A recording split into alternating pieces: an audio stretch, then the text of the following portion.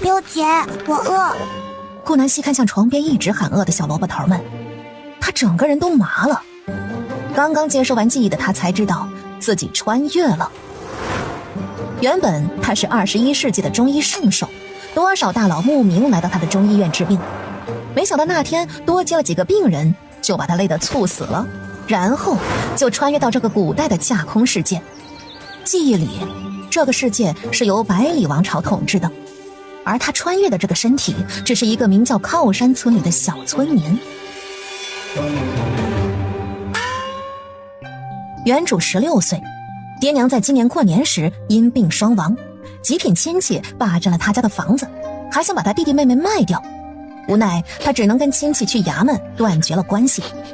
原主自立门户，为了断清关系，他只能净身出户，带着弟妹来到山脚下一个无人居住的破茅草屋里生活。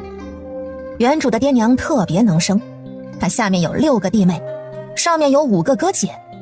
大哥顾大山16岁时去当兵了，5年来音讯全无，所有人都认为他战死沙场了。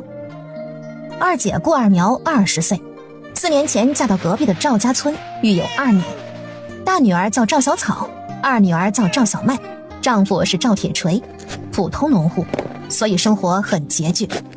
三哥顾三文和二姐是龙凤胎，读过2年书，3年前娶妻后被老丈人介绍到福来客栈做账房先生，所以一家人都在镇上生活。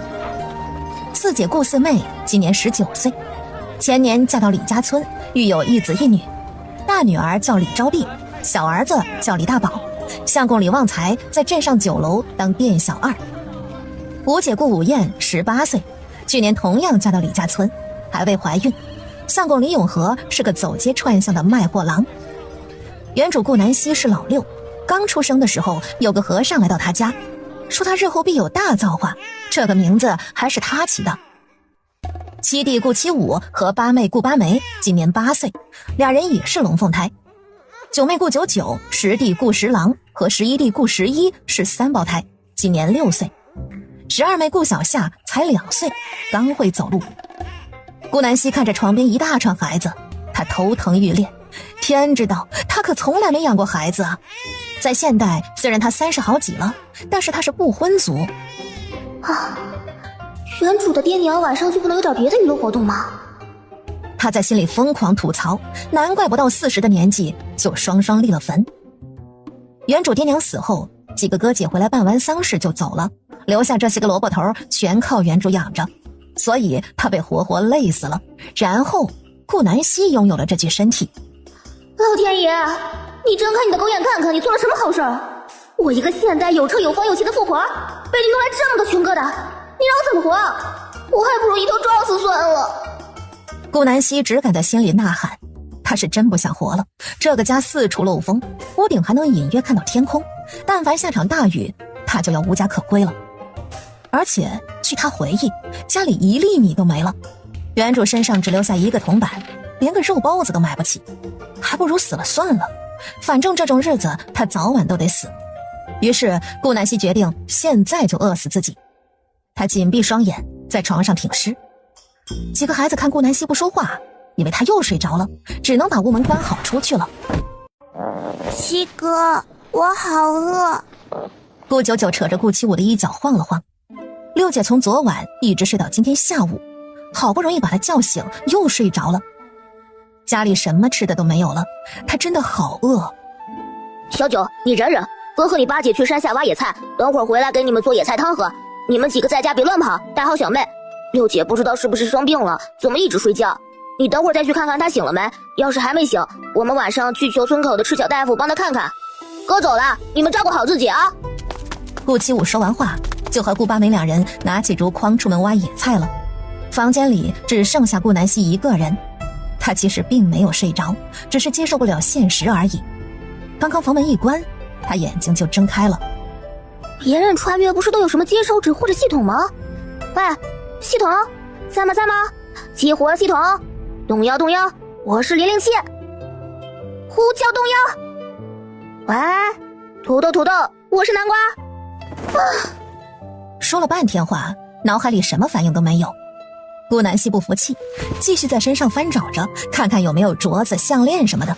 小说里不是说，在这些东西上滴血认主后，就会冒出来一个空间吗？很遗憾，他翻了半天，除了那一个铜板，狗屁都没。顾南希生无可恋。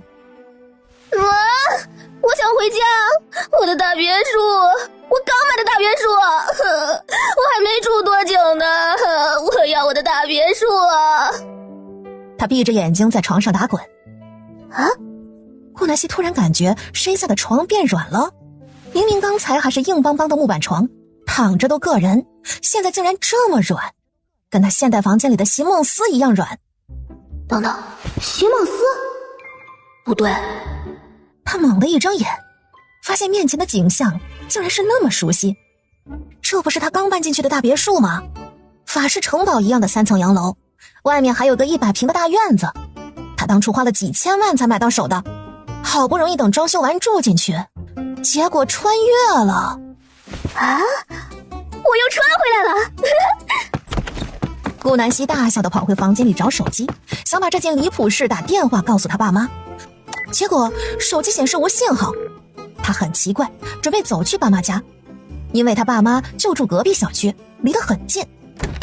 结果他根本走不出院子门，门口像是有一个隐形的屏障，把他出口的路堵得死死的。院子外有一片白色的大雾，让他什么都看不清。怎么回事？这不是我家，我怎么出不去啊？顾南希掐了掐胳膊，好疼，也不是做梦啊。他回到房子里，从冰箱拿出一瓶牛奶喝着。早上他就穿越到那个鬼地方了，一天没吃饭，饿得不行。没想到刚把牛奶拿出来，冰箱里又出现一瓶牛奶。他数了数，总共5瓶。没错呀，他喝了1瓶，应该还剩4瓶。于是他又拿出1瓶。2秒钟后，顾南希眼睁睁地看到刚才空缺的地方突然出现了一瓶牛奶。自动捕获。咦，门怎么锁起来了？六姐，你醒了吗？顾九九在外面轻轻地敲门，他刚想来看看六姐醒了没，发现门竟然打不开。其实是之前顾南希趁他们走后把门拴起来了。听到顾九九的声音，他赶紧起身把房门打开。我醒了，昨天六姐太累了，所以今天多睡了一会儿。顾南希能看出来，面前的小女孩眼里都是惶恐，毕竟他们只有自己这一个姐姐可以依靠了。如果她出了什么事，这些小家伙根本活不下去，轻则被亲戚卖掉，重则饿死病死。太好了，六姐，我都担心死你了，还以为你生病了呢。小九好害怕，六姐以后不要那么累好不好？小九帮你干活。顾九九眼眶红红的，把顾南希看得心疼死了。小九饿了吧？刚刚听你们在外面说话，你七哥和八姐呢？七哥和八姐去山脚下挖野菜了，家里什么都没有，小九好饿。六姐等会煮野菜汤给我们喝好吗？小妹饿得一直哭，师弟和十一弟在厨房哄她呢。顾南希听得心酸无比。从自立门户后，原主带着弟妹一直住在这个茅草屋里，他们没有田地，只能在山脚下开荒，所以也没有收入，没有食物。这几个月纯靠山上的野菜野菌活下来的。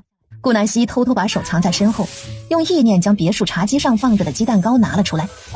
小九，去喊弟弟妹妹来吃鸡蛋糕。六姐，鸡蛋糕是什么呀？小九从来没听过这个东西。鸡蛋糕是鸡蛋做的糕吗？以前爹娘在世的时候，他吃过娘亲做的鸡蛋羹，可好吃了。想到这儿，小九的口水都流了下来。你这个小馋猫！顾南希帮小九擦了擦口水，小九害羞地跑去厨房叫弟弟妹妹了。小家伙们来到房间后，一字排开地站在顾南希面前。六姐，这是什么呀？九姐说这个叫鸡蛋糕。什么是鸡蛋糕？顾南希从大到小给他们每人都发了一块。鸡蛋糕就是甜甜的点心，你们快尝尝好不好吃？六姐，六姐，这个鸡蛋糕好好吃啊！小九从来没吃过这么好吃的东西。好好吃，六姐，我以后还想吃。六姐，吃。顾小夏举起小手，想把鸡蛋糕喂给顾南希。她才2岁，因为营养不良，说话都不怎么利索，只会几个字几个字地说。小夏乖，六姐不饿，小夏自己吃。顾南希从没养过崽崽，看到这么乖巧的顾小夏，她心都化了。她把小夏抱起来放在腿上，只见小家伙小口小口地捧着鸡蛋糕咬着。顾小夏轻得不行，完全没有2岁孩子该有的体重。顾南希决定既来之则安之，以后这些崽子们就是她的亲人，她一定要好好的把他们养大成人。她在心里刚做完决定，身体突然轻了许多。顾南希的灵魂彻底跟这具身体融合了，大概是原主的灵魂得以放心的投胎去了吧。顾南希想着，她希望原主这么好的姐姐能投个好胎，下辈子别再受苦了。小九，我们回来了，今天挖了好多野菜，晚上你能吃一大碗呢。七哥、八姐，你们快来，六姐醒了，快来吃鸡蛋糕，好好吃。什么？六姐醒了？六姐，你醒了？身体怎么样？怎么睡了这么久？是哪里不舒服吗？要不要弟弟去帮你叫王郎中来看看？是啊，六姐，你怎么睡了这么久？八妹好害怕。没事儿，姐姐就是昨天累着了，所以今天多睡了一会儿。来，你们2个过来，一人拿一块鸡蛋糕吃。好甜好软，好好吃啊。六姐，这个鸡蛋糕你从哪儿弄的？我怎么从来没有见过？这个是姐姐之前买的，怕你们偷吃就藏起来了，就是为了没东西吃的时候再拿出来呢。还剩一些，明天给你们当早餐吃。姐姐去烧饭了。顾南希拒绝了几个小家伙要帮忙做饭的提议，让他们在房间里玩。废话，他们在厨房，他怎么偷偷做手脚啊？来到厨房，这里只有一口破烂不堪的砂锅，是邻居大妈送给他的。铁锅很贵，一家能有1口就不错了。他净身出户，当然不可以有锅了。厨房里有一个小竹筒，里面有一丢丢的盐，大概只剩半勺。唉，真穷。南希无语地叹了口气，锅没有就算了，油也没有，奶奶的唯一的盐都不够他做一顿饭的。顾南希从别墅厨房的调料罐子里拿出盐，将竹筒装满。这几个小家伙没做过饭，不知道盐还剩多少，但是其他的东西他就不敢乱放了。他们小，不代表他们真的傻。他把野菜洗干净放到砂锅里煮，偷偷加了点味精和麻油。在原主的记忆里，这个世界没有这2样东西。他又从别墅冰箱里拿了2颗鸡蛋打了进去。过了一会儿，鸡蛋野菜汤就好了，香喷喷的。小家伙们，把碗筷拿来吃饭了。家里没有盆，顾南希直接把砂锅端到桌子上。六姐，好香啊！野菜汤怎么会这么香？鸡蛋？咱家哪儿来的鸡蛋呢？齐武满脸疑惑，他们家这么穷，根本就养不起母鸡啊。鸡蛋是我之前拿铜板去和别人换的，姐姐偷偷藏一点钱呢。还好原主从来没跟弟妹说过这些，不然她这个谎也编不下去。六姐，好好喝，好鲜呀，比菌子汤还鲜。六姐今天做的饭比之前好吃多了，之前的野菜汤苦苦的，还拉嗓子，咽不下去。今天的野菜汤又鲜又嫩，鸡蛋好好吃。那当然了，放了鸡蛋肯定好吃啊。爹娘在世的时候，他们每天都能吃到鸡蛋呢。就小九这个笨蛋记不得，他可是记得很清楚呢。他觉得除了肉，只有鸡蛋最好吃了。顾南希看到他们狼吞虎咽地喝着汤，宠溺地笑了笑。好喝就行，你们乖乖吃饭，姐姐不饿。我去地里看看，等会儿小七小八吃完，把锅碗筷子洗干净。小九、小十还有实验，你们3个带小妹在房间玩，别乱跑。等姐姐回来，知道了吗？知道了，六姐。安排好他们后，顾南希凭借着记忆来到自家的荒地。因为只有他一个人开荒，所以田地不大，原主开的这块荒地比较贫瘠，种不活水稻。他在4月份种了玉米，种子还是村里好心的邻居奶奶送给他的。地里大片的青色玉米杆子已经长得很高了，大概还有1个月就能收获。可惜是荒地，所以产量不高，只有良田1/3的产量。顾南希虽然不是农村人，但是华夏儿女种植技能是刻在骨子里的，而且他小时候也看过爷爷奶奶种菜，再不济不懂得问问村里人也行啊。别人穿越不是公主就是千金大小姐，怎么到我这儿就这么穷啊？真正的家徒四壁，啥玩意儿都没有。我倒好，开局一个破茅草屋，还有6个嗷嗷待哺的娃，真是服了。离收成还有1个月呢，他要怎么活下来呀？总不能真的天天吃野菜汤吧？虽然顾南希可以去空间吃好吃的，但是一家子只有他一个人吃得油光满面，6个孩子面黄肌瘦，这不被人戳脊梁骨吗？再说了，他也干不出来这个事儿。但是把别墅里吃的都拿出来，几个孩子肯定会有所发觉，到时候觉得他是妖怪怎么办？这在古代可是掉脑袋的事啊！越想越烦，顾南希决定先回去躺着，睡醒再说。六姐，你醒了？今天姐姐要去镇上买点东西，你在家带好弟弟妹妹，不要乱跑。在家把门锁好，谁来都别开门，以防万一，免得那些人趁我不在把你们抓去卖了。好的，六姐，我会照顾好弟弟妹妹的，你早点回来。哟，小西起这么早呢？这是要去镇上吗？是啊，宋婶子，我去镇上看看有没有什么活计。家里种的玉米还有1个月才能收成，几个小的都瘦得不行了。可怜的孩子，你那爹娘去的不是时候啊，怎么不把你弟妹拉扯大了再走啊？本来你都定亲了，现在也被耽误了，以后可怎么办呢？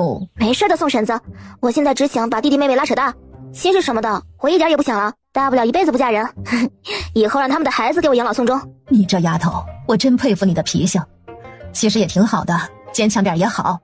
要是这个事儿落在别的小姑娘身上，她们早就想不开跳河了。以后你有难处跟婶子说，虽然婶子家一年到头也没什么结余，但是一点糙米还是有的。1个时辰过去，牛车来到了平安镇。顾南希四处逛着，第一次来到这儿，她看什么都稀奇，口袋揣着的1文巨款，什么都买不起。1个肉包子都5文钱了，烧饼2文，1块铜板只够买个粗面馒头。哦，不对，他哪有1文钱呢？早就被他用来坐牛车了。这下好了，粗面馒头都买不起了。顾南希决定去卖点别墅里的东西换钱，不然真要饿死了。他走到一处无人的巷子里，闪身进了空间。别墅里倒是有好几袋大米、面粉什么的，可他解释不了来源呢。要是被某个粮食铺恶意举报，那他就完蛋了，不能做冒险的事。突然，他看到货架上有1包酸梅汤粉，这个是速溶的，只要倒入水就会变成好喝的酸梅汤，夏天用来解暑，所以他拿起1个陶瓷罐就开始调酸梅汤。味道刚好，酸酸甜甜的。他家里很多小物件都是偏中式的。他从柜子里拿出1套新的瓷碗，一共10个。罐子里的酸梅汤大概有20斤，1碗能装300毫升左右，1罐应该能卖30碗。他又拿木桶打了1桶水拎在手上，准备用这个水洗碗。顾南希提着沉重的家伙事来到了不远处的青竹书院，这里有很多书生在这儿读书。看一看咯，最解暑气的酸梅汤面世了，当你没见过没尝过，只要喝1碗下去，那浑身的热气都消失了，在深情里冰镇了好几个时辰呢。现在冰冰凉凉，酸酸甜甜，好开胃啊！限量30碗，卖完就收摊。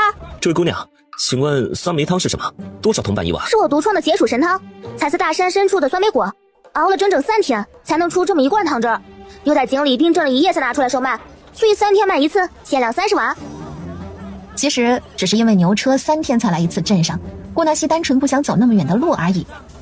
嚯，这么费时呢？那我可要尝尝。是的，3天才的这么1小罐，就是价格稍微有点小贵，5文钱1碗。来，您是我第1位顾客，我给您多打了一点，您尝尝好喝不？爽，太好喝了！姑娘，再给我来1碗。顾南希喜上眉梢，他笑嘻嘻地接过铜钱，又给他盛了满满1大碗。其他几位书生听到他说好喝，也忍不住前来购买。给我也来1碗。还有我，我也要1碗。好喝呀，5文钱卖得值啊！这感觉突然不热了。哇，这个碗真漂亮，我从未见过如此秀气的碗，也不知道姑娘是在哪儿买的。顾南希听到有人问他碗，连忙说是花大价钱定做的，为了配得起这酸梅汤。好汤配好碗，真是绝佳呀！姑娘，你太风雅了。没一会儿，他的酸梅汤全部售罄。不好意思啦，各位，酸梅汤已经全部售空，下一次你们再来吧。姑娘，你能不能多准备点儿？我打算再买点回去给我家人喝。天了，各位，这个酸梅汤太难做了，3天只能熬这么1小罐，我忙不过来啊。3天后还是这个时间这个地点售卖，我先走了，各位告辞。今天刚好卖了30碗，身上多了150文。顾南希来到肉铺，买了1斤肥瘦相间的肉，又买了2斗陈米，还有糖和酱油醋，还剩下10文，留着以后坐车用。顾南希从空间又掏出2斗大米，装到陈米袋子里混匀。小希呀，你买了什么好东西？怎么这么多？给王大娘看看呗。王大娘，我哪买得起好东西啊？主要是家里的弟妹都瘦得没人样了，没办法，我只能买了几斗糙米拿回家煮野菜糊糊给他们补身体呢。这破野菜糊糊能补什么身体？要我说呀，你应该买几斗陈米煮大米粥给他们喝。啊，我倒是想呢，爹娘去世以后我净身出户，身上就20个铜板，还是以前攒的，买完糙米就不剩了。没爹娘的孩子就是可怜呐，还好我家大孙子有人疼，这不我今天买了1斗陈米，准备以后早上给他煮大米粥吃呢。我的大孙子命真好，投到我家来，不缺吃喝。吃大米粥就命好了？要我说呀，真命好，咋不投地主家？那天天大鱼大肉的，不比大米粥好吃？宋婶子瞧不惯王大娘那嘚瑟样，那个老钱婆重男轻女，她那3个孙女都被她搓磨得不成样子，天天干得比牛多，吃得比鸡少，而她眼里只有她那宝贝金孙。你个疯婆子，你意思是我宝贝孙子命不好？他就是命好，起码他不愁吃穿，爹娘都在，不像有些没爹娘的，糙米饭都吃不上。要他说，一个小丫头片子，干脆要点彩礼直接嫁出去。那些个小的把男娃留下，女娃都卖了，赔钱货还敢自立门户，这要是他孙女，他早就打死了。顾南希听到这话，眉毛拧成一团，这个死老太婆嘴巴真贱，可是她暂时不敢骂回去。古代都是不分家的，一大家子十分团结，她今天要是敢骂这个死老太婆，说不定家都没回就被她儿子们给打死了。古代的村子里死几个人很正常，李正一般不会上报衙门，而且他还无父无母，无亲戚帮衬，几位姐姐自己在婆家都过得艰难，最疼他的大哥不知生死，3哥最是势利眼，更不可能帮他。所以呀，他要是死了，连个浪花都飘不起来。要是有功夫在身就好了，可惜他现在只是个柔弱的小女子。平复好心情，顾南希靠在宋婶子肩上假装睡觉。刚刚宋婶子想帮他骂回去的，他没让，闹大了不好收场。万一连累宋婶子，他良心可过意不去。等他弟弟们长大就好了，到时候就没人敢欺负他了。小7、小8、小9、小10、小11、小12，姐姐回来啦！六姐回来了。姐姐，你终于回来了。六姐，七哥他欺负我。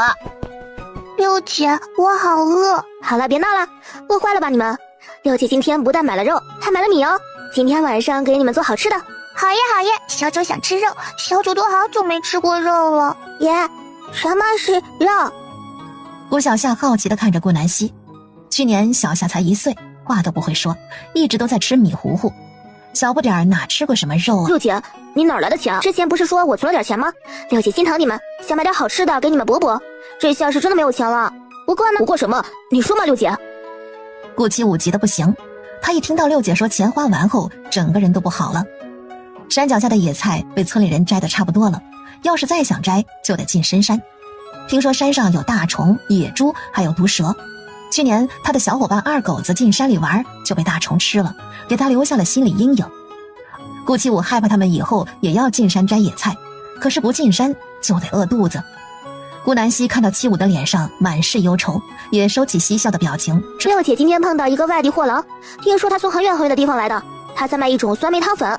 听说这个粉是一种叫做酸梅果熬成的，只要兑水就可以变成好喝的酸梅汤。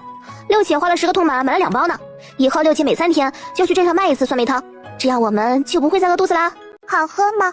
六姐，小九想喝。六姐，这个能卖出去吗？你不会被骗了吧？六姐，酸梅果子我怎么从来没见过？顾南希不知道该回答他们哪个，干脆拆开一袋酸梅粉，用木勺挖了一点放竹筒里，然后倒满山泉水搅和开，竹筒里的水瞬间变成了褐色。他递给七武，让他先尝尝，毕竟他是唯一一个怀疑能不能卖出去的。顾七武有点不敢喝，这个水看起来好像药啊。他去年风寒，娘亲就给他端了这么一碗药汁，把他苦得肝胆都要吐出来了。七哥，你不敢喝吗？那你给小九喝。顾九九是个吃货，天底下就没他不爱吃的东西，哪怕是生病时喝的药汁，他都能一饮而尽。七武直接把酸梅汤递给了他。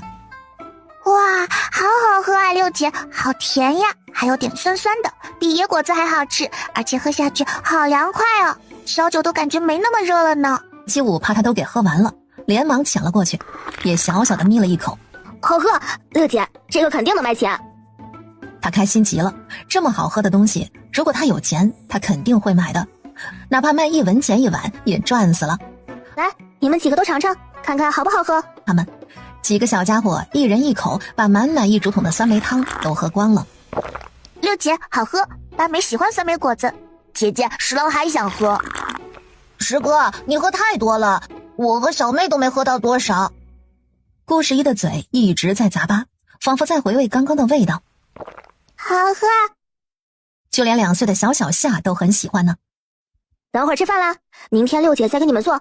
你们先到院子里玩，六姐给你们做饭。小七、小八、小九、小十、小11过来端饭端菜啦。好香啊！姐姐，这是什么？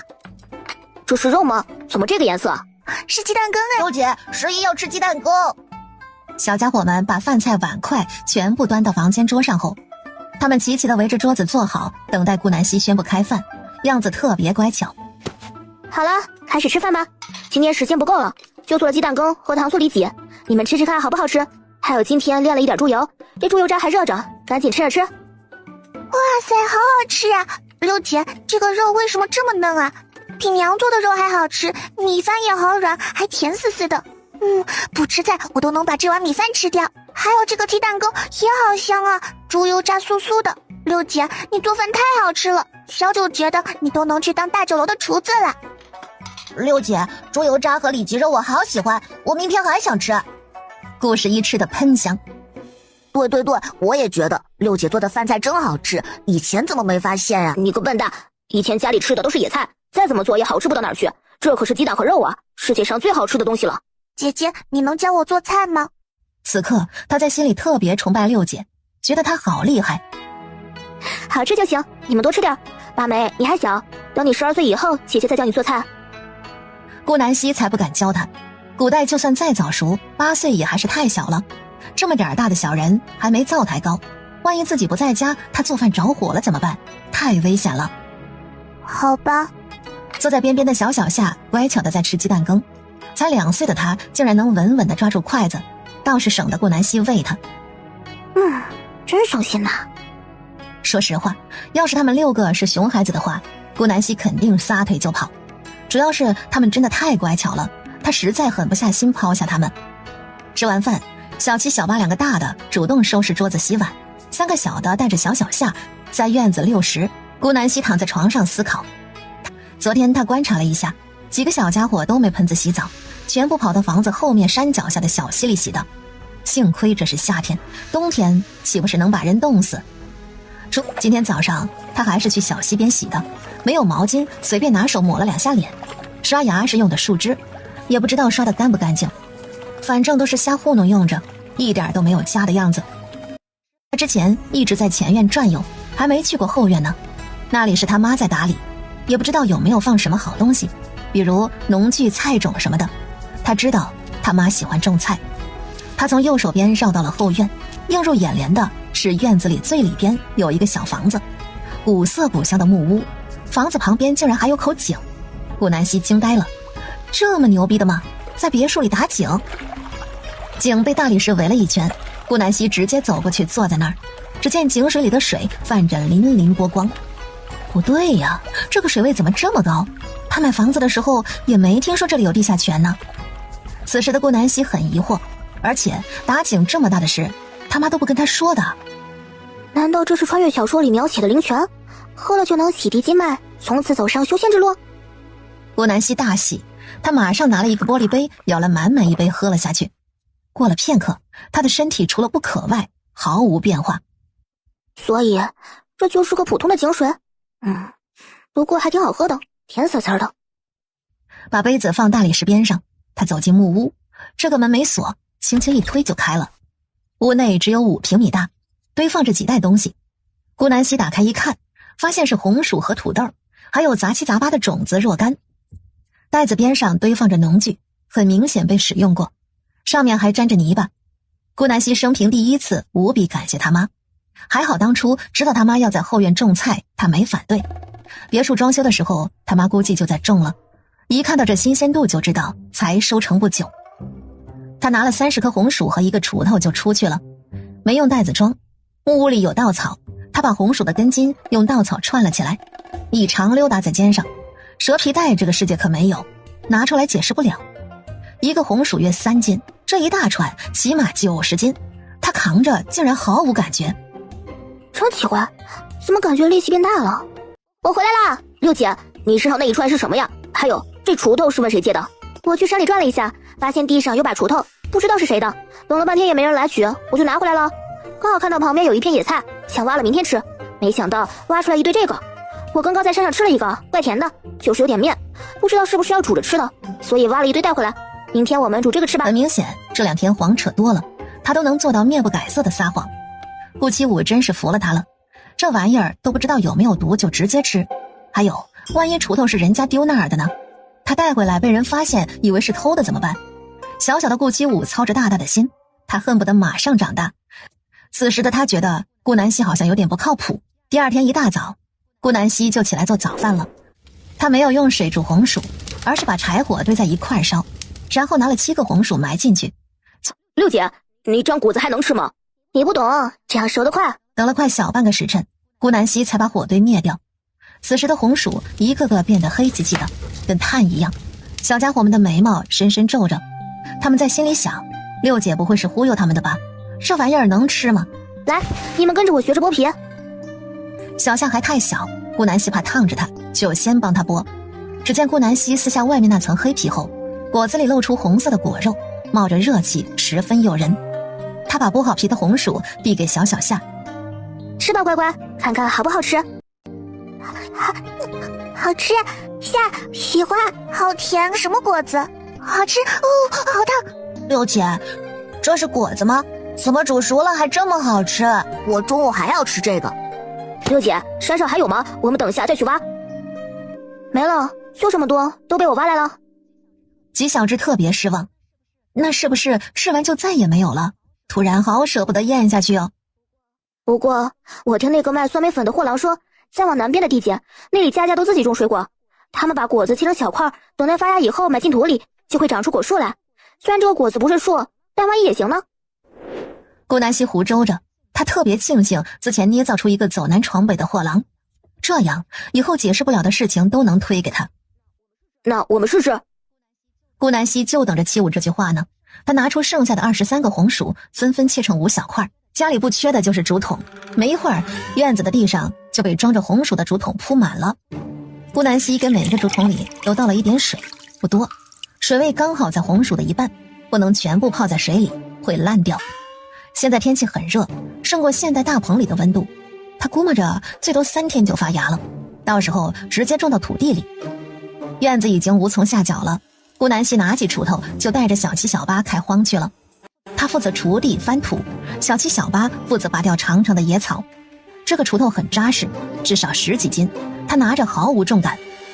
一直忙活到午时末，太阳都晒得不行了，顾南希才带着小七小八回家。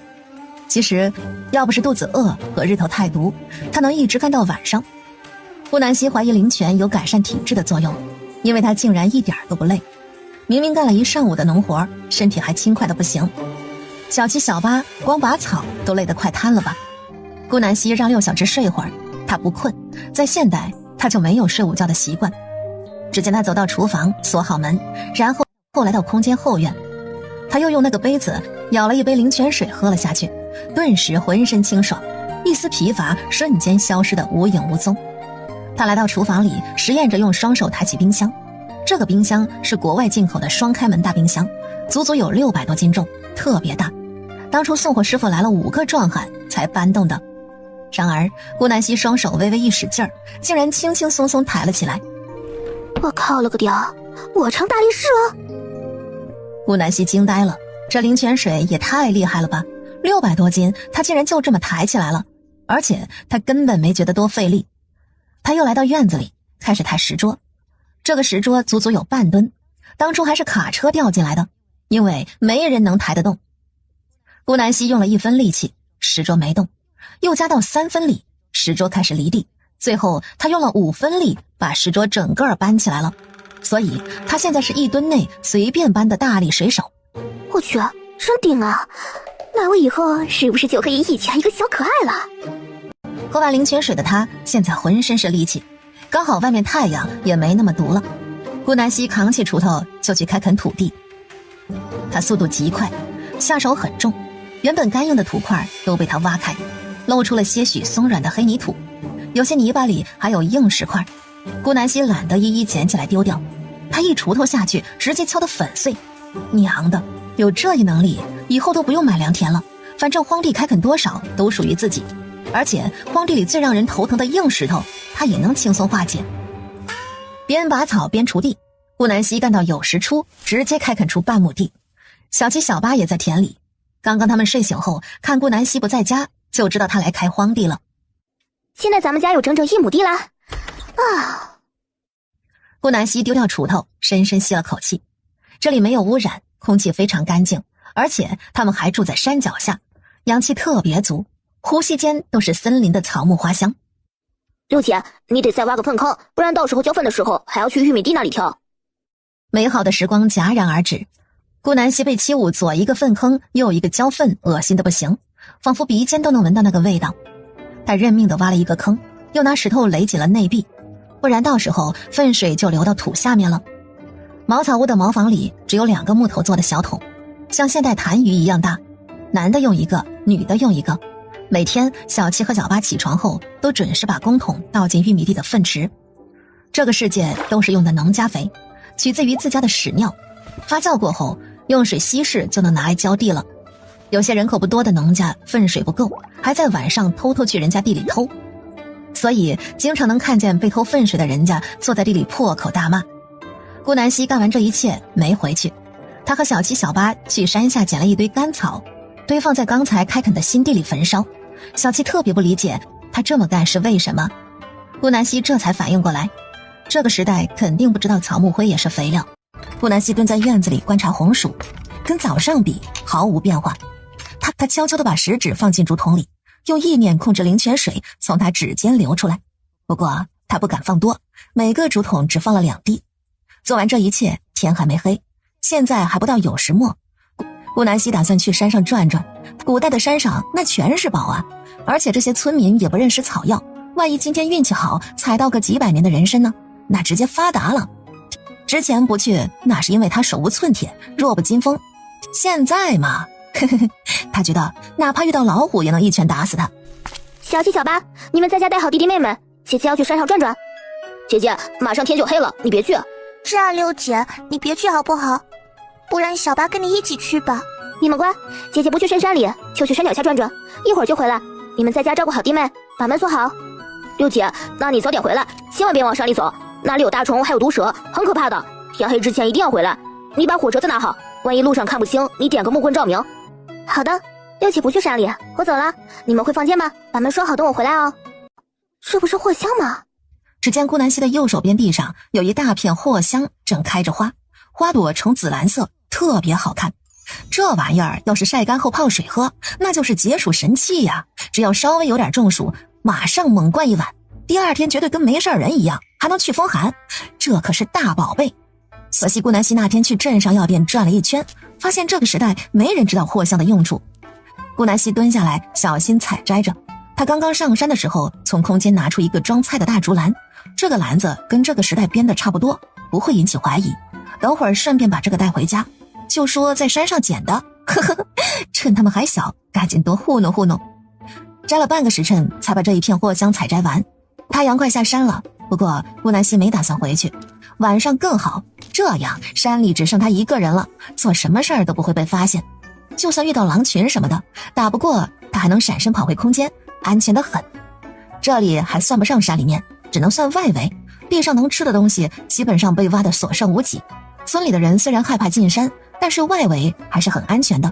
白天会有很多干完农活的妇人带着孩子来这里挖野菜蘑菇，遇到野果子也会摘得一干二净。看来这里是没什么好东西了。顾南希继续朝着深山走去。这个水拿来洗头发特别干净，能去头屑，但是不能洗衣服，因为无患子果实里有一种毒素，对鱼的伤害很大。常年在池塘拿来洗衣服会导致这条河水鱼虾死光。深山里还是有不少宝贝的，这里几乎没什么人来。他挖到几颗30年左右的人参，还有一颗小灵芝，又找到一片野草莓，特别甜。顾南希拿出空间里存放着的几个竹筒，装了满满的6桶，等回去给几个小家伙一人1桶。其实他还看到很多中草药，不过这些他空间都有。顾南希那天没细问，等他下次去镇上问清楚收什么草药，怎么个收法，什么价格，再来采也不迟。要是收炮制好的药材，他干脆直接从空间拿更省事，就是来源不好讲清楚，得瞒着小家伙们，所以还是采回去比较好点。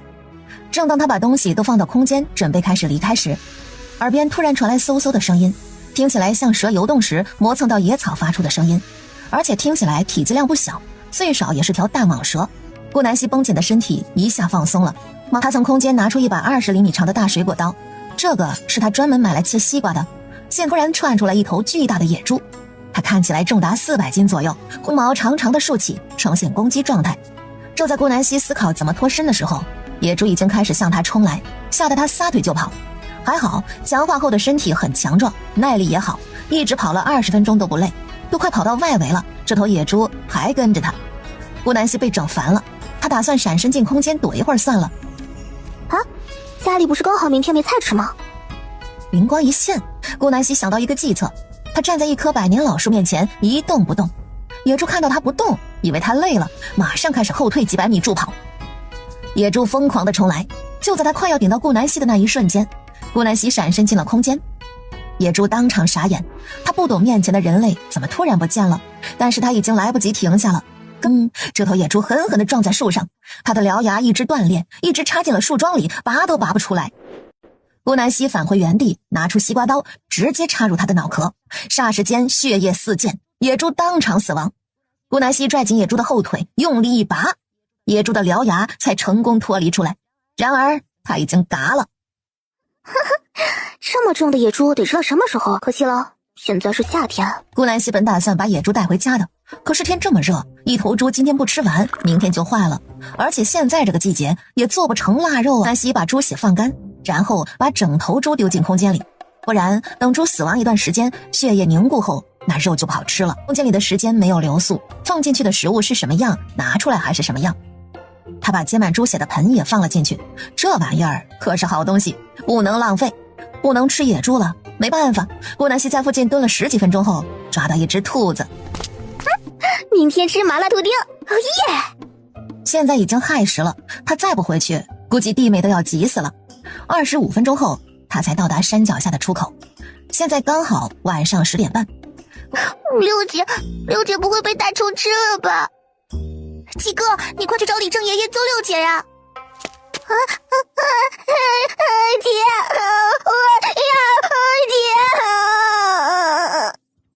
刚走到院子里，就听到屋内一片混乱。小夏和小九在哭，小八在焦急地和小西说话，剩下2个弟弟也是叽叽喳喳的哭闹。不行，太晚了，不能再等了，我去求李正爷爷。顾七武拉开房门，正准备去李正家，结果他们担心的六姐就站在门口。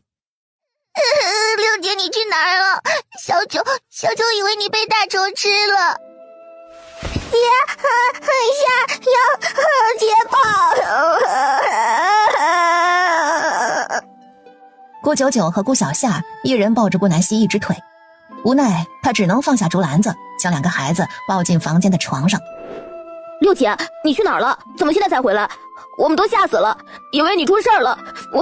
我还打算去找李正爷爷救你呢。顾七武本来很生气，六姐说话不算话，明明答应他天黑就回来的，可是气着气着他就哭了。还好六姐没事，她吓死了。顾南希此刻特别心虚，她也没想到自己10点半才回来，原以为几个小家伙等累了就睡着了，没想到他们这么担心自己。是六姐的错，我在山脚下看到一只兔子，一直追它，所以迷路了。这不抓到它我就回来了，还好你们给了姐姐火折子，不然我都找不回来的路了。谢谢七五八没了。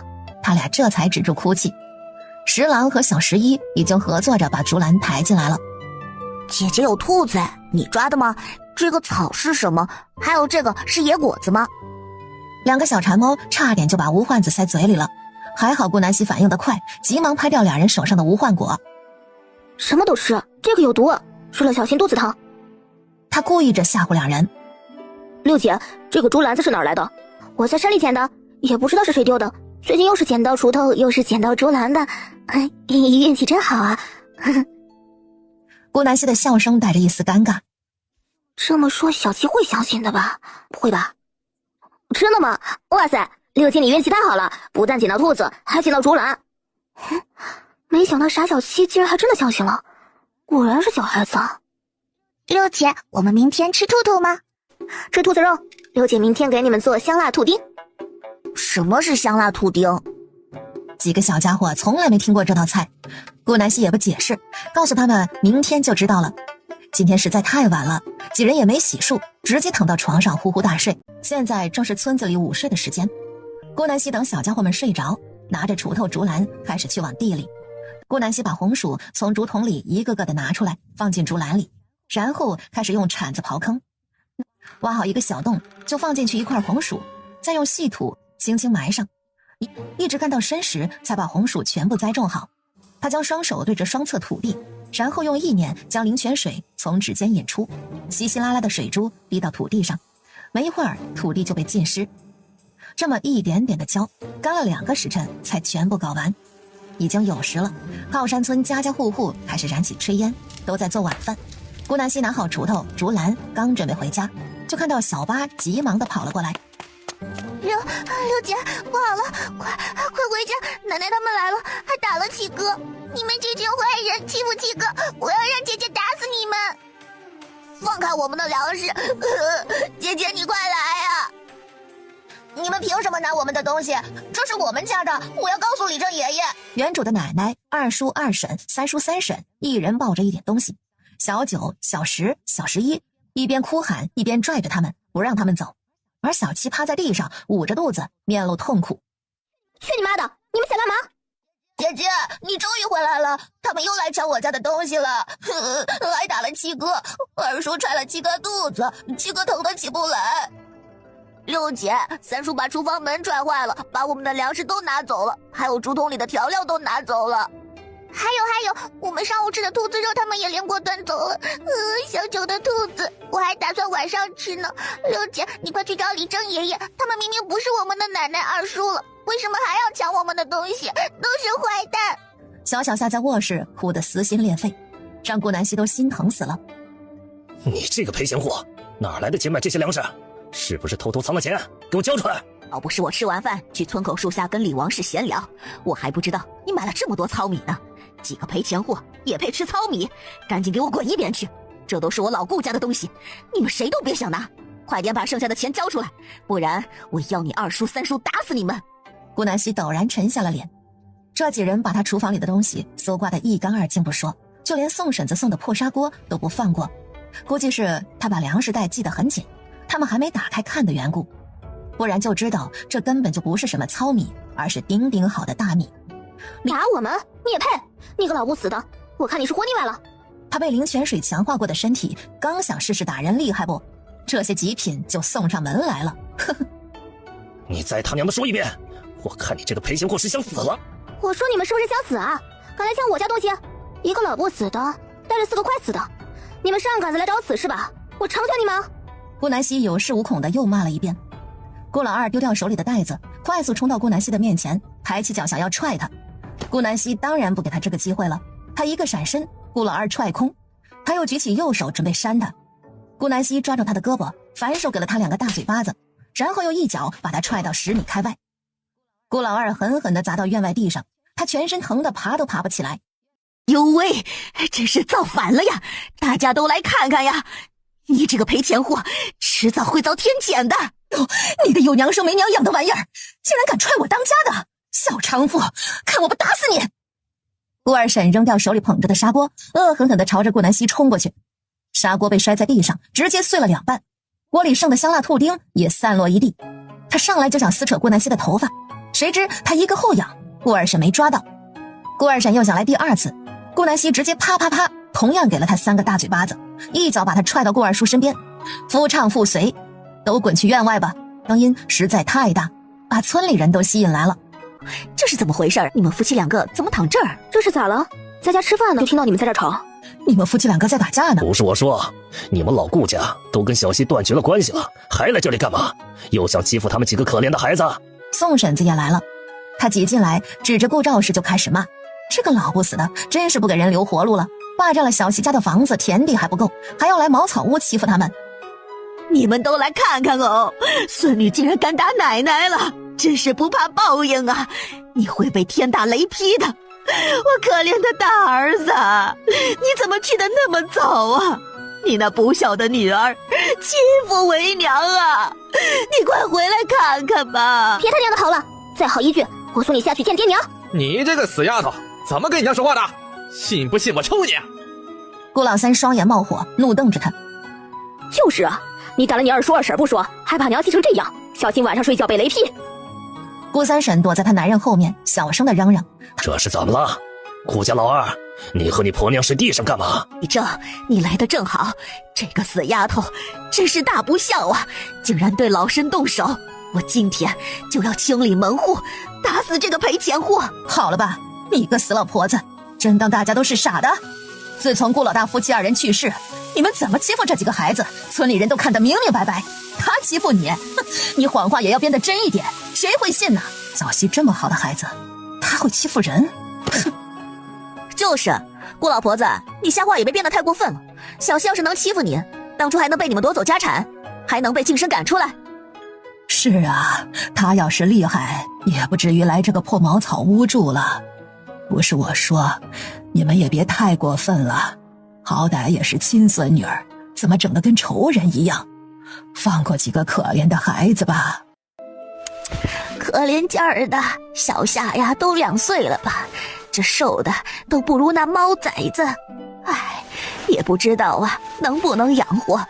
顾大娘，你就当积积德，也当为你死去的大儿子留个后，放过他们吧。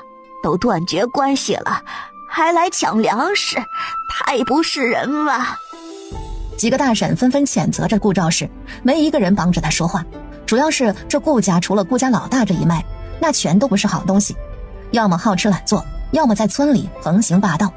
可怜的顾老大哟，活着的时候不被爹娘疼，死了还被爹娘亲兄弟吃干抹净，就连孩子都被欺负得活不下去。顾兆氏看着周围的村民都不帮自己，还在那儿指指点点，气得老脸通红。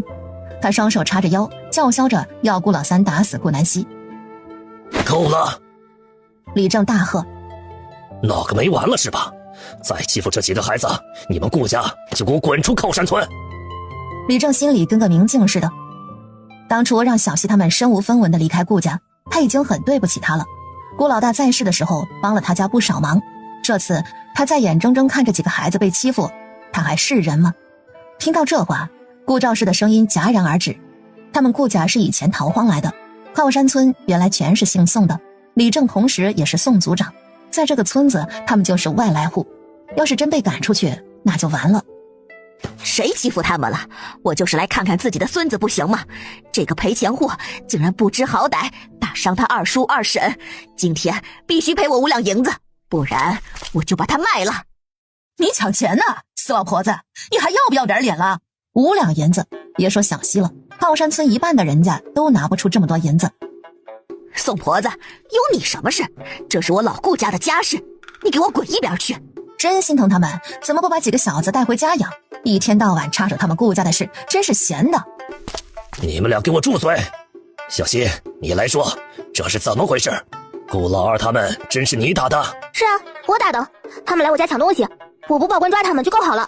李正，你听到了吧？这个赔钱货承认了，我家老二和他媳妇儿就是他打的。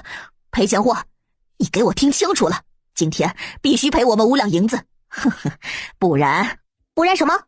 顾南希冷笑，不还钱，你就乖乖给我嫁到王员外家当小妾，要不然我就把你这几个妹妹发卖到人牙子那儿，反正也是赔钱货，卖点银子也算他们为我们老顾家做点贡献。你个老钱婆，我给你点颜色你就开染坊是吧？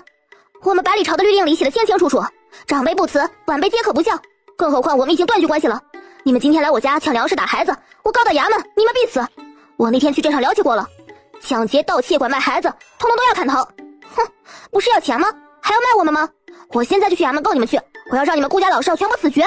你们都给我去阴间找我爹娘赔罪吧。你，老天啊，快来劈死这个不孝的孙女儿吧！竟然敢这么辱骂长辈，不孝啊！大不孝！小溪，别冲动啊！李正爷爷，你也看到了，他们抢占我爹娘留下的家产也就罢了，还要发卖了我和我妹妹，我是真的活不下去了。我要去衙门，我要去告他们。我活不下去，他们也别想活，大家一起下地狱吧。等他们被砍头，我马上拿着一根麻绳吊了去，我接着去给我爹娘赔罪。只要我弟弟妹妹能好好活着，我来做这个恶人。叔叔婶婶们，我弟弟妹妹去拜托你们以后照顾点了，等我来生做牛做马的报答你们。你们几个，快呀，去拦住他，别让小溪出村子。你，看你们做的好事，真让小溪去报了官，你们别想好过。小溪啊，你消气，给李正爷爷一个面子，这个事儿啊，咱们就大事化小，好不好啊？李正爷爷，我也想呀，我都跟他们断绝关系了，还要来欺负我们，到底是谁不放过谁呀？你看看院子里的小七，到现在还躺在地下呢，也不知道被打成什么样子了，我心疼啊！真是我亲弟弟。正爷爷，顾二叔他们太能装了，我一个弱女子能有多大劲儿？我就是在他们要打我的时候轻轻推了他们一下，他们就倒在地上不起来，还要讹我5两银子，我5文钱都没有。之前买糙米的钱还是爹娘在我生辰给我的铜盆，我攒了多少年的，连这个粮食都要夺走，我们还怎么活下去啊？小溪，李正爷爷都知道，我今天啊肯定给你们做主，只要你不去报官，你说你想要怎么样，我都帮。我要他们赔偿我5两银子。小七被打成这样，肯定要去看大夫的。而且我们家唯一的锅也被摔坏了，粮食也不知道被他们搬走多少，必须赔我5两，不然去官府见。什么5两银子？你个小娼妇！明明是你把老二他们踹到地上的，小七能有什么事？肯定是装的。要银子1文都没有。不肇事，你给我听清楚了，这个钱你必须赔，你不赔那就离开靠山村吧。到时候小溪你就去报官，你顾家跟我们靠山村可就没关系了。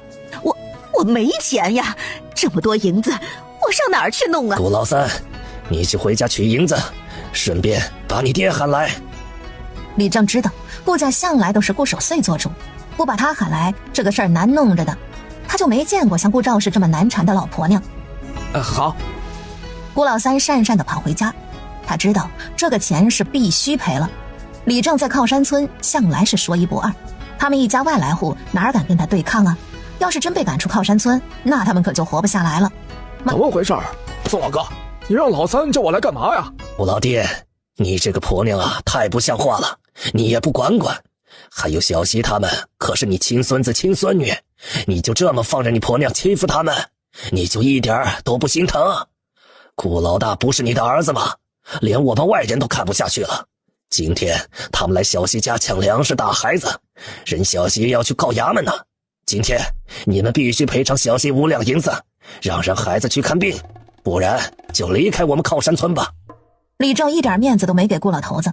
顾守岁听完羞得面色通红，他一个箭步冲上去，狠狠打了顾兆氏2耳光。你个老婆子，你忒过分了，竟然瞒着我欺负小溪他们，你也不怕老大上来找你算账啊？赶紧给我滚回家去，以后再敢来这儿，我打断你的腿。还有老二，你们2口子给我爬起来，装什么死尸啊？老三，把你2哥拽回家，老三媳妇儿把你娘拉回去，都给我滚回家去，就会在外面给我丢人现眼，一群不争气的玩意儿。顾守岁怎么可能不知道这些事呢？顾兆氏他们敢这么干，也都是顾守岁默认的。可是他们万不该闹这么大，让他丢脸。所以这一家子从老到小都坏透了。顾兆氏捂着脸被他3儿媳妇搀回家了。顾老二、顾老三也都走了，全场只剩下一个顾老头在这儿。小溪啊，都是你奶奶他们的不对，爷爷呢给你5两银子，你拿去带小七看病，别怨恨你奶奶啊，她就是脑子不清楚，等她以后想明白就好了。用不着你假好心，你们顾家就没一个好的，你也不是我爷爷，我们已经断绝关系了。我话放在这儿，以后你们顾家但凡是谁再来找我家麻烦，我直接去衙门找官差老爷，我倒要看看你们能不能与官斗。我一个光脚的可不怕你们穿鞋的，我死就死了，你们呢？哼，赶紧滚！恨不得大耳瓜子抽死这个孙女儿。可惜村里人都在看着，李正也在旁边。顾老头只能忍着怒火转身离去。小溪呀，拿好银子，快去带小七看病吧。天要黑了，李正爷爷先回家吃饭了。以后他们要是再来找你麻烦，你赶紧叫我。好的，李正爷爷，谢谢你。顾南希回到院子，把小七抱到房间床上，他指挥小八带着弟妹去收拾地上的东西，然后他开始给小七把脉。不好，体内有出血，是脾脏破裂。连忙出去告诉小八，让他带着弟妹在厨房等着。然后顾南希回到卧室，把房门拴好。他闪身来到别墅，从1楼工作间拿出他的金针，然后为小七止血。南希抽出金针，开始在小七身上找穴位。他神色特别严肃，这些穴位不能扎偏1毫，不然将引起大出血。但是顾南希从医多年，4根金针全部扎到位。瞬间，面色苍白的小七身体没那么紧绷了。南希又在他的尾中穴扎了1针，小七舒服地睡去。顾南希又去空间药房里抓药，脾脏破裂应该开去瘀止血的药方，将其煎成1碗药，1天喝1次。空间没有留宿，所以他在别墅熬好药才出来的。小七已经睡着了，顾南希将他头轻轻抬起，放到腿上，一点点把药喂进去。等小七喝完药，顾南希才离开房间。饿死了，忙活到现在1口饭还没吃，他一个大人都饿得不行，几个小家伙估计一直在忍着呢。结果来到厨房，他才傻眼，刚刚砂锅已经被顾三婶摔碎了。靠，现在家里唯一的锅都没了。无奈，顾南希只能把鸡蛋糕从吊篮里拿出来，一人分了2个，凑合吃吧。这玩意儿解馋可以，倒是一点儿都不抵饱。还好，他昨天采的野草莓没吃完，放在竹筒里泡着。顾南希把野草莓拿出来，每人半桶分着吃完了。明天牛车去镇上，6姐一早就要去了。你们7个受伤了，必须得买药，还有锅，被你们三婶摔坏了。我打算买个铁锅，再买个盆子碗啊什么的。刚好我去把采的草药卖了，看看能不能换点钱。小八，家里明天就靠你了，照顾好你7哥和弟妹，千万别出门。我还怕那几个畜生趁我不在又来咱家。明天你7哥醒了，千万别让他起来，一定要好好躺着。如果他要去茅厕，你和小11一起扶着他去。明早走的时候，我把吊篮里的鸡蛋糕拿给你们，你们忍忍，明天就吃这个吧。等姐姐买了铁锅回来就好了啊。知道了，六姐，我会照顾好他们的。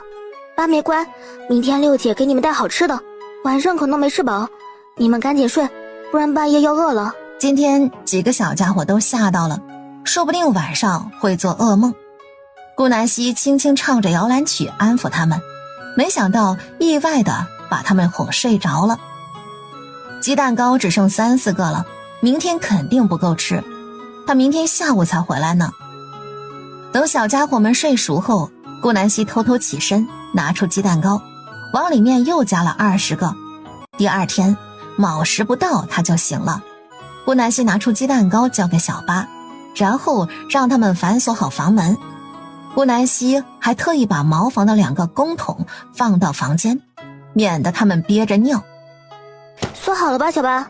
顾南希在门外问着，顺便用手推了推门，看看能不能推开。好了，六姐，你去镇上吧，八梅会照顾好7哥和弟妹的。行，那我走了，记住，谁敲门都别开，那些人要是再来，你们就去海里挣。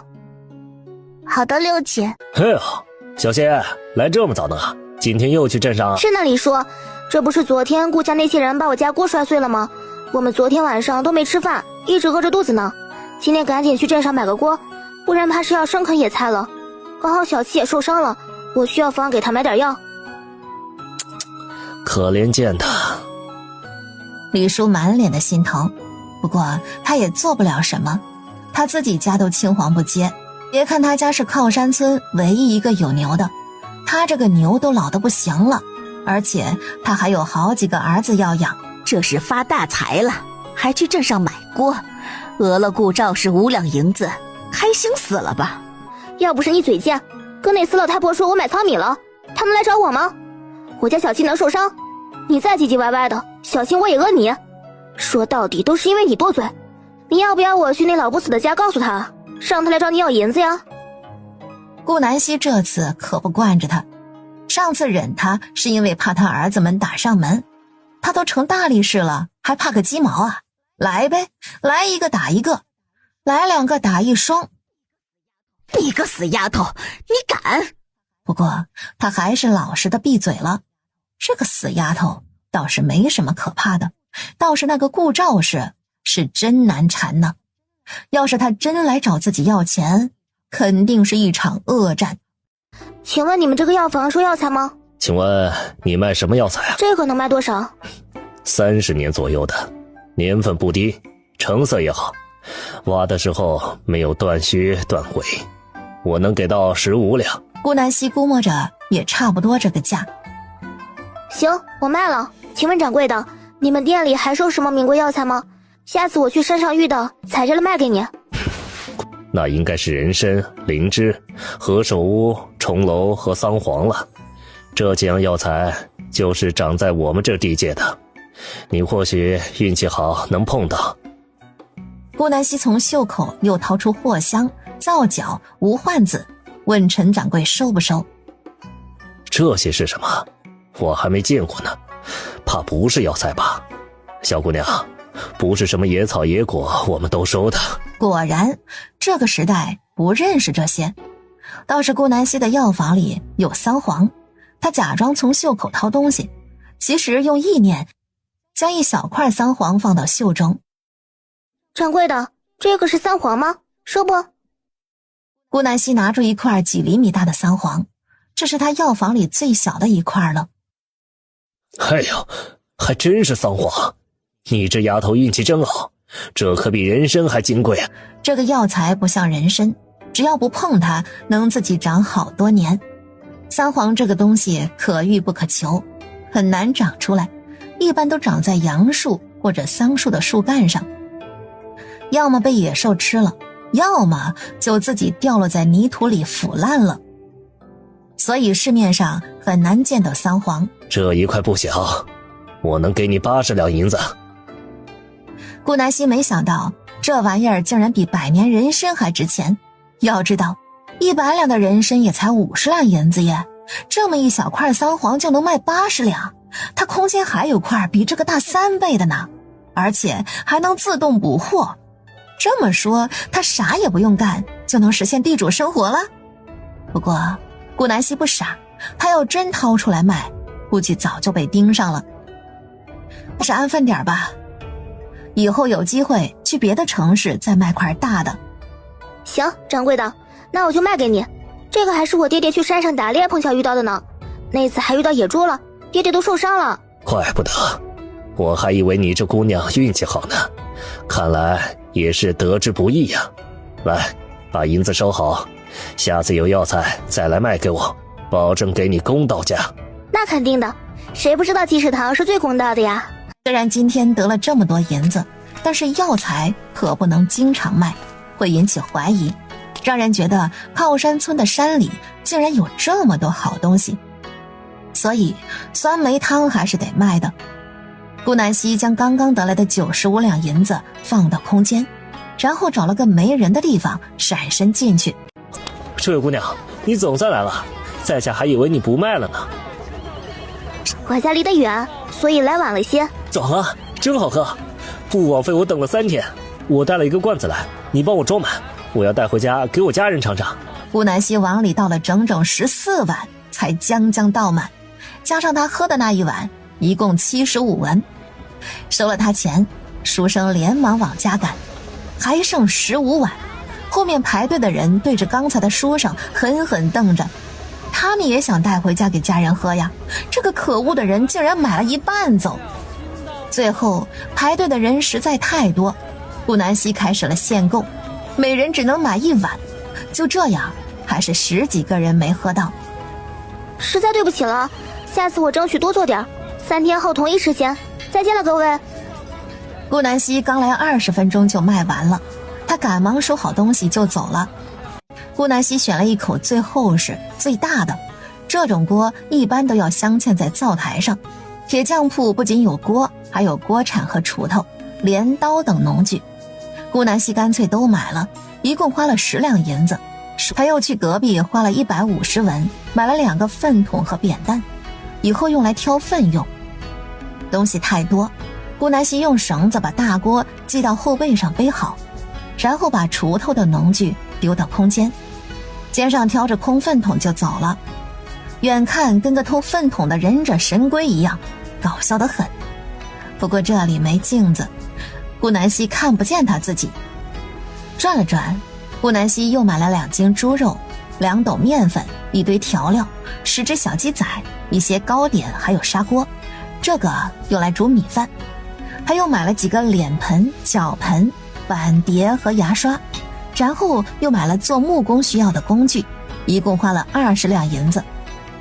这里调料和木工工具占了大头，不过不买也不行，以后做饭都要用。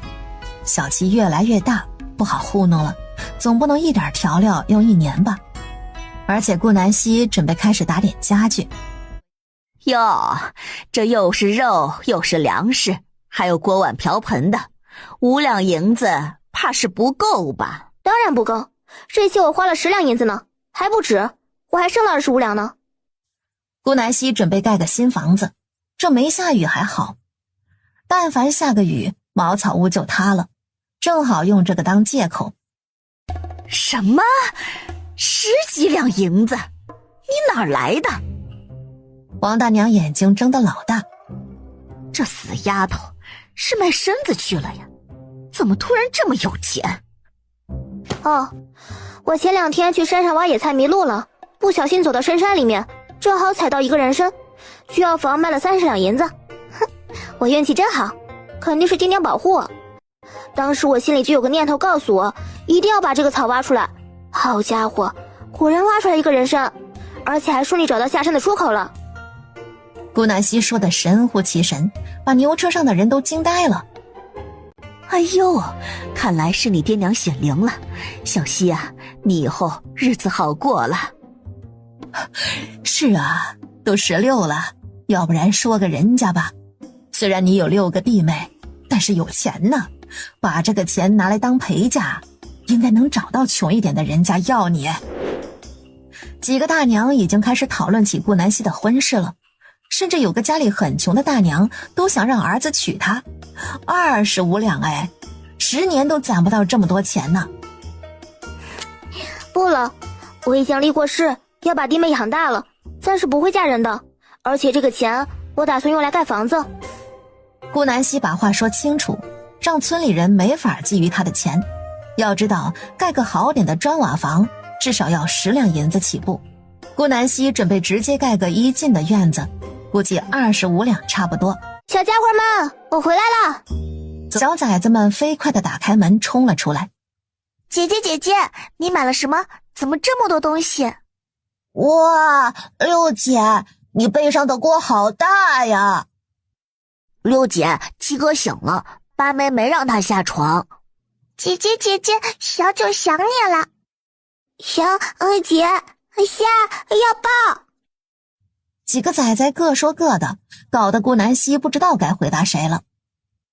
好了，你们把这个糕点拿到房间和小七一起吃，姐姐去把买的东西收拾好，给你们做饭。饿坏了吧？今天我们吃肉，记住啊，一人只能吃1块糕点，不然等下吃不下好吃的肉了。哦耶，有肉吃！小九开心极了，他跟着八姐的屁股后面听话地进了房间。顾南希将买的东西归置好，然后拿着铁锅砂锅进了厨房。今天蒸个鸡蛋羹，再来个红烧五花肉。他把新买的铁锅用肥肉开了锅，不然以后做菜容易起锈。然后把砂锅里淘好米开始煮饭，还是他聪明，买了2个锅，做饭真方便。厨房点了2个火堆，特别热，顾南希感觉自己快要煮熟了。他偷偷闪到空间，喝了1瓶冰可乐，才觉得活过来。别墅后院还放着野猪呢，本来打算今天卖掉的，都赚了那么多银子，这头野猪也卖不到多少钱，还不如留着自己吃。顾南希准备下次用个借口再把野猪拿出来。休息好后，他回到厨房，开始喊几个小家伙来端碗筷。来到房间，小七已经醒了。小七，你躺着别动，等会儿我给你盛好端给你。六姐，你为什么做什么菜都这么好吃啊？以后商量赚钱，让六姐开酒楼好不好？笨蛋石哥，开酒楼多累呀！我以后赚钱要让六姐当地主老爷，享清福。哼，小九也要赚钱养六姐。顾南希听得心都软了。好，你们都赚钱，都养姐姐，那姐姐以后就靠你们啦。好。几个小家伙同时答应，就连躺在床上的小七和2岁的小夏也跟着一起说好。真是可爱的崽崽们，如果他以后的孩子也这么可爱，他肯定不会当不婚族。都怪现代的熊孩子太多了，导致他对孩子天生害怕。刚来这里的时候，看到这么多崽崽，他也产生了逃跑的想法。当然这都过去了，现在她是他们的亲姐姐，他们也是他在这个世界唯一的家人们了。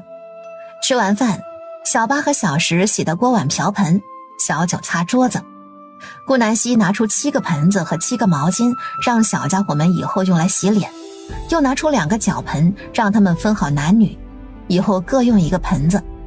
今天买了牙刷，但是没买牙膏。古代大部分农户都是用的树枝，牙刷这种奢侈品那是贵族用的。古代的牙膏大部分是盐，宫里用的是珍珠粉。顾南希从空间拿出2管云南白药，挤到带盖的小木盒里，让他们用这个刷牙。然后又拉了条绳子用来挂毛巾，以后洗完脸就挂在这儿。六姐，你哪来这么多钱？我听小八说顾家只赔了我们5两银子。我不是去深山里采了好多草药吗？还有人参，你忘了？我拿去卖了，花了30两银子呢。今天花了10两，还剩25两，我打算用来盖房子。这个茅草屋住不久，过段时间要是下大雨，我们就没家了。趁雨季来临前，赶紧盖好。顾南希把准备盖房子的事告诉他们，几个小家伙兴奋得半夜才睡着。夜晚蝉蛙乱鸣，茅草屋里传来嬉声笑语。第2日晨时，房间里的孩子才陆续醒来。昨晚他们玩着小鸡仔太兴奋，所以闹到很晚才睡。所幸今天没什么事，就让他们多睡了会儿。顾南希在厨房做早饭，5分钟后，热乎乎的鸡蛋野菜面出锅了。别玩小鸡了，再给他们整死！快来端碗吃饭了。几个小家伙才恋恋不舍地把手里捧着的小鸡放到院子里，让他们自己玩。完早饭，小八小九去洗碗。顾南希从昨天买的糕点里拿出1/3提到李正家。你怎么来了？是这样的，叔，我前不久在山上挖野菜迷路了，不小心走到深山里，没想到挖到一颗人参，也不知是不是爹娘看我们过得太苦，偷偷帮我。这不是昨天去镇上买锅吗？我就顺便把人参卖了，竟然卖了30两银子。我准备拿这个钱盖个1进的房子，希望叔能卖我1块地，再帮我找几个老实靠谱的工人就更好了。我会按市价给工钱的。要不省点钱把茅草屋修修吧，盖个1进的院子，少说也要20两左右。这听隔壁的长舌妇说，他昨天还去镇上花了不少银子，再盖个房子，岂不是一点都不省了？叔，房子是必须要盖的，你也知道，我有3个弟弟，以后还要给他们娶媳妇儿，这个茅草屋能娶到什么媳妇儿啊？没事的，把钱花完，我再种田攒着就是了。对了，我又开垦了半亩荒地，到时候叔再去帮我去衙门那儿盖个章呗。我想买10亩荒地，房子就盖那儿就行。行吧，既然你决定了，叔帮你。你想盖什么样的？跟叔家一样，还是泥土青砖混合的？那种便宜点。叔，钱我都带回来了，加上买荒地的2两银子，这里一共是25两。我就盖跟您家一样的大青砖大瓦房，这样房子等我弟妹长大也不会破旧，他们也能住久一点。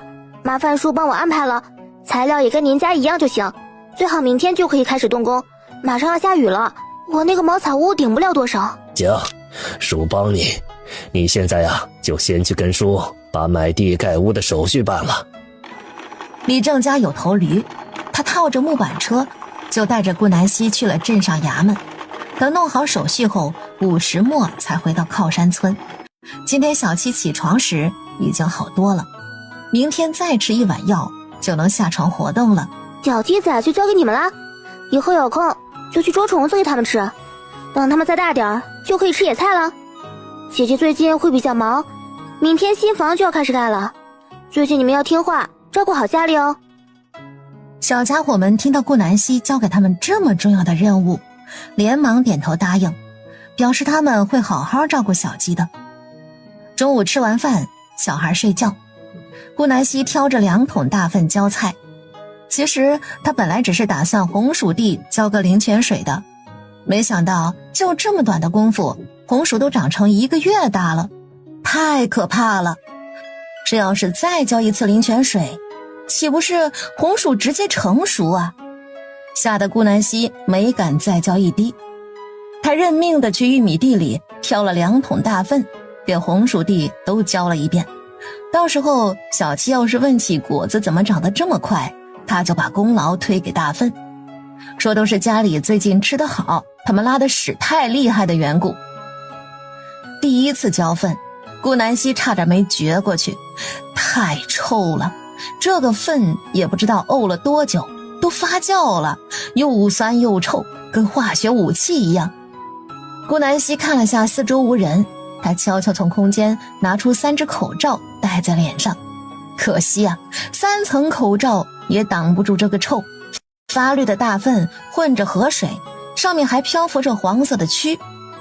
顾南希一勺一勺地浇着，尽管他再小心，还是有粪水沾在他身上。半亩地下来，顾南希就跟刚从厕所爬出来的一样，他生无可恋。家里没有洗澡的，想要洗澡只能去小溪边。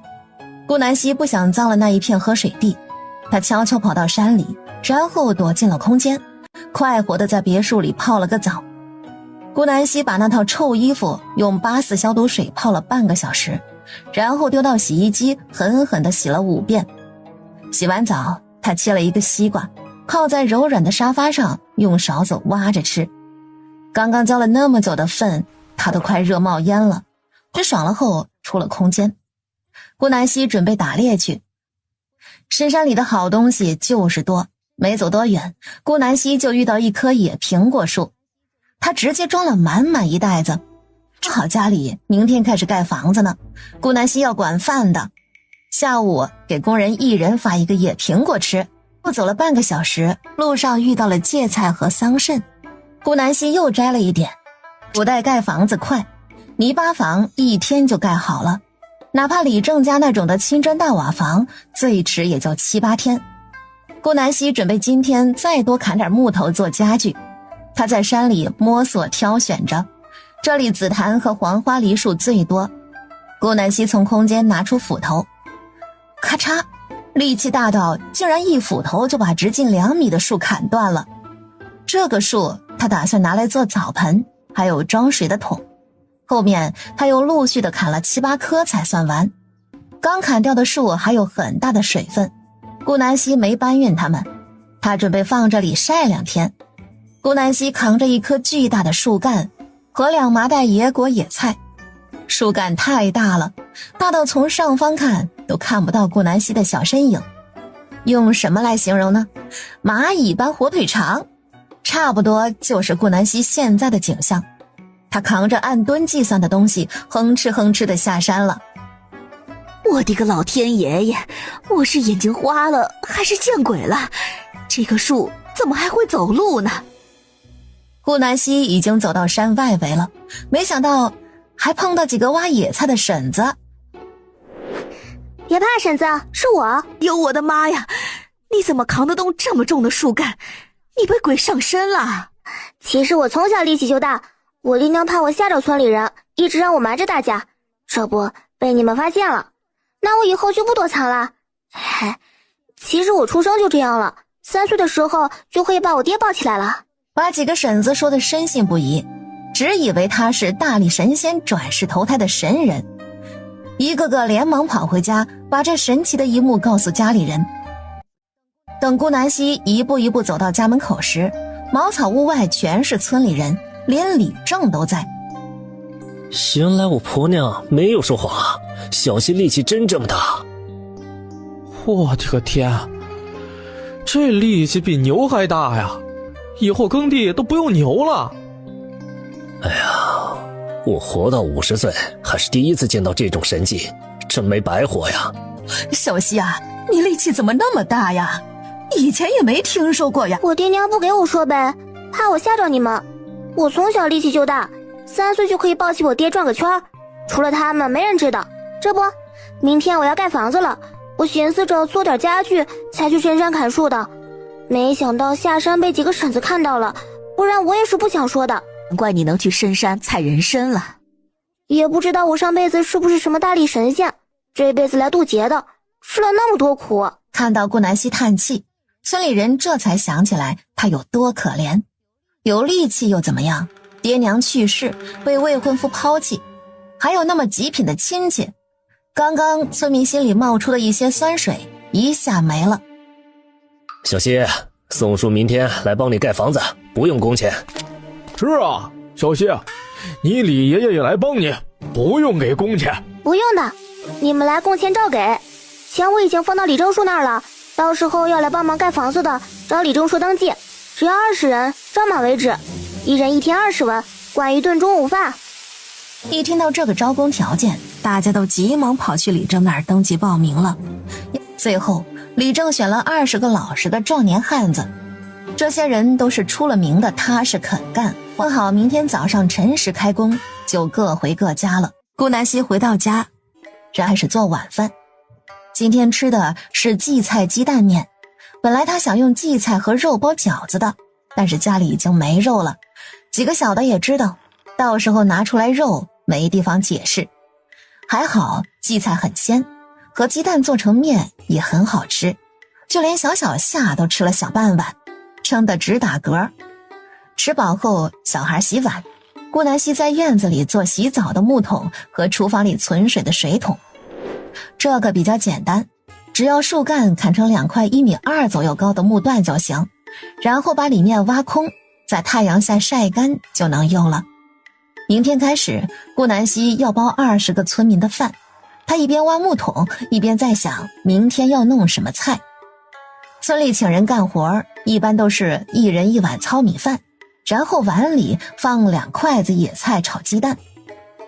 比较富裕的人家，比如李正家盖房子，准备的是1人1大碗杂米饭，1盆鸡蛋炒菌子，1盆野菜肉丝汤。那个肉丝都快赶上头发丝细了，大肉块那是绝对没有的，肉实在太贵了。李正家这种能做得起肉丝汤的，已经是10里8乡独一份了，再也没有比他家更大方的。但是顾南希可没有那么多鸡蛋，野菜也没有啊，他总不能明天带着弟妹上山挖一天吧，累死个人的。让他花钱买，那他更不乐意了。反正村里人都知道他是大力士了，明天他假装上山挖野菜，然后把空间那头肥野猪带下来，就说是他挖野菜时不小心遇见的，然后又不小心打死了，完美。定好明天的计划后，顾南希加速把木桶和水桶挖好，太阳下山刚好结束。第2日，顾南希吃完早饭就去了山上，走之前他特意去新房那儿看了一眼，20个村民正在挖坑埋地桩，李正叔正在阴凉处看着他们干活。他还把摇椅带来了，躺坐在那儿跟个地主老爷监工一样，早期已经能下床了。不过顾南希还是拒绝了他想跟上山的要求。他在山里找了半天，终于找到一种类似于现代生菜的野菜，还有冬瓜。不过这里的野冬瓜真的超级小，还没哈密瓜一半大。晃悠到早上9点，顾南希才下山。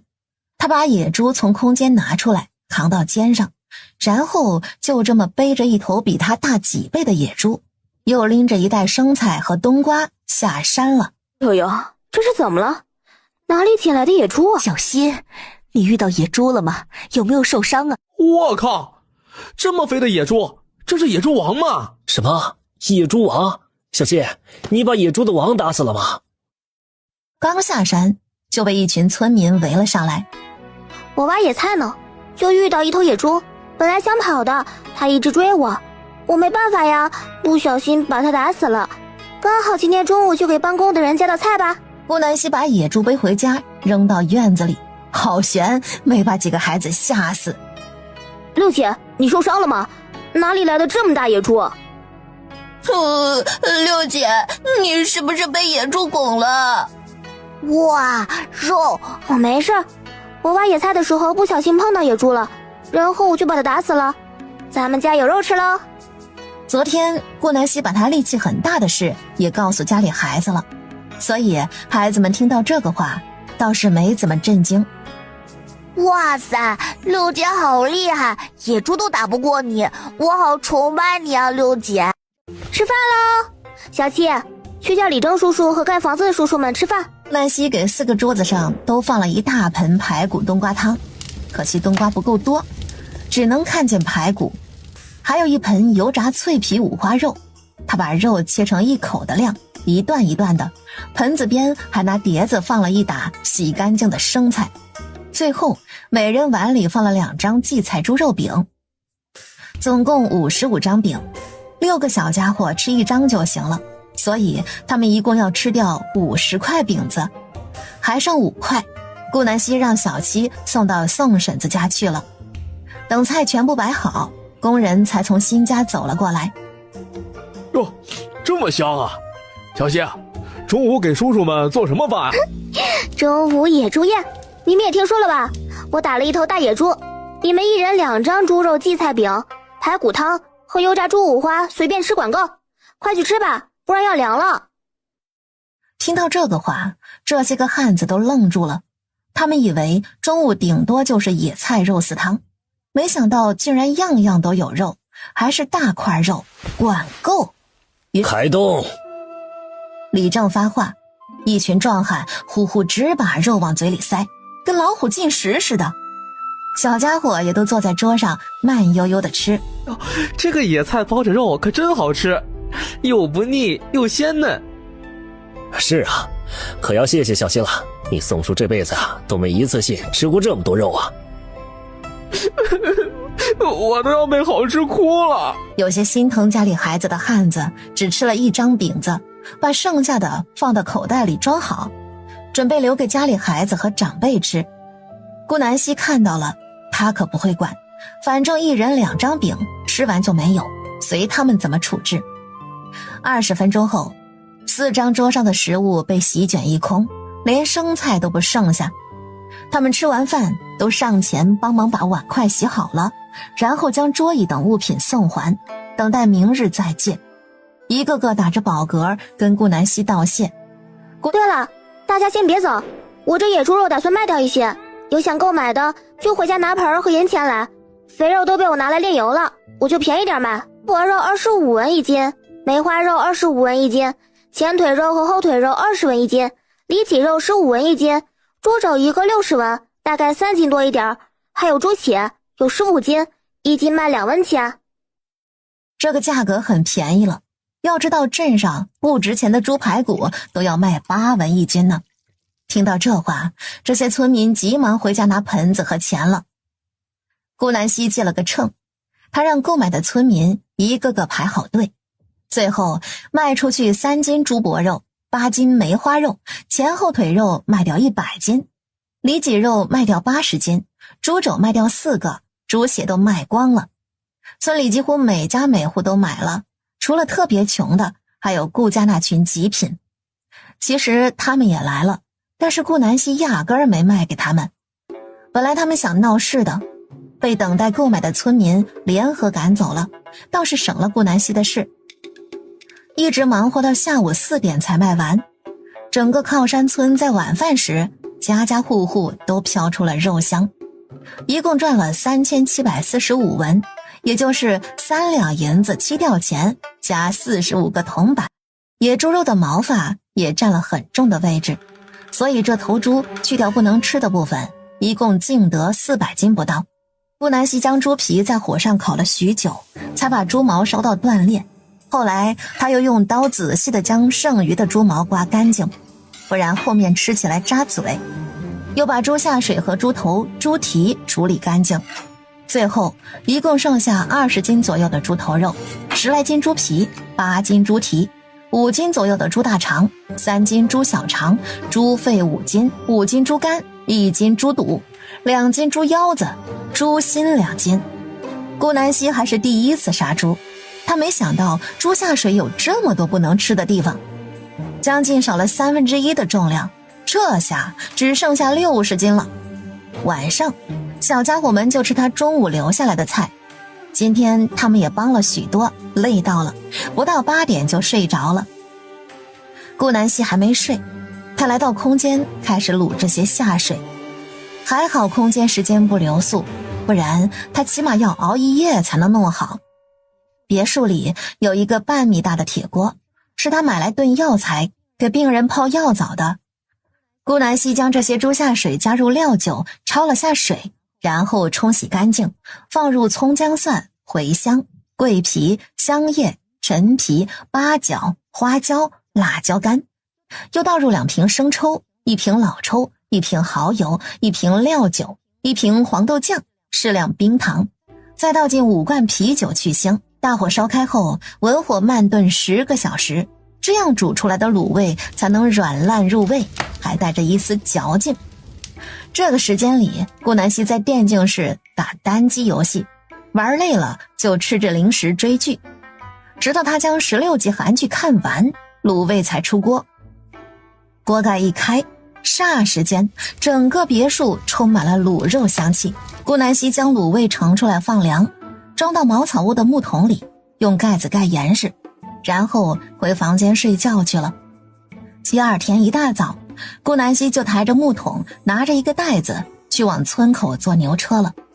袋子里是刀、砧板和几个竹筒，还有他在山脚下采的一堆大片叶子。这个叶子不能吃，但是用来包食物是顶好的。顾南希准备用它当做塑料袋。他给家里留了2斤猪下水，每个都切了点儿，然后在砂锅里煮好一锅粥，让小家伙们自己吃。中午他回不了靠山村，帮工的饭就暂时不管了。他昨天跟李正说了，今天中午不管饭，他让李正给20个人每人加上3文钱，让他们今天中午回家吃饭。哇塞，好香的卤味啊！夏天没有胃口或者不想做饭怎么办呢？买卤味回家，又好吃又下饭，咸香又带着一丝甜辣，吃一口简直快活似神仙呐！保证是平安镇独一份的，谁都没有吃过的卤味，大家快来买啊！开业第1天，限量10份免费尝鲜，晚来就没了。顾南希将猪皮、猪大肠、猪头肉、猪肺切成大拇指的指甲盖大小，放入不同的竹筒里。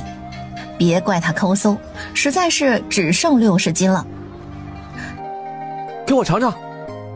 你一边待着去，我先来的，我先尝。我才是第一个。喂，别急了，各位叔叔、婶婶、大爷、大娘，每样只有10份，都排队试吃，一个人只能试吃1种，就从这位大娘身后开始排吧。大娘，你第一个，你想试吃哪一个？小姑娘，这4个分别是什么？左边依次排开，分别是猪头肉、猪大肠、猪皮、猪肺。其他的顾南希没切，太少了，也就这几样数量多一点。猪下水啊，这个又不好吃，还敢拿来卖，哎呦，真膈应人，还以为是什么好东西呢。早知道我不排队了，谁要吃这个破玩意儿？你不吃你就走嘛，你觉得不好吃，那是因为别人做的不好吃，我这个秘方那是传了10几代的，装什么呀，还捂着口鼻，你鼻子和别人闻着不一样吗？香味你当臭味闻呢。来，下一位，大叔，你尝什么？我尝猪头肉吧，这个我在别的镇上酒楼吃过，他们是用猪鱼炒的，特别香辣，不知道你这个好不好吃？你这卤肉闻起来比他们做的还香。顾南希拿起一根牙签，插了一块猪头肉递给他，这个是他闲着无聊自己做的，毕竟粗糙，达不到现代牙签的细度，不过用来插东西吃还是一样方便。真好吃，好香啊，比酒楼做的好吃多了，又香又辣，还有点甜丝丝的，不错，我要来1斤，怎么卖啊，姑娘？好吃吧？大叔你真识货，这个猪头肉是野猪肉哟，你在别处可吃不到的，卖完就没了。而且这个卤味我熬制了整整1天1夜才得了这么半桶。猪头肉40文1斤，猪皮30文1斤，猪大肠和猪小肠60文1斤，猪肺10文1斤，猪心、猪肝和猪腰子20文一斤，猪肚50文一斤，这些半斤起卖。还有猪耳朵只有2个，一对50文，猪蹄4个，一个50文。这些价格很贵，镇上肥瘦相间的五花肉才卖30文一斤。什么？40文？猪大肠那个脏玩意儿还敢卖60文？哎呦，你这个小姑娘奸商啊！这些下水肉铺一整副才卖20个铜板。是啊，也太贵了，我可不买，我就试吃一下就走。卖金子呀！你这小姑娘真是不知天高地厚。你们先别急，听我娓娓道来。我们这个猪和镇上卖的家猪不一样，这个是我们自己打的野猪，足足高达400斤重，这可是野猪王。你们家的猪一头最多200斤，大家都知道的。这些猪每天吃猪草就了不得了，哪里有什么营养可言呢？我这野猪王可不一样，他在山上里也不知吃了多少好东西，不然能这么肥吗？指不定每天吃着人参灵芝呢。刚刚那个大叔也说了，这个猪头肉比酒店卖的都好吃。酒店什么价格呀？那一道菜都够买我半桶的了。而你们花一丢丢钱就能吃到比大酒楼还好吃的佳肴，不值得吗？更何况我就只有这么1桶卤味，下一次卖都不知道是什么时候了。你们以后花再多的银子也都吃不到了呢。所以大叔，你觉得我卖的贵吗？顾南希这一套洗脑话语说完，人群都懵了，他们怎么觉得这个姑娘说的有道理呢？卖的不贵，给我来2斤，哦不，5斤。好嘞，我这就给您称。称好5斤猪头肉，顾南希拿出刀将它切成片状，然后拿出5片大叶子装好。肉太多，1片叶子装不完。大叔递来200文，顾南希递给他5包猪头肉。谢谢惠顾，欢迎下次光临。对了，大叔，吃不完最好掉到井里保存，不然最多只能吃3天。好的，我最多2斤就吃完了。哎呀，家里人多。来，下一位大婶儿，你要是吃哪个？我想吃猪皮，我最喜欢吃猪皮了。婶子有眼光，你知道吗？猪皮可是最美容养颜了。看看婶子你这皮肤，吹弹可破呀，一看就没少吃猪皮吧？这都是猪皮的功劳。对对对，你怎么知道我经常吃猪皮？我皮肤真这么好吗？哎呀，原来猪皮竟然能美容养颜呐！那我以后要多吃点儿。顾南希递给他一块猪皮，大婶放入嘴里咀嚼了好久。姑娘啊，真不是大婶故意夸你，你也太厉害了，这猪皮被你做的比五花肉还好吃。哎呦，我的老天爷哟，都粘牙。哎呦，好吃，吃了还想吃。我也来5斤。好嘞，这猪皮可就只有10斤，大婶儿你最识货了，一下买了1半走。顾南希将称好的5斤猪皮切成小拇指大小，装成5包递给胖大婶，又入账150文。走好呀，大婶儿，祝你越来越年轻。来，下一位。大爷，您要尝哪个？大爷想了许久，他决定挑战那个肮脏玩意儿。给我来1块猪大肠吧。顾南希没想到大爷这么有勇气，要知道在这个朝代，他们还没发现草木灰的用处，穷苦人家吃不起肉，花一点点钱买了别人不要的大肠，然后拿回家处理干净。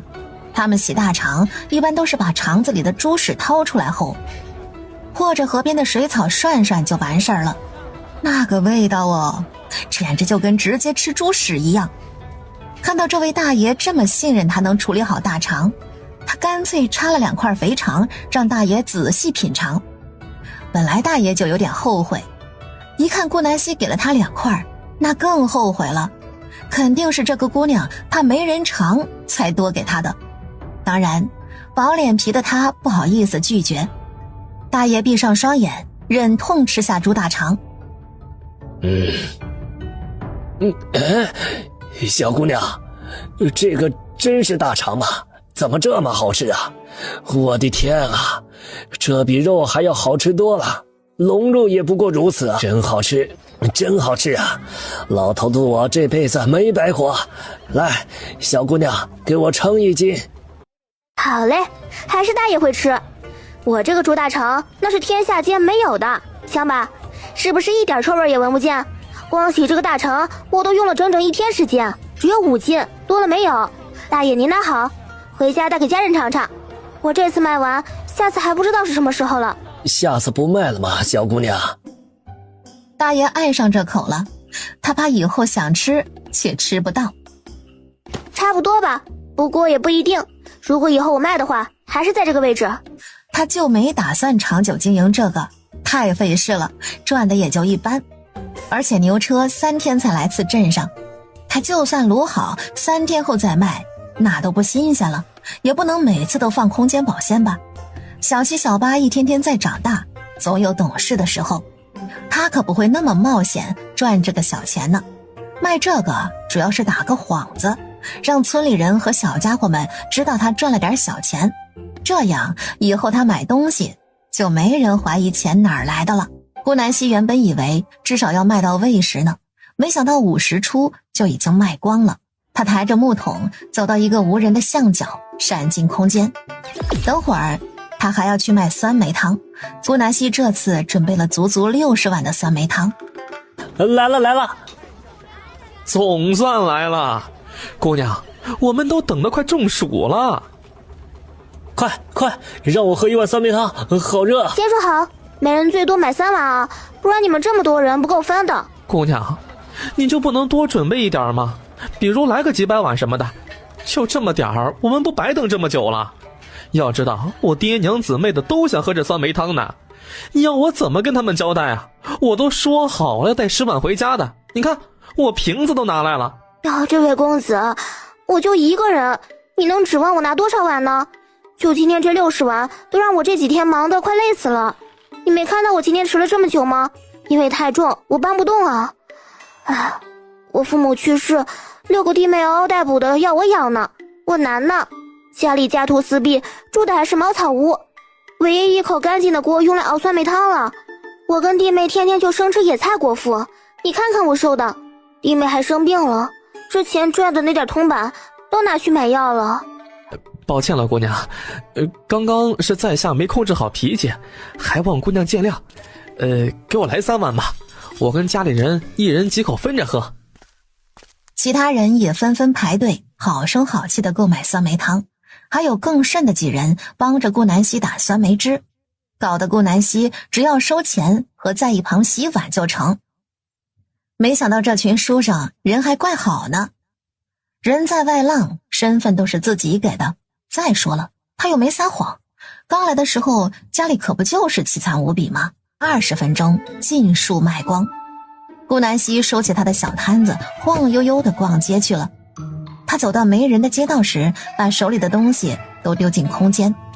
今天60斤卤味全部卖光，一共加起来是2两银子1吊钱10个铜板。刚刚60碗酸梅汤卖了300文，加上他之前的银子，现在顾南希的资产一共有51两银子1吊钱55个铜板。今天中午还没吃饭呢，他肚子都饿扁了。来到这个世界还从来没吃过这里卖的吃食。姑娘，你要来点什么？我们小摊有馄饨、阳春面、甜粥，还有包子、烧麦、馒头。我想想，来1碗阳春面和1碗馄饨，再来2个肉包子。顾南希最近胃口越发大了，估计是体质被强化的关系。卖吃食的大婶没想到这个姑娘这么能吃。好嘞，姑娘，您能吃得完吗？我们吃食分量都大呢。顾南希从兜里掏出25个铜板递给他，没一会儿，大婶就给他端来了吃食，满满一大碗的阳春面，碗比顾南希脸都大，淡褐色的汤上还飘着零碎的猪油星子，再加上青葱点缀，让人看了食欲大开。馄饨就比较普通了，馄饨汤只是倒了点酱油，撒了一点盐而已。但是古代的肉和粮食都是无公害无污染的，香气十足，哪怕佐料再少，味道还是挺好吃的。不过顾南希还是更喜欢吃他老家的泡泡馄饨，比传统的这种大馄饨好吃。这种馄饨皮极其的薄，将调好的肉包在里面，热水下锅一煮，馄饨统统蓬了起来，像一个个灯笼一样，所以泡泡馄饨还有个别名叫灯笼馄饨。顾南希决定晚上就给小家伙们做这个吃。这里的肉包子虽然挺贵，但是用料扎实，因为没有酵母，都是死面，吃得很抵饱。他拿起一个包子就开吃，才咬了一口，包子里的肉汁就流了出来，香气四溢。顾南希吃得满嘴流油。怪不得卖5个铜板呢，真好吃。顾南希幸福的眼睛都眯了起来。这不比现在卖的那种一口咬下去还是面的包子强多了吗？他一口面条，一口包子，又一口馄饨，吃得不亦乐乎。小希，还真是你呀，小希，你怎么来镇上了？哟，哪来的钱吃这么好的东西啊？朱金凤一屁股坐到顾南希的对面，拿起桌上剩下的一个肉包子就递给了那个小男孩，还把顾南希吃剩的馄饨端过去，一口气吃完了。这一番操作把顾南希整愣住了。三哥不是在镇上当账房先生吗？听说1个月有3000银子呢，至于像个饿死鬼投胎一样。三嫂，这孩子是原主留下的记忆里，三哥三嫂没生孩子呀，真奇怪。啊，这是你侄子侄女万福、月月，叫姑姑。顾万福和顾月月是跟小夏同年出生的，因为是龙凤胎的原因，出生时遇到难产，差点没保住，生出来身体就比较差。朱金凤不给顾三文，告诉他爸妈说他生孩子了，他怕到时候带2个孩子去村里那种肮脏的地方又生病了，所以顾南希一家都以为他三哥还没孩子呢。不过顾三文也乐的，他从成亲后一直在镇上待着，也就过年的时候回去1天。他爹娘去世后，他回去烧了2炷香，哭了几声就走了。顾南希有点不高兴。所以原主的爹娘到死都不知道他们有孙子啦？本来原主大哥顾大山就生死不知，上头只有一个三哥这么一个儿子成亲了，结果他有了孩子还瞒着家里人，真不是人。可怜原主爹娘临死的时候还在惦记大哥的去向和三哥的子嗣。顾万福和顾月月就是不肯开口叫姑姑，顾南希也懒得听，这种亲戚他才不稀罕。原主带着弟妹过得那么艰难，这个顾三文一点都不帮衬，就连他那2个过得艰难的姐姐还带了点粮食给原主呢。哎呦，你们2个小笨蛋，叫姑姑呀！姑姑第一次见你们，肯定会给你们红封的，说不定啊，还会给你们买好吃的呢。朱金凤的算盘都快打到顾南希脸上来了。给他们红封，像屁吃吧！姑姑，哥哥，一听到有吃的，2小屁孩连忙叫姑姑，精明得很。叫我也没用，我身无分文，给不了你们红封。而且我怎么不知道我有2个侄子侄女？突然冒出来的我可不敢认。你们还把我的饭给吃了，我都还没吃饱呢，把钱还我，我再去买2个包子去吃完。真是少有呢，还有姑姑第一次见侄子反问嫂嫂要钱，我吃你点东西怎么了？自从嫁给你哥，我一天福也没享过，你那早死的爹娘怎么不知道帮衬帮衬我们呢？朱金凤看到顾南希这副神态，瞬间露出真面目，她一脸泼妇样，指着顾南希大吼：没帮衬你们！你们刚成亲的时候，我爹娘隔3差5去你家，你们什么时候给他留过饭了？哪次不是收下粮食就把他们赶走了？1年你们回过几次？孩子都这么大了，还瞒着我爹娘，不让他们知道自己有孙子，你还理直气壮。我爹娘去世你回来过吗？我爹娘去世你有帮衬过我们吗？我带着6个弟妹，你有给过我们哪怕1粒米吗？比嗓门，顾南希还没输过，周围的人都看着他们吵架。好笑了，真是！我凭什么帮衬你们？你们算什么东西？你们活不起就死，跟我朱金凤有半文钱关系？你爹娘死，我干嘛要回去？死的是你爹娘，又不是我爹娘。这番话可真是难听至极。顾南希真的生气了，她清了清嗓子，火力全开。你个有爹娘生没爹娘养的玩意儿，成亲的时候要走10两银子的彩礼，狗屁嫁妆都没有。成亲第2天就带着我哥搬到镇上，再也没有回来过。逢年过节没见你们孝顺过1文钱。我爹娘想儿子，大老远跑去看你们，带着一堆粮食，你们倒好，粮食拿走人滚蛋。叫你个丑妇也配要10两银子，也就我3哥那个傻子才会被你迷住。你这等货色，人牙子那随便几个吊钱就能买到了，10两银子是我爹娘一辈子攒的。我3哥这个不孝子也真狠心啊，都拿走，废物东西！啃完爹娘啃媳妇儿，活脱脱一个上门女婿还不自知。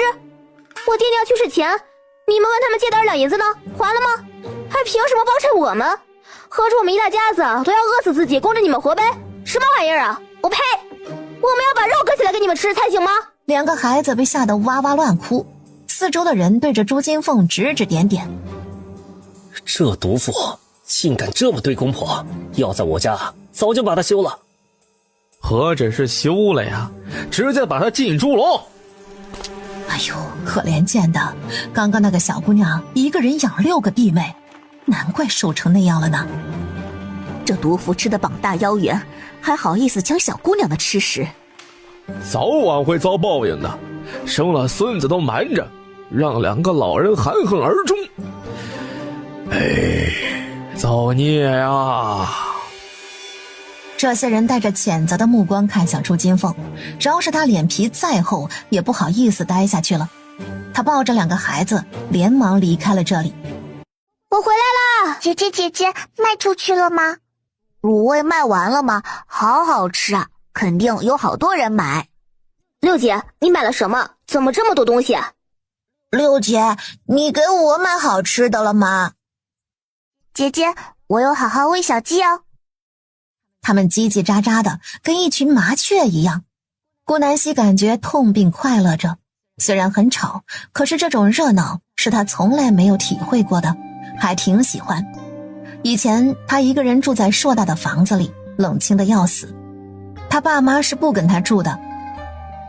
当然卖光啦，你们还不相信我的厨艺啊？六姐做东西有不好吃的吗？没有。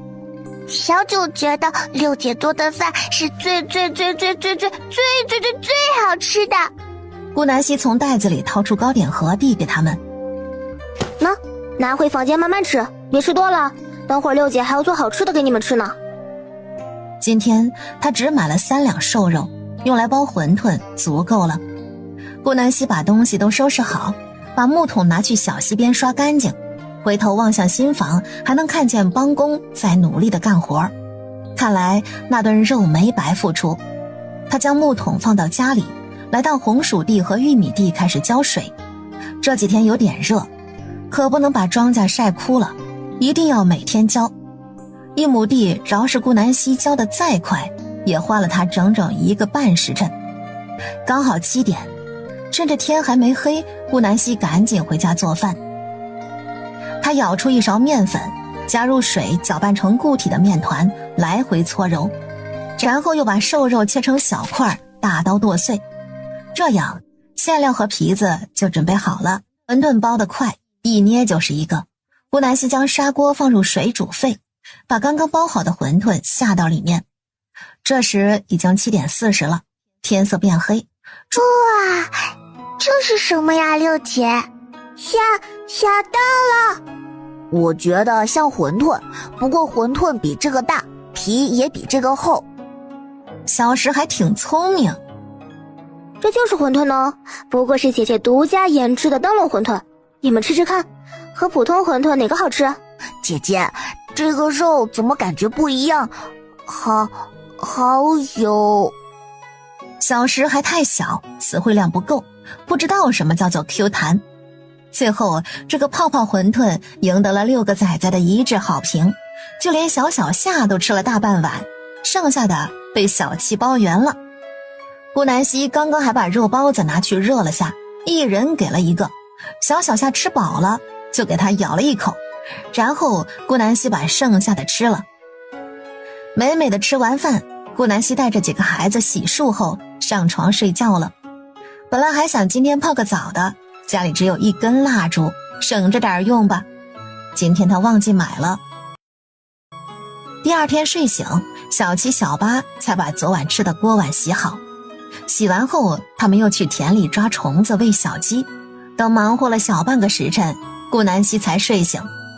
她昨天累死了，一觉睡到辰时。早上她懒得做饭了，给小孩子们一人煮了一个鸡蛋，让他们再吃几块糕点就行。顾南希准备今天给帮工们做豪华版阳春面，其实是顾南希想吃鸡了。她跟崽子们打了个招呼，就去往山里。她走到深山，把竹篮放在选好的地段，然后找到一个粗细适中的树枝，把它底端系上细麻绳，然后用树枝把竹篮撑起一角。顾南希又在撑起的地方撒了一把大米，然后她静静地蹲在草丛中，等待野鸡的降临。约莫等了20分钟的样子，就有2只野鸡飞了过来。野鸡比家鸡好看，体型也更小。顾南希看中野鸡的羽毛了，她准备拿来做成毽子，到时候让小八、小九他们玩。小女孩子最爱玩这些。等第1只快吃饱的时候，第2只终于进来了。顾南希猛地一拉麻绳，2只野鸡成功被罩住。顾南希高兴地走上前抓野鸡，她拿出麻绳将野鸡双脚双翅捆好，然后放到竹篮里。家里没有绿叶菜了，顾南希准备挖点野菜吃，没想到竟然让她找到了一藤野黄瓜，小小的手指大，吃起来酷似黄瓜味儿，用来当水果吃也很不错。说到这个，顾南希就想起来，原主也在家后院种了一些青菜，不过还太小，黄瓜村里也有几家种，不多。她准备等新家盖起来，就在后院种一堆蔬菜，比如黄瓜、青菜、白菜、西红柿，再往院子里栽几棵果树。虽然它没种子，可是它可以从深山里挑几棵好吃的野果树挖出来种到院子里，到时候给它浇灵泉水，结出来的果子肯定甜得不行。顾南希挖了一点野葱和荠菜，然后又摘了几颗菌子，到时候用来熬鸡汤，肯定特别鲜。已经9点半了，他连忙下了山，在山脚下的小溪边把野鸡杀好清理干净，然后又把野葱菌子洗干净，连着野鸡羽毛一起拿了回家。顾南希把野鸡羽毛放到窗台上晒干，然后把2只野鸡放到锅中炖煮，然后他拿出面粉开始和面。正宗的阳春面都是细面，很考验拉面手艺。没一会儿，面团在顾南希双手的加持下变成了比头发丝稍微粗一点的细面。一共28个人吃，1块面团肯定不行，是顾南希又重复的拉了3个面团。做好面条，顾南希开始煎鸡蛋。鸡汤已经熬得差不多了，顾南希把2只鸡的4个腿和4个翅膀扯出来，加上鸡杂和菌子，继续小火慢熬，然后又把鸡的身体拿出来放凉一点。鸡不烫手后，顾南希开始将肉和骨头分离，一点点扯成丝，最后被他扯满了3大碗。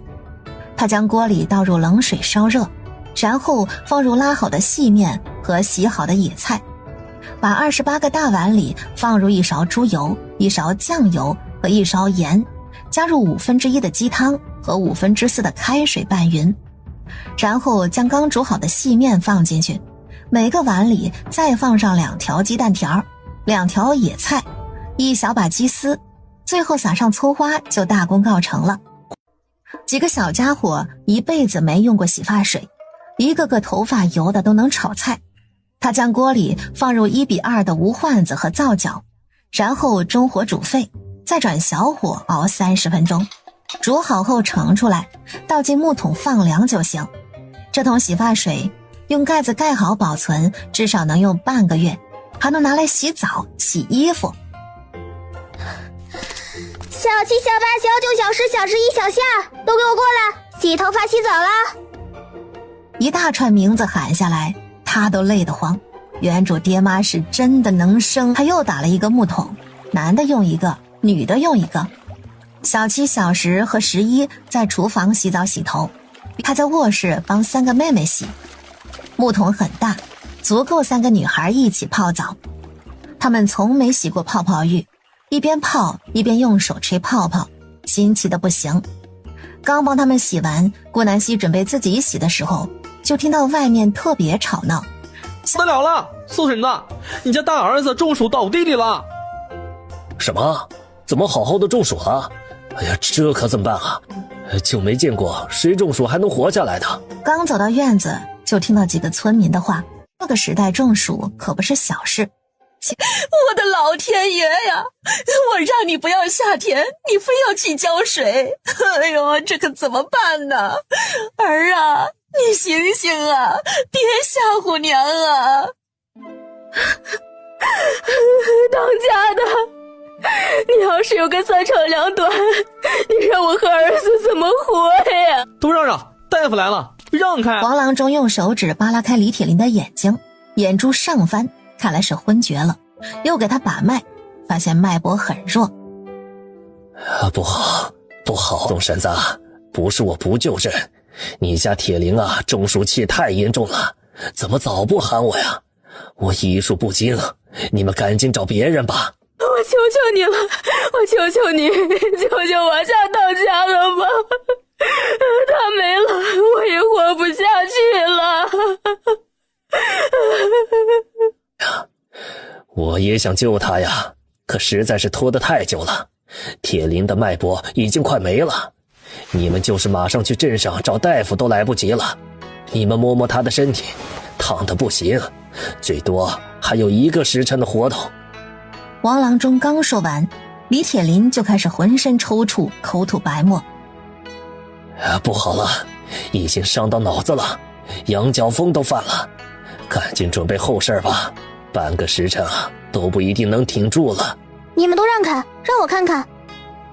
顾南希忍不住了，这个王郎中真是一点常识都没有，连最基本的盐水都不给灌，都中暑了，看脉搏有用吗？还有救！我去镇上卖人参的时候，看到大夫说有一味草药可以用来熬制汤水，服用以后就可以驱除暑气。我恰好去深山的时候采了点，还有你们都散开，别围在一起了。现在最重要的是赶紧降温。宋婶子，你们快去井里打几桶水，慢慢的淋在铁林哥身上，一定要一直浇到他体温降下来。不是我说，李宋氏，你是脑子也烧坏了吧？他一个丫头片子的话你也敢信？什么草药还能治暑气？我怎么没听说过？真能治，那村口老宋家的大孙子怎么中暑死了呢？宋婶子，你信我，反正现在也没人可以治铁林哥了，不是吗？我那味药是京城的大夫传过来的。王大娘，你知道京城在哪个方向吗？你不知道的事情多了去了。你吃过鸡蛋糕吗？你喝过酸梅汤吗？你什么都不知道，还敢在这里大放厥词？你认识几味草药？恐怕人参长在你脚下，你都不认识它的意思吧？其实现在用酒涂满李铁林全身，再用扇子扇之，是最快的降温办法。但是这个时代酒都是粮食酿的，贵得要死，一连到头也就打个1瓶慢慢喝着，谁舍得拿这么贵的东西擦身上啊？小希啊，宋婶子信你，哪怕就是你救不活我家铁林，我也不怪你，那是他该的。人都有一命，活多久都是有定数的。当家的，你带着2个儿子去借水桶借井水去，赶紧的。大儿媳，你带着你2个弟媳去把人群疏散开，别让他们身上的热气过到我儿子身上。小希啊，你去熬汤药吧，我们都听你的。宋婶子，我回家熬着药草，你等铁林哥身体不烫了，就把他带回家换好衣服，让他躺床上休息一会儿，我一会儿就来。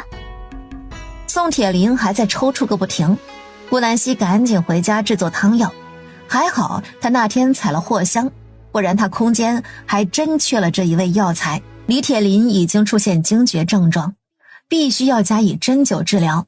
可是他该怎么说他会针灸呢？宋婶子他们已经把李铁林抬回家了。顾南希走上去摸了下他的额头，没有刚刚那么烫了，但是体温还是不下来。小希啊，你铁林哥刚刚又抽搐了2次，这可怎么办？既然如此，宋婶子，我也不瞒着你了。之前去镇上的时候，我跟着那个京城来的大夫学了一点皮毛，所以那颗人参本该卖到50两的，剩下的钱被我买了一套银针。我每次去镇上的时候都要去他家药房待1个多时辰，用来学习针灸术。不过我还不太会，你愿意让我扎铁林哥试一试吗？这是顾南希在路上临时编的理由。真的吗，小希？宋婶子，我先说好，我加起来就学了几个时辰，所以我不敢保证一定可以治好铁林哥，我只能说我尽力一试。我愿意，你去扎他吧，救不活我也不会怪你。你放心，小希，你宋婶子不是那等不讲理的人。顾南希从怀里掏出一套银针铺在床边，顾南希拿出一支短粗的银针扎入李铁林的少冲穴，又拿出一支长又细的银针扎入他的中冲穴，顾南希又拿出一根短银针扎入他的人中。李铁林是被疼醒的，他轻叫出声：小希啊，他醒了，醒了，我儿子是不是没事了？小希，你简直是神医啊！大哥，你怎么样，大哥？当家的，你总算醒了。宋婶子，这副药再喝2天，每天1碗，我早上给你送来。铁林哥要是热，你就帮他拿凉水擦擦，一定要让他卧床休息，最少要3天，多喂他喝些水。现在他身体特别缺水，你把水里放些盐巴，别多放，渴了就喝咸盐水，只喝今天1天就行了。小希啊，你的大恩大德，婶子这辈子也不会忘记。以后铁林好了，我让他给你当牛做马报答你。来，这是2两银子，你先收着，不够再跟婶子说。不要钱，这个草药是我在山里采的，原本打算拿去卖，也不值多少银子。宋婶子，你以前帮我那么多，这次轮到我帮你啦。难道你还想和我生分了不成吗？小希啊，就算你不肯要银子，你救你铁林哥一命，那也是事实。等他好了，让他帮你去地里干活。不用的，宋婶子，我还是微嫁之身，你让铁林哥天天去帮我算怎么个事儿啊？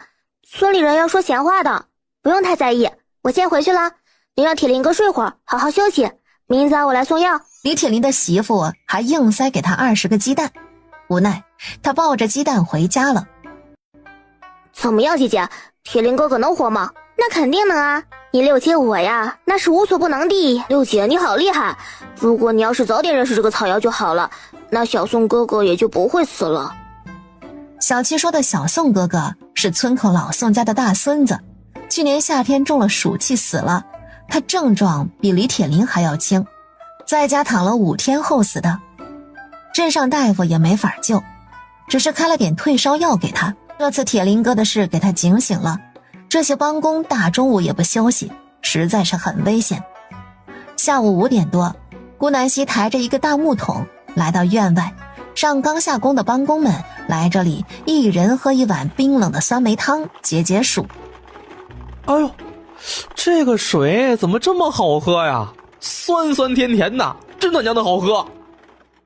是啊，我一身热气一下子就消散了。哦，浑身舒坦，真快活。这是什么水啊，小希？烫水吗？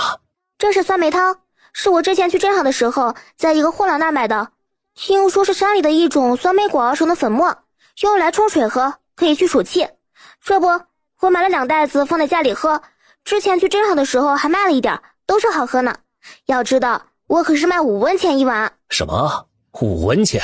这么贵啊？不过也没多少了，以后喝完了我去山里看看能不能找到这种酸梅果。不过我去了这么多次也没遇到，可能是我们这边的山里少见吧。铁林，你这是好了？哎呀，真是神仙下凡啊！中了那么严重的暑气，竟然还能活蹦乱跳的。这是佛祖显灵了。村里人看到宋婶子带着李铁林前往小希家，连连惊叹：小希啊，你救了你铁林哥一命，那就是救了我们一大家子的命。铁林哥以后就是你亲哥，只要你有难处，他肯定会帮你。村里面的人都在，你们做下见证。我家铁林前几日差点死了，是小希用他刚学的医术救好了我家铁林，那他就是我们家的大恩人。以后我家铁林去帮小希家干活，谁要是敢在背后乱嚼舌根，那我们一大家子都不会饶过他。什么？小希会医术？他之前去镇上卖人参，机缘巧合碰到一个京城来的大夫，教了他针灸之术和识别草药。我家铁林呐，就是喝了他熬的药汁才好的。哎呦，你们是不知道啊，我家铁林昏厥着呢，被他扎了几下银针，那直接就醒了过来。要我说呀，称小溪一声神医都不过分。镇上的大夫都没法医治中暑，小溪就能，这不是神医那是什么？小溪力气又这么大，医术一学就会，她呀肯定是那天上的仙女转世。从此靠山村有不少人都称顾南溪一声小溪神医。又过了几日，顾南溪把家具都做完了，他去山上发现桐油树，炼制不少桐油刷家具。用桐油刷过的家具能防水、防腐、防热，还特别有光泽，十分好看。金房已经全部弄好了，井也打得很深，给李正书的25两银子几乎刚好用完。顾南溪今天搬家，帮工们帮他把新家具全都抬到新家了。顾南溪的新房子是个3合院，还有井方便洗衣服打水。左厢房是给小七、小十和11住的，右厢房是给3个妹妹住的，一共6间房。顾南溪还小小的设计了一下，整套房子看起来比李正家还气派。感谢各位大叔大婶帮我搬家，今天下午5点，在这个院子里摆上6桌。李正，你把一家人都带过来，各位今天帮我搬家的也都晚上过来吃个饭。现在还早，顾南溪把地里庄稼浇过水后，跑到山里找食材了。他准备今天再打头野猪，就是不知道有没有那个好运气了。1个时辰后，顾南溪摘了满满一背篓荠菜、菊花脑和菌子。素菜找完，他将背篓里的东西和背篓一起放到空间，然后顾南溪拿着一把砍柴刀，直直往更深的山里走去。突然，他听到四周有野猪的声音。只见前方草丛那儿有一只野猪，浑身都是血，看起来命不久矣。而且这只野猪的声音听起来特别悲伤，像是在跟谁告别一样。他趴在地上，身下似乎有东西在动。他慢慢走到野猪跟前，谁知野猪竟然动都不动。他双眼盯着顾南溪，似乎想说什么，可惜他不会说话。野猪用尽最后的力气站起身，他身下的4只小野猪露了出来，原来是个猪妈妈。这母猪是活不了了，它流了太多的血，刚刚应该是最后给小野猪喂次奶。他用鼻子拱着小野猪们做最后的告别，然后把它们推到顾南溪脚边。母猪再次看向顾南溪，她的双眼竟然滴下几滴泪水，仿佛在求顾南溪收养他们。没等他反应，就倒地而亡。到野猪死了，顾南溪将小野猪们放到背篓里，背到身上，然后把大野猪扛在肩上下山了。他确实可以养它们，可是养大了不还是得吃掉，总不能养猪当宠物吧。算了，就多让他们活2年吧，也算对得起母猪的肉了。回到新家，顾南溪把4个小猪仔放到新盖的猪圈里，然后把大野猪放到井边，等会儿洗弄。小家伙们，人呢？赶紧出来，看看我给你们带了什么好东西回来。今天刚搬新家的崽崽们特别兴奋，到处转转看看的，还玩起了躲猫猫。姐姐，什么好东西呀？是什么呀？什么呀？在哪儿呢？好东西在哪儿呢？他身后的猪圈里多了4只黑色的小猪。是猪猪。这个猪猪为什么跟别人家的不一样？好黑呀！姐姐，你去哪儿买的丑猪仔？小家伙们觉得这几个猪好丑啊，不像李正家那个粉色的小猪猪特别可爱。这个是野猪的猪崽子，没花钱。姐姐去山上挖野菜，碰到他们的娘被动物咬伤死了，所以我就把他们带回来养了。这样咱们家以后就不用买猪仔了，而且今年还有野猪肉吃呢，开心不？开心。我们家也有猪了。姐姐，我和七哥去挖猪草给他们吃。去吧，别乱跑，就在山脚下挖。小九，你带着3个弟妹回房间玩，姐姐要开始忙活了，你们在房间别出来，等会儿姐姐把午饭做好送你们房间。今天下午来帮忙的人太多了，他不可能一直注意小家伙们，万一跑丢了或者被拐了怎么办？小希啊，我把我们家里的桌子搬来了，就放院子里了。行。然后男的聚在那里聊天，女的一个个撸起袖子进来帮顾南希干活。家里锅不够，有些婶子还把家里的锅拿来了。小希啊，你铁林哥帮你把那亩地交过了，跟你说一声，别忘了啊。宋婶子也来了，他还拿了不少家里种的蔬菜和鸡蛋过来，其他人也都各自带了点东西，有带了1斤米的，有带了10个鸡蛋的，还有带了不少野果子的，基本上没人空手。这里办席的规矩就是，来吃席的每人带点粮食就行，大方的带鸡蛋，穷一点的带篮野菜，空手是要被人戳脊梁骨的。而且并不是一家子都能来吃席，比如早上宋叔来帮忙，那就只能他一个人来吃席，最多厚脸皮一点带个媳妇，那再不能多了，一家子跑人家吃席会被骂活不起。这个年代粮食多紧张啊！今天顾南希准备做红烧肉、炸货拼盘、红烧狮子头、糖醋肉丝卷饼子、蚝油青菜、清炒菌子、菊花脑鸡蛋汤、荠菜肉锅贴和1人1大碗杂粮米饭，总共8个菜，却秒杀地主家的宴席。要知道上次地主家办酒席也不过才6个菜，还是3荤3素，外面热闹的不行。顾南希把厨房归置好也出去了，有人喊他别忙活了，毕竟他是主家，他没出来别人也不好意思动筷子。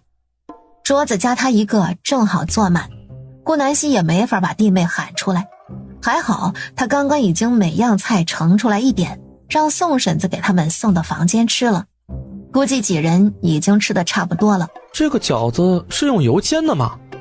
真好吃，比煮的还要好吃。是荠菜啊，感觉像，还真别说，这个荠菜和肉混在一起怎么那么好吃啊？我喜欢吃这个炸排骨，真香。要是来2两烧刀子，那真是神仙来了都不换。还烧刀子呢，多贵你不知道啊，过年常点得了，这又不逢年过节的，喝什么烧刀子啊？那个圆圆的是什么？刚刚听我媳妇儿说，这叫红烧狮子头。哎，狮子是什么？同样是青菜，怎么小西炒的就这么好吃呢？哎呀，我家那口子烧菜啊，跟水煮一样的。其中一个被说做的菜像水煮菜的婶子，狠狠瞪了他当家的一眼。可不就是水煮菜吗？他们家有油吗？穷成这样了还挑来挑去，有本事别吃哟！我的孙女搬家竟然都不请我们这血亲，你说生女儿有什么用？都是赔钱货，还没嫁出去呢，胳膊肘都往外拐了。只见院门外，顾赵氏带着他一家子站在门口，手上空空如也，10几个人，大人带小孩，把门口挤得满满当当的。奶奶，我要吃肉，我看到肉了。顾老二的小儿子闹着要吃肉。我的金孙哎，肯定给你吃，这都是你的，你想怎么吃就怎么吃。我倒要看看这个赔钱货敢不让我上桌。你聋了呀？我儿子要吃肉，你听不到啊？赶紧给我开一桌新的，拿新菜出来，别让我们吃别人吃过的东西。这些极品一天不闹事就会死是吧？将打算起身的李正书按下。顾南希走到门口，来吃席的吗？不然呢？你个死白眼狼，我们顾家白养活你这么大了，搬家了都不说一声，还吃席，搞这么多肉菜，你发财了呀？卖人参不知道把钱孝敬给我这个长辈。死丫头，这事儿我回头再找你算账。你先去弄一桌菜给我们吃，都饿着肚子呢，别把我的金孙子饿到了，到时候我拿你10问。你儿子都死绝了呀，要我养？行啊，我养你可以啊，你把你儿子媳妇儿孙子都杀死，我就养你。来吃席你们手里什么都不拿，好家伙，是想吃白食啊？你们活不起了？难怪呢，我爹娘去世，马上就抢了我家的房子。你生的儿子也就我爹能干点了，剩下2个都是废物。我爹不会是你偷人偷来的吧？不然怎么3个儿子差别这么大呢？原主的爹当然是亲生的，3个兄弟简直一个模子刻出来的。但是这番话着实将顾兆石气得快翻白眼。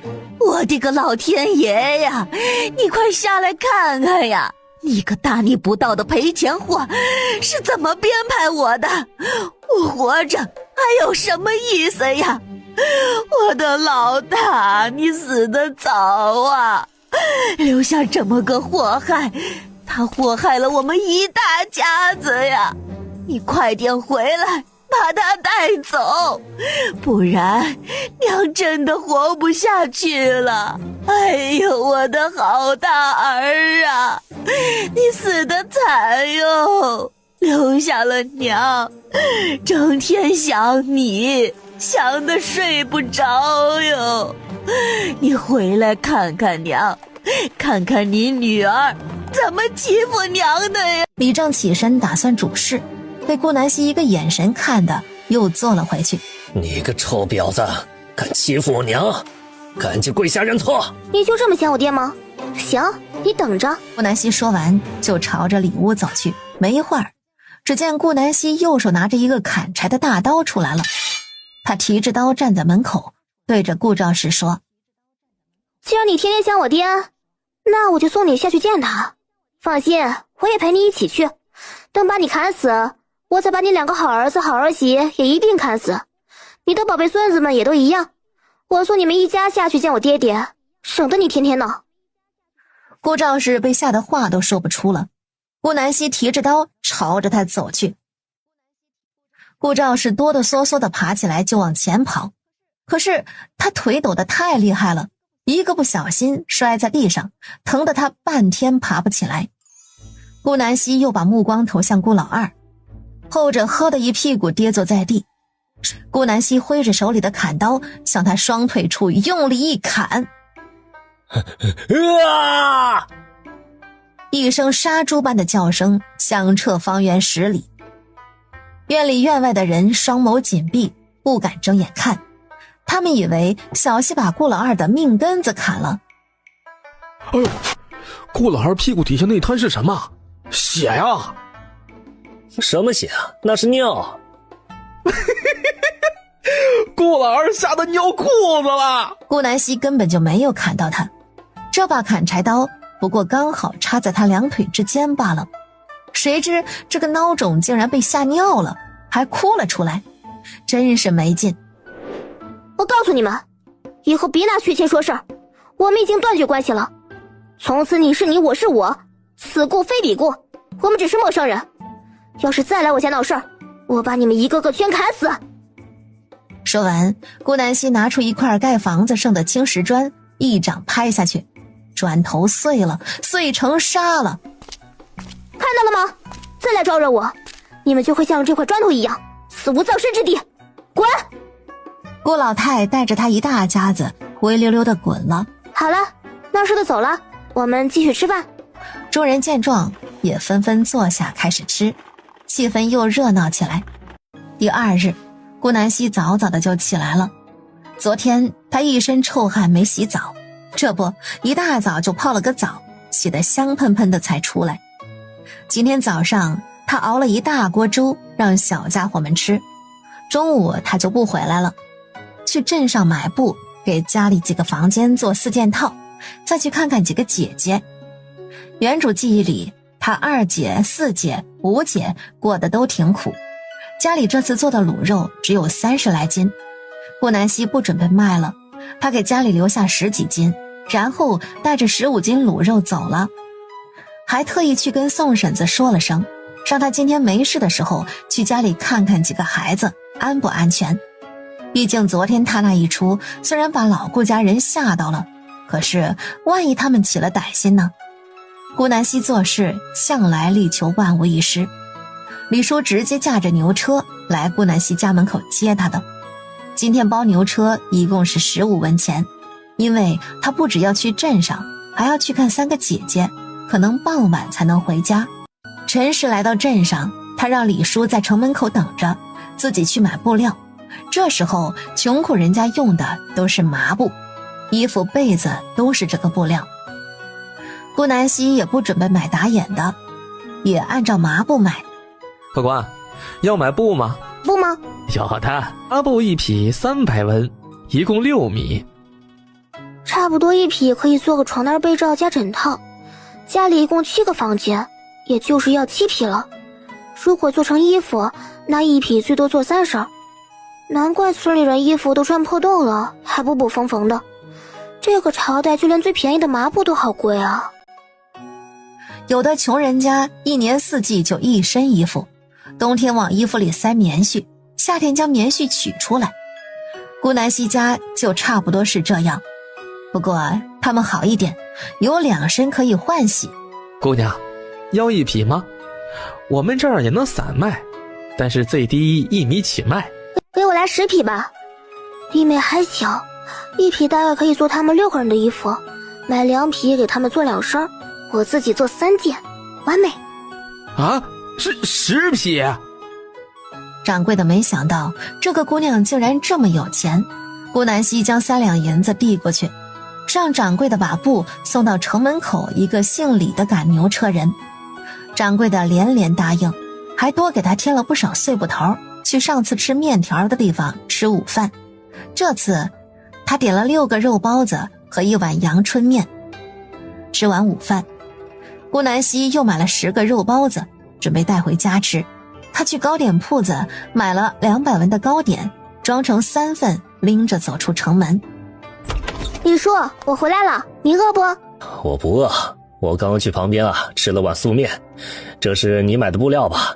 你点点看看少了没？一共10匹，没错。走吧，李叔，先去李家村。好大娘，请问顾四妹和顾五燕的家在哪儿？顾四妹是不是2姐妹一起嫁到我们村的那个呀？对对，就是他们。她家呀就在村口第2家，那个妹妹嫁到村尾最后一家。谢谢大娘。你是谁？有什么事吗？大娘好，我是顾四妹的6妹，来看望看望她。是你呀，大儿媳，你妹妹来看你了。来了来了，顾四妹在给儿子李大宝喂奶了，这是她第2个孩子，才5个月大，一家人都跟宝贝一样宠着。原本对她态度不好的婆婆，在有了这个唯一的孙子后，也开始对她有好脸色了。哎，小希，你怎么来了？顾四妹以为是五妹来看她呢，没想到竟然是小希大老远的跑来。你不会是上门打秋风吧？我可没钱，家里更没粮食给你。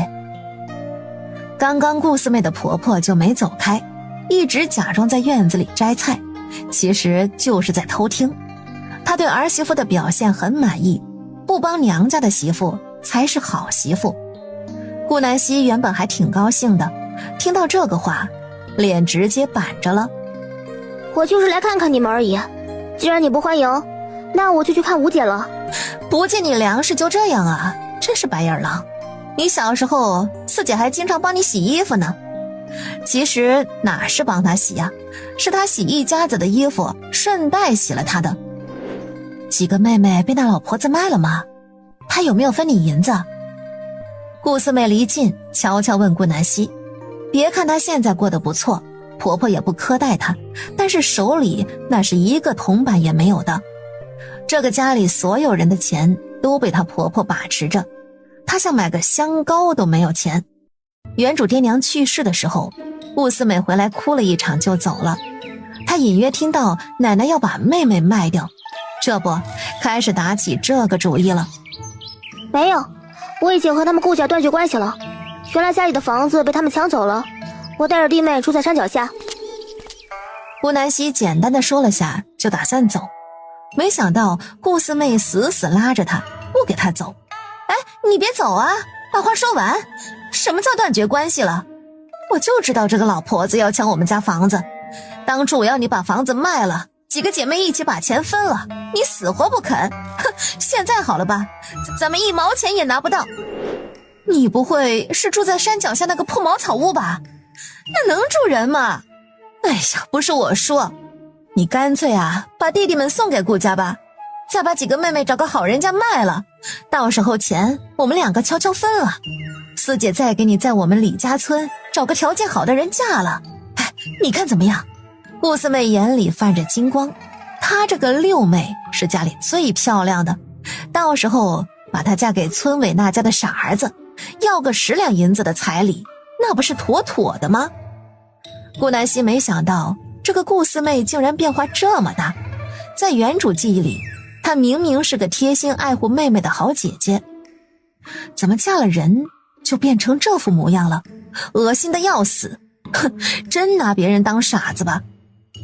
顾南希将顾四妹的手从她衣服上扯下来，轻轻一推，不过她力气实在太大，哪怕再轻，还是将顾四妹推了个踉跄。你个死丫头片子，敢推我！顾四妹火了。你当我傻的？让你帮我找人家，你指不定收了我的彩礼把我卖到哪家呢，保不准还是个傻子。弟弟妹妹在你眼里就是牲口吗？随意买卖？你怎么不把你儿子女儿卖了呀？缺钱卖你自己的呀？盯着我爹娘生的干什么？你也不怕爹娘从坟地里爬出来找你？龌龊东西！他将大门重重一关，像是砸给顾南希听，谁知道顾南希一点儿也不在意。他坐到拐角的牛车上就出发去吴姐家了，反而顾四妹被院子里的婆婆指着鼻子骂了个好半天。刚刚顾南希幸好忘记拿卤肉和糕点了，不然还看不清这个四姐的真面目。这种亲戚被她列入永不来往的名单里。牛车走了20分钟才来到村尾，这里跟他的茅草屋差不多，也是很偏的地方。原主的吴姐打开大门，她比记忆里要老了一些，但是脸上还是挂着以前那种温柔的笑容。呀，小希，你怎么来了？快进来，跑这么远，是家里出什么事了吗？顾武燕拉着顾南希进门，院子里倒是干净整洁，一看就是一家子勤快人。没事，吴姐，我就是来看看你过得怎么样。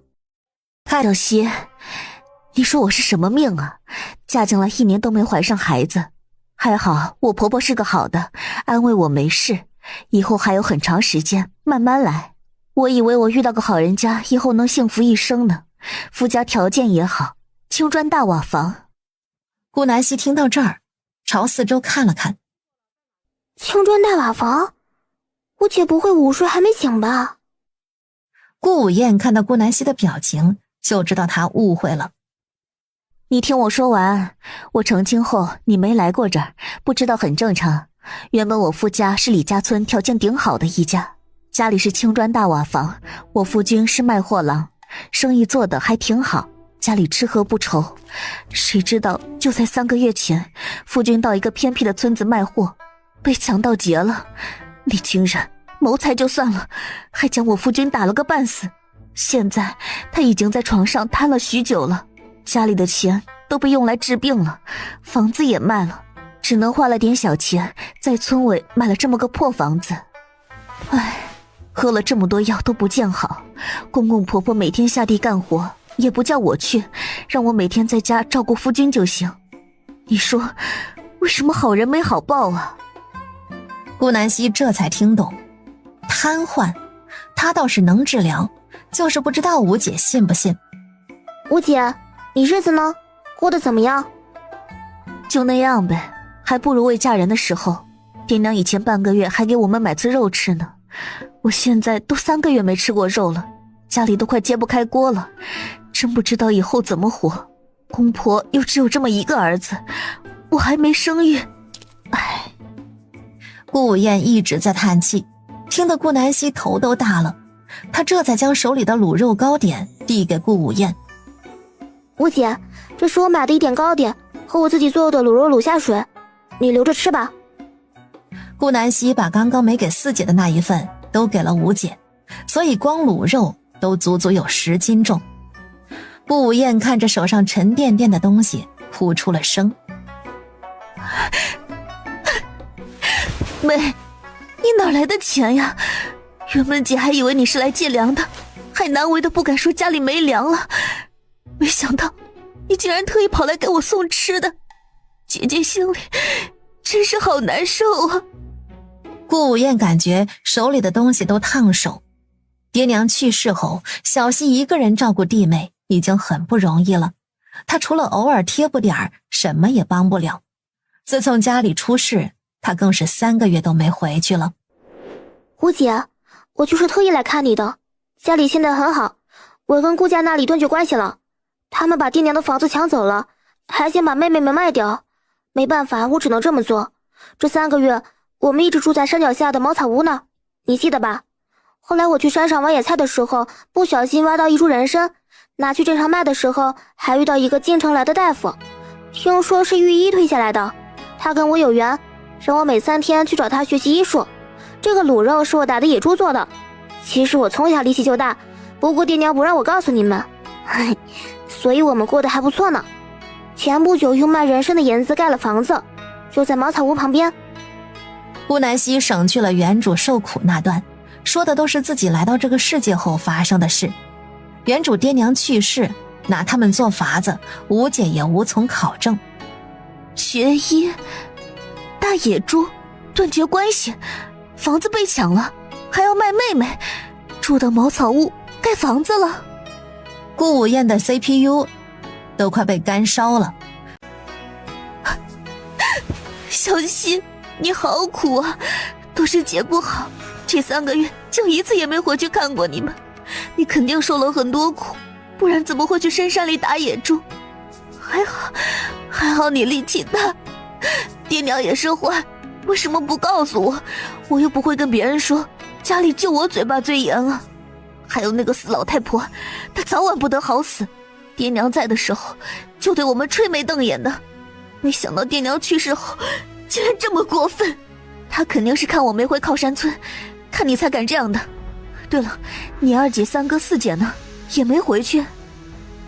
顾南希摇摇头，2姐不回去是因为她那个夫家，她没办法。2姐你也知道，3哥和4姐就爹娘去世那天回来哭了场，就再也没有回去过。顾午燕听得咬牙切齿，这些个狼心狗肺的东西，自己的弟妹都不要了，我看他们老年下场惨不惨？没人性的家伙。对了，小溪，刚刚姐听你说你在学医术，你能帮姐找那个御医来给你姐夫看看吗？顾午燕的目光带着恳求。多少钱都没事，不够我就让公婆去借，实在不行把这个破房子卖了也成，哪怕睡大街上也不能让你姐夫瘫一辈子呀。姐，人家也只是浅浅教了我一点就走了，估计云游四海去了，我也不知道他老人家去了哪儿。今天我去镇上的时候去他那儿学医，结果人去楼空了。顾南希在这瞎胡咧咧，干脆把这个莫须有的御医师傅编走算了，免得以后还有别人喊他找御医帮忙。那可怎么办呀？顾午燕又伤心了，她感觉最后的希望都没了。要不你让我看看，我虽说懂得不多，但是一些问题不大的毛病我还是能看的。镇上的大夫都治不好，小溪哪可能治得好呢？不过为了不打击他的自信心，还是让他看看吧。顾南希跟随吴姐来到里屋，只见一个破烂的木板床上躺着一个瘦巴巴的男人，简直都瘦脱相了。在原主记忆里，他吴姐夫长得还挺帅的，跟眼前这个浑身没2两肉的男人完全对不上号。燕子，等我死后，你找个好人家嫁了吧。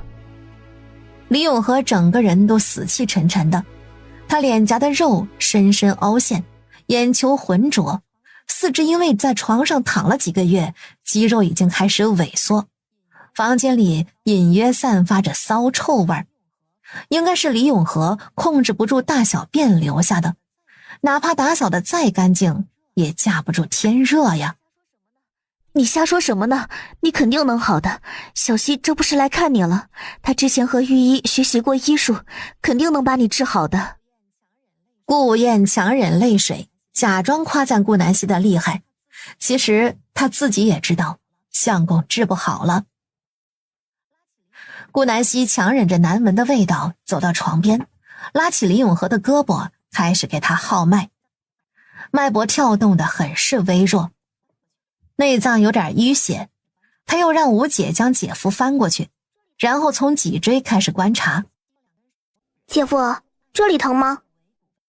顾南希用2根手指轻轻按压李永和的尾骨位置。不疼，没啥感觉。这里呢，疼吗？有一点儿。李永和腰部以下无知觉，看来是伤到腰椎了，必须加以推拿和针灸治疗，再用活血化瘀、疏通经络的药物辅助。他姐夫因为长时间瘫痪，肢体已经麻木，甚至屈身也不利。幸好时间还不长，腰椎的神经还没坏死，能救。顾南希在一边思考用什么药的时候，顾午宴已经将李永和翻身过来了。怎么样，小希？姐夫没事，可以治好，就是比较复杂。顾午宴听到这个话简直不可置信，他还以为小希是在安慰李永和，连忙将他拉到门外，重新问道：小希，你跟姐说实话，你姐夫到底能不能治？真能治，就是比较复杂，必须每天推拿穴位，然后用针灸治疗，还有1天喝3碗药。我这针也没带，药也没有的，没法给你治啊。而且治疗时间会比较长，最少要30天。要不你带着姐夫去我那儿住，等姐夫病好了，你们可以再回来。这，你那也不宽裕，要不只喝药行吗？你把药方子开给我，我去镇上抓。顾午宴神色复杂，哪有嫁出去的女儿再回娘家住的呀？还带着女婿，这不是上门打秋风吗？到时候要被人念叨死。而且婆家怎么会允许儿媳妇回娘家住那么久？光喝药也没用啊姐，主要还是要靠推拿和针灸，必须每天都要，我没法天天过来李家村啊。顾午宴十分为难，他既想要相公病好，又不想占妹妹便宜。他太了解妹妹了，到时候一起吃饭什么的，妹妹肯定不会收他银子。1个月呀，这得吃掉妹妹家多少粮食啊！你让姐考虑一下吧。顾南希嗯了一声，不用考虑了，燕子，你就带永和去吧。娘这里还有最后的5两银子，你都带着，只要能把永和治好，其他的都不重要。顾午宴的婆婆李陈氏站在门口说道，刚刚她全都听见了，既然能治好儿子，哪怕是京城也是要去的。不过也不能让儿媳妇的妹妹吃亏，她准备把家里所有的银钱和粮食都让儿媳妇带走，到时候自己跟老头子就吃野菜。是的，听你娘的，去吧。李木头也走进院子，他黑黢黢的，自从儿子瘫痪，他整个人都老了10岁，每天拼命的在地里干活，哪怕是午时也不休息。哎，顾午宴激动地答应下来，他赶紧回房间收拾行李。刘丫头，你跟叔说实话，我家永和真的能好吗？可以的叔，你放心吧，30天以后还你一个健康的儿子。那就好，谢谢你刘丫头，等你姐夫病好了，你就是我们一家子的救命恩人了。没事叔，赶紧收拾吧，我等下还要去二姐那儿，不能太晚了，不然人家要吃晚饭了。哎，好的好的。于是顾南希坐在牛车边上，李永和被抬到牛车里躺着，他身下铺了厚厚的稻草，身上盖了个薄被子，将他整个身体都盖得严严实实，这是为了防止被村民看到他干枯的身体，到时候拿他做谈资。李家老两口几乎将粮食都搬到牛车上了，顾午宴把最后一包衣物连着刚刚顾南希送给他的卤肉和糕点都带上了，这是她婆婆非要塞给她的。走吧，六丫头，燕子，爹娘等你们回来啊。永和，燕子，一定要好好治疗，燕子，你回娘家要多干活，别让你妹子受累了。老两口说着说着就哭了出来，把顾武燕也整哭了。知道了，爹娘，我会好好干活的，也会照顾好相公的。你们在家不要太累了，我和相公一定平安回来。顾南希看着瘦弱的李家老两口，心酸得很。刚刚他都看见了，这李陈氏将厨房所有的粮食都拿来了，那是一点没考虑到自己呀。这种一心一意为孩子的父母真的少见。顾南希将车上最大的一包粮食扔了下去，然后让李叔跑快点。李叔、李婶，我家里粮食够吃，这也帮你们留下自己吃，放心吧，我会好好照料姐夫的，你们在家别太担心了。等李木头夫妻俩反应过来，顾南希的牛车早都跑远了，他们老胳膊老腿的哪能追得上？哎，这丫头心好啊，当初给永和真找对媳妇了。你看咱们儿媳妇又听话又勤快，亲家虽然早逝，但是在世的时候经常来看望女儿，每次都带着一堆吃食。牛车前进了1个时辰才到达赵家村。李叔，你带着我吴姐他们在村口等吧，我一个人进去就行。不然一车子人进村里肯定要被围观，他也不想姐夫被别人指指点点。好嘞，小希，那李叔呀就在这个大树阴凉处等你啊。顾谁呀？都要吃晚饭了还来串门。一声苍老又带着刻薄的声音从屋里响起。顾六丫，你怎么来了？我们家可没有粮食借给你啊，你赶紧回家吧。赵前世看到小希，连忙想把门关上，被顾南希一掌推开。反了天了，不借给你粮食还想打人。顾南希眉头紧皱，来之前他就知道二姐婆家不好相处，没想到跟顾家一样极品。谁打你了？我碰到你了吗？我来看我二姐的，让她出来。谁说要问你借粮食了？真自作多情。因为2个村子离得近，所以原主之前被夺房子断绝关系的事情早都传到赵家村了。顾二苗也知道，但是她想回去，婆婆拦着不给，她也没办法，只能在家干着急。这不，刚做完饭的顾二苗听到门口传来顾南希的声音，连忙走了过去。小希啊，你怎么来了？家里怎么样？弟妹还好吗？赵前世看顾二苗已经来到门口，他就转身走了，边走还边叨叨：不下蛋的母鸡就知道帮扶娘家人，倒是给我生几个孙子呀，没用的东西。你赶紧说话，马上要吃饭了，不许拿粮食给他。小希，我都听到消息了，那些个坏东西把我们家房子霸占了，还跟你断绝关系了是吗？小希，弟妹还好吗？他们现在住哪儿？爷，我们没事儿。断绝关系以后，我就带着弟妹住到山脚下的茅草屋了。那段时间虽然过得有些苦，可是已经过去了。之前我在山上挖到一个人参，卖了好几10两银子，还跟收人参的郎中学了一点医术，现在过得挺好的。我还在茅草屋后面盖了一栋房子，到时候二姐回来看看呢。听到这儿，顾二苗并没有开心起来。哎呀，你别骗二姐了，茅草屋那么破，二姐又不是没看过。你小时候，二姐还带着你们去那里躲猫猫呢，你忘了呀？哎，可怜的小希呀，辛苦你了，带着6个弟妹。二姐知道你过得苦，可是我也没有办法。你知道二姐的处境，当初爹娘去了后，我能拿2次粮食回家看你，都是尽最大的努力了。现在我婆婆将粮食锁在她屋子里，我是半点都碰不到。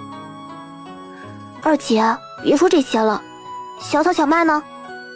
在里面干活呢，我去叫他们。顾二苗回到院子里，把2个女儿带了出来。只见2个小丫头比小夏强不到哪儿去，瘦弱不堪。一点点大的小人手上竟然满满的茧子，同他二姐一样，绝对没少干活。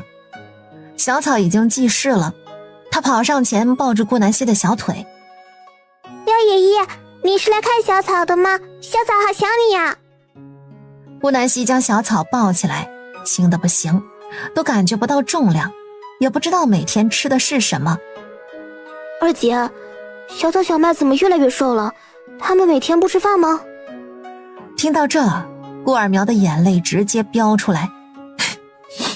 都是二姐没用，生不出儿子。我婆婆每天指着我们吃一顿野菜糊糊，还都是他们剩的。可怜我2个女儿，连肉的滋味都没尝过。顾二苗也瘦得像纸片人一样，1.6米的身高，看起来最多70斤。这要是放在现代，那是重度营养不良。娘，不哭，小草会带着妹妹勤快干活的，这样奶奶就不会打骂娘了。小草看到娘亲哭了，连忙从顾南希身上下来，转头去抱顾二苗。娘的乖小草，可怜的孩子，你怎么就托生到我的肚子里呢？都是娘不好，从来没让你享过福。这一幕看得顾南希都想冲进去打人。别哭了，二姐，我给你们带了卤肉和糕点，走，我们去村口吃，不拿进去，免得他们一口也不分给你们。小五，你怎么也在这儿？我妹夫他这是怎么了？二姐，我带着相公他回娘家住呢，小希要给相公治病。几个月前，相公被人抢去钱财，还被打成瘫痪，找了好多大夫郎中都治不好。小希跟京城来的御医学过医术，他说能治好相公。小希会医术？原来六妹你刚刚真的没有哄骗我呀，我还以为你是怕我担心呢。好啊好啊，竟然有这等奇遇。小希，姐现在相信你过得好了。好了好了，来吃糕点和卤肉吧，多吃点，最好都吃完，一块也不带回去。顾南希将袋子里的卤肉和糕点递给二姐，又拿了一点给李叔和吴姐。吴姐夫就算了，他现在不能吃这些油腻的。现在是晚饭时间，顾南希都饿了。他从牛车上拿出50买的10个肉包子，拿出来7个，吴姐夫也能吃。来，李叔，你也吃一个。不了不了，你刚刚呀都给了我一大块猪蹄，李叔不吃了。顾南希直接将包子塞到他手上，不容他多说，几个人一起站在树荫下，吃得喷香。廖爷爷，肉好好吃，小草还是第一次吃肉呢。这个甜甜的点心也好好吃，小草最喜欢廖姨姨了，姨姨真好。小草喜欢就行，以后姨姨还给你买，多吃点啊，把这些全部吃完。回去的时候可别说姨姨给你吃这些好吃的，免得你那个奶奶骂你。小草都知道，姨姨，我不会告诉奶奶他们的。几人将5斤卤肉和1袋糕点吃得干干净净。顾南希将小草小麦的嘴巴擦干净，饭后从兜里掏出200个铜板递给顾二苗。二姐，这个钱你留着，别告诉任何人，偷偷藏起来。哎呀，不行，我不能要。小希啊，这钱你留着给弟弟妹妹们花吧啊，姐姐哪能要你的钱呢？我先带小草小麦回去，不然我婆婆要发火了。你们回去的路上慢点啊，注意安全。二姐，你也不想我担心你吧？这点钱没多少，你就收着吧，以防万一。身上没点钱真不行，我现在最牵挂的就是你了。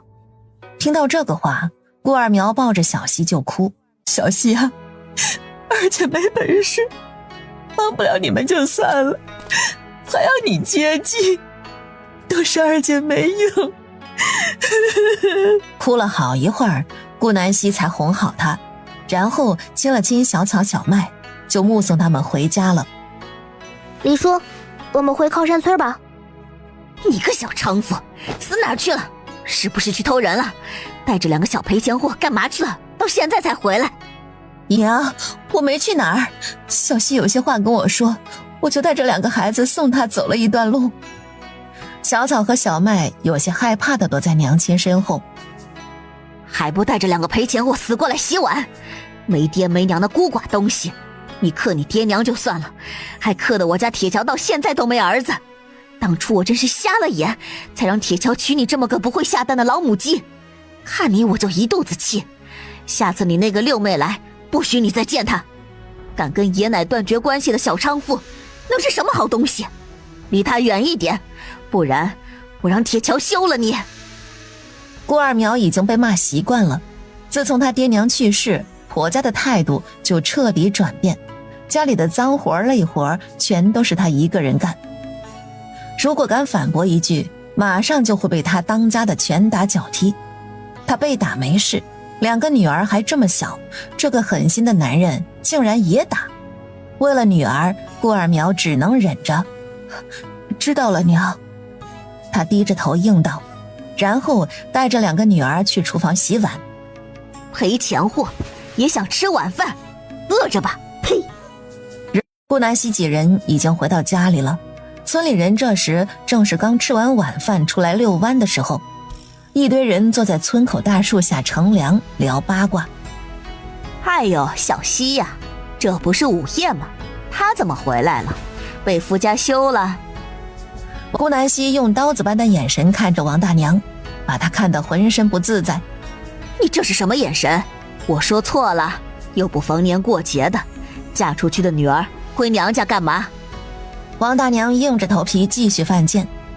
顾南希刚想下牛车跟她好好掰扯掰扯，就被吴姐拽住了。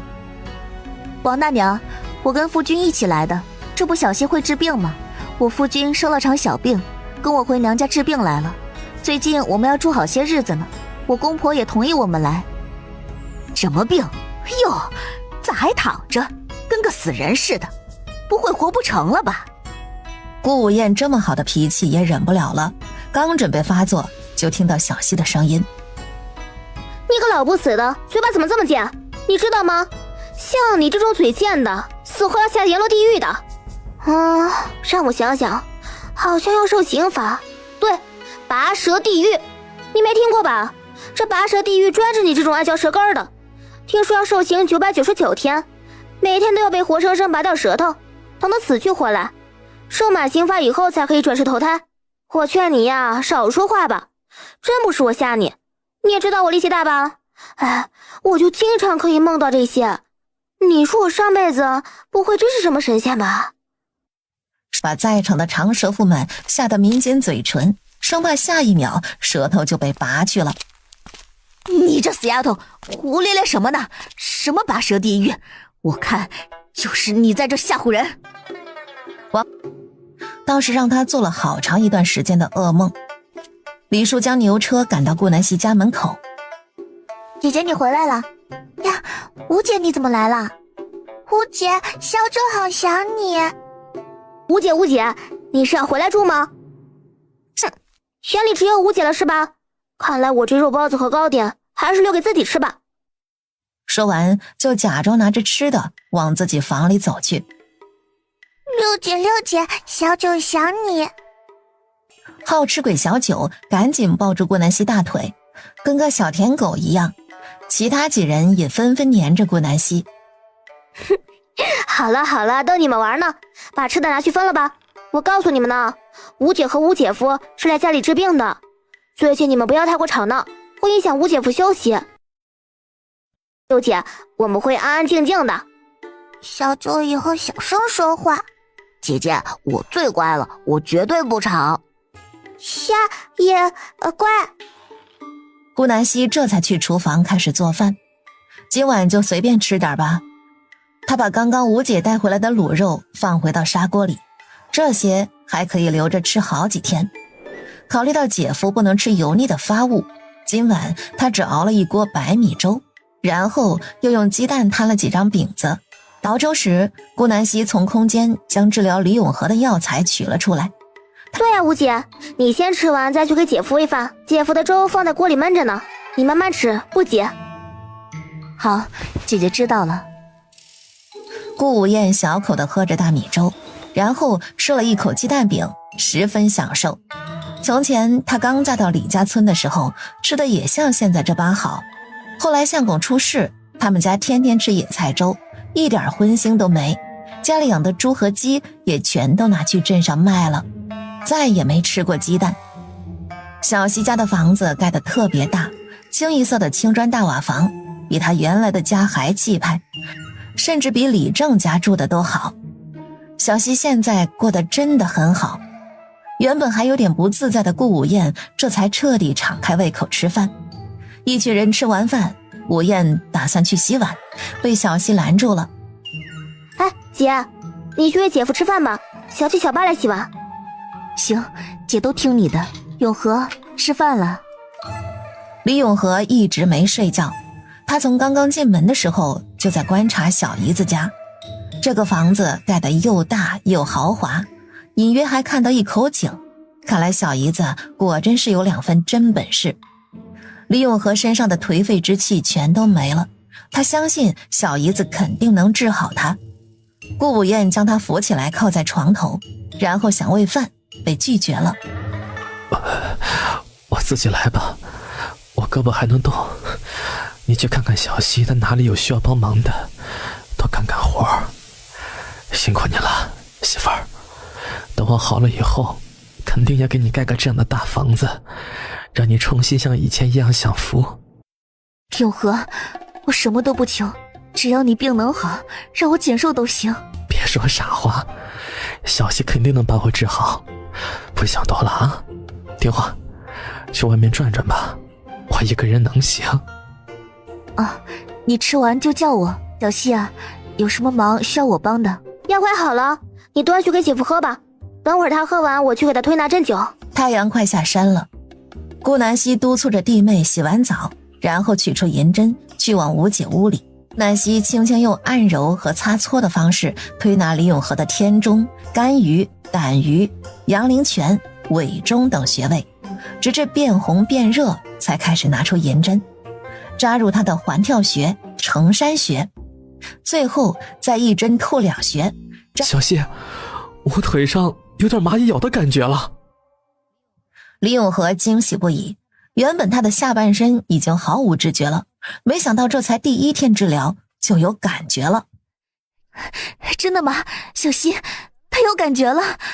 你姐夫怎么样了？多久能下床啊？姐，这才哪儿到哪儿呢？至少要先治疗10天，双腿才能恢复行走能力，不会要做康复运动的。姐夫的双腿已经萎靡了，到时候姐姐，你得每天搀着姐夫在院子里走来走去。没事儿，小西，你姐她就是这么个性格。姐夫都躺了这么多天了，也不在乎这10天半个月的，你别有压力啊。没事儿，明天晚上我再来给你按摩针灸，要求每天早中晚3次，必须趁热一口喝尽。知道了，小西，你就放心吧，有我在呢。行，姐你和姐夫洗漱一下，早点睡吧，水就去井边打。我今天好累，我回房间睡觉了。自从搬到新家，他终于可以一个人睡了。就在顾南希快要睡着时，突然院外的大门被人重重的拍打。救命啊，小西，求求你了，快救救我儿媳妇儿吧。怎么了这是？小西，大娘求你了，救救我儿媳妇儿吧，她难产了，王郎中和村里的稳婆说她没救了。小西，你不是能治好暑气吗？一定也能接生吧，求求你了。大娘，你起来说话，我也不知道你儿媳妇到底什么情况。这样吧，我随你去看看，能不能救还要看了再说。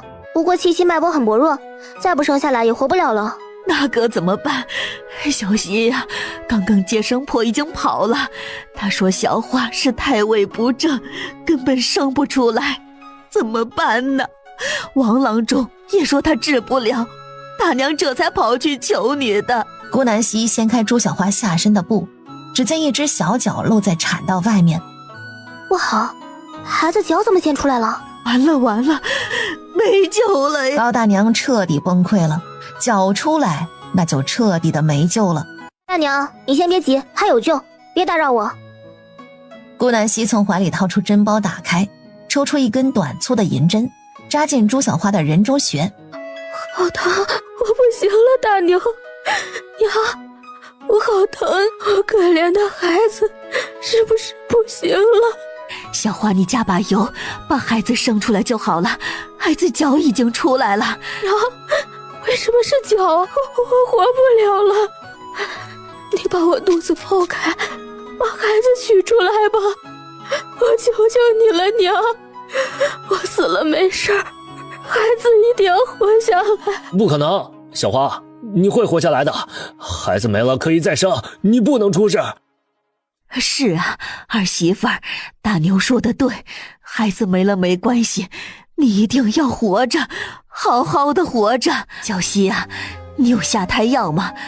把这个孩子留了吧，不要了，我们不要了，我只想要我儿媳妇儿活下来。别急，大娘，我有一法子，可救产妇和孩子，就是很疼。小花婶儿，你能忍住吗？朱小花已经30了，她年近20才生下大儿子驴蛋，结果还没养活。这次怀孕在古代算是高龄产妇。我可以，小希，你救救婶子，再痛我都能忍。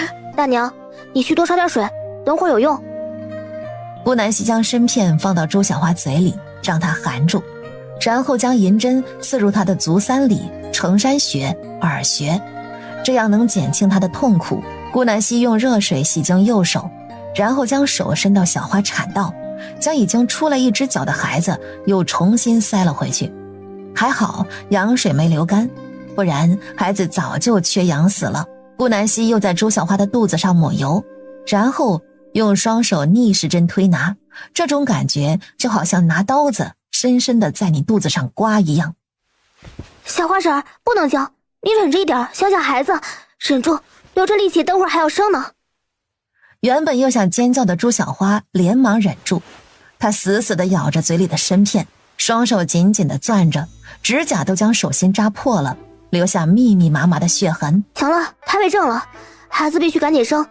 小花婶儿，你忍着，看着我，跟我一起吸气呼气。朱小花一鼓作气，婴儿刚露了个头，就被顾南希一把拽了出来。是个男娃。顾南希把孩子用布包好，将孩子递给了高大娘。小花婶儿，孩子的胎盘还在你肚子里，我必须用手帮你取出来，你忍忍。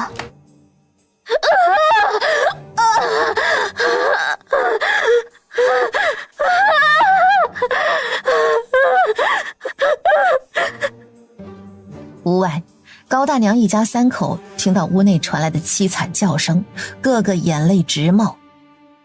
小花受苦了呀，老天你保佑保佑小花吧，一定要让她好好活下来。娘，小花真的没事吧？她叫得好惨，娘，我恨不得代替她去生啊！高大娘怀里的婴儿像是感受到母亲的痛苦一般，一直在哭。孙儿乖，你娘没事的，不哭不哭啊，奶奶在这儿。好了，小花婶儿，一定要卧床休息，你这次伤到根本了，要做双月子。高大娘，已经好了，等会儿你和我回去开服药，拿回来煮给小花婶喝，1锅药煮成1碗的量就行，药渣子不可2次煮，我给你开7天呢，早中晚各服1次。还有，小花婶这次身子亏大发了，一定要做满双月子才可以下床，不然会影响寿命的。小希呀，你的大恩大德，大娘这辈子都不会忘。以后我们一家子为你做牛做马，这个孩子是你接生的，你给了他1条命，就为他起个名儿吧。要不就叫宋天赐吧。小希就是有本事，名字都起得这么好听。天赐天赐，可不就是老天爷赐给我们的宝贝孙子吗？大牛叔，你在这儿等我，我去屋里取药。行，小谢。他反锁好门，闪身进到别墅药房，在中药柜里取出参片、白术、茯苓、甘草、黄芪、大枣、当归等药物。大牛叔，药都在这儿了，一共21天，每次煎1天就行。记住啊，没过药才煮，最后煮到只剩下1小碗再喝，必须趁热一次喝完。叔记住了。小谢，来，这个枕营啊，你拿着，叔知道这些不够，不过驴蛋之前中暑，吃了好些银子，还缺多少你跟叔说，以后叔攒够了再给你。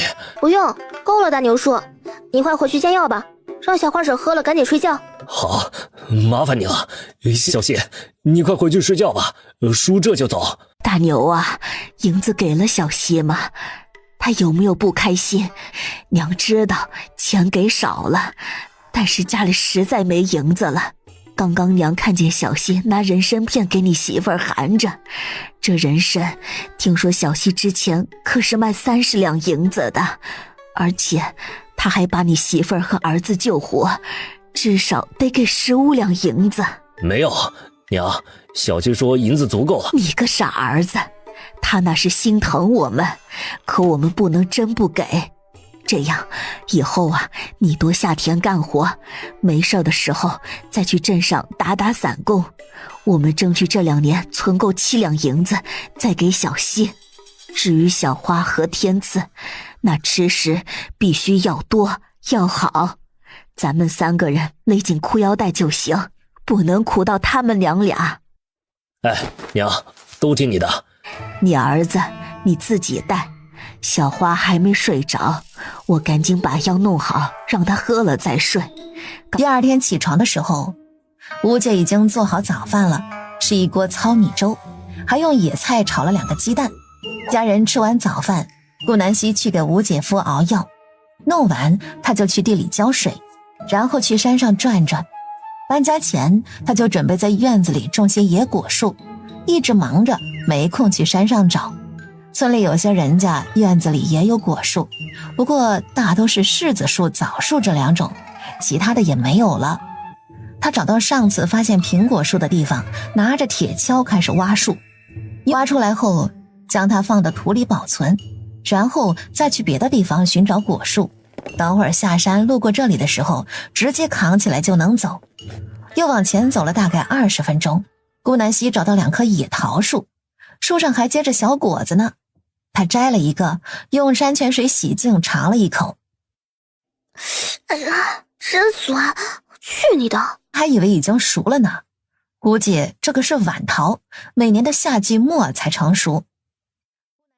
顾南希把2个桃树挖出来，像苹果树那样保存着，然后继续寻找。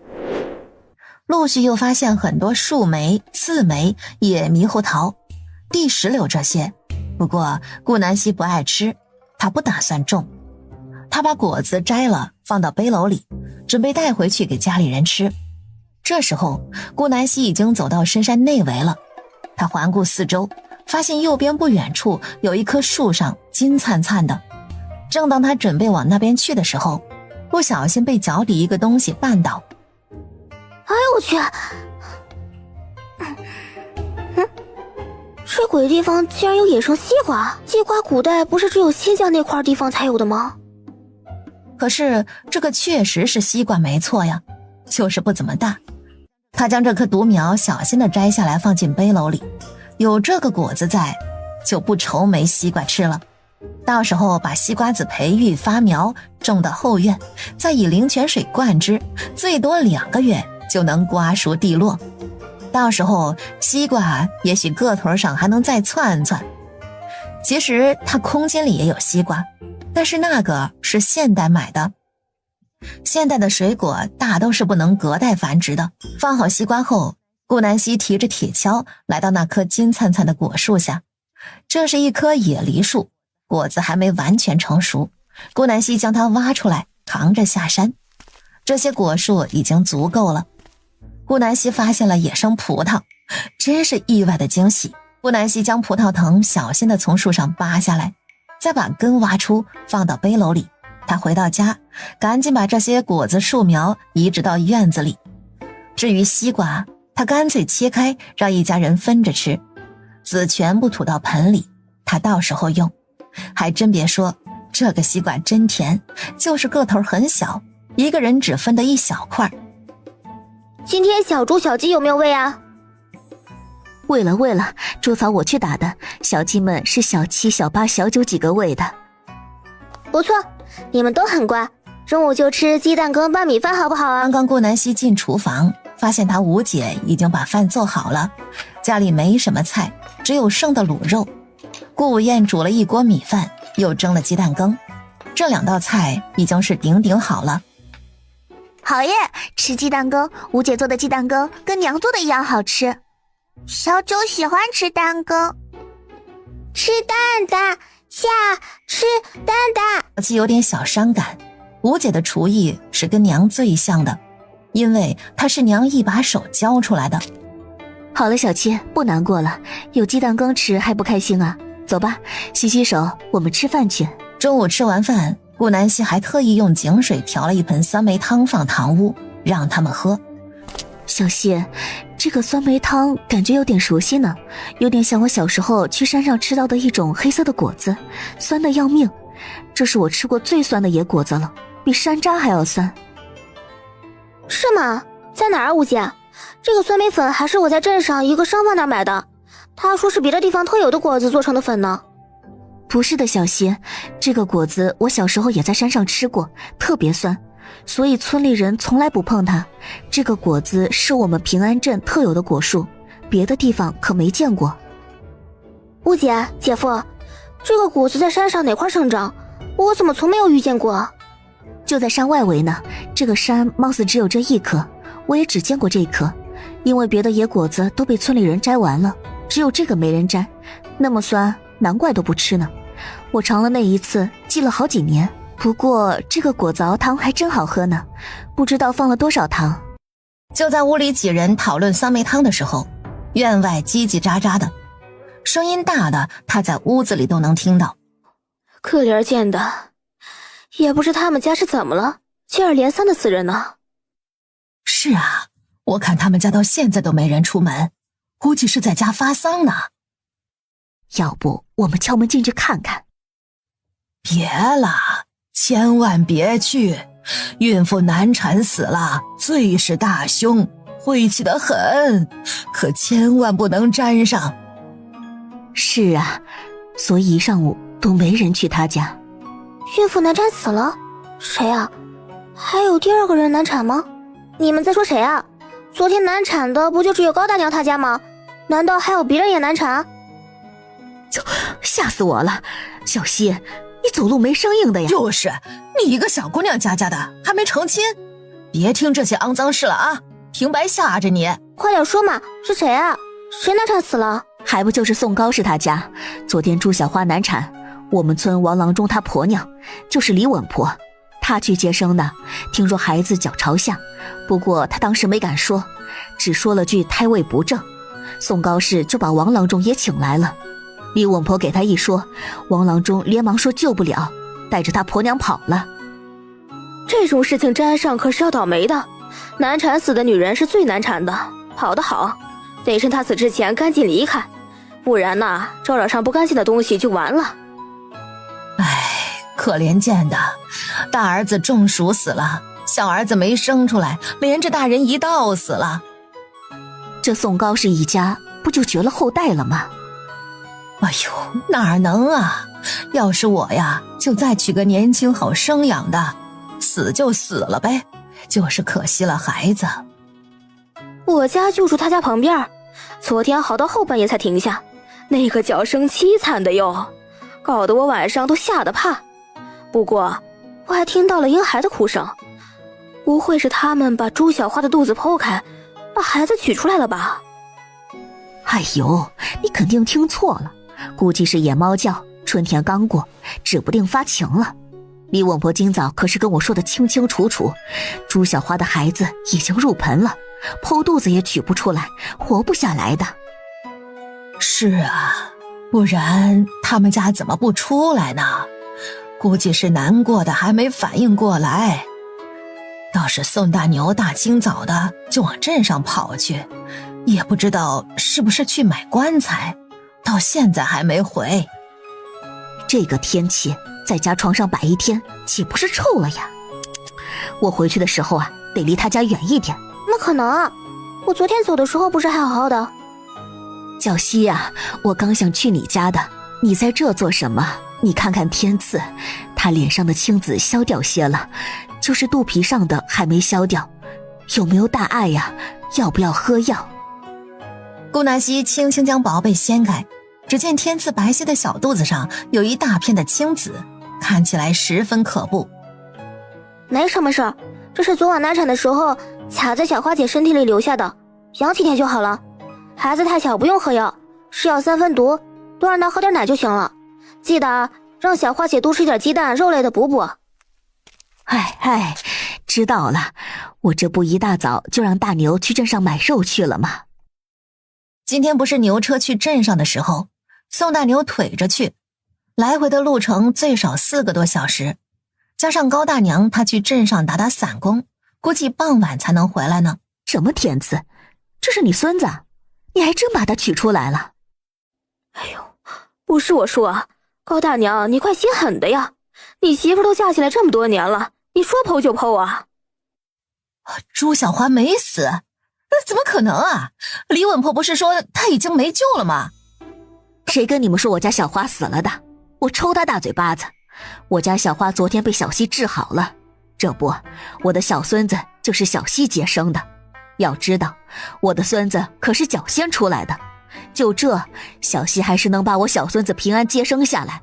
这个本事，可比那老狮子李稳婆强多了。这个婆子，昨天说跑就跑。你们以后家里有人接生，千万别找他，个没本事的货，惯会害人。早知道，我一早就去请小西，我家小花也不至于受那么大的罪。现在还要做双月子养身体，他没本事接生就算了，还到处乱传谣言。等我家大牛回来，我非要找他算账。顾南希刚走到家门口，就看到有个牛车停在他家院外，一走进去就看到3哥3嫂和他2个孩子大摇大摆地坐在院子里。哟，小西回来了，你真能干，给家里的房子盖得这么好。3哥的房间在哪儿？你怎么回来了？他3哥不是在镇上当账房先生吗？日子过得那么好，突然回来干嘛？嗨，小西啊，你不知道，你3哥做工的那家酒楼倒闭了，我爹娘身体又不好，这家里的日子过得实在是艰难。这不，我们准备搬回来住。哦，搬回来住啊？那你们来错地方了，这可不是你们的家，这是我的家。你们的家呀，在那老姑家那儿。小西，我们可是一家人，我是你嫡亲的3哥，爹娘要是在的话，这个房子哪轮得着你啊？听3哥的，把家里最近赚的银子交给3哥保管，然后我让你3嫂在镇上给你找个好人家嫁了，以后弟弟妹妹就交给我们照顾吧。外面的牛车是他花钱租的，里面都是他的家当。顾三文是打定主意要搬回来住了，这种青砖大瓦房住的那才叫一个舒服。到时候让小西将医术传授给他，然后他再把小西嫁到镇上去，又能捞笔彩礼，让弟弟们给他去镇上打散工，随便给他们在25以后娶个老婆赶出去，弟弟们就跟小西一样嫁出去收彩礼，稳赚不赔呀。小小夏刚好伺候他们夫妻俩和万福月月，这生活简直美滋滋。顾三文还在做白日梦呢，门外的牛车主人已经将他们的行李放下，进来要账了。这位大兄弟，我要回去了，能结下工钱吗？小西，给他10分钱。顾三文习惯地命令着小西。你脸真大，我凭什么帮你给啊？好笑。怎么说话的小西？我可是你3哥，爹去世之后长兄如父，大哥死了以后我就是家里最大的人，我说什么你就必须要做，这是规矩。好家伙，还没同意他进家门呢，就开始立规矩了。顾南希懒得搭理他，反手将放在院子里的行李往外一抛，砰，扔得老远。你这个逆女，你是想气死你3哥吗？哟喂，这位大兄弟，你快把钱给我结了呀，我等下还回镇上再接一笔生意呢，您不能耽误我呀。顾三文在外面惯会装模作样，他瞪了一眼顾南希，然后不情愿地让朱金凤递给车夫10文。等车夫走后，顾三文从外面把行李捡回来，然后把院门关好，这才开始暴露出他真实的面孔。姐，你把正房让出来，我和你嫂子住，你搬到厢房和弟妹睡去，再收拾出2个干净亮堂的房间，让我家万福和月月住。晚上做点好的给我们接风，一定要有肉啊，没有就走到镇上买去，再弄个鸡蛋羹，你侄子侄女爱吃。最近家里好像好久没吃过大米了，你再煮锅大米饭啊，别加糙米啊，我都快吃吐了。是啊，小西，你赶紧先去买肉吧，我们一家4口到现在还没吃呢，饿死了。家里有没有糕点啥的，拿出来让我们垫吧垫吧。对了，五妹，你先给我们做床被子，今天我们就要睡。家里带来的被子都有好几年了，还有7弟8妹。刚刚我看到后院有果子树，那果子都黄了，应该能吃了吧？你去摘点给我们尝尝。九妹，你带你侄子侄女去玩，不许欺负他们啊，不然我有你们好看。院里的几人没有一个人听朱金凤的话，都各干各的事。怎么聋了？一个个的，我说话当耳旁风啊！娘，我刚才看到他吃糕点了，万福也想吃。只见小夏安静地坐在苹果树下吃糕点，一边吃还一边跟小鸡玩，乖极了。小12，聋了！小12，朱金凤连喊了2遍，小夏都不睬他。这个真不怪小夏，家里人从来都不喊他12，他这小不点儿哪里知道朱金凤是喊他的呀？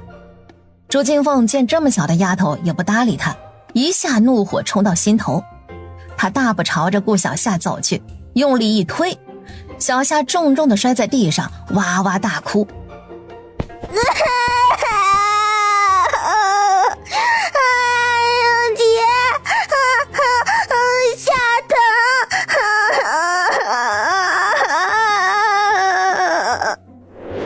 哭声把刚刚跑去锁厨房门的顾南希吸引过去了，看到小夏被欺负，他的双眼都在冒火。没想到就走开一会儿功夫就出事了，早知道不去锁门了，还不是怕这2个老残去厨房偷东西啊！你妈的，臭婊子，真他妈犯贱你啊！顾南希朝着朱金凤那儿跑去，一个大嘴巴子将朱金凤抽得满眼冒金星。他刚想还手，顾南希又给了他10个大逼兜，力气大的直接将朱金凤的脸抽成猪头了。现在他的脸肿得跟篮球一般大，丑陋不堪。第一次打死的野猪王都比他俊俏2分，大门牙也打落2颗，说话都漏风。你这个奸人，我要杀了你！至于顾三文，在顾南希打他媳妇的时候，他全程充当旁观者，一丝一毫拦着的动作都没。顾午宴都习惯了，他3哥就是这种人，欺软怕硬，倒胃口的男人。小夏乖，不哭，六姐在，等会儿六姐把坏人赶走好不好？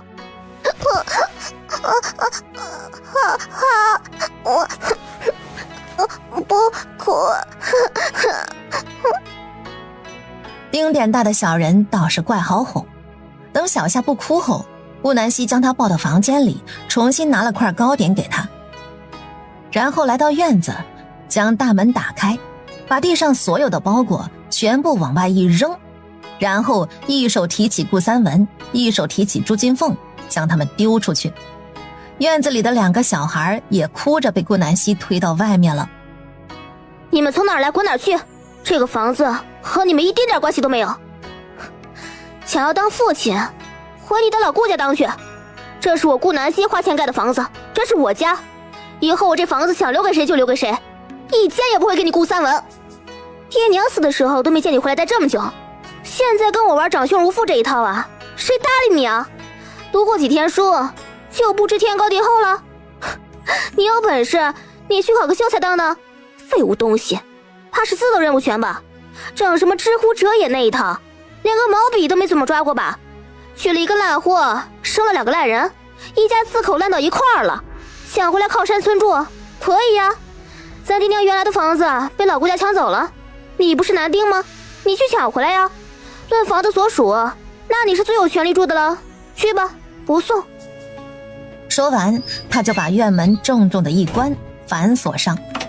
顾南希没骂多狠，因为他想到一个更好玩的，不如就引着顾三文去跟老宅的人斗，最好两伙人斗得不可开交，头破血流，那才爽。院门外的顾三文气了个仰倒，不过他转念一想，小溪说的确实对，虽然他断绝关系了，可是自己又没断，老宅本来就是他的，大哥死了，7弟10弟11弟也断绝关系了，所以这个房子应该是属于他一个人的。想到这儿，顾三文连忙让朱金凤收拾好行李，然后带着一家子朝老宅走去。晚上4点多，两姐妹终于把7套床被缝好。吴姐去做晚饭，顾南希给姐夫煮药。自从吴姐回来住，她就没做过饭，可真舒坦呢。吃完饭，几人坐在院子的树下乘凉，大门是敞开着的。顾南希看到好多村民拿着网兜竹篮朝田边的小河走去。婶子大娘们，你们要去河里抓鱼吗？是啊，小溪，听说村里几个孩子去那捞鱼玩，竟捞到几条巴掌般的大鲫鱼呢。在现代，半斤都算小鱼，在这儿竟然能被称作一声大鱼。现在5点半都没到，离天黑还有2个小时。顾南希带着一家子人去河边玩。好多人呀！六姐，你要去哪里钓？我去前面人少的地方钓，你去跟你5姐、7哥、8姐他们去找虫子、挖猪草去，把小夏带着。5姐，看着弟弟妹妹，别让他们乱跑。哎，好嘞。吴燕抱着小夏，带着一群孩子去另一边山脚下给家里的猪仔鸡仔们弄明天的饭去了。顾南希拿着钓鱼竿和竹篮、小板凳，找到一个无人的河边开始钓鱼。大约钓了1个小时，鱼竿动都没动一下，顾南希差点被蚊子给抬了，不过手腕和脖子却被叮了好几包。去你的！他把手里的钓鱼竿用力一丢，小说里都是骗人的，女主动不动钓到多少鱼，哪有那么好钓啊？他连个鱼影子都没瞧见。就在他准备回家去时，顾南希瞟见河里有片密密麻麻的东西，他好奇地走上前，低头仔细查看，原以为是蝌蚪什么的，没想到竟然是一群野生河虾。这玩意儿虽然小，可是晒干了就是虾米，放汤里鲜到不行。顾南希小心拿起竹篮，看准时机猛地一咬，满满半篮子虾米就被他咬了起来，活蹦乱跳的，特别新鲜。他高高兴兴地提着竹篮回家。没钓到鱼啊，小希，你弄一篮子鱼虾做啥？吴燕朝着小希提的竹篮里瞅了瞅，一条鱼也没瞧见，反而是一堆不能吃的虫虾。这东西狗都嫌弃，没人吃这玩意儿。当然是拿回家吃啊。顾南希很不理解，这么好的东西没人吃吗？原主的记忆里也没见他家吃过虾米。这玩意儿咋吃啊？顾武燕也懵了，她从小到大也没吃过这个呀，而且这么小又没肉，还戳嘴，有啥好吃的？算了，到时候你就知道了。顾南希很无语，她懒得解释了。一家人刚走到家门口，就看到宋大牛和李铁林2个提着木桶站在大门外。怎么了？有什么事吗？小希，我刚去河边逮的鱼，不多，只有2条，你拿去吃吧。我也是，我捉了3条，给你放在这儿了啊。2人说完，把木桶一放，转身跑了，生怕顾南希不肯要。嗨，跑这么快干什么？我又不吃人。现在天已经快黑了，鱼就留着明天吃吧。顾南希将虾米装到一个木桶养了起来，明天再晒。2天睡醒，顾武燕已经带小家伙们吃完早饭了，一个个的不是在打扫院子洗衣服，就是在喂猪喂鸡，全都在干活。就连小夏也拿着小木瓢给苹果树浇水。顾南希把昨天养起来的虾米清洗干净，然后拿了一块干净的布将虾米晒到布上。这个天气最多暴晒5天，虾米就变成干了。中午他准备吃鲫鱼汤下面，现在还早。顾南希准备先去地里浇个粪，他换上一套浇粪专属衣，然后拿着粪桶出门了。吴姐，你不忙的时候，给我和小家伙们做衣服啊。虽然他也会做，不过他懒，有吴姐使唤，他才懒得弄这些细活。哎，好嘞。顾无厌爽快地答应了。本身他就是个勤快人，南希扛着粪桶来到红薯地，这里的农家肥已经沤了好些天了，不用去玉米地舀了。最近家里的公桶都是倒进这里的，天气热，化粪池臭气熏天。顾南希掏出准备好的布塞进鼻子里，认命的舀粪。粪里有各种形状的屎，长条的、圆形的、粒状的，又粗又干的，还有稀的。看来有人上火了呀，最近得多吃点野菜哟。化粪池里的尿比较少，舀起来一坨一坨的。顾南希决定今天开始就让家里人多喝水，多撒尿，不然他舀粪都费劲，那屎都粘在粪瓢上了，甩都甩不下来。这个时代的农民拉屎根本用不起纸，只有贵族才能用宣纸擦屁股。刚穿来的时候，顾南希还不习惯用树叶或者竹板擦，后来时间久了，他自己就开始寻找比较软的树叶。有次小七捡回来一堆带刺的叶子，把他的菊花疼了个半死，好悬没把小七揍一顿。虽然空间有各种卫生纸、餐巾纸，但是拉了屎没处扔啊，总不能每次都跑回空间拉吧。那小七小八到公桶的时候，发现他们的六姐天天不拉屎，还以为她是貔貅呢，只进不出。农家肥太稠了，顾南希往里面加了4/5的水稀释了一下，然后挑到红薯地最远处，边浇边走。他力气大，能一直扛着，这样浇得快。聪明人都是先浇远处的，这样回去装粪的时候离得就会越来越近，少走不少路。浇完红薯，顾南希将粪桶拿到远处一个独立的小池塘里洗干净，然后在这里舀水给玉米地浇。等一身臭烘的回到家，已经午时了。顾南希换掉衣服，狠狠地搓了把澡，洗了2桶水才把身上的臭味洗掉。洗完澡，顾南希换好干净衣服，来到厨房做饭。早上她特意交代吴姐，今天午饭她来做。家里的卤肉已经吃完，鸡蛋也不多了。后天是牛车去镇上的日子，顾南希准备买点菜，顺便看看能不能买个牛车。既然准备做酸梅汤生意，以后牛车必须得买。明天他就让吴姐带他去找乌梅。吃饭啦，都去洗手，然后过来端饭菜，拿碗筷。顾南希将吴姐敷的药放进药罐里面煮，然后让吴姐把她的面送进去。今天中午吃鱼汤面配荷包蛋，菜嘛就是香煎鱼糜。六姐，为什么这个鱼汤这么白啊？还有鱼糜是什么？因为你六姐做饭无人能比，所以只有我能煮出来白色的鱼汤。你们喝喝看，和普通的有什么不一样？是鱼糜嘛，就是鱼肉和鱼骨头，不过被我煎烂了。你们放心吃吧。吃完饭，他们睡午觉去了。顾南希没这个习惯，下午没事做，他干脆去山里看看能不能弄个野味，到时候做串串吃。顾南希背着竹篓，快步朝深山走去，遇到了新鲜的蘑菇、木耳，还遇到了2个小野生冬瓜。不远处的草地里有2只小狗在呜咽，看起来像是野狗。他走上前，抱起2只小奶狗，四处看了看，没有大狗的痕迹，抱回家养算了。反正他一直想养2只小狗。顾南希把2只小狗放到背篓里，然后继续寻找野味。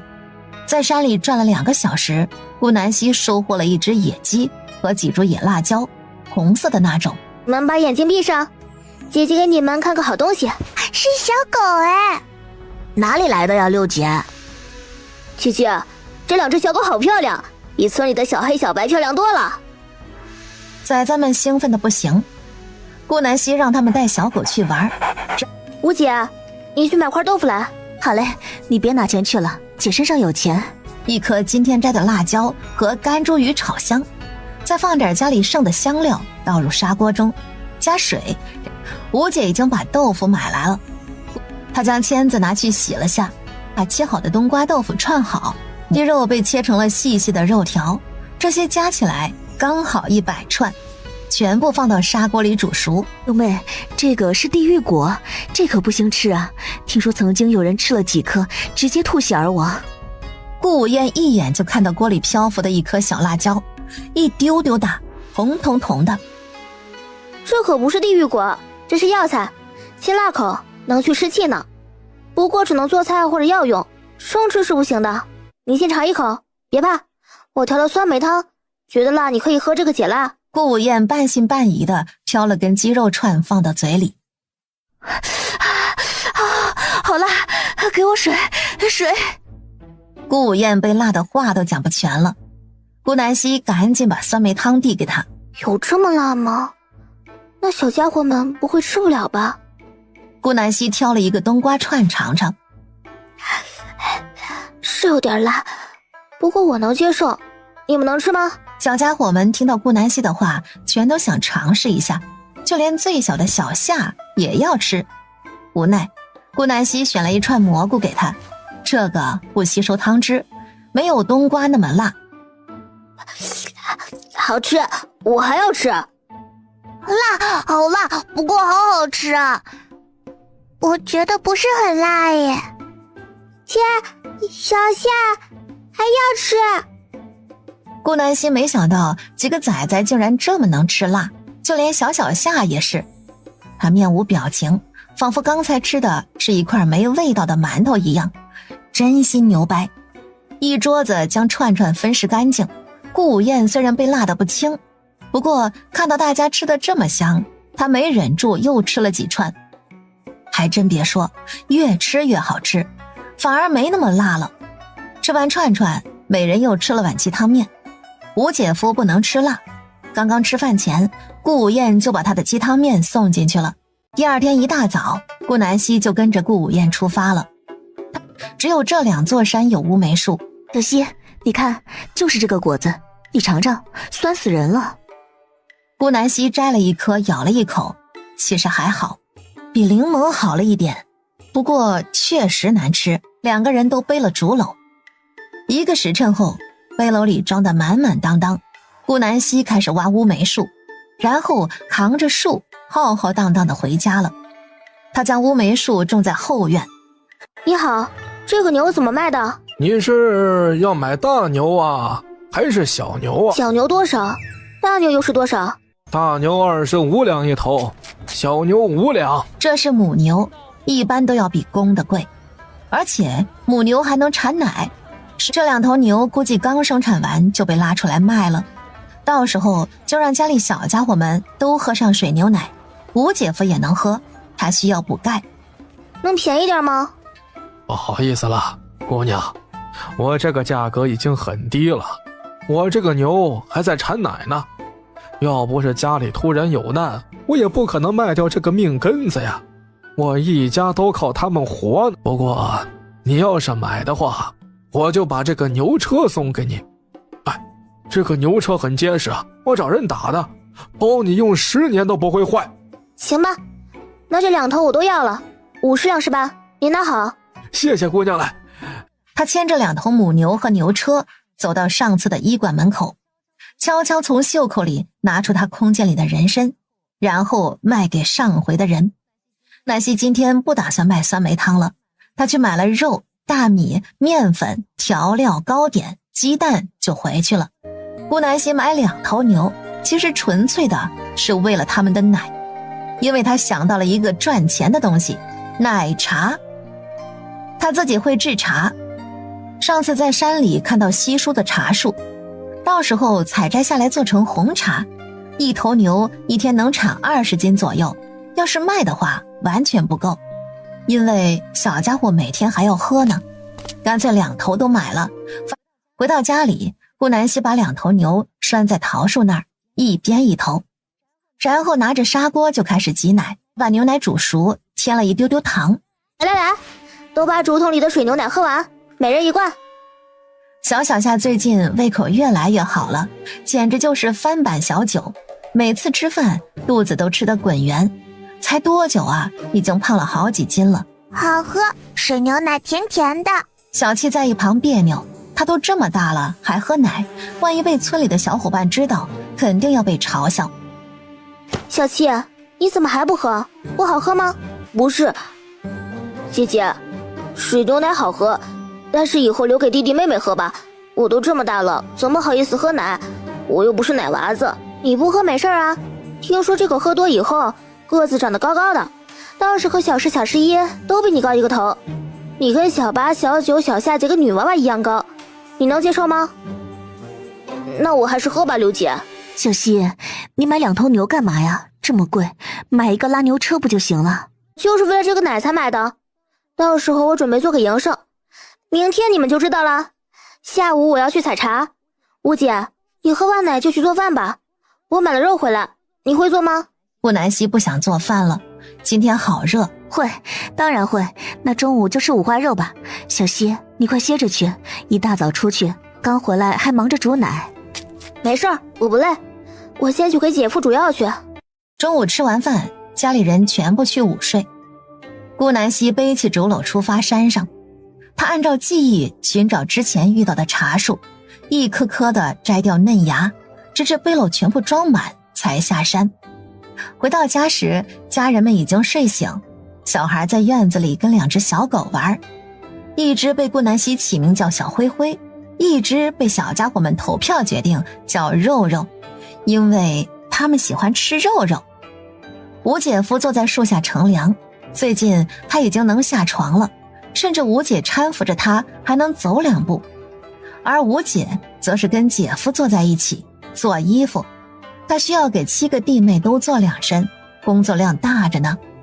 你回来了，小希，采到茶了吗？顾南希在后院土地里种了点蔬菜，冬瓜、黄瓜、西红柿、青菜、葱姜蒜，还把上次摘的地狱椒的籽给种了下去。吃完饭，顾南希去吴姐夫房间帮他推拿针灸。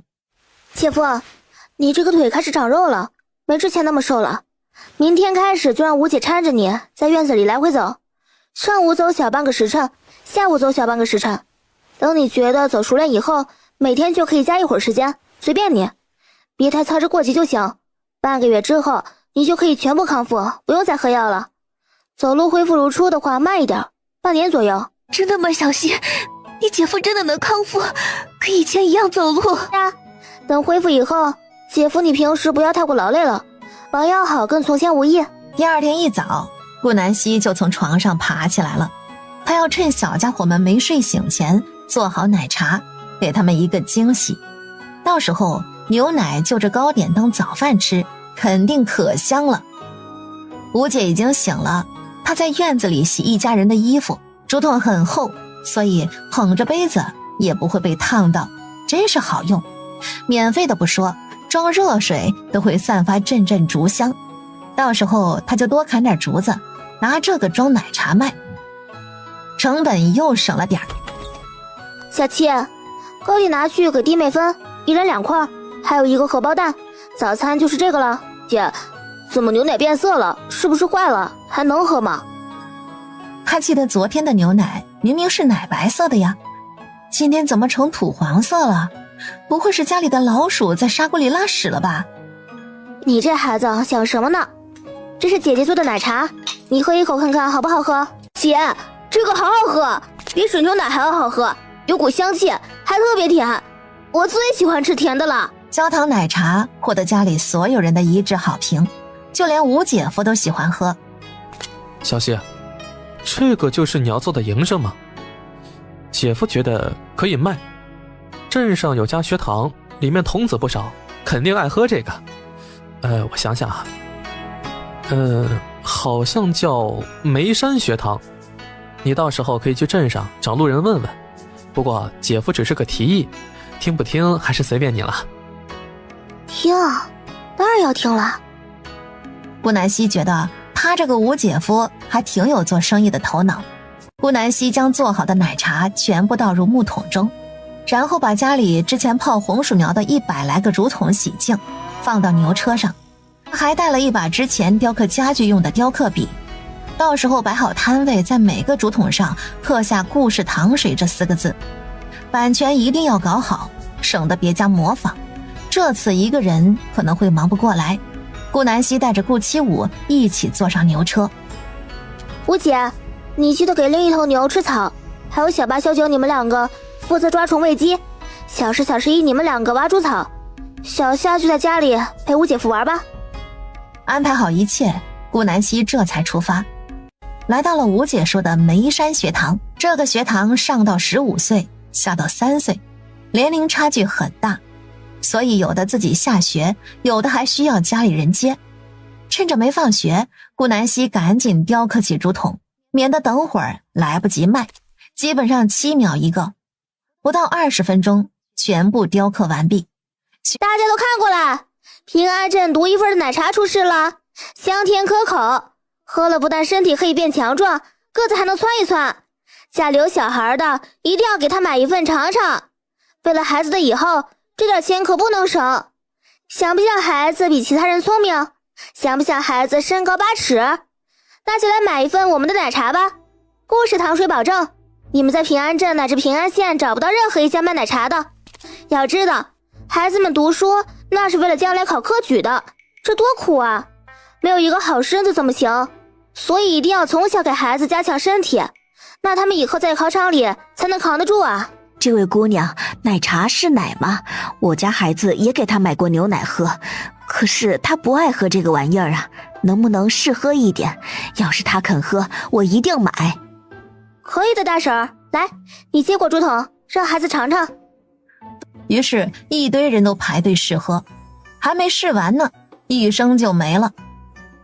试喝的已经没有了，抱歉了，想要喝的只能买了，1罐10文。什么10文？姑娘，你抢银子啊？这也太贵了，这一小竹筒就卖10文，我都能买2个肉包子了。邹文清，娘给你买肉包子吃。说罢，这位婶子拉着一个5岁的孩童就要走，谁知孩童哭闹起来。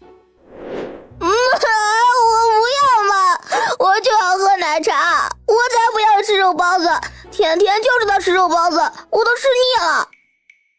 没法子，这位宠儿子的大婶只能憋住火气买了1罐。顾南希负责收钱，小七负责装奶茶，每罐都装得满满当当。这位大婶儿，你别生气，我卖这么贵是有道理的。你也发现了，我们的奶茶很甜，这是因为我放了很多很多的糖。大家都知道糖有多贵，那可是60文1斤，还有牛奶。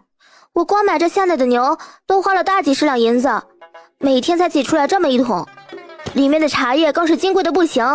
这3样拆开卖，你们能花10文买到？不可能吧？所以我们真的只是赚个成本价，实在是便宜不了1文了。奶茶的成本真的很高，家里但凡买过糖、牛奶、茶叶的人都知道物价，所以原本还嫌贵的大叔大婶们纷纷排队购买，40分钟120罐全部卖光。抱歉了，这位大叔，已经卖光了。顾南希没想到竟然卖得这么快，果然卖孩子的东西最好赚。啊，我孩子还没喝到呢，你明天还卖不？卖的，还是这个时间这个地点。顾南希收拾好东西，就带上小七驱车走了。吴姐，你带着小七他们弄竹筒，我去山上找山楂去，到时候熬酸梅汤，明天一起去卖。哎，好嘞。吴姐，你尝尝看，我熬制的酸梅汤怎么样？小希，很好喝，就是跟之前的完全不一样。当然不一样了，之前喝的都是科技与狠活，这个是纯果子和药材熬的，能一样吗？姐觉得这个汤比之前喝的要好一点，之前的只有甜和酸，虽然解暑，可是喝完总觉得腻得慌。这碗酸甜适中，还带着一丝苦涩，刚好中和了酸梅汤的味道，回味甘甜。喝完总觉得嗓子很舒服，胃也舒服，人还变精神了。那当然啦，我里面可是加了2味药材，之前的酸梅汤顶多算是个饮品，这个酸梅汤可以用于虚热消渴、解暑、开胃、抗疲劳、缓解腹痛、强身健体等多种效果呢。好久不见啊，姑娘，你终于来卖酸梅汤了，还好我天天背着罐子呢。姑娘，我都想死这一口了，给我来10碗。先告诉您一声，我们的酸梅汤现在是10文1碗，您别生气，因为我改良了方子，添了许多药材，所以酸梅汤的口感又上了一个档次。还有药用，喝多了可以强身健体。你们家要是有食欲不振的，保证你喝下一碗，药到病除。哎呀，这味道也太好喝了吧！这些不卖了，我还要带去下一个地点卖呢。我这儿还有奶茶，同样是平安镇独一份的，我自创的饮品，一样是室温，里面有牛奶、茶叶、糖，都是金贵东西。要来一碗吗？这跟牛奶差的也太多了，有牛奶的香甜，却没有牛奶的腻人，结合茶的清香，嘿，真是上品啊！20分钟不到，全部卖空，有些没买到的，只能失望的等待明天再买了。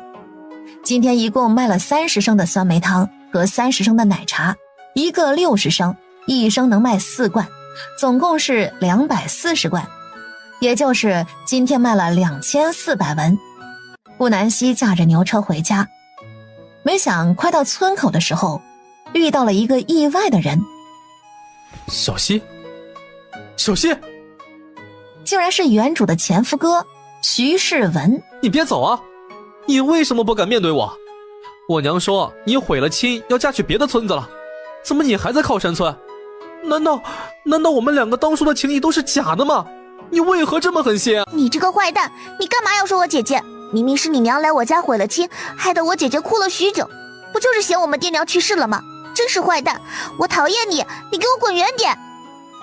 顾南希还没说话呢，旁边坐着的小八竟然护姐心切，勇敢出头。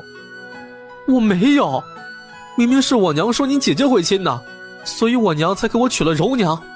成亲当天，我跟柔娘就去镇上了，娘在那里给我租了房子读书用啊。徐世文的表情看起来不像是说假话，所以全程都是他娘在捣鬼。可是这跟他又有什么关系？他又不是原主，为什么要解释？而且这个徐世文要是真喜欢原主，为什么能马上娶个新媳妇？他怎么不去质问原主呢？哼，估计就是个妈宝男。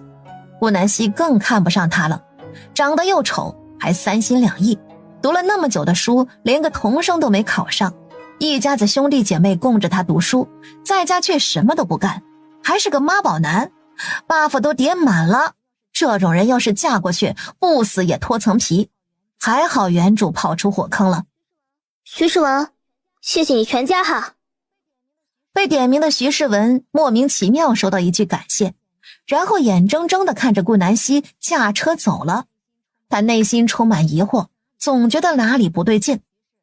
于是他快步往家赶，想回去问娘到底是怎么回事，顺便还带回来个喜讯，柔娘有身孕了。阿文，你怎么回来了？怎么不在镇上读书啊？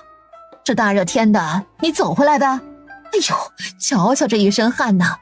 哎呀，你心疼死娘了，下次可不能干这个傻事了。前阵子不是给了你媳妇3吊钱吗？你租牛车回来呀？是不是这个小娘皮不给你钱呢？嘿，你看这娘这次去镇上怎么教训他？这都哪跟哪儿啊？我只是单纯想省点铜板，这次回来是想看看家里，我都好久没见大哥二哥还有侄子们了，刚好回来给你们报个喜，柔娘有身孕了，娘，你马上就要抱孙子了。徐世文面带喜色，虽然他成亲后并不是很喜欢柔娘，觉得她长相普通，比不上小希一丝一毫，可是柔娘性子实在是柔到滴水，从此在镇上跟柔娘安心地过起了小日子。直到遇见顾南希，他的平淡生活就此打破。看见他后，徐世文觉得他这辈子最喜欢的还是小希。小希更漂亮了，白净了不少，巴掌大的脸还长了点肉，那张脸蛋儿看起来纯洁灵动，可是胸前高耸的部位又极其火辣，让人欲罢不能。你媳妇有身孕了！哎呦，老天爷保佑啊！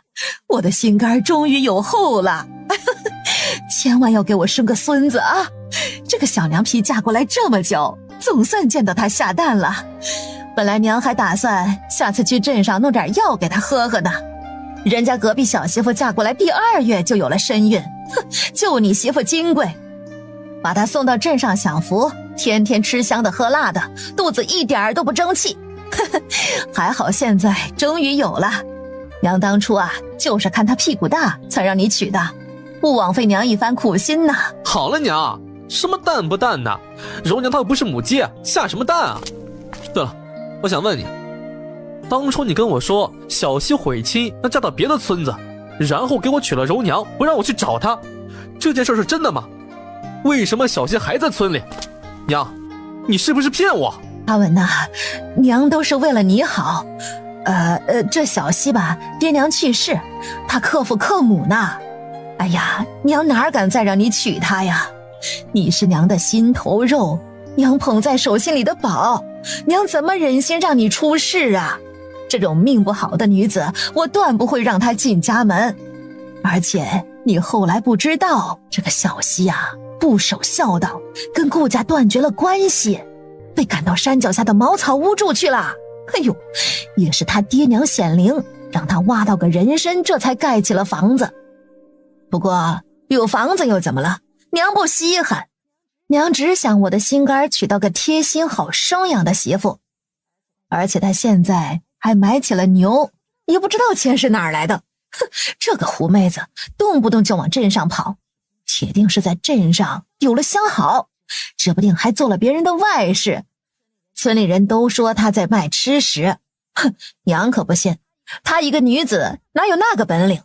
估计每回去镇上都是跟奸夫幽会去的，做那见不得人的事。哦，对了，前不久她还卖了野猪肉，娘没去买，那肉啊臊得慌，娘才不吃呢。徐张氏越说越酸，他哪是不买啊？那天村里去买猪肉的时候，这个小贱人谁都买，除了他家和顾家老宅那里的人，搞得他脸面尽失。那肉看着就好吃，还便宜，这个小贱人天生就是贱命，还敢跟他闹脾气，谁乐意吃那骚肉似的？娘，你真是要气死儿子了！他没想到自己的大好姻缘竟然被娘亲手斩断。儿子啊，你别气啊，娘都是为了你好。你看你现在跟柔娘过得不是也很好吗？马上都要当爹了，这个事儿啊就过去了吧。他亲娘都这么说了，徐世文还能怎么办？当然是原谅啊，娘那么辛苦，他怎么能因为一个外人就怪娘呢？不过徐世文还是忘不掉小西那张俏脸，他准备明天下午回镇上前去小西家找他谈谈心，如果他还愿意的话，他不介意偷偷跟他好。我不舍得你做妾，也绝对不会委屈你，以后你就和柔娘平起平坐，我对你们一视同仁。小西，我知道你现在还不嫁人就是为了等我，我不会辜负你的。下个月我就要去考县试了，这次我一定拿下秀才，2年后再拿下举人，将你8抬大轿抬进门。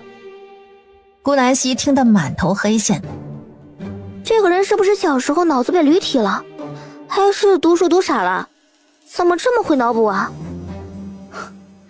哎呀喂，还8抬大轿呢，你1抬都费劲，刚长出翅膀就想飞了？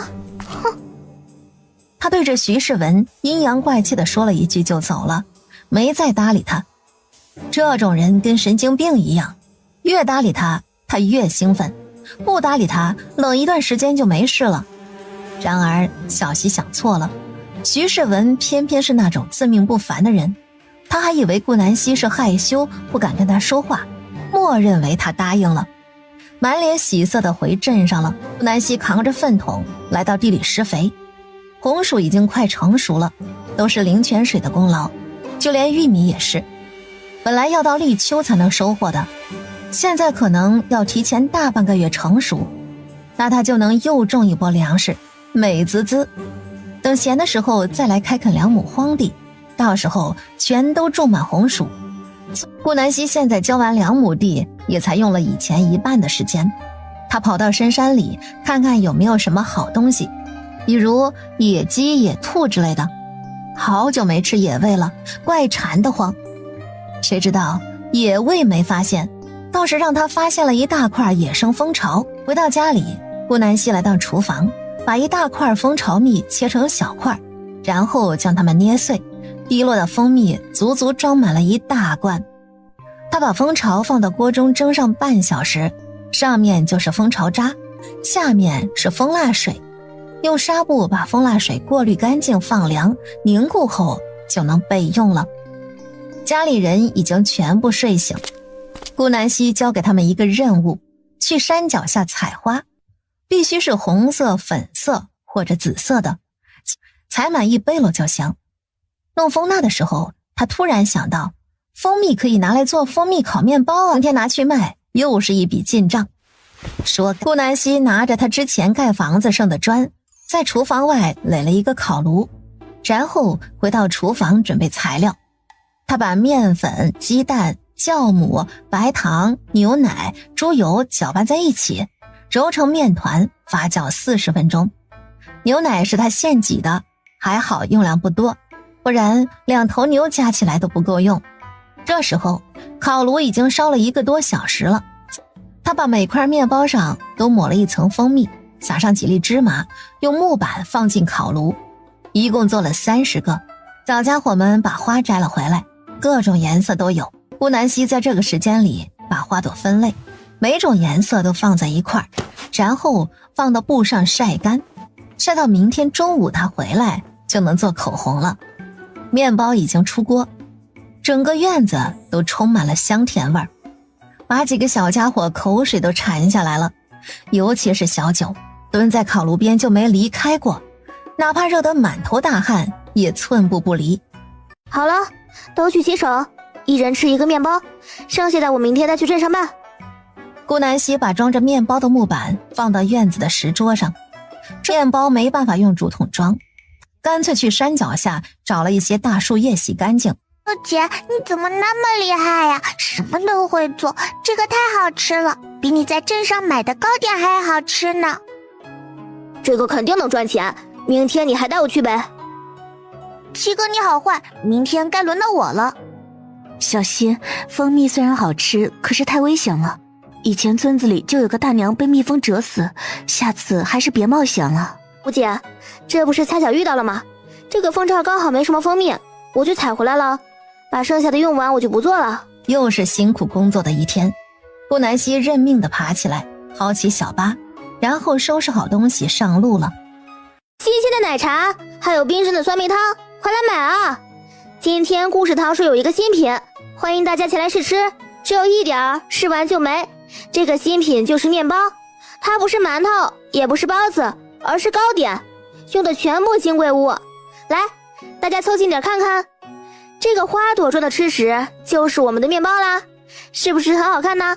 不光好看，还好吃呢。南希把一块整面包用刀切成指甲盖大的小块，然后放到大叶子上，又香甜又软嫩，还没有糕点那种干巴巴的感觉。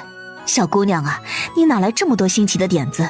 酸梅汤奶茶好喝也就算了，竟然还会做吃食，长得还倾国倾城。大婶家要是有适龄的儿子，真想让你当我儿媳妇儿啊。我也觉得好吃，就是有点小。嘿，我倒是吃出来蜂蜜味了，不错，这个蜂蜜卖的的确是贵啊。小姑娘用的果然是金贵物。给我来一个，怎么卖的？我家宝儿想吃。我也要一个，再给我来3罐酸梅汤和1罐奶茶。好漂亮的糕点，是花花，娘，给我买。哎呀，怎么都被你们试吃完了？哎呦，我都没吃到呢。算了，给我来罐奶茶吧，我儿子非要喝。群众叽叽喳喳的，对面包评价很高，有几个大娘大婶儿甚至打起了顾南希的主意。这种会赚钱又心灵手巧的姑娘，他们最喜欢了。直到顾南希说自己父母双亡，6个年幼的弟妹，他们才赶紧住嘴。克父克母，还一串拖油瓶，我的个娘哎，再好也不敢娶啊。大爷大娘叔叔婶婶们，这个面包卖得很贵，因为成本在那儿，50万一个，我今天也只做了21个，现在还剩20个，带出来试卖一下，实在是不赚钱，所以谢绝还价，卖不掉我就带回家给弟妹吃，他们还没吃过呢，我不舍得拿着金贵物给他们吃。唉，家里苦啊，爹娘去世以后喂养了这么多弟妹，最小的一个才2岁，3个弟弟还有几年就得娶媳妇儿了，我得赶紧攒钱给他们盖房子攒彩礼啊。50文。原本刚想闹腾的几个婶子听到顾南希这么惨，一下子心就软了。这可怜的姑娘，自己还没嫁人呢，就开始提前打算弟妹的事情了，是个好孩子啊。50就50，小姑娘，给你大婶我来一块。顾南希高兴地哎了一声，取出来一块看起来最大的递给他。5分钟都不到，面包就全部卖空。没了，卖完了，只有20个。我今天只能做这么多，都是现做现卖的。想吃的明天这个时间早点排队。姐姐，我不要你帮我攒嫁妆，小八以后不嫁人，给姐姐养老。姐姐，你教小八做面包好不好？既然一个赚的那么少，那我就多做点。姐姐，你早上多睡会儿。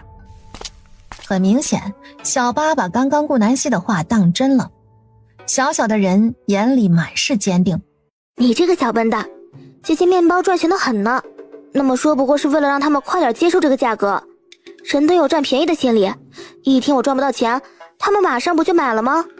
这就是经商之道。等你再大点儿，姐姐就交给你。以后你是嫁人呢，还是自己开店呢，姐姐都不管，只要你觉得开心就好。原来是这样，那我什么时候才能长大呢？等你10岁吧，10岁的时候，姐姐就开始教你，到时候小八就来帮姐姐卖东西，怎么样？好。一会儿我们还要去买面粉、鸡蛋和糖。5时，顾南希的牛车准时回到家里，小家伙们刚睡着。小六回来了，你那个花晒干了，是不是想做什么东西？吴姐特意没睡觉，等你回来呢，怕你一个人忙不过来。吴姐啊，你真聪明，我今天要做胭脂呢，到时候做好了给你一块用。呀，小六，你竟然会做胭脂，你姐夫也卖过呢，小小1罐要卖到2两，以前你姐夫进了2罐，卖了3个月才卖出去，进货价都1两8吊钱，实在是不值，还不如卖便宜的物件赚得多。吴姐，你先去帮我把晒干的花朵碾成粉末吧。接下来，顾南希跑到另一片细竹林，砍了几根竹子，这个是用来做口红外壳的。他准备做成现代那种旋转口红，一转就上来了，方便新颖，到时候绝对是古代头一份。至于胭脂，就用家里剩下的干木头做成小罐子，到时候抹上桐油，看起来就比较上档次了。罐子和口红罐，他准备雕刻成顾氏彩妆，这样别人就模仿不了了。竹子砍回来，顾南希做到晚上5点才全部弄好。顾南希拿出1罐胭脂和1管粉紫色口红。吴姐，你涂上试试。家里没有镜子，顾南希打了一盆水放在石桌上，让她吴姐照。顾武燕一脸兴奋，哪有女人不爱化妆品呢？她连忙打开胭脂罐子，用食指沾了一点，抹在脸颊上。这个胭脂做的可真好，颜色比你姐夫之前卖的鲜艳多了。哎呦，涂嘴上也是，感觉气色呀都好了不少。就是这个水照得不清楚，以后我要是有钱了，一定要去买块铜镜。对了，这个主管又是什么？顾武燕研究了半天也不会打开。吴姐你真笨，这个是我研究出来的旋转口脂。他给吴姐演示了一遍。哇，好神奇的东西！小希，你这个脑子也太好了，你小时候我咋没发现呢？你那时候就知道吃。顾南希汗颜，那又不是他。顾武燕把口红涂在嘴唇上，对着水盆照了下。天哪，好亮的颜色，我感觉我比出嫁前还漂亮。不行，我要进屋让你姐夫看看去，把他迷个半死。没过多久，里面就传来男女的笑闹声，很是温馨。顾南希选的这个颜色是最配吴姐的。还有半个多时辰才天黑，她把这些胭脂口红的外壳全部刻上专属标志，然后提前做好酸梅汤吊到井里，她才放心的去洗澡睡觉。第二天4点左右，顾南希就起床准备奶茶和面包了，还是30个，家里一人吃1个。前段时间家里喝了不少奶，她偷偷往小家伙们喝的牛奶里加了几滴灵泉水，不敢加多，不然个个都成大力士了。这点灵泉水顶多就是让他们身体变得更好，体质更强一点，不会太夸张。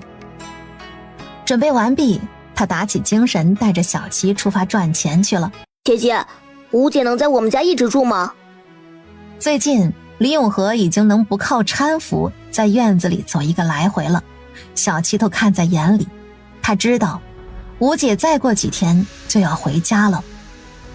小七，吴姐他们只是来我们家治病而已，虽说这也是吴姐的家，可是她总归是嫁人了呀。如果吴姐和姐夫一直住在这里，那吴姐夫的爹娘该怎么办呢？村里也会有人说他们闲话，所以人生总有别离，你要习惯这个道理。再说了，吴姐就算回去了，逢年过节也还是会来看我们的。之前没来，那是因为她也遇到难处了。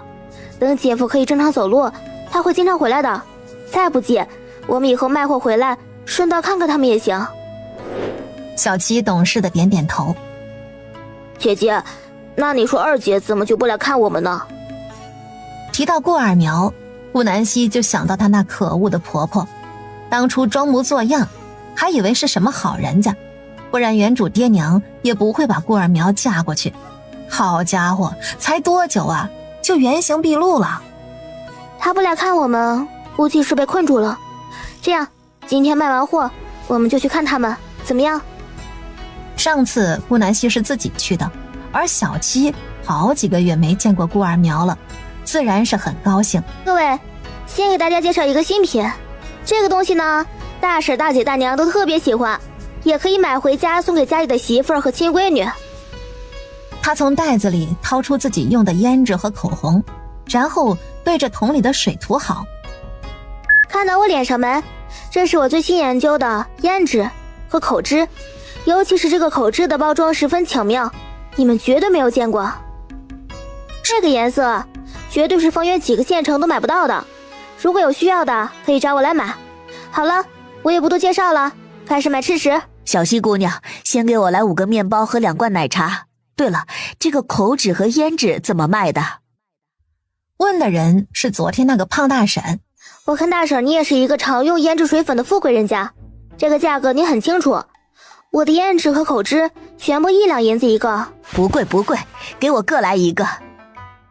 胖大婶果然有钱，她看人真准。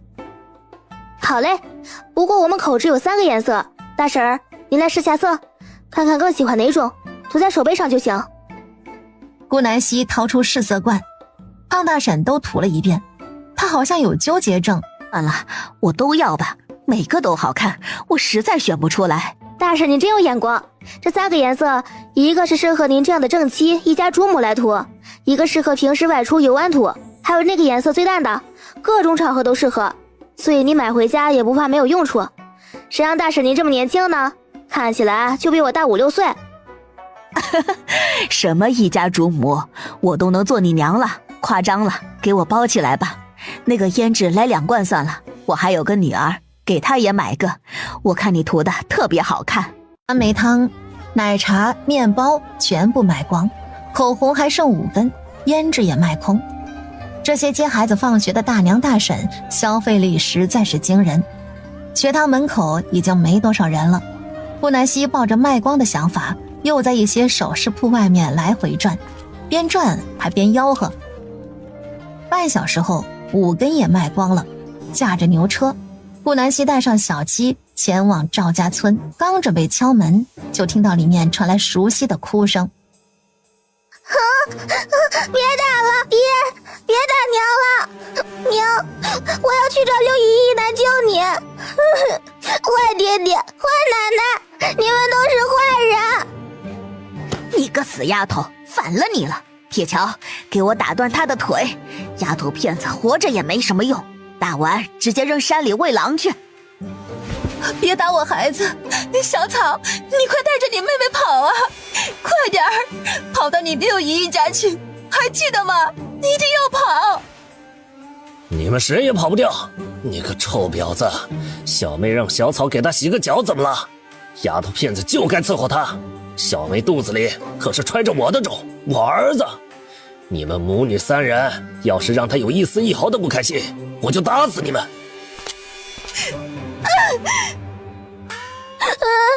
不要打娘了，我妈她洗。娘，小草乖，爹，你别拿火柴棍打娘了。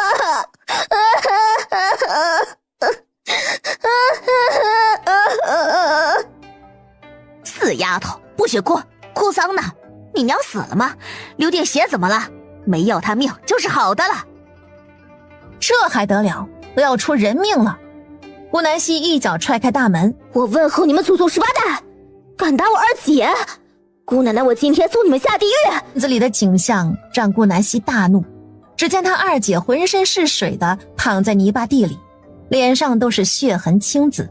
她的2个小侄女，一个跪在地上，一个趴在二姐身边，2个小人没有一个不带伤，小脸蛋儿估计被扇了好几巴掌，肿得老高。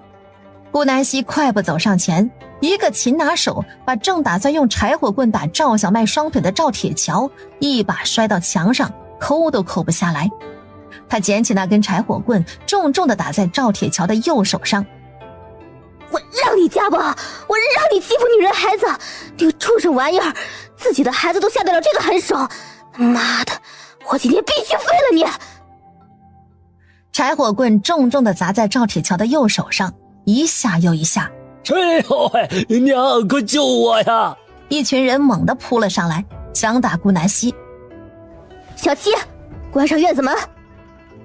还好现在是午睡时间，这里又离邻居比较远，应该听不见。他让小七去关，自己应付赵家这群人，一脚一个，全部踹得他们口吐鲜血，趴在地上起不来。你光天化日行凶，你等着，我要去报官，让你进大牢。二姐，你没事吧？哪里疼？我肚子疼，赵铁桥踹我肚子，我肚子好疼。好了，子宫有损伤，二姐，你赶紧坐下。院子里有一把躺椅，一个年纪有些大却眼神妖媚的女子躺在椅子上，腹部微微隆起，估计是有了身孕。顾南希拽着她右手，一把将她拉起，顺便还给她把了个脉。4个月的女胎，呵呵，看来这赵铁桥这辈子就没儿子命。滚一边去，一个妾还敢躺着？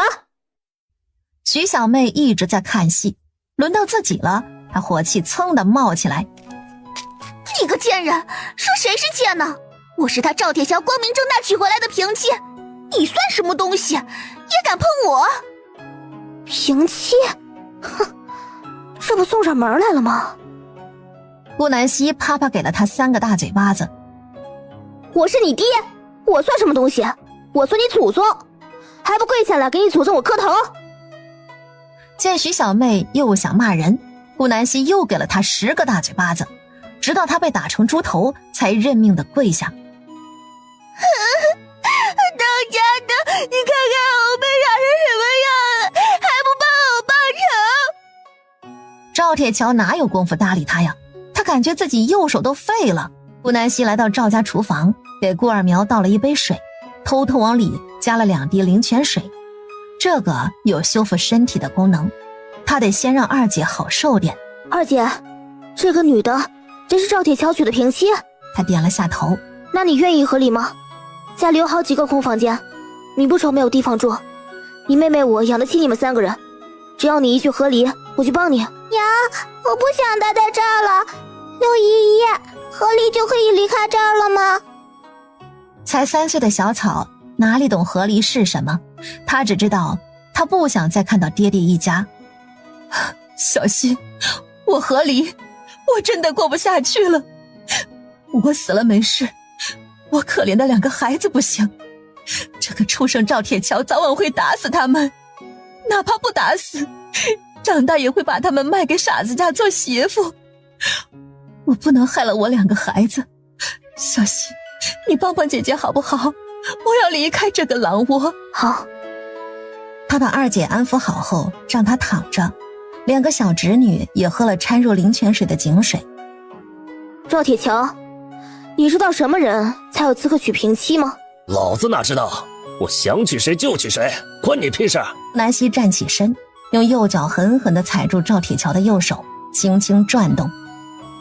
哎呀，我错了，别踩了。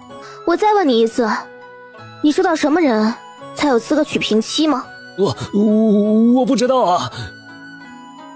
朝廷律法里写的明明白白的，考取举人功名以上才可以娶平妻，所以你是举人老爷？哦，对了，私自娶平妻的，一旦正妻告到衙门，这个男子会被凌迟处死。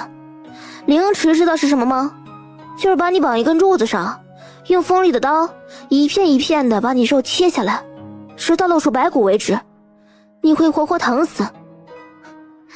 那种眼睁睁的看着自己的肉被切下来是什么感觉，你知道吗？放心，你很快就要尝试了。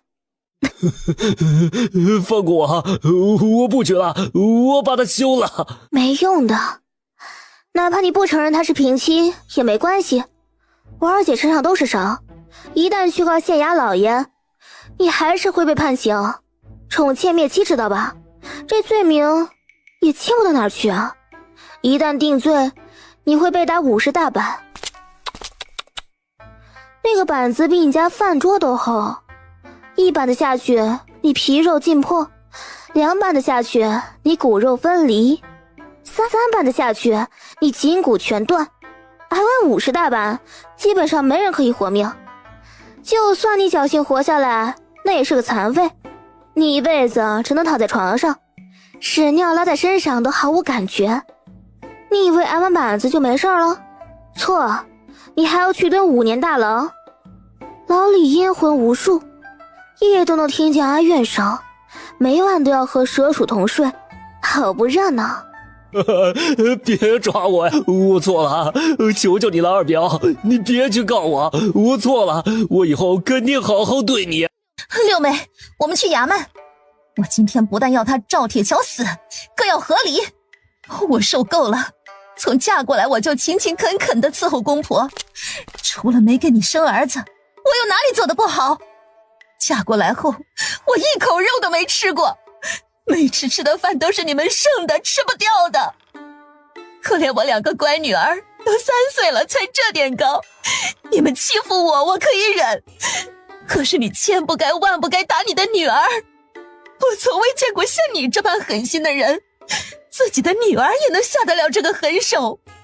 就因为她不肯给这个窑子里出来的烂货洗脚，你就打骂小草，凭什么？你不过就是一个种地的穷人，你有什么资格去平妻？小西说的对，你这种人就该下地狱。你冷静一下，虽然他死不足惜，可是小草小麦怎么办？以后赵铁桥被处死，他们的亲事也会被影响。这样，赵铁桥，你赔偿我二姐5两银子，再让李正过来和离，小草小麦都归我二姐，从此你们互不相干。我带着他们母女3人回家，你愿意吗？这才是顾南希的真正意图。不许答应，这个小婊子，我不信他真的敢去。赵前世估计没被打服，躺在地上还逼逼个不停。你他娘的，不把你嘴巴打肿，你憋不住屁是吧？好好一张嘴，怎么就和地眼子整反了呢？人家吃饭你吃屎，嘴真臭。顾南希来到赵前世的面前，揪住他的衣领子，左一个耳光，右一个耳光，打得他鼻血直流，仓皇的大门牙全部掉落。我愿意和离，别打我娘了。小妹，你去找李正，快去啊！我现在就和离。听到这话，徐小妹拍拍屁股，从地下爬起来溜了出去。你们给我听着，如果你们敢在外人面前乱说话，我以后天天来赵家村打你们一顿，我倒要看看你们能不能受得了。别在这里妄想李正帮你们了，我一个人打你们一大家子都行，还会怕区区李正？你们自己心里掂量掂量，是想平安无事以后跟我没有任何关系，还是想和我结仇，天天挨打呢？顾南希捏了捏拳头，故意发出咔咔的声音。把5两银子拿给我，你们谁去拿？赵前世缓缓地爬起来，家里的钱都放在他那里。虽然他很舍不得这些钱，可是他受不了这个贱人了，他打人太狠，好疼，浑身都要散架了。赵钱氏回房间摸索出5两碎银子，递给顾南希。没一会儿，李正来到赵家。怎么了这是？一个个都躺在地上干嘛？这是招贼了呀？赵立正是吧？我姐夫要和我姐和离，你来做下见证，以后2个孩子都给我姐，是吧，姐夫？顾南希笑眯眯地看着赵铁桥。是的。赵立正，来吧。赵立正掏出兜里的册子，顾南希可等不了了，他把册子夺来，把满手是血的赵铁桥用左手大拇指沾了一点右手的血，然后按下去，指纹出现，然后他又用手抹了点赵铁桥的血，印在二姐右手大拇指上，让她按手印。好了，二姐，你们现在已经没有关系了，去房里收拾行李，我带你们回家。六妹，不用收拾，我身无分文，嫁进赵家一件衣服都没添过，小草小麦也是，穿的都是旧衣服，只有这么一身。顾南希又想揍这一家子一顿，真坏，从老到小都坏，坏到骨子里了。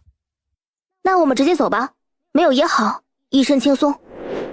当初爹娘是给了二姐陪嫁的，约莫2两银子，还有一对银耳环，此时正戴在徐小妹的耳朵上。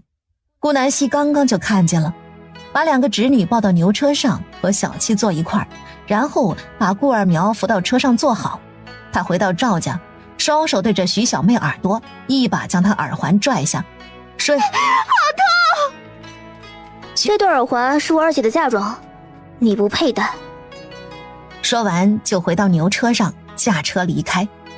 二姐，你这是怎么了？谁打你了？是不是二姐夫？吴姐，你别乱叫，赵铁桥可不是我们二姐夫，而且已经和他和离了。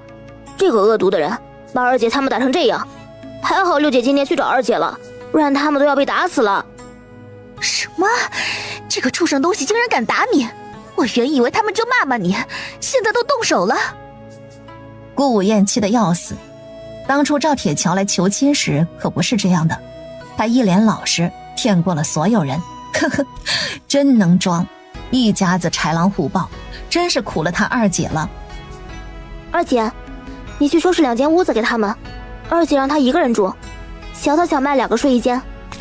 哎，好嘞。正好家里有缝好的被子枕头，南希还特意拿了吴姐给自己新做的一套衣服，她还没穿这套，吴姐做了3套。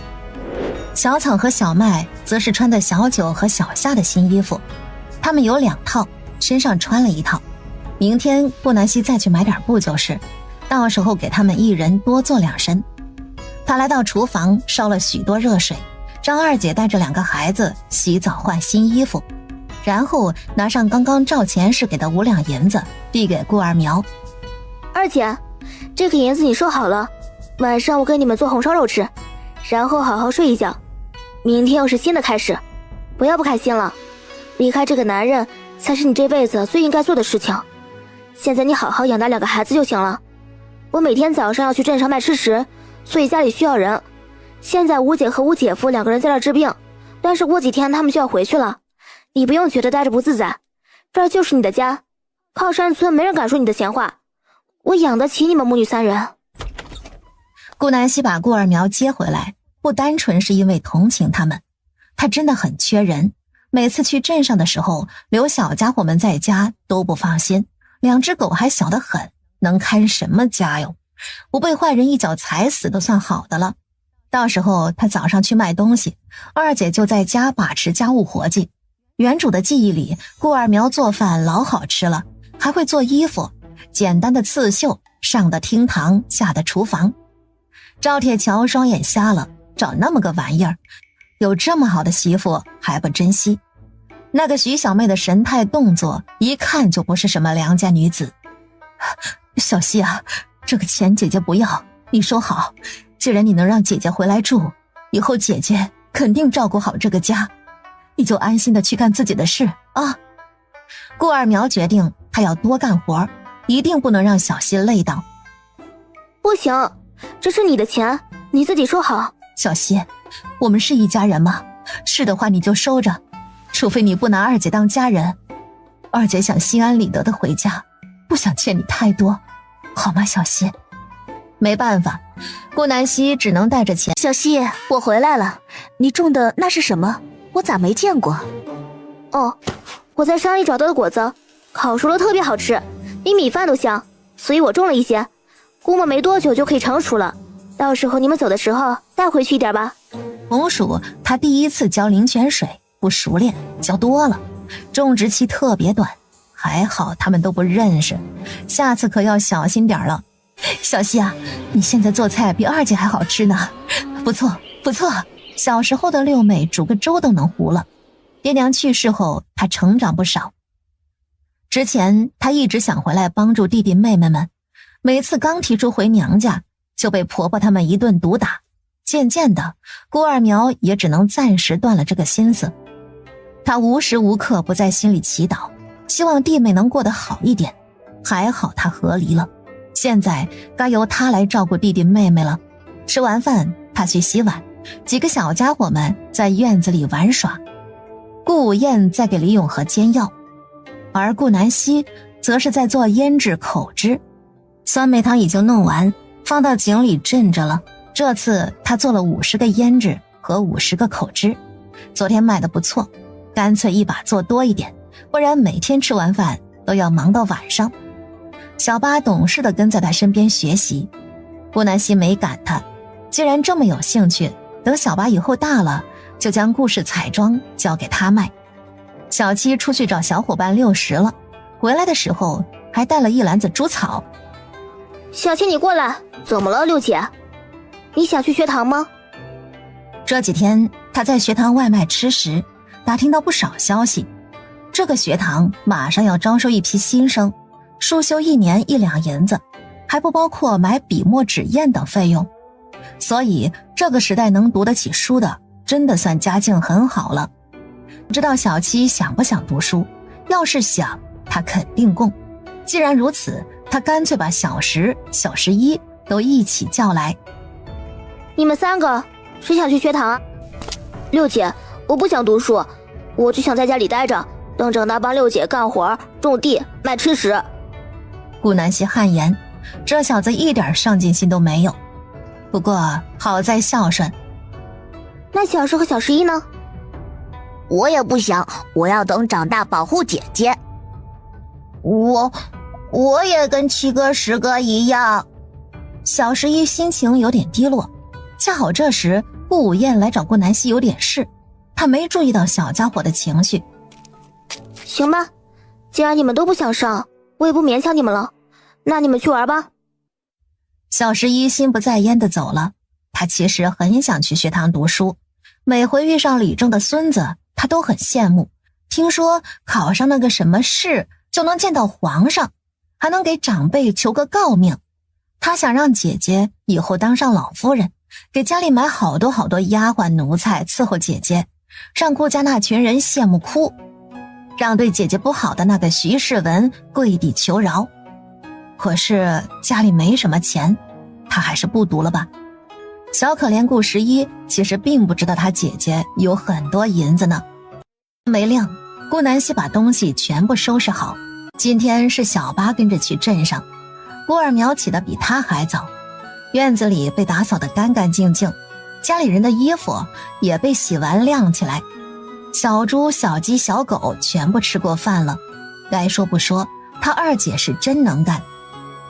顾南希觉得他带顾二苗和离简直太英明了。小希啊，昨天剩的肉包子还好掉到井里没有坏，你拿几个路上吃。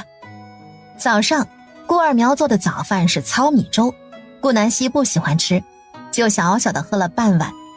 顾二苗心细看出来了，知道他六妹饭量大，肯定没吃饱，于是趁顾南希收拾东西时蒸了5个包子拿给他，还体贴的给他带了壶水。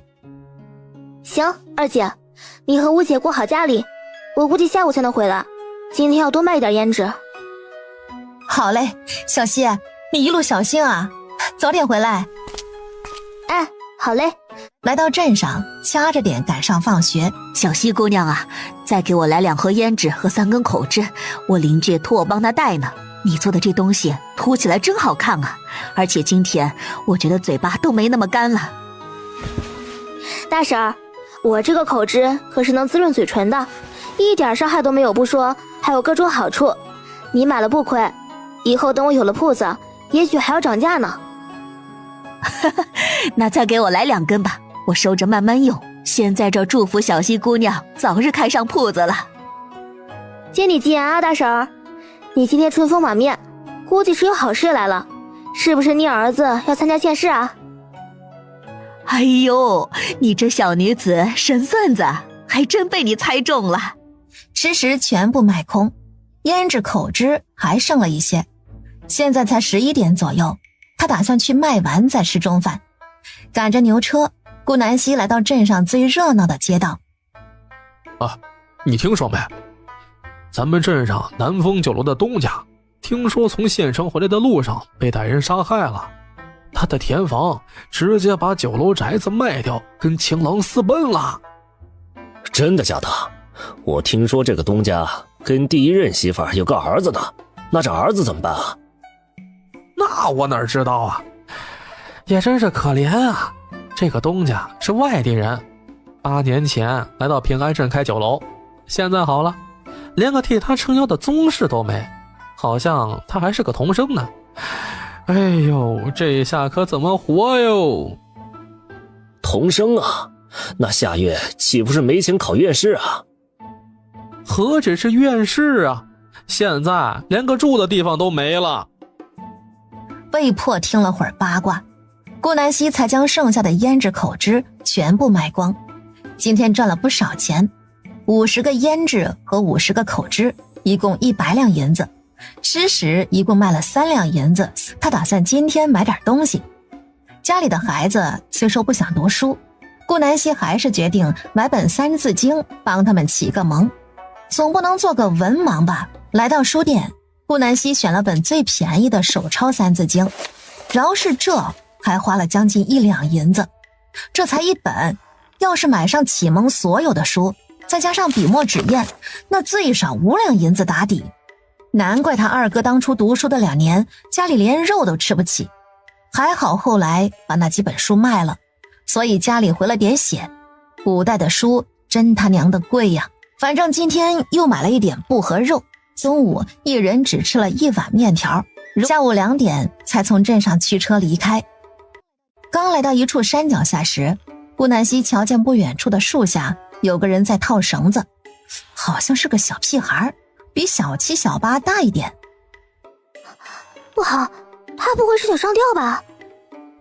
顾南希停住牛车，让小8在车里看着。他连忙向男生那里跑去，顾南希连忙将他救下，替他看了下脖子的伤势，还好没什么大碍。我好不容易把绳子套上去的，我活着还有什么意思？娘亲去了，爹也去了，我那狠心的后娘把我家产业全部买了卷走了，我无家可归了。那你爷爷奶奶呢？或者外祖家呢？我爷奶早在饥荒时死了，我爹逃荒到娘亲镇上遇见的他，后来入赘到我外祖家，我外祖没几年就去了，我爹跟着我娘亲来了平安镇开酒楼。好家伙，一家的死绝了，难怪要上吊。那你可还有熟人投亲？没有，我爹是从很远的地方逃荒来的，我都不知道他祖上具体在哪儿，而且我身无分文，根本走不过去。你今年多大？刚满10岁。你要不去报官吧，看看官府能不能帮你。10岁连扛个沙袋都扛不动，能干嘛？要是在农村还能自己种种菜，这个从小富养的孩子估计连菜怎么种都不知道。报过了没用，他早不知跑哪儿去了。你别管我了，姐姐，我活着没什么意思了，我想去找我爹娘。要不你去我家旁边的茅草屋住着吧，那里没人，不知道你愿意否？我什么都不会，根本养活不了自己，唯独考了个童生，可是这有什么用啊？这样吧，你去茅草屋住，然后每天来我家给我弟妹们教书，我1个月给你4吊钱怎么样？包3餐，每个月底20件银子。当然是真的，我还能诓你不成？你这么大小子，还怕我把你卖了？对了，你叫什么我还不知道呢。我姓顾，名南希，你以后可以叫我小七姐。我家没有长辈，上头有2个姐姐，下头有6个弟妹。我叫南风，小希姐，我跟你去。南风？那个南风酒楼就是你家的？顾南希终于想起来了，这不是他卖胭脂的时候听到的八卦吗？搞半天主人公就是眼前的男生。小希姐你怎么知道的？也对，我家的事情早就传遍平安镇了。真是个小可怜儿。没事了，以后你就拿靠山村当你家，只要你好好教书，我不会亏待你吃喝的。不提这些了，走吧，先跟我上牛车，再不回去就赶不上晚饭了。那小希，今天卖的怎么样啊？卖完了。哎呦，那可真不错，是不是又买肉了？顾午宴太了解小希了，只要卖空，他必定买肉。果然，小八掏出袋子里的肉，冲着吴姐比划着。这位是？他呀，是我给弟妹请的小夫子，身家可是同生呢。到时候就住在隔壁茅草屋，每天来家里教小七他们。哎呦，同生啊，这么点儿大，不得了，有本事啊！南风，这是我吴姐，吴姐，这是南风。晚上顾南希做的饭，就当欢迎南风了，一共做了5道菜。今天煮了满满一大锅饭，这2天家里突然添了4个人，以前的饭量自然是不够吃的。今天有件事情要宣布，想必某些小家伙已经好奇这位小哥哥是什么人物了吧？他就是我为你们请的小夫子，以后每天白日来家里教你们6个读书。可别小看他啊，人家10岁就已经是童生了。以后你们要好好听夫子的话。南风，他们要是不好好学习，你就告诉我，到时候我就罚他不准吃晚饭，站在树下看着我们吃。六姐，我肯定好好读书。吃货小九急了，不让他吃晚饭，那哪行啊？万一那天又是肉又是鸡蛋怎么办？亏大了。我也会好好学的，姐姐。小11扬起大大的笑脸。怎么办？好开心啊，终于能读书了。啊，读书啊？小七头皮发麻，他总觉得以后的日子不好过了。小8和小10倒是无所谓，小夏更是不懂读书是啥，让他旁听就行了，不必刻意学。都打起精神，能不能好好学习？能。6人齐刷刷的回答，就连小夏也奶奶的跟着哥哥姐姐们喊着，十分可爱。那就行，吃饭吧，吃完姐姐给你们去摘梨子。晚上吃完饭，顾南希给南风烧了点热水，拿给他一个盆和皂角水，让他先在小七房间洗澡，然后让小七拿套他的旧衣服给南风换。今天他买了不少布，再给他们做就是。吴姐、二姐，这些布你们拿着，给家里每人做一套，包括小草、小麦、南风和你们。哎，好嘞。六妹，我们就散了，衣服够穿的。别拒绝，都是一家人，缺你们2个算什么？坐吧，今天赚了不少呢。今天买的布不多，顾南希不知道够不够做全家的，没事儿，明天再买点儿，到时候一人做他个5身，慢慢穿。有钱的顾南希自是大方十足，今天忙活的有点晚，点了1根蜡烛，才做好20罐胭脂和30根口脂，酸梅汤照例吊在井里，面包和奶茶就明天早上再弄。累了一天的顾南希倒头就睡。来到镇上，学堂外排满了人，都是附近居住的人群，一个个慕名而来。没一会儿，所有吃食全部卖空，胭脂和口脂加起来还剩了30罐，明显卖的就没昨天多。看来这些人以后会买的越来越少。天色还早，顾南希带着小七去街上叫卖胭脂，50才将将卖完。正准备带小七去吃饭时，他们路过一个铺子，发现里面传来争执声。你这破铺子开啥倒啥，150两都顶天了，竟然敢开价200两银子，你怎么不去抢啊？真是让人好笑。附近10几家铺子，哪家生意不比你家好？就你家卖的最贵。别人家卖300两，我卖200两，整整便宜了100两，你还要我怎么便宜呀？不卖了，不卖了，你走，我就是把铺子砸手里也不卖了。这样吧，算我发善心吧，160两，你别不识好歹啊！这个价钱已经顶天了，你找谁都不会给你这个价格。你这铺子呀，出了名的美，谁敢接手啊？而且我听说你家那独女已经病入膏肓了吧？赶紧卖了，拿钱带你小女治病去啊，不然啊，她都活不过这个夏天。等等，老大爷，我出170两买。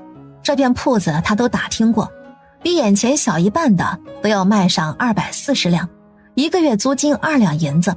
他如果买下，就算不做买卖租出去，那也稳赚不赔。什么开啥倒啥，他就不信这个邪。你这个臭丫头，来这捣什么乱？滚开！老大爷，你自己说，我能买吗？当然呢，我卖给你。可小娘皮，我出180两。200两。但顾南希一下加了20两，男子气得转身走了。果然，这间铺子就是跟他有缘分呢，成功拿下。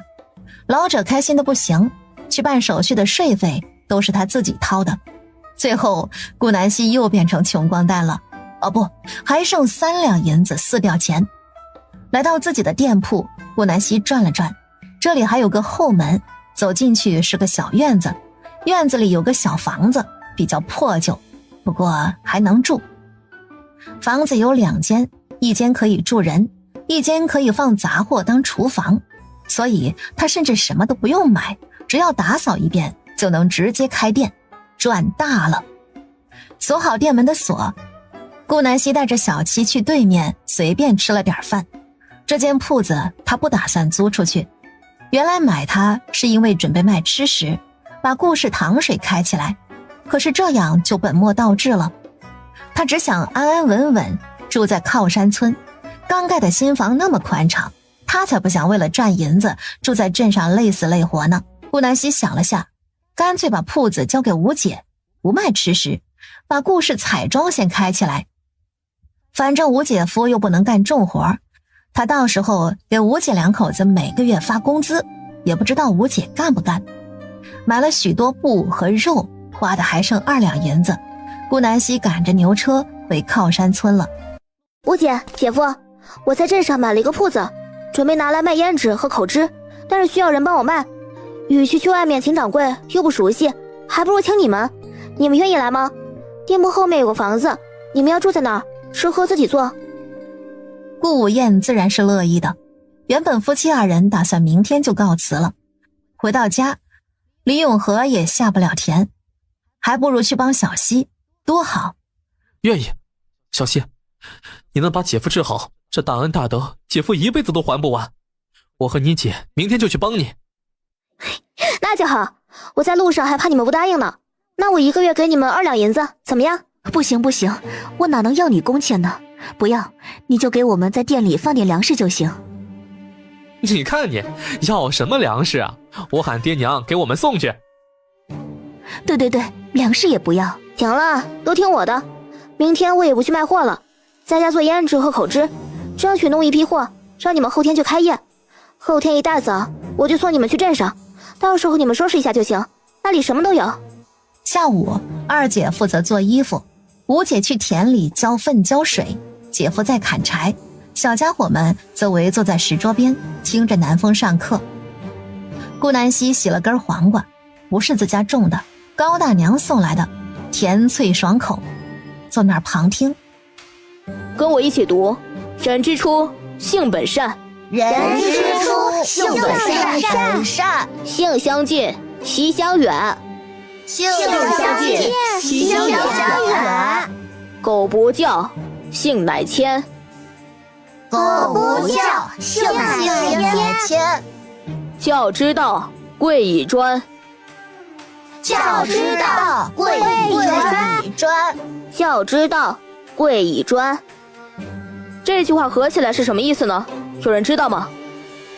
见小夫子发话，几人头低得跟鹌鹑一样，生怕被点名。如果从小不好好教育，那么善良的本性就会变坏。为了不使人变坏，最重要的办法就是要好好教育孩子。当然，你们也要养成一个好的作风，往后太阳升起前起床，切不可偷懒，每日学习3个字，别看它少，积累成多。今天我们就先学习这3个吧。南风在土地上用树枝写下3个字，这3个字分别是人、家、国。人是什么呢？你就是人，我也是人，他们都是人。家自然指的就是你们的家，这里就是，而我的家在隔壁茅草屋。国是什么呢？国是我们大家共同的国家，百里王朝。这3个关系是密不可分的，如果国破，那么家亡，你我大家都将不复存在。天下之本在国，国之本在家，家之本则在身。所以我们要严于律己，友善对待家人，孝顺长辈，兄友弟恭，姊妹和睦，那么我们的家才能和睦。长大更要保卫我们的国，家是最小的国，国也是千万的家，有家才有国，有国才有家，国家昌盛，我们大家才能幸福。听懂了吗？南风还是第一次教人，有点不熟练，不过已经挺好的了，起码顾南希就想不出这些话。石桌边的小家伙们懵懵懂懂，南风没有要他们一天就懂的意思，开始手把手教他们写字。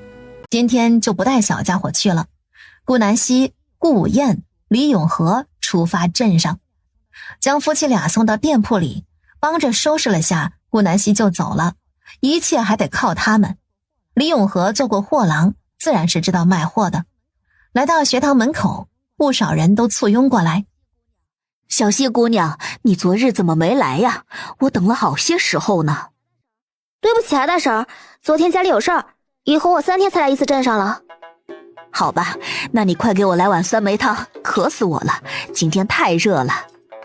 好的好的，不急啊，你们排队，一个一个来。还有不少人没买到，一个个嚷嚷着让他下次多准备点儿。他也想啊，总不能为了多赚点钱就把自己累死吧。老是这样卖也不是个办法。顾南希决定等有钱了还是再开个店铺吧，就是不知道这个店铺该交给谁好。真希望小七他们一个个都赶快长大。卖完才早上10点不到，顾南希驾车来到店铺外，料想的爆火场景没出现，店外静悄悄的。顾南希走了进去。怎的？一个客人都没？顾武燕摇摇头。有3个人来买了胭脂。那就是3两了呗，这叫什么开业呀？顾南希想了想，他掏出2吊钱，来到平安镇的乞丐窝，里面清一色全是小乞丐。你们这里的老大是谁？是我，怎么了？有笔钱不知道你们赚不赚？赚啊！只要不违背法律，我们都干。我先给你们50个铜板当定金，完成以后150文再给你们。那你要是不给怎么办？你只能信我，不信的话50文都没有。听到这儿，少年沉默了片刻，点头答应。看了一下，你们一共50几人，我要你们分成5波，在平安镇的大街小巷呐喊一句话。什么话？连城街故事彩页新店开业，胭脂半价起卖，只要1两，抢完为止。你就说行不行吧？行，当然行。顾南希数了50个铜板交给他。我会在暗地观察你们的，要是喊错1个字，或者有人偷懒，那我剩下的钱就不给了。你们喊到卫士出就行。这个时辰，大街小巷都要睡午觉，扰民不大好。行了，你说说，可以的话，现在就出发吧。少年仔细地数了下铜板，招呼破庙的一群小屁孩念口号。等他们熟练背出，看到顾南希点头，才分批游走。顾南希自然是悄咪咪地跟着，看到他们乖乖的呐喊，就回到店铺里了，顺便还买了10个肉包子。好了，赶紧吃，等会儿就来生意了。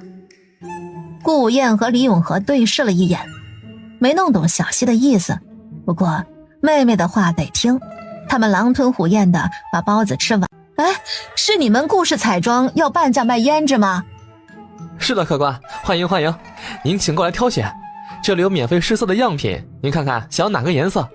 我们店里不但有胭脂，还有一种口脂，颜色亮丽，京城都找不到，独家售卖，保证你涂上光彩照人。口脂有3种颜色，胭脂只有1种。李永和表现得很好，毕竟是老本行。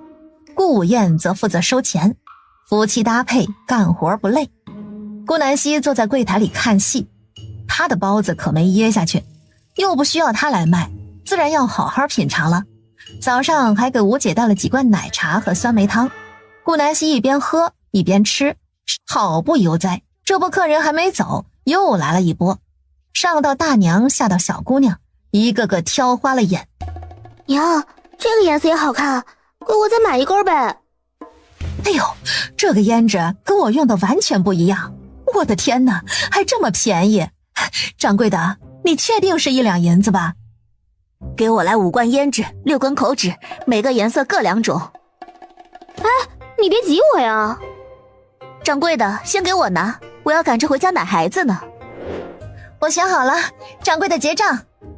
顾南希去后院眯了会儿，早上起得太早了，吴姐已经把院子收拾得干干净净，房间的床板也被擦拭锃亮，床铺自然是从靠山村带来的，顾南希给了他们一床新的，都是自家人，也不在乎外力。顾南希睡了1个时辰才醒，等回到店铺，里面已经没有顾客了。哟，小希醒了呀？吴姐，卖的怎么样？今天赚了足足200两，这才辰时末呢，下午肯定还有客人。小希，你发达了。顾午宴是真心为六妹开心，眼里一点贪欲都没有。李永和也是。那我今天先收部银子走，后天再来给你送货。顾午宴点点头，连忙把抽屉里的碎银子装好，递给顾南希。顾南希买了肉和20个肉包子，刨去要给他们的150文。他把今天赚的4吊零钱花得干干净净，加上3两，家产变成了205两。哦吼，又变成有钱人了。顾南希把东西放到牛车里带回家吃，然后赶着牛车来到刚刚的破庙。小乞丐们已经陆续回来，说好了，咱们2清了。姐姐，我相信你。刚想驾车离开，顾南希回头看了一眼，有几个小乞丐跟小九差不多大，一个个衣服烂的肚脐眼都露出来了，手脚全是破的口子，有些孩子脚上甚至都没有穿鞋子。可能是想到当初刚来靠山村的时候，顾南希心一软，把刚刚花了50文买的肉丢到庙里，扭头就走。反正还有20个肉包子呢，够家里吃的了。少年看向地下的袋子，捡起来一看，是猪肉，他心情十分复杂。自从开始乞讨，形形色色的人都遇到过，这还是第一次碰到这种心善却不求回报的人。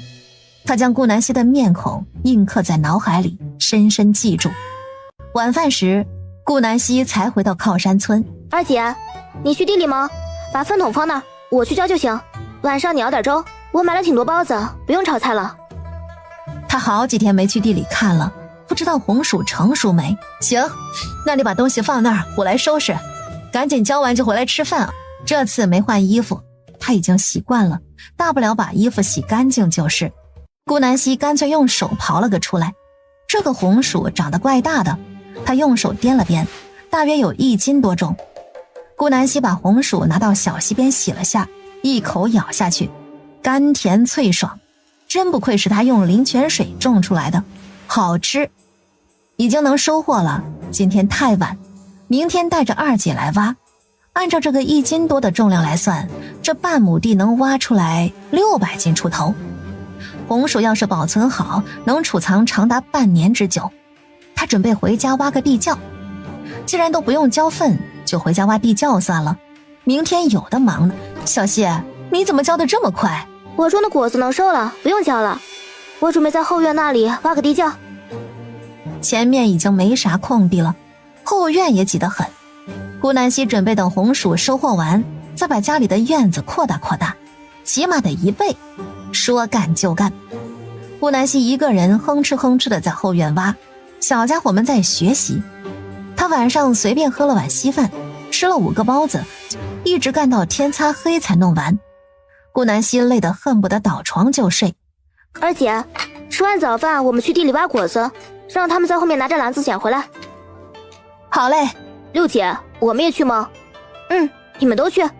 小的小妹也去玩，你们2个跟小小夏就待在田里，其他几个小屁孩，你们今天给我好好干活，中午给你们做好吃的。好耶，知道了姐姐。那今天是不是不用学习了？你想得美，下午学。南风也紧紧跟着，他早已脱下长衫。既然他现在也是这个家的一份子，当然也要帮忙干活了。3个最小的崽崽在小溪边玩，大的几个娃蹲在红薯地等待捡红薯。顾南希做个表率给他二姐看，挖红薯是有讲究的，不能用力太大，也不能太轻，重了会把红薯砸破，轻了只能刮下一层薄土，效率大大降低。只见顾南希拨开一片红薯藤，一个锄头凿下去，一大串红薯露出泥土，数了下，这根藤上结了足足5个大红薯，比顾南希想象中还多。哇，好大的果子！六姐，我们中午就吃这个吗？还是烤着吃吗？好大，比之前的那个果子还要大。我感觉吃一个都能饱。是，我们中午就吃这个。前段时间高大娘送了一小袋糯米来，放在家里一直没吃呢，中午就用这个给你们做吃的。尝试着挖了2次，都不小心锄到红薯了。没事儿，二姐，这些坏的你放在一边，我们中午把它吃了。顾二苗是干惯了农活的，听到这儿，他不好意思地笑笑，没一会儿就得心应手了。姐妹俩干活都很爽利，1个小时就全部挖好。顾二苗累得腰都直不起来，而顾南希一点事儿没有。小希啊，你这身子骨也太好了。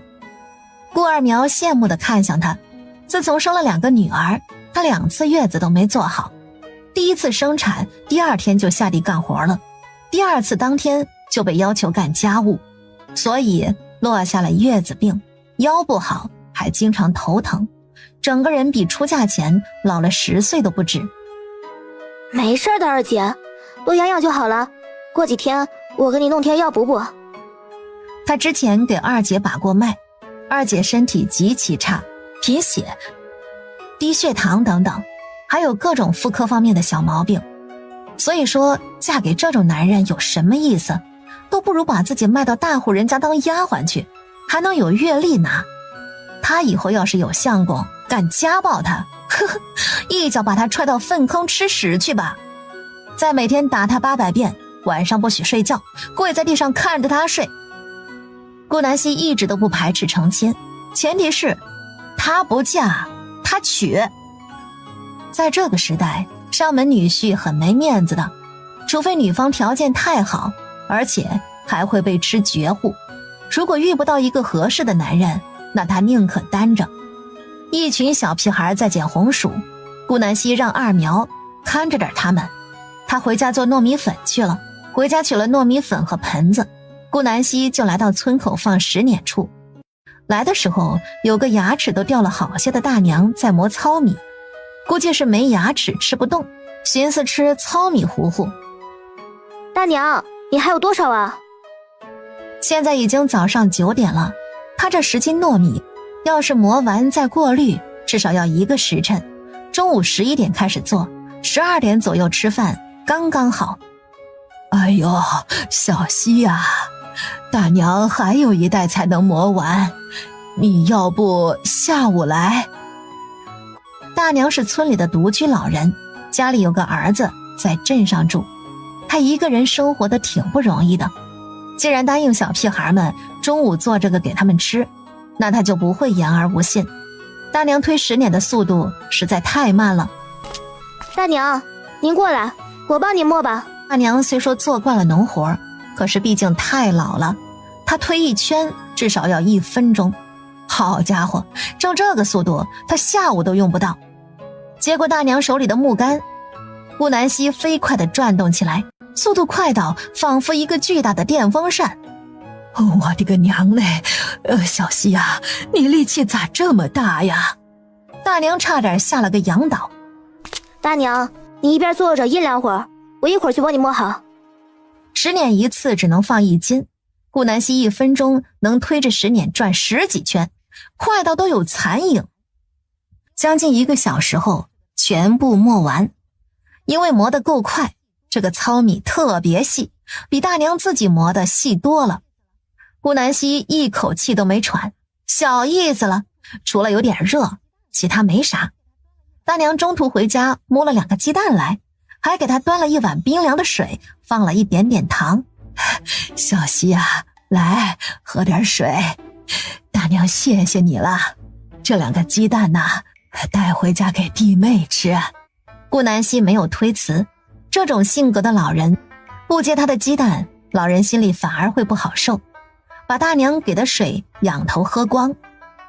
大娘，来，你拿好，回家吧，外面热，这个碗给你，我要磨我的东西了。好嘞，小希啊，你休息会儿啊，别中了暑气。我这个记性，你可是神医呢，中了你自己也能治。不过生病总归是难受的，这天马上要中午了，你别太累啊。好的，大娘。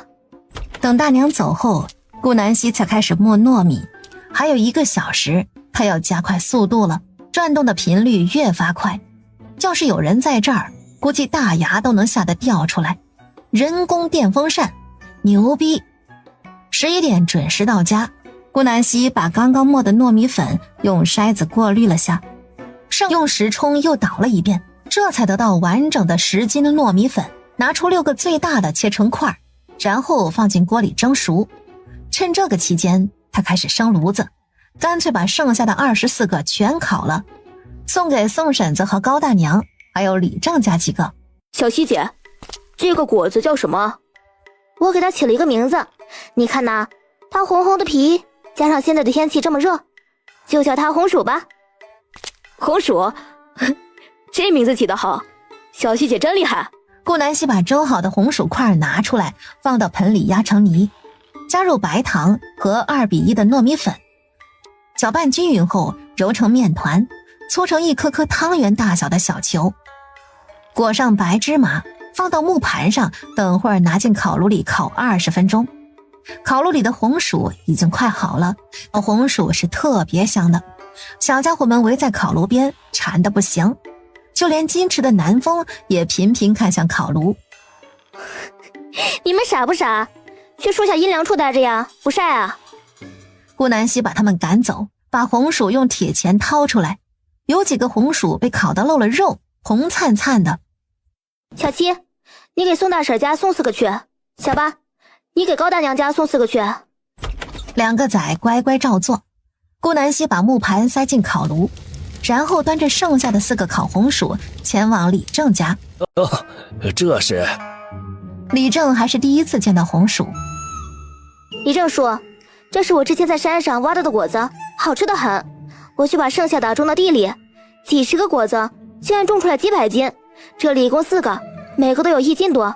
你们吃吃看，好吃不？红薯顾南希不会自己独吞，这个时代的农民过得太苦了，如果他们愿意种，他可以把红薯苗便宜卖给他们。为什么不免费呢？因为不能做好人，好人没好报。而且这个时代不会水培育苗，这个技术没人知道，只要他们种植了红薯，来年自然还要跟自己来买。不买也行啊，慢慢等自己的红薯发芽。他的苗可是泡在灵泉水里的，种出来的红薯秒杀他们。顾南希其实谦虚了，毕竟他给红薯浇了灵泉水。当初的红薯一共是20几个切块的，他故意说成几10个，就是担心如果村里的人用普通种植方式，种不出来这么多。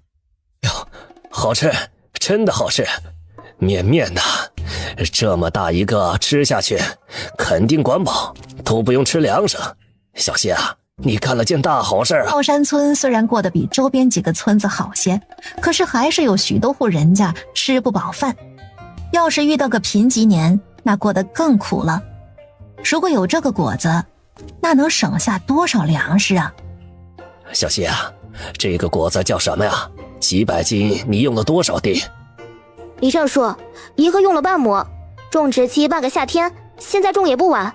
我刚打算再种一波呢。这个果子叫红薯，我自己起的名。还有，我这次来找你是想让你帮我扩大一些院子，这屋量李正叔你拿好，只要扩大后院就行，再帮我在后院盖个小房子，我放东西。前院他不打算扩，现在这个样子刚好，以后要是种树就全种在后院，再多弄点田，种满蔬菜，还不怕人偷。然后把小牛小鸡都挪到后院养，猪在前院盖好了猪窝，就不动弹了。这个好说，小希啊，你能卖给村里红薯种吗？我看这个红薯呀，需要的地也不多，到时候我家也留1亩地种这个。李正自然不可能让小希白送。行呀，我能把红薯苗卖给他们，一个苗卖1文，1亩地种上200个苗就行。红薯夏天都可以摆放10几天不坏，如果家里有地窖，存个2个月不成问题。冬天的话会更久一些。小希啊，那李正说在你这儿买200个苗可以吗？可以啊，这次就不用买了，您还要帮我扩大院子，我都不好意思了。3天以后我把苗给您。哟，那多不好意思啊，谢谢你了，小希。回到家里，红薯丸刚好烤好，一个个金灿灿、香喷喷、圆滚滚的红薯丸躺在上面，让人看了就食欲大开。家里最馋的小九口水流得跟瀑布一样。六姐，小九要吃。顾南希无奈，先递给他一颗。好烫！小九被烫得直吹气，愣是没把咬的那口红薯丸吐出来。顾南希看到直摇头。你慢点吃，烫坏了嗓子，我看你以后怎么说话。烤了2层，2盘一共是300颗。顾南希打算做这个营生，他打算明天早上送货的时候做了带到镇上卖，看看反响怎么样。一大家子围在石桌上吃饭，今天没有菜，只有烤红薯和芝麻糯米红薯球。一家11个人吃到撑死。吃完饭，小家伙们都去睡1小时午觉。顾南希和顾二苗在院子里做胭脂和口脂，明天早上就要去送货，得赶紧做到晚上天黑才做好150个口脂和150个胭脂。弄好酸梅汤，热得一身汗。下午5点就已经吃完饭了。顾南希去房间里泡了下澡。第二天凌晨3点多，他就已经起床。今天要做奶茶、面包，还有红薯球，很忙。难得，今天他比二姐起得早，一直弄到天色渐亮，顾南希才吃好早饭，驾车启程。今天带的是小九，小九倒是一点都不怕，他大大方方的帮顾客盛奶茶和酸梅汤，小嘴巴甜得不得了，把一众家里只有儿子的婶婶叔叔萌得不行。今天我们故事糖水又有一个新品呢。是什么呀，小希姑娘？顾南希看到大家都被新品吸引，打开装红薯球的木桶。新品就是我们的红薯圆子，限量300克，我就不多多介绍了。10颗装满1竹筒，1份1吊钱。自从大家买过面包，也就不觉得这个贵了。给我来1份尝尝吧，面包也要2个，再来1罐酸梅汤，2罐奶茶。我也尝尝，小希做的东西都好吃。有点贵呀，我就不吃了，给我来2罐奶茶就行。我家儿子面包都吃腻了，给我来1份，我让他尝尝这个好吃不。顾南希亲自给他们装，红薯圆子的好评率比面包还高，很多年纪大的不爱吃面包这种东西，红薯圆子黏黏糯糯的，有几个大娘买了1份尝了，没忍住又跑回来买了1份，又是卖空空的一天。今天收获6两银子整，因为奶茶的量减少了许多，家里的孩子越来越多，每天要喝的量还怪大的，2头母牛每天固定就产那么点奶，只能从客人这里减少了，苦谁也不能苦孩子啊。他家几个小屁孩现在个子都往上窜了不少。收好钱，把木桶竹筒全部整理好，这才前往铺子那儿。小九的脸被大娘们捏得红彤彤的，此时正双手抱着脸揉。姐姐，我脸疼。顾南希心疼地帮他揉揉。你个傻孩子，下次不给他们捏啊。知道了吗，姐姐？小希来了，当家的去搬货。哎，这就去。怎么样？这2天卖的还行吗？行啊，当然行。来，我把这2天的钱交给你，你看了就知道了。密密麻麻的碎银子，几乎装满了大袋子。这些是多少？太多了，懒得数。整整500两呢。你没瞧见，这几天铺子一开门就被围满了，昨天下午就全部卖空。没办法呀，你姐夫就说先交银子，今天下午来拿货。这不，总共就剩了400贯，现在还多收了100两的定金。好家伙，定金都整起来了，这次幸好没少带，不然付了100贯就没剩多少了。我这次带了150贯胭脂和150贯口脂，明天就恢复原价了，估计人就会骤少，所以大后天我再来给你送货。我地里玉米快熟了，得收玉米呢，马上还要种红薯。对了，吴姐，我给你带了100个来，你们自己做着吃，煮也行，烤也行，和饭一起做都行。哎呀，终于熟了呀！你姐呀，我就好奇这口呢，还是我妹好。永和啊，去把那2袋红薯搬进来，拿到后院去。好嘞。自从在这铺子卖货，两夫妻感情越发好了。他们还遇到一个本村的，让他带个口信给李永和爹娘，免得老夫妻俩担心。吴姐，等铺子稳定，你去关门1天，跟姐夫回家看看吧，让他们知道姐夫已经好了，这样才能放下担忧。行，小希，我也这么打算的呢。那天来镇上，偏偏忘了这个事儿，不然当时我们就先回村里跟公婆说清楚。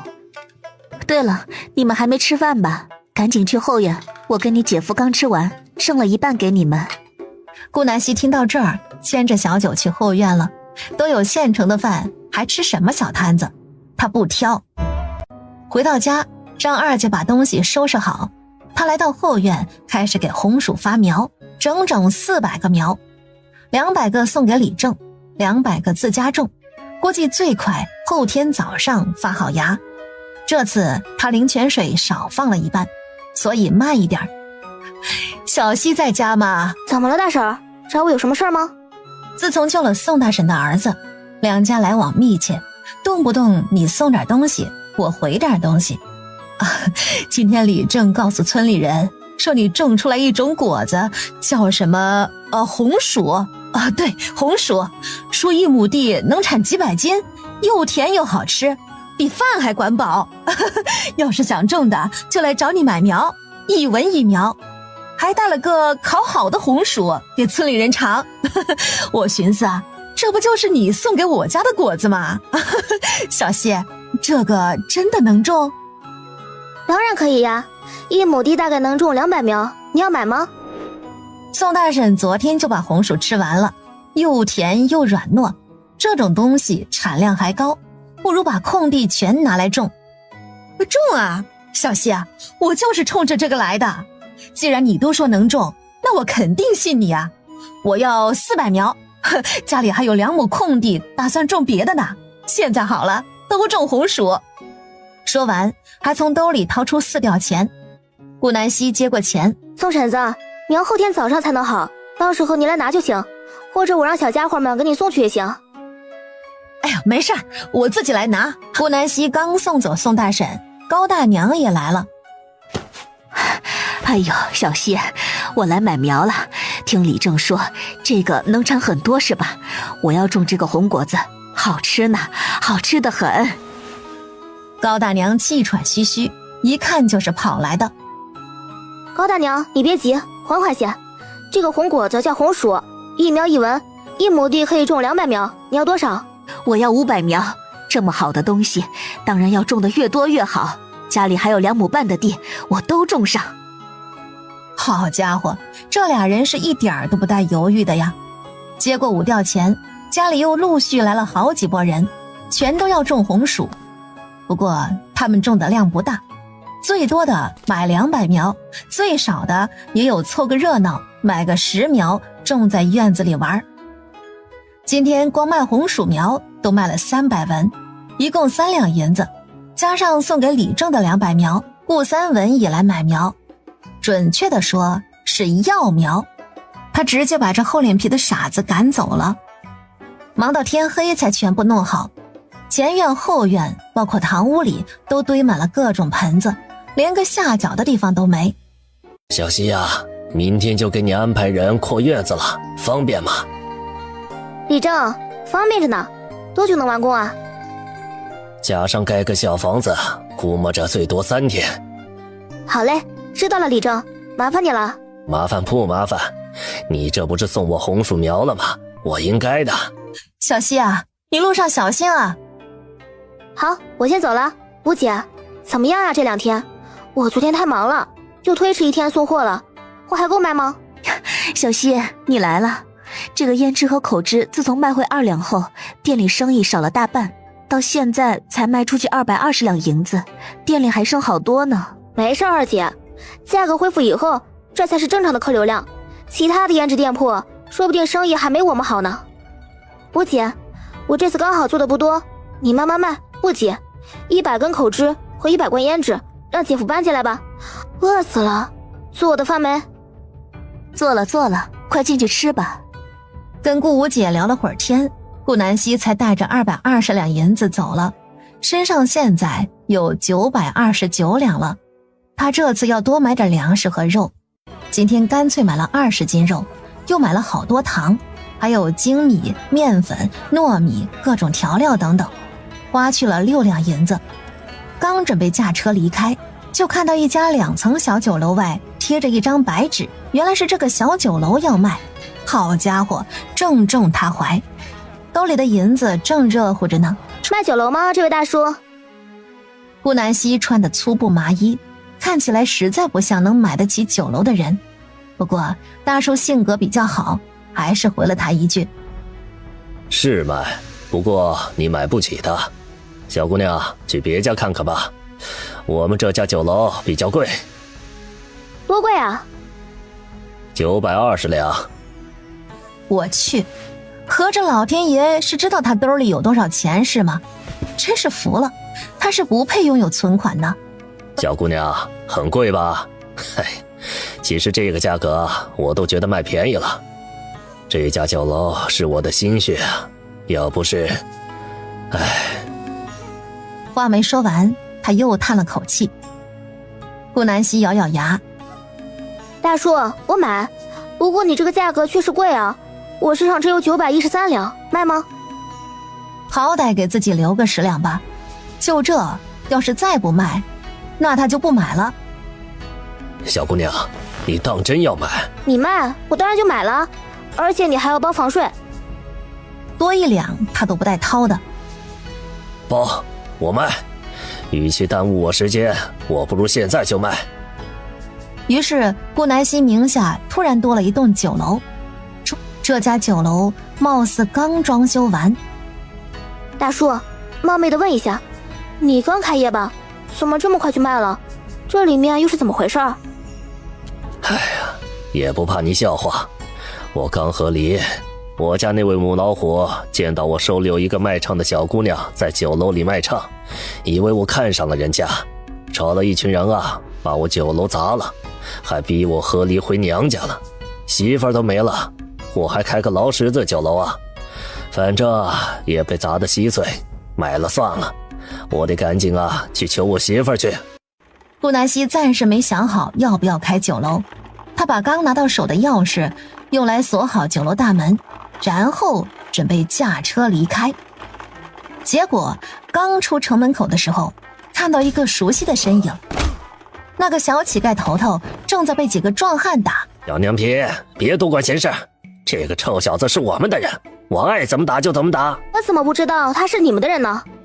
笑话，这个小乞丐还能有主不成？姐姐，你别管我，你快走，他们不是什么好东西，当过大牢，你快跑！顾南希点头。好嘞，拜拜。他坐上牛车就走，速度快到几人都没反应过来。不是，这娘们有病吧？几人正打算继续抱走小乞丐时，城外走来一批官差，他们看到官差就跟看到阎罗爷一般，踹了小乞丐一脚就跑了。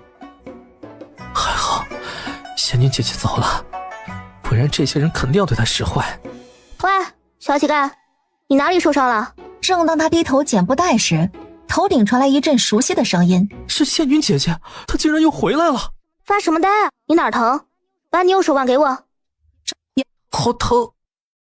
顾南希看到他软趴趴的胳膊，不会是骨折了吧？他轻轻抓住严卫的胳膊捏了捏，又是一声痛呼。啊，还好，只是脱臼，你忍一下，我帮你复原。顾南希抓住严卫的胳膊，猛地一推，咔嚓，就这么好了。严卫神奇地晃晃胳膊，仙女姐姐，我不疼了。你是大夫吗？那是吧？他们是什么人？打你干嘛？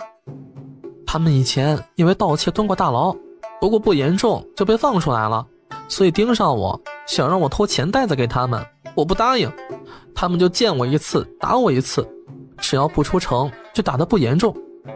毕竟城里有官差巡视，这次我帮一个大爷来城外送口信，大爷赏了我5个馒头，被他们碰见就打我了。还好遇到官差老爷，不然他小命就彻底玩完。仙女姐姐，你怎么又回来了？我就没走啊，刚才我看到官差他们往这儿来了，我就顺势走了，一直在不远处的大树那儿呢。等官差吓走他们，我就过来了。其实他是怕自己打人被官差抓起来。原来是这样，谢谢你，仙女姐姐。没事儿，你还有哪里不舒服吗？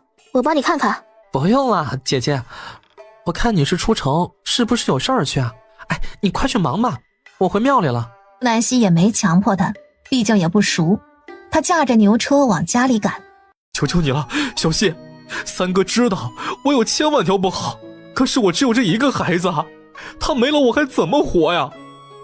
他浑身都好烫，已经不省人事了。小谢，哥给你磕头了。我救不了，你找别人去吧。顾南希才不趟这趟浑水，那小子被朱金凤教的简直就是熊孩子的翻版，看着就讨厌。顾三文最近天天下田劳作，早就把在镇上养出来的细皮嫩肉给弄没了，现在浑身又黑又沧桑，老了10岁都不止。他磕得实实在在，额角还带着一点血痕，满脸都是泪。顾南希不忍再看，求求你救救我儿子，救救我家万福，把万福的病治好，你想怎么惩罚我都行，我求求你了。我救他可以，2两银子，你愿意我就跟你去。原主这三哥太不是人，必须让他狠狠出点血。行，没问题，小希，你跟我去老宅，到时候我给你拿银子。他将手指轻轻搭在万福的小手腕上，脉搏很弱，已经烧惊厥了，再这样下去，要么肺炎，要么烧成傻子。顾南希拿出一根短针扎入万福的人中。娘，好疼啊！万福疼得哭醒。娘在，万福你醒了呀，吓死娘了。把房间窗户赶紧打开通风，这房间太闷了，空气很污浊。还有，去打一盆井水，过来给他擦身上，必须把衣服全部脱光，从头擦到尾。我去回家拿药，熬好了给你送来。银子给我吧。金凤，你把2两银子拿给我，这是小希的诊金，赶紧的，咱们儿子还要喝药呢。什么2两银子？他怎么不去抢？我不给，明摆着过来坑你这个三哥，就你傻。2两银子是咱们最后的家当了，都给了他，我们还怎么活？这可是儿子的命啊！你别闹，快点把银子拿给我，钱没了以后可以再赚，儿子的身体要紧。顾三文急得不行。这个死婆娘，都什么时候了，还视钱如命？我不给，你去村口请那个王郎中，他肯定要不了这么多钱。我就没见过他一个二脚猫的医术，要的诊金比镇上最好的大夫还贵。顾南希冷笑一声，转身就走。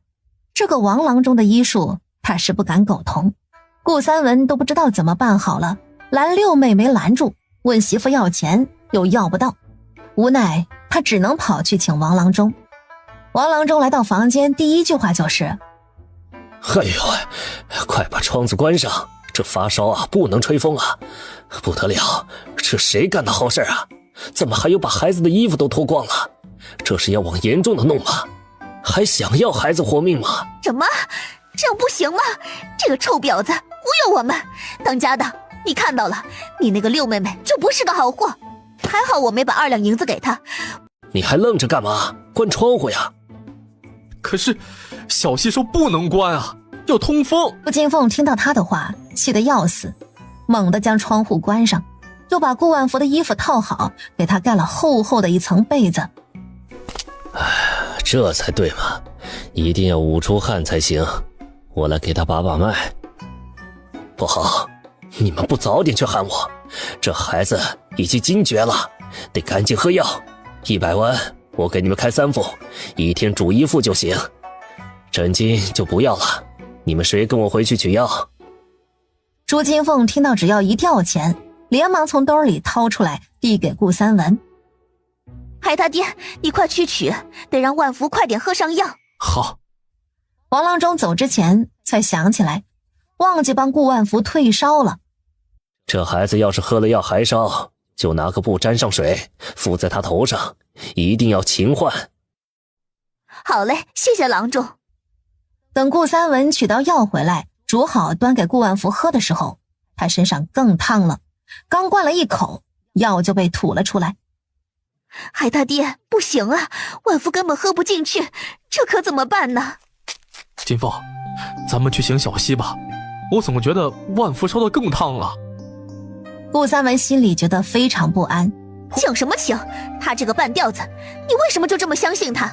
儿子要是被他治出个好歹，你我可怎么办？朱金凤干脆用嘴渡药灌进顾万福口中，还真别说，这招就真喝进去了，将1碗药都喂完。看，这不就喝下去了？找什么鬼小溪？去打盆水进来，我帮儿子敷额头。顾三文不敢睡熟，他时不时地醒一下，帮儿子换头上的布。凌晨1点，顾三文做了一个噩梦，猛地惊醒，梦里他的儿子活生生地烧死了。醒来赶紧摸一下万福的额头，比喝药前还要烫，甚至都烫手。顾三文连忙将朱金凤摇醒。别睡了，赶紧把钱给我，我去找小西。万福到现在还不退烧，这个郎中根本不知道给他喝的什么药。快点拿钱！我就不给，万福药都喝完了，说不定明天就好了，你非要找他干嘛？就要拿咱们的身家去补贴你妹吗？我看你就是拿儿子当借口，还是你们有什么见不得人的事啊？你顾三文气得话都说不出来，他一巴掌扇到朱金凤脸上。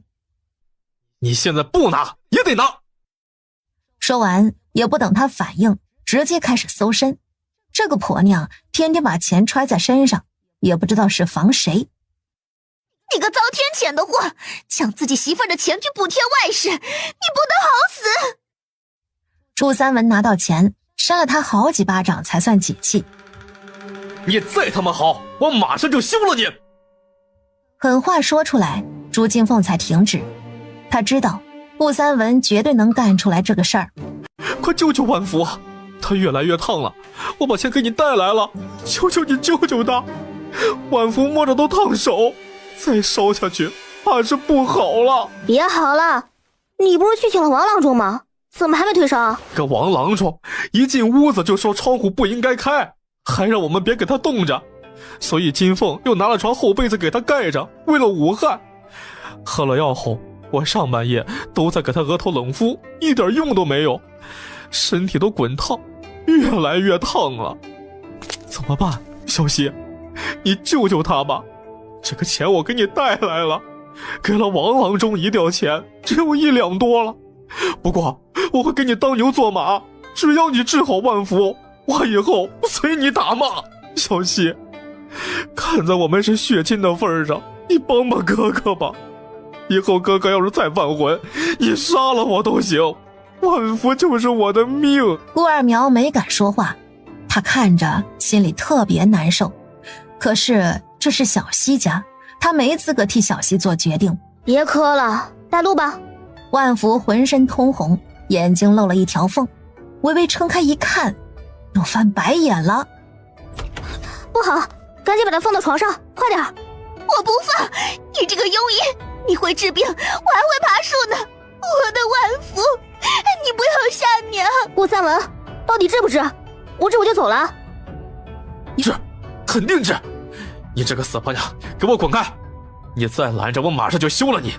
万福会成这样，都是你害的！滚，给我滚出房间！顾三文生拉硬拽的，直接把朱金凤推出去了，还顺手把房门一锁，彻底清静。顾南希摸了下万福的额头，都能烫熟鸡蛋了，身上也是，脉搏弱到几乎感受不到。你把王郎中开的药拿过来给我看看。万福喝了药，就算不会好，那也不至于更严重啊。也不知道这个王郎中开的什么鬼药方。小希，药方就在这里，是药方不对吗？难怪呢，原来是这个王郎中把黄芩和黄芪记混了。退热应该加的药是黄芩，他给开的药是黄芪。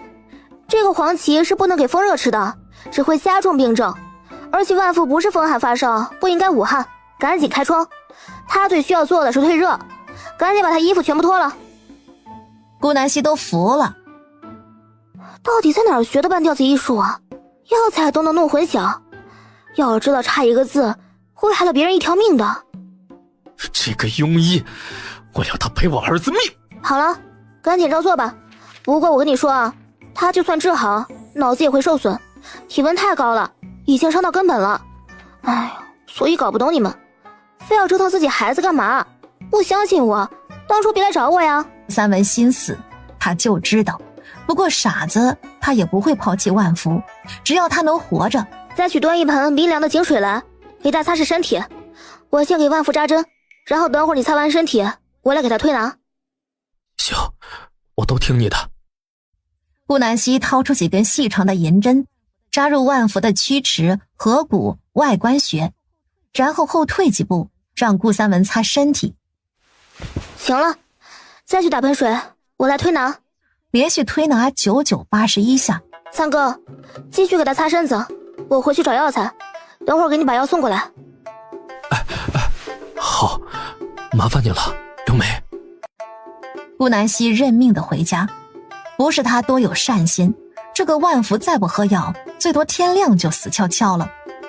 他现在完全是跟阎罗爷在抢时间，有很多药材这里根本就没有，他干脆回空间找的，怕时间不够，还特意在空间用高压锅熬的，因为空间不流逝，所以出来的时候还是刚刚的时间。怎么样？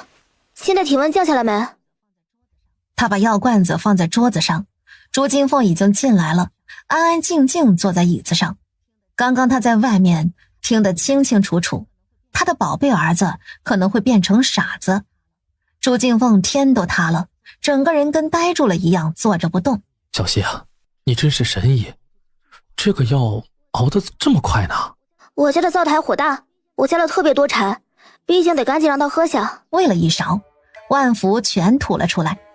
顾南希就让他用嘴喂，这个药很难喝，顾三文眼睛都没眨一下，连着用嘴喂了2碗。行了，药全部喝下去就没事了。不过我丑话说在前头，万福醒了也是个傻子，至于傻成什么样我可不知道。运气好点，智力停留在现在；运气不好嘛，可能连几个月大的孩童都不如。福，你好惨啊！你这样让娘可怎么活呀？你爹我是指望不上了，我下半辈子咋办呢？朱金凤生孩子的时候伤到了根本，以后再不可能有孕。这个事儿他从没有告诉过顾三文。你还有脸哭啊？要不是你非不肯掏银子气走小希，我们万福至于变成傻子？都是你害了儿子一辈子，要怪只能怪你自己。怪我？不是你非要来这个破地方吗？要是我们待在镇上，儿子至于病了找不到大夫，是你害的，是你！我要回镇上，这根本就不是我家，我要回去。儿子成这样了，我要怎么活呀？行了，你们慢慢吵吧，我回去睡觉了，困死了。别吵了，儿子好不容易好一点，让他安静的养病。我不管，我天亮就要回镇上。你要是不回，那我就带着孩子一个人回去。那你回呗，走了就别回来。你成亲的时候怎么跟我爹娘保证的？才几年你就变了，你不是人！我要跟你和离。行，孩子归我，你走。你当真同意和离？原来你说的会疼我一辈子都是假的，还要抢走我的孩子。行，你别后悔。我不会后悔的，这张床给你睡，今晚你跟孩子们最后温存一下吧。不，孩子我带走一个，凭什么两个都给你？顾三文想了下，点头。我带女儿走，儿子就留给你了。以后我们桥归桥，路归路，我儿嫁给谁都不关你的事。朱金凤从没想过带走万福，她都成傻子了，带回去干嘛？老了还不知道谁伺候谁呢。不像女儿，月月从小长得就清秀，长大绝对能嫁个好人家，要一大笔彩礼，而且带着女儿好嫁一点，她以后估计生不了孩子了。现在月月就是她的全部。二妹，六妹。她抱着虚弱的顾万福站在两人面前。小谢，我来帮你干活。刚刚听到李正他们聊天，说你要收玉米地，就是万福一个人在家我不放心，所以还请二姐看护一下他，地里的活就交给我一个人就行。说完也不等他们反应，就把怀里的万福放在地上，拿走顾二苗手里的农具。二姐，你把万福带回家吧，你也睡会儿，忙一早上了，下午就和小家伙们在家玩，我跟他去干活就够了。行吧，小希，你别太累啊，不然中了暑气可不好受。知道了。看到两人走远，顾二苗才带万福进房间睡觉。他跟三弟其实没什么矛盾，不过他是站在小希这边的，听到他说三弟干的那些事，心里也有气。可是小孩子有什么错，孽都是爹妈种下的。万福的事情他都知道了，小家伙人虽然是清醒的，可是看起来傻乎乎的，眼里都没光，一句话都不说，哪像小夏，完全就是小机灵鬼。玉米地里，顾三文哼哧哼哧地拿着镰刀割玉米杆子，顾南希则是在一边掰玉米。他默默地观察顾三文，总觉得那次把他骂了一顿后，他变了许多，也不知道是不是装的。在原主记忆里，他三哥没成亲前人还是挺好的，知道帮家里干活。自从娶了朱金凤，变得尖酸刻薄，夫妻二人简直像极了。把这个喝了。这是顾南希熬的酸梅汤，他喝了一半，剩下的就赏给他吧，不然累坏了他就得一个人干活，得不偿失。现在正值中午，烈日毒辣，最容易中暑。好，真好喝，酸酸甜甜的，好痛快，没那么热了。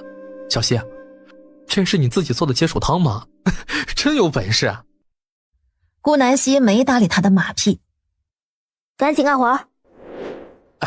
知道了。顾三文好歹也是个壮劳力，比顾二苗强多了。两人忙活了1个时辰，就搞定了一半的玉米地。你媳妇儿呢？她怎么不看着万福？我们今天和离了，回来后我就带着万福来你家了。他的户籍在镇上朱家，一大早夫妻二人就跟着牛车去往镇上，和离后还把户籍迁回来了，所以才能听到李正聊顾南希的事。至于他，身无分文，抱着万福走回靠山村的。两人午饭都没吃，家里那点粮食被朱金凤带走了。他准备干完活去挖点野菜，晚上煮着喝。还好地里种了点蔬菜，马上就能熟了，到时候拿去镇上卖点钱，换点糙米，熬到粮食收获，日子就好过了。闲的时候再去镇上打打散工。以前顾三文从来都看不上这些，可是儿子变成傻子，他得考虑以后，人还是要现实点呢。哦，挺好的。小谢，我打算过2天开始去镇上找个散工干，不知道能不能把万福放在你家呀？下午我就把他接回去，我会给你钱。散工1天15文左右，我给你5文。你放心，我知道还有一吊钱没还你，等我赚够就一把都给你。顾南希看了他一眼，这还是他的好三哥吗？重生了还是被夺舍了？天哪，前后差距简直2个人，也不知道是真的还是演的。要真是演的，那他绝对够格做影帝。你别跟我说，二姐同意带，那我就不反对。哎，我等会儿去求求二姐。二姐，小希，我带万福回去了。哎，对了，小希，二姐刚刚已经答应我了，后天开始我就把万福送来。随你，在这儿吃饭吧，估计你们也没来得及烧，马上天就要黑了。尤其是万福病还没好，虽然他之前是个熊孩子，现在不也变成个老老实实的小傻子了吗？安静的样子还挺可爱。顾二苗给2人盛了2碗白米粥，上面各有1颗鸡蛋和一点凉拌贡菜，粥里放了点糖。2人中午就没吃，捧着碗坐在石桌上狼吞虎咽。小万福眼神虽然呆滞，嘴巴倒是不慢，没一会儿就吃完了。顾三文懂事地把碗洗干净才走。二姐，你说玉米有什么用呢？玉米当然拿来吃啊，比如晒干磨成粉，做成玉米窝窝头，或者直接和米一起熬成粥。你小时候就特别爱吃窝窝头呢，可惜家里那时候种的玉米少，还卖了大多。这么多玉米，总不能天天吃吧？那脸还吃黄了呢。要是有黄油就好了，拿来做爆米花肯定特别好吃。这里的玉米品种不是粘玉米，是跟爆米花专用的暴力玉米差不多的小玉米，做出来估计也差不到哪儿去。哦，黄油，我完全可以自己做哎。说干就干，今天家里剩了不少牛奶，顾南希把砂锅里的牛奶煮沸，然后掉到井里冷藏。早上睡醒，把砂锅拿出来，牛奶上浮着一层厚厚的奶皮，把奶皮快速打发，一直把奶皮打成豆腐渣状，油脂才完全的分离出来，再把油脂固定成方形，再次掉到井里冷藏2天。今天家里所有人都要给玉米剥皮，就连小夏也懂事地坐在那儿捧着玉米剥。玉米比他的小腿都粗，看起来特别萌。一家子干活速度很快，半个时辰全部弄完。玉米被整齐摆放在院子里晒太阳，这个天特别热，估计最快1天，最慢2天就全部晒干。爆米花需要玉米粒特别干，那就晒个2天吧。第2天吃完早饭，一家子就给玉米脱粒，用手一根根的剥。二姐，万福给你放这儿了，我最迟傍晚回来。哎，行。顾三文丢下万福就走了。过来，万福，跟我学着剥玉米。一开始万福还傻愣愣地蹲着看，什么反应都没。就在他放弃沟通时，万福拿起一根玉米棒，一点点地开始剥，玉米粒比他指甲盖都大。哟，看来还没傻到家呀。自从顾万福变傻后，顾南希觉得这个熊孩子可太讨人喜欢了，也不说话了，让他干嘛就乖乖跟着，反倒显得小夏更加活泼好动。万福，那些药你爹给你吃完没？万福抬起头看向顾南希。药，可，万福不吃。基本的话能听懂，说明他运气还挺好。要是脑子再烧坏点，屎估计都会抓着吃，那真的跟刚出生的婴儿没什么区别了。不吃，乖乖剥玉米吧你。万福，剥吧。小家伙把头低下，继续慢悠悠的剥。弄完后，顾南希在后院开始给红薯发芽，扩大这么多，也不需要堆的前院都是了。给自己家用的灵泉水当然要放得足足的。家里的弟妹，包括二姐和2个侄女喝的水，都被她偷偷加过灵泉，所以他们的身体最近越发好了。尤其是小七，个子窜得惊人，还有顾二苗，那些小毛病都消失了。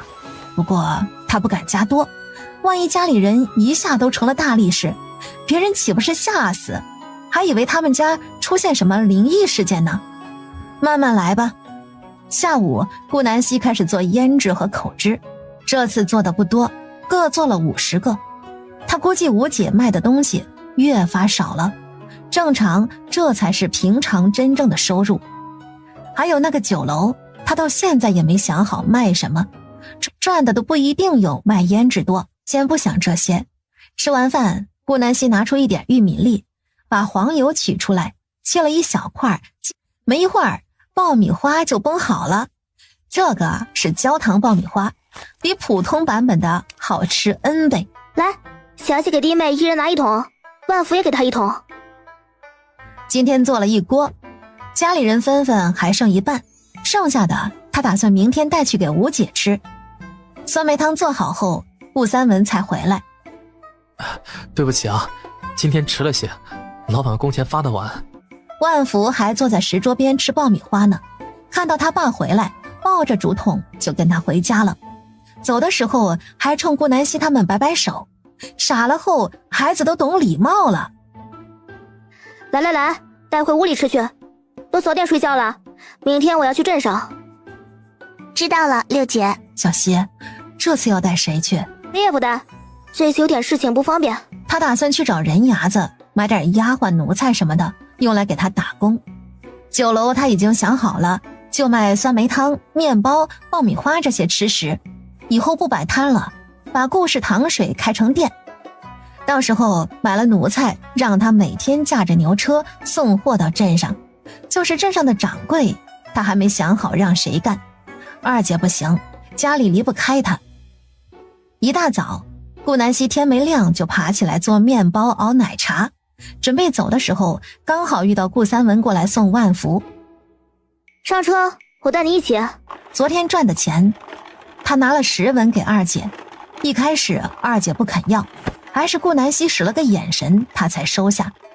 本来说好的5文，看到儿子连吃带拿的，饶是他都不好意思厚脸皮给那点钱。等顾南希发话说以后都给5文，这事儿才算完。今天来的时候，特意带了他昨晚趁着天色擦黑去山脚下采的野菜。小希，你来了。最近生意不太好，这次只有300两。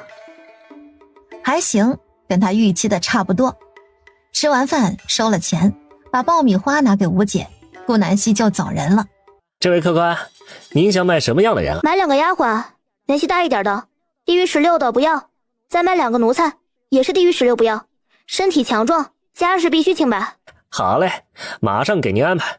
您请跟我来院子里喝杯茶，我这就给您把人带上来。客官您好，人给您带上来了。顾南希选了4个人，介绍一下，我是赵武，今年18，家里有一病重老母和2个弟妹，我无奈把自己卖掉给老母治病。我身体好啊，什么力气活都能干。我是李虎，今年17，家里兄弟姐妹众多，爹娘实在养不活，也给我娶不起媳妇儿，所以就把我给卖了。不过我是心甘情愿的，只求吃个饱饭。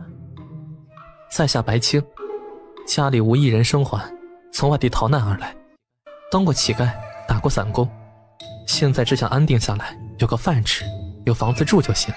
今年19。我今年18，叫石头。以前逃难自卖到一户人家，他们嫌我吃的多，就把我发卖了。我家里已经死绝了。姑娘，你买了我吧，以后我保证少吃一点。那个白青，你是不是读过书啊？小时候读过几年书。这个白青和石头，就他们俩吧。好，客官，您接着听。奴家是柳儿，年方16，家中只有父母和一弟弟，都是大户人家的家生子。奴家从小就被嬷嬷教导，上懂诗文，下能做羹窑。姑娘好，我叫芳芳，今年19，家里父母双亡，只有兄弟2人被养在爷奶家，我被爷奶卖了，养哥哥弟弟。我叫牛妮，18岁，逃荒来的，被一对老夫妻收养，他们去世以后，房产被亲戚夺走，我也被发卖了。我是金兰，20岁，嫁过人，被嫌弃不能生养发卖了，家中无亲人。10个人一一介绍完。芳芳，你恨你爷爷奶奶吗？我不恨，谁叫我是女儿家呢？爷爷奶奶这么做也是应该的，只要弟弟和哥哥过得好就行了。好了 ，pass。你呢，金兰？你恨你那个夫君吗？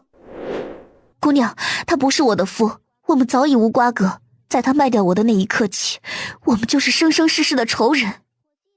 我记得相公没有资格卖掉媳妇儿吧？客官，她是童养媳，当初呀被家里人卖给先头的那个了。怪不得呢。行了，就定牛妮和金兰吧。他不喜欢家里有亲人还在世的，这样就有了牵挂，也就不会给他好好干活，更是对主家没了归属感。好嘞，客官，2个奴才的价格分别是7两银子，2个丫鬟是5两银子，一共是24两。小希啊，你今天怎么回来的这么晚呢？三文都把万福带回去了。哎，这4个人是去丫鬟买的人，这2个丫鬟就留在家里。二姐，你多教教他们。哎，好嘞，明天你们2个起早，我教你们干活，比如洗衣服、喂猪、做早饭什么的。顾二苗适应得很快，小希之前就有跟他透露过要买奴仆的想法。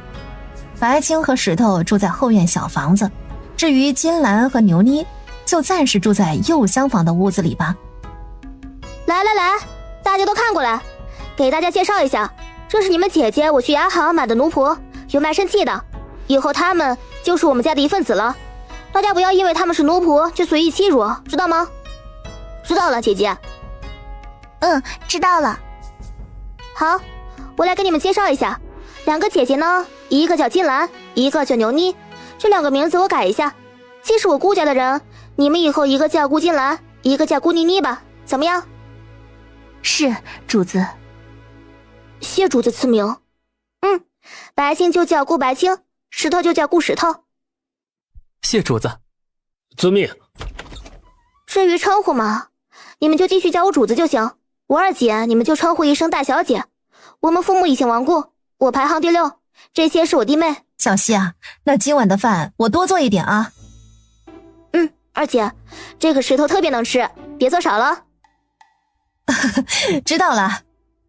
顾南希让4个人先去洗漱，等他们洗干净出来，大家才一起开饭。吃完饭，妮妮和金兰去洗碗，顾南希带着白青和石头去地里认他。明天要种红薯了。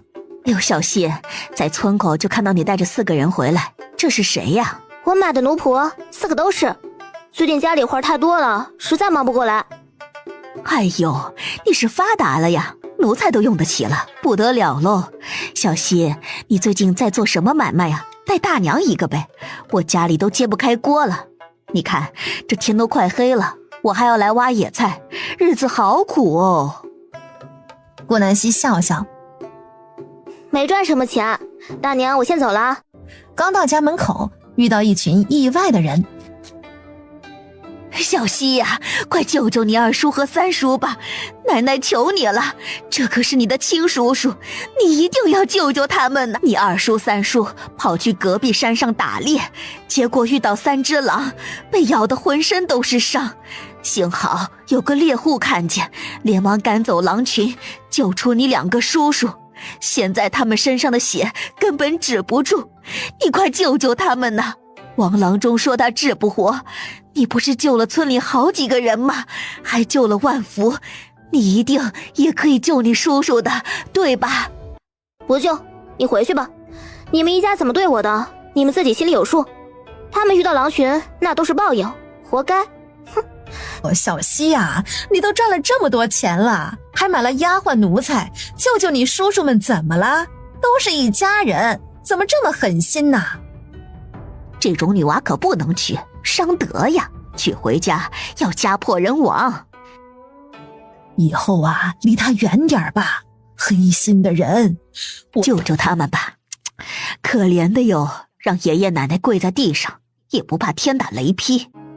小希，爷爷都给你跪下了，你还要怎么样啊？你要记住，你是一个女子，你还未出嫁就这么对待长辈，你还能嫁得出去吗？你们上无男丁，谁都能激辱你们。你要知道，我们都是姓一个顾字，一家人不说两家话，你也别太狠心了。李正也被请来，顾南希向来是尊敬他的，还好他没帮顾家，只是让顾南希自己做决定。谁说他上无男丁了？我不是他哥哥。他刚刚去山脚下挖野菜了，才回来。小希说不救，那就是不救。你们趁我爹娘亡故，抢房子占土地，连我爹娘仅存的一些银钱都抢走，还把我弟妹赶到茅草屋里住。你们不当人，我们凭什么拿你们当亲人？早就恩断义绝，装什么一家子？有顾三文插手，在场的酸味骂声少了许多。顾家没想到这兄妹关系竟然这么好了。他不救叔叔就是不孝，见死不救，他不会有好报的。让我救也可以，把我顾家老宅土地钱银全部还给我们，房屋一座，土地2田8亩，银钱10两，1分不差，全部还来，我马上就救。救人可以呀，还来就救，不然免谈。你个小娼妇，你个万人骑的东西，你当初怎么不死在尿桶里？我儿子的房子就是我的，凭什么还给你？不要脸的窑子货，就该把你发卖进去，个臭婊子！不还就滚，别跪在我家门前，挡了我家风水。一群倒霉货，大儿子死了，二儿子三儿子马上也要死，你说说看，你是不是靠儿子呀？我要是你，我都没脸活在这世上。当初顾兆氏不就是用这个话骂顾南希的吗？说他克父母，搞得原主一直对父母很愧疚，所以加倍对弟妹好。原主的死，他们就是凶手。你给我闭嘴！小希，房子和田地我们可以还，但是银钱已经花的只剩2两了，你看要不这些就算了。不行，低于10两免谈。说着就要关门，没办法，顾老头只能答应。你个死老头子，你都还给他了，我们以后住哪儿？一大家子又要去挤土房吗？还有田地，我们的粮食还有1月多就要成熟了，现在搬回去，我们吃啥喝啥？死老婆子，那你是想要儿子都死了不成？你自己选吧，要房子田地还是要儿子？顾兆氏面如死灰。要儿子。顾南希在李正的见证下要回了房子田地和10两银子，这才动身去救那个倒霉蛋。好疼啊，我疼死了啊！爹娘，你们在哪儿啊？救救儿子，儿子好疼！儿啊，娘的2个儿啊！娘回来了，小希过来医治你们了，别怕啊，儿，你们马上就没事了。顾南希走进屋内，这是顾老二的屋子。他检查了一下他的伤势，右边小腿被撕咬的露出白骨，骨头上还有血痕，瞎了一只眼睛，右手从食指那里断开，左腿骨折，还是粉碎性。唉，他无能为力。他伤势太严重了，就算治好也是残废，右小腿不能要了，得切掉，不然命就没了。左眼瞎了，用手缝合以后能不能恢复如初还不一定呢。天哪，我怎么活呀？当家的，你让我怎么活呀？好好的去打什么猎呀？现在成了这个样子，你儿子怎么办？我又该怎么办呢？二婶哭得太吵了，被顾南希赶到门外。他拿出银针看好穴位，先给顾老二止血。顾老二坏的是小腿中间，在现代只要从那里截肢就行，可是这里不可以。顾南希只能选择从膝盖骨那里切割，这里没有麻醉，他让村里几个大叔死死按住顾老二，然后让顾家人赶紧去烧块铁过来，拿了一块布塞进顾老二嘴里。很疼，你忍忍吧。顾南希拿出刀子划开他的膝盖，鲜血顿时冒出。顾老二疼得恨不得在地上打滚，可是身体被人按住，动弹不得。只能听到呜咽声。划开膝盖皮肉，掀开露出筋骨，再次切割。很快整个小腿都被挖下来，连着脚一起，血流个不停。顾南希用一条长布条绑紧大腿处，然后接过顾老头递过来的铁块，用夹子夹好。铁块被烧得红彤彤的，顾南希一点迟疑都没有，往膝盖处一对，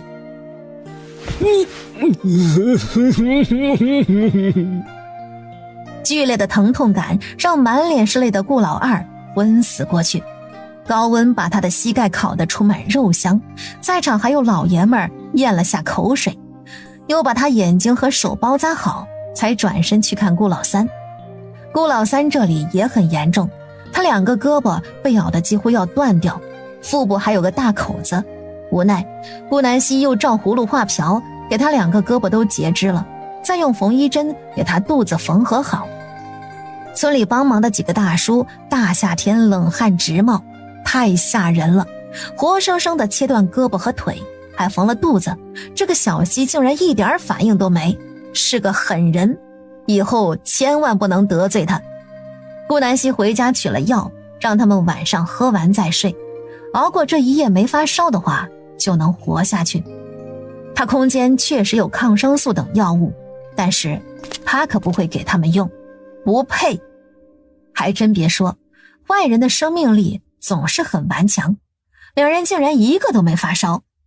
顾南希把老宅给了顾三文，他是不会要的。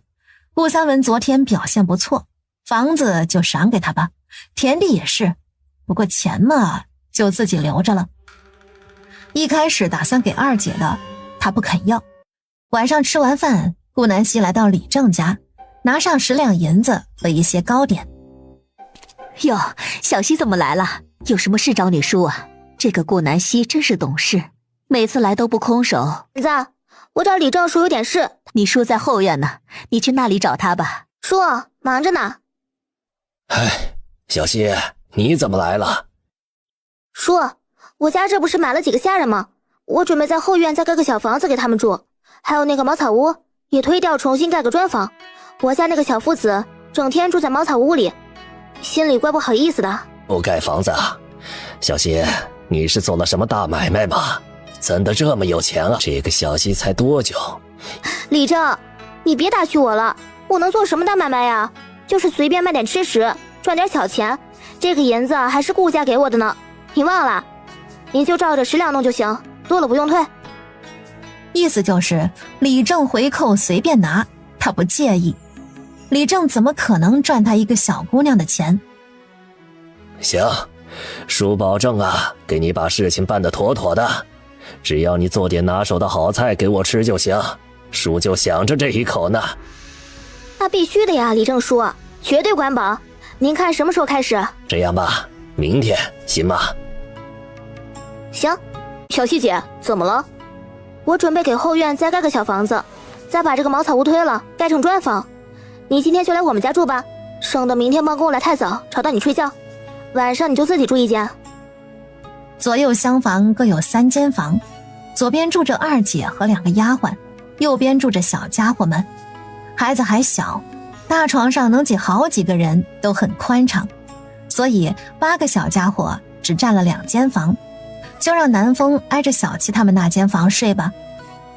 行，谢谢小希姐。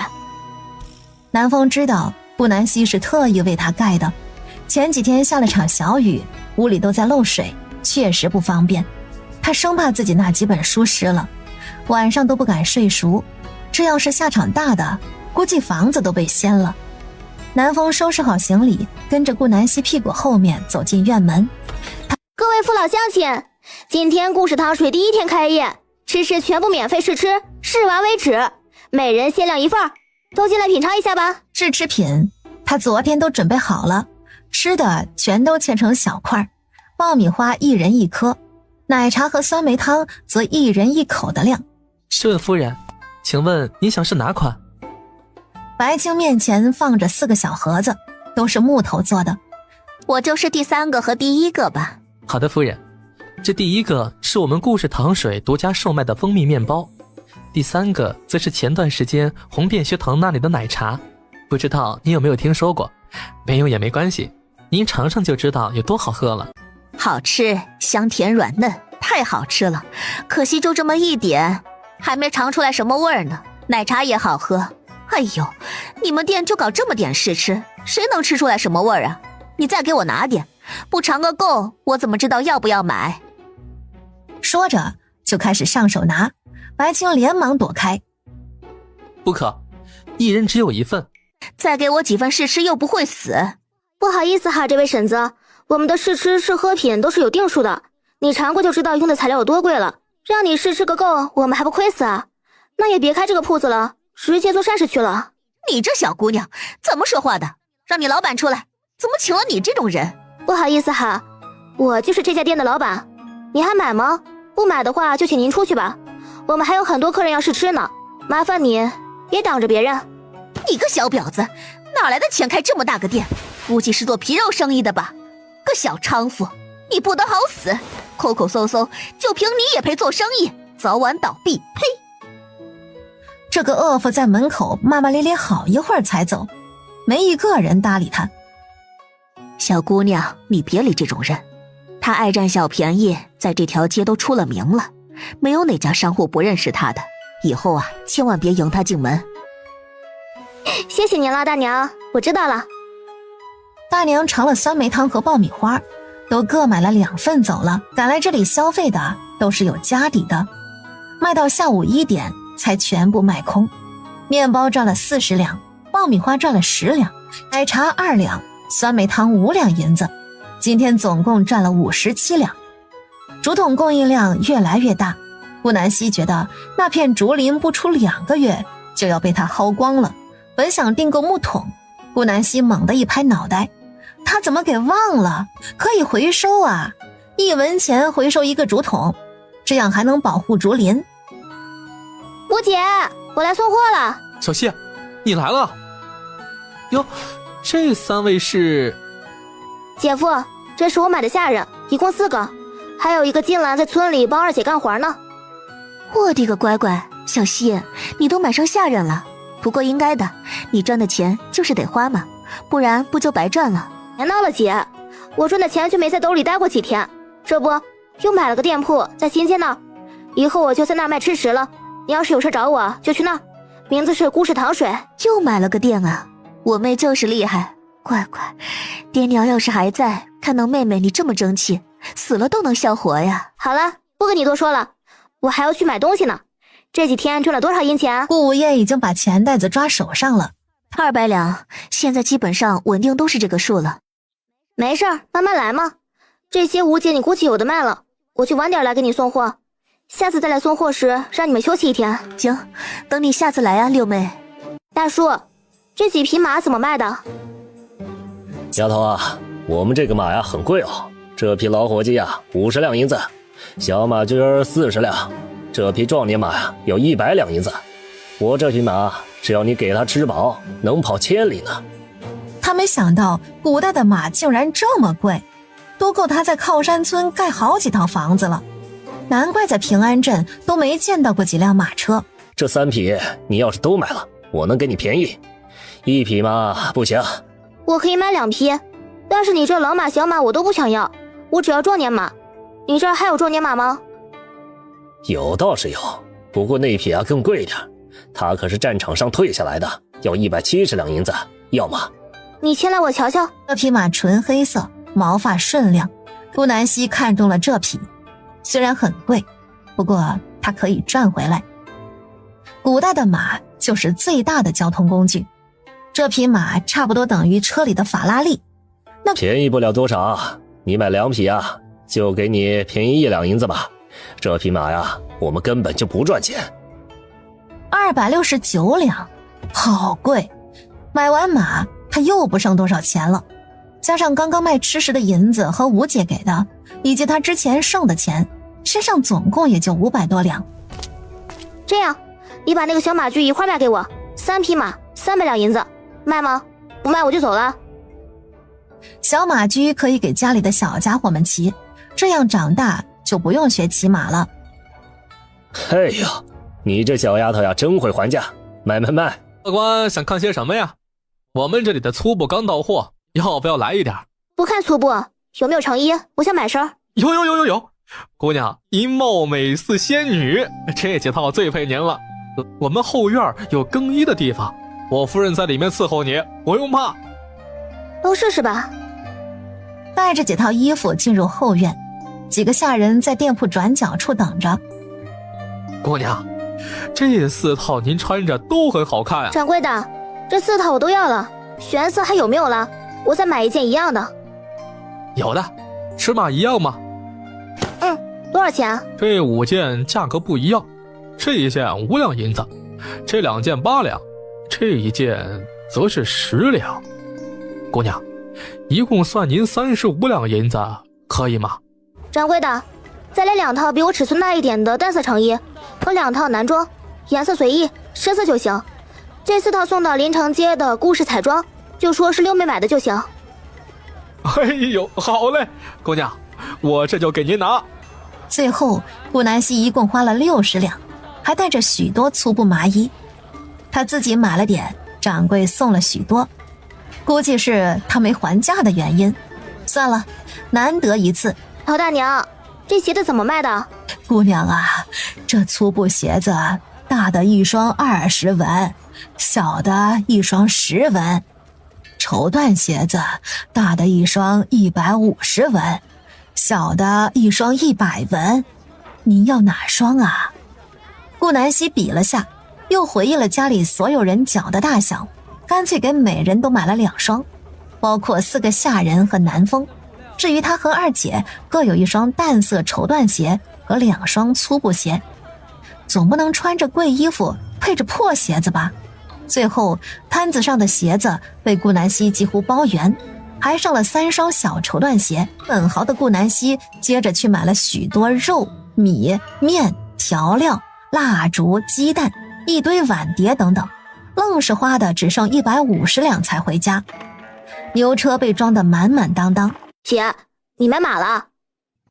马？什么是马？好吃吗？我要吃。哎呀，七哥，你打我干嘛？我要告诉六姐，让她揍你。你个馋嘴猫，天天就知道吃。马跟牛一样，跑得特别快。我以前去镇上的时候见过一次，不信你问小八，他也看到了。八姐，七哥说的是真的吗？马不能吃吗？小九，马可不能吃哟，它跟牛一样，吃了要被官差老爷抓走的。而且马长得特别高，很吓人，我害怕。你们别在这添乱了，去跟南风学习去。改天我可要考考你们。南风，你带他们去屋里学，窗户和门都打开，不然里面太暗了。外面等会儿好多人，闹得慌。吃饭的时候叫你们。知道了，小希姐，你们跟我来。南风弄了个打手板的长条，动不动就抓在手上吓唬他们，所以这些小家伙一个个都怕他的很。一长串的小屁孩进了屋子，总算清静了。他开始做酸梅汤和奶茶，然后把面包和爆米花都烤好。顾南希让石头和白青把马牵到后院拴起来，晚上10点多才忙完。金兰给他烧了一桶水泡澡，躺在床上还给他按摩，一身的酸爽瞬间褪去。顾南希不知不觉睡着了，时间转瞬而过。正午当头，顾南希带着下人关上酒楼的门。早在11点不到，东西全部售罄，就是这么火爆。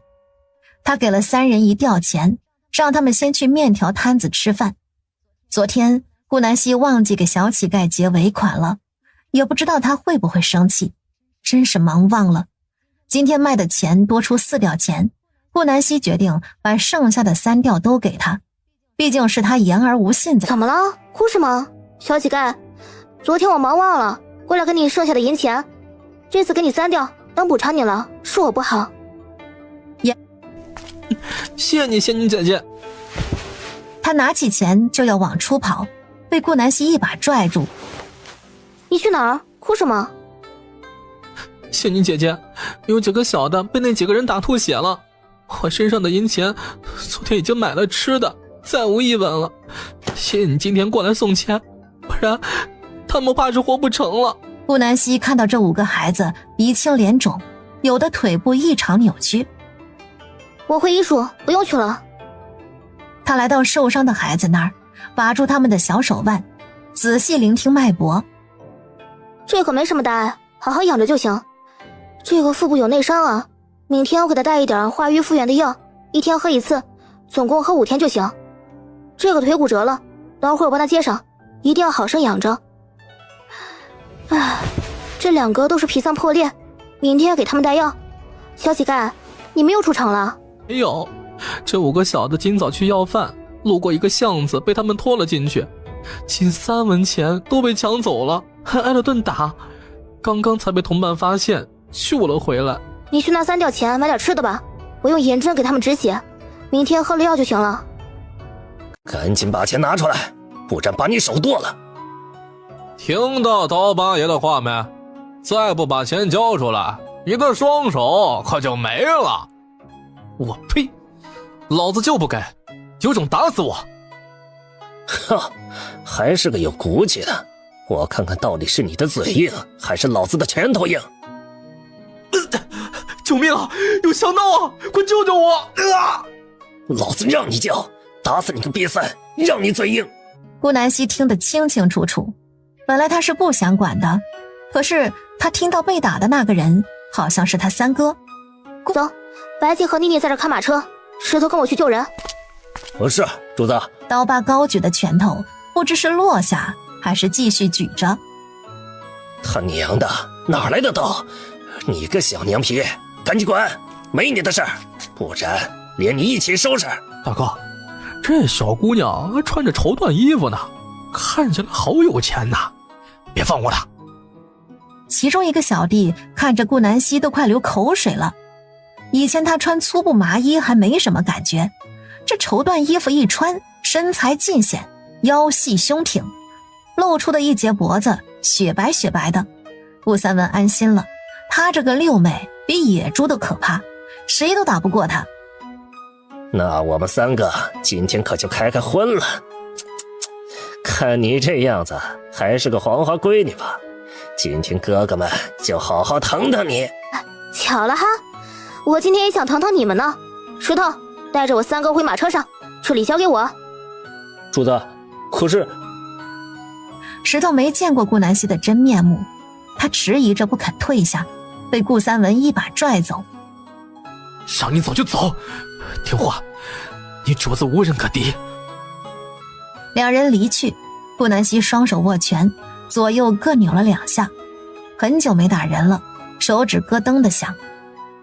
小骚货是不是看上哥哥了？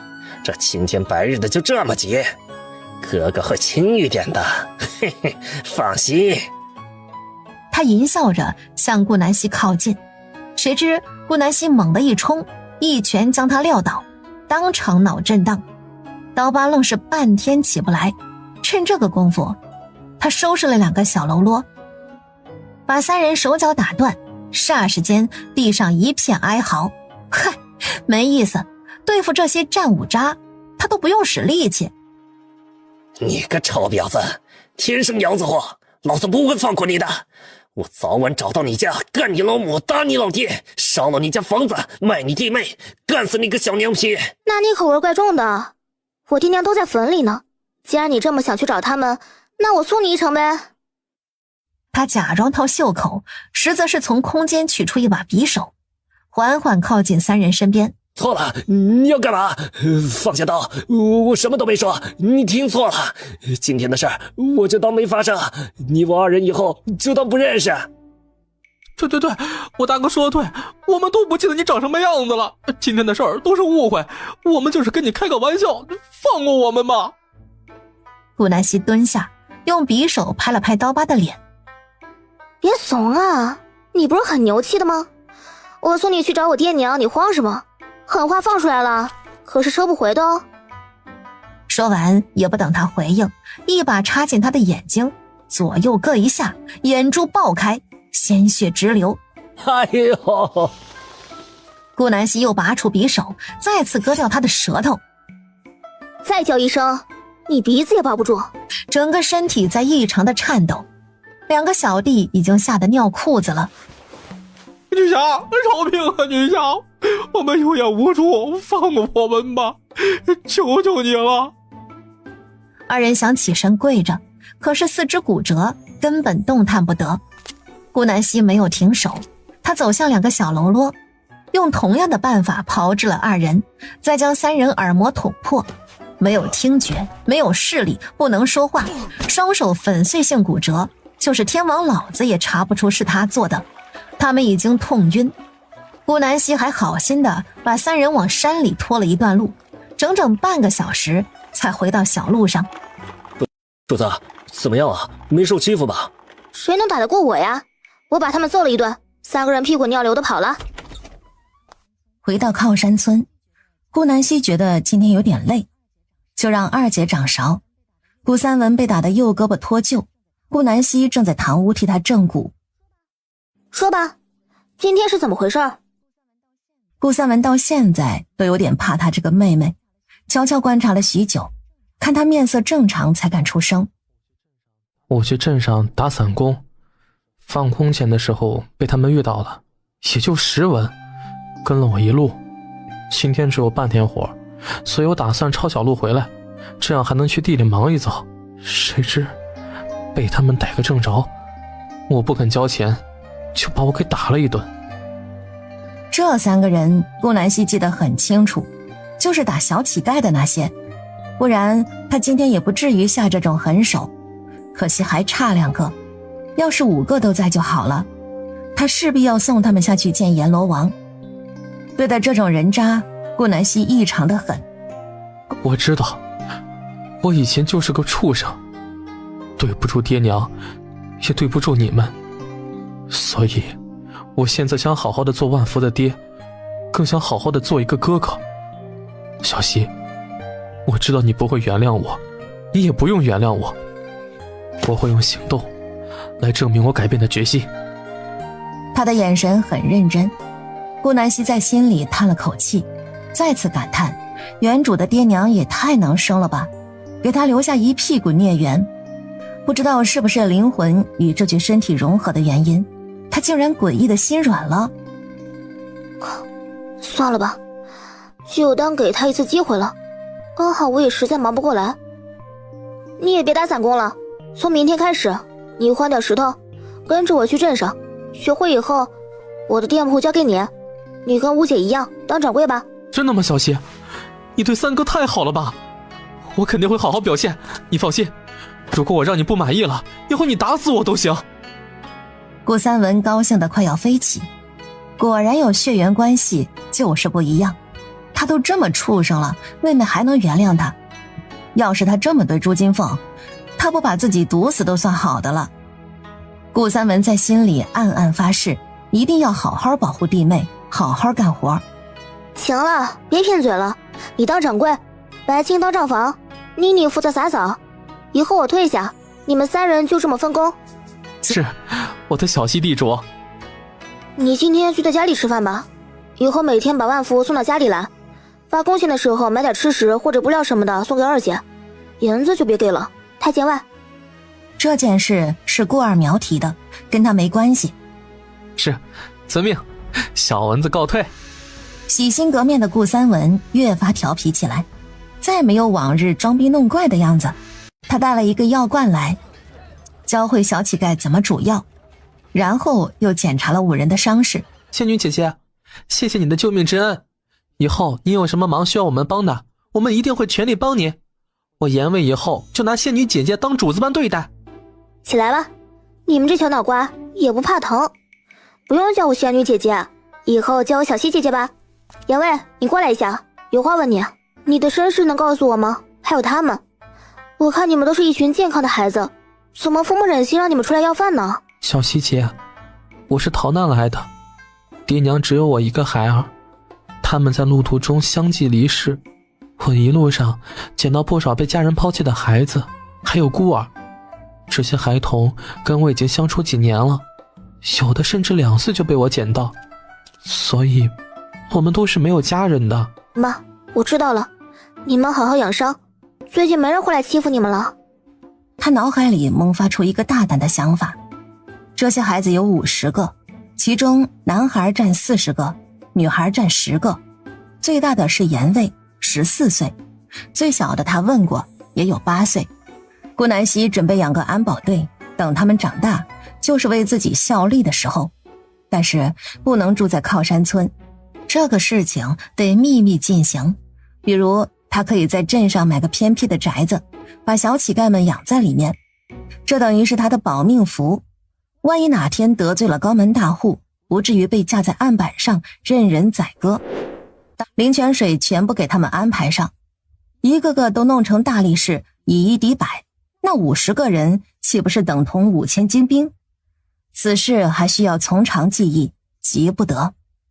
正当顾南希准备回店铺时，他发现古代的中介所挂出一个大宅子，位置就在新街对面，中间隔着一条河。这个宅子从他铺子2楼一打开就能瞧见，近得很，而且附近只有这一户。因为宅子很大，特别大，足足有3进。顾南希身上没多少钱了，不过看看不买也没事儿。他大步走了进去，今天穿的一身绸缎衣服，再也没人看不起他了。哟，客官，欢迎啊！姑娘是买房、卖房还是租房？你门口挂的那个宅子，3进那个，怎么个卖法？衙人一听这，眼睛顿时亮起。这个宅子都改了3次价格，也没卖出去，实在是太贵了，足足3000两，谁能买得起呀？要不是这个宅子主人准备举家搬到京城，也不至于卖房。这挂价是3000两白银，不过这个宅子里面别有洞天，比县太爷住的宅子都好，在我们平安镇算得上是数1数2的，而且一开始挂价是3500两的，您要不要去看看？好家伙，比他买的酒楼贵上3倍都不止，还看个毛啊，又买不起。算了，太贵了，不看了。繁华的街道，顾南希看到一个小摊位上摆着许多首饰，他这才想起怪异的地方在哪儿。身穿绸缎，脚踩精细鞋，头上啥玩意儿都没。顾南希找到平安镇最大一个首饰铺，准备给自己和2姐一人置办几件。姑娘，欢迎欢迎，您敬请挑选，看中哪个我们拿过来给您试戴。顾南希转了2圈，选中了一只白玉镯子和一只金镯子。白玉镯子他戴，金镯子自然是2姐的。他不喜欢金镯子，年纪太小，压不住这亮黄色的气场。白玉温润，最适合他。哎呦，姑娘眼光真好，这个白玉镯子是我们店里独一份，刚刚到货。金镯子也是我们店里卖的最好的，您试戴一下。果然，白玉镯衬得她皮肤更加白皙。替2姐试戴了金镯，怪重的，少说也有150克左右。两个咋卖的？姑娘，这只白玉镯稍微贵一点，60两银子，金镯则是50两银子。不要了，你这也太贵了。这样，我给您便宜点怎么样？我不要你给我便宜，这个价格我可以买，你再另我送我2根青玉簪子，加上2对金莲花耳坠。这那就算了，反正我也不是很想买。行，卖给你，总共110两银子。付完钱，接过一包首饰。顾南希瞟到一个拐角，那里放着一串项链，材质好像是水晶，不过切割不到位，完全没有闪亮感。掌柜的，那是什么项链啊？那个呀，已经被定下了，你看中也没用。这块晶玉石只做出了2条项链，都卖了。原来这里的水晶叫晶玉啊！多少两银子买的？比你这个白玉贵多了。这条项链可是县老爷嫡次女定的，足足300两嘞。300两？买这么个灰扑扑的东西？巧了，他空间刚好有几条施华洛世奇的项链。虽说那是人造水晶，可是人家闪呢，银色基本上不会掉色，带着洗澡都没问题。玫瑰金就不行了，所以他当初买的都是银色，准备送给几个朋友家的孩子。这玩意儿10几岁的小姑娘戴可好看了。告别首饰铺，顾南希找到一个拐角，闪身进了别墅，在柜子里翻找半天才找到5条项链。顾南希拿出化妆品，画了野生眉，涂了个深色粉底液。刚刚明媚的绝色美女一下子变成了普普通通的重病患者。她把5条项链放进平平无奇的木盒里，出了空间，走向典当行。这么做完全是为了掩人耳目，能拿出这么贵重的首饰，典当行估计会派人跟踪他。请问这里能点到首饰吗？可以典当，拿来我瞧瞧。这位夫人，请问这是哪里来的呀？这是我家夫人的陪嫁品。我们家夫人前几年守了寡，被老夫人赶到乡下思过，谁知过来以后竟然钱粮尽断，可怜我的夫人吃不饱穿不暖的，重病缠身。我也过了点病期，不得已哪会卖陪嫁之物呀？这项链可是新的呢，一次没戴过，您看看能给个好价钱吗？真是闻者伤心，听者流泪呀。这样，姑娘，这条项链我给您300两，您看行吗？还给我吧，你这个人不靠谱，我要去县里买。你以为我是傻货吗？这个项链就是被戴得破旧不堪，也绝不止300两。我家夫人说了，这可是边城那边来的，10件仅此一条，价值极高。哎呀，您别急呀，这不是有商有量的吗？这样，400两怎么样啊？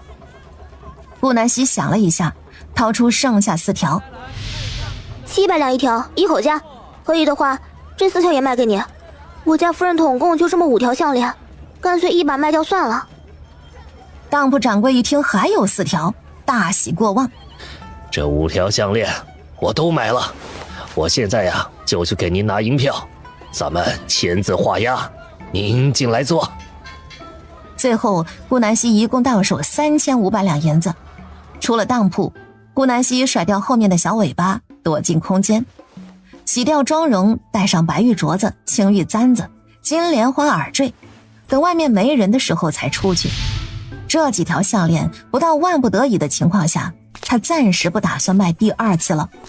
揣着满满的银子，再次来到中介那儿。你带我去看房。好，马上带您去。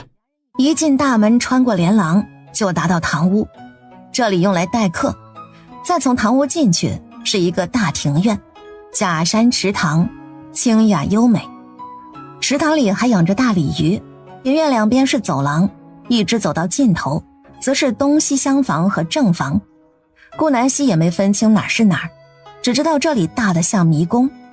比起酒楼，他觉得这么大的房子堪比庄园，3000两真的不贵。这也就是在镇上，但凡把这房子放到京城，3万两都买不到。刨去主子住的各种房屋，下人房间也是很多，感觉跟他在网上看到的那种紧凑型3进房完全不一样啊。我要了，把宅子主人叫过来跟我谈价格吧。这个宅子不买，他心里难受啊。是，姑娘，您跟我回去吧，我马上把卖主喊到店铺跟您谈。回到中介，顾南希坐在椅子上品茶，这杯茶比刚刚那杯还香醇。等了半个小时，卖主才姗姗来迟。两人谈了许久价格，最后2900两成交，不包含税费以及给屋行的钱。完全部手续，顾南希拿出29两递给刚刚带他看房的人，这是规矩，这钱是单独要给衙人的，屋行的钱另算，也中介费，衙人和店铺对半分，最后顾南希的手上一共还剩601两，他当然是打算拿去买了。强迫症的福利时间，光存钱有什么意思？边存边花才叫享受生活。买宅子这个事儿，顾南希不打算跟任何人说。首先，巨额银子来向不明；其次，他暂时不打算住到镇上来。靠山村水美山美，他还没住够呢。等以后弟妹长大，一个个都成家了，他再住到镇上去享福。上辈子都住够城里了，这辈子一定要好好体验乡村生活。哇，小希，你买的吗？都很适合你，真好看啊！顾二苗被这些首饰亮瞎了双眼。二姐想什么呢？这些样都是你的，你没看到我身上戴着的吗？这耳坠和簪子是一样的耶。小希，你戴这个白玉镯子可真适合。但是我还是更喜欢金镯子。看吧，他就知道顾二苗喜欢金镯子。二姐，我给你买的就是金镯子，这簪子和耳坠是掌柜送我的，咱俩以后都用姐妹款首饰。来，我帮你把簪子和耳坠换上。最后，姐妹两人喜滋滋地从屋里出来。顾二苗身上多了3件首饰，顾南希去破庙找盐味商讨了许久，最后他同意带着49个小乞丐住进宅子里，条件是他们必须签卖身契。有卖身契在手，他也不怕养活出个白眼狼。顾南希给他们制定了一套计划，每天在院子里跑上1个时辰，下午扎马步1个时辰，又做了好些个大沙袋放在外面，早晚各打拳1个时辰。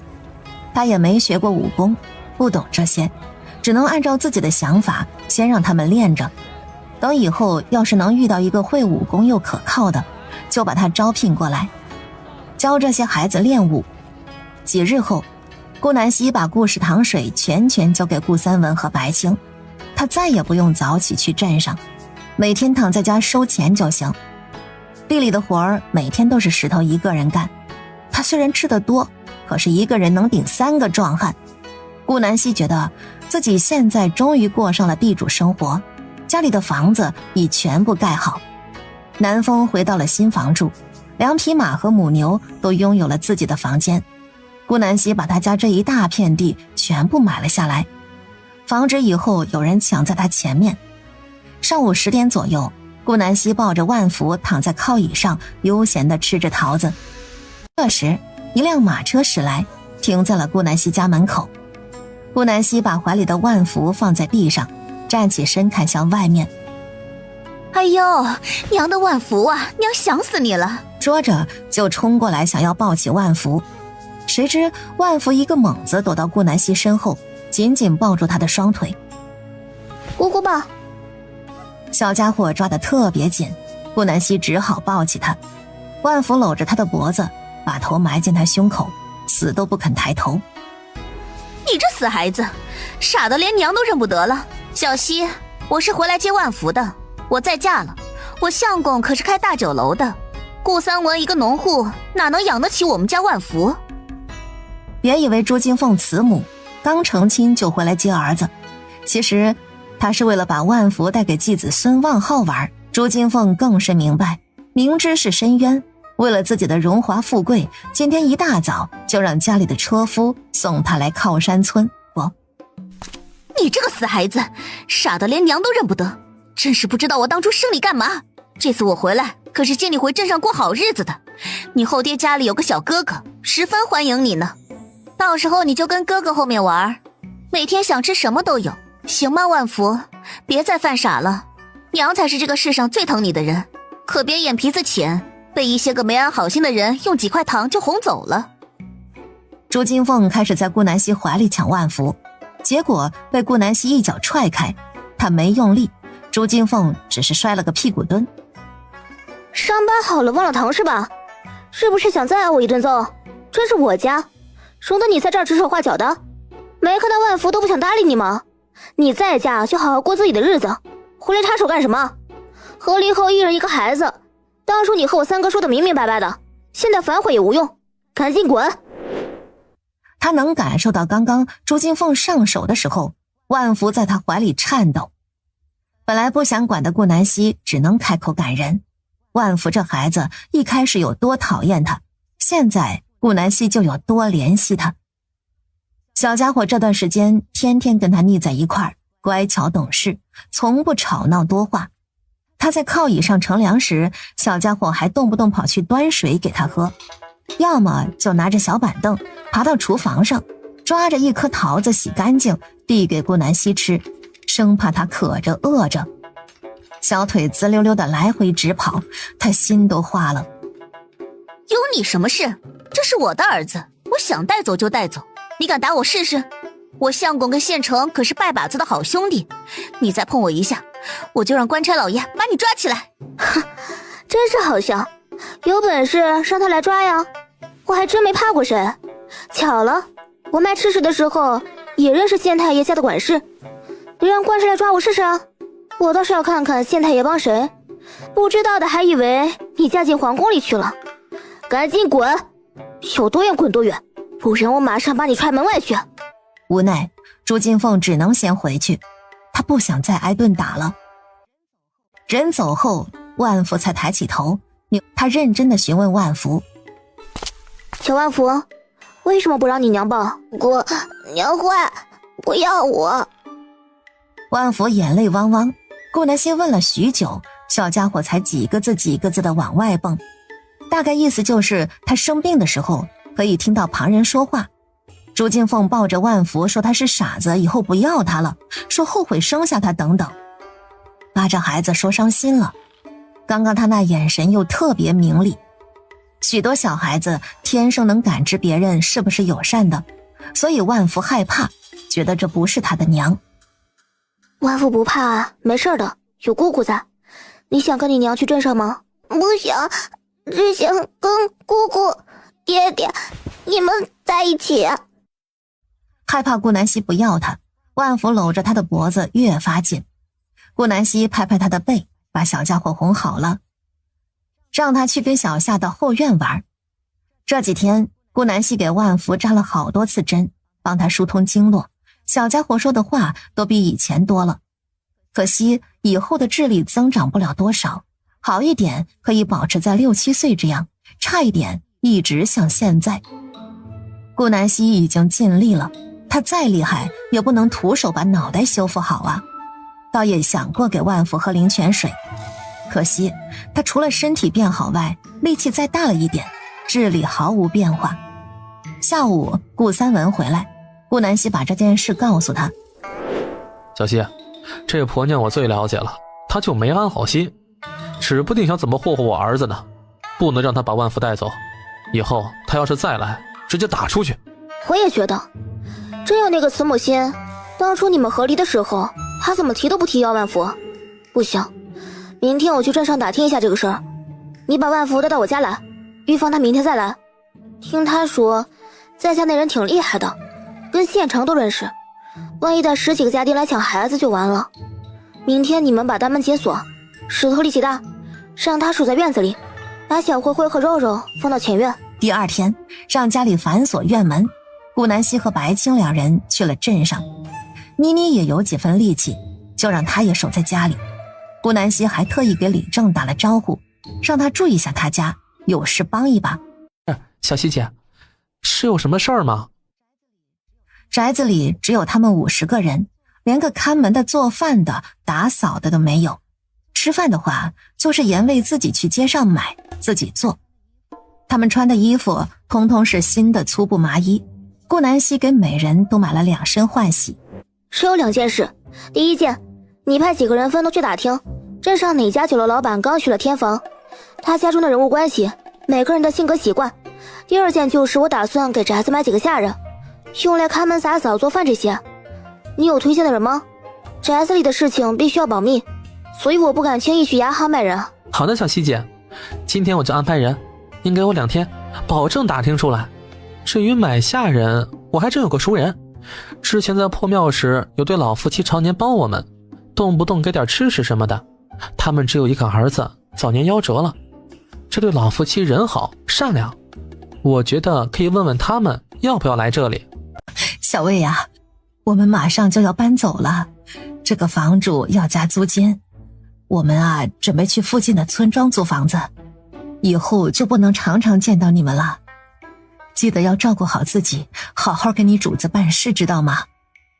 原来这个房子不是老两口的，他们当初逃荒来的这里，身上仅有的一点存款都给死去的儿子治了病，一辈子只能租得起房，两口子就靠打散工活着，也很艰难。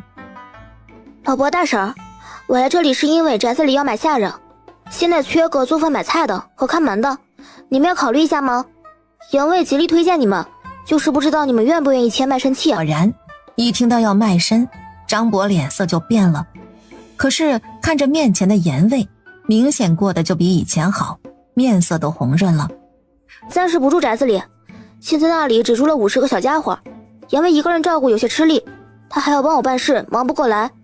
你们好好想想，不愿意的话我就不强求了。孩儿他爹，签吧，我们又没孩子，一生了无牵挂，签了后还能时常看到他们。现在他俩年纪大了，许多散工都不招他们，张婶只能接周边邻居的脏衣服在家洗。行，我们愿意，主子请您吩咐。没有外人就叫我小西，你们先签个卖身契，然后明天之前就搬到府里吧。弄完全部的事情已经下午，顾南希给严卫拿了10两银子就走了。第3天，顾南希来到宅子里的时候，严卫已经全部调查清楚了。小希姐，镇上的孙家酒楼掌柜孙有才刚娶了田房，他今年52岁，有1子1女，女儿多年前已经嫁人了。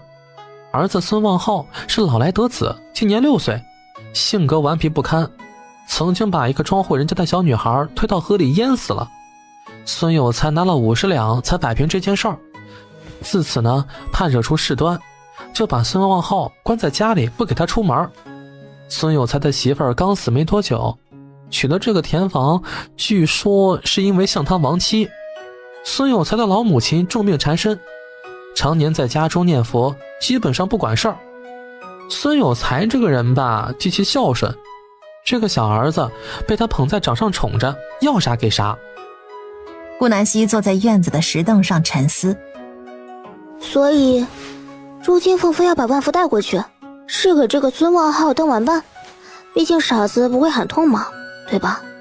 想怎么欺负都无所谓，关在孙家被整死了也闹不上天，好狠的心呐！拿自己的亲生儿子换得新任相公的宠爱。顾南希瞬间特别心疼万福，难怪这小家伙理都不理他娘，估计心是被伤狠了。看来小家伙也没那么傻，还能分得清好坏。这件事情你办得非常好，我很满意。这10两银子拿去给小家伙们加个餐，多吃点肉，每天必须吃饱，听到没？我这次带了1桶山泉水来，这个水比井水好喝，对身体好。你们每人锻炼完1人喝1碗，不许喝多，听到没？是，主子。这桶水顾南希加了至少1/10的灵泉，家里人他之前一直不敢让他们喝多，毕竟一家子都是大力士，也太可怕了。可惜他低估了灵泉的威力，最近就连小夏都能徒手搬动石凳，巨吓人。离开宅子后，顾南希来到顾氏彩妆，今天答应了吴姐和姐夫，顺道送他们回家。吴姐夫自从好了后，一直在铺子里干活。顾南希路上还买了2斤五花肉、5斤糕点和100斤陈米，算是他送给吴姐公婆的吧。毕竟以后这2口子要常住镇上。吴姐，收拾好了咱们就走吧。哎，小希等会儿，我锁好后院门。很快3人就到达李家村，将吴姐和吴姐夫送到家门口。顾南希递给吴姐这个月的工钱。干什么呀，小希？还没到发工钱的时候呢。迟早都要发，刚好你们回家，这笔钱你可以留给叔叔婶子傍身，他们老2口在这儿生活不易，别让村里人看低他们。小希，这点吴姐不如你，是我没想到这一层。明天我们就回镇上。小希，你要不要进来吃个饭？顾南希摇摇头。吴姐，就不打扰你们一家子这温馨时刻啦，我得回家吃2姐做的饭，你赶紧把东西搬回去吧，我买了肉和粮食。刚刚顾无燕还以为这些东西是她妹要带回去的呢，搞半天是买给自己婆家的。顾无燕眼泪汪汪。小溪，姐就知道你对姐是最好的，小时候真没白疼你。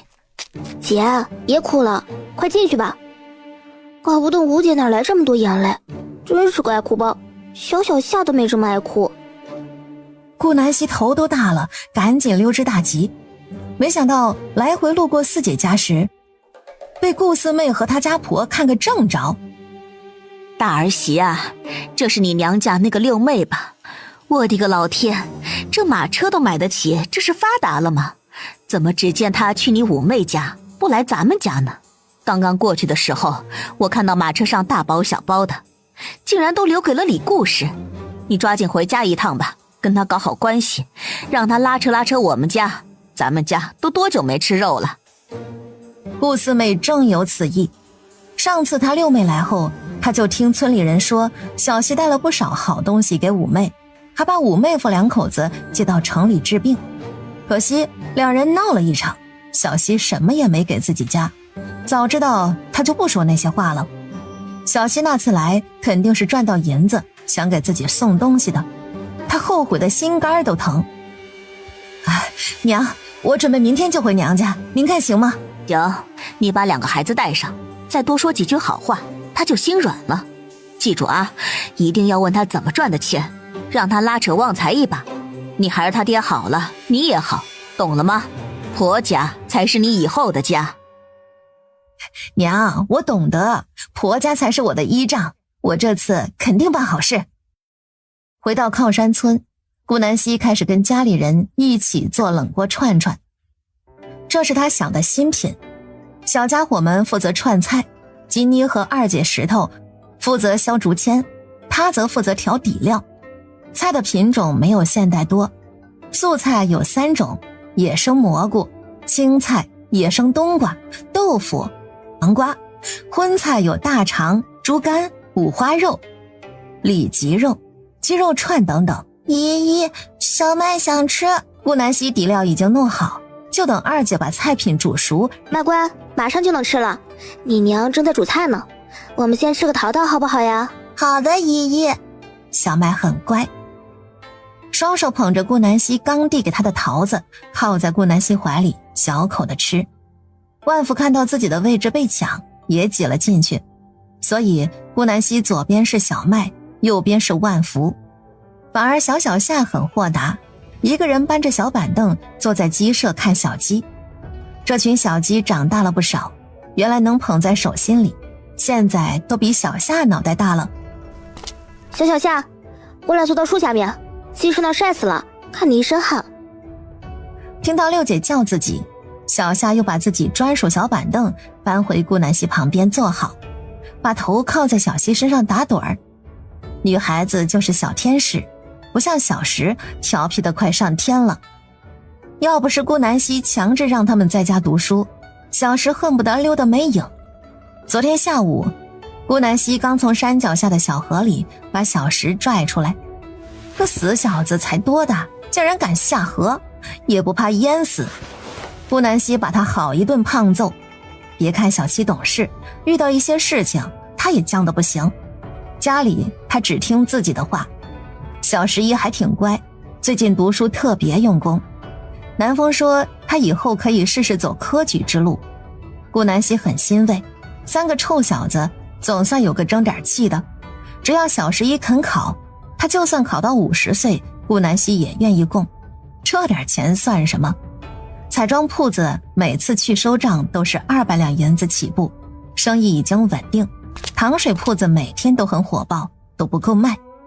明天就让3哥他们把冷锅串串带去卖，看看怎么样。第2天把酱料倒进木桶，然后把煮好晾凉的串串都放进去泡着，等到了铺子里就能吃了。送走3哥、白青和妮妮，一大家子开始各忙各的。顾南希带着万福去地里给红薯浇水，他今天特意拦住石头，好几天没给红薯喝灵泉水了，必须来一点，不然秋天到了都不一定能熟。给5亩地全部浇好水后，顾南希就回家了。小二姐，你开门呐，让我进去，我话都没说完呢。白天家里的院子门一般都是开着的，原来是刚刚顾四妹上门找顾南希，发现她不在，就带着孩子想去厨房翻找好吃的，还跟顾二苗打听家里做了什么营生这么赚钱，青砖大瓦房都盖起来了。顾二苗烦得不行，命令石头和金兰把这母子三人推到门外，然后锁紧院门。哎呦，小希回来了，我特意带着你侄子侄女来看你呢。招娣，快喊六姨。大宝还不会说话，被顾四妹搀扶着走路。六姨好。小希，快进来吧，热死了吧？二姐给你倒碗酸梅汤。顾四妹赶紧带着孩子挤了进来，拦都拦不住。哎，你烦不烦？都让你滚！听不懂人话。顾南希还是头一次见到泥人一样的二姐发火呢，看来这个顾四妹真是得罪了顾家每一个人呢。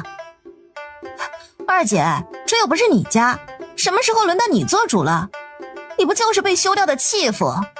我要是你，就夹着尾巴做人了，哪还有脸面对着妹妹大呼小叫啊？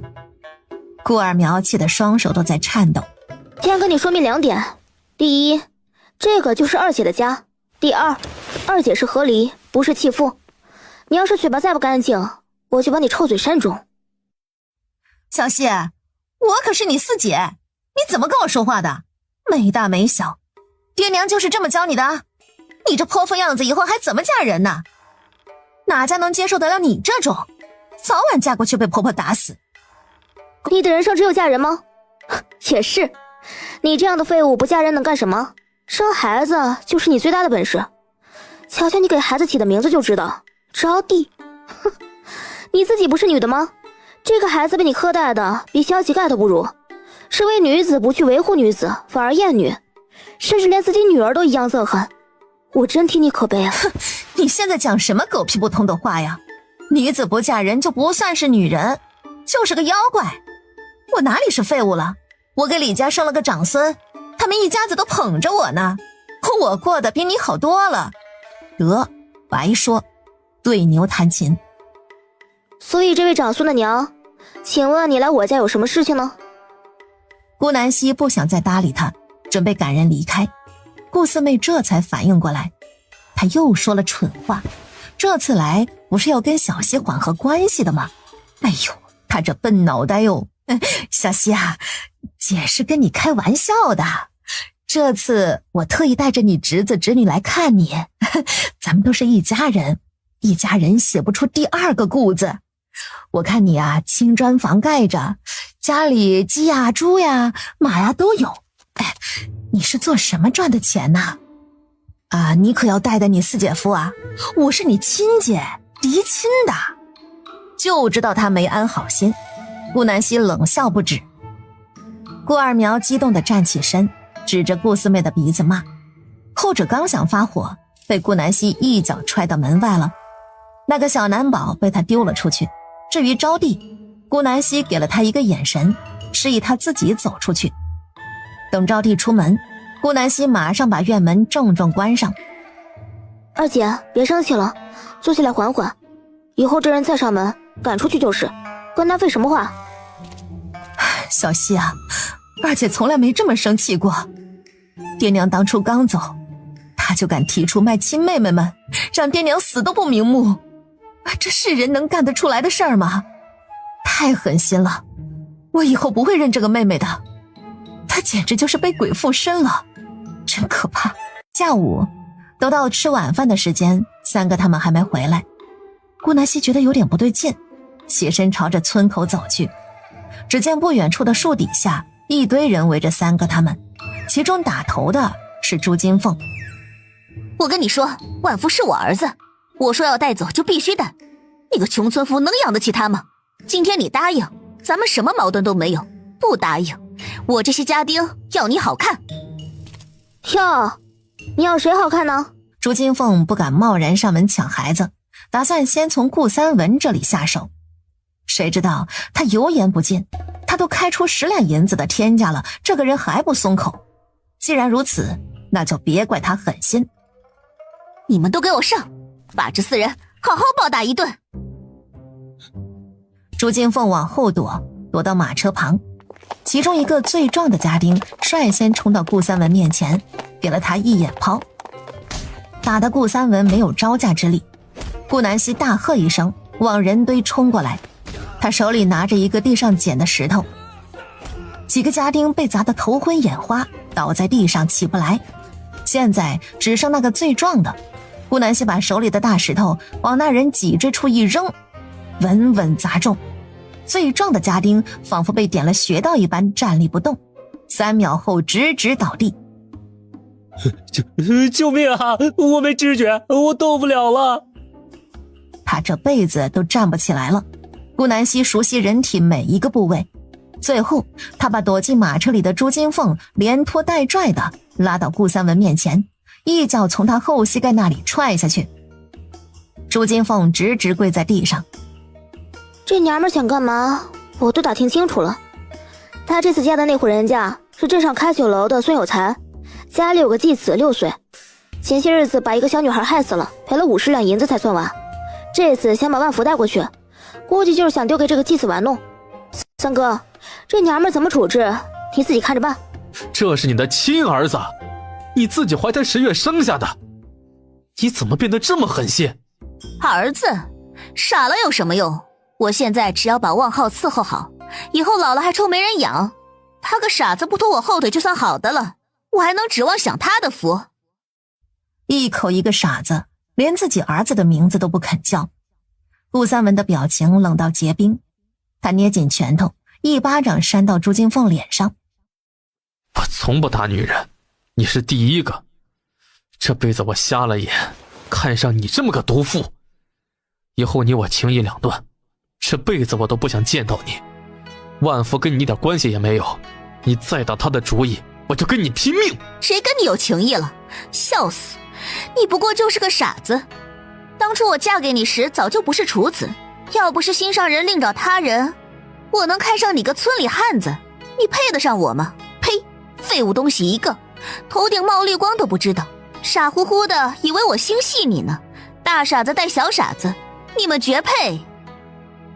顾三文整个人像被雷击中一般，当初他要死要活想花高彩礼娶朱金凤，就是因为两人无媒苟合，成亲前就让他失了清白身子，所以他必须负责，又不能把这个事情告诉爹娘，只能不孝了。现在朱金凤的坦白让他觉得自己就是一个彻头彻尾的笑话。顾三文砰的一声重重跪在地上，朝着天地磕头，大哭出声。爹娘，儿子对不起你们，是我的错，我的双眼瞎了，心也盲了，看中了这等毒妇。儿子傻呀，害得爹娘走之前都没想过儿子的福。我被这贱人吹着枕头风，还想把弟妹卖掉。我不是人，我是畜生，我猪狗不如。爹娘，儿子下辈子就给弟妹做牛做马，弥补自己的罪孽。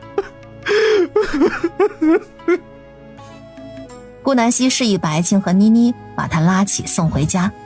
等三人走后，这里只剩朱金凤主仆和顾南希一人。他一脚把朱金凤踹翻，狠狠踩在他的脸上。你是个好样的，哼！朱金凤，你成功惹怒我了，你给我等着吧，我倒是要看看你以后能过成什么样。说罢走人。顾三文回到顾南希的家里，趴在院子石桌上一直哭。众人站在一旁看着，万福可怜巴巴地拽着顾三文的衣服，一句话也不说。行了，别好了，大男人哭什么？认清他不就行了？反正也和离了，以后就当陌生人。幸亏儿子是你的，不然你才更应该哭啊。万福跟顾三文就跟一个模子刻出来的一样，不可能不是亲生的。这话把顾三文噎得不知道还哭不哭了。顾南希把万福抱在怀里哄着。小万福都被你吓着了，这么大人的还情情爱爱的，你把万福拉扯大才是你应该做的事情。爹娘早都已经去世了，会有什么用啊？活人还能被尿憋死不成？世上只有这一个女的啦。小溪，我不是哭她，我是觉得自己这几年活得像个傻子。去，你本来就是傻子，原主都活累死了，哭有什么用啊？小溪，我知道错了，以后我好好干活，把万福和弟妹都拉扯大，不然九泉之下我都不肯见爹娘。这个我不管你，快点吃饭吧，一家子都等着你呢。顾南希决定明天去镇上好好警告孙家一番，不做点什么的，他难解心中之恨。吃过饭，顾南希提了一嘴开酒楼的事。二姐，你做饭好吃，想不想去酒楼干？我盘个酒楼，让你当大厨怎么样？我不行，小希，我一个妇道人家哪能做厨子啊？要是经营不好亏银钱怎么办？你赚钱不容易，还是算了，我就在家照顾这些小的就行。听这意思，我是不想，只是不敢，那就没事了。顾南希决定明天去镇上看看能不能买到满意的酒楼。对了，忘记问了，三哥今天冷锅串串卖的怎么样？还有，我这脑袋，小希，这是今天赚的钱，串串一共卖了2两银子，全部卖光，明天可以多做一些了，客人都很喜欢吃，还有买完回去又跑回来买一次的。明天多加点量吧。顾南希找到一个没人的小巷子，闪到空间化了个蜡黄妆，换上以前浇粪穿的粗布麻衣，整个状态看起来特别像穷苦人家营养不良的老妇人。南希从别墅里翻出来一个以前夏天去水上乐园玩买的泡泡机，敲响孙家的门。有什么事儿吗？你好啊，老爷，我家主子是京城过来投奔亲戚的，因为遇上山贼，主子亡故，我带着小主子和几个丫鬟逃了出来。这里有个小主子的玩物拿出来让我卖掉，我去别地卖的时候，他们都说自己家没有孩童，指明让我来敲你家门。请问这个泡泡机，老爷您要买吗？说着他被赶走，还假装摸索了几个地方，按下开关，只见成百上千的泡泡噗噗地射出来，如梦如幻。看门的家丁哪里见过这种好东西呀，连忙想着去找管事要银子给小少爷买。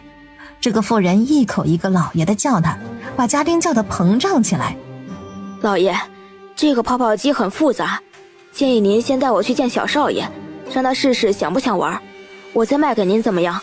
刚好教会小少爷怎么玩。行吧，你跟我来，进院子啊，不要大喊大叫哦，不然啊，小心吃挂了。放心吧，老爷，我家主子原来也是京城大户，老奴懂规矩的。少爷，有个新玩意儿，您要不要玩啊？新玩意儿呢？在哪儿呢？少爷，您看。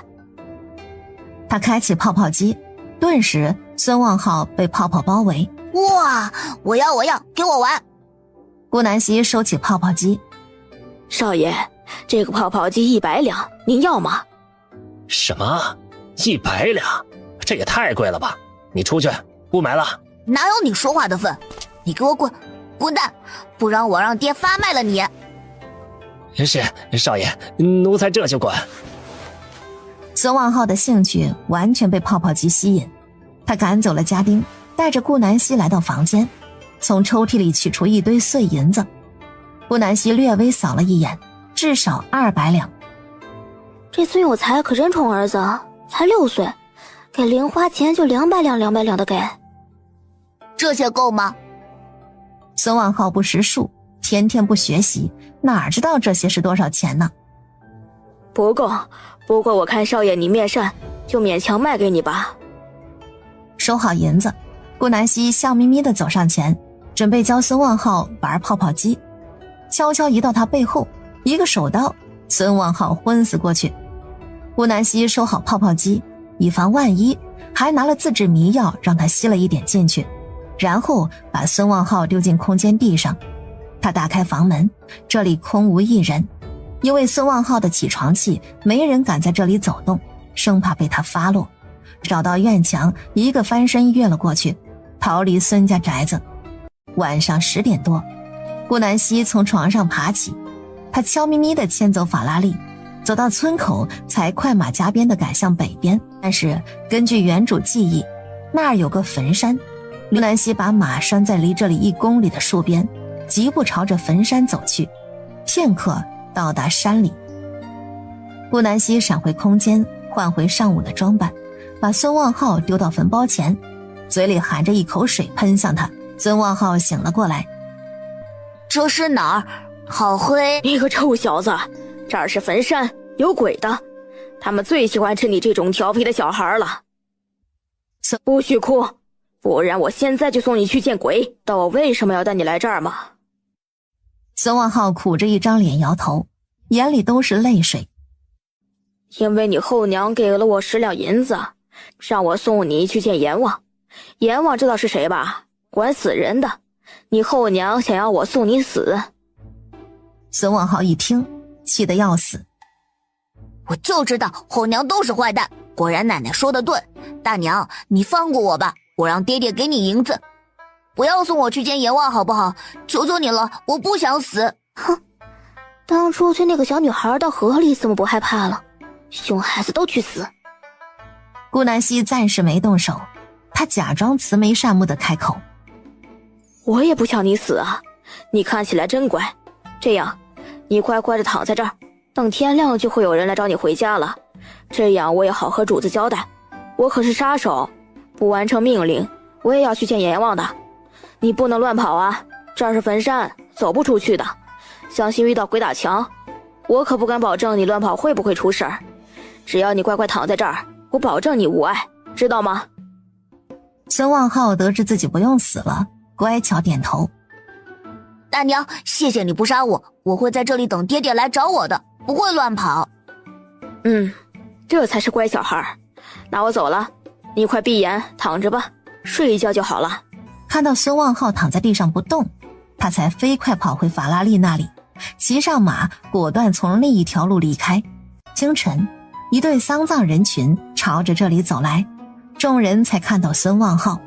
他被好心的村民送到平安镇。告诉爹，是谁把你抓走的？是那个卖东西的婆子。爹，他说自己是杀手，收了钱要来杀我，可他舍不得杀我就走了，让我在坟地等到早上就能获救。大娘果然没骗我。爹，我好怕，那里好可怕，浩浩以后再也不出门了。爹，我差点就见不到你了。这个婆子心地还怪好的嘞，幸好我家浩浩天生面善，不然在劫难逃啊。也不知道是哪个杀千刀的敢卖杀手来害你，让我知道饶不了他。浩浩，你终于醒了，娘给你熬了肉粥，你吃一点补充体力，压压惊，等你恢复，娘再让厨子给你做好吃的。你不许侮辱我娘，你这辈子都比不上她。爹，就是她，那个大娘说是我后娘花10两银子买她杀我的。说，你到哪儿找的杀手？我家浩浩怎么得罪你了？我不关我事啊，老爷，您明鉴，我哪敢买凶杀人啊？这可是我儿子，我老了就靠他养活呢，我怎么会害自己的儿子呀？老爷，你说话呀，老爷，真的不关我事，我没有那个胆子买凶杀人，我为何要杀浩浩？您不要被蒙骗了呀，老爷，我对您的崇拜之意天地可见，老爷，求求你一定要明察秋毫呀，老爷。哇，这件事啊，爹会查清楚，绝不会诬赖任何一个人。你就在爹的房间里好好休养，爹明天就找人调查。你放心，爹绝对会把那个婆子抓住，不让你白受罪。说完就拽着朱金凤去了侧房。当晚那里就传来女人痛苦尖叫的声音，朱金凤被折磨得不轻，遍体鳞伤，甚至连路都走不了了。汉城收了孙有才的银子，派了一队人马到那个坟山寻找痕迹，谁知道昨夜下了场小雨，什么都没了。县城只能让人按照孙望浩和看后门的家丁描述画出那个婆子，将他的通缉令贴在平安镇城门口。进城出城的人员都要被仔细排查，严了不少。顾南希什么都不怕，第3天就大摇大摆地去往镇上了。他上次去的时候光想着整治孙家，忘记看铺子。今天来就是准备买个酒楼让他二姐干，家里有金兰和石头在就行了。女人还是得要有自己的事业，万一他二姐以后遇到良人，总不能又靠着夫家过活吧。姑娘，又是你，这次是来看房子的吗？对，我想买个酒楼，或者大一点的铺子，带院子的也行。有的，姑娘，我这就带您去看。刘五子带顾南希看了2家大铺子，1家酒楼，他都不满意，不是太小，就是位置太偏。姑娘，这只剩最后1家了，您要是再不满意，那就只能等一段时间看看了。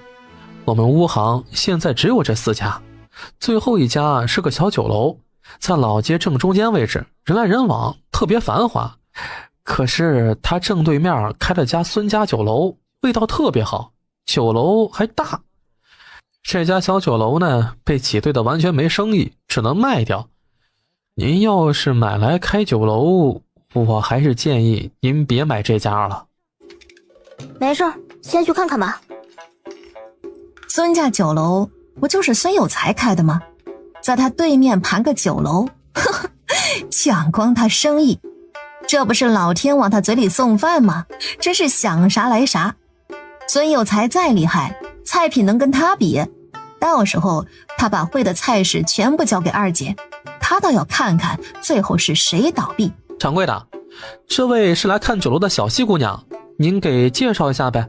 小西姑娘，我这边情况呢你也看见了，也就不瞒您了。酒楼800两不2价，虽然我这酒楼比较老旧，可是装修还新得很呢。桌椅碗筷这些东西我都可以留给您。酒楼以前也是天天客满的，要不是这孙家酒楼，也不至于落到现在卖出去的地步啊。哎，您要是买来干别的还成，开酒楼的话就算了，不值当的。参观完2层，顾南希果断地买了下来。小西姑娘，我这里还有一个小二，手脚麻利，干活稳当，嘴巴也甜，您要留下吗？我跟他相处很久了，绝对靠谱。对了，还有个账房，人也还行。2人交接好后，旧掌柜走之前，领着2个25岁左右的男子来到顾南希面前。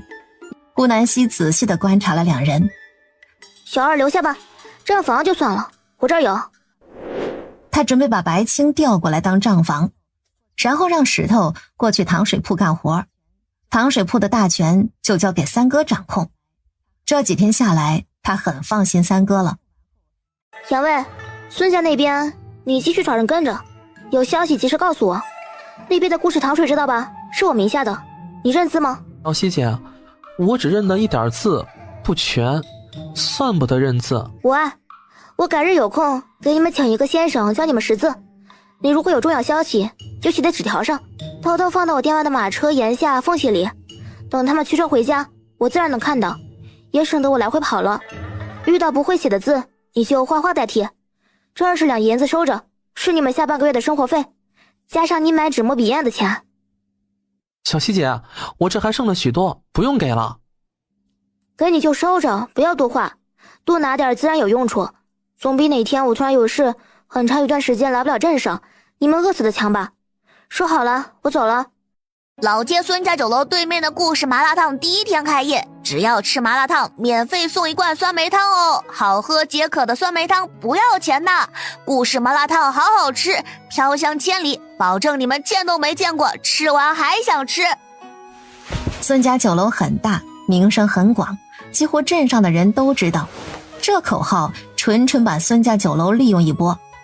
12点放鞭炮后，大家就等待顾客上门。客官，请问您是在这吃还是打包啊？打包是什么？打包就是花5文买个木盒，将麻辣烫带回家吃，也可以您自己拿锅碗来装，就不用花钱买。哎呦，我费那劲儿干嘛呀？就在这吃，我就坐楼上吧，你们给我送上来。好嘞。小峰，你一个人忙得过来吗？没事的，掌柜，我请一个人端那么多菜盘都行，这一码麻辣烫啊，难不倒我。您放心，我绝对好好干。小峰拿出12分的力照顾接下来上门的客人。盐味的口号起作用了，客人络绎不绝，店里位置不够坐，许多人开始拼桌，最后拼桌都坐满了，大家等不及吃，干脆打包。干到晚上5点，打包盒竟然卖完了，店内的菜品全部售空。顾南希还特意去买了许多不需要2次加工的素菜荤菜来加菜卖，照样卖光。今天一共赚了80两银子，算上成本也能得3/4，还行吧。下午顾南希已经把第2天用的菜品全部买好了，从明天开始就得二姐自己买，她不管了，累得要死，本来就没睡好，随便在街上吃了碗面条就赶回家了。然而回到家还是要干活，还好就重要的地方她插一下手，其他的全是二姐、三哥和下人们弄的。顾南希早早的上床睡觉，她实在太困了。次日，顾南希起床时，家里只剩下小家伙们和金兰、南风了。她随便吃了点早饭，拿起一罐景镇酸梅汤，换上粗布麻衣，扛起粪桶去往地里。石头去镇上帮忙了，地里的活再次落到他肩上。顾南希认命地开始浇粪。1个时辰过去，他热得气喘吁吁，走到大树底下歇息会儿，猛灌了整瓶酸梅汤。爽。小希，原来你在这儿啊！这不是徐世文吗？他来干什么？小希，我去你家找你，那个女子说你在田里干活。小希，你现在做什么营生啊？这么有钱，连丫鬟都买了，关你屁事！小希，你为何变了这么多呀？女子应该3从4德，说话要细声细语，你话语这般粗鄙，如何能配得上我呀？不行，我得赶紧引荐柔娘跟你认识，趁着她肚子还没大，还能教教你怎么为人妻。顾南希正在搅拌大粪呢，压根儿没听他逼逼，本以为不搭理徐世文，他自己就走了，谁知这家伙越说越来劲。小希，我家柔娘一个人在镇上生活，虽说我也住那儿，可我是个男子，还是读书人，不可沾染家务事，有违脸面呢。小希，要不你把你家那个丫鬟借我一段时间，行吗？等柔娘生产完，做完月子，我再还给你。看到顾南希没吱声，徐世文变本加厉。嗨，你也即将要成为我的妻，柔娘跟你就是姐妹相称，作为你的姐姐，其实你更应该亲自服侍她。不过我欢喜你，心疼你，就不用你这般劳累了。只要你把丫鬟借给我，再给柔娘买点人参啊、什么鹿茸啊这些补品就行了。哦，对了，我听娘说你家有产奶的母牛，给柔娘1头吧，她有孕在身，每天喝点奶对身体好。徐世文，你有脑疾吗？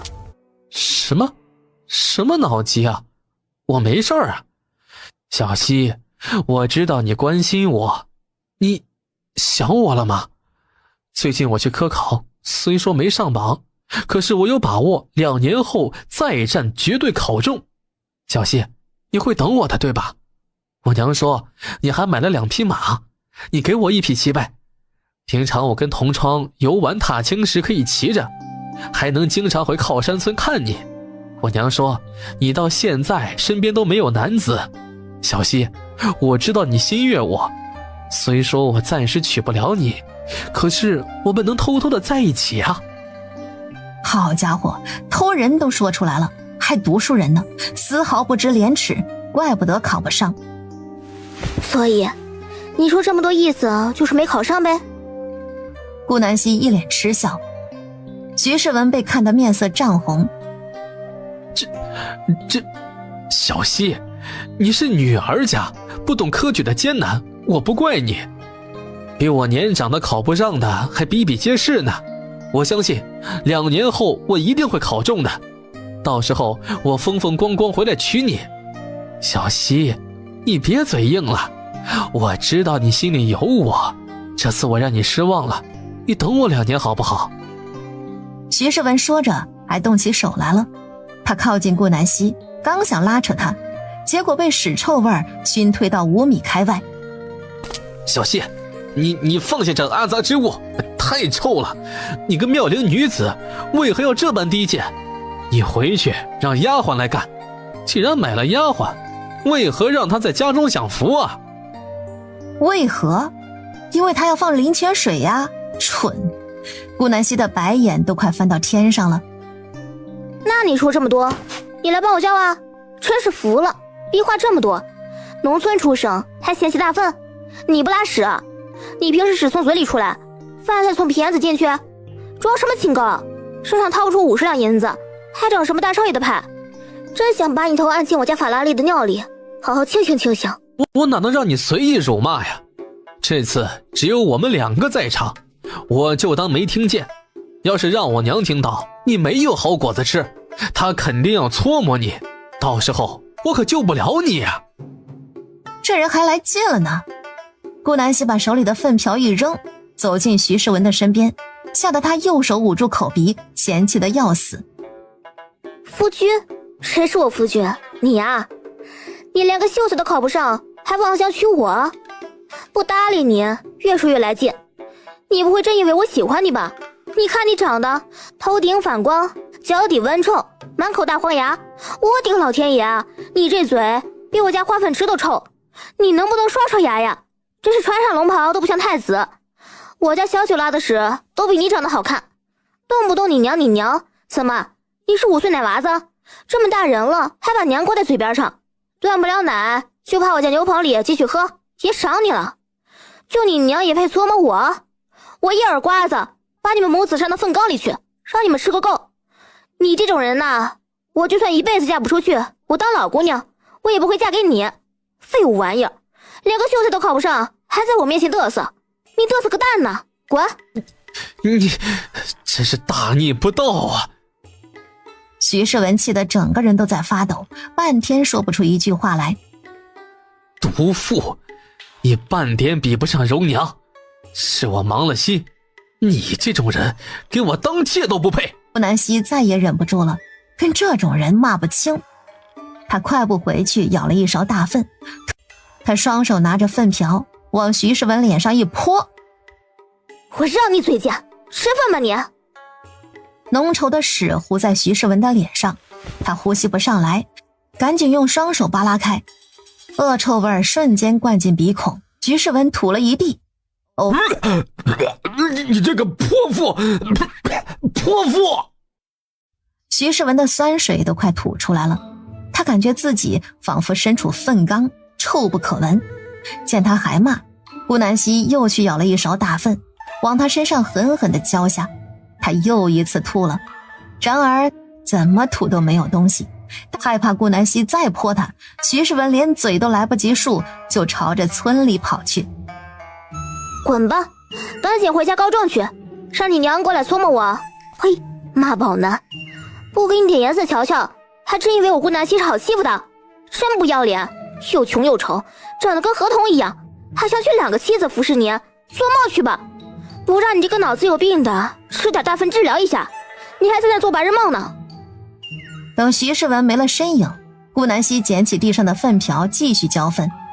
就在他浇完最后一块地时，村里方向来了乌泱泱一片人。顾南希，你这个小娘皮，竟敢如此欺辱我家世文，你好狠毒的心呐！我家世文可是读书人，你竟然拿这种肮脏东西往他身上泼，我要跟你拼命！只见徐世文的娘徐张氏饿虎扑食般向着顾南希跑来，就在他快要撞到顾南希时，顾南希猛地一下闪开，徐世文狠狠地摔了个狗吃屎，他膝盖磕在石头上，血流不止。哎呦呦，杀人了！哎呦呦，疼死老娘了！大家伙儿都看到了，这个小骚货竟然连长辈都打，他还算个人吗？你算我哪门子长辈？怎么，我爹拿你做妾了？你想跟我家姓顾，叫顾张氏？不然你上杆子当我长辈干什么？骂完就想拿起粪桶走。你不许走！打了我家世文还想跑？你给我赔钱！世文穿的绸缎衣服，你必须赔偿10两，不然我让你好看！我赔你一坨大便，要不要？你这个不知羞的女子，大庭广众之下大放厥词，我当初真是眼睛瞎了看上你，同你定亲。我说话你也要管？你考不上秀才也不能拿我撒气吧，真是好笑。当初你娘会的亲事，看我父母双亡，觉得我是个拖累。哟，怎么现在看我日子好过了，又像个牛皮糖一样粘上来了是吧？嘿，让我赔你10两，我赔你10个屁还差不多。可惜你奶奶我今天放不出来，10个屁先现着。你不赔？哼，你不赔我就吊死在你家门口。他们连连劝说顾南希认错赔钱。这几个人就是上次骂他的，怎么又来看戏了？真的烦。是你们逼我的。顾南希撂下狠话，拿起粪瓢就走向化粪池，舀了一勺最里面的陈年大粪，疾步朝人堆里走来。粘稠的大便泼了这几个长舌妇一身，这些妇人恶心的想死，恨不得当场把衣服脱了。有几个吃了一口的受不了，跑到山脚下池塘边洗脸去了。顾南希又接着回去舀大粪。徐章是暗道不好，爬起身就想跑，可惜他膝盖摔破了，走不快。顾南希瞬间追了上来，哐，满满一桶大粪从徐章氏头上浇下。顾南希还把粪桶扣在徐章氏的头上。你在里面吃个够吧，这顿饭我请你了，饿坏了吧？不然怎么满嘴屎臭味呢？多吃点儿，顾章氏。哼，我这小辈儿算不算孝顺呢？这里的粪桶很长，徐章氏刚好又很矮，粪桶把他的2只胳膊牢牢扣住，他挣脱不开，一直困在粪桶里。放我出去！徐世文装作没听见，躲得远远的，捏着鼻子恶狠狠地瞪着顾南希。徐章氏一说话，屎就往嘴里钻，苦得他脸都皱在一起。先出来吧，赔我10两银子的粪钱，我家大粪光用来泼你们了，这可是我们一家攒了1箱期的呢，里面可都是好东西，谁让我家顿顿吃肉呢？屎都金贵，你不赔给我，我就天天去你家喂粪给你吃，谁来都不好使。李正，这事你别插手，我刚好认识县太爷，把我惹毛了，我在他面前提一嘴，我倒是要看看你们谁能好过。最后闹了10几分钟，徐章氏快要窒息时，徐世文才不情不愿地从兜里掏出5两银子赔给顾南希。今天打算给宅子里的孩子找个夫子，最好是住家的那种。他准备去之前摆摊过的学堂和书院碰碰运气，看到能不能遇到那种辞职的夫子。走到一处巷子口时，里面传来吵架的声音。招下留人！顾南希接法场的电视剧看多了，总喜欢这么说，感觉这句话一说出来颇有一股大侠的风范。然而别人只觉得他是傻瓜。死娘们儿，闹急犯了，滚一边去！没人能救得了你，我劝你识相，不然春妈妈有的是法子整治你。喂，太后娘把她卖了多少银子？我给你们赎了她。这位女子长得端庄大气，哪怕落到这个地步也难掩气质，一定是有钱人家的小姐。哼，赎她，没有1万两免谈。这个女子可是青楼从前的花魁牡丹的妓女，她跟春妈妈关系要好，特意拜托春妈妈好好调教这个妓女，不要放她出来，好让牡丹后面夺得家产，到时候2人平分。我是平安镇孟氏当铺的独女孟无忧，姑娘，求求你去找官差，只要今日我能脱身，我必定会让爹爹给你200两，不，500两。500两？够家里卖吃食辱天赚的了，救，必须救！这个当铺顾南希没听过，她上次去的当铺好像是连锁的，这家孟氏估计是孟家独有的。顾南希双手握拳，手指关节咔咔直响，好久没打人了，怪想念的。2个壮汉见他不跑，以为顾南希是个不自量力的小娘皮，一个看管孟无忧，一个朝着顾南希走了过来，想给他一点教训。可惜了，长得还挺漂亮，就是脑子有疾。咚！顾南希直接一拳给壮汉打得倒地不起，昏死过去。这一招把后面2个人看懵了。孟无忧没想到顾南希这么厉害，同伴被打另一个自然要上。咚！你困了，睡会儿去吧。无一例外，两人倒在地上睡了起来。你家在哪儿？我送你回去吧。姑娘，今天谢谢您，我家就在新街尾端，您跟我走，约莫1炷香的时间就到了。来到孟氏当铺的门口，孟无忧一眼就看到自己的爹爹，急忙跑过去哭诉。谁知道孟无忧的爹一把将他推倒地上，说着什么。顾南希听不见，按住香后，孟无忧双眼无神的回来。对不起，姑娘，欠你的500两银子，我怕是还不了了。来生，无忧给你当牛做马。说罢，他像行尸走肉般朝着河边走去。啥意思？这是想赖账？一转身，就见孟无忧想跳湖，顾南希赶紧跑过去，一把拽住他。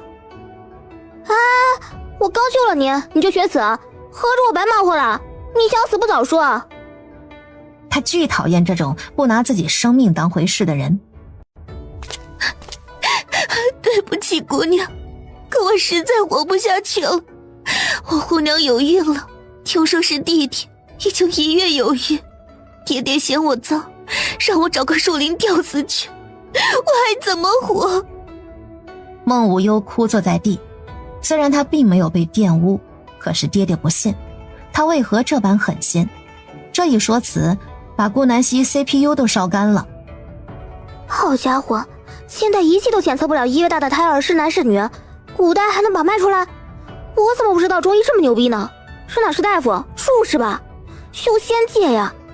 怕不是这个后娘买通了大夫吧？不过这个爹也不是个好东西，有了儿子独女就不要了。这样吧，你读过哪些书？直觉告诉顾南希，这个孟无忧绝对念过不少书。我基本上家里书房的书我都有看过，启蒙书籍、四书五经、游记、画本子等我都略有涉及。果然他就是个小机灵鬼。那你可愿当夫子？这样既能还我的500两，也能让你有个安身立命的地方，不至于沦落到死啊，姑娘。想必你读过这么多书，也是一个有思想的人，为何要因为别人一句话就轻而易举地放弃自己的生命呢？我能当夫子吗？夫子竟也能由女子来当？为何不能？女子比男子差在哪儿了？有多少男子连3字经都没读过呢？你凭什么觉得自己不能胜任？我给你半炷香时间考虑，你愿意当，我欢迎你，从此吃住穿不用你成，不愿意的话，还想寻死你随意。说完，顾南希就坐在小河边欣赏风景。姑娘，你说的对，凭什么女子就要低人一等？我娘才是过人，却还是比不上一个青楼出来的阿杂货。凭什么女子一辈子都要为了取悦相公而活？我讨厌我娘那副为了爹吃不下饭的嘴脸。姑娘，请问我在您这儿教书，可以一辈子不嫁吗？当然，你可以随心所欲。我在这儿跟你承诺，我能养你一辈子，只要我不出事儿。这姑娘学识这么好，以后再买手下还能让她教，多好。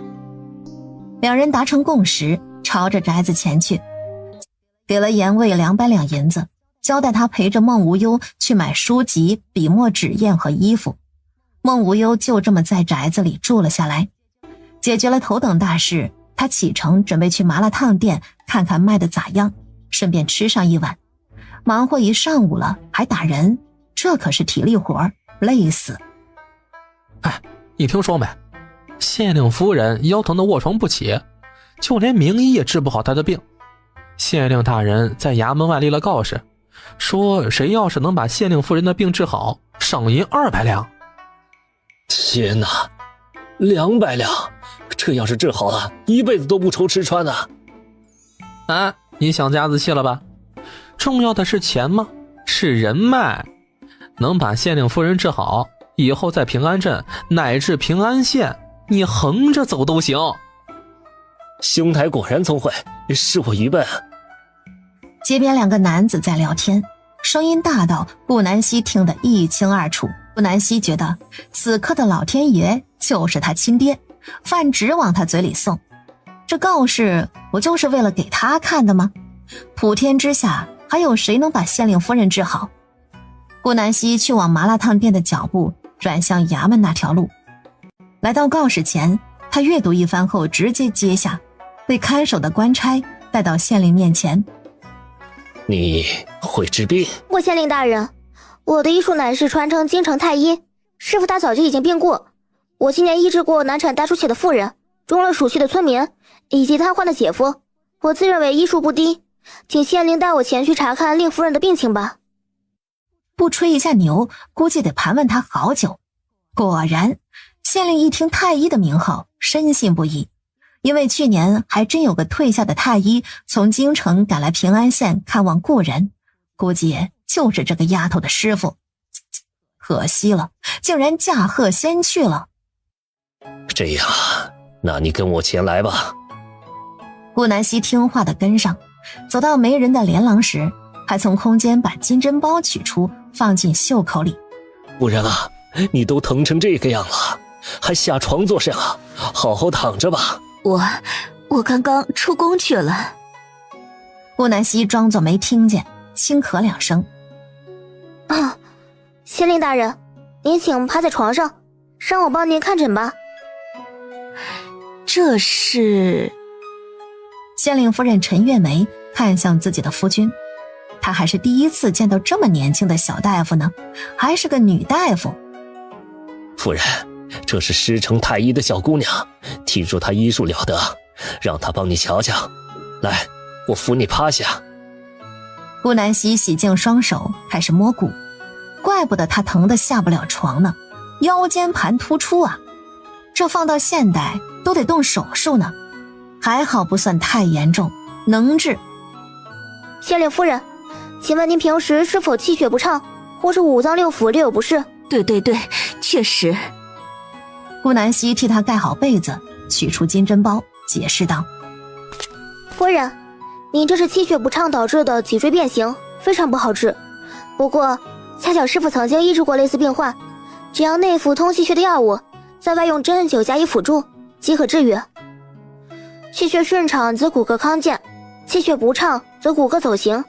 但是气血运行又靠的是经脉顺畅，经脉顺畅基于健康的五脏六腑去推动。所以夫人，您脊骨变形的原因，归根结底就是五脏六腑的毛病导致经络不通，这么一环推一环，经络都不通了，气血自然是淤堵不顺的。所以您的骨骼得不到气血的滋养，产生形变。哪怕是治好，夫人您也要加强锻炼，切不可大油大荤，一定要食素或者白肉，比如鸡鸭鱼等物。这个县令夫人吃的溜圆，内脏脂肪负担过重，加上肉多压迫脊椎，不减肥以后还是会复发。但是她总不能跟县令夫人说：喂，肥婆，你太胖了，减肥吧。说出来她怕是活不过明天。女人最忌讳别人说她胖了。陈月梅早就拜服了。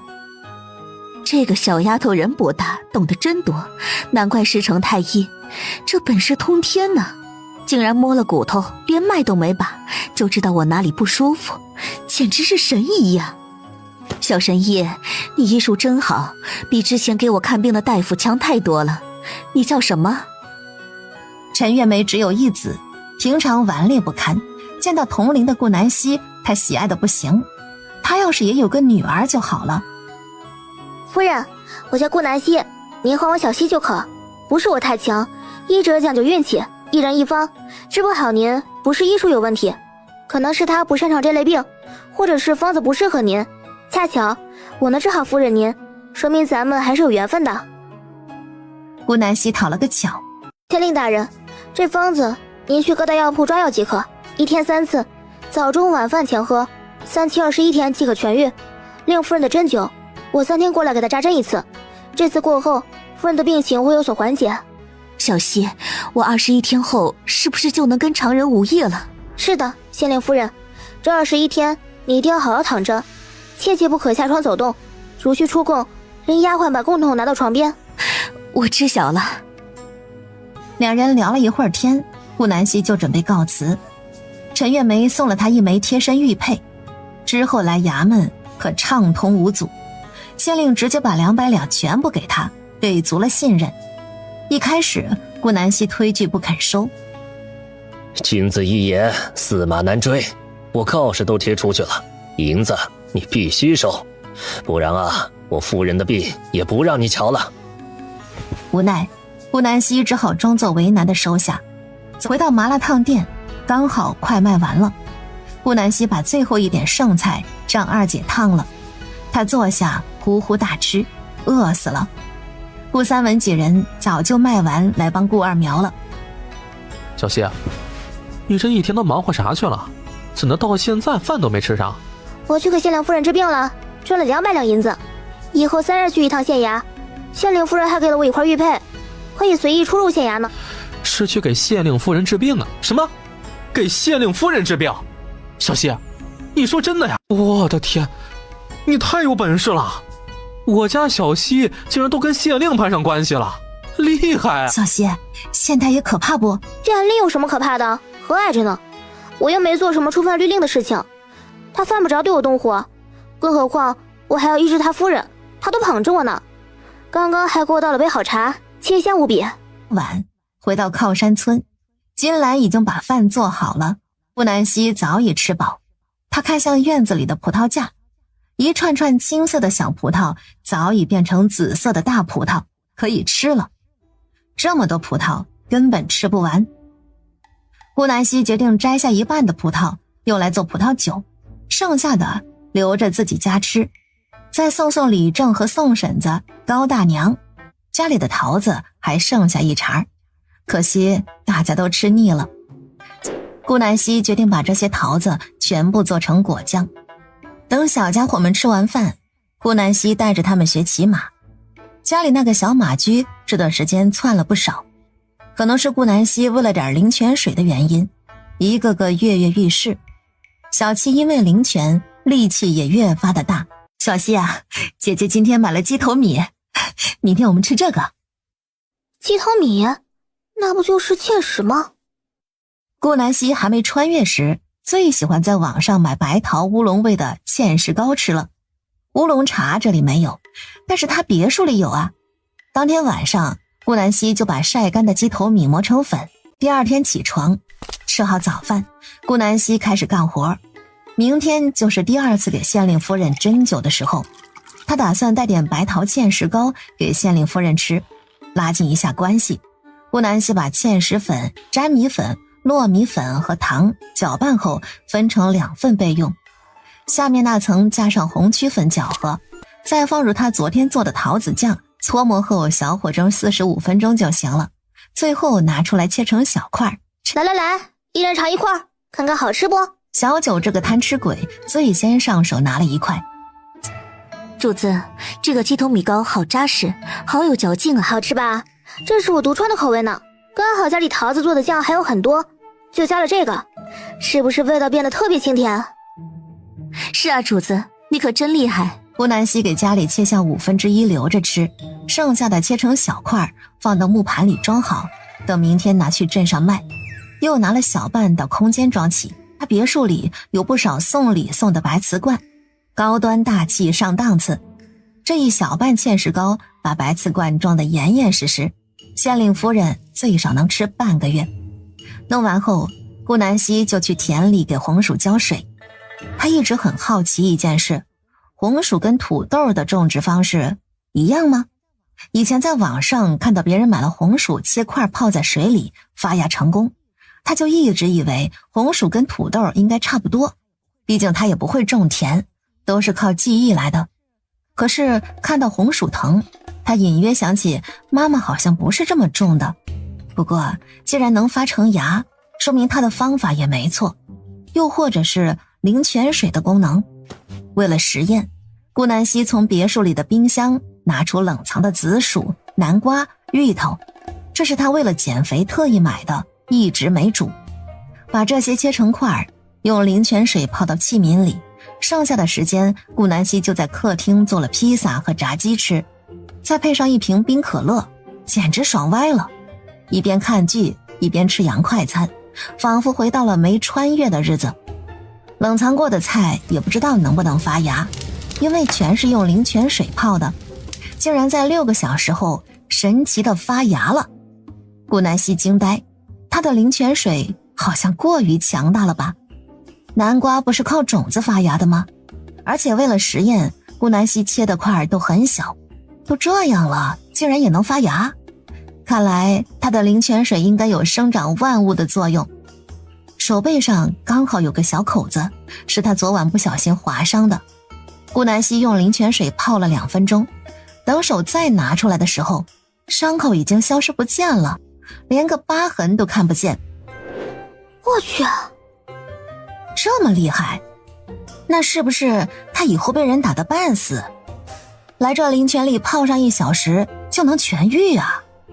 早知道当初小七被顾家打伤，他就拿灵泉水给他喝了，还让他喝个老石子药啊。顾南希一直以为灵泉水的作用是只能催生植物和变成大力士，所以不敢给家里人喝多，生怕出了一家子大力士，让别人惊恐怀疑，得到实验结果。顾南希从空间里出来，顺便还把发芽的南瓜种子、紫薯种子和芋头种子种到深山里。至于为什么不带回家种，找理由怪麻烦的，尤其是家里现在多了许多大人，一个个惊得要死。深山没人敢来，种地他放心得很。夫人，我想让您早点康健，所以一大早的就从家里赶来了，没耽误您吧？小翠，给顾神医端碗凉茶来，再准备点果子。小希啊，你不用急，这样你把家里位置告诉我，3日后我派人去接你。走过来多累啊，瞧瞧一头汗。等会儿凉茶来了，赶紧喝一口解解暑气。不过说到这儿，我倒是想喝那顾氏糖水卖的酸梅汤了，酸甜可口，喝下去浑身热气尽消。顾南希轻笑出声，惹得陈月梅不解地看向他。夫人，您可知一笔写不出2个顾字啊？哟，搞半天是自家人开的呀，那这下我是不是有口福了？夫人，酸梅汤我倒是没带，我特意给您带了我们店里的新品，今天刚准备上架的，您要尝尝吗？这个吃了对身体好呢，饱腹感还强，每日拿这个代替晚餐，1个月下来绝对瘦下来1圈。夫人，您尝尝吧，这个要细嚼慢咽。小希，这芡实糕的颜色这么喜人呢，是什么味道的？夫人，这是白桃乌龙味的芡实糕，夏天吃别有一番清爽。好吃，真好吃，清甜不腻，还不噎人，竟然还这么有嚼劲。我吃出了桃子味和牛奶味。小希，这个是你家谁做的？手可真巧。当然是我呀，夫人。这道白桃乌龙芡实糕是我特意为夫人您做的呢。这罐子里的，夫人您就拿来当做晚餐吃，我保证夫人您吃完身体可以清减许多。哎呦，那可太谢谢你了，小希。第一面我就觉得咱们有缘。您看，女儿家就是贴心，哪像我家那个皮猴子，天天顽皮的要死，都10岁有4的人了，还像个孩子一样。夫人哪儿的话呀，14可不就是孩子吗？令公子还未长大呢，爱玩是天性，很正常。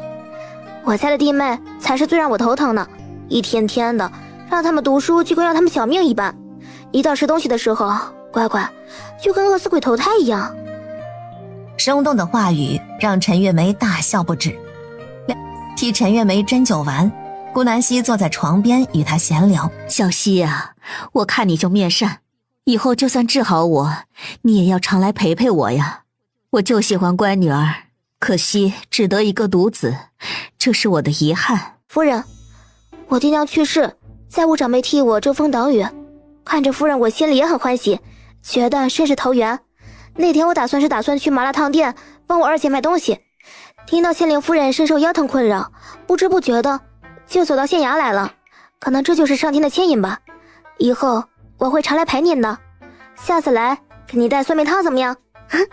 给您带1大桶，慢慢喝，这都是我亲自做的。好好好，那我下次就等着小希了。中午我让小翠给弄了一桌席面，你陪我一起吃。顾南希没拒绝，长者赐不可辞，他越是心安理得的接受，县令夫人就越是高兴。2人欢声笑语地吃完一顿饭。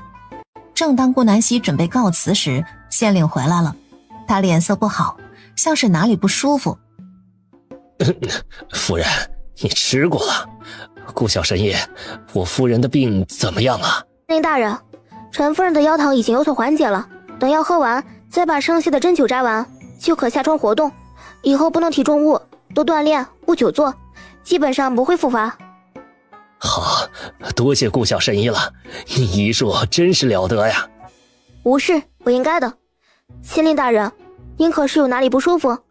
我替您把一脉吧。不用，我这是老毛病了，只要累到就会鼻子不通，短则10几天，长达个把月就好了。顾南希一听，这不就是鼻炎吗？相公，你就让小溪给你把一脉吧，万一他能将你治好呢？县令大人，您这是鼻治，拖了太久，鼻子早已被病气生根，很难治，不过可以治好。下次我为夫人针灸的时候，给您把药带来，有几味药，这里的药铺并未售卖，都是我自己炮制的。果真，当真能治好？他实在被折磨得不轻，鼻治一犯，那是夜夜都睡不好，搞得他嗓子常用来呼吸也变得动不动就疼。是的，县令大人，3日后我会将药准备好的。相公，你派人送小溪回去吧，外面太热，他走路热得慌。是，夫人。夫人，您的好意我心领了，我暂时不回靠山村，我要去麻辣烫店帮姐姐卖东西。夫人您病好以后也来吃麻辣烫，味道可好了，到时候我亲自给您煮。吃货陈月梅自是连连答应。小溪，你可算来了。对面那个孙家酒楼上午就开始说买一道菜赠一道菜，只要我们店里有客人，就被对面的小二连拖带拽的扯过去了。妈的，就知道没好事。看来这个孙有才和朱金凤是一路人，都那么无耻。顾南希走到大门口开始吆喝：顾氏麻辣烫今日有喜，凡是进店的客人结账一律赠5个铜板，只限今日下午，过时不候，卖完为止。把今日库存卖完。几人收拾好东西，锁上店门，启程离开。哟，小溪你终于来了，我还以为你今天有要事呢。怎么样，那个药带了吗？带了，夫人，这事我怎么可能忘记啊？这个药包您让县令大人放到枕头下熏用，药就不用喝了，是药3分毒。县令大人造福一方，凡是为我们百姓着想，自然要好好保重身子，这个方法比较温和。小溪，还没问你呢，捧着个罐子做甚？这是……恰好小翠拿着碗勺来了，顾南希就给县令夫人装了半碗，喂给她喝，把陈月梅感动的哟，抓紧顾南希的小手捧着就不放，还从手腕上褪下一只玉镯戴到顾南希腕上。夫人，这不可，我不能收下，太贵重了。小溪，这件事我早就想告诉你了，我想认你做干女儿，你意下如何？夫人，你认真的吗？虽然我们确实很投缘，可是我只是一介平民，您是高不可攀的县令夫人。小溪，你不要妄自菲薄，你是神医，又在爹娘去世后养育那么多弟妹，你从来都不是一个普通人。我觉得你很有本事，会做吃食，会赚钱，会医术，你是我见过同龄人里最厉害的姑娘，我很喜欢你，你愿意做我的干女儿吗？以后我会拿你当亲闺女般待你。顾南希顺势抱着陈月梅的胳膊流泪。干娘，娘，我以后也是个有娘的人了。见顾南希落泪，陈月梅看得心疼不已，她眼眶也含满泪水，两人哭作一团。顾南希感觉自己都能去当演员了，说哭就哭。其实她确实有点小现实的妈妈了，也不知道她现在过得怎么样，身体好不好，有没有想念她这个不孝女。不吃就滚蛋，挑什么刺啊？哟呵，胆子挺大嘛！知道我们孙家酒楼背后是谁撑腰吗？我们老爷上头有人。怎么，你们老爷还认识老天爷呀？这么牛掰？难道你们老爷是妖物传世？不然怎么狂妄成这样？怕是县令之子也没你们老爷这么嚣张吧？你真是胆大包天！我们家老爷可跟县城关系要好，你信不信我让官差过来把你抓起来严加审问？瞧瞧这嘚瑟样，不知道的还以为他们就是县令本人呢。行啊，你叫他们过来抓我，我倒是要看看大佬什么样，还没见过呢，去一趟也无妨。我就在这里等着，去和你们家老爷告状吧，赶紧把我抓起来。他这一番话把这两个小二说懵逼了，还真没见过胆子这么大的女娃，两人不敢接话，灰溜溜的走了。唬别人可以，唬他，呵呵，3天后才是给县令夫人扎针的日子。最后一次扎完针，县令夫人基本上再休养个2、3天就好了，因此她认干亲的日期也被定在了4天后。陈月梅特意按照顾南希的身形，给她买了7、8套成衣，都是粉嫩颜色。这几天孙有才并没有找店铺麻烦，顾南希给陈月梅针灸完，就住在了县令府上。明天是认干亲的日子，顾氏彩妆、顾氏麻辣烫、顾氏糖水全部停业1天，顾家人明日一早赶来参加认亲宴就行。小希呀，你给干爹做的这个药包真管用，我这几天啊夜夜睡得都很香，现在只有一只鼻子还不怎么通，另一只啊通畅无比。有了好睡眠的县令慈眉善目了许多，对待顾南希更加真诚。干爹，这是女儿应该做的，您只要日日用这个药包，我保证您这几年不会再复发。小希真厉害，不愧是我女儿。5时你弟弟从书院回来，你们2个第一次见面，好好聊聊。陈月梅已经能下床了，不用搀扶也能直着腰走几步。不过顾南希严令她再躺1天。中午饭是顾南希强烈要求做的，她的厨艺向来无人可敌。在厨房捣鼓了1个多时辰，鱼丸青菜汤、肉丝鸡蛋羹。小希饭做好了，热坏了吧？小绿，去给大小姐端杯凉茶。干娘，是弟弟回来了吗？哎呀，小希饭做好了，热坏了吧？小绿，去给大小姐端杯凉茶。小希，这是你弟弟周敬泽，今年14。泽儿，这是顾南希，你姐姐，快叫人。小泽好，第一次见到你，没什么能够送给你的，这一桌菜你尝尝看，好不好吃？周敬泽从顾南希一进门的时候就发现，她就是书院门口卖酸梅汤的小希姐姐了，故意没提，以为顾南希能认出她，谁知她竟然记不起来了，还说第一次见到她。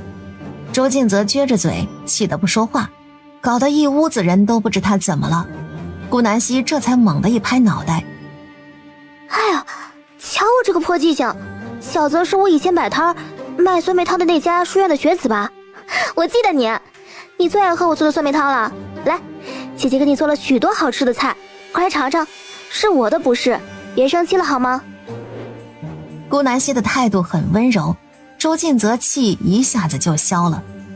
他虽然只比顾南希小2岁，可是人却幼稚得很，顾七武都比他成熟。七姐姐，你怎么突然就没来了？搞得我特别想念你的酸梅汤。我后面一直在学堂门口卖呢，所以就没去书院了。你喜欢喝酸梅汤，下次我再送1罐给你，单独给小泽留着喝，行吗？姐姐，不必了，娘那里还有，你做的拿去卖钱吧。这个猪大肠烧的太好吃了，姐姐，你厨艺也这么好啊？我上次吃过的猪大肠还是卤的呢，只那一次，再没吃过了。是啊，我也想念那个味道，可惜管事说那个卖卤味的姑娘再没摆过摊。吃货母子满脸愁容，看得县令直摇头，幸亏他家底厚，不然还真养不起这对母子。这么说来，咱们的渊源还挺深，下次来我给你们带卤味。什么？小希，我女儿这么厉害，那个卤味也是你做的呀？陈月梅真的吃惊了，姐姐，原来卤味也是你卖的，我好喜欢吃那个卤大肠，爹也是，那点子大肠就属他吃的最多，我跟娘都没抢过他。分分钟就把亲爹卖了。县令猛地咳嗽，怒瞪周敬泽，这个逆子太不给他脸了，幸好没有外人，不然丢脸丢大发了。爹、干娘、小弟，你们喜欢，下次我来镇上带给你们，这次我多做一点，只要在5天内吃完就行，不然就会坏了。这顿饭吃得十分开心，他做的每道菜都得到好评，就连不爱吃姜的县令也吃完了一碗姜撞奶。陈月梅让他今晚留宿，顾南希笑着用家里活计多推辞了。陈月梅只好失望地让他回家，到家的时候才下午2点左右，干脆去深山里看看能不能碰碰运气，弄个野鸡野兔加餐。谁知野鸡野兔没碰到，倒是让他遇见一对野鸳鸯。身处深山外围的顾南希猫在一处灌木丛里，他眼前有一男一女做着苟且之事。顾南希走也不是，看也不是的，谁能知道古代也有这么开放的人呢？两人站起穿衣，顾南希这才发现，这女的不就是他二婶吗？好家伙，这是干嘛？偷情啊！顾南希站起身，他腿都要蹲麻了。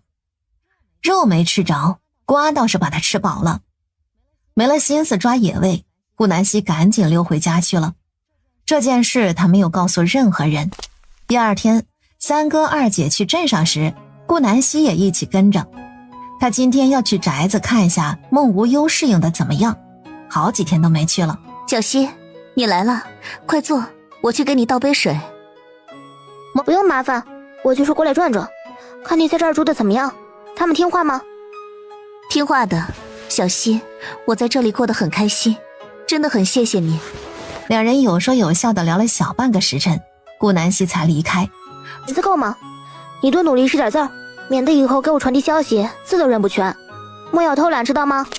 够的，小希姐，我没有偷懒。无忧姐说我是最厉害的一个，还给我开小灶。我现在认的字比他们都多。真棒，继续努力，希望下次来看你能够认全所有的字。天色还早，顾南希准备去麻辣烫店干干活，而此时顾氏麻辣烫店闹翻了天。儿啊，我的儿，你死得好惨呐！我要报官，你们顾氏麻辣烫投毒害死了我的儿子，我只有这一个独子，你让我以后怎么活呀？老天哪，我活不成了！你瞎说什么啊？这麻辣烫我们自己都吃，怎么别人都没事，就你有事？怕不是你想讹钱吧？这位大娘，您儿子绝对不可能是吃我们酒楼里的麻辣烫中毒的。这麻辣烫，周围父老乡亲都吃过，大家心里都知道有没有毒。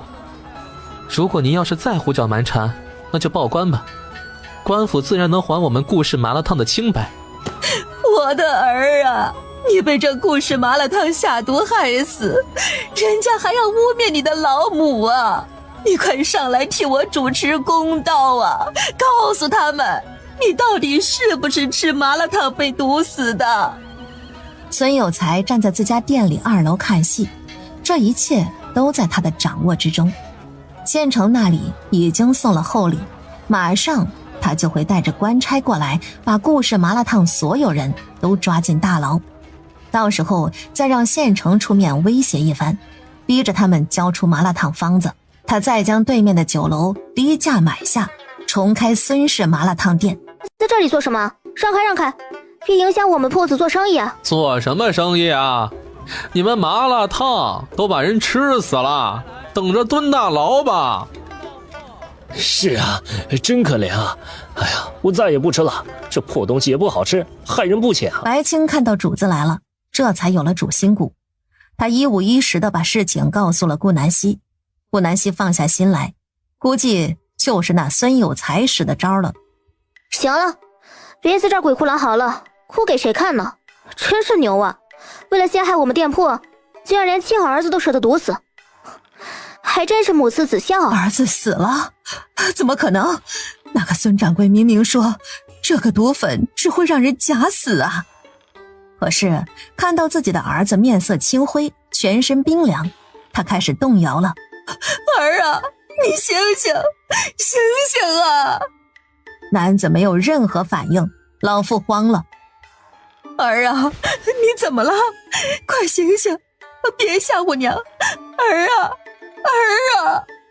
他捏住自己儿子的胳膊，梆硬，这哪像假死的样子啊！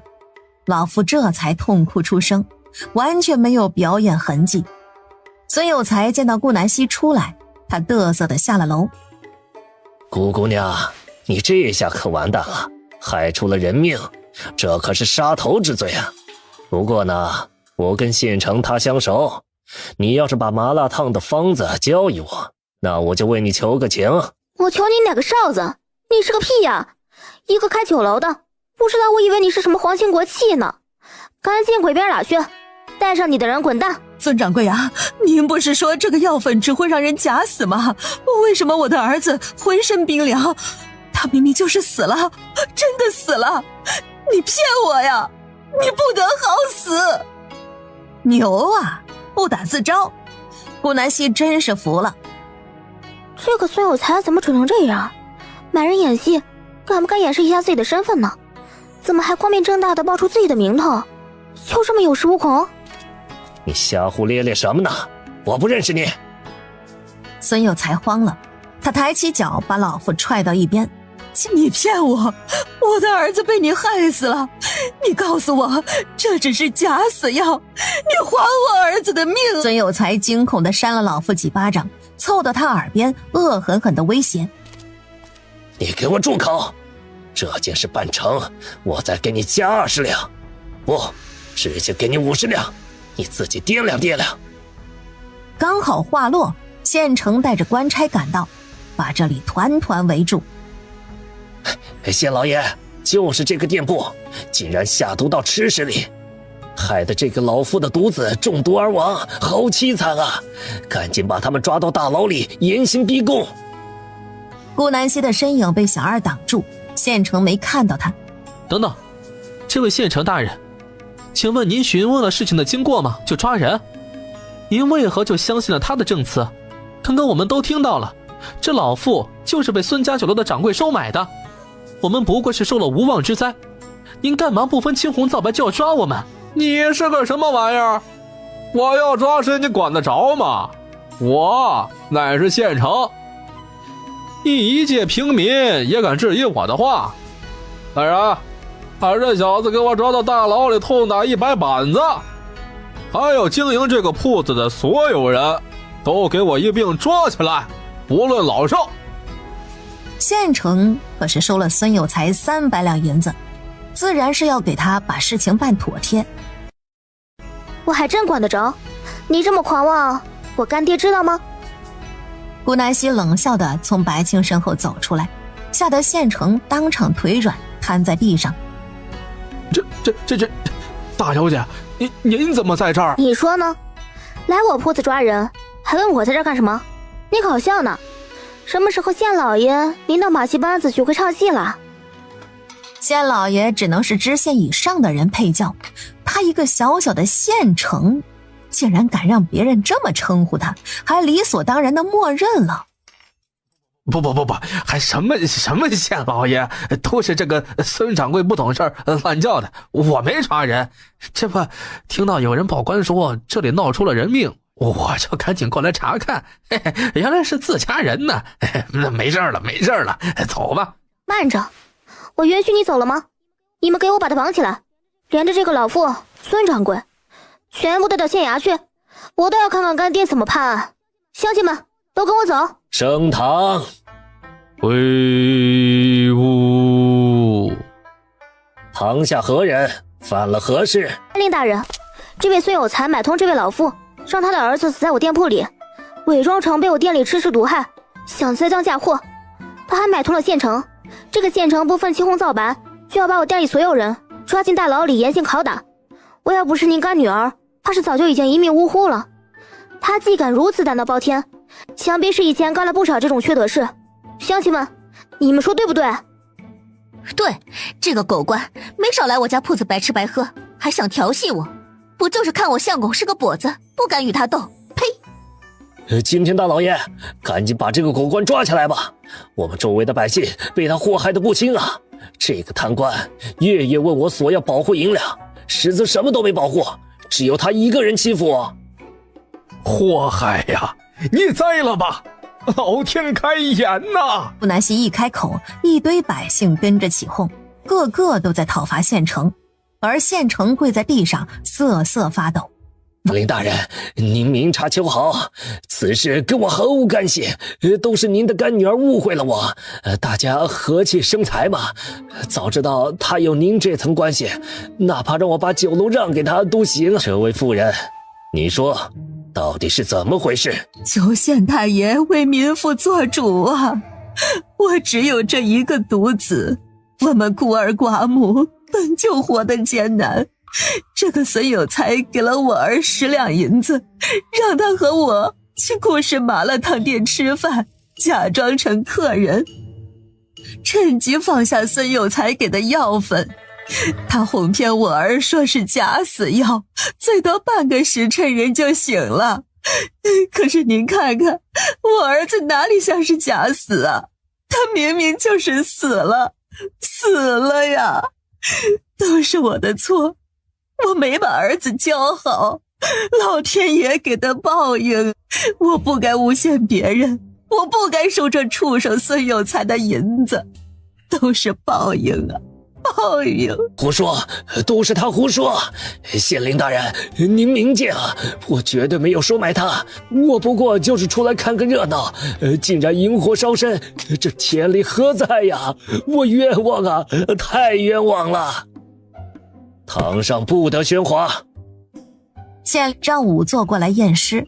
回禀县令，此男尸无外伤，身体也没有打斗痕迹，更不是中毒，银针并没有变黑。太奇怪了，属下觉得很有可能是疾病发作。魏前世，你们下药的纸包还在吗？简大爷，这个药粉我儿子全都放完了，只剩了这一个空纸包啊！赵爷，你拿过去看看，能不能瞧出来是什么？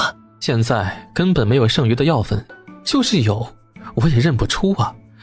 我不是郎中，您还是叫个郎中过来看看吧。小心，过来，看看这个药粉，你能不能认出来是什么？他接过仵作手里的纸包，一看二嗅，幸好药粉虽然用尽，却也留了几粒粉末。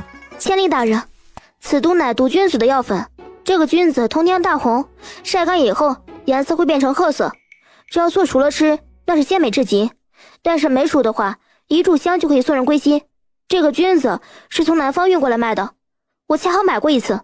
这种菌子磨成粉，简直堪比砒霜。此男尸面部狰狞，皮肤呈青黑色，一看就是中毒了。至于银针为何没有变黑，那完全是这个菌子压根测不出来毒。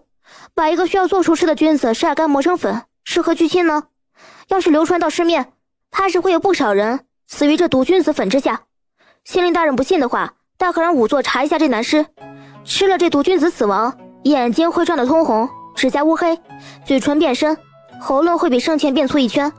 你让他看看是不是这样。仵作检查完后，证明了顾南希说的话，孙有才这才慌乱起来。报应啊，报应，都是我的错。儿啊，是我们娘俩鬼迷心窍，如今我们母子阴阳相隔，你让娘怎么活呀？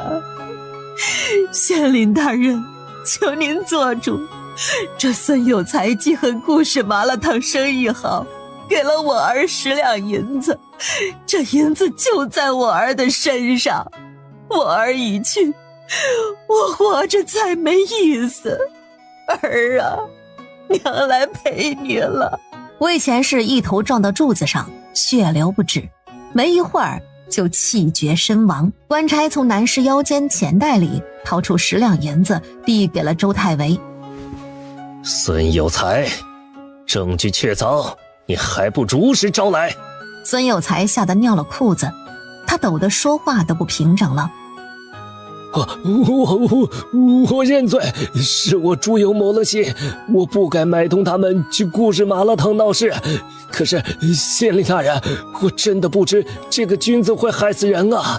都是我那贱内朱金凤，是他告诉我这个办法的。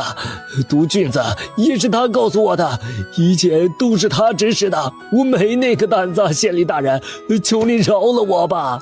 最后，县城和孙有才被关押到大牢等候发落。官差到孙宅捉拿了朱金凤。等县令查清几人身上背的案子后，快马加鞭等来了刑部的判决书。县城和孙有才都被判了斩立决，明天5时菜场门口行刑。原来这个肥猪县城不只收了孙有才的银两，他调戏良家妇女，夺了村里妙龄少女的清白，让这女子被迫成为了他的妾室，吃霸王餐，欺压百姓，十恶不赦。孙有才背上2条人命，自然也是逃不过的。为了让朱金凤照顾他儿子，孙有才只能把罪全部揽到自己身上，反正他横竖都是死。如果朱金凤不出去，那他的儿子以后怎么活？孙有才是个恶人，可他从来都是一个好父亲。朱金凤以为出来后就能独享孙家财产了，谁知官府直接把孙家所有宅子铺子全部充公。顾南希走了后门，用超低价买下了孙家酒楼。朱金凤只能带着孙望浩这个累赘住到破庙，孙家酒楼就此变成了顾氏酒楼。顾南希准备先自己掌勺，二姐辅助，等二姐学会所有菜式后，她再把酒楼全权交给二姐。3天后，顾氏酒楼开业，由县令大人亲笔题字。为了避嫌，周太尉没来，但是顾南希的干娘陈月梅和周进泽倒是特意赶来捧场。朱金凤的爹娘在她被抓进大牢时就已经气得吐血而亡了。朱金凤对唯一的女儿也失了耐心，什么都不会干，只会张嘴要吃的。真是继子靠不住，女儿更靠不住。他们已经3天未进食了，连说话的力气都快没了。就在这时，破庙外进来一个老乞丐，他浑身脏兮兮的，老远就能闻到一股恶臭，一双浑浊的双眼紧盯朱金凤3人。老乞丐手里抓着2个馒头，把母子3人看得口水直咽。见此，孙望浩率先一把抢过馒头往嘴里狂塞。朱金凤还算理智，掰了1/5给女儿。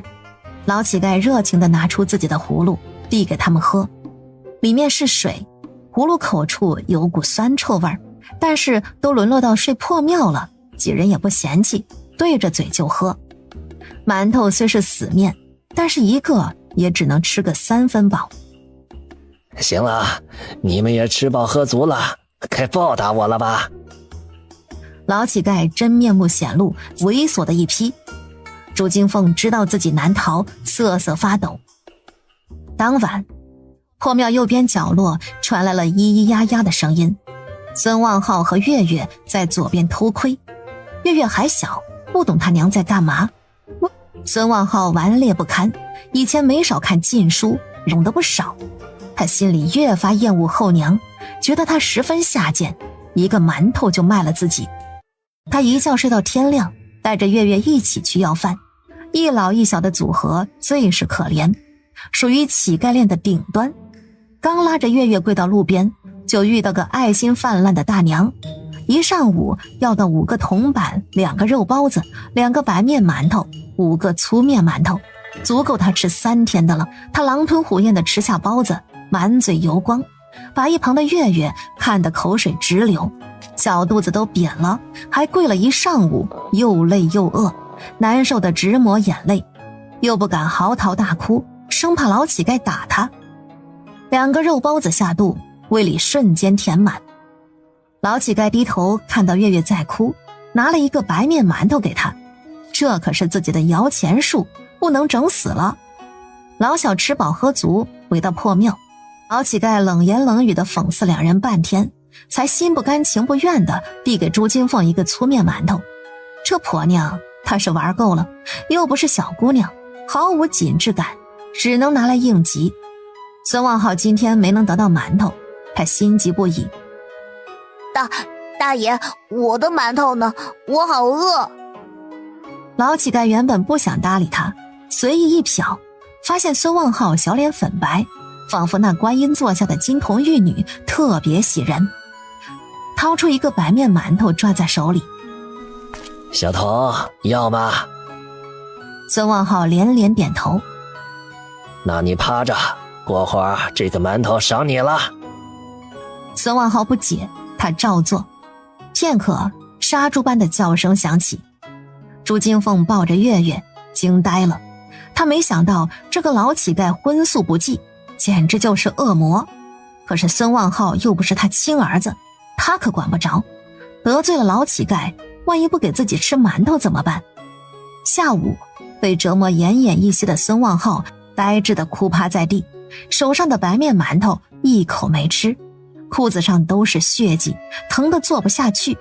老乞丐捡了根硬草剔了剔牙齿，浑身舒爽，翘着二郎腿午休去了。朱金凤看着孙望浩，眼神似乎在说些什么。孙望浩哭够了，肚子咕噜噜地响起，他机械地将馒头塞进口中，好歹他今天不会饿肚子了，不是吗？一边流泪一边吃馒头，他好想爹爹，好想以前的日子，想念以前当大少爷的时候随意欺辱他人，哪怕杀了人都有爹爹给他兜着。爹，我好痛，我被人欺负了，你知道吗？爹，你来看看我吧。孙望浩哭着哭着就睡着了。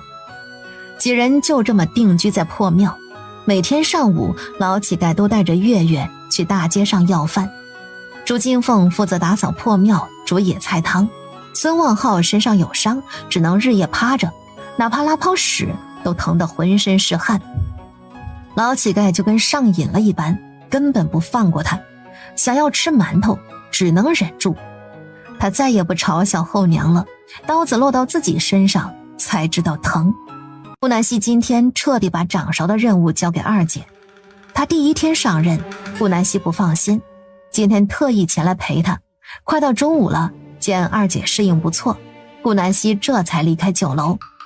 她打算去宅子里看看，走到半路遇到一个老乞丐带着一个瘦猴般的小乞丐。原本顾南希没太在意，直到老乞丐说了句话：月月呀，喜欢吃肉肠吗？喜欢。大爷今晚给你吃。这句话一般人还真听不懂。顾南希现代可是网上冲浪高手，他恨这种秒懂的生活。不知道是不是自己想歪了，顾南希准备跟踪一波，尤其是这个小姑娘叫月月，她侄女也叫月月，可惜这个月月看不清脸，她跟侄女相处没几次，根本认不出。一路尾随到破庙，看到憔悴的朱金凤，这才确认。老乞丐进了破庙，搓揉了朱金凤一把，喘笑地抱着月月坐在稻草堆上，枯槁的老手随意摆弄。老色批！顾南希暗骂一声，这个侄女她虽然不怎么喜欢，可是毕竟是三哥的女儿，小孩子除了小部分天生的坏种，大多好坏都是被人教的。顾南希决定不去宅子了，他鬼切切地躲在角落，准备等里面的人午休，趁机带走月月。半个时辰后，老乞丐搂着朱金凤午休，孙望浩一个人猫在左边睡觉，月月瞪着双眼发呆，没人管他。顾南希悄咪咪地走到破庙门口，冲着月月看去。月月认出了顾南希，小家伙一步一步地走到顾南希跟前，大气不敢喘。顾南希向前一步，抱起月月，撒腿就跑。月月，这个乞丐欺负你了吗？月月不懂什么叫欺负。没有呀，乞丐爷爷虽然身上臭臭的，可是他会给我吃馒头，每天带着我要饭，我很乖的。乞丐爷爷晚上还跟哥哥和娘亲玩游戏，他还想跟我玩，我不敢，他太重了，我怕他压死我。顾南希听得青筋直冒。玩游戏？什么游戏？男女游戏吗？畜生，出国不如，连小孩子都能下得了手，不配活在世上。顾南希把月月带到酒楼后院屋子里检查了一番，幸好没事。月月，你想跟爹爹和姑姑生活，还是想跟娘亲生活呀？姑姑，我不想跟娘亲，她现在对月月好坏，打我骂我，我胳膊都被她掐疼了。姑姑，为什么娘亲会变成这样？是月月做错事了吗？可是月月很听娘亲话的，浩浩哥哥欺负我，我都忍住不哭。不过我想爹了，我想要爹爹。顾三文卖完东西过来帮忙，刚到店里，下人就跟他说顾南希带着一个女娃去了后院，直觉告诉他肯定是月月。见到当初活泼可爱的女儿变成如今的小乞丐，顾三文双眼通红。月月见到自己的亲爹，奔向顾三文的怀抱，啼哭不止。顾三文再也忍不住了，父女二人哭作一团。顾南希头都大了。哎呀，哭鸡毛啊！小孩子哭就算了，大男人还动不动淌眼泪。无奈，他掏出一个帕子帮顾月月擦干眼泪，又将帕子丢到三哥手上。别哭了，月月以后就跟你生活，都过去了。顾月月的户籍是跟着朱金凤的。顾南希第二天提着新做的卤肥肠去了趟县衙，出来时月月的户籍就转到了三哥名下了。顾南希把自己知道的事情告诉了三哥。以后这个女人跟我桥归桥，路归路，我们再不是一路人。她哪怕再惨，跟我也没有关系。从她如此对待儿子女儿之后，我对她最后那点同情心也没了。不过顾南希不打算放过老乞丐，他选了一个月黑风高的夜晚，骑着黑马来到平安镇城门口不远处的拐角，把法拉利拴好，闪身回到空间。等从空间出来时，已然身处破庙处。这个功能是他新发现的，只要用意念控制，就能让空间飞到他脑海中的任意地方，属实是居家保命神器。就是距离不能太长，撑死500米。这个时辰，原以为破庙的三人已经熟睡，然而老乞丐还抱着孙望浩一起玩闹，小小的人儿娇媚不已，看得顾南希都想呕吐。顾南希等两人熟睡，不放心地拿出迷药，一人用了点，把老乞丐丢进空间的泥巴地上，来到上一次的坟山。顾南希把老乞丐绑在树上，一棒子下去，敲醒了老乞丐。哎呦，疼死我了！当他睁开眼睛，差点被顾南希吓得再次撅过去。救命啊！有鬼啊！女鬼！啊！畜生玩意儿，孩童都能下得了手，你不配为人。今日就让我好好教训教训你。你是谁啊？我没有害过你啊！放过我吧，女鬼大人，求求你了，不要带我去阴间！我错了，我不该打死媳妇儿，败光家产，不该偷窃，不该玩弄孩童，我错了，不要杀我呀！顾南希用棒子扯掉老乞丐的衣物，强忍恶心之意，用匕首给老乞丐来了个物理阉割，疼得他嗓子都叫哑了。他拿出受用配种药，塞进老乞丐的嘴里，把他打晕，丢到深山里，又找到一堆狼群。顾南希把狼群引到老乞丐那里，10余分钟后，老乞丐的惨叫声响彻山林。一夜过去了，老乞丐还是未归，足足3天都没任何消息。朱金凤再也熬不住了，他脸色蜡黄，饿得两眼昏花。朱金凤干脆带着孙望浩在路边要饭，没想到意外闯入别人的地盘，被几个年壮的乞丐打了个半死。然而孙望浩竟然被路过的胖地主看中，他被带走了。孙望浩以为自己要去享福，殊不知悲惨的生活正在等待他。朱金凤眼里的光彻底消失，拼死撑着一口气来到窑子里，想自行卖了，可惜老鸨压根儿瞧不上他，这种货色。正当不知去处时，朱金凤遇到了顾三文，他坐在马车上，穿起了绸缎衣服，看起来格外威风。这三文变化太大了，朱金凤后悔了，他真的悔得肠子都青了。受了这么多苦，朱金凤才发现，原来他还爱着顾三文，是他被猪油蒙了心，当初脑子坏了，非要和离。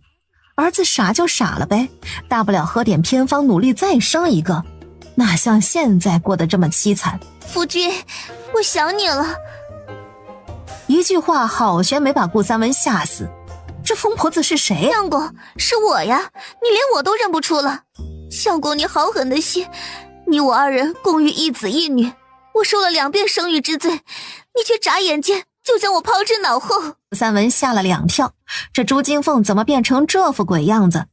跟逃荒的难民一样，老了起码20岁。他们2人要是站在一起，朱金凤看着都像他娘。干嘛？我后悔了，以后我们好好过日子行吗？我想孩子了，万福傻了没事，大不了我们再生一个，好吗？以前的我们是那么恩爱，你忘记了吗？刚成亲那会儿，你说过的，要一辈子对我好。相公，我想与你白头到老。你贱不贱啊，朱金凤？你都是被人玩烂的破鞋了，还想让我重新娶你？做你的春秋大梦去吧，恶心又下贱。我顾三文宁可一辈子不娶，也不会再次栽到你身上。你不配为人妻，为人母。我这辈子做过最后悔的事儿，就是同你成亲。像我过得好了，又想贴上来，你连窑子里的女子都不如，起码人家靠自己养活。虽然赚银子的手段不光彩，比你强太多了。你这种人，真是癞蛤蟆上吊头一回见。要是回到当初，我出家当和尚也不娶你。以后别来我面前碍我眼，滚！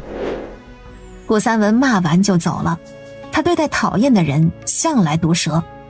朱金凤被骂得愣在原地，懵逼了好一会儿。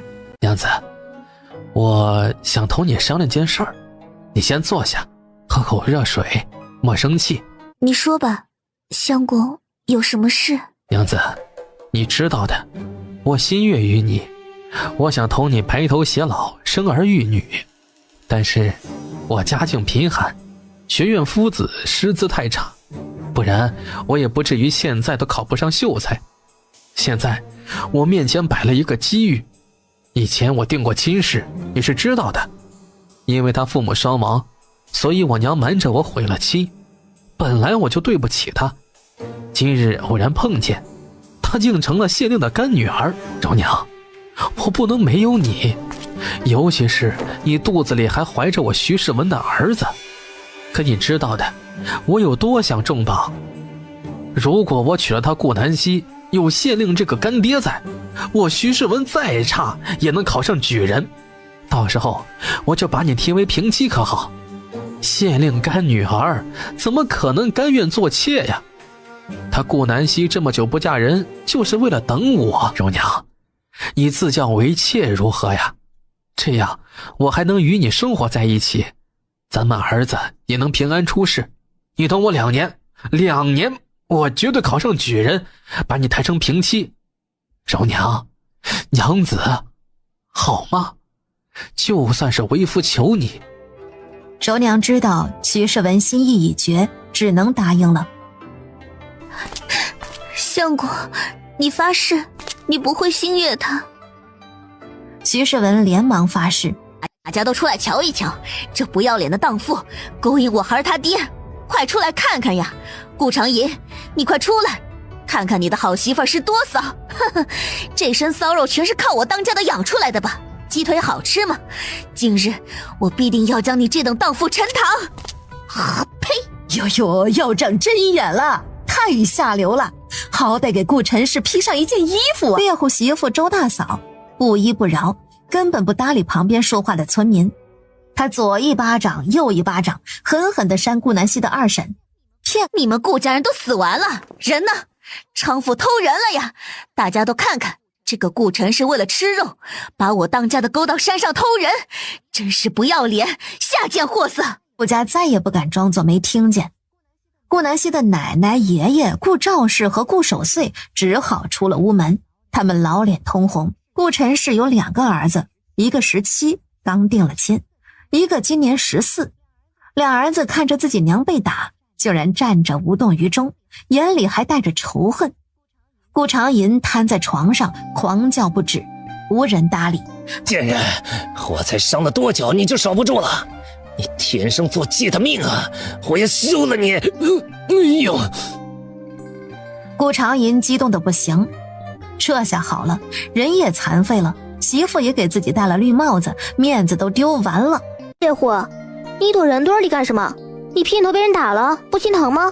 三爹，你当你是来看戏的？顾长银2个儿子仿佛找到祸害源头一样，冲着周猎户跑过去，一顿狂打。2个10几岁的少年哪是他的对手，打得他不相上下。你们2个小畜生，打我孩他爹干嘛？娘是娼妇，养的孩子也是野种，也不知道是跟谁生的，肯定不是你顾长营的种。原本不吭气的顾陈氏听到这话，瞬间发了疯。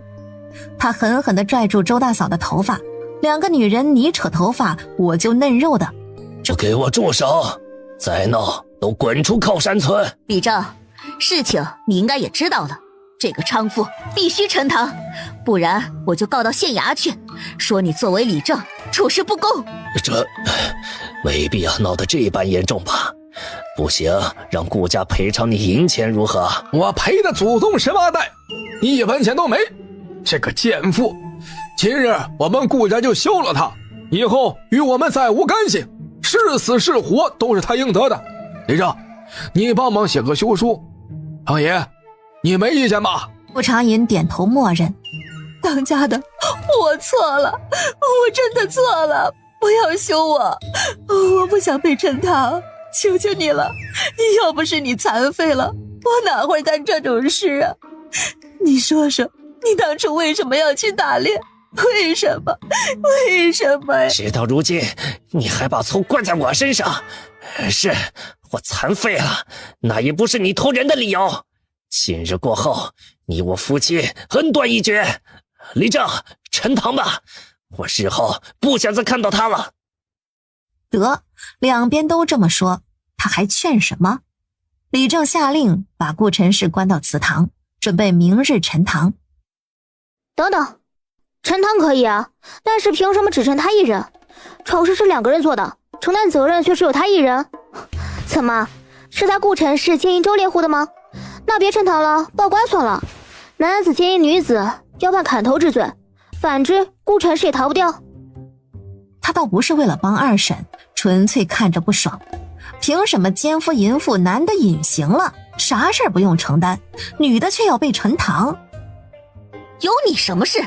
顾南希，这是我周家的事，你一个小丫头片子，滚一边去！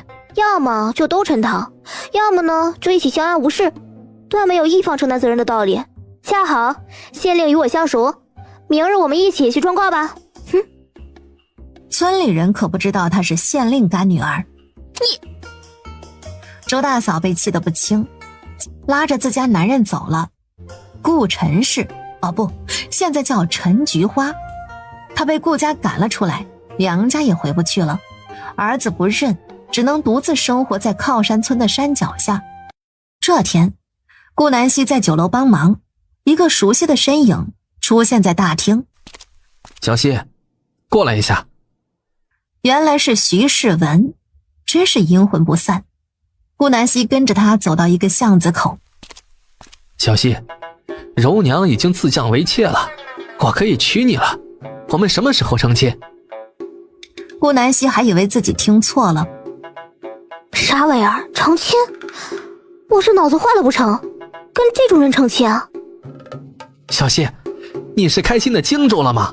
我知道你等了我很久，不然也不会到现在还不相看亲事。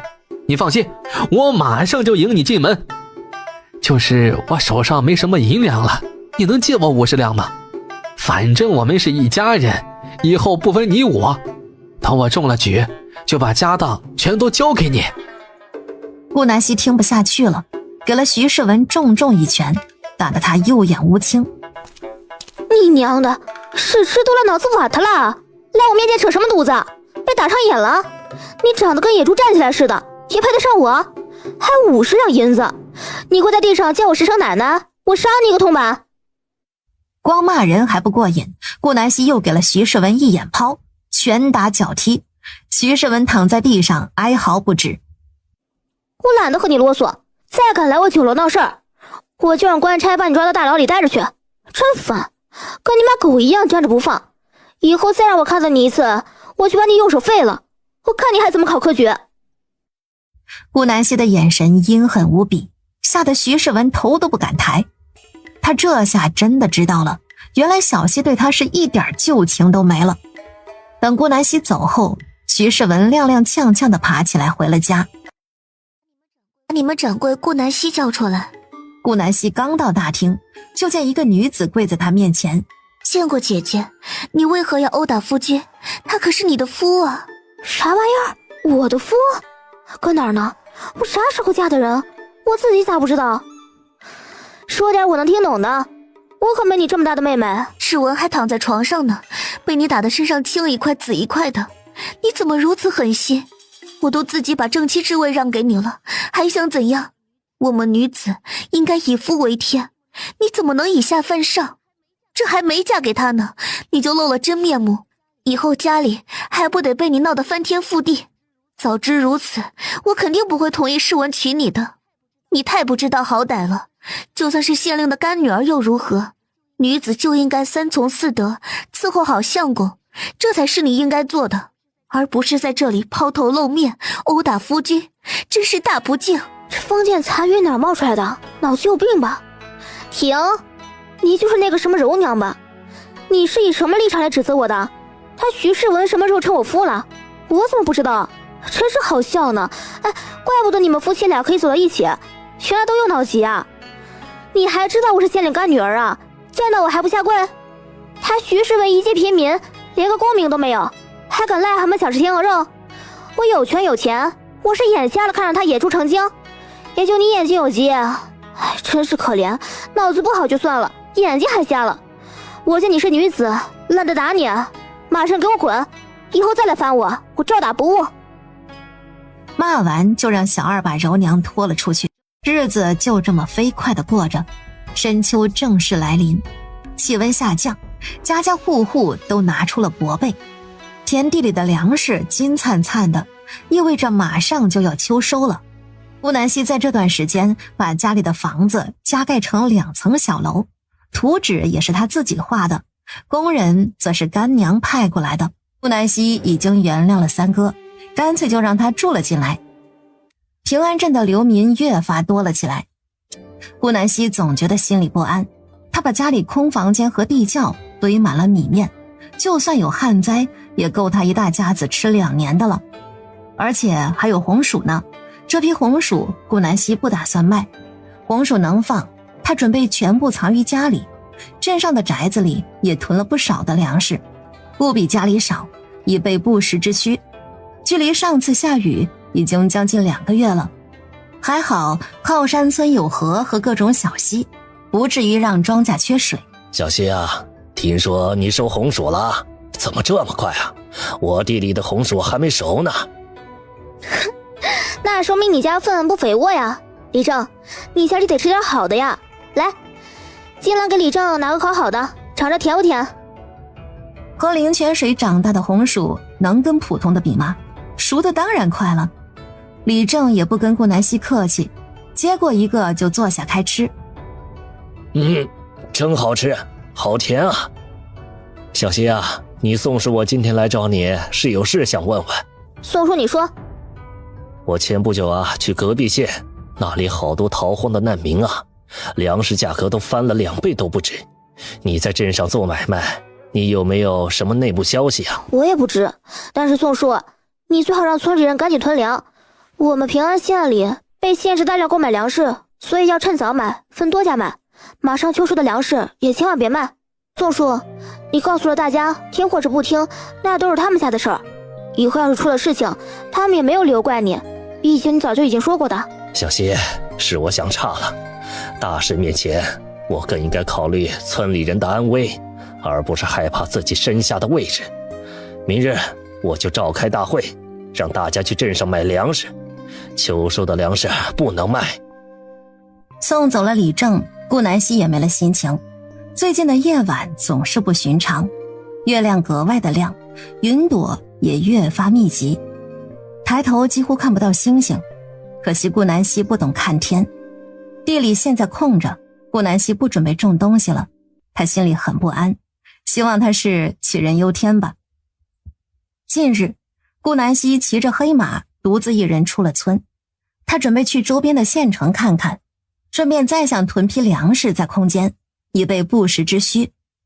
昨天跟李正的谈话让顾南希晚上做了噩梦，内心很不安，直觉告诉他灾难即将来临。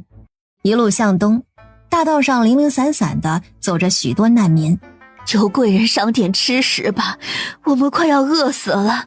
贵人洪福齐天，万寿无疆，长命百岁。他今天出门只带了5个面包和1壶水，留着路上吃。你们谁能回答我一个问题，我就奖励一点吃食。我们乃是西城县逃荒市祠的，一路上走了小半年才到达这里，身上的银两已经空了。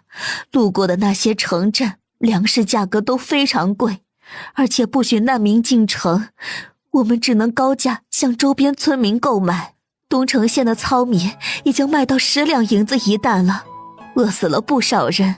我家里是商户，有点底子，饶是这样，我的孩子还是饿死了2个，只剩这独子1人。我们母子俩同旁人结伴而来，快要饿死了，已经生吃了3天的野菜，求贵人赏点细粮给我儿吃吧。你的回答我很满意，这个面包拿着吃，其他人不许抢，只要回答问题我就给，一旦有抢食的直接送关。贵人，我是虚县逃来的，虚县跟西城县相邻，我们那里已经沦陷了，起码饿死了大半人，狗官不管，还被一帮子土匪给杀了头，家里掏出了许多金银财宝，赈灾什么的根本就没用。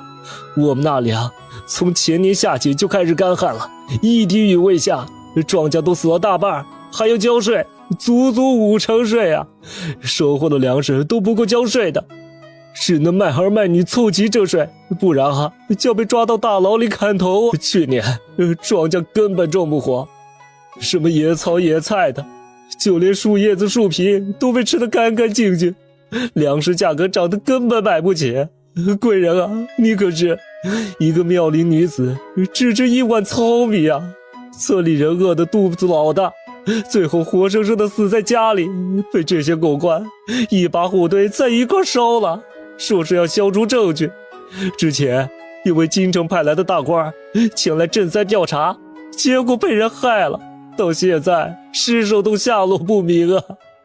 我们只能收起家当，开始逃荒了，这不逃不行啊！男子说了整整10几分钟才停住嘴，脸上全是泪水，方还是顾南希第一次直观地感受饥荒。他选了块最大的面包递给男子。我们从北方一路南上，路过的城镇也没比我们好多少，也是滴雨未下，不过他们没有那么高的税收，就是粮食卖的也很贵，所以穷苦家庭早都饿死了，山上被薅得光秃秃的，就连树叶子也不放过。之前我们有几个同伴吃了毒野果死了，这种情况越往南越好，所以我们才得以靠野菜、野果、山泉水存活。从我们逃荒到现在没见过1场雨，这几个县城是我们遇到过最没受影响的。我们准备去找个城外的村子，看看能不能让我们这些难民安家立户。他将面包拿给汉子，心里略微不安。这些人都知晓平安县是这附近最好的地方，那其他人自然也会闻声赶来，到时候大批灾民聚集，必有祸事。你们可知难民人数约有多少？跟你们一样来平安县的又有多少？2个问题齐发。片刻后，顾南希了解清楚了。顾南希的眉头紧锁，难民人数比他想象中还要多。这些未分批行动的灾民，少说也有5万人。5万人，整个平安县也就10万人不到，但凡凑在一起来场暴乱，谁能抵抗？平安县下的几个镇子分分钟被破城。顾南希脸色严峻，得到自己想要的答案后，他翻身上马，朝着姑树县前去。树县的粮价，精米4两银子一担，精面2两一担，陈米2两一担，糙米600文一担，涨了10倍都不止，比李正说的价格又高了许多。看来每天都在涨。姑树县的官府并没有管束粮食价格，怪不得这些人都一一前往平安县呢。粮食这般贵，顾南希放弃了购买的想法，也没打算把空间的粮食卖掉。照这个情形下去，粮食就是命。顾南希买了许多调料后，就原路返回了。到达平安镇时，他还特意给宅子里送了不少肉，让他们制成腊肉以后吃。2月有余，小家伙们在灵泉水的加持下，个个强壮无比。顾南希还拨了500两给严卫，让他偷摸着买点长刀等冷武器。回到靠山村，李正在村口焦急地转悠。小希啊，你总算是回来了，你说这可怎么办呢？怎么了，宋叔？我今天一大早就通知村里集合，让村民啊赶紧去镇上买粮食，大部分啊都笑笑不听。幸好跟你关系好的那几户带头去了镇上，这才引得一拨人一道跟去。谁知道去了镇上才发现，根本就没几家卖粮食的，唯二2家只卖20担，完了就关铺子，这可怎么办才好呀？真要出了乱子了，想当年饥荒时也是这个样子呀。别急，宋叔，我早晨骑马的时候遇到了一批灾民，说是要找村庄安家立户，他们来我们村了吗？李正身形一顿，小希，他们来了100余人，我怎么可能同意留下？骗他们说我们靠山村是最穷的，才将他们赶走。100余人，看来后面又跟了许多。宋叔，明天聚集村民开会，让他们赶紧抢收庄稼，不可再拖。这些难民说不定哪天就折返了，我一路过去，少说也有几千人往我们这儿来。姑树县对外号称我们平安县粮食便宜，引得不少人过来。这些灾民但凡有个坏的，那对我们村子就是负面性的打击。已经等不到半月后了，现在赶紧收，趁这些人还有未来，把粮食收干净，打起精神应对。而且有个最主要的事情顾南希没说，他总觉得会有大雨来临，天空的云朵太奇怪了，他还是头一次见飞得这么低的云。小希，我听你的，你是有大本事的人，肯定有远见，不过我只能劝解一番，不一定会有人同意。提前半月秋收，粮食啊会减产2成走，还不知道今年的税收是多少，村里人过得也不富裕，怕是不好办啊。宋叔，我还是那句话，你说了他们不听，以后出事就和你没有关系了。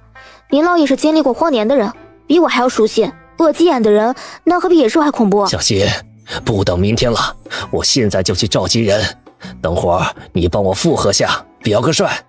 有不少人啊卖你菌子蔬菜啥的，都很听你话，大家安静一下。现在喊大家过来是有要事，都别聊天了，听我说话。最近北方闹饥荒，你们已经知晓了，现在流民越发的多，要是发现聚集攻打村庄的事情，我们就完了。不知道后面事态会不会严峻，你们赶紧提前休收，到时候要是出事，我们带上粮食就逃到山洞里，不然啊1粒米都捞不着。你别在这危言耸听了，哪有什么饥荒，我们这里不是好得很，别的地方饿死人关我们什么事儿？哪有什么流民？我们村庄这么多人，还怕什么流民？你这胆子也太小了吧。就是，说话跟闹笑一样。提前半月秋收，知不知道要少收多少粮食啊？再交了税收，那我们喝西北风去。我们庄户人家一年到头不就靠这点粮食活着？李正，你别在这儿妖言惑众了，别怪我们说话重。你让我们提前秋收，那不就是把我们往死路上逼吗？我不收，谁爱收谁收，到时候没米下肚，我笑话死你们。真是的，还李正呢，你是想害死我们整村的人。李正这是为了谁？他自己家也要提前秋收。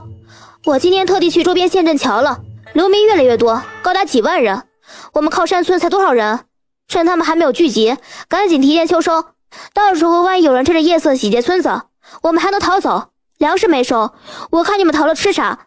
这些流民自然也会种地，秋收能难倒他们？别到时候你们辛辛苦苦种的粮食却便宜他人了。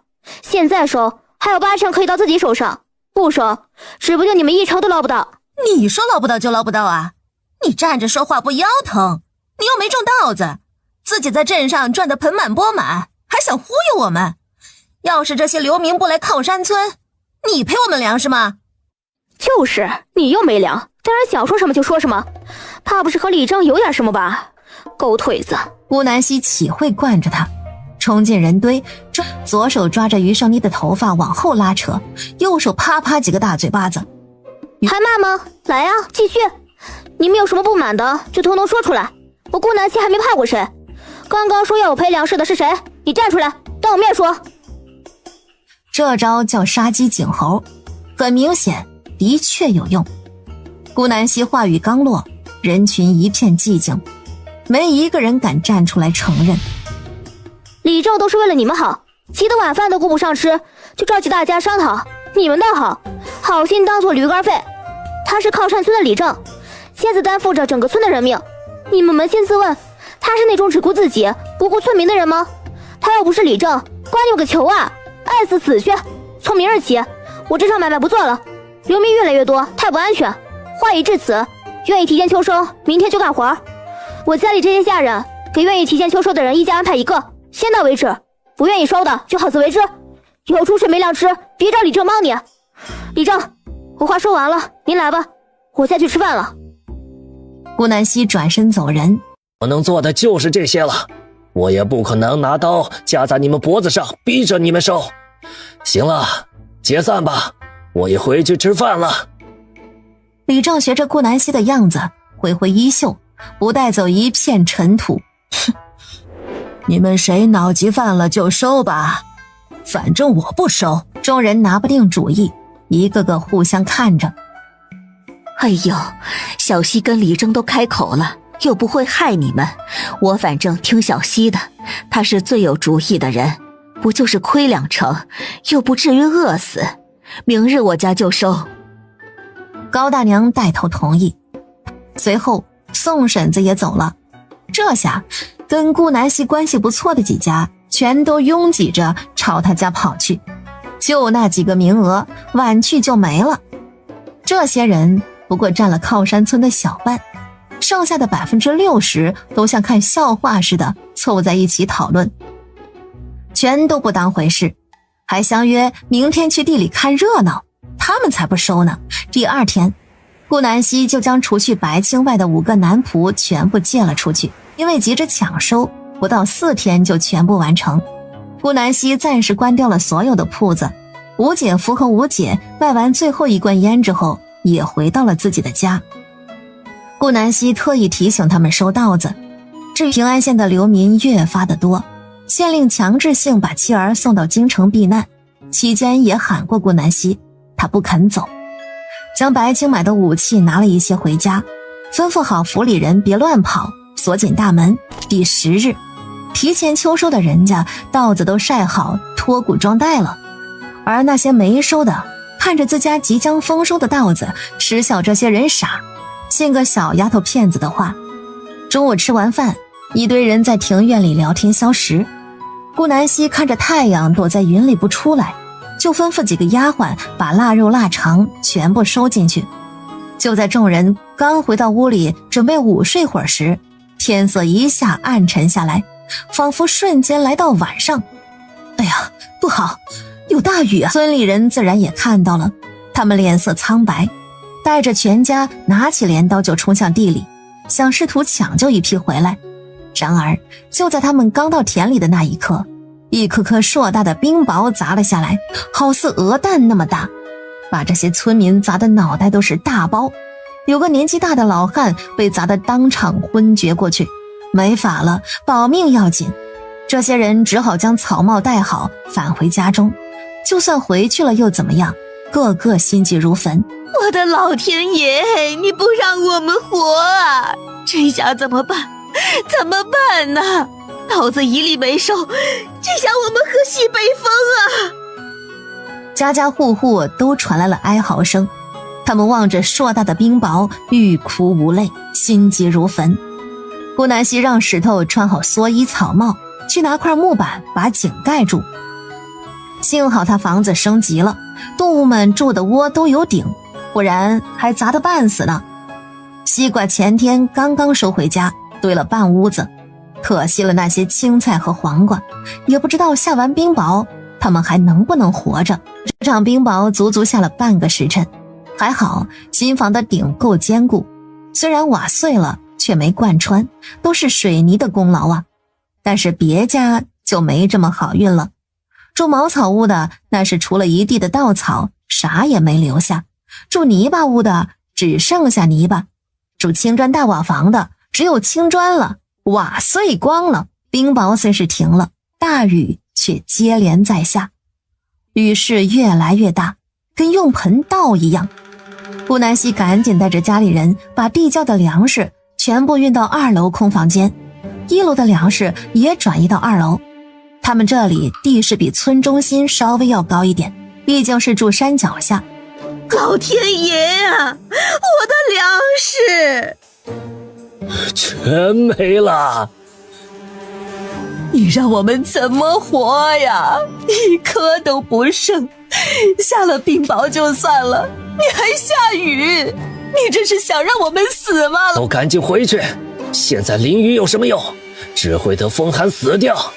是要命还是要刀子？一切啊，都等雨停了再说。快回家，把值钱物件和剩下的粮食都放在最高处吊起来。雨水越来越大，有些人家里都淹了，赶紧回去。对，粮食，我家里还有2担糙米，绝对不能打湿，我要回家。一群人急匆匆的来，急匆匆的走。这场雨真的太大了，雨水把顾南希家里淹到小腿的位置还没停下来，村中心就更惨了，床都淹了。那些提前秋收的把粮食全都吊到顶上才逃过一劫，而跑到地里查看情况的几乎都晚了一步，家里的余粮多多少少沾了些雨水，只能等雨停拿出来晒晒。几个男仆拿着铁锹到马厩牛棚鸡舍猪圈那儿挖水渠，是顾南希吩咐的，必须把水引走，不然这些动物都要完犊子。1楼的被褥衣服全部都抬到2楼来了，雨水持续到晚饭时间还在下，只是稍微小了些，并没有停的意思。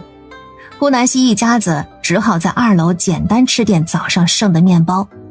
天黑之际，倾盆大雨终于变成小雨，夜里伴随着细雨声，顾南希睡得很舒服。然而住在靠山村中心的村民统一被李正带到山洞里避洪了。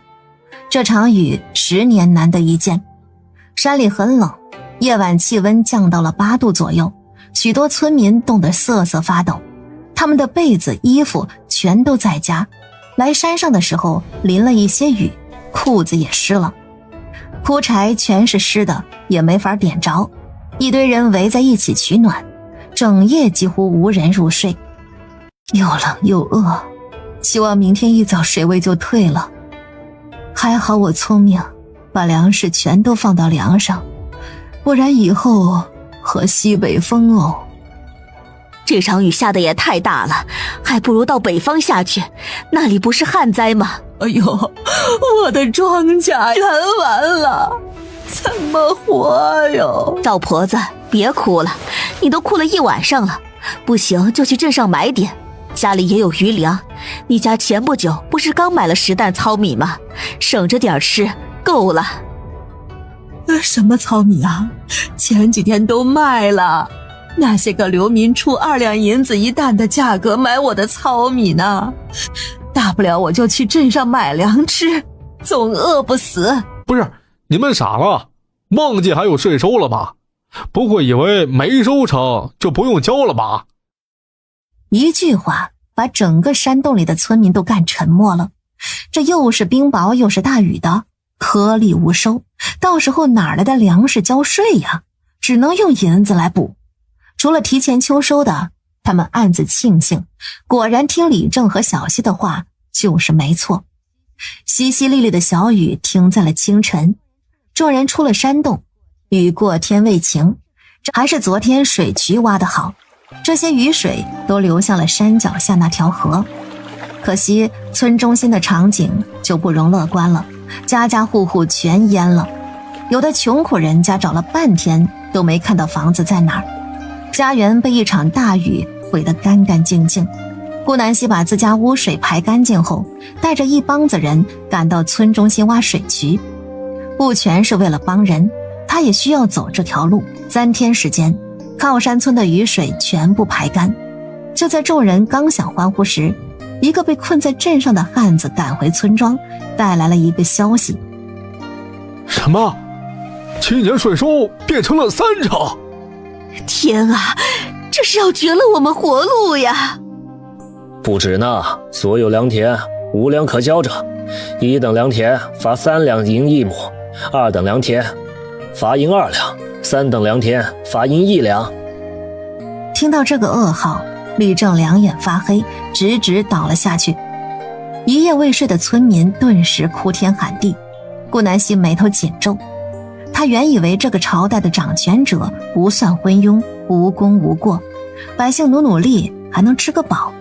现在他改观了，坐在那把椅子上的绝对是昏君。李正倒下，靠山村的村民吵闹不堪。停，都别着急，我马上骑马去镇上打探一下消息。你们房子倒塌的，就去祠堂凑合一段时间，不管要不要交发银，日子还是得过。干爹，3成税收是真的吗？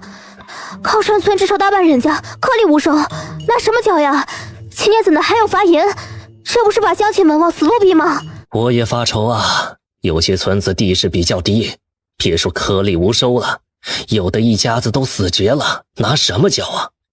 家家户户房屋受损，指不定都没钱修房子呢。县令两眼乌青，看来这3天几乎没睡过。是只有我们县还是整个江南？没办法呀，听说国库紧张，根本拨不出饷银，边关还在打仗，极度缺粮缺银啊，只能从比较富裕的江南下手了。但是祸不单行啊，谁能知道我们这边突然降了冰雹大雨呢？这个还不算最棘手的，没粮食交，发银子就行，关键是城外的流民越来越多了。整个县今日统计了下，大概有3万人。要是发生暴乱，县衙这点子官差根本抵挡不住。干爹，您莫急，靠手段强制拦着他们也不是办法。我这有个法子，您要不要听？好，小谢，你说。您先召集几个其他县的知县，找到您的上头，让他们统计一下一共有多少流民，然后每个县平均分一批走，再将这些流民分给每个村庄。您再以县衙的名义拨一点粮食和银钱，这粮食就交一个村里正，每村正好要重建房屋，就让流民干活，会盖房的就盖房，不会盖房的就种地什么的。那么多荒地要开荒，干得多吃得多，可以加以公分来记着。比如陈猛今天干了5个时辰的重活，就记5个公分，1公分就是一个粗粮馒头或者1碗粥1文钱。当然我只是大概估略一下，具体的公分能换多少粮食您定，粮食则由里正统一管理，可自行领取回去做，也可以做成大锅饭。这些人吃现成的，等这些难民自己盖好房，就可以落户在村庄里。您觉得如何呢？小七呀，你为何就是女子呢？这大财100年难得一见。干爹，我只是随口一说，能不能实施还要看您呢。我知道县衙本就打算开始施粥，这总归不是个办法，粮食总有用完的时候，授人以鱼不如授人以渔。干爹，你比我懂这个道理。周太尉点头。小希啊，你说的对，但是有个大问题，县衙根本就没有这么多粮食和银子分配。这还不简单，您能统计完流民数量，然后召集平安县所有商户，让他们捐赠粮食或者钱银。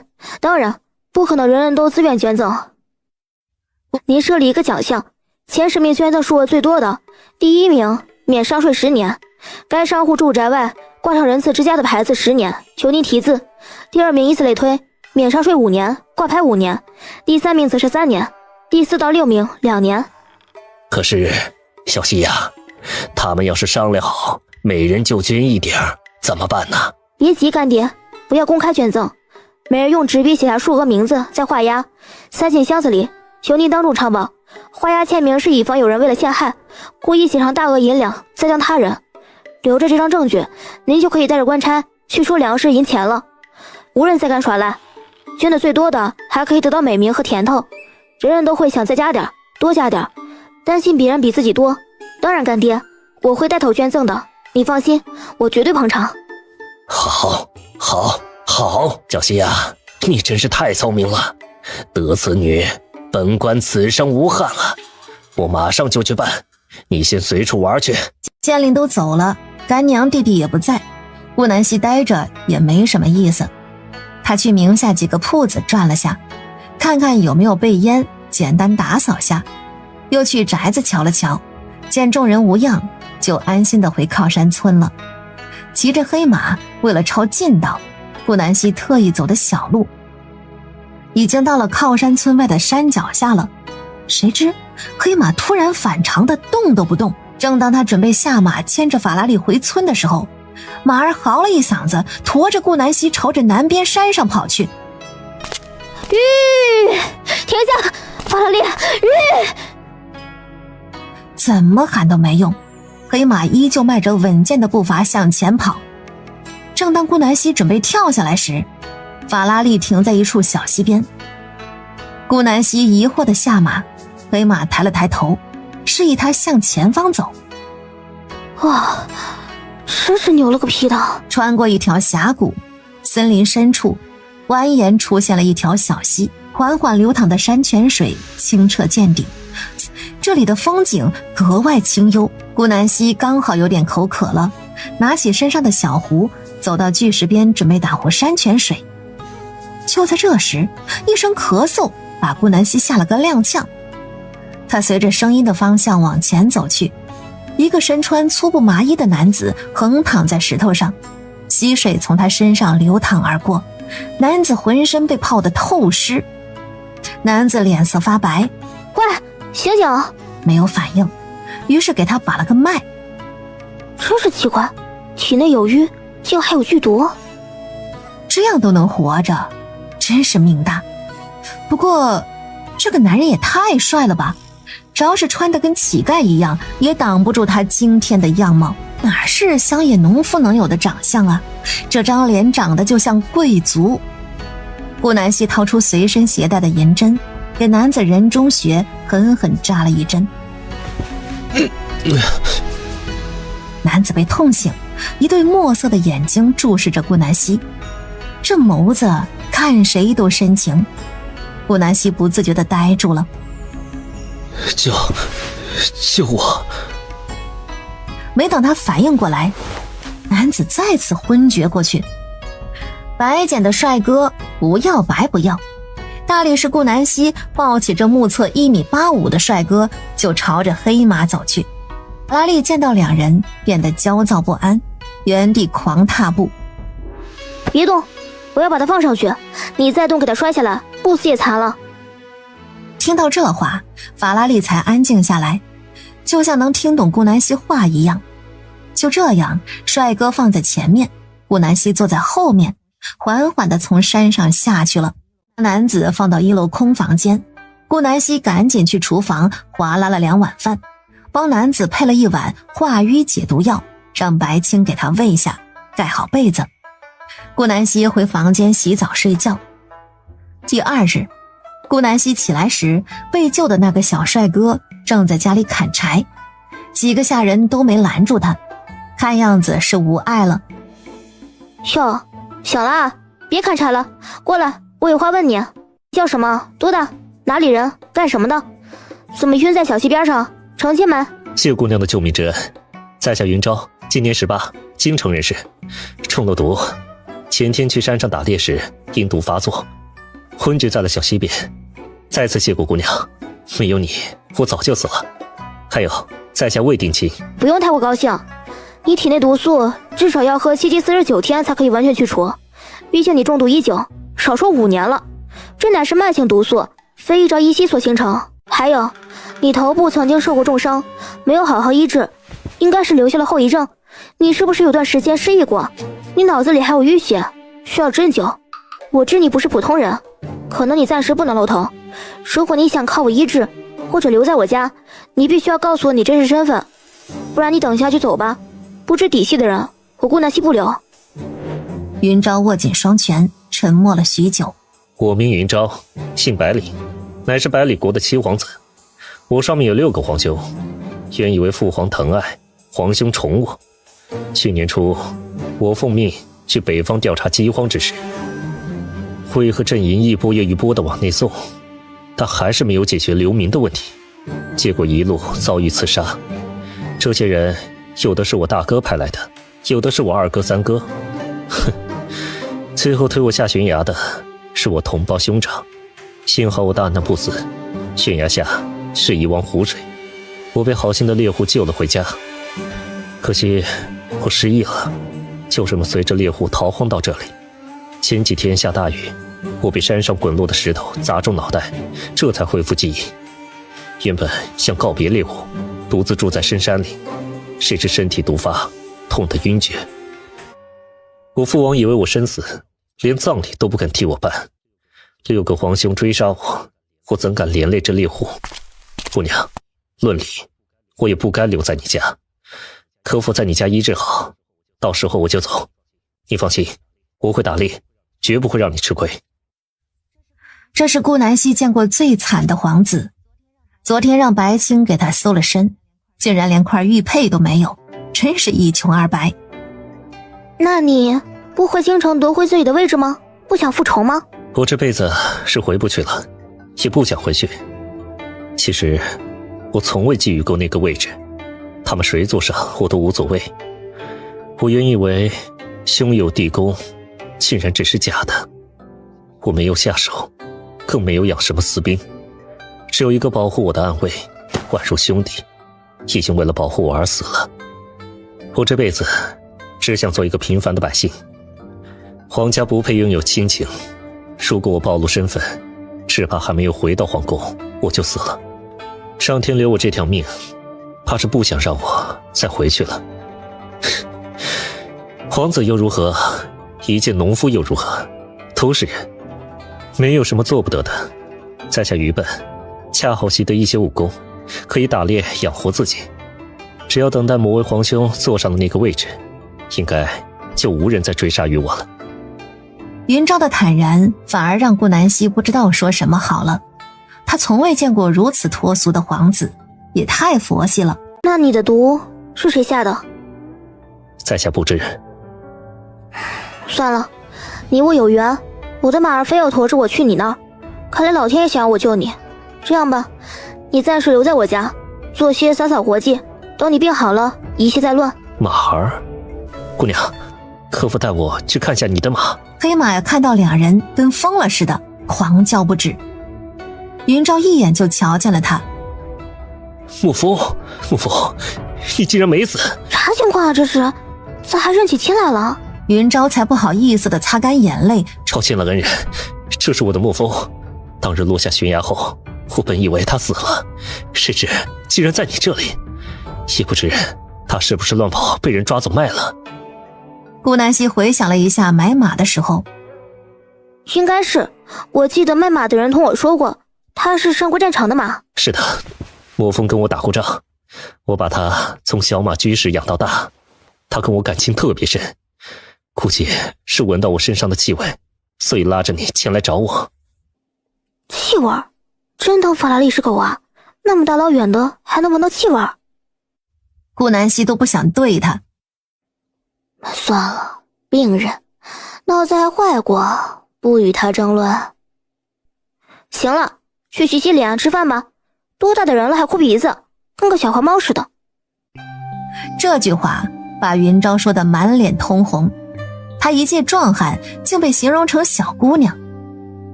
清了清嗓音，云昭傲首挺胸，大步朝前院走去，看着十分刻意。顾南希摇头，无奈地笑着。吃完早饭，独自来到村口。昨天答应村民要告诉他们情况的。小希，你来了呀？怎么样？昨天去镇上，有打探到消息吗？顾南希故意板着脸。宋叔，情况不妙啊！不止我们平安县，整个江南税收都是3成，北方灾情太严重，国库空虚，只好从我们这里挖走一块，拿去北方赈灾。谁知道我们这里也图100年难得一见的大冰雹呢？没法了，税必须交，你让乡亲们凑好银子吧。不过我听说，县衙对房屋受损的人家可能有一点人道补贴，具体数额不知道，估计也没多少，不过聊胜于无。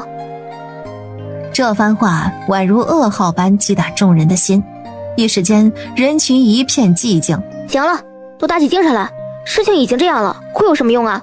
县衙可能会分派流民到各个村，不过会给每个村一定的钱银和粮食，估计也就是这2天的事情。宋叔，你做好准备。小希啊，你这意思，接纳流民反而是好事了。对啊，流民被分散，那就成不了大气候。本来村子就颗粒无收，再遇到起了杀心的流民，我们就算不灭村也讨不了好。而且县衙会给粮食，也不用我们付出什么，有这些人白白的帮村里盖房子开荒，何乐而不为呢？这不就是官府出钱，流民出力，我们坐享其成吗？当然跟我没啥关系，村里房屋受灾严重，等流民来了就开始动工，争取短时间内让村民住上新房。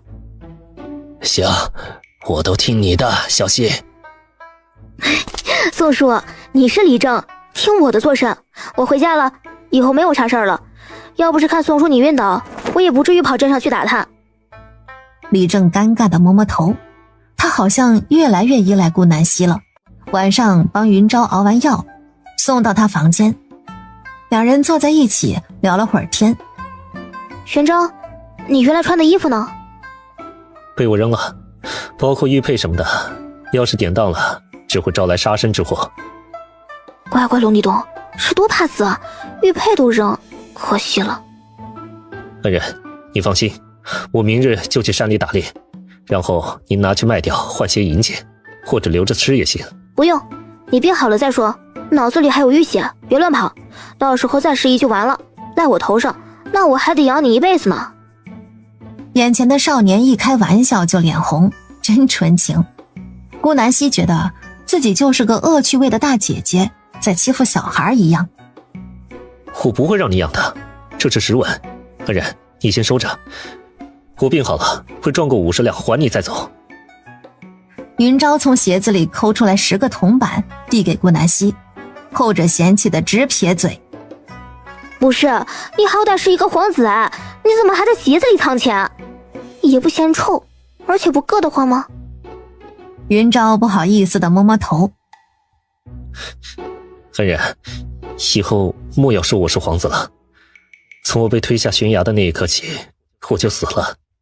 以后没有百里云昭，只有靠山村的云昭。鞋里藏钱是猎户教我的，他说只有这样才不会被他婆娘找到私房钱。你有婆娘吗？啊，没有啊。那你怕个锤子，以后钱放衣服里，没人偷你这10文钱。好吧，恩人，你拿走啊。我不要，你再拿50两一把给我，我回去睡觉了，你也早点休息吧。说完便快速逃离云昭的房间。他真怀疑这小子不是皇子，这也太接地气了，比他还像农民。要不是云昭这不凡的长相气质让人信服，顾南希早一脚踢出去了。第3日，官差带着200号人来到靠山村。小希啊，这么多人我要怎么管啊？以前虽然也收留过流民，最多不过20-30人，一下子让我管这么多，我都不知道说什么好了。万一他们不信服我怎么办啊？小希啊，要不你帮我跟他们说几句，我这紧张的呀，手都冒汗。这么多人盯着我，快吓人的。你是我们靠山村唯一买过嫁人的，调教人啊，肯定有一套。李正有点不好意思，他一个老头连个女娃都不如。行吧，宋叔，没事，我去帮你。等会儿你就站在我旁边，点头就行了。好嘞。大家都给我安静！接下来，我代表靠山村的李正来发言。我的意思，那就是咱们宋李正的意思。不管你们从前来自哪儿，既然被分到靠山村，以后只要你们不偷奸耍滑、作奸犯科，那你们就是靠山村的一份子。我会给你们一个考察期，为期1个月。这期间要是你们表现良好，就可以把你们的户籍迁到靠山村来。但是，要是被我抓到有那些个老鼠屎，直接扭送到官府，退回。大家能逃到这儿，想必是受了不少苦。安稳2字，应该是你们毕生所愿，是成为真正的靠山村人，还是继续当食不果腹的流民，饥一顿饱一顿的，就都看你们自己。我身边站着的就是你们未来的李正，以后你们只要听他的话就行，保证你们饿不死。都听清了吗？听清了就给我回答是。是。流民激动的声音响彻村口，就200个流民被安排到临时搭建的木屋里睡。简易木屋四处漏风，挡不了雨，更防不了鼠虫。有些衣着单薄的只能同家人挤在一起，缩着脖子硬睡。顾南希一家刚准备睡觉，就被敲门声吵醒。小希啊，大晚上吵到你们了，我实在是睡不着，借一步说话。小希啊，我回去在床上翻来覆去的睡不着，这脑子里乱得跟麻花一样。村里人有几户粮食颗粒未收，房子还倒塌了，家里又穷得厉害，你说他们可怎么活呀？这季节种不了粮食，村民交完罚银还买不起粮食，难不成冬天要饿死呀？这要是等到开春再种也来不及了呀，光种萝卜更不能当饭吃啊。而且这200个流民要他们盖完房子去开荒地，开了又能种什么呢？光种萝卜吗？顾南希没讲话，他不是农耕专业的大学生，更不懂怎么种田。仔细在脑海里回想家人以前种地的时候，红薯虽然产量大，但是不适宜冬天种植。那什么适宜冬天种呢？萝卜是排气的，隔3差5吃还可以，但是拿来当饭吃那不可能，太伤身体了。到时候就算百姓保住命，身体也吃坏了。而且冬天万物干枯，野菜几乎很少见，难呐。一老一少沉默了10几分钟，突然顾南希眼睛一亮。对呀，土豆不就是10月左右种的吗？这个季节刚刚好，2个月收获，到时候气温差不多也降到0度左右，产量还大，简直太完美了。可是这里好像没有土豆，空间里还不知道能不能找到。不敢给李正打包票，顾南希决定暂时先将李正哄回去睡觉。宋叔，在这光愣着也没用，明天还要忙活，你早点休息，不然扛不住。前几天你不是踩晕过去吗？好好养着身体。明天我从镇上回来以后，就去山里看看，能不能找到什么粮食种。这个红薯不适合冬天种，那天我刚试了一下，把苗种下去，第3天就死了。他根本就没种，都是忽悠李正的。顾南希知道，李正来就是为了红薯，这个产量大，种植期短。但是很抱歉，让李正失望了。果然，听了这话，李正眉毛皱得更深了。哎呀，算了，是我打扰你了。时间不早了，我回去了。小希，你早点睡，别忘了去山里看看。但是一定要小心大虫野狼。我知道你力气大，但万事要小心。这时候恰好是山里野兽找食的时候。我知道的，干爹，怎么样？我的法子有用吧？不愧是我女儿，聪明至极。哈哈，这下我烦恼之事解决了。小希，等难民妥善安顿后，粮税交完，我必定要奖励你。不用不用。虽然嘴上说着不用，顾南希知道他干爹肯定是说到做到的人，也不知道干爹会送他什么。干爹，你在这些银钱粮食里各拿出70%，分给各个村子，剩下的留着备用。流民还在往我们这里逃，以后估计还要有一小批，到时候你可以拿着粮食在城门外施粥，钱银则是用来修建垮掉的河堤道路。我来镇上的时候，瞧见有不少山路坠下大石头，移走也是一部分，到时候您可使银子雇人来弄。这是2全其美的好事，百姓也能有个活计。对，小希，你部署我都没想起来，还好有你啊。最后，顾南希带着1000两银子回了村子，粮食则是明后天官差来送。宋叔，我回来了，县令大人每个村庄都拨了银子，我们村得了1000两。这银子小部分是拿来补贴房屋倒塌的，大部分是让你以后发给那些流民的，不会按照先前说好的工分发。啥玩意儿？1000两？宋叔，你慢点，别急。小希，你说的是真的假的？顾南希见他不信，把提在手上的布兜子放在桌上打开，满满一大袋银子。呀，小希呀，你真是解决了我的大问题啊！我太感谢你了。宋叔，你应该感谢的是县令大人，受灾的县城只有我们平安县有银子粮食发，其他的还不知道是什么光景呢。对，我该的，是该感谢我们的县令，真是父母官啊。不过你说的粮食，明后天应该有官差，还会送一批粮食来，用作发放给流民的，不过也可以给村民吃。县令大人说了，只要盖房开荒就有工分，当然流民和受灾严重的人优先，那些要请人盖房的也要掏钱的，不是白盖。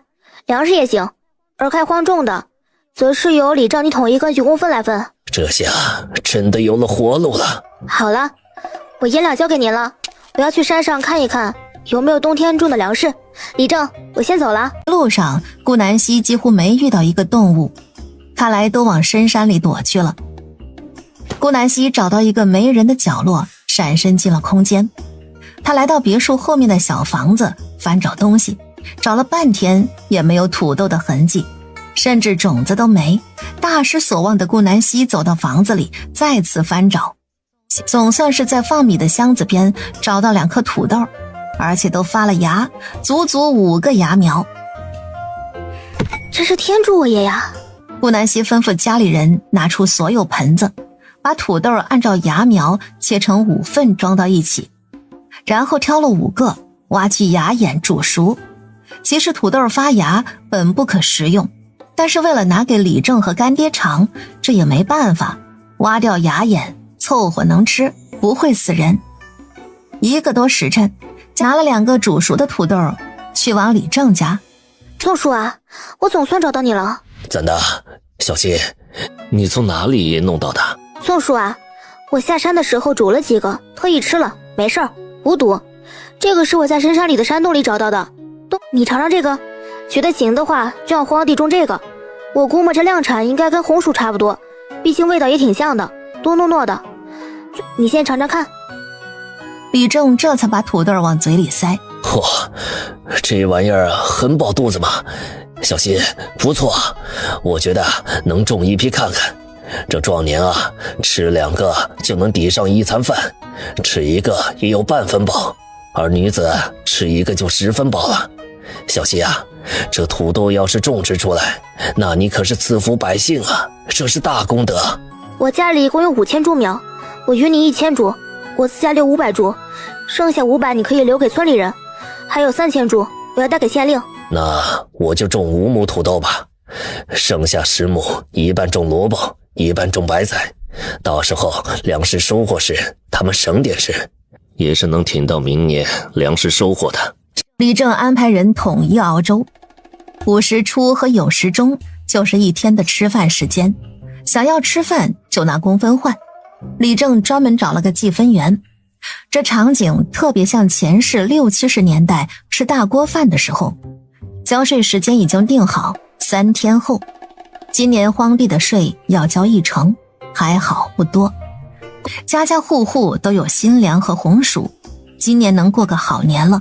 但是那些个没种红薯的，又没提前秋收，房子还倒塌的，整日哭天喊地，把李正烦得不行。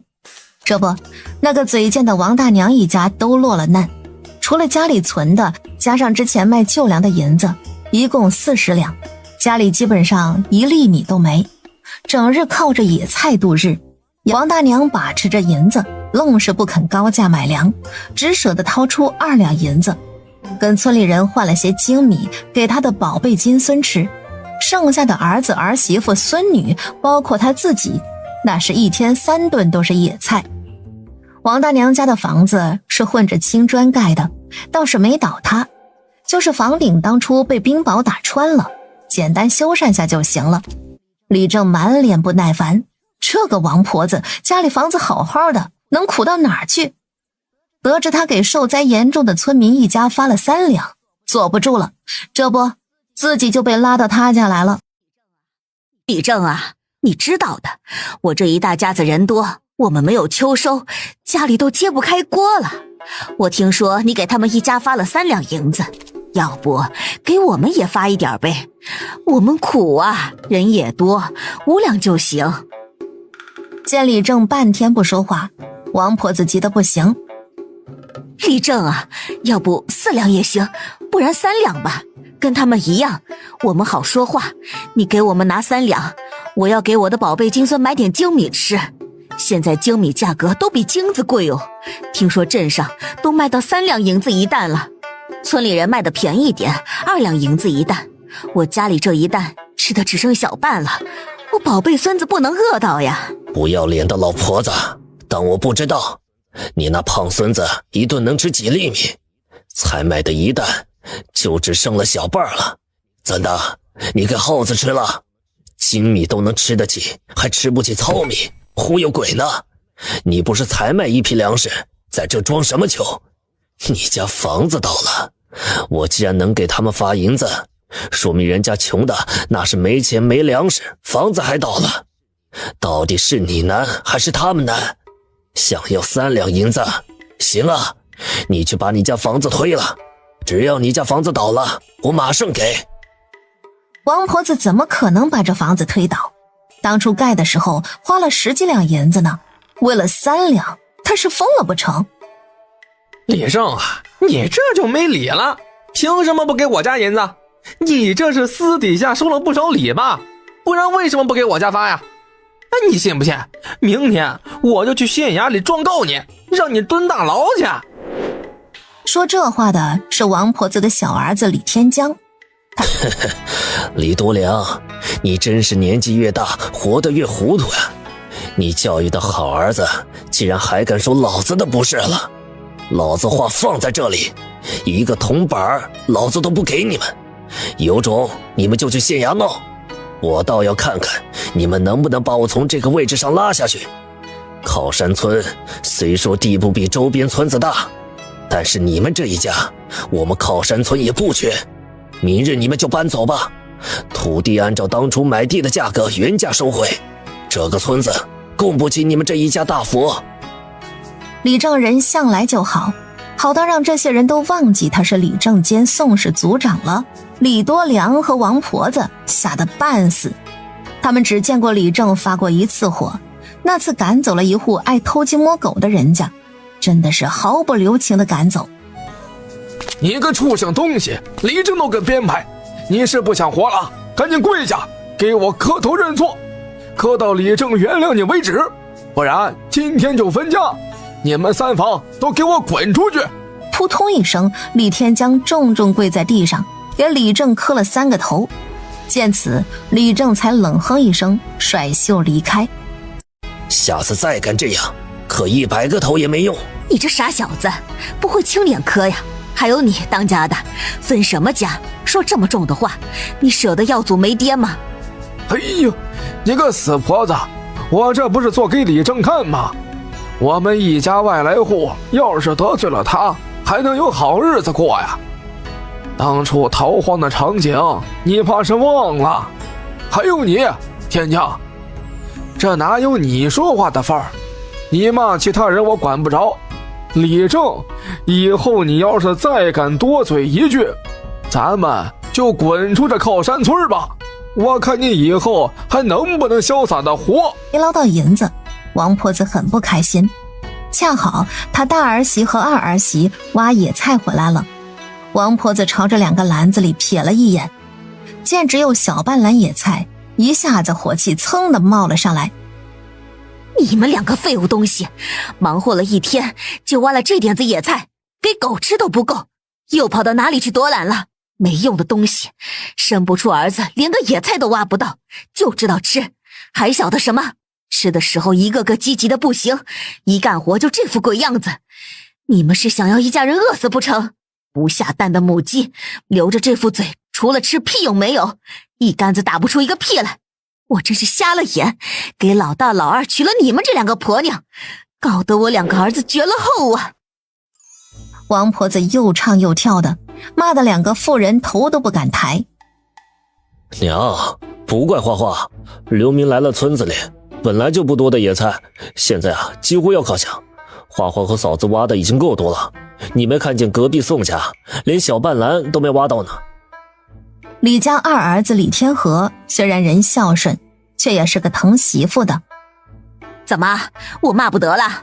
他夏花花还想翻上天不成？嫁进来这么多年，就生了个赔钱货。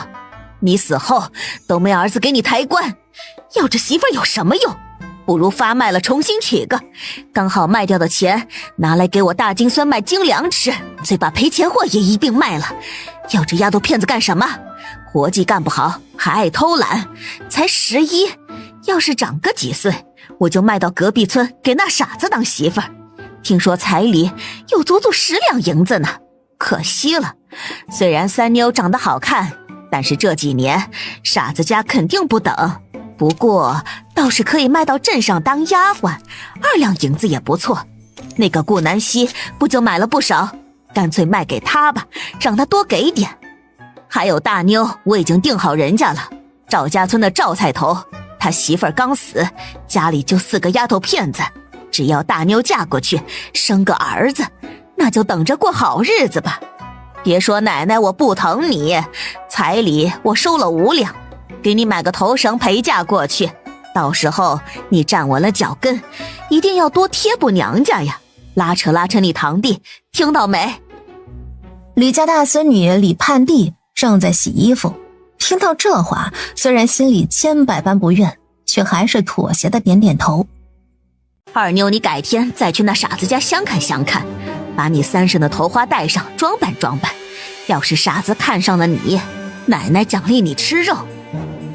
李求弟今年才13，哪知道成亲是什么，听说能吃肉，开心的直点头。三妞啊，明天跟奶奶去镇上，我带你问问价钱。家里没银子呀，粮食也不够吃。你看看，你娘跟大婶子没用，野菜都挖不到。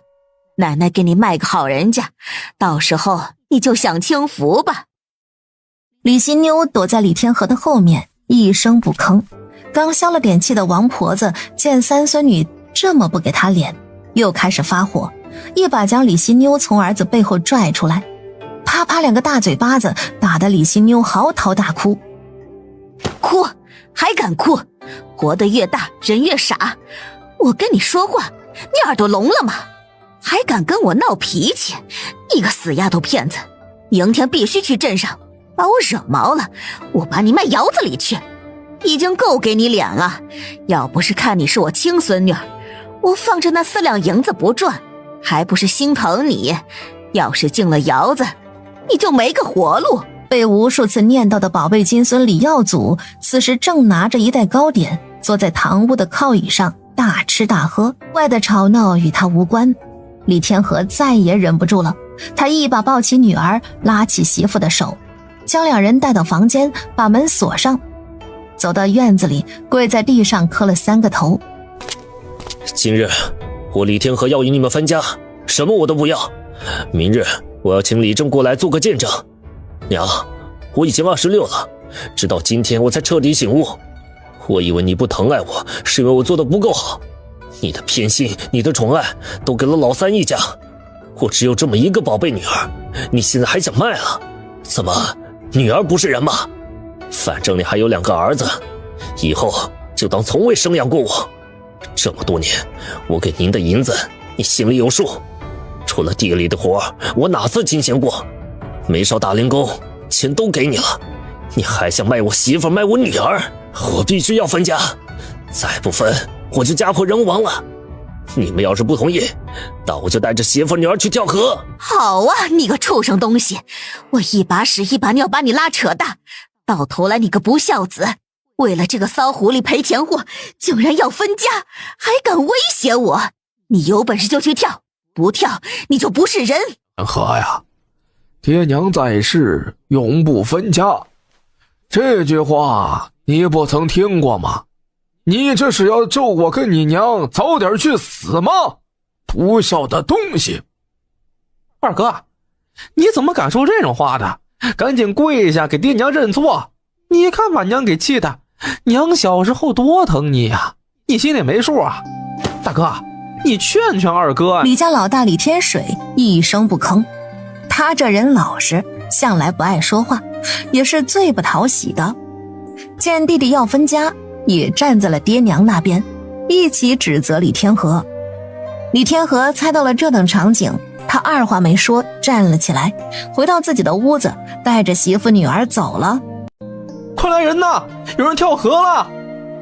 救命啊，快去救人呐！王婆子这才后怕起来，李家所有人都涌出院门，朝着家门口不远处的河边跑去。刚到就看见李天河一家三口被村里人救了起来，两个大人无恙，只喝了点河水，李新妞却昏迷了过去，被人倒立挂着跑了7、8分钟，才将肚子里的水吐光，清醒过来。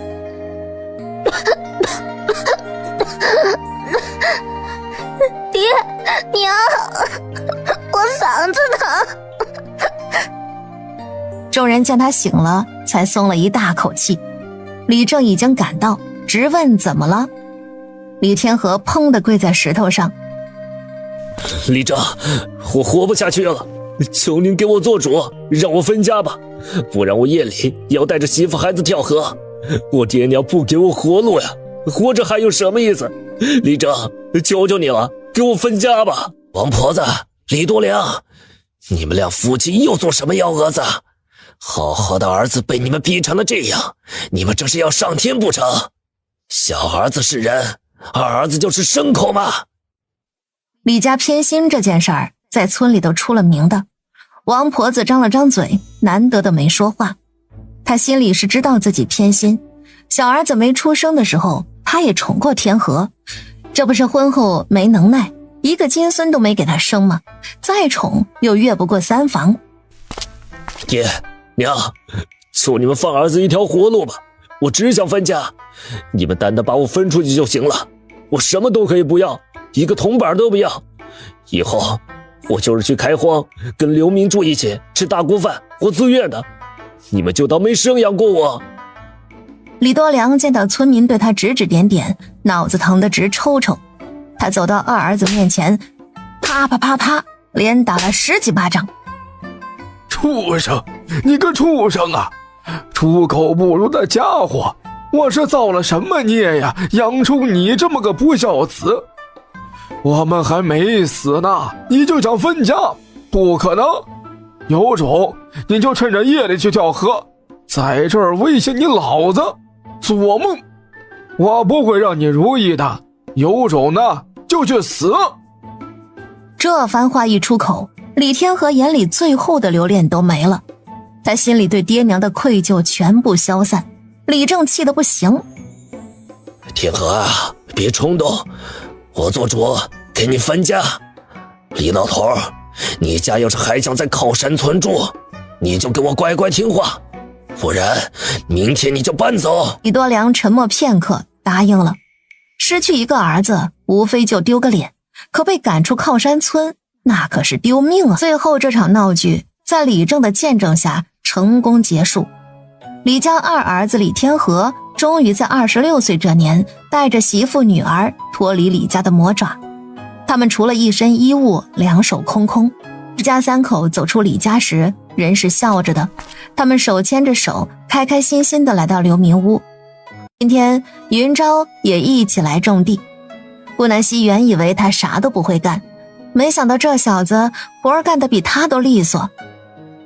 云昭，你怎么也会干农活？我在那猎户家干习惯了，不能吃人白饭啊，怕被赶走，我只能莽干了。不过种庄稼不难，比打猎还简单，除了大夏天干会有点累。可惜啊，我辛辛苦苦种的麦子因为这旱灾早就枯死了。下午没什么事儿，顾南希跟着云昭来到山里打猎，一是想吃肉了，二是想见识下云昭的武力。家里没有弓箭，顾南希拿着一把砍刀，云昭拿了一把镰刀，二人就跟要去杀猪割稻子一样，搞笑的一批。云昭，今天有把握猎到一头野猪吗？野猪猎我还差不多，你话本子看多了，要是有野猪，咱们可得赶紧跑啊！这玩意儿能把我们俩屁股顶穿呢。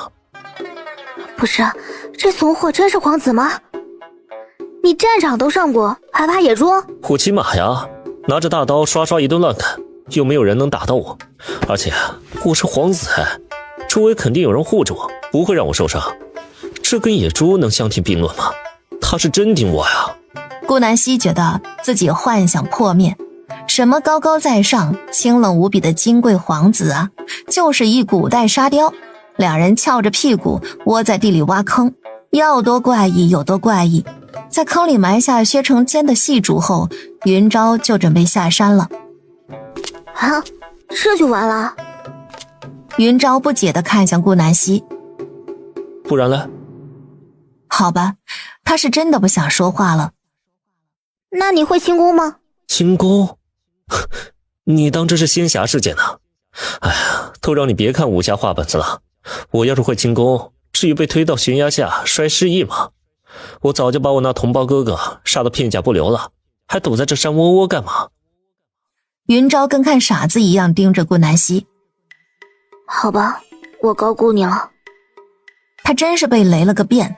那些小说里写的男主功夫了得，一人抵万军，全他娘的是吹牛。顾南希继续往深山走去，云昭只好跟着他。小希，要是遇到大虫怎么办？我不会爬树啊。你个皇子连树都不会爬，你白活了。可不是嘛。那小希，你教我爬树好不好？不好。教我嘛。不要。教教我嘛。你好烦啊。正当顾南希被烦得要骂爹时，不远处传来哼哧哼哧的声音。嘘！云昭瞬间闭嘴。原本站在顾南希身后的他，缓缓地走到顾南希身前。就在这时，草丛里窜出一头壮硕的大野猪，浑身炸毛，朝着二人冲来。小希，你快跑，我拖一会儿。话还没说完，顾南希从他身后唰地冒出来，迎着野猪跑去。野猪被顾南希一拳捶飞，重重落地，发出巨响。顾南希走上前检查野猪死绝没，轻轻一捏猪头，骨头粉碎，猪王。云昭嘴巴张得老大，半天缓不过神来。愣着干嘛？过来帮我扛猪。小希，你是练了绝世武功吗？可不可以教教我？云昭眼里冒着星星，对着顾南希直闪。不可以，因为我不会，只是力气大而已。好吧，那你力气怎么那么大？天生的。我能？不能，快点帮我扛猪。云昭只好闭嘴。他原本以为要和顾南希两人把野猪抬下山，谁知野猪被抬起来后，顾南希一把将野猪扛到肩上，怪力少女一脚一个深坑，丢下云昭走了。哎，等等我！云昭在身后追赶着，顾南希越走越快，最后两人竟然小跑起来。云昭左手拿着砍刀，右手拿着镰刀，就跟要追杀顾南希一样。幸好这里没外人，顾南希美美的洗了个澡，开始准备烧烤。云昭虽然融入得很好，却也爱干净，他也跟着洗了个澡。要不是扛着野猪回来，两人一到家就双双洗澡，指不定会让人乱想。秋季的天黑得格外早，等炉子架起来时，天空的星星都出来了。二姐和金兰两人负责烤串，妮妮和春夏秋冬负责穿串，石头则带着荣华富贵薛竹签。六姐，我想喝酸梅汤。小九啊，西瓜汁更好喝，现在天凉，酸梅汤喝多了着凉。虽然西瓜也是寒性，但是比酸梅汤好些。好吧，那六姐，我想吃烤小肠。小九的口水都快把衣领打得透湿。顾二苗笑得不行，刚好一串小肠烤好，撒上孜然粉、辣椒面后递给了小九。小馋猫，你慢点吃，仔细着，别烫着嘴了。话刚说完，小九就张大嘴直呼气，被烫得不轻。顾三文看得又心疼又来气，让你慢点吃，又没人跟你抢。嘴上教训，手里却端起杯子，赶紧喂了他一口西瓜汁，这才缓解许多。顾南希在一旁看在眼里，三个变了许多，看来一场大事真的能改变人，也算是浪子回头金不换了。顾南希干脆让人又弄了2个炉子，都自己烤，愿意吃啥就吃啥，直到饱了为止。二姐，开门呐！你怎么这么狠心？我是你亲妹妹呀！如今孩子他爹酒楼关了，我们一家颗粒未收，房子也倒塌了，公公婆婆都去了，罚了不少银子，都要活不下去了呀！二姐，你舍得眼睁睁看着我死吗？你的侄子还在襁褓中啊，话都不会说，他已经2日没进食过了，因为我没奶呀，二姐。顾四妹一家只剩下2个孩子和夫妻2人，赵家村的伤亡远比靠山村严重，不止粮食尽毁，房屋倒塌，人也死了不少。恰好家里的银子几乎全都拿去交了罚金，2人只好厚着脸皮带着孩子投奔过来。你就算过得再难也与我无关，当初你怎么对弟妹的，你心里有数。我做不了主，你在门外等小溪回来再说吧。顾四妹满脸狰狞，刚想发火，就听到身后传来马蹄声。六妹，小溪，你回来了，四姐我来投奔你了，以后我们一家子团聚多好啊。顾南希下了马车，眼皮都没抬一下，她敲了敲门，说了句：是我。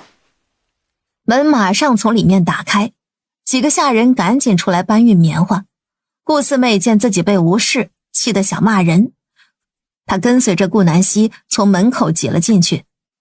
小希啊，四姐真的知道错了，以前那些话我都是开玩笑说的，你们都是我的亲妹妹亲弟弟，我怎么可能同你们离心。小希啊，你这房子又重新盖了吧，还买了这么多下人，一看就是赚了不少钱。我妹就是有本事，这么大的房子足足2层，应该也不缺3个房间。这样我就住2楼，大宝住我们隔壁，至于招娣啊，随便给间小屋子就行，我们不挑。顾四妹怀里还抱着一个男孩，男孩小脸吃得肉嘟嘟的，再看蹲在地上的小姑娘，瘦得像逃难的。又是重男轻女的典型。你还怪自来熟的，这里可没你住的位置，我前不久才买了一批下人，你看看有多少，都住满了，压根没你房间，赶紧走吧，别挡着他们干活，等会儿我们家还要吃晚饭呢。顾南希见他抱着孩子，也没说什么重话。我下人哪能跟主人住一块儿啊，没了规矩，让他们住到马厩或者牛棚就好了。你是哪位？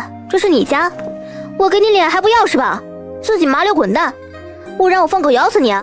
听到主人叫自己，噌的窜到顾南希脚边求抚摸。小希啊，我是你亲姐，亲人之间哪有什么隔夜仇啊？你看看你侄子才这么点大，都2天没吃奶了，我饿呀！你四姐我这些天连粒米都没吃着，哪还有奶下？你忽悠鬼呢！你这儿子胖的跟猪一样，他2天没吃，你说他1顿没吃我都不信。赶紧出去，烦死了！这又不是你娘家，老来找我干什么？我们之间现在没有任何关系。你不是说嫁出去的女儿泼出去的水吗？你一个外人还想来投奔我，凭什么？恰好棉花已经搬运完，马车从后门那里进入马厩，顾南希砰的一声把院门关好，再没搭理这一家4口。正当一大家子准备吃饭时，顾南希这才发现少了个人。玄奘呢？怪不得刚刚回来总觉得哪儿不对劲，少了一个下饭帅哥吗？这不是。哦，对，我忘记他了。中午他吃完饭就是要去山上看看，到现在没回来呢。哎呦，天色都要黑了，不会有事儿吧？你们先吃，我去山上找一下。云昭体内的毒素还未清理干净，也是在山上毒发又昏迷了。现在野兽正是囤食过冬的时候，要是遇到危险，不堪设想。好好的帅哥死了没事儿，万一没死，脸还被挠花了，那可真是罪过呀。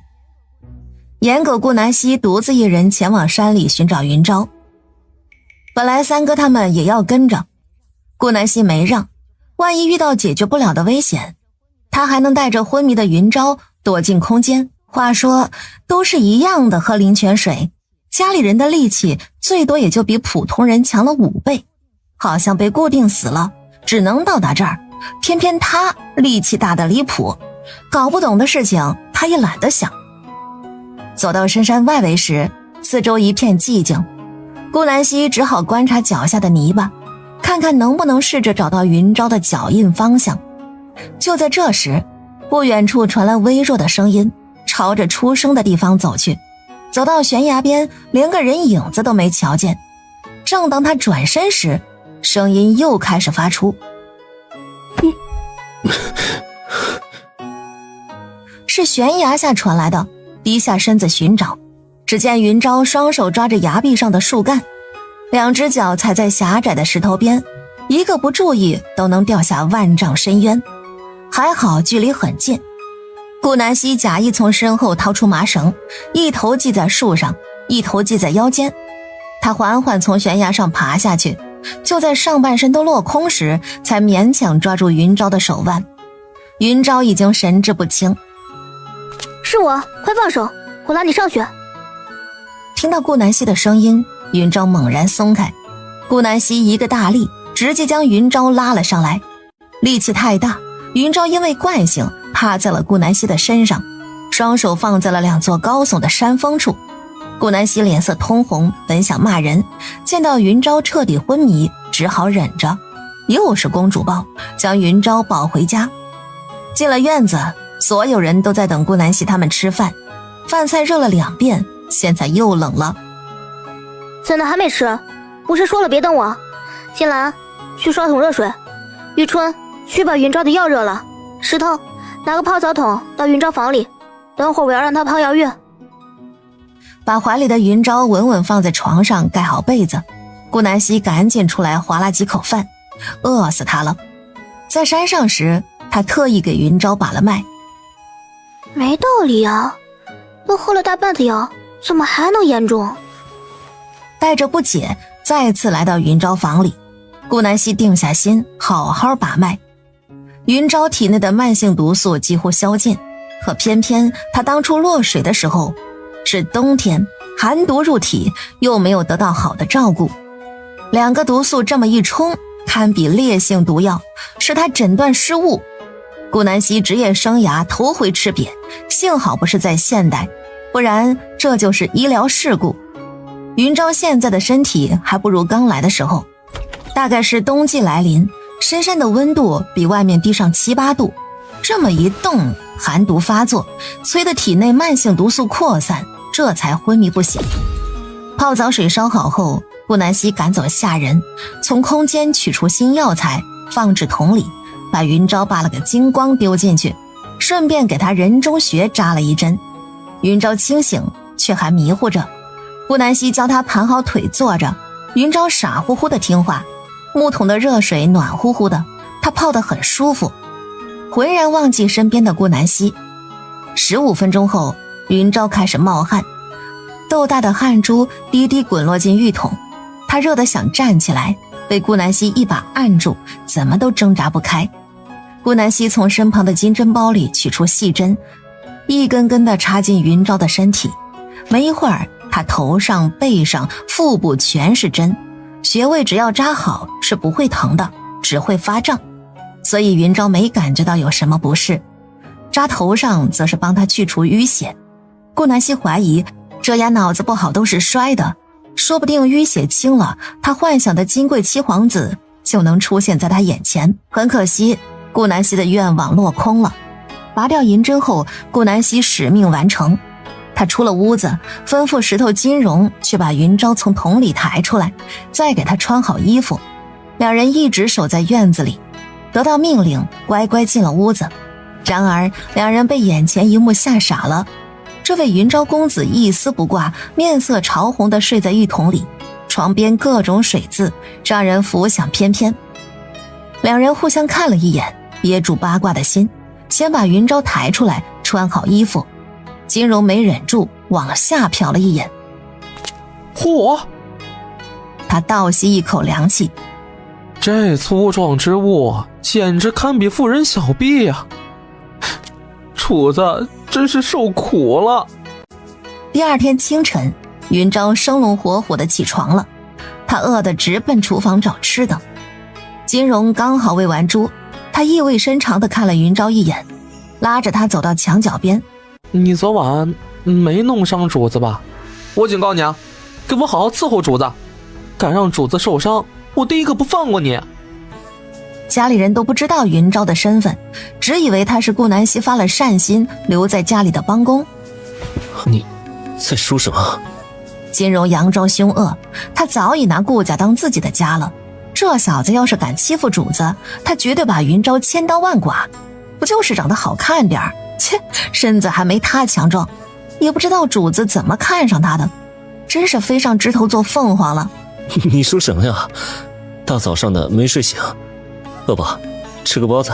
你别装傻，昨天你跟主子孤男寡女在房间，你还一件衣服都没穿泡在桶里，你怎么好意思让主子伺候你洗澡的？主次不分了，你别蹬鼻子上脸。主子人好，他不计较这些，但是你以后要是敢欺负主子，我饶不了你。我怀疑你昨晚都是装昏，你不知道主子那着急样啊，饭都没吃就跑到山上寻你，把你抱下山，还让我们给你烧热水泡澡，你这个狡猾的人。顾兰希放进浴桶的药材比较特殊，这里没有，所以他走之前全部捞出丢回空间。金荣以为这只是个借口，真是完美的误会。云昭整个人都傻了，他有印象自己被顾南希救回，但是完全记不得后面的事情了呀。昨晚他还以为自己做梦呢，梦里他走到一个山洞，发现温泉泡了进去，山洞突然冒出一个仙女给他搓背，就是仙女有点暴力，还扭他耳朵。原来那不是梦。我的衣服是谁偷的？当然是主子啦。完了，他的一世清白没了。恰好顾南希睡醒出了房间，他见到云昭，刚想问他身体怎么样，就被云昭拽着回到房间。你干啥？大早上的发癫呢？怕不是昨晚扎错穴位了，把脑子扎坏了？你要对我负责。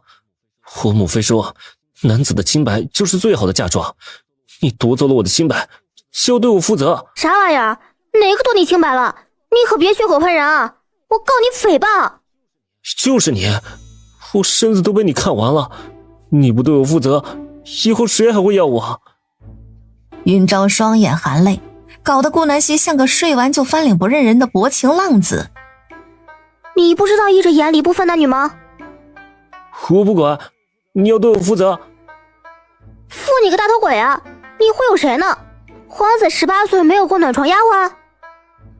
他才不信呢，别说皇子了，哪怕大户人家14岁左右的男孩都会安排通房。没有，母妃去世前交代过我，一辈子要认准一人，才可得到幸福。别说暖床了，我宫里的狗都是公的。云昭的神色很认真，不像是说谎。顾南希还是第一次听到这么开明的宫妃。那又怎样？我才不嫁人！你别想赖着我呀！我以后就算成亲也是娶夫，而且不该看的我可没看，你别诬赖我。顾南希还真没看，帮云昭脱衣服的时候，他都是闭着眼睛的。娶夫？上门女婿啊？对啊，你可是堂堂皇子，别踩在我这村姑身上了。我真没看你啊！帮你泡药浴那是没办法的事情。你现在身体毒素已经全部消了，其实你今天就可以走了。顾南希下了逐客令，他不想跟什么劳狮子皇子扯上关系，他只想在靠山村安安稳稳地过自己的小日子。当初救云昭纯粹是想捞一笔，谁知道这货穷的一批，还白吃他这么多天。要不是看他长得帅下饭，才不会留着他呢。云昭听到这番话，神态顿时萎靡，他一句话没说，直愣愣地出了门，一天都没回来过，就连当初他穿的衣服还放在那个房间里。顾南希倒是没什么感觉，就是吃饭的时候不香了，明明是一样的饭，平常能吃5碗的他，今天只吃了2碗就落了块。就这样过了3天，云昭都没回来过。顾南希暂时把他忘到脑后，因为他还有更重要的事情要办。天气这几天下降的厉害，只有9度了，过冬的柴火必须备着。他安排了家里所有的下人，包括3哥一起去山脚下捡柴火。顾四妹2口子已经驻扎到靠山村了，一家4口住在流民屋，同他们挤在一块儿，时不时的就来烦顾南希。这天家里正准备吃饭，门外哭声响起，一听就是顾四妹女儿的声音。小孩子没什么错，顾南希打开门，看到院外就她一人，干脆把她领进屋子。别哭了，你娘让你来的吧？娘让来吃肉肉。李招娣双眼发光，虽是回答顾南希，却紧紧盯着饭桌。讲话的一会儿功夫，口水不自觉地流了下来。洗手，去吃吧。顾二苗走上前，带招娣去洗脸洗手。今天吃的是蒸红薯，小孩子一人1个荷包蛋，现在蛋少，大人就没吃了。招娣坐到桌子上，顾南希递给她一个最大的红薯，这个一看就甜。我不要，我要吃鸡蛋，吃2个，还要给爹娘带2个。招娣一巴掌拍到顾南希的手背，小家伙人不大，却将顾四妹的做派学了个10成10。招娣乖，今天鸡蛋做少了，你吃红薯吧啊，这个也很好吃的。我不要，娘说让我来吃肉肉的，还有我带回去肉肉，我要吃肉肉。顾南希一把拽住李招娣的脖领子，顾南希接着打开院门往外一丢，浑然不顾小家伙摔得不轻。妈的，可以脸不要脸，吃屎去吧！他最讨厌熊孩子了，狠狠关上院门。见到顾南希这凶狠样子，万福缩了缩脖子，他丢下红薯，钻进顾南希的怀里。姑姑不气，万福乖。小夏见恩宠被抢，也学着万福讨巧。夏也乖，姐姐抱。还好家里的孩子一个个都很乖巧，顾南希这才解了气，一手抱着一个，万福懂事地拿起红薯直往顾南希嘴里塞，享受着侄子的投喂，顾南希惬意得很。而门外的李招娣就惨了，躲在暗处的顾四妹见女儿被扔出来，气得要死。李旺财去荒地干活了，为了赚工分喝大锅粥，他日日路过顾家，闻着肉香，羡慕得双眼通红。今天特意把女儿送到门口，他知道顾南希最宠女孩，还以为今天有肉吃了，10分钟不到，女儿就被丢了出来。你个赔钱货，没用的拖油瓶，这点事都办不好，说你好好的，怎么进去又得罪他了？让你给我们带肉吃，你带了什么？带一嘴的土，废物，要你有什么用？今晚不许吃饭。娘，姑打我，打坏，有鸡蛋不给吃，让我吃土疙瘩。招娣没见过红薯，还以为是泥巴做的。什么？这个臭娼妇，心竟然这般黑！早知道小时候就偷偷把她推河里淹死。真是祸害，占着我顾家的房子，却不让我住进去。他顾南希能有今天的福气，还不就是爹娘保佑他？气呼呼的顾四妹一把扯着女儿就走了，心里暗骂：哼，这丢人现眼的玩意儿。吃完午饭，家里人准备睡会儿午觉。这个天气总是犯困。然而顾南希这个万年不睡觉的人，准备去山上打猎，刚打开门，只见门外站着一个胡子拉碴的野人，浑身破破烂烂，跟个乞丐似的。再仔细一瞧，哎呦天哪，这不是云昭吗？你这是……顾南希还以为他掉沟里了呢。云昭呲着大白牙，嘿嘿一笑：我存够50两银子了，喏，给你。顾南希接过，打开一看，全是碎银子。云昭的右脸有个小口子，嘴角有血痕，双手就没块好地方，青一块紫一块的。你打猎去了？云昭点点头。我这段时间啊都在山上呢，抓到了不少猎物，我全拿去卖了，卖了100两银子。这50两是还你的恩情，还有这50两是我的陪嫁，以后你可要好好对我啊。云昭再次递过来一个钱袋子，顾南希没接。你当真？云昭眼神坚定。当然啊。我可配不上你，你堂堂一个皇子，给我当上门女婿算怎么个事儿啊？我不是皇子，我现在跟你一样是个平民百姓。我知道咱们相处太短，可是我是真心的。当上门女婿怎么了？又不会少块肉。反正我被你看光了，你必须负责。嫁妆都给你了，你看着吧，收不收？你收，我就是你的人。要是你不收，那我走就是。大不了再次毒发昏迷，跌下悬崖，拉倒了。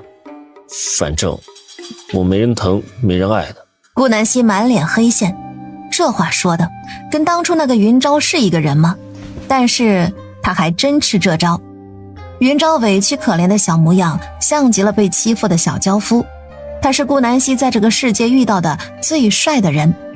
颜狗顾南希妥协了，他接过钱袋子，果然云昭眼里闪过一丝狡黠。他嘴角带笑，拉着顾南希进了屋子。那我们什么时候成亲啊？顾南希把钱袋子塞进袖口。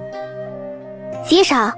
我还要考核你一段时间，万一你不听话咋办？就像那天没有经过我同意，你就跑到山上，我要是没有找到你，你怕是尸骨无存了。云昭急了。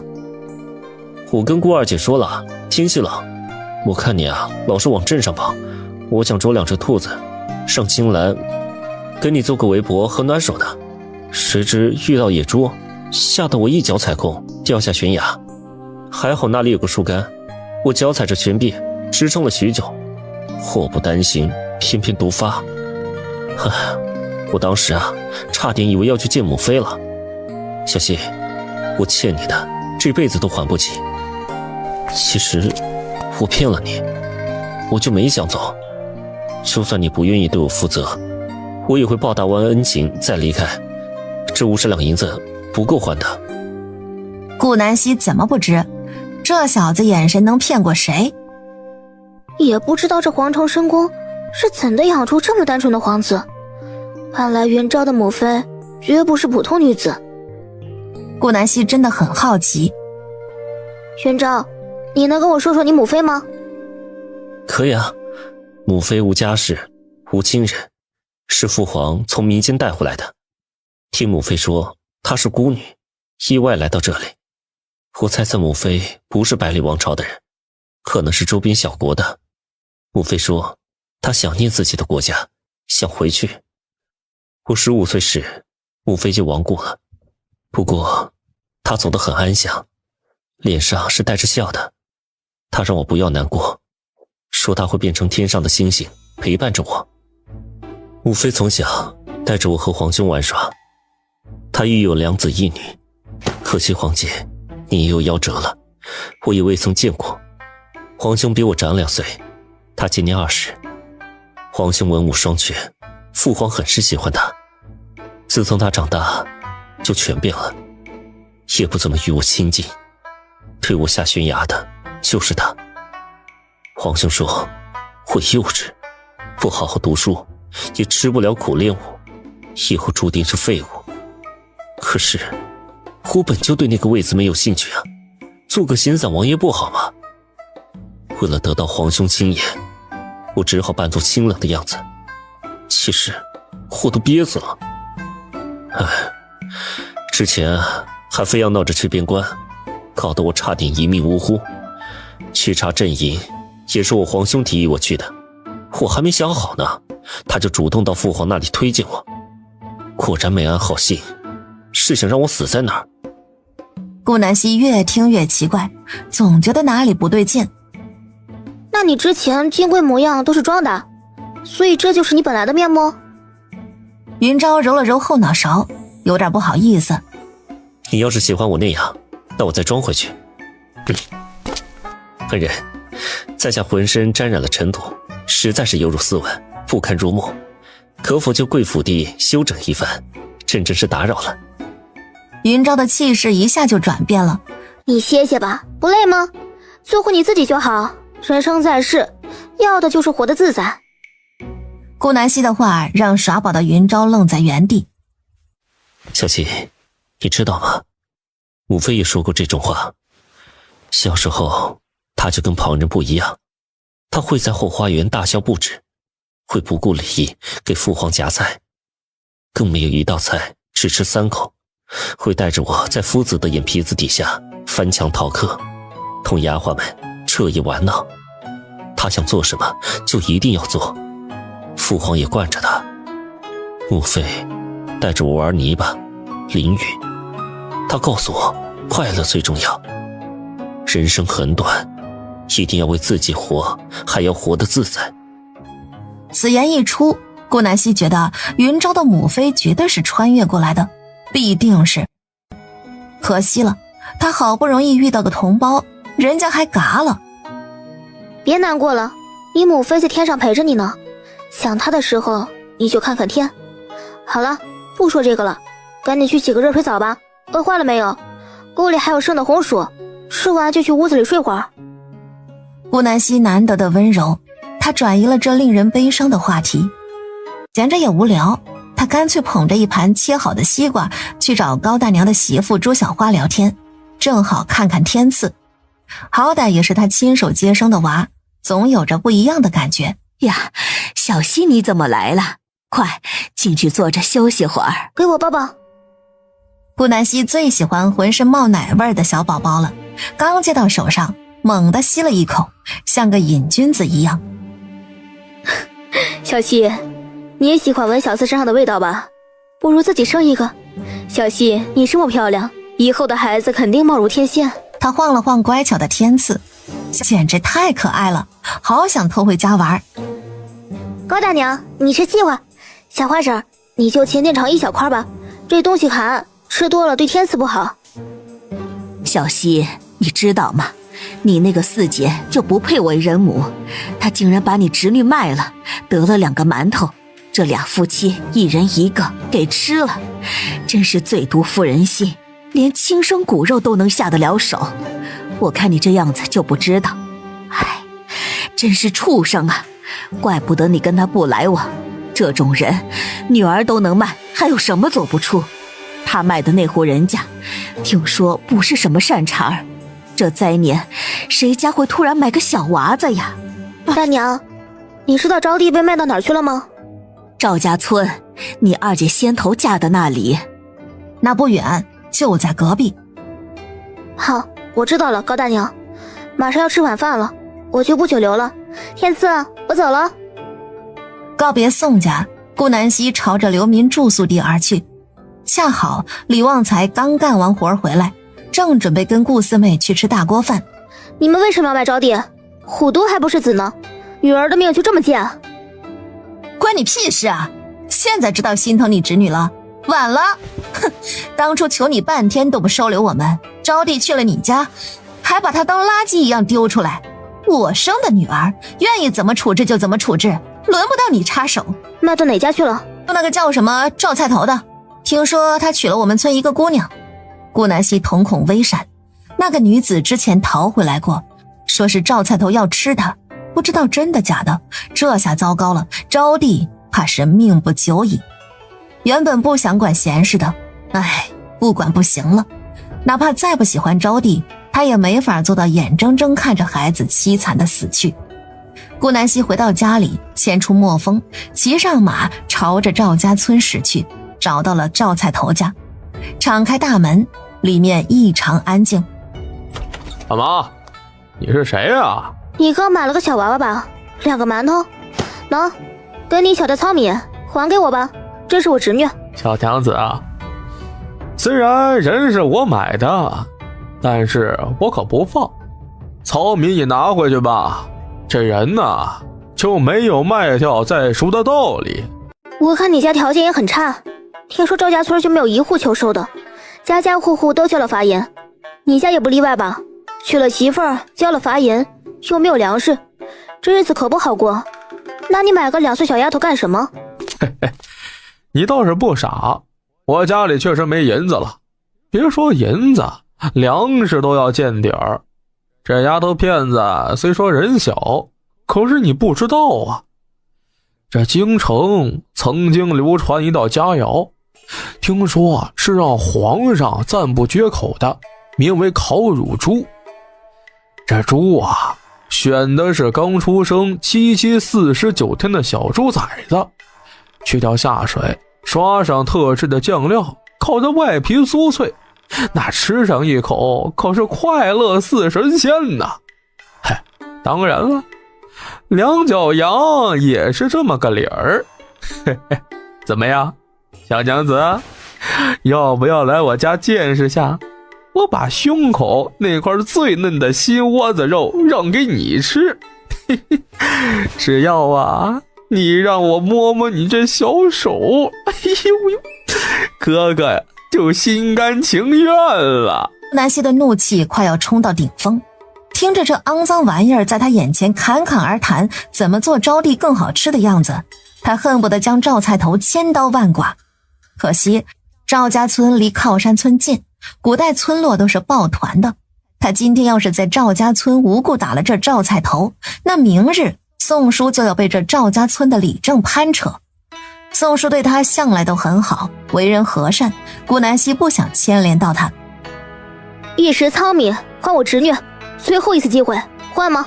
莫说是一担糙米，便是现在放一担精米在我面前，我都不换。行。顾南希留下一个字，转身就走。他这趟来连招娣的脸都没瞧见，不过听赵菜头说明日他才会料理招娣，那今晚应该无事。顾南希回到家后，坐等夜幕降临。顾南希换上一袭深色外衣，牵着墨风悄咪咪出了院门。就在这时，本已入睡的云昭猛地睁开双眼，一双漆黑的眸子隐于夜色之中。他翻身下床，穿上外衣，顺着顾南希的步伐一路尾随，一个骑马，一个快跑，还好离得近，不然早把云昭甩到万里了。今天顾南希没进空间，他把墨风拴到了赵家村外的山脚下，独自一人来到赵菜头家里，从胸口处掏出迷香，放倒了本就入睡的一家子。这下雷打都不会醒。顾南希瞧了一眼失去四肢的叛弟，心里更加愤怒，粗略给他把了脉，还好命能保住。又在茅房找到被关起来的招娣，小家伙嘴巴干的都脱皮了。顾南希从空间拿出一个包子，在赵菜头家倒了一碗水，悄悄放进茅房里。小家伙的迷药吸的量是最少的，这家人估计明日午时才能醒，小家伙怕是早上就醒了，不怕吃不着。南希没多待，他一把提起赵菜头的衣领子，就大步离开赵家村。真是怪，我与你无冤无仇，你为何要在深夜把我绑过来？说吧，吃了几个人了？干过的缺德事儿一一招来。我哪儿吃过人呢？畜生才能做那种事儿呢！我只是个家里揭不开锅的平头百姓。小娘子，不，女侠大人，仙女姐姐，我求你了，放开我行吗？我回家就把你侄女还给你，2个馒头我也不要了，是我的错。以菩萨心肠，就当是可怜我上有老母，下有还在肚中的孩儿，我不能出事儿啊！我要是死了，我一家子都要饿死在这世道。你媳妇儿的四肢是你吃的吧？她是我们村子的，我以前见过她。小娘子长得虽说普通，但是性格那是极端的温顺，连自己媳妇儿都能下得了手，你还有什么做不出的？顾南希知道，不给这赵菜头一点颜色瞧瞧，他嘴里怕是吐不出一句实话来。他右手轻轻划过赵菜头的肩膀，锋利的刀刃愣是活生生隔着衣物切下一片皮肉来。救命！菩萨，活菩萨，求你了，放过我吧！我真没错，我什么都没有干。我给过你机会了，看来是不见棺材不落泪啊你。顾南希再一次切下赵菜头左肩膀的皮肉。我说，我都说，别切了，疼死我了。说吧，把你干过的坏事儿都说出来，说到我满意为止，那我就放你回家。菩萨，我只吃过10个人，我发誓，真的只有10个。小时候吃过一个姐姐，就是我大姐，她那时候病得快死了，又赶上饥荒，家里一粒粮食都没了，更别提野菜野草，树皮都让人扒掉吃光了。等我回到家时，爹已经将大姐给做熟了，我一开始是不敢吃的，可是我饿呀，饿得烧心，再不吃我就要死了。女菩萨，我吃人完全就是被我爹害的，这跟我可没关系。这吃过一次人就上瘾了，也没了那些害怕的心情。家里姐妹都被我爹跟别家换了女娃来，要么就是卖了。后来我长大，同隔壁县一个大河村的兄弟玩，他偷摸抓了村里寡妇家的独子，烤熟了吃。本来呢，我是不知情的，被他哄骗吃了，干脆就吃到底儿了。那个寡妇惨啊，男人被野狼吃的只剩骨头，家里老人得知此事的双双归西，只剩这一个独子才1岁多，还被吃了。那个寡妇看到孩子的骨头和头颅，惨叫了一夜，然后自尽了。唉，可惜呀，不如让我们玩一把，那身段还太可惜了。不过我那兄弟是不计荤素，饶是身子都冰凉了，他还玩了几通，太不是人了。不像我只在旁边看着。不过小男娃的肉只是一般，我这兄弟有天捉了一个13岁的小娘子来，邀请我玩了几天，把这小娘子折得不成人形。当然了，我劝过他要从善，不能做坏事，他不听啊，害怕杀了抛尸被官差抓到，只好将他给吃了。我也分食了一点儿，这味道啊，简直鲜的没话说了。哎呀，吃完后呢，我们俩便把骨头头颅丢进深山喂了野狗。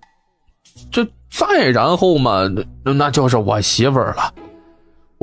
我也不怕你知道，我这媳妇儿啊，别看她表面温顺，私底下真倔呀。我兄弟来看望我，想玩玩她，结果呢，这娘们儿死活不从，搞得我在兄弟面前没了脸面。我这个恨呢，就佯装吓唬他几句，说是要把他给吃了，他还当真了，跑回你们靠山村大闹。他家里管他个球啊！我是照样完好无损的把他带回我家了。后来嘛，我就给了他一点小小的惩罚。这女子呀，不打不行啊，打了就皮实了。可惜啊，他反抗啊，竟然还给了我一巴掌。我可是男子，一枪之主，当家的，我是他的天，他竟然打我，那就别想要双腿了，省得他还跑。我做的也没太过分，不是还给他留了一条命吗？至于你那小侄女儿，嗨，那是他爹娘不疼不爱，非要卖于我，我家里也没粮食了，我总要活下去吧。女菩萨，事情嘛，我都交代了，你饶了我吧，只要你放我回家，今日之事我往后绝对闭口不谈，你放心，我不会报官的。你说话还怪有文采的，识字吧。我之前经常去窑子，那里有不少落难的官家小姐，我学了一点皮毛。菩萨，我都交代完了，您能放我回家了吗？您看我这肩膀血流不止啊，再不去找郎中，我怕是挺不住了。行了，我送你上路。还有20分钟，便是一天之中月亮正当头的时候，深山里的野狼便会出来觅食聚会，一起夜嚎。他撕扯掉赵菜头的衣服，只留下一件底裤。顾南希随手划拉几下，赵菜头的胸口顿时出现好几道口子，滋滋冒血。你这个骗子，你不是说要放过我吗？你知道吗？坏人的话是不能信的。怎么？你不懂这个道理吗？今天你的血肉就拿来祭奠那些无辜的人吧。你别得意，你今日要是杀了我，你同我没什么区别，早晚你也会被别人这么对待。不，我跟你从来都不是一种人。当坏人可以，但是坏到离谱的那是畜生。你我人畜两道，互不相干，别来攀附了，好好享受吧，桑年。走到深山外围，刚想翻身上马，被后方的草声惊动了。出来！顾南希大喝一声，从腰间掏出匕首，缓缓走上前。是我。只见草里猫着一个人，抬起脸庞，是云昭。你丫有病啊，跟踪我干什么？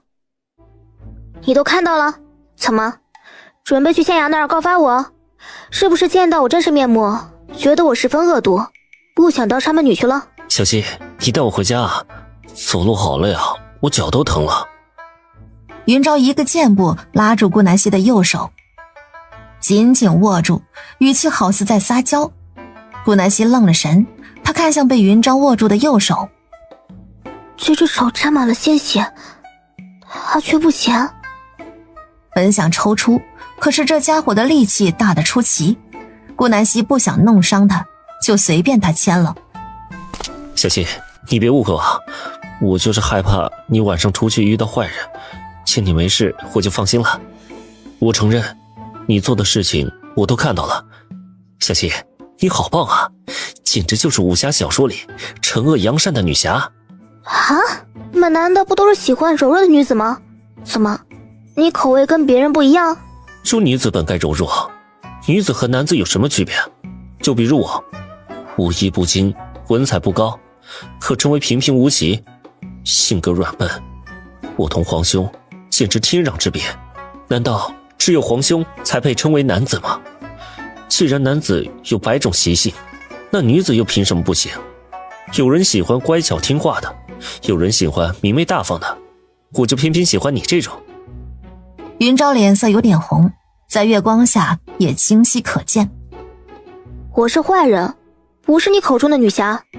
我从来都不想做善事儿，我做事儿都按照心情来。今日惩戒这赵彩头，纯粹是他碍着我眼了。你怕是要失望了，最好别在心里对我寄予很大期望。顾南希抽出右手，你不懂我的意思吗？我不管你是不是女侠，你就是女菩萨，我也喜欢你。那日在小溪边你救起我的时候，我就将你烙印在了心里了。我喜欢的不是你的性格，而是你，因为是你，所有你做的事情我都喜欢。哪怕你是个彻彻底底的坏人又怎么样？我难道就是好人了吗？我不过就是一个龟缩在村里的鼠辈，是个害怕被皇兄们杀死连家都不敢回的胆小鬼。小希，我知道。云昭疯狂贬低着自己，顾南希听不下去了。行了，住嘴！你没有那么不堪，不必这样。我去问你2句真心话，你真喜欢我？为何喜欢我？我也不知道为何，可是喜欢就是喜欢啊，哪有什么理由？那天得知你看了我的身子，我心里其实高兴得很。云昭的脸颊红得像煮熟的虾仁儿。是啊，喜欢一个人又有什么理由呢？就像上辈子的他也是暗恋过人的。顾南希看着云昭的面孔，误忍直视。行了，回去吧。两人身材相差悬殊，顾南希像被云昭抱在怀里一样，暧昧的不行。没一会儿到了家门口，顾南希径直走回房间，云昭牵着墨风将她送回马厩。听到顾南希房里没了声音，这才回屋睡觉。今晚云昭做了个好梦，梦里他和顾南希成了亲，生了足足10几个孩子，一堆儿女把他围进圈里，云昭乐得嘴巴都合不拢。姑姑，姑姑！万福刚洗漱完就跑了进来，一头冲进顾南希的怀里。姑姑，我今晚能跟你睡吗？万福搂着顾南希的脖子，瓮声地撒着娇。好好的，这是怎么了？你爹欺负你了？万福现在跟顾三文睡，月月也是。没有，爹爹大呼，吵死了。是吗？那你今天跟姑姑睡。不过万福，你是男子汉哟，再过2年就不能和姑姑睡了，因为姑姑是女子，男女有别，知道吗？知道了，姑姑，万福听话。这可爱的小模样便是顾南希乐意宠着万福的原因。谁不喜欢又乖巧又可爱的萌娃呢？坏万福，你又抢我姐姐！顾小夏闻声而来，她怒气冲冲地叉着腰，对着万福讨伐，奶凶奶凶的。不是姐姐，是我姑姑，明明是我姐姐，坏蛋！万福不坏，你坏，你最坏！他一把抱起小夏，两个小家伙一人坐一边。这下不吵了吧？你们一人一半。果然两人安静下来。行了，都吃早饭吧。房屋里有2张大圆桌，一桌能坐10个人。云昭今天坐在另外一桌，他时不时地瞥一眼顾南希，而顾南希则是瞪回去。但凡是个人都能察觉到不对了。屋里气氛不明，顾二苗和顾三文看着两人举动，眼里茫然，正要问出口，被顾南希打断了。这几日天气越发冷，往常也没有这样过，还没到该冷的季节呢，怕是今年难熬了。为了预防下雪，你们这几日多砍一些柴备着，至于粮食也不买了，家里够用。金兰，你们的衣物被子等等做好了吗？主子，快了，剩下的棉花做成冬鞋可以吗？可以，多的话1人2双，不多就用家里的毛料做。他之前打了不少野兔，这些兔皮正是用到之时。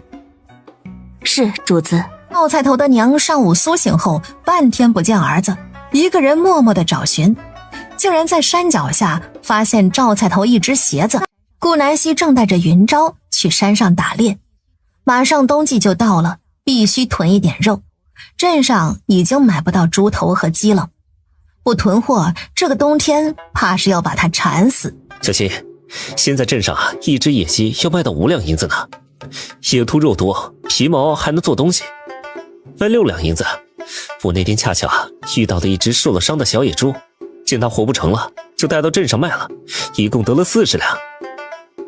这价格把顾南希吓了一跳，一头小野猪都卖40两，那大野猪岂不是能卖到200-300两？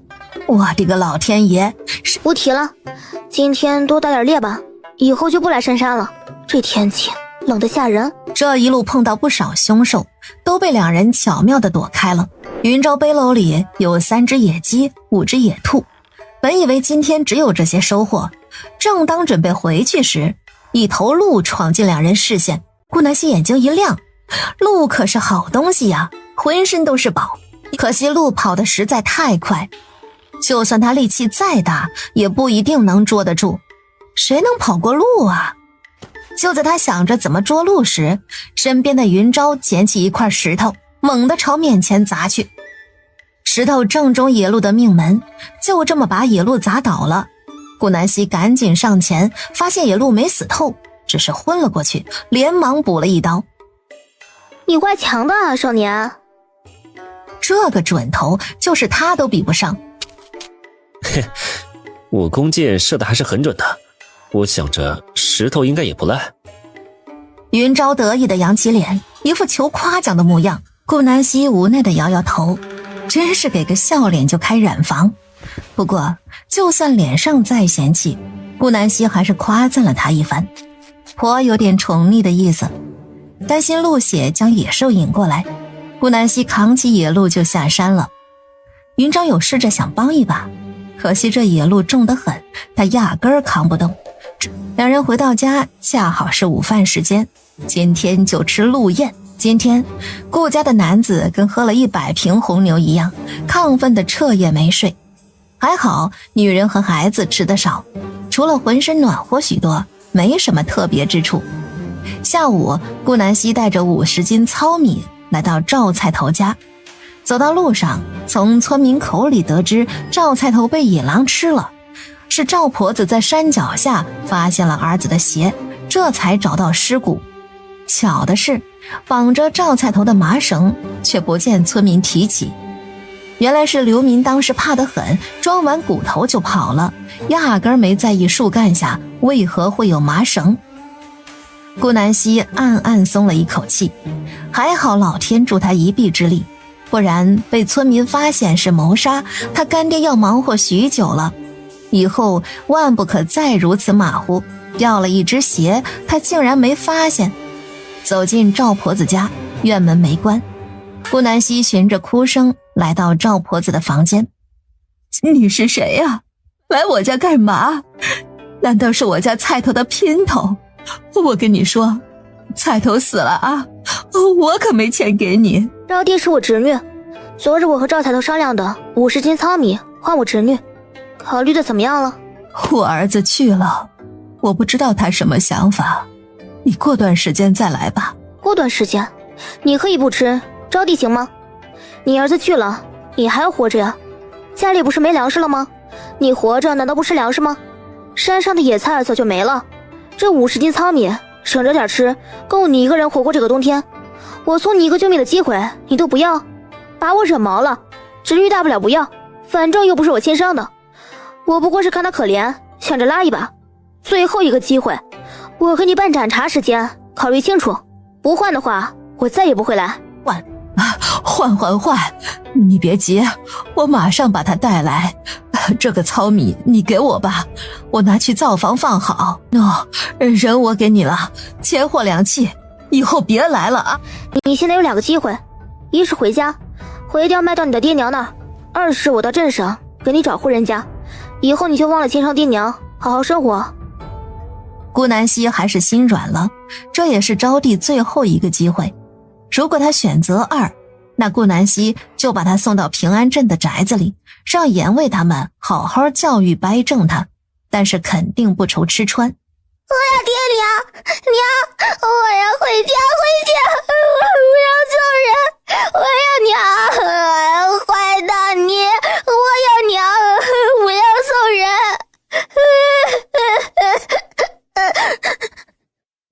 招娣哭叫不止，说话都结结巴巴。行，很好，你浪费了这次机会，招娣，往后你过得再惨，我都不会插手，这是你自找的。也不管小家伙能不能听懂，顾南希启程返回靠山村。娘，坏蛋要卖我，娘，他们让我睡茅房，救我娘。招娣见到亲娘，想冲过去一把抱住，更想跟娘告状姑姑要卖了自己，谁知被顾四妹狠狠推开。死丫头片子，你弟弟在我怀里呢，仔细把他冲撞到，小心我剥了你的皮，赶紧滚开！都把你卖了还回来干嘛？是想抢你弟弟的口粮吗？啊！招娣愣住，又想转身去抱爹，同样被推开。滚犊子！身上臭烘的，你从粪缸里爬出来的，离我远些！招娣被爹娘嫌弃，无措地站在一边。看着可怜巴巴的，顾南希却没给一个眼神。你卖的那户人家吃了许多人，招娣今天本来是要被烤了吃掉的，幸好那男子去了山上，被野狼吃了，我便将招娣带了回来，养不养都随你，以后这孩子的事情我再也不会管，你们也是。说完，顾南希转身就走人，提都不提50斤糙米的事。娘，姑姑要把我送人，坏！娘，招娣怕。送人？我的女儿凭什么被他送人？要送也是我自己送。呵呵，没安好心。我看他呀，是想把你卖了捞一点粮食吧。也对，家里养了那么多不相干的，再多粮食也撑不住啊。呸，眼盲心黑的货，早晚被人玷污，死在井里。哼，媳妇儿，招娣儿怎么安置啊？总不能一直跟着我们吧？我们养活大宝都够费劲了，再说了，一个丫头，就算拉扯大又有什么用啊？顶多拿点彩礼。要不我们现在就把她卖给人牙子算了。哼，你以为我想养啊？丁点儿大的人能吃的不行。说你呢，不许看，馋嘴娃，上辈子饿死鬼投胎的呀！啊，回边去，别来碍着我的眼。吴姐，外面多冷啊，怎么不去屋子里等？小希啊，我这不是为了快一点回去吗？免得你们来了还要等我。行吧，吴姐，你们上马车。三哥，你牵着马到衙门里等我，我去办点事儿。好嘞，你去吧，我们3个在你干爹府上等你。你们今日必须背会这一篇，明日我要考教你们，挨个的背，哪个没背出来，罚50个手板子。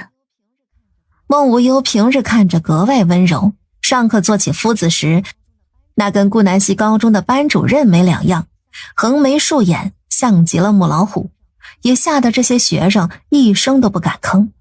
见顾南希来了，这堂课才结束。顾南希视察了一番，给无忧留了200两银子就走了。宅子里粮食衣物都备得齐齐的，够他们吃到开春。顾南希离开宅子后前往县衙，路上遇到了招娣父女俩。李旺财把招娣卖给了人牙子，恰巧顾南希在他手上买过下人，只见那个人牙子拿了约摸10斤左右的袋子递给了李旺财，里面装的应该是粮食。收到粮食，李旺财感谢了人牙子一番就走了，竟连个余光都没给招娣。招娣哭哭啼啼的被人牙子带进屋里，顾南希并未多管闲事，他才懒得热脸贴冷屁股呢。这小孩已经被他爹娘养废了，如果他心软圣母心发作，把招娣带回宅子抚养，指不定养出个白眼狼，到时候祸害自己就完了。顾南希看完戏转身离开这里，走到县衙跟哥姐会合。乖女儿，你那个土豆什么时候能收成？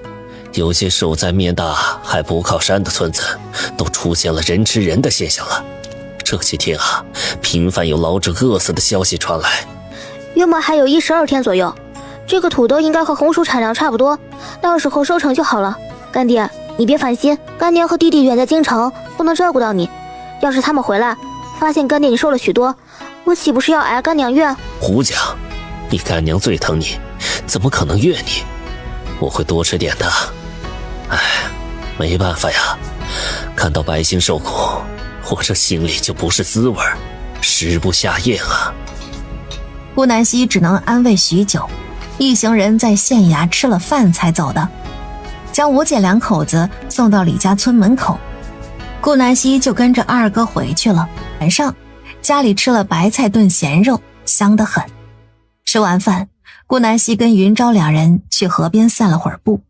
云昭拿出拜托金兰做的兔毛暖手帮顾南希戴上，特别暖和，手暖心也暖。夜幕降临，2人回家洗漱睡觉。殊不知2人散步的这会儿功夫，被一个吊脚眼8字眉的老太婆看在眼里。她嘴角微微上斜，仿佛看到2人在做什么见不得人的事一样。等顾南希和云昭走后，老人也从树后面走了出来。他朝着家里奔去，一路小跑到徐家。原来这老婆子是徐世文的娘。哼，呸，下贱胚子，我就说这顾南希怎么敢这么对我家世文，原来是养了汉子。哼，怪不得村里人都说他好心，路上捡个不认识的汉子就带回家。这个骚货怕是背地里勾搭了不少人。哼，这两人就这么悄咪咪地躲在河边偷情，被我逮个正着，亏得我家世文到现在都忘不掉他。本来我还想成全他们的，现在就是这小娼妇跪地上求我，我都不带让他进门的。徐张氏义愤填膺地跟徐有根吐槽，嘴里不干不净，骂骂咧咧。要是被顾南希知道，他怕是要笑出声。这死老太婆的脑补能力太强，她不过就跟云昭并排走了半小时不到，聊了会儿天，连个手都不曾牵过，就成了偷情了。这是我包的饺子，你快尝尝好不好吃？我央求顾二姐半天，她才教我的呢。他之前不想跟众人一样叫小希，私自给他起了一个新的小名，从此就男儿男儿的叫唤他，有点腻歪人。只要顾南希说句不好，他就用一副小可怜的眼神看着他。顾南希被折磨得没了法子，只好由着他去。看着碗里一点形状都没有的不知名面团，顾南希实在下不去嘴。正当他要拒绝时，云昭再次露出那种眼神。好吧，顾南希妥协了，他小小的咬了一口，飞速吞下，连味道都没尝出来。好吃，只是下次别做了。你喜欢就行，娜儿，你放心，我会把家务活都学会了，保证以后不让你动一下手。你主外，我主内。顾南希听得胆战，他在心里质问自己，为什么要答应这家伙？别了，你做饭容易累着，家里有下人，让他们干就行了。顾南希话刚说完，云昭就红了脸。讨厌，这么多人，让人怪不好意思。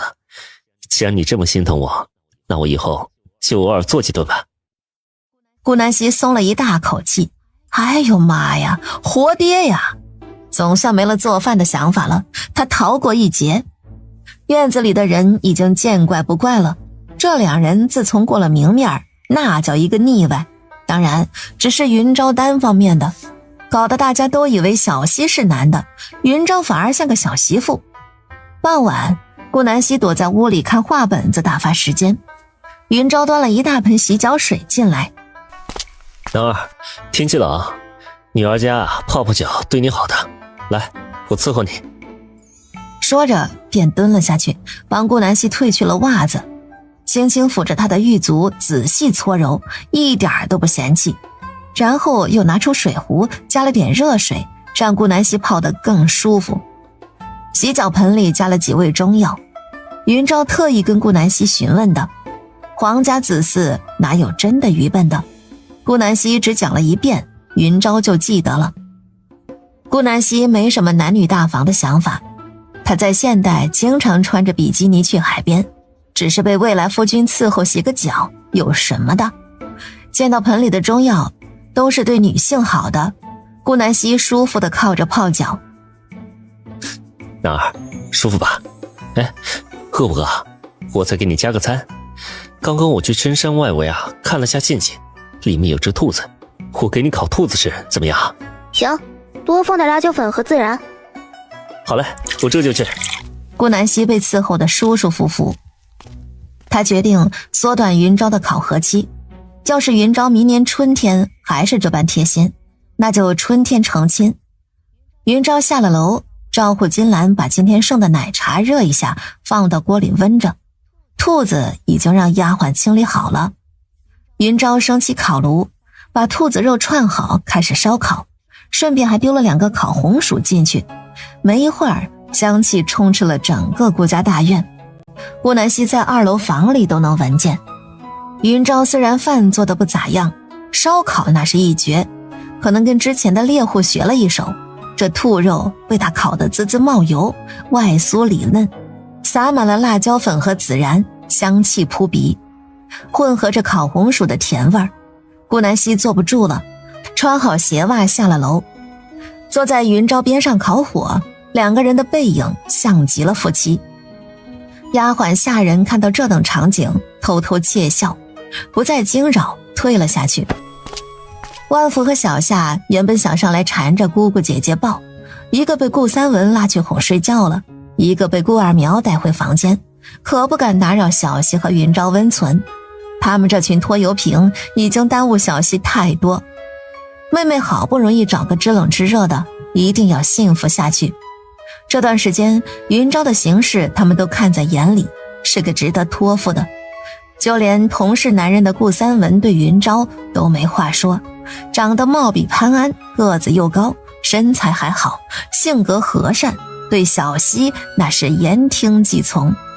到哪儿找个如此听话的上门女婿呀？云昭贴心地给他切成小块，拿着筷子夹着吃，这样不会脏手。烤红薯也剥好了皮，放上一个勺子。顾南希吃一口兔肉，云昭就喂一口红薯，时不时再喂一点温热不烫嘴的奶茶。这日子神仙来了都不换呢。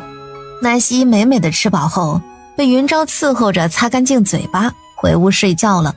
被窝里还被塞了个暖脚壶。云昭怕他晚上睡觉冷，早上天未亮，顾南希被外面嘈杂的声音吵醒，走下楼梯，面前一片白茫茫，竟然下雪了，还这么大。顾南希一脚踩进雪堆，小腿直接陷了进去。他门口被村民堵得严严实实，他们人人拿着一把铁锹奋力挖着。顾南希家门口的路是通往靠山村田里唯一的一条路。小希啊，这可怎么办啊？突然下了这么大的雪，地里的作物怕是要死完了呀。你让他们别挖了，挖也没用。你们就算挖到地里，一天都过去了，那么多亩，要挖到何年马月？等雪停了再说吧。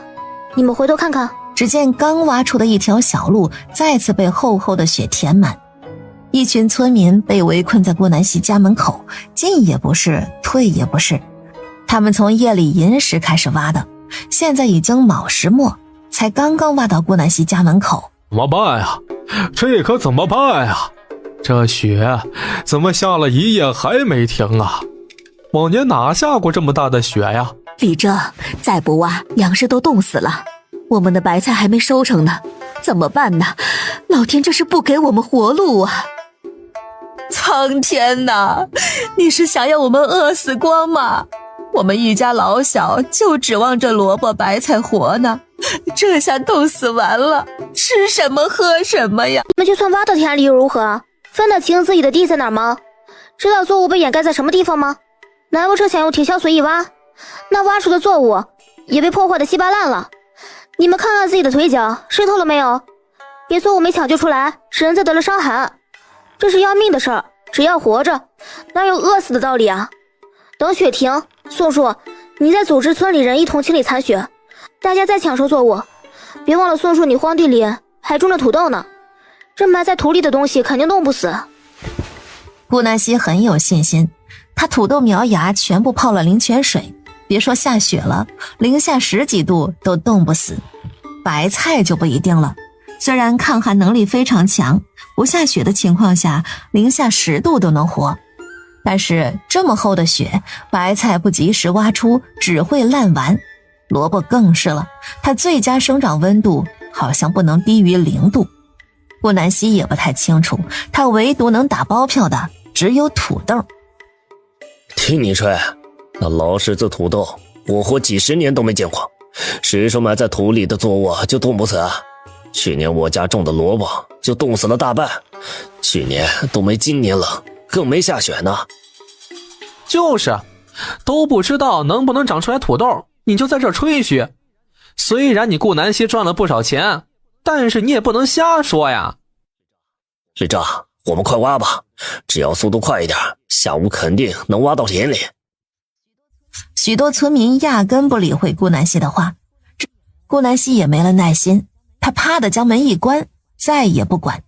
门外的李正在寒风里瑟瑟发抖，不行了，冻得要死，再挖下去人人都得得风寒。不能挖了，天气越发冷了，竟然还起风，这雪呀就没见小过，下午也挖不到。就算下午挖到了，然后呢，徒手刨白菜嘛，刨到一半堆在一边又被雪掩盖，挖好的路也没了。难不成你们睡在田里捅白菜萝卜睡？怕是你们一晚上就冻死在地里了。总之听我的，都回家去喝杯姜汤，及时清理屋顶的雪。屋子倒塌的都集合去祠堂，带上被子、衣物、粮食。好了，就这样，转个身继续挖吧，不然天亮了都到不了家了。有几人不听，自顾自地挖着。李正也不打算管，随他们去吧。洞房的1楼大厅弄了暖炉，顾南希让人点了柴火，一大家子围坐在一起烤火，上面放了不少红薯，下面则是烤着面包。今日不学习，顾南希让南风带着小家伙们在左边玩积木，他自己则是教哥姐、丫鬟、下人玩斗地主。纸牌是顾南希自己用木块削成薄片做的，积木也是。看好了啊，3是最小的牌，依次往上就是4、5、6、7、8、9、10。2是最大的数字，比2大的是大小王，分别各有2张。如果我出3、4、5、6、7，我的对手可以出4、5、6、7、8，这叫顺子，懂了吗？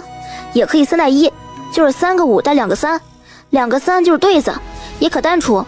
4张一样的牌就是炸，数字越大，炸也就越大。当然，最大的炸是4王炸。第3天傍晚，雪终于停了。李正召集所有壮劳力一起清理积雪。小希啊，雪一旦停，明天可能温度就要下降了，到时候结冰的话更难清理，这可怎么办啊？我们的庄稼还在土地里埋着呢，这是造了什么孽啊？老天是想要我们靠山村的人全都死绝吗？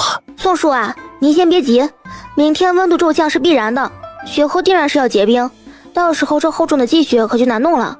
我建议家家户户除了10岁以下的60往上的小孩老人全部出来挖积雪，这个村子是大家的，没人可以偷懒，每人拿出1点柴火，隔着10米堆放，点燃一处。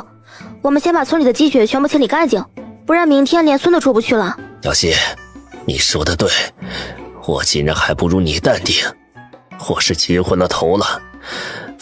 我这就召集大家开始动工。去吧李正，记住每家都要出来，不然到时候其他人肯定有闲言碎语，很难管理。我知道了，小希。到各家各户叫人去了，前面都很顺利，唯独到了徐氏文家碰了壁。我最后说一遍，60以下10岁以上都得去挖。镇上人了不起吗？你家的不是靠山村的，小希赚了那么多银子，也没见他摆谱子。他家里除了那些小的，就连他自己都出来挖了。你个女流，可以不去，反正你也不是靠山村的，史文必须去，不然那你家田地我们就不帮你清理了。李正这么温善的人都撂了狠话，足以见得这家人有多气人。哎呦，宋李正啊，不是我们不去，你也看到了，我家孩儿他爹都躺在床上呢，哪能去呀？就剩我跟世文了，我倒是无所谓，我一把老骨头，但是我家世文可是读书人呐，哪能干粗活啊？我们都没让他下过地挖积雪，这么苦，世文干不了啊，大不了这地里的粮食我们不要了，反正我儿媳妇家里啊是开粮铺子的，我们家的粮食也够吃到明年呢。你们自己慢慢挖吧啊，不送了，天色不早了，我们要歇下了。徐张氏开口赶人。你好，不去就算，反正你们徐家娶了个富家女儿，我们靠山村的村民哪敢同你相比啊？夜晚温度以每小时的速度下降，顾南希刚刚悄咪咪掏出温度计量了一下，现在是零下3度。按理说大白菜是能活的，不过积雪太重了，活生生把白菜压烂了，可惜了。清理完这块地，顾南希也没自私地带着家人挖土豆萝卜，他转身帮村民去清理下块地了。时间要紧，天亮，温度最少要下降到零下7、8度，而且会越来越冷，一直干到天色微亮，村里的田地才全部清理干净，大片泥土显露出来，厚厚的白雪被堆放在不远处的荒地上。不得了了，萝卜全都冻死了，这可怎么办呢？我们家只种了萝卜白菜，这老天是要亡我们一家呀，我们还有什么活路？连这种场景不是没有过，一旦出现冻死的萝卜，那剩下的都不用挖了。大家别放弃，我们还有土豆，土豆还没挖，没种土豆的也没事儿，去帮忙到荒地里挖土豆，按照公分计算。对，还有土豆呢，谁家没种土豆，都给我到荒地集合，只要有公分，就绝对不会饿死。什么老石子土豆，白菜这么抗冻的菜都死了，土豆还能活？糊弄鬼呢？他给你灌了迷魂汤不成？怎么他说什么话你都信？我们靠山村马上都要灭村了，你们还在这说胡话，真是站着说话不腰疼。不就是想显摆你家粮食多吗？你这么不缺粮食，怎么不把粮食拿给我们吃？这样我们也不会饿死。说这话的是王婆子，李多良的妻，当初骂顾南希多嘴的老太婆，向来跟他不对付。你们愿意挖就去荒地，不愿意的就拉倒，到时候没有公分，我可不管你。小溪粮食多不多我不知道，我从来不把目光盯着别人家，你的想法我倒是了解，别人凭什么要救济你？凭你脸大？小溪一家子那么多人，粮食够不够吃都不一定，你自己当初不肯听话，提前求售，还把仅有的粮食高价卖了，想赚银子。土豆你也不种，没粮食的时候你倒是会叫唤了。还有你们其他人，都把小心思给我收起来，别以为我不知道你们想干嘛。谁要是敢去小溪家抢粮食，全部赶出靠山村，我倒要看看你们谁敢做第一个让我赶走的人。哼，这老不死的肯定跟着小丫头有一腿，不然干嘛这么护着她？不干不净的奸夫淫妇，早晚被沉塘。他的声音很小，只有身边的家人才能听见。顾南希紧闭双眼，眸子沉入墨色，像刀子般锋利地割向王婆子。王婆子猛地抬头，跟顾南希对视上。这死丫头，眼神怎么这么吓人？娘嘞，儿啊，我们回去吧。我的金孙要醒了，一个人肯定会害怕。王婆子像老鼠一样带着一大家子溜走了，剩下的人你看看我，我看看你，没有再开口说话。行了，别发愣了，家里种了土豆的自行挖掘，没种的都去荒地那里排队，统一开始挖土豆。不想挖的也没事，回家去吧。只是以后没粮食吃别找我，毕竟我也变不出粮食给你们，是生是死你们就看自己一念之间了。小希，哎呀，小希啊，你就是天上下来的仙女啊，果然没冻死，不但土豆没冻死，竟然比你当初拿来的还要大上许多。我们挖了10几株，竟然最少的都有15颗土豆。小希，哎呀，这下村民终于有活路了。宋叔，这是老天不想亡我们，别哭了，挖土豆要紧，快回去监督他们吧。是我大意了，小希，我这就回去，等挖完啊，我再好好去你家感谢你。就这么挖到下午，全部结束。顾南希数了下，他家2亩半挖出来7000多颗，地窖都装不下了。最大的一颗快3斤，最小的一颗也将近2斤。这么大的土豆，一颗足以够成年人1天的饭了。虽然吃不饱，却也饿不死。李正啊，咋挖出来这么多？我家粮食要见底了，给我家1筐呗。死老太婆，你脸皮真厚，你来地里干活了吗？想分土豆，门都没有。大家都听好了，今天凡是来荒地挖土豆的，和之前就赚公分的村民以及新村民，傍晚统一在祠堂门口集合，我来按照公分分土豆。分粮食喽！我不回去了，我就在祠堂排队，我第一个分。嘿，你这无赖，那我也不回去了。呸！最好有毒，把你们都吃死了才好呢。产量这么多的烂东西，能好吃到哪儿去？一个个傻了冒泡，送我吃我都不吃，肯定是酸的。晚上分土豆的时候，就连公分最少的人家都得了40颗，一颗平均按照2斤算的话，够一家子活大半月了。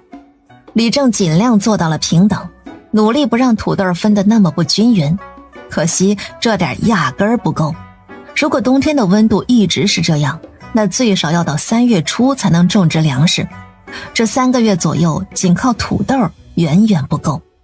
就在李正一筹莫展的时候，顾南希在夜里让家丁抬着一担担的土豆来了。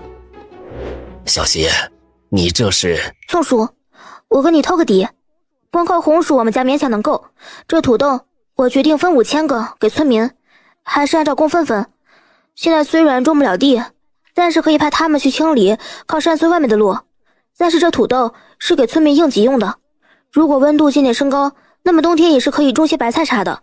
我说的是万一温度不变，这土豆就是救命的粮食，你可不要声张，最好藏于家中，留个底。小希啊，你，我都不知道该怎么说了，你比我称职多了，要不我把李正的位置让给你吧。哎呀，如果没有你，靠山村能活下小部分的人，那都是上天保佑了。有了这5000颗土豆，以后肯定能救活许多人。小希啊，你这功德大得很。我不做李正，宋叔，没有人比你更合适了，我走了哈。这件事儿只有你加之，我加之，不到万不得已，千万不可将这土豆拿出来。我不管，我要回去。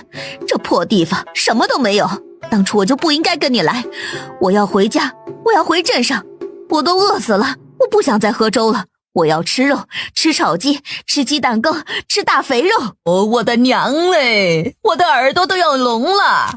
世文，你去带着下人拿上一担糙米，跟村里人换些鸡啊猪啊的，实在不行换些个咸肉咸鸡咸鱼也行啊，多换点啊。换了几家都没有，徐世文开始不耐烦起来。正打算空手回家时，他看向眼前冒起炊烟的人家。对呀，靠山村哪怕李正家都比不过小希呀。他是真的富裕，只要他上前跟小希认个错，小希应该会原谅自己，毕竟之前他们是那么甜蜜。迷之自信的徐世文朝着顾南希家走去，恰好此时顾南希家正在杀猪杀鸡。猪猪，对不起了，本来还想着让你们多活2年呢，都是天灾害的，你们死去以后就早点去找你们的妈妈哟。顾南希小声对猪猪们说着，话落，白刀子一下捅了进去，红刀子出来，把院子里的人吓得捂住双眼。好家伙，这也太狠了，唯独只有一人乐呵呵地看着，这人便是云昭。那儿，你杀猪的样子也太帅了吧，你要是个男的，绝对是个大将军。真不愧是迷弟，众人无语的直翻白眼，杀猪有什么帅的？服了，真是情人眼里出西施。本来杀猪的活计也轮不到他的，石头等人都会杀，结果顾南希还是第一次杀猪，纯粹想体验下。他尽量一刀毙命，让猪猪少一点痛苦。小希，你家果然有肉，哼，这是刚宰杀的吧？我用1担糙米跟你换1头猪，怎么样啊？10米换1头猪？你呀有病啊！滚出去！饿疯了，跑来我家讨食，穷就去卖。镇上喜欢小官的有不少，把你的腚撅高点，自有那些猎奇者买你。还1担糙米换头猪，我换你爹的牛牛，脑子里装的都是粪呐！读书读傻了？都跟我妹解除婚约了，还来碍眼干嘛？赶紧滚开，麻溜点，别以为我妹妹好欺负。上次在镇上的事儿我都听说了，以后有种冲我来，没皮没脸的东西，下去！有种就跟我干一架，不把你打服了，我就不叫顾三文。顾三文看到这个货就犯恶心，他们顾家人人长得都好看，不管男女，哪像这个徐世文，跟那猪羔子站起来似的。当初小溪要跟徐世文定亲的时候，他就看不上，可惜爹娘不听他的，果然吧，不是个好东西。解除婚约？男儿跟这丑货有过婚约吗？那男儿是不是还喜欢他？云昭失落极了，一言不发。有你什么事儿？我跟小溪说话。小溪，不然这样，换半头猪就行，怎么样？我这儿足足1担糙米呢。换你娘的蛋，这糙米狗都不吃。你给我500两银子，我就给你半头猪，要吗？不要就滚。什么？500两？你怎么不去抢啊？就算我们关系再好，你也不能坑我呀，小溪。你现在怎么变得这么现实了？太拜金了，我看错你了。徐世文吓了一大跳，500两，他做上门女婿1个多月，捞了都没200两，难不成他还没猪值钱？我跟你有个锤子关系，不买就滚。相公，换到肉了吗？好饿呀。抱歉啊，娘子，村里人生活都不好，粮食都不够吃，压根儿没有肉跟我换，除了一家条件最好的。不过他心太黑了，竟然开价500两换半头猪，就算是野猪也不值这个价。张思思眼神一亮，他吃过一次野猪，虽然柴却香得很。那只野猪足足300斤，是5、6个猎户一起打到的，被他爹爹买回了家。300斤的一半，那不就是150斤？500两银子也不算贵，毕竟外面的猪肉都卖到好几两一斤，还供不应求，都买不到。我带了1000两，这500两你拿去，半扇也够我们吃1星期了。记得把下水要来，尤其是大肠，这个卤出来吃特别香。就是不知道你娘会不会卤，我之前在镇上买过，可惜那人不卖了。梁思思从屋内取出银子递给徐世文，徐世文掂了掂手里沉甸甸的银子，心里暗暗不爽。之前他跟梁思思要银子，他抠抠搜搜的，每次都20、30两的给，这还是借了帮他爹的名头。要是自己需要花银子，梁思思最多就给5两。成亲月余，徐世文连梁思思到底有多少银子都不清楚。按理来说，梁铺子最赚钱了，梁思思身上最少有3000两银子，见这一掏就是500两，怕是猜少了。这没个10000两，能敢这么挥霍？他家产恰好有1万两白银，大部分都是他爹悄悄把粮食运到临县卖掉赚来的，可惜还没花呢，人就死了。愣着干啥？赶紧去啊！快一点，我中午就要吃肉。世文呐，你去哪家换猪肉啊？村里下大雨，养猪的人家那猪都死得差不多了，谁家的猪还活着？村里也就顾南希那小骚货家还有猪了，你不会是去他家换的吧？什么？顾南希？是你之前订过亲的那个吗？啊，你胡咧咧什么呀？谁说村里的猪都死完了？你不知道就别瞎说，平白惹得思思不高兴。说完就逃似的走了。此时顾南希家正在做饭，由顾二苗亲自动手，涮香排骨、油炸猪大肠、红烧排骨、糖醋里脊。顾南希则是在烤炉边摆弄自己的拿手好菜，炙烤五花肉。然而一家子都很欢快，除了云昭，他灵魂就像出窍了一样，坐在顾南希身边一动不动，双眼无神，搞得顾南希还以为他在故作深沉。难得的安静，顾南希也没管他。小希，开门呐！我拿银子来了，我要换猪，快开门！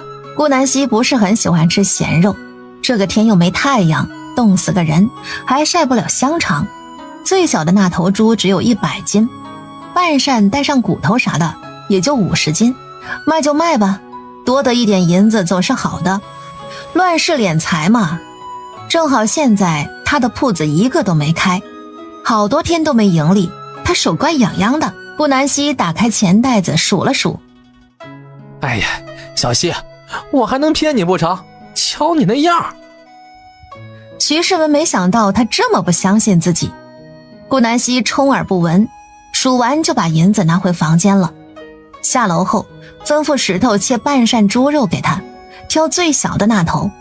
50斤猪肉被装进麻袋里，这点子猪肉用不到2个人扛。其中一个力气大点的直接把麻袋放到肩上就要走。等等，你主子我还没动呢，你一个奴才就敢这么走了？徐世文摆起了谱子，当着顾家人的面将这个家丁骂得狗血淋头。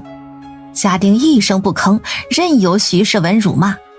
正当顾南希想把他们3人赶走时，一个粗犷的嗓音从门外传来：好啊，我就知道你是来他家换的肉，怎么旧情复燃了？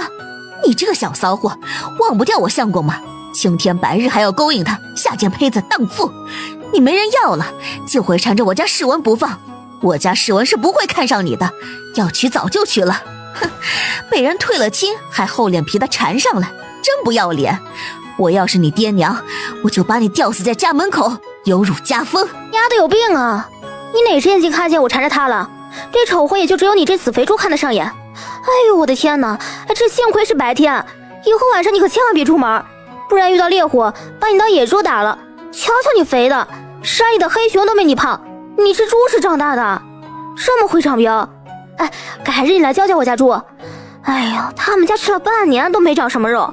哎呦，我知道了，是不是你夜晚偷偷来我家同他们抢吃食了？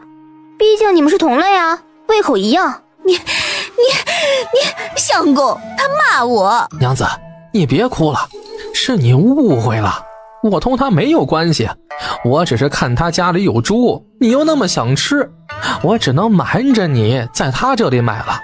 我知道你要是晓得我跟他买肯定生气，你看你生气了吧？徐世文连哄带骗，你肯定喜欢他，就算你不喜欢他，他也喜欢你。娘说了，这个骚货到现在都没成亲，也不肯相看人家，这不就是在等你吗？你死了心吧，我是不会你同意再纳妾的。徐世文头都大了，搞半天是他娘插了手，真是烦死了。见徐世文好几秒都没回答，梁思思以为他说中了徐世文的心思，怒火一下冲天，直直朝着顾南希走去。云昭马上挡在顾南希身前，害怕这个疯女子伤害顾南希。他犹如谪仙外貌，把梁思思看呆了几瞬。就在他犯花痴的时候，顾南希把云昭拉开，他走前一步，站在梁思思眼前。你看你爹呢？啊，看够了吗？这男人是我的，再看老子挖了你这双猪眼。云昭听了这话，脸上瞬间显出红晕，本来无神的眼睛重现光彩，一双浓墨色清冷的眸子直直看向顾南希。男人？这是你男人？梁思思不信，指不定是拉出来糊弄人的。这男子虽然生得好看，衣着却非常简陋，一看就是家丁。这还真误会云昭了，他刚刚帮着顾南希杀猪，把长袍弄脏了，这才换了身第一次遇见顾南希穿的破衣服。不是我的，难道是你的？你也配？我说了，再看他的话，我就把你猪眼挖出来。这霸气十足的发言让云昭的心都快跳出来了，他好开心，真的好开心。原来小希心里是有我的，我是小希的男人。小希，女儿家的名声最为重要，你不可以为了洗清我们之间的关系就这么败坏自己，我不允许你这么做。今日之事我会自己同娘子解释，不需要你替我打抱不平。以后别这样糟践自己了，是我负了你，希望你早点忘了我。顾南希听到徐世文这话，差点恶心吐了。这对夫妻真的是绝了，都一样听不懂人话的。相公，你说什么呢？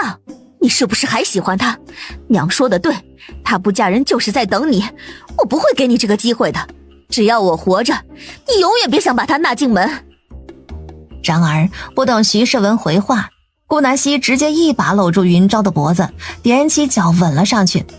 这一操作不光吓傻了夫妻二人，连同顾家的一家老小乃至2条狗都吓傻了，他们眼珠子瞪得老大，齐齐看向顾南希和云昭，而云昭则满脸通红，他浑身就像被电击过一样，变得酥麻无比。渐渐的，云昭眼神迷离起来。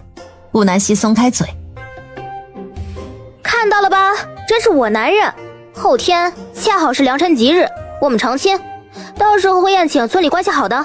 石头送客。呆愣的夫妻二人被石头推了出去，直到院门关上，这俩人才反应过来。相公，他是真不喜欢你呀、看来是我误会了，都怪娘跟我说这些。比起凉丝丝的开心，徐世文脸色却阴沉无比。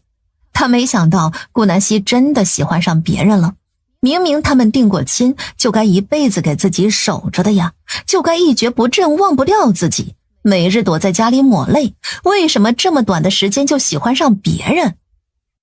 后日成亲，竟然这般耐不住寂寞吗？真是淫娃荡妇。顾南希并不是心血来潮，这段时间云昭做的事情他都看在眼里，背地里也听过村里人说云昭和他的闲话，他是该给云昭一个名分了，而且他确实有点喜欢云昭。刚刚的接吻他心里痒得厉害，总觉得云昭的嘴巴甜甜的，要不是有外人在，他都想再来一口。而另一个主人公正躲在房间，把头蒙在被子里疯狂尖叫呢，他高兴得恨不得手舞足蹈。后天就要跟男儿成亲了，男儿要同我成亲了，我马上就能拥有男儿啊！小希啊，不是三哥说云昭不好，就是这事儿别太着急了吧？你们才认识多久啊？先定亲，明年再成亲也不迟啊。怎么还没定亲就先成亲了呢？你三哥说的对，小希啊，婚姻大事不可儿戏，要不你再考虑考虑呗。啊，我不是一时上头，我早就这么打算的，就算没有今日之事，过了年我也会同他成亲的。结婚不就是趁着热情没下来赶紧结了吗？要是两个人深思熟虑，那就不想结婚了。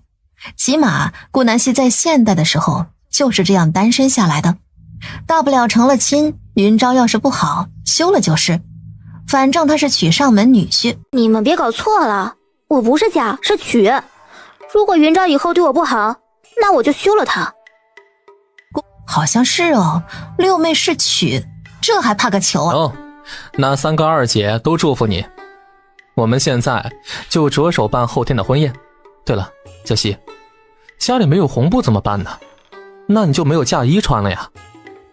顾南希压根儿就不在乎什么嫁衣，如果这是现代，他连婚宴都不会办，顶多跟云昭旅行结婚，非要站在台上供别人当猴看干嘛？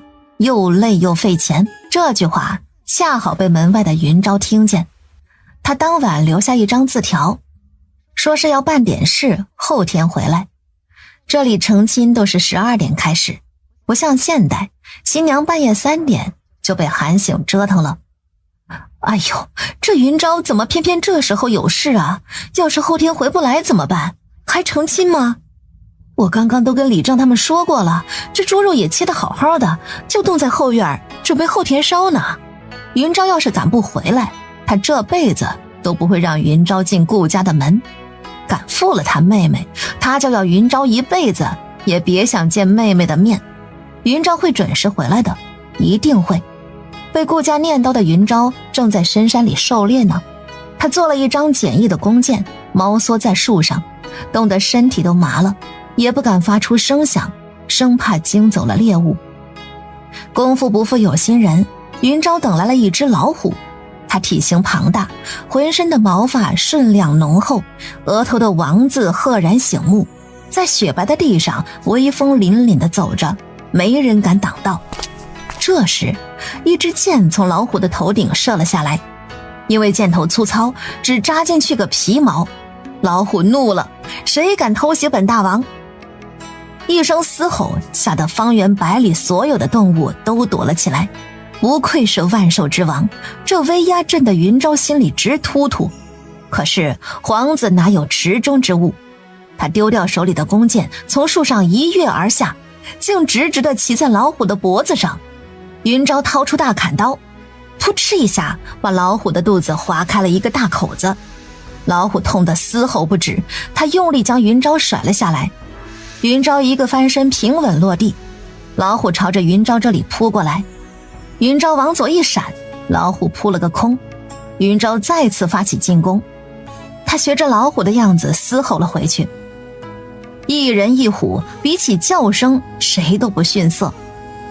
老虎腹部疼痛不已，潺潺的血流了满地。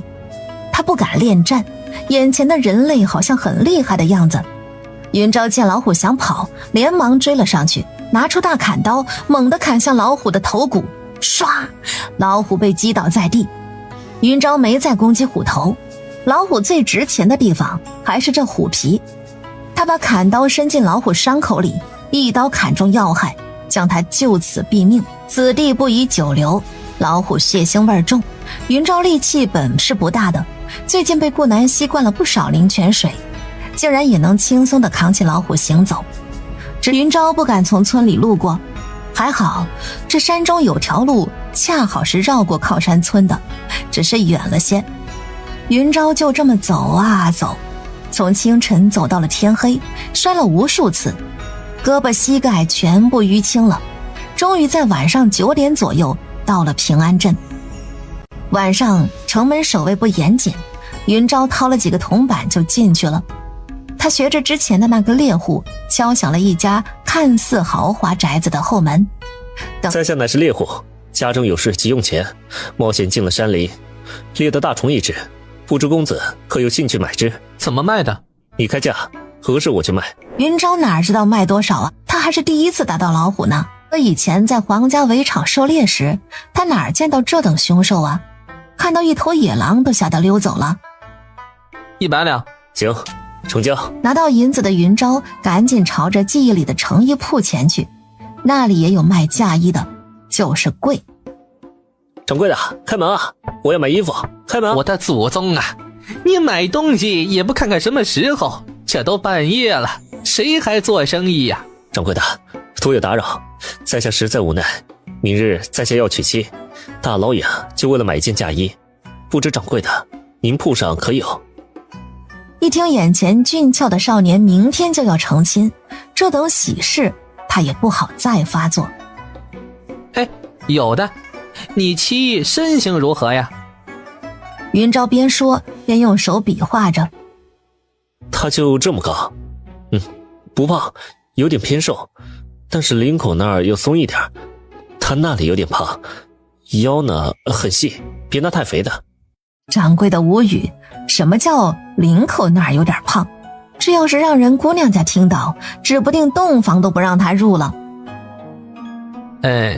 那最中号的应该合适，腰细无碍。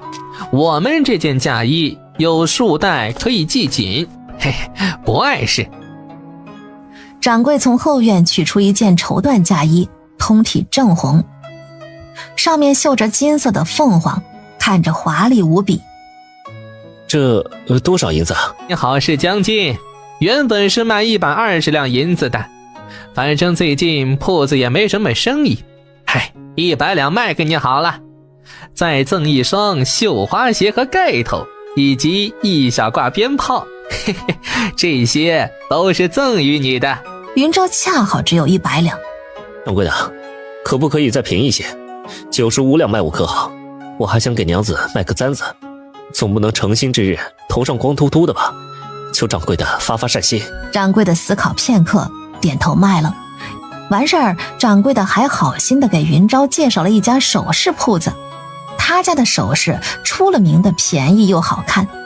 最后，云昭又敲醒了另一个铺子掌柜，在他怨气满满的目光下，买了一只售价无两的鎏金簪子，还额外要了一对碧玉耳坠。现在也是后半夜了，上午必须要让男二穿上嫁衣。云昭从昨夜出来后，便一刻也没睡过。积雪将云昭的下半身全部打湿，他冻得嘴唇乌紫，脚已经没了知觉，两条腿在积雪中行走的如此缓慢。本来只要走6个小时的路，足足要延长1倍以上。云昭紧紧抱住怀里的包裹，生怕雪水染湿了嫁衣。第二天早晨，天色大亮，顾二苗在院子里走来走去，看得顾南希眼睛都花了。二姐，你别走了，我看着都累。小希啊，这云昭到底回来不啊？已经辰时了，马上还有半个时辰，宾客就要前来，到时候就你一人，岂不是要被笑话？哎呀，不行就取消吧啊！就说云昭身子不爽。顾南希摆摆手，不必，他会回来。哎呦，你这个倔丫头，性子像了谁呀？咱家谁脾气都不像你。顾二苗气得不知道说什么好了。要是云昭不回来，小希怕是要被村里长舌妇挂在嘴边骂呢，到时候小希可怎么办呢？哎，早知道就不那么着急地告诉村里人了。现在整个靠山村都知道小希要跟云昭今日成亲，肯定有不少人来看热闹。就这么等到了4时，差不多中午10点的样子，李正、宋婶子、高大娘这几家全家人都来齐了，一个个帮忙打下手，还有几家跟顾南希关系好的也落了座，另外也有许多看热闹的在这里玩。顾南希并未赶人，顾二苗急得像热锅上的蚂蚁。哟，这新郎官呐，怎么不见人影？难道是被你吓跑了？你在嘴里喷粪就滚出去！怎么这么嫌我的新郎官被吓跑啊？难道你希望我缠着你家那丑癞蛤蟆不放吗？你，哼，我倒要看看你午时还能不能笑得出来。梁思思拉着徐世文坐在门口，她并未带礼，也就没法坐在桌上。顾南希眉角微微皱起，她不是害怕云昭不回来，而是担心云昭出了事。这雪地寒冷，地滑艰险，这家伙不会又掉到悬崖了吧？这下好了，不光是顾二苗着急，顾南希也开始着急了。再等等，如果11点云昭还不回来，他就去找。时间1分1秒的过去，转眼到达中午11点，人员已经来齐。顾家门外围了不少人看热闹。都这个时候了，你夫君呢？不要你了吗？也是，你这种破鞋谁敢要啊？没脸没皮的缠着别人像狗不放。我要是你夫君，我跑得远远的。我娶个母猪也不娶你呀！顾南希正想骂回去的时候，一个熟悉的声音响起：我娶母猪？母猪指的是谁？你吗？那你太高估你自己了，你充其量就是一头野猪，起码你长得不如母猪清秀。赶紧滚吧，别碍着我娘子的眼，把她吓到，小心我剥了你的皮。云昭满脸沧桑，嘴巴发白，几乎没有血色，他的双手冻得像萝卜，红到发紫，下半身衣物被冻得梆硬。此时的他抱着一个包裹，一步一个脚印地朝着顾南希走来，直到包裹交到顾南希手上，他才放松下来。男儿，对不起啊，我回来晚了，路实在太难走了，还好嫁衣未湿。男儿，你穿上它嫁给我可好？一番话惊呆了在场所有人。顾二苗夸张地张开嘴巴：你说的有事就是去买嫁衣的吗？我的天哪，这路你是怎么走的呀？除了村口那一小片路，外面都是积雪，难怪你浑身湿透。哎呦，我的天哪！赶紧去洗澡换衣服，这感染了风寒会要命。顾二苗此刻对云昭的不满一扫而空，他吆喝着金兰他们赶紧给姑爷烧水。顾南希沉默无言，他感觉怀里的包裹是如此沉重。云昭扬起笑脸，他脸色惨白无比，一看就冻得不轻。云昭，要不推迟吧？你状态不好，我怕。不要，男儿，千万不要，我换个衣服就好了，我就是被冻着了。男儿，我等这一刻已经许久了。顾南希没辙，只好点头。那你去洗个热水澡缓缓吧，我去换衣服。云昭已经更换好了衣服了，脸色总算红润了点，看来泡了澡缓过来了。他已正站在堂屋里做证婚人。良辰已到，请二位新人行礼。一拜天地，二拜高堂，夫妻对拜。顾南希头上顶着盖头，只能看到自己的脚尖，这双绣花鞋无比合脚，也不知云昭怎么选的，这么巧合吗？自然不是，这尺寸是云昭次次帮他洗脚时测量出来的。顾南希的脚非常小，只有云昭一个巴掌大。礼成，送入洞房。院外成衣铺子的掌柜送的鞭炮被点燃，噼里啪啦的声音响彻了整个靠山村。按照习俗，顾南希是要独自一人在屋里等候云昭来接盖头的，因着他是娶夫，不必这般。送入洞房后，云昭就接了盖头。男儿，你真美。新郎官被小溪迷住了，还真别说，10里8乡啊都找不到比小溪还俊俏的女娃了。这两人真是郎才女貌啊，生下的孩子绝对一个赛一个的俊俏。哟，喝交杯酒了，新郎醒醒神了，晚上洞房你搂着小溪慢慢看，看个够。男俊女俏啊，真是天作之合。小溪啊，你生的孩子绝对好看。宋婶子打趣道。是啊，明年争取生个大胖小子，到时候大娘我帮你带娃，不过你家人多也轮不到我。小溪，祝你早生贵子啊。顾南希跟云昭躺在床上，两人四目以对。顾南希转过头沉思，她其实不打算发生什么，这具身体才16，就算古代成熟早，至少也要等到明后年。正当她想将这话说出口时，均匀的呼吸声从耳边传来，云昭竟然睡着了。他轻轻抚摸云昭的脸，烫得都能烤面包了，怪不得他脸色发红。顾南希给云昭把了脉，寒气入体，疾病袭来，必须马上降温，并用退烧汤药辅佐。云昭的身体本就长期中毒，这一动将病根都显露出来。顾南希下了床，替他盖好被子，来到厨房里给云昭煎药。小希，怎么了？这会儿正是洞房花烛夜，你怎么出来了？顾二苗不解，难道妹妹不懂这些吗？她要不要教教啊？可是好难启齿啊。正当顾二苗纠结时，顾南希说云昭病了。啊？什么？她发烧了？哎呦，怪不得呢。刚刚白青伺候她洗澡的时候说姑爷浑身冰凉，都感觉不到水温，跟冰块似的。顾南希倒是很淡定，他对自己的医术很有信心，保证1碗药下去，明天就退烧了。顾南希右手抄起小碗，将苦得要死的汤药灌进云昭的喉咙里。长痛不如短痛嘛。缓了许久，云昭嘴里才没那么苦，他再次沉睡过去。算了，看你这2天辛苦，陪你休息一会儿吧。没一会儿，两人的呼吸声此起彼伏，身体依偎在一起，一直睡到清晨，二人才转醒。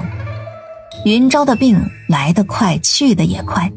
顾南希见他醒了，摸了摸云昭的额头。不烫了，今儿就别喝药了，是药3分毒。你从今天开始多吃点饭，然后在院子里走走，强健身体。记得多穿点，别再冻着。你叫我啥？娘子啊，你本来就是我的娘子。娘子，娘子，娘子，你唤我一声相公可好？顾南希给了他一个毛栗子，弹的云昭捂着脑门直哼哼。娘子好凶啊！你家暴为父，好怕怕呀！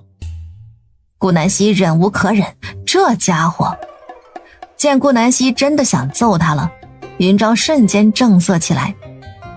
男儿，我们起床吧，该吃早饭了。我好饿啊，昨天就没怎么吃，光想着跟你洞房了。所以他的洞房就是倒床就睡？无语。群章，我有一事同你说，我才16，还没做好生娃的准备，我打算明后年再考虑洞房之事。当然，我们还是在一起睡。本以为云昭要闹一通，谁知他马上点头答应了。我也想跟你说呢，男儿，母妃曾经跟我说过，女子身体发育没有男子那般快，如果再承受生育之苦，会很受罪的。最好在18以后再考虑子嗣的问题。男儿，我会尊重你的，毕竟我不想你受苦。顾南希在心里无比感谢这死去的婆婆。果然前人栽树，后人乘凉啊！看这根正苗红的小皇子，多乖，多讨人喜欢啊！你我心有灵犀，你懂我就好。不多说了，我们出去吧，我也饿了。赵家村的盼帝过得可谓是生不如死。赵老婆子找到村里的赤脚大夫给他把脉。周郎中啊，我儿媳妇肚子里有货吗？周郎中摇摇头。空无一物啊。赵老婆子原本和蔼的脸色陡然转变，等郎中走后，他狠狠打掐了盼帝一把。你这不争气的东西，不下蛋的母鸡，你克死了我儿子，白吃了我这么久的粮食，真是废物！我留不得你了。隔壁大黄牙50位娶妻，他给了我1小碗糙米，说是今晚要来，以后你就好好替我赚粮食吧，不然我早晚吃了你。盼帝泪如雨下，等赵老婆子出门后，他再也忍不住了，像个虫子般雇佣着从床上翻落下来。巨大的响声足以证明盼帝摔得有多痛，可是再痛也不及他心痛的1/1000。盼帝继续向前游动着，用他渗血的残肢。幸好古代不习惯拴门，盼帝成功逃出了赵家。地上都是冰块血水，他冻得都快麻木了，一张瘦弱的瓜子脸紧紧贴在地上。他要回家，他要爬得更快点，一定要逃出赵家村，一定。小小人身影努力地向前蠕动，爬行了1个时辰的盼帝终于出了赵家村。赵家村和靠山村中间有一小段路的积雪没铲，盼帝爬到这里时差点被积雪掩盖，窒息而死。他凭借着强大的求生能力，终究还是穿过了这片雪山。傍晚，村里人都准备回去吃晚饭睡觉时，接连的尖叫声在靠山村此起彼伏地响起。原来是一个老妇路过村口时，看见四肢全无的盼帝，只以为自己见了鬼，吓得他厉声狂叫。盼帝的模样被人认出，送回了王婆子家。谁知盼帝竟然连家门都没能进去，王婆子双手叉腰，像个门神一样堵在门外。嫁出去的女儿泼出去的水，他盼帝怎样，与我有啥干系？别指望着我李家为他做主。盼帝，我知道你醒着，虽然你没手没脚，但是你婆婆对你还是不错的。你看，你家那位都被你克死了，你婆婆都没将你发卖。盼帝，女子要以夫家为天，你带着粮食银钱来扶持娘家，我是欢迎你的。可你若是前来打秋风，那就有多远滚多远。奶奶，我活不下去了。婆婆说让我以后当那窑子里的姐儿，好好帮她赚粮食，这跟卖了我有何区别？我的四肢被他们吃掉，他们不是人，是恶鬼，我日日同着吃人的妖怪躺在一张床上。奶奶，你知道我有多害怕吗？奶奶，求你让我回家吧！我想妹妹，想爹，想娘。爹，娘，你们快出来看看女儿！盼帝说的声泪俱下，却没感动王婆子分毫。他又试图呼唤自己的爹娘，母女连心。林凤娥再也忍不住了，她满脸是泪地跑出来，站在王婆子身后，心疼地看着地上的女儿。盼帝啊，你怎么变成这般模样了？这赵菜头好狠的心啊，你才嫁过去多久，怎么就穷到吃人肉的地步了？我的盼帝啊，你才15岁，你往后的岁月要怎么活呀？行了，滚回屋子去。老大家的，把你媳妇儿拉回去，别出来丢人现眼。嫁进来这么多年，连个儿子都生不出来，你就是李家最大的耻辱。赔钱货有什么好心疼的？这都是他的命，要怪就怪他的命不好。老大家的人呢？死哪儿去了？李天水还是被王婆子唤出了屋子，他一把拽过林凤娥，看都不看盼帝一眼。给我屋里去，不然我今日就休了你，你就去跟盼帝做对子吧。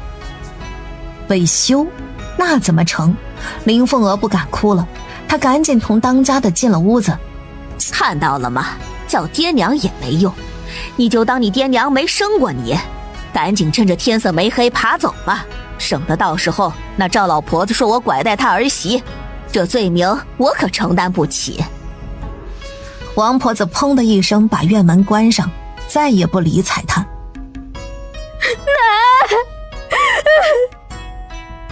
声嘶力竭的喊叫无法撼动李家所有人的同情心，村民们都不忍心看了，这家人真是铁石心肠，那心哦比石头还硬。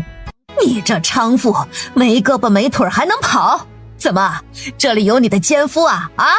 不要脸的畜生，我儿才走几日啊？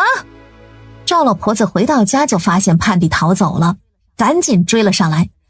可是粮食都收了，盼帝晚上要是不在家，那他没法交代。我不回去，我不要做杨四的长姐，你滚啊！奶奶，爹娘，你们快出来救我！我不要回去，我要是回去，这辈子都见不到你们了。我求求你们，救救我，救救我！李正闻声而来，他刚要拉扯赵婆子殴打盼帝的手，这赵婆子就一屁股坐在地上，大喊大叫。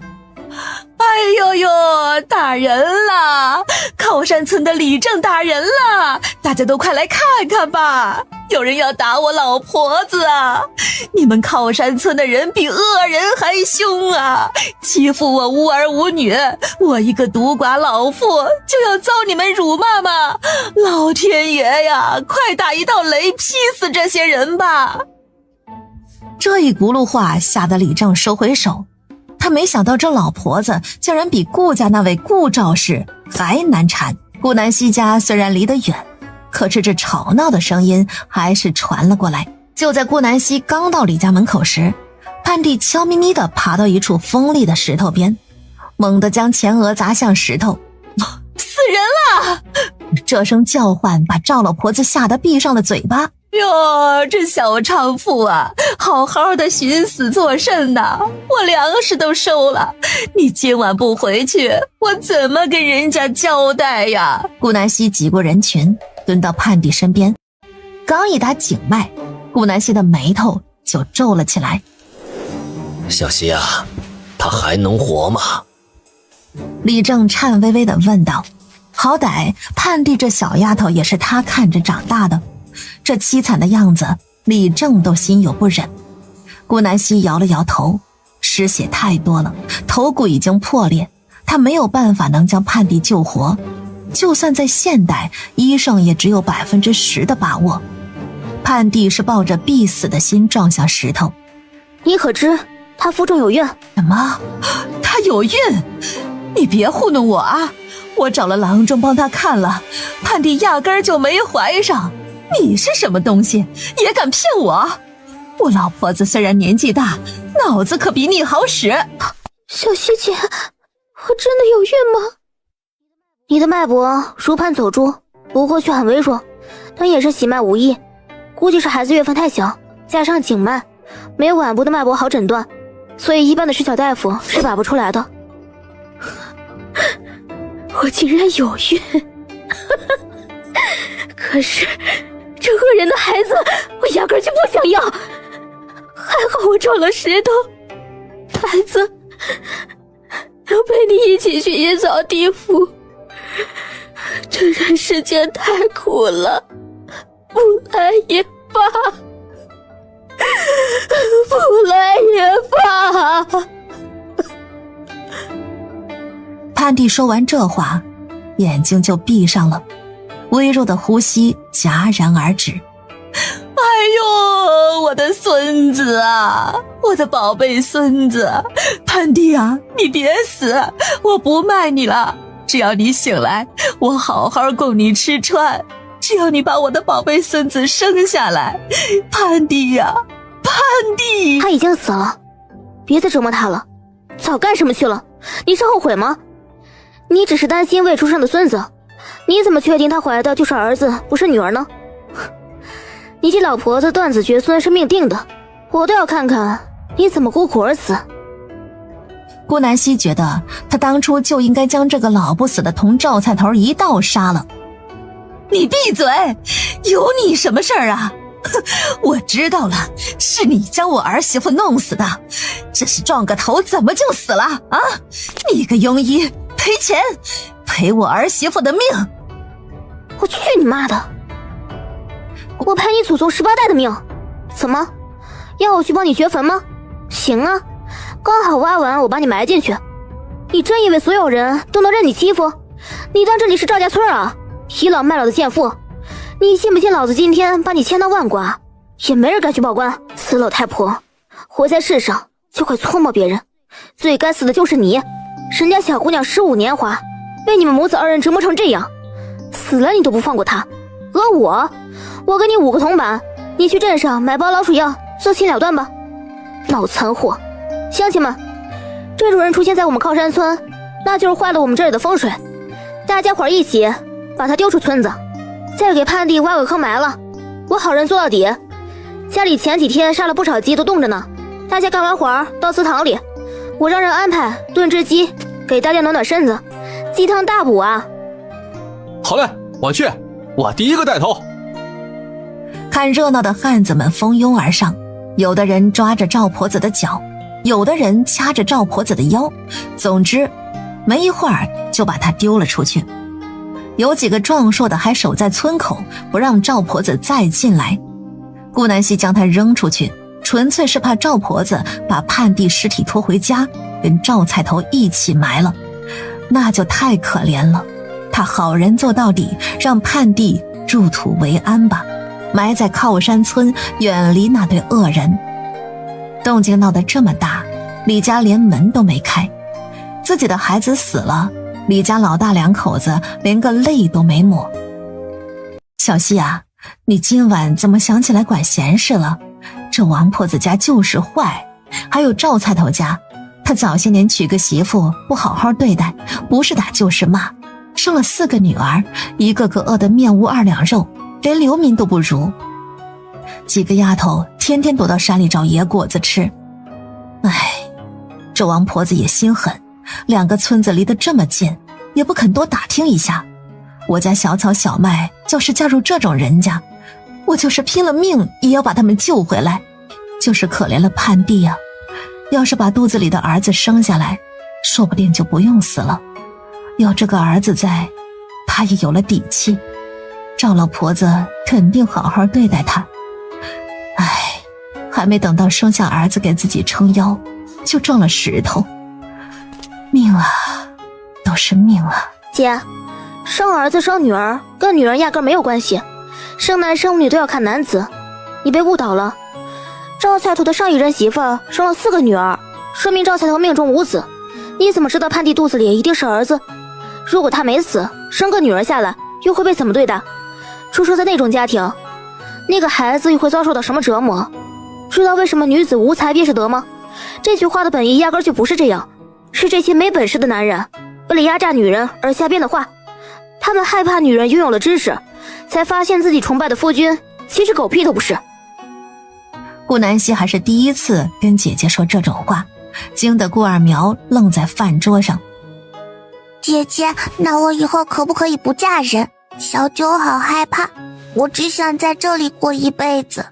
才6岁的小人儿吓得缩进三哥的怀里。九妹，女子怎么能不嫁人呢？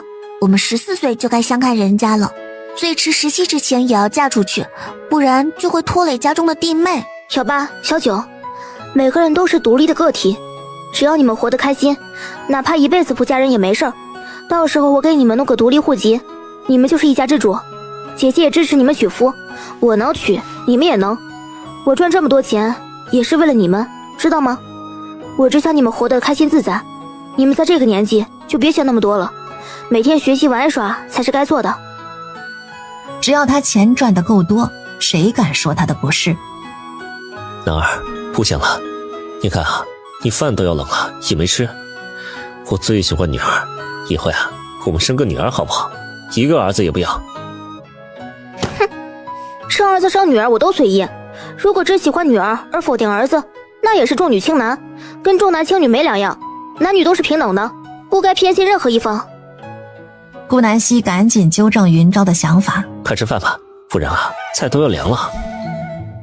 他面前的碗堆了满满的菜，都是云昭给他夹的。转眼时间过去了大半个月，太阳终于爬上天空，原本零下10几度的天气也逐渐开始回温。顾南希骑上墨风，首次踏出了村口。干爹，短短1个月，你怎么瘦成这样了？小希啊，干爹无能，救不了苍生。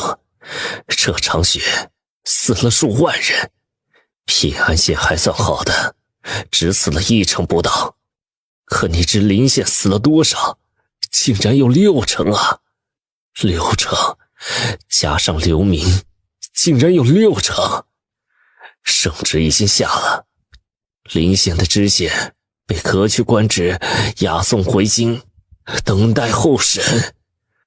干爹，土豆没挖吗？怎么死了这么多？有的是冻死的，有的是饿死的，还有睡着的时候被倒下的房梁压死的。当然，更多的是本来就是身子饿的消瘦，这低温家里又买不起厚衣服，都紧着孩子穿了。死的大多是老人和妇人。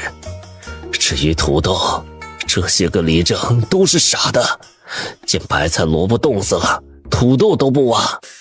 还有些村庄等结冰了才知道收庄稼，可想而知，这泥巴冻得梆硬，怎么可能挖洞？别的县有个村子，整村都灭了。他们颗粒未收，又是最穷的村子，冬天家里只有壮劳力又件厚衣服，遇上大雪，房子塌了，身处雪地，活生生饿死冻死，最后沦落到吃尸体。这尸体是有毒的，所以村子里活着的人也死了。还有一个村子是被山匪屠尽了，山匪没粮食吃，肯定要就近找村子霍霍。你们考山村怎么样？我知你在，所以没有安排官差去考山村通路。这都是天灾，没办法的。干爹，你不要责怪自己，多吃点饭行吗？等干娘回来，她要心疼死了。干爹，我给你带了香肠和自家做的咸货，中午让厨子蒸了给你吃。干爹，以后我每隔几日都来看你一次，务必要把你的肉给养回来。你只有把自己身子顾好了，才能顾百姓啊！你莫劝了，我都知道了。小希，不说这个了，你身后这俊俏儿郎是谁呀？干爹，我说了你别气，这是云昭，1个多月前同我成亲了。不过他是北边来的流民，没有户籍，你给他弄个呗，上到我名下就行，我娶的夫。什么？刘明，简直是胡闹！你怎么能与刘明成亲？娶夫也不成啊，户籍都没，谁知道他先前是做什么的？这万一害了你怎么办？小希啊，你可是看中了他的样貌啊！马上休了，爹爹给你找个更俊俏的少年郎。当着云昭面就开始给他找下家了。干爹，云昭他很好，你要信我，我不会看错人的。而且他是上门女婿，住我家，你还怕他吃了我不成？只有我顾南希欺负别人的份儿，哪有别人欺负我呀？我有爹爹和干娘撑腰，我在平安县简直横着走啊！又给云昭使了个眼色，云昭秒懂，扑通一声跪在周太尉面前，这声音听着就是个实诚人。干爹，我名云昭，年19，原是京城人士。早些年父母双亡，我投奔外家，遇上了旱灾，外家死绝，这才开始逃难。恰巧来到平安县，昏倒在一处小溪边，被男儿救了。我们日久生情，决定结为夫妻。干爹，你放心，我会对男儿好的。我知道你怕我是流民，养活不起家里。我读过书，日后可以抄书补贴家用，也可以打猎，谈不上文武双全，但绝不会让男儿过苦日子，求干爹成全。看到身边眼巴巴盯着自己的顾南希，只好叹了口气。我不喜你，但是小希的决定我不反对，只要她开心就好。当然，如果你对她不好，我自会做主在她户籍上将你划掉。你既然是上门女婿，就给我好好伺候小希，她的身后站着我。倘若有一天你敢欺辱她，或者负了她，那我会让你终生在大牢里度过的。这是我给她的底气，我官职不大，却足以对付你。这番话把顾南希说得泪眼婆娑。干爹，他是真的感动了，这个干爹跟亲爹也没两样了。小希，别哭，你的嫁妆其实你干娘给你备了，只是内宅的事情啊，我从不插手，自然也就不知道她要给你什么东西。等你干娘回来，我让她将嫁妆交予你。对不起干爹，婚宴我没有等你参加，你会怪我吗？傻孩子，我怎么会怪你？我们可是一家人。父女俩温存了许久，一起吃了饭，又给云昭上好户籍，这才离开县衙。男儿，我会好好对你的。我知道。顾南希从来都不是恋爱脑，这段时间的相处以及同床共枕，他已经慢慢喜欢上云昭了。如果云昭对他好，他就受着，再加倍还回去；如果云昭对他不好，那就踹了，下一个更乖。我们现在去哪儿啊，男儿？顾南希则是带他来到了宅子里。这里是我的府邸，里面我养了一群孩子，日后我准备让他们成为我的手下。毕竟半路出家，总没有从小养到大来的忠心。云昭看着面前宏伟的宅子，嘴里都能吞下一颗鸡蛋。男儿，你好有钱啊，这宅子都能买得起，你是想养安危吗？云昭从不知顾南希的底细，只以为他只是开了几个小铺子赚了些钱，眼前这种大宅子放在京城，那就是按万两来算的。他是傍上富婆了吗？别闹，你一个皇子，连花钱估计都比我家当多。我又不是独苗，父皇有7个儿子，若干公主，我上面那么多皇兄，月例银子1个月就200两，连父皇的宠妃都不如，还是皇兄们偶尔补贴我，这才够花。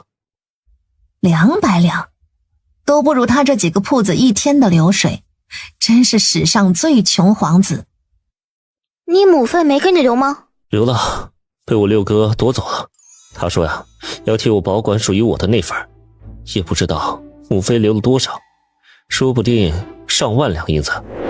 男儿，你说我皇兄他是不是因为不想给我银子才对我下手的呀？按理说大哥贵为太子，他能坐上那个位子的可能性少之又少。他明知我对那个位子没兴趣的。云昭此时觉得自己真相了。顾南希汗颜万两，这点银子就对自己亲弟弟下手，应该不可能。小希姐，你来了，这段时间没有受伤吧？听说周边好几个县城死了不少人呢。傻子，我要是有事儿还能赚你面钱呢。来，跟你介绍个人，这是我夫君云昭，我们上个月刚成亲。严卫原本面带笑颜，听着顾南希这话，他猛地愣怔，脸色变得极其难看。小希姐，你竟然成亲了！说完也不等顾南希回答，就看向云昭，这才发现云昭竟然是那天卖给他大虫的人。是你？竟然是你！两人都认出了对方。怎么回事？你们认识？小希姐，她前段时间来我这儿卖大虫的，说是家里有急事儿要用钱，还说她是猎户。她说的急事儿便是同你成亲吗？你竟然是卖大虫给我买的嫁妆首饰！你这汉人，先不说这积雪路滑，冬天猛兽一个个饥肠辘辘，你这是拿命换银子，便是我也不敢轻易与大虫对上，你不要命了！而且靠山村到镇上那段时间，别说马车了，连人行走都困难，一个不注意就陷到坑里爬不起来。他竟然从镇上走了来回，去的时候还是扛着这么重的老虎。顾南希又气又感动，怪不得洞房那天他累得倒床就睡，回来还发了烧。能不发烧吗？整个人在雪里泡了2天，不冻死就算好的了。我没事嘛，你看我一块肉都没少。我本来也没想着打大虫的，这不是没遇到野鹿吗？碰巧碰巧，以后呀，我绝对不会擅自去深山了。男儿，你莫要怪我了好吗？云昭怂得要死，顾南希现在的表情很明显就是真的生气了。在外面，我不跟你讨论这个，回家再说，这事儿没完。顾南希还是给云昭留了几分面子的，教育男人在家里就好，最好不要当着外人的面下另一半的面子。小希姐，我怎么从未听你说过他呀？你们是怎么认识的呀？严卫的小心思顾南希都懂，他好歹是活了2世的人了，以往他单身时严卫透露出喜欢他的模样，他可以装作不知道，现在他已经成亲，自然要划清界限。小魏，你越界了。一句话让严卫红了眼眶，他难以置信地看了顾南希一眼，转身就跑了。云昭也面色发冷。男儿，这小子是不是喜欢你？顾南希瞥了他一眼。我不是把他说跑了吗？等他自己想清就好了。好了，我带你去见一见旁人。小希，你怎么来了？最近过得怎么样？身体无恙吧？我就知道你没事。之前听严卫这小子说周边村庄死了不少人，我还担心你呢。我能有什么事儿？你们呢？衣服够暖和吗？小家伙们的功课怎么样？谁要是不好好上课，就打板子，不要心软。吴用，你要知道，我需要的是文武全能的属下，武我暂时没有找到，文就交给你了。希望你别让我失望。小希，他们都很努力的，以前那风餐露宿的生活没人喜欢，这些小家伙都很珍惜现有的生活，很怕你不要他们。你别看我说话温柔，其实他们背地里都管我叫母大虫呢。这群死孩子，我懒得同他们计较。两人有说有笑的散步，云昭一人在宅子里逛着，走着走着就走到了后院，恰巧严卫坐在井边黯然失神。男子汉大丈夫，为了这点小事竟然在这躲着哭。男儿他只是不想你动了不该有的心思，知道吗？他不是怪你，只是你想要的他给不了。我用你多嘴？小希姐对我多好，只有我知道。我只是恨自己怎么是个乞丐，恨我自己配不上小希姐。我对你并没有看法，你很好，小希姐同你成亲，我很放心，只是我嫉妒罢了。你以后一定要对小希姐好，如若不然，等我以后有了自己安身立命的本事，我定要将小希姐抢回来。你没机会了，少年。哼！严卫气得转头不看他。好酸，好嫉妒。两人从宅子里出来，云昭手里多了个虎皮，正是他当初卖给严卫的那只。这下物归原主，顾南希有了一张真皮毯子。下午4点多，两人回到村里，刚进村口就看到李家外面被围得水泄不通。爱吃瓜的顾南希自然是要去瞧瞧的。云昭，你去把2匹马送回家，我去看看那边怎么了。那儿，你就要看齐，记得离远些，免得出事波及到你，晓得喽？知道了，啰嗦。我儿媳和孙子都是被他们李家害死的，还把我儿媳的尸体抢走了，埋在靠山村。这是我的儿媳，她生是我赵家的人，死是我赵家的鬼，什么时候轮到你们处置了啊？李正，你可要为我做主啊！这靠山村不是摆明了欺辱我这老婆子吗？他们这也是看不起你呀！要是把你赵李正放在眼里，敢这么对我？赵老婆子竟然又杀了回来，瞧瞧他搬弄是非的样子，恨不得让2个村子打起来。宋李正，我们2个村子向来井水不犯河水，你这是想干嘛？我们赵家村什么时候轮到你来做主了？这李盼地是我们赵家村的人，他就算死，我们也要尸体。赶紧把赵盼地交出来，这样我们还能无事的相处。赵家村的李正本来不想来的，他向来就是个爱贪小便宜怕麻烦的人，要不是赵老婆子答应让他来给他大孙女开包，赵李正才不来呢。不光要还我儿媳妇，还得赔我银子。我儿在地里埋着，一个人多孤单呐！他先头那个是病死的，不能跟我儿埋，免得将晦气带给我儿。盼地可不一样啊，他没病，肚子里还有我未出生的大孙子，我儿肯定高兴。赶紧把我儿媳妇还我，赔我10两银子，这件事就当没发生过。放你娘的屁！盼地就是被你害死的，还敢来找茬？黑心肝的东西，想要我赔钱，一个铜板都没有。盼地就在那村口的山脚下埋着，你愿意要就去挖，还赔钱，赔你命还差不多。王婆子也不是好惹的，她掐着腰跟赵老婆子对骂，谁也没占上风。赵老弟啊，这件事你插手干嘛？盼地这丫头苦啊，你又不是不知道，做人还是要留一线的好。她都死了，你们还不放过她？盼地她没了4肢都要爬回靠山村，说明了什么？她压根儿不想跟那赵菜头同穴。你别啰嗦，我就问你，盼地你给还是不给？银子也得赔，钱和人一个都不能少，不然你我2个村子的人干脆聚在一起，好好说道说道。你怎么这么不讲理？做人留一线。赵李正，你我同是李正，都知道管理村子有多难，就算是给我个面子，盼地这事儿你就别管了，行吗？宋李正还在为盼地争取，然而赵李正油盐不进。我给你面子？我给你什么面子？我限你半个时辰，把盼地和10两银子摆到我面前，不然我要让你追悔莫及。喂，这是县太爷来了呀！这口气，不知道的还以为整个平安县都是你赵李正做主呢。我们靠山村什么时候轮到你撒野了？仗着身后有几个儿子撑腰，便可横行霸道？谁给你的勇气啊？宋叔，你别管了，这事儿我来解决。宋李正知道顾南希的本事，乖乖听话，将主场让给顾南希。你是谁？小丫头片子，哪有你说话的份儿？我一边去，不然我打得你叫爹喊娘。我是你爹，怎么当上李正忘本了？见到爹还不跪下？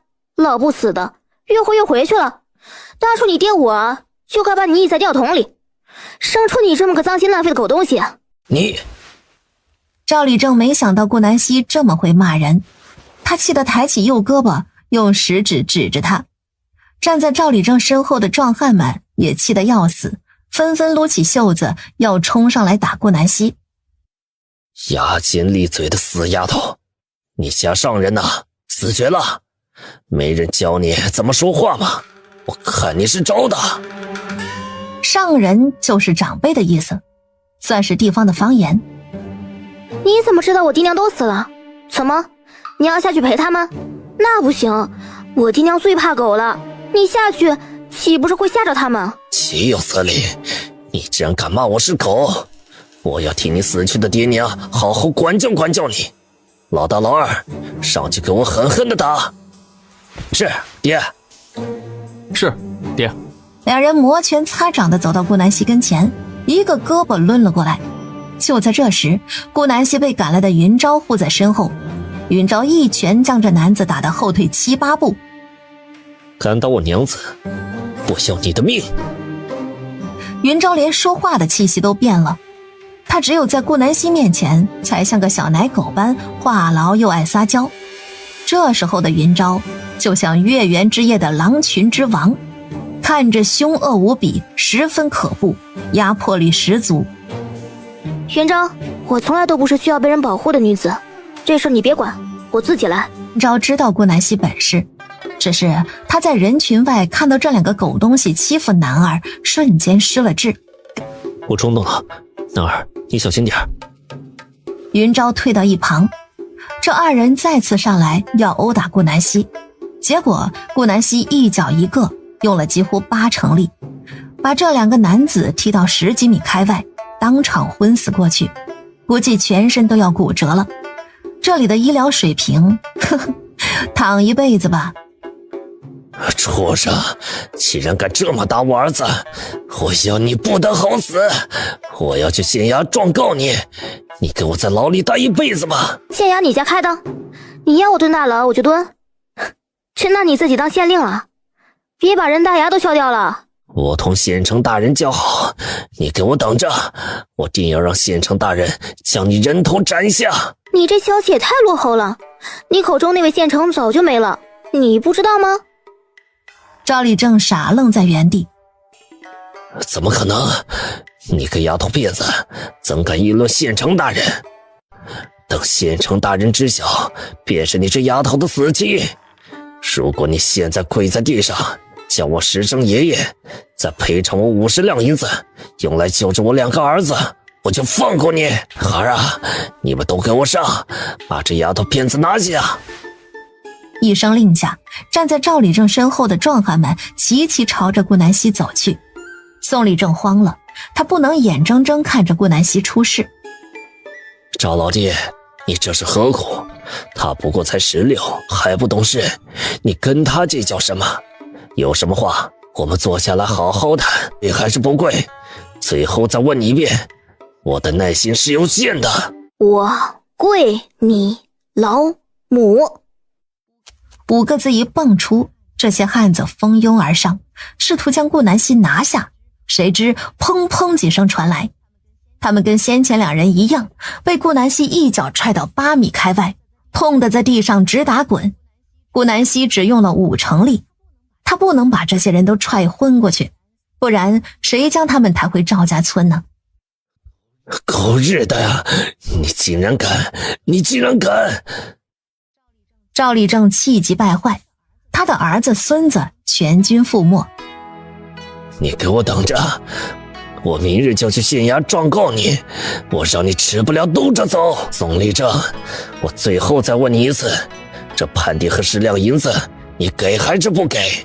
不给的话，我明天将你一起告上去，你这理政之位怕是难保了。宋立正一言不发，他不知道该怎么做。汉帝死都死了，你去挖呀，谁说不给你了？这丫头晦气得很，我家耀祖都不敢出门了，天杀的就撞死在我家门口，活着的时候屁用没有，除了吃什么都不会干，死了还要脏了我门口这块地。我话放在这儿，要人你去挖，要钱1个铜板都没有。王婆子和赵老婆子早就不吵了，2人刚刚竟神奇般的站在一起，看顾南希和赵立正的热闹。王婆子提起叛地就厌恶的要死，她他恨不得这几人赶紧把叛婢的尸首带走。孕妇鬼凶的不行，他家最近这半月几乎天天做噩梦，还碰上不少怪事，比如院子里的狗狂吠不止，装满饭的碗突然就空了，又没人承认吃了，夜里上茅厕的时候还能看见白影子。哼，一群贱民，不见棺材不落泪，明日便去镇上，你们且苟活着吧，我倒要看看过2日你们还能不能笑得出来。还有你这个丫头片子，很快我就要来索你的命。只见7、8个官差带着一位脏兮兮的流民站在人群外围。官差大老爷啊，快替草民做主啊！这靠山村的李正带头起哄，扣押了我们赵家村的媳妇儿，不让他的尸首埋进赵家村，这天理何在啊？还有这个女子，她出言挑衅不说，还殴打我的儿子们，简直胆大包天！官差老爷，您快将他们抓到牢里，这等女子就该斩首示众。我同你们县城的关系较好，您回去跟他说一声，他就懂了。带头的官差见赵理正指向顾南希，大胆！一声大吼，这2个官差竟然死死地按住他。参见大小姐，这歹人是否欺负了大小姐？可要我们将他押回去审问？几人对着顾南希行礼，全场哗然。什么大小姐？顾南希是大小姐？我的娘嘞！我没睡醒吧？顾南希怎么就成了大小姐了？哎呦呦，这小希是傍上县令家了吗？难道小希当初被抱错了？不对呀，她跟她几个哥姐不是挺像的吗？村民们叽叽喳喳的，就连宋理正都傻了眼。不必，小事而已，别惊扰了干爹。村民这才知道他是认了县令当干爹了，乖乖，这运气也忒好了，竟然能跟县令攀上关系，真有本事。赵理正吓得脸都白了，没想到自己这次竟然踢到了铁板。你这歹人，以后瞪大你的狗眼！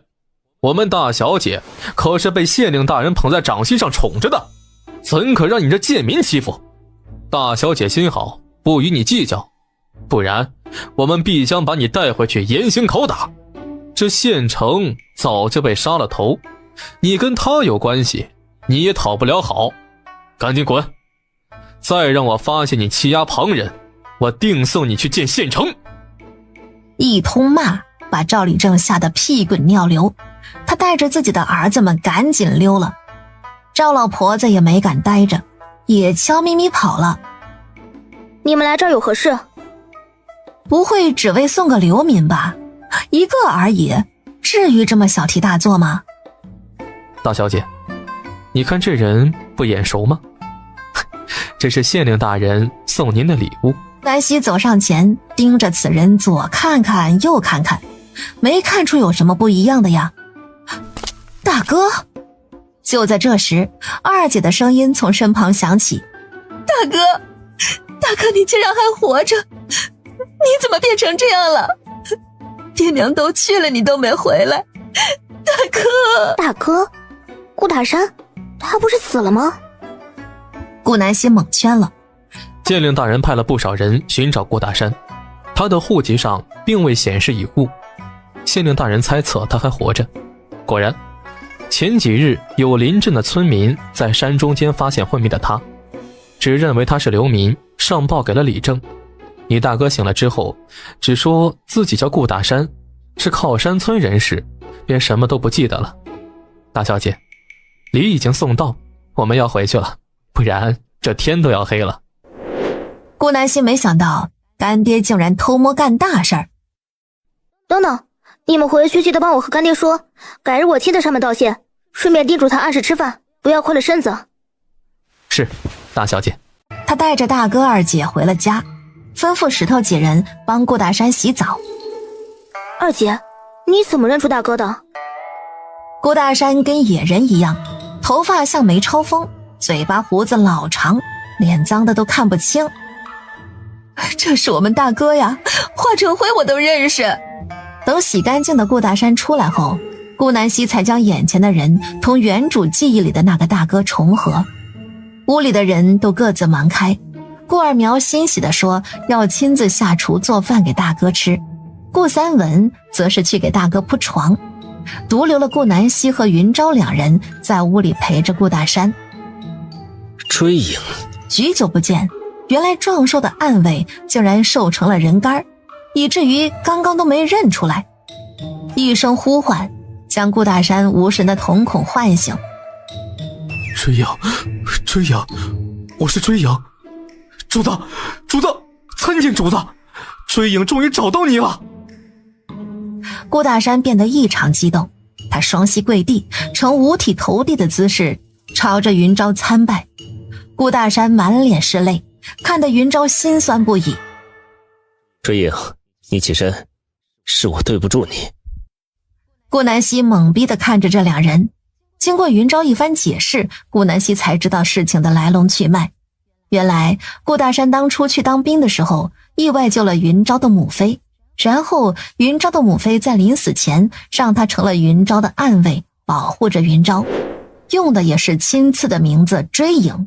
这也就导致顾大山消失5年，暗卫是没法见光的，更没法回到靠山村见家人。他必须时时刻刻跟在云昭身边保护他，这条路也是顾大山自己选的。可能年少的他更想闯出一番天地，比起无名小兵，做皇子的暗卫好像更有出息一点。毕竟云昭的母妃曾答应他，等云昭有了封地，到时候就让顾大山在封地当个官，再把家人接到封地颐养天年便是。谁知这才5年，父母就双双西去，而且没等到荣归故里见爹娘，两人就遭遇了刺杀。顾南希替他诊脉，发现顾大山脑子里有不少淤血，只能针灸加以去瘀的药辅助，再多灌点灵泉水。他从柜子里取出银针，当场帮顾大山治疗起来。10根银针下去，顾大山急躁的情绪被安抚下来。一炷香的时间，他竟然神奇般清醒了。大哥，你现在感觉怎么样？头疼不？能记起我是谁了吗？你是我的妹妹，小希。小希，爹娘呢？见顾南希半天没回答，顾大山的身体突然僵住，他不敢往下猜想，连忙打开屋门冲了出去。这不是他原来住的家，按照当初离开村里时的记忆，一路奔向了顾家老宅。顾家老宅的木门被重重的拍响。谁呀？哪个天杀的？我家门都要被你拍坏了，作死呀！拍坏了你赔吗？你谁呀？这么用力拍我家门干什么？把我家门拍坏了，你给我赔个新的。婶子，我爹娘呢？你怎么住我家里啊？这是我家，怎么成你家了？当初他顾三文把房子卖给我时，全村可都知道。哎呦，我这仔细一瞧，你是大山吧？你可算回来了，你家里人还以为你死了呢。哎，这老两口啊，想你想的哟。你爷奶一家也不是好东西，你爹娘刚死就把这顾家老宅抢了过去，逼得你妹妹顾南希带着弟妹住到山脚下的茅草屋。这可怜见的，还好老天有眼，你妹妹也是个有本事的，这才进了这么好的房子。农妇刚从山上回来，自然没看到村口那场好戏，他巴拉巴拉地说了一箩筐的话，完全没注意到顾大山浑身都在颤抖。爹娘死了，死了！顾大山用尽浑身的力量哀嚎一声，他呼吸愈发急促，喉咙发堵，简直喘不过气，就这么砰的一声直直倒了出去。哎呦喂，这是怎么了？我什么都没干呢！快来人呐，这怎么就昏过去了？大哥，你怎么了？大哥，你醒醒！顾南希赶紧蹲下给他把脉。大哥刚清醒，脑子里的淤血还没散，情绪起伏过大，加上悲伤过度，这才晕了过去。所以我刚刚没肯把爹娘去世的消息告诉他。婶子，你都跟我大哥说什么了？我就告诉他你们爹娘去世了，他砰砰只拍我家大门，我只能这么说。小希呀，你可别怪婶子，婶子不知道她接受不了啊。没事，婶子，我就是问一下，我大哥叨扰你了，我这就带他回家去。二姐，你别哭了，我们出去吧。大哥没什么事儿，给他一段时间独处，他总会想通的。大哥现在最需要的就是休息，我等会儿帮他抓服药，等大哥醒来喂他喝下。南希把调配好的中药拿给金兰，让他明天一早醒了就开始熬药，务必要在大哥吃早饭前让他把这一碗药喝下。弄好后，顾南希才跟云昭歇下。云昭，这事儿只有我们3人知道，你是皇子的消息切记不可让任何人知道。不是我信不过家里人，只是小孩子嘴上没个把门的，与其把自己的性命交付在别人手上，不如就别说。等大哥醒来，你去告知他一声。毕竟顾大山是他的手下。男儿，我都听你的，对不起，是我害了你大哥。早知道当初就不让他来做我的安慰了，说不定他这些年都建功立业回家了。你不必自责，这是大哥自己选的。云昭，你不欠我什么，更不欠大哥什么。他是为你的安慰，保护你的安全，那是职责所在。从他走这一条路起，他大概就做好了随人牺牲的准备。男儿，谢谢你不怪我，要不说咱们有缘呢，我感觉咱们就是命定的夫妻。第二天一早，顾大山就醒了。水影，你别下来，好好等着，以后你我都是平等的，再没有什么七皇子了。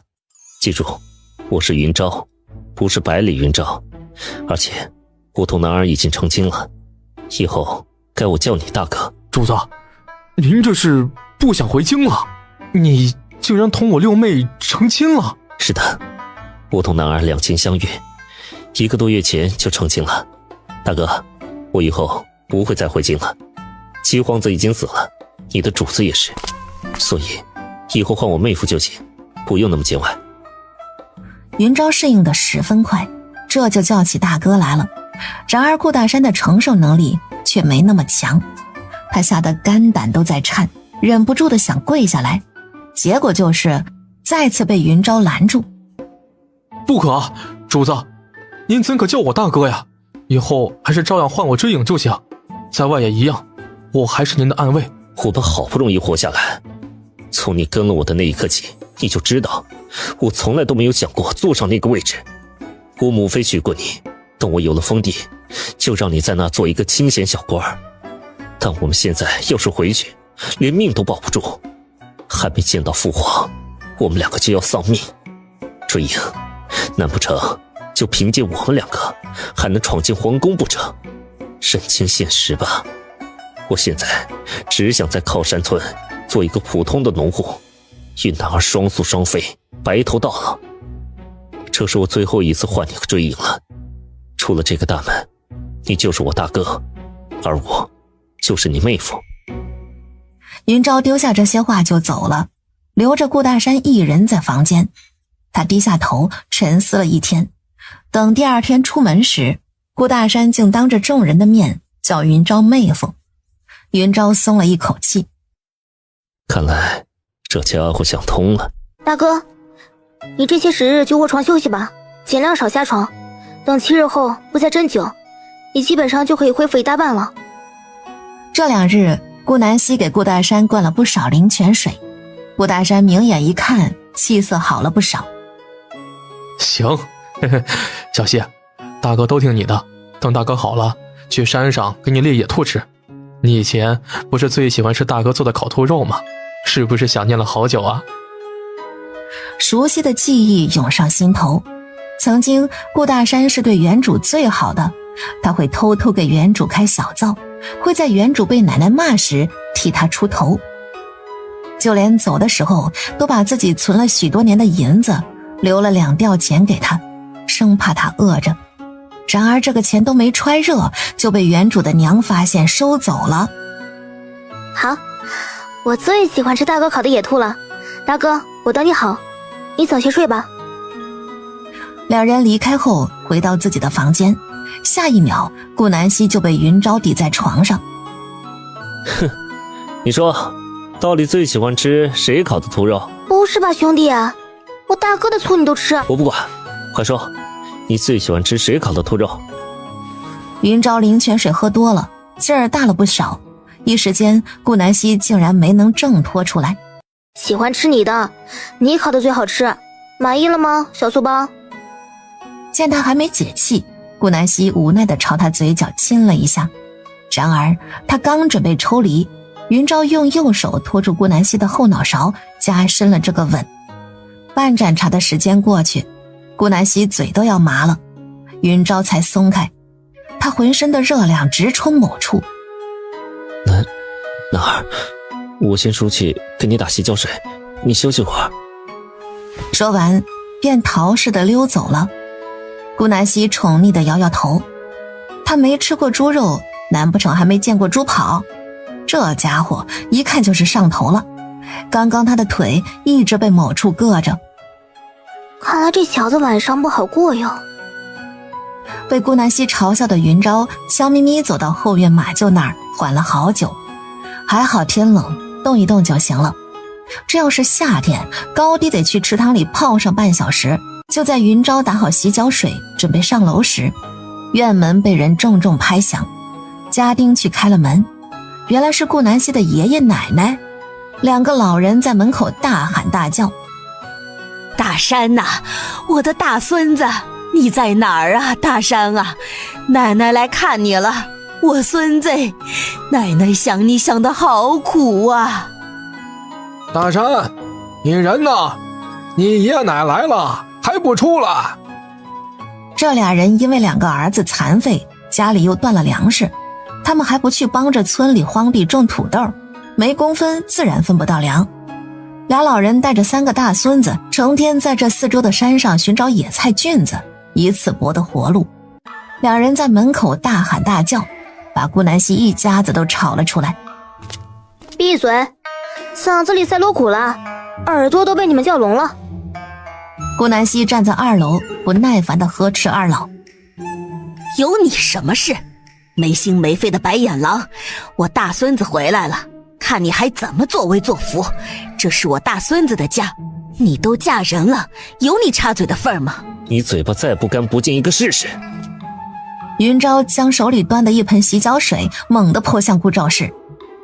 顾兆氏浑身都是水，狼狈不堪。哟喂，大孙子，你快出来看看吧，这上门女婿也敢欺负你奶奶了，这是什么世道啊？反了天了，我不活了！我一把岁数，竟然被这个毛头小子给欺负了。大冬天的，泼我一身水，这是想让我冻死啊！好狠毒的心，大山你出来呀！5年了，你知道奶奶有多想你吗？大山，你快出来给奶奶做主啊，将这上门女婿赶出顾家。行了，戏别演过了。一开始他是不想出来面对二老，毕竟他们小时候对自己也挺好的。可是他们差点害死弟妹，还霸占了自家的房子，逼得小希带着弟妹睡在山脚下的茅草屋里。小希才16啊，面对顾家这一大家子人，他得有多大的勇气才断绝关系的？如果还有活路，也不至于住在茅草屋。这一刻，顾大山在心里恨透了爷爷奶奶，甚至都不愿叫一声。我演什么戏？你这小子几年不见，回来就翻脸不认人了。我是你奶奶，你亲奶奶，你竟然敢这么对我说话，你的孝道都被狗吃了不成？顾兆氏骂骂咧咧好几分钟，都无人搭理他。山啊，奶奶可是你的亲奶奶，一辈子都改变不了的事实。可你妹妹不是啊，女子嫁了人，就如同泼出去的水。这大房子可也有你的一份啊，你2妹3弟都能住，你凭什么不能？你爹娘去世，长子才是继承家业的。要我说，这房子就该是你的，哪轮得到这小丫头片子做主？只要你一句话，爷爷奶奶就搬进来陪你，给你烧饭洗衣。放心，只要爷奶还活在世上，肯定帮你娶个可人的妻子伺候你。我们现在还没老到瘫在床上，还能累得动。赵氏，你我以后不再是亲人，等我病好，我会去镇上跟你断绝关系。你的所作所为让我恶心。我5年未归家，你当我不知道你们所做的一切吗？我的弟妹被你们赶到这山脚下的茅草屋，要不是小西能干，我回来怕是弟妹都见不到了。你们怎么还敢来找我的？怎么敢呢？山啊，你可别听着贱人挑拨，奶奶怎么可能赶他们走？是这贱人自己死活闹着要断绝关系，我能怎么办呢？大山，我是你奶奶，你怎么能这么跟我说话？这5年，奶奶夜夜想你想得睡不着，好不容易把你盼回来了，你就这么对我？顾兆是左一个贱人右一个贱人的，惹得云昭脸色又黑了几度。要不是念着顾大山在，他早就动手了。大山，天大地大，孝道最大，你的良心被狗吃到肚子里了。我们是你的亲爷爷奶奶呀，你这么对我们说话，不怕天打雷劈？你让你爹娘怎么安心投胎呀？他们怕是死都不安呐。行了，我话已经说完了，请你们离开小西的家，不然等断了关系，到时候去打砸了你们家，别再说我狠心。顾守岁没等来自己幻想中的重逢，竟然还被引以为傲的大孙子指着鼻子骂，他气得话都说不出来。顾南希觉得戏看得差不多了，他一声令下，吩咐家丁们把2人丢出门口。砰！厚重的大门被紧紧关上。西，是大哥对不住你，要是我当初回来的早一点，兴许你就不会吃那么多苦了。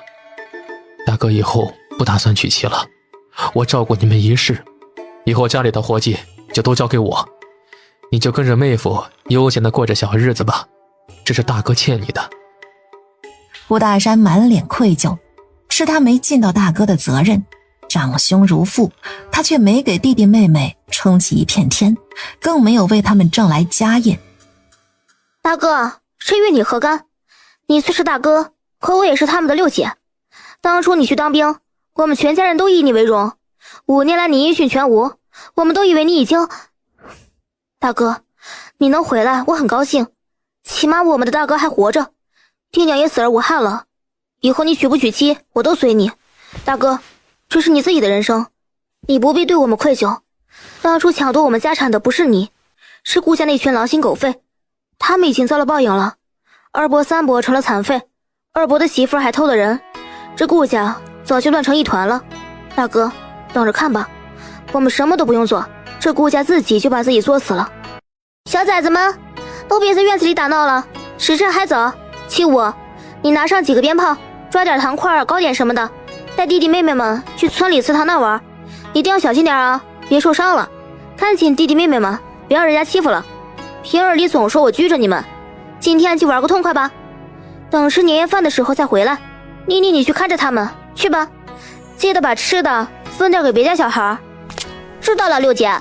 七五2个口袋都装得鼓鼓囊囊，刚出门就被这些小孩围着去了祠堂，一个个讨好着七五，想得到点零食，哪怕只有一个糖块也是顶好的。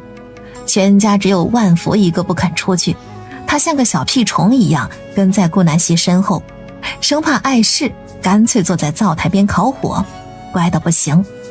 厨房里忙活的顾二苗和顾南希、金兰都被忙得不行，做好一道菜就弄一点下来投喂万福。这年夜饭还没吃，万福肚子都滚圆了。姑姑，万福要哭哭了。小小的人儿脸蛋被灶台烤得通红，也不知是热的还是羞的。哎呦，新年第一尿啊！万福是不是奶茶喝多了？姑姑怎么跟你说的？奶茶你只能喝1杯。金兰，去屋子里帮万福拿条干净裤子来，再把这条洗了。是，主子。顾南希打趣着万福，小家伙害羞地趴在膝盖上，不抬头。才不是呢，是姑姑你们太忙了，万福不敢说想尿尿。万福不是自己会尿尿吗？如果以后想尿尿，就自己去屋里坐在尿壶上。万福这么厉害，怎么会尿裤子呢？对吧？不过万福今年就3岁了，以后是个大小孩了。还好你哥哥姐姐不在家，不然你今天可要被笑了。放心，姑姑不会把这个事儿告诉他们的。万福答应姑姑，以后不要尿裤子了，好吗？对不起，姑姑，是万福错了。万福早上偷偷喝了好多奶茶，姑姑对不起，以后万福再也不尿裤子了。是万福不听话，姑姑，你打我屁屁吧，姑姑可不可以轻点儿？万福怕疼。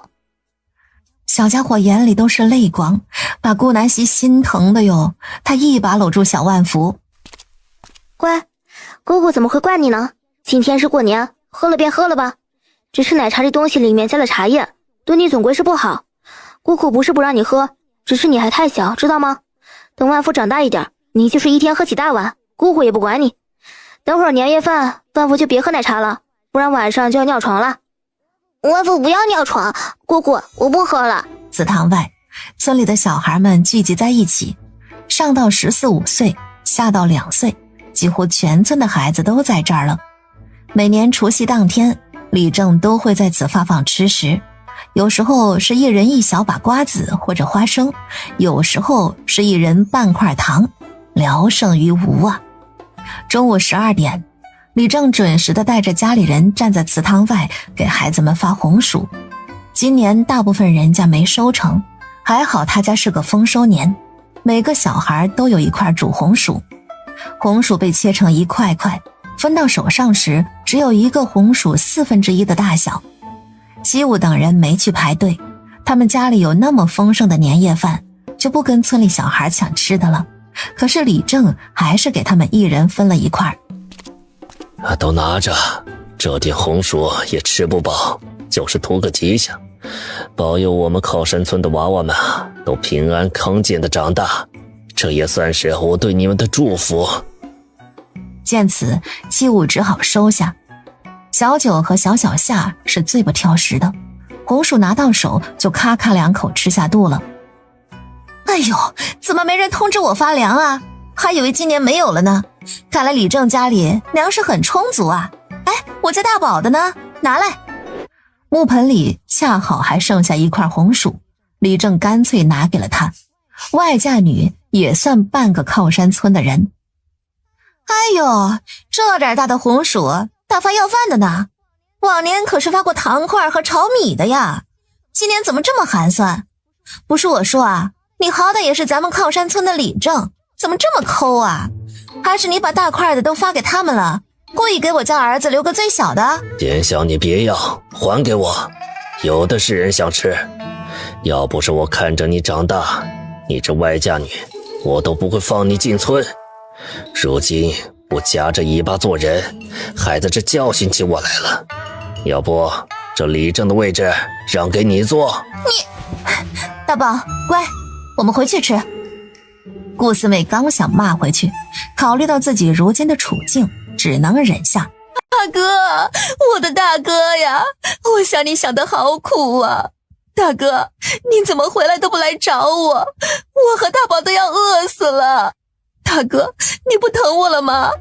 别哭了，也别跟我装。你做的那些事情我都知道，女儿都能卖，你还有什么做不出来的？没钱吃饭，就把你儿子也卖了。反正在你眼里，弟妹都不如街上游荡的一条流浪狗，儿子卖了，还能让你多吃几顿。大哥，都是我的错，招娣儿是我卖的，不怪四妹呀，她是真的心疼你。这段时间听说你回来了，一直跟我叨叨呢，说最疼她的就是你了，这有你什么事儿？我顾家的事情跟你李家有半毛钱关系。石头，把他给我拉到外面去，不准他踏足这里，免得脏了我六妹家的地。大哥，你别生气啊，卖招娣儿这不是没办法吗？小西又不接纳我们，但凡他当初让我们住进来，我们也不至于沦落到卖女儿的程度啊。千错万错都是他的错。哎，你可以怪我，但你不能怪你四妹啊，这是她女儿，她比谁都心疼。是啊，大哥，招娣是我女儿，我能不心疼吗？我要是不卖她，我家大宝连奶都没得吃，我饿的那是一滴奶都没有啊。大宝路都走不了几步，他怎么能吃下那粗粮呢？我心疼他呀。顾南希被吵得眉毛都皱了起来，行了，你们一家3口戏唱的比谁都好。有福的时候没见你拉小仙儿苗一把，你有难了，如今知道回来投靠妹妹了。哼，凭什么别人就要无条件的帮扶你？你跪我也没用，我身无分文，什么都帮不了你。你的算盘怕是要落空了。小希，这是你家，我插手太多不好，我先去后院喂马了，这事儿你来处理。顾大山甩手就走，丝毫不理会顾四妹的哭喊。顾南希眼神一冷，吩咐家丁把他们一家3口都扔到外面去。云昭一会儿帮着烧灶，一会儿端菜淘米的，完全看不出他曾经是个十指不沾阳春水的皇子。堂屋的火炉点好没？等会儿吃饭的时候别冷着。主子，堂屋已经暖和了，进去待一会儿浑身都冒汗，怕是要脱外衣。脱就脱吧，暖和就行。大家伙计做好，就一起来端菜拿碗筷，全部落座吧。等会儿我们就开吃了。他从杂物间里拿出一长挂鞭炮递给石头。石头，这炮竹就交给你放了。等会儿人到齐以后，你放了炮竹就进来吃饭，知道吗？好嘞，主子，我这就在院外候着。出了大门，刚好碰到回来的大部队。小主子们，快进去吧，外面冷，马上要吃年夜饭了。主子要你们把手洗干净，到堂屋里。石头哥，你这是要放鞭炮吗？我也想放。嘿喂，我的小祖宗，要是让主子瞧见我让你点鞭炮，还不得骂死我？再等几年，等你大一点就能放了。石头好说歹说的才把顾十郎劝回去。大家开始吃年夜饭吧，想喝酒的就喝，今天准许你们大醉一场。当然，酒量不好的就别喝白酒了，喝点我酿的葡萄酒就好了。男儿，快吃，忙了一上午累了吧？原来是云昭帮他卷的，自己人没什么好客气的。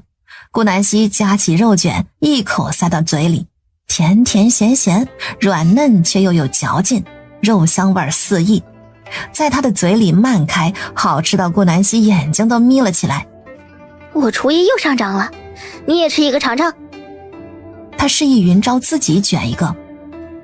你给我卷嘛。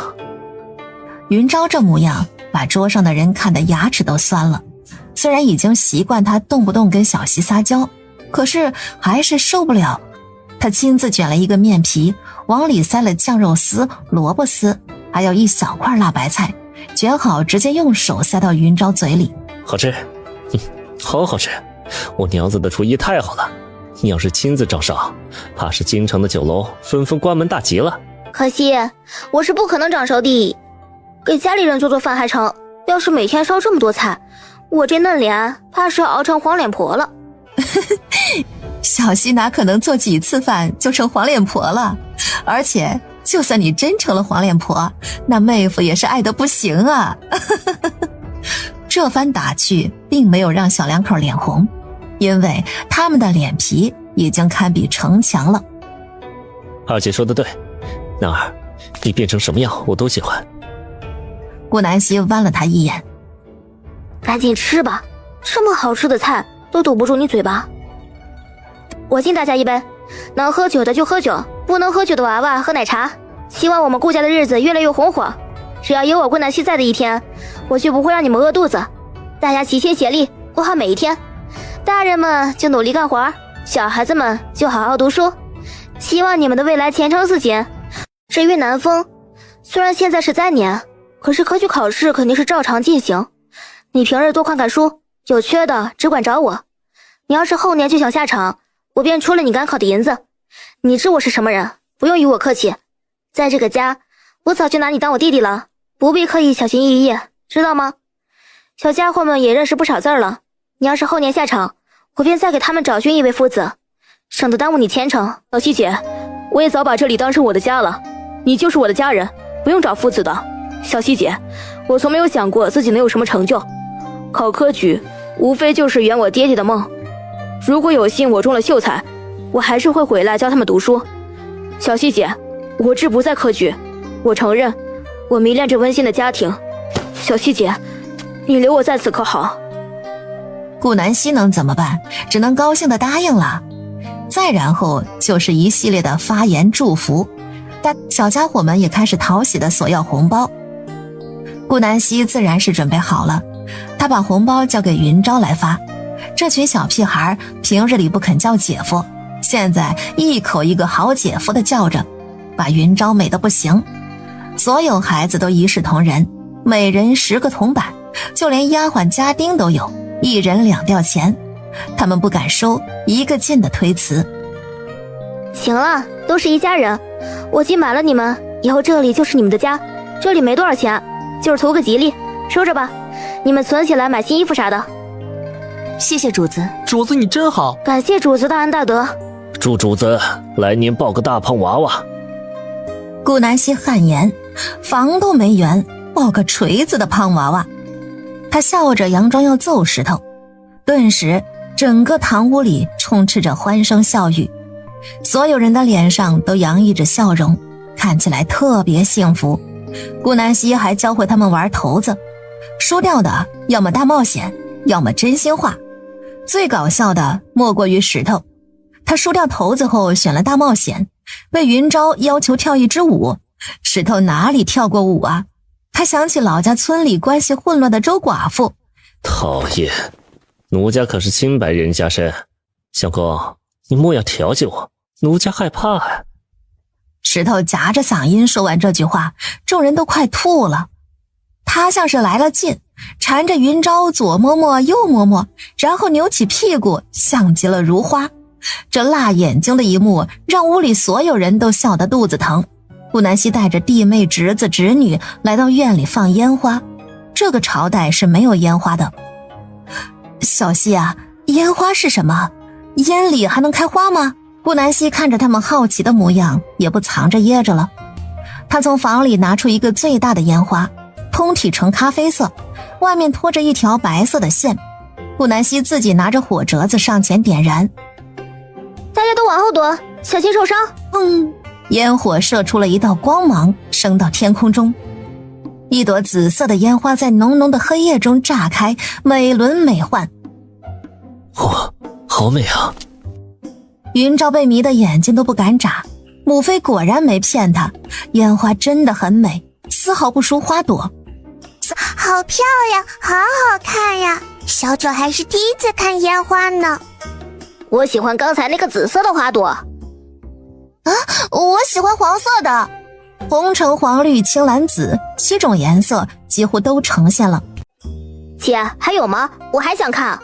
可惜顾南希摇了摇头，他空间能自动捕获倒是真的有，可是没法拿出来呀。当初他带回来的时候也就一个，突然再变出来一个，傻子都知道有问题了。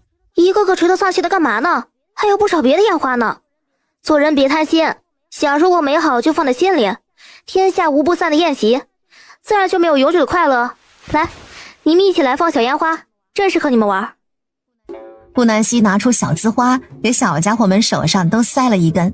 小小夏胆子大，非要抓2根，万福则是胆小鬼，一根不肯抓。挨个点着，院子里顿时亮起无数个光点。小家伙们失落的心情又开心起来了。这个烟花也好漂亮，好好玩啊！你离我远点，小九，别把你衣服点着了。就这样，将一大兜烟花都放得干干净净。小家伙们在院子里玩累了，便回去睡觉了。他们听话地把红包放到枕头下，这就叫压岁钱。大人们则在堂屋里打牌。恰好顾南希看见顾大山独自一人坐在院外亭子里。哥，外面冷，你在这里干什么？病还未好轻，别再冻着。小妹，你说我要是早些回来，爹娘是不是就不会死了？大哥，你别瞎想，爹娘去世跟你无关，是他们的身子出问题了。就算你在家又能怎么样？别把责任揽到自己身上，那样只会徒增烦恼。大哥，你能活着回来，我已经很开心了。爹娘看到你还活着，说不定已经放心的投胎去了。我们好好的生活，爹娘才会安心。顾南希安慰了许久，顾大山才结束 EMO 时刻。对了，大哥，我还没问你呢，你在山上都靠什么活下来的？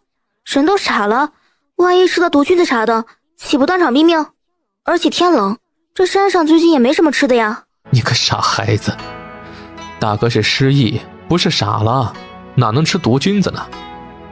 我之前一路走来就是挖挖野菜吃，运气好碰到野果子也能充饥。偶尔清醒时呢，就打个野鸡野兔改善伙食。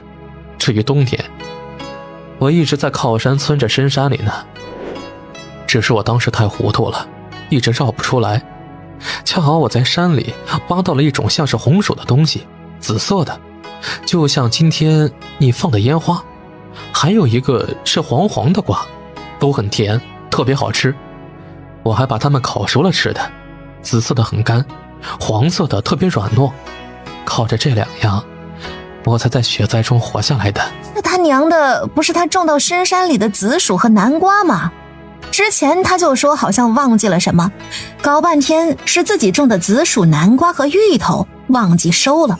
既然大哥没提起芋头，应该是冻死了，或者是被动物刨出来吃了。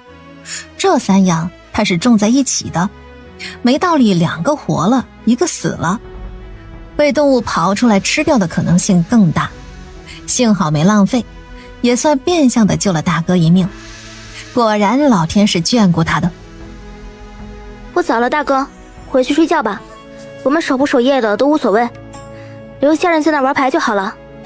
大哥听你的，刚好今晚喝了些酒，有些头疼。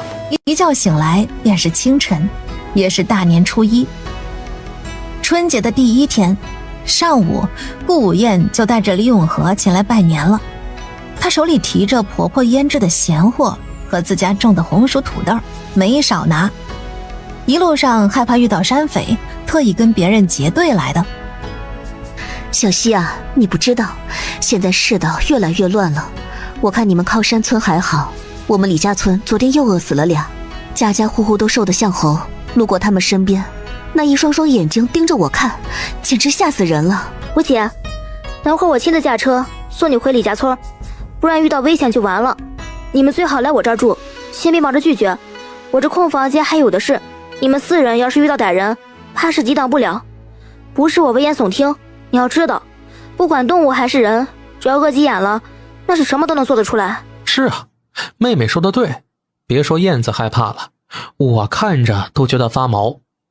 今天出村的时候遇到几个汉子，他们盯着我们的背篓，眼睛都通红，我生怕他们来抢劫。有妹妹扶持，我们的日子本就是李家村过得最好的，早就有人眼红我们家了。而且你吴姐月事没来，我担心的她是有了身孕，要是遇到危险，我一个人根本抵抗不了。我爹娘更是一把老骨头，能打得过谁呀？什么？吴姐，你有孕了？顾南希大喜，她连忙帮顾午宴把脉。恭喜吴姐，你已经有1个月的身孕了。真的吗？小溪，我有身孕了。是啊，吴姐，怎么你高兴傻了？相公，我有孕了，你听见没？我终于有孕了，我们总算有自己的孩子了。吴姐，你今日就留在这儿吧，听姐夫说的话，李家村很危险，以防万一，等会儿我和石头带着姐夫回去接着拿行李。这个世道越发乱，我们一大家子还是住在一起比较好。小溪，我都听你的。刚来靠山村的李永和，午饭时间没到，就再次返回李家村了。他家的大门被踹得七零八碎。3人走进院子，李家老两口躺在地上，痛苦的哀嚎。二麻子、三狗子，你们想干嘛？光天化日，还有没有王法了？这2人偏偏李永和还认识，正是村里平日里游手好闲的街溜子。李永和气得撸起袖子就想报仇，对顾南希一把拽住。姐夫，你身体刚刚养好没多久，石头带他到门外候着。糟娘们儿，你是想让哥哥疼你吗？哼，可惜你秦哥哥我今天没吃饱，没工夫伺候你。顾南希废话不多说，他在地上随便捡了一个板凳腿，就朝着拿刀的2人冲了过去，连敲了2棍。2人抓刀的右手吃痛的松开，砍刀掉落在地。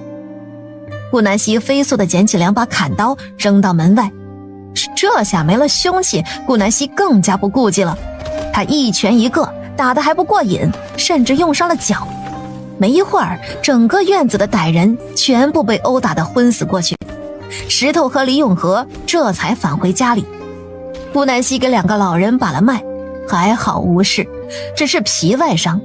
李永和家里所有粮食都被翻了出来，除了不值钱的家具，其他空无一物，粮食一粒都未留。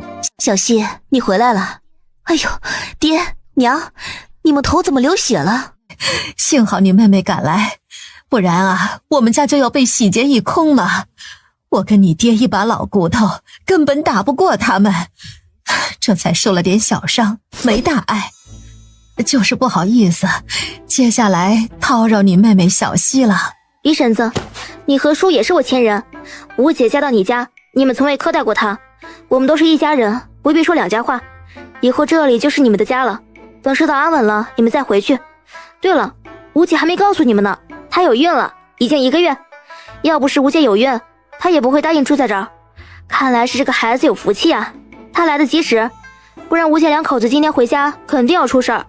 也算是这孩子救了你们。燕子啊，哎呦呦，我的乖儿媳，你可不敢乱动，快回去坐着。现在呀，你的身子金贵呀，别累到了。幸好这宅子新盖了，不然还真没空房间给他们住。吴姐夫妻俩还是住在原来的左边，李家老2口则是住在右边。大小姐，刚刚我就在上楼看见你了，请问您是要进城吗？县令大人吩咐，平安镇乃至平安县只可出不可进。不过县令大人也吩咐了，您来的话，直接进去就行，不过要快些，我怕有邻县难民闯进来。小姐见谅啊，前不久啊，镇上有不少人家都失窃了，还有难民集体抢劫，我们好多官差都被打伤，所以县令大人下令紧闭城门，等待巡抚大人派兵支援。邻县难民？怎么回事？不是流民都被分散了吗？怎么还让他们聚在一起了？官差无奈地摇摇头。大小姐，不是流民，是难民。我们平安县是整个江南受灾情况最好的了，有不少邻县的难民啊，都闻声而来。虽是最好的，却也缺粮啊。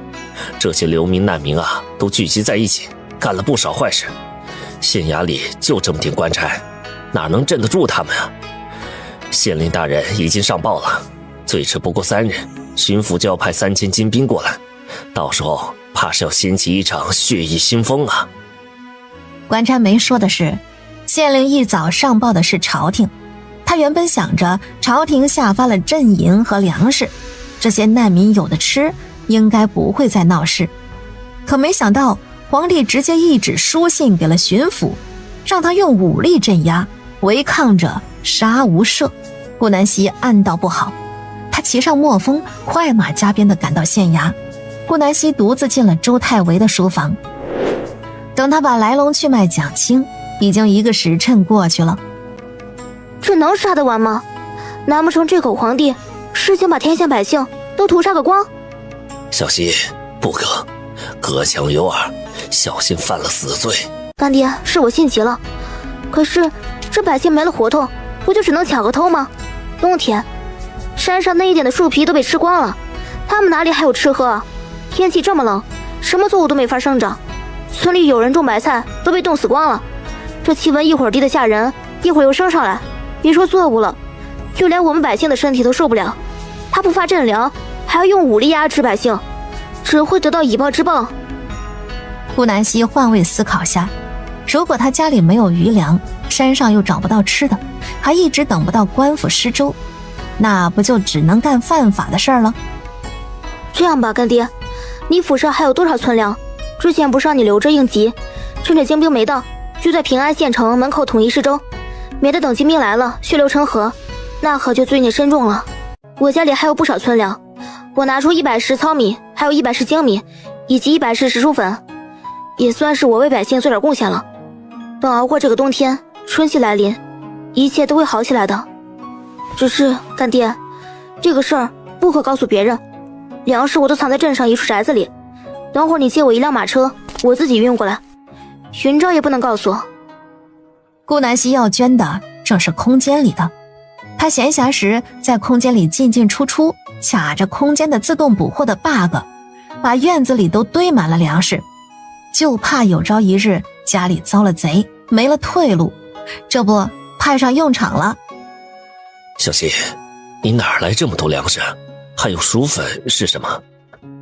周太维被这数量惊到了，加起来300担，要是熬成稀粥，一担至少能做出4000碗，一天一顿，就算有4万难民，这些粮食也够他们吃上1个月，加上县衙存的救济粮，2个月不成问题。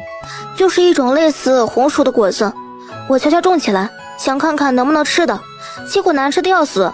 我去把它磨成粉，准备熬粥，没想到竟然可以将一碗米汤一样的粥变得粘稠无比，十分顶饱。干爹，你让手下熬粥时加上一些这个，绝对能剩下一大半粮食，到时候又能多拖一段时间。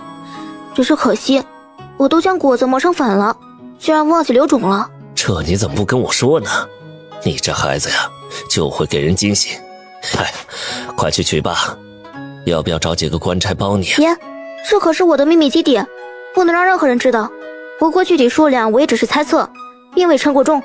干爹，你等会儿让人拿个秤到院子里过一下，我先驾马去取粮，免得回家时天都黑了。你这孩子，天黑了怕什么？在府上睡就是，这也是你家。顾南希没等周太维说完就溜了，他自来熟地进了后院，把马车套在墨风身上，让云昭进屋子里陪干爹。云昭本想一起，被周太维拦住了。顾南希一路转弯，找到一处没人影的小树林里，连人带车一起闪进了空间。顾南希一袋一袋地搬到马车上，很快就堆满了，目测还要再装个10趟。为了节省时间，顾南希速度加快，装满了就闪现出去运到县衙，再驾着空马车继续回到小树林。这么一趟又一趟的，很快装了11车。别处的院子总算空了下来，他各留了几袋，带着最后一车粮食去交差了。哎呦，小希，还有呢，已经加起来350担了，比你说的还多。你看，我这前月啊都要堆不下了。几百袋粮食，乐得周太维嘴角都没下来过。干爹，多了还不好呀？你这算不算凡尔赛啊？凡尔赛，这是什么词？意思你嘚瑟呗。干爹，剩下的就交给你了，多出来的粮食，你去在平安县门口施粥，给我们县里的百姓喝吧，总不能厚此薄彼。剩下的300石运到县门口，不允许难民进来，这样我们的县才能安定下来。你这丫头，累坏了吧？我让厨子给你做了几道菜，跟云昭啊去吃吧，我就不吃了。我先安排完这些事，晚点吃。干爹，那你别忘记吃饭啊！我等会儿吃完就直接回去了。我们那条路有山匪呢，我看到好几次了。干爹等难民稳定，你记得带那3000精兵来剿匪，周边村民苦不堪言呢。就是这山匪劫了好几个姑娘，太不是人了，而且应该有3、4波，他遇到的那波恰好是人少的。这事我会呈报给巡抚大人，你放心吧。等会路上小心点，遇到山匪一定要跑，别逞能。要不我派几个官差送你们吧。那干爹，你就放心吧，我和云昭2个骑马快得很呢。你派官差，我反而速度还慢了，到时候我天黑都到不了家了。行吧，反正你万事小心，我先去忙了。等周太维出门后，顾南希领着云昭去吃了午饭。云昭欲言又止。我知道你想问什么，有些事情我不能让你知道，就像你也有秘密一样。云昭愣住，他有什么秘密？这段时间他连小时候尿床的糗事都告诉男儿了。男儿，我从未隐瞒过你任何事啊。这下轮到顾南希愣神了。啊？那你那天半夜睡得好好的，突然出去干什么？谁知这话刚出，云昭的脸色爆红。我结结巴巴半天没说清一句话。顾南希这才回想起那天晚上的事，两人相拥而眠，他好像睡得迷迷糊糊，感觉尾骨处被什么棍状物体硌到。难道……顾南希傻眼了。所以这家伙是出去解决了？还以为他偷情去了呢。那我不管，反正你这是瞒着我，也算是你的秘密。我都没问你，你也不许问我。行了，吃饱了我们回去吧。顾南希假装咳嗽2声，转移了话题。云昭只好妥协，两人一起骑马回家。某日的中午，10几个官差来到顾南希家，给他带来了一个消息。什么？你们终于去剿匪了？怎么样？抓到100人，有流民，也有临县的难民。他们手上没有人命，就抢过几次粮食。原本并不是山匪，形势所迫，县令大人罚他们去修建河道了。要不是巡抚大人派了300精兵同我们前来剿匪，单靠我们这些人肯定捉不过来。不过有一支山匪队伍跑了，大约20人左右，他们心狠手辣，是真正的山匪，不但吃过人，还掳走了2个姑娘。那2个姑娘还死了1个，我们找到的时候只剩骨头了，惨不忍睹。所以我特地奉命前来告诉大小姐，这段时间不要乱跑，小心山匪夜袭，最好派些人守夜呢。如果大小姐害怕，我便安排100人留下来保护大小姐，这也是县令大人吩咐的。我知道了，这件事情我也会告诉李正，让他去通知隔壁的赵家村。你们也别光通知我，最好把这附近所有的村子都通知一遍。山匪逃走，没了粮食，自然会冒险，就是不知道他们会选择哪个村子了。是，我这就带人走动告知。大小姐，这8个人就留下吧。带头的官差选了8个最强壮的留了下来，被顾南希拒绝了。不必，只有20人，我应付得来。你们别在我这儿浪费时间，赶紧抓到山匪才是。还有干爹施粥施的怎么样了？难民们服从管理吗？巡抚大人有没有怪罪干爹？别说怪罪了，巡抚大人都夸赞县令大人了呢。虽说圣上下令暴乱者杀无赦，可这也不是没有办法的事嘛。能不杀人就不杀。巡抚大人来到平安县，什么也没做，待了几天就走了，还格外开恩，留了这300精兵协助县令大人办事，说是等灾情稳定下来，再让他们归位。那巡抚大人是去临县了吗？是啊，临县太乱了，刚好这几个知县都被押送到京，1个砍头，2个抄家流放。听县令大人说，这几人都贪了不少，税格外的高，却没有上交给京城。临县暴乱也有这部分的原因，1粒粮食未收，还要交高税，又要罚银，是个人都受不了。还是我们县令大人好啊。两人聊了一会儿就散了。小希啊，你来是有什么事吗？宗叔，大事不好了！刚才干爹让官差给我带消息，说是有20个山匪逃走了，身上都背着人命。我们这里4面环山，这波山匪指不定就猫在哪个山上呢。我就怕晚上这些人偷袭，那我们村子就完了。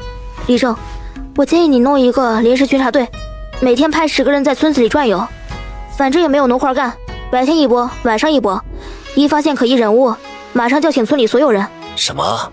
山匪逃窜了？这下完了，这些山匪如果跑到我们靠山村的山上怎么办啊？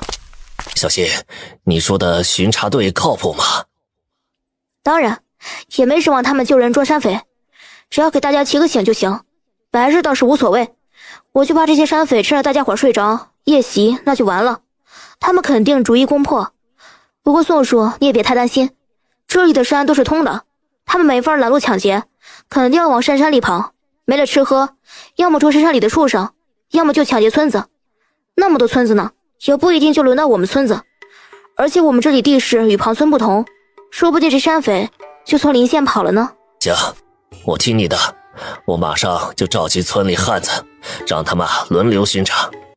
小希，没事吧？这群山匪竟然这时候来你家，是我大意了，有没有出事儿？家里人谁受伤了？不是，铁树哥，不怪你，我也没有想到这群人竟然这个点溜进村子里，还好来的是我家，我养的2条狗吵醒了我们，不然怕是要出大事。顾南希后怕不已，是他疏忽了，古代跟现代可不一样，凌晨3点照样危险。什么狗？这是狼，谁会把狼当狗养啊？哎呦喂，我的腿啊，疼死我了！啥玩意儿？狼？他目光看向小灰灰和肉肉，只见它们的尾巴下垂挨着地，一双眸子发出森森绿光，让人胆战。难怪呢，他一直都很好奇，为什么两只狗的毛发颜色这么特殊。原以为是基因突变的哈士奇，结果竟然他娘的是狼。顾南希倒是不怕，他俩你们乖，明天给你们加餐，都回去后院睡觉吧。两只狼喝灵泉水长大的，很通人性，立马走了。这一幕把土匪惊呆了，他们哪见过这么听话温顺的狼啊？说吧，来我家干什么？你们怎么知道我家有粮的？谁给你们通风报信？他话刚说完，李铁树就认出了20。你不是被分到我们村那个流民吗？原来你逃到山匪窝里去了，狗东西，竟然跟他们狼狈为奸！我们靠山村怎么亏待你了？你要这么对待我们？李铁树气得要死，当初他看这小子瘦成猴，还大发善心的给了他一个馒头，结果就是农夫与蛇。哼，怎么没亏待我？县令大人是将我分到这个村子里的，不是来给你们当奴隶的。我凭什么要开荒种地？县令大人分的粮食，我就该白吃，这是我应得的。为什么要靠劳作才能分到粮食？凭什么呀？我好歹也是商户之子，我吃不了这个苦，自然要去谋更好的营生。道不同，不相为谋。你这是怎么回事？李正等人纷纷赶来顾南希家。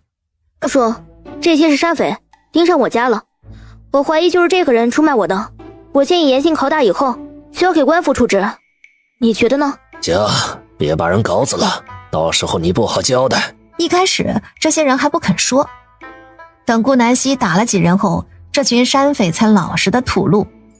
原来这个山匪头头是打算先去赵家村的，因为20说她是县令干女儿，所以这群人就盯上了他家。问完，顾南希就派人赶往平安镇通知了官差。300余人在天亮时整齐地赶来靠山村，把山匪以及柔娘全部抓走。今年的冬天格外的长，这场灾难一直持续到5月初才结束。要不是有顾南希的救济，怕是靠山村要死不少人。靠山村的村种开始了，家家户户插秧种苗，而村里剩下的荒地都被流民村民种上了土豆，自然是按照工分来分粮食。很快夏季来临，顾家名下的2间铺子陆续开张营业。顾氏彩妆还是由顾武燕2口子卖，顾武燕的公婆也一起住了过去，负责照顾她的生活起居。顾武燕的肚子已经快8个月，再有2个月估计就要临盆。顾南希本来打算安排金兰和白青去顾氏彩妆，顾武燕非不肯，她觉得怀孕而已，没那么矫情。无奈顾南希只好由着她，干脆把这一家4口都送到了铺子里。反正铺子的后院屋子不算太小，隔出来2间还是可以的。酒楼和麻辣烫则暂时关闭，毕竟粮食还没成熟，蔬菜也大多没长出来，价格都虚高，这个时候做生意赚不到多少钱。等全部恢复后，顾南希再开。另一间开张的是顾氏糖水，这次除了酸梅汤奶茶外，顾南希还加了好几道新品：绿豆沙、红糖圆子、双皮奶、姜撞奶、麻薯芋圆、油烤酥脆小面包。家里的主子仆人都开始忙碌起来，就连小家伙们都奋力学习。因为南风明年就要下场了，他至少得提前5个月出发。无论这次能不能上榜，南风都会回来，所以顾南希也不打算再请个夫子。顾大山看着弟妹忙活的样子，心里很不是滋味。他年幼就去当兵，除了一身力气什么都不会。娜儿，不然你让大哥去宅子里教那些孩子学武吧，你大哥功夫不错，起码3个我都敌不过呢。让大哥教他们学武？云章，你真聪明。一箭双雕，解决了心事。顾南希难得赏赐了云昭一个香吻，云昭一把搂住顾南希的细腰，加深了这个吻，情欲缠绵。顾南希被亲得脸色通红，她推开云昭，害怕2人过早同了房。云昭不舍得拉住了顾南希的衣角，他声音沙哑，面露绯色，眼神迷离地看着顾南希。哪儿？小云昭不舒服。顾南希的身体蹭的一下变得滚烫，他笑骂云昭，担心他兽性大发，连忙转过身假装睡觉了。可怜的云昭嘤嘤呜呜半天也没人搭理他，只好出门洗了个冷水澡。临睡前，他悄悄在顾南希耳边说了一句话：哪儿？再这样下去他都要坏了。顾南希装作睡着了，听不到。可惜他微微颤抖的身体出卖了他。云昭满意地搂着他进入梦乡。还有半年，再有半年，男二就是他的女人了。大哥，这便是我养下属的地方，我需要你教导他们武功。宅子里还有一位夫子，教他们读书。我需要文武双全的人替我办事儿。大哥，你只管拿出兵营的手段来教育，没用的属下我不想要。大哥，你不是想帮我吗？只要你把他们教好，那就是对我最大的帮助。顾南希拉着顾大山站在门口，说了将近小半个时辰的话，这才劝通他。两人带着顾大山进了宅子，恰好孟无忧刚下课，他在院子里朝着顾南希走来，金色的日光照耀着他，衬得他明艳的脸庞散发着朝气与温柔。顾大山看傻了眼，他感觉四周都静止了，视线里只有这女子一人。顾南希的爹娘就没生过丑娃，哪怕顾大山傻了几年，他的帅气也丝毫不减退。两人四目相对，心跳加速，脸上纷纷挂起了红晕。这一刻，双方的身影烙印在彼此的心里。院子里安静下来，两人谁也不说话。顾南希和云昭怪异地看向他们。这什么情况？一见钟情了？大哥，别看傻了，我知道无忧漂亮，那你们男为娶，女为嫁，总要避避嫌呢。顾南希话里有话，表面看着像是指责顾大山无理，实际是在暗示两人都是单身。偏偏顾大山是个粗犷的武夫，一点没听懂，他尴尬地摸摸头。哼，小希，你莫打趣我，真坏。孟无忧倒是第一个开口，他听懂了顾南希的意思，心里一阵雀跃。来来来，给你们介绍一下，这是我大哥顾大山，之前参军去了，过年的时候才回来。我大哥以后就来教小家伙们学武。大哥，这是孟无忧，我请来的夫子，教小家伙们读书。以后你们一个教文，一个教武，一定要给我培养出来最优秀的下属啊！无忧，我大哥今日开始就留在这儿了，以后1个月回去一次就行。大哥，这是50两，府里的事情暂时交给你，以后他们缺什么你就去买，或者跟严卫商量。我跟云昭还要去县衙，就不多留了。不等顾大山拒绝，顾南希拿出银子就交到了他手里，然后拽着云昭就溜了。男二，话还没说完，怎么就走了？不进去看看吗？难得来一次。你傻呀你！这俩正是看对眼的时候，我要把一切都交代完了，我又还怎么帮大哥？就是要什么都不管，我们赶紧溜。等会儿大哥住哪儿，被子、衣服等等，都要靠无忧帮忙张罗呢。这不刚好给了他们独处的机会吗？真是没救了，死直那一个。顾南希无语地摇摇头。这家伙要不是和我成亲，怕是一辈子也找不到媳妇儿。对啊，男儿你真聪明，以后孩子啊一定要像你。顾南希懒得搭理这傻子，带着云昭去彩妆铺子给吴姐把了平安麦后，买了点肉菜就回家了。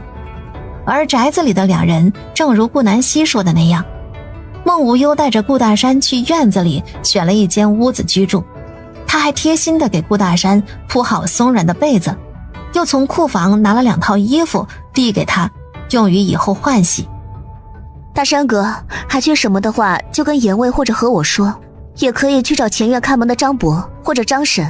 严卫这小子不在家，等他回来我介绍他跟你认识。算了，再过会儿就吃午饭了，你都能见到。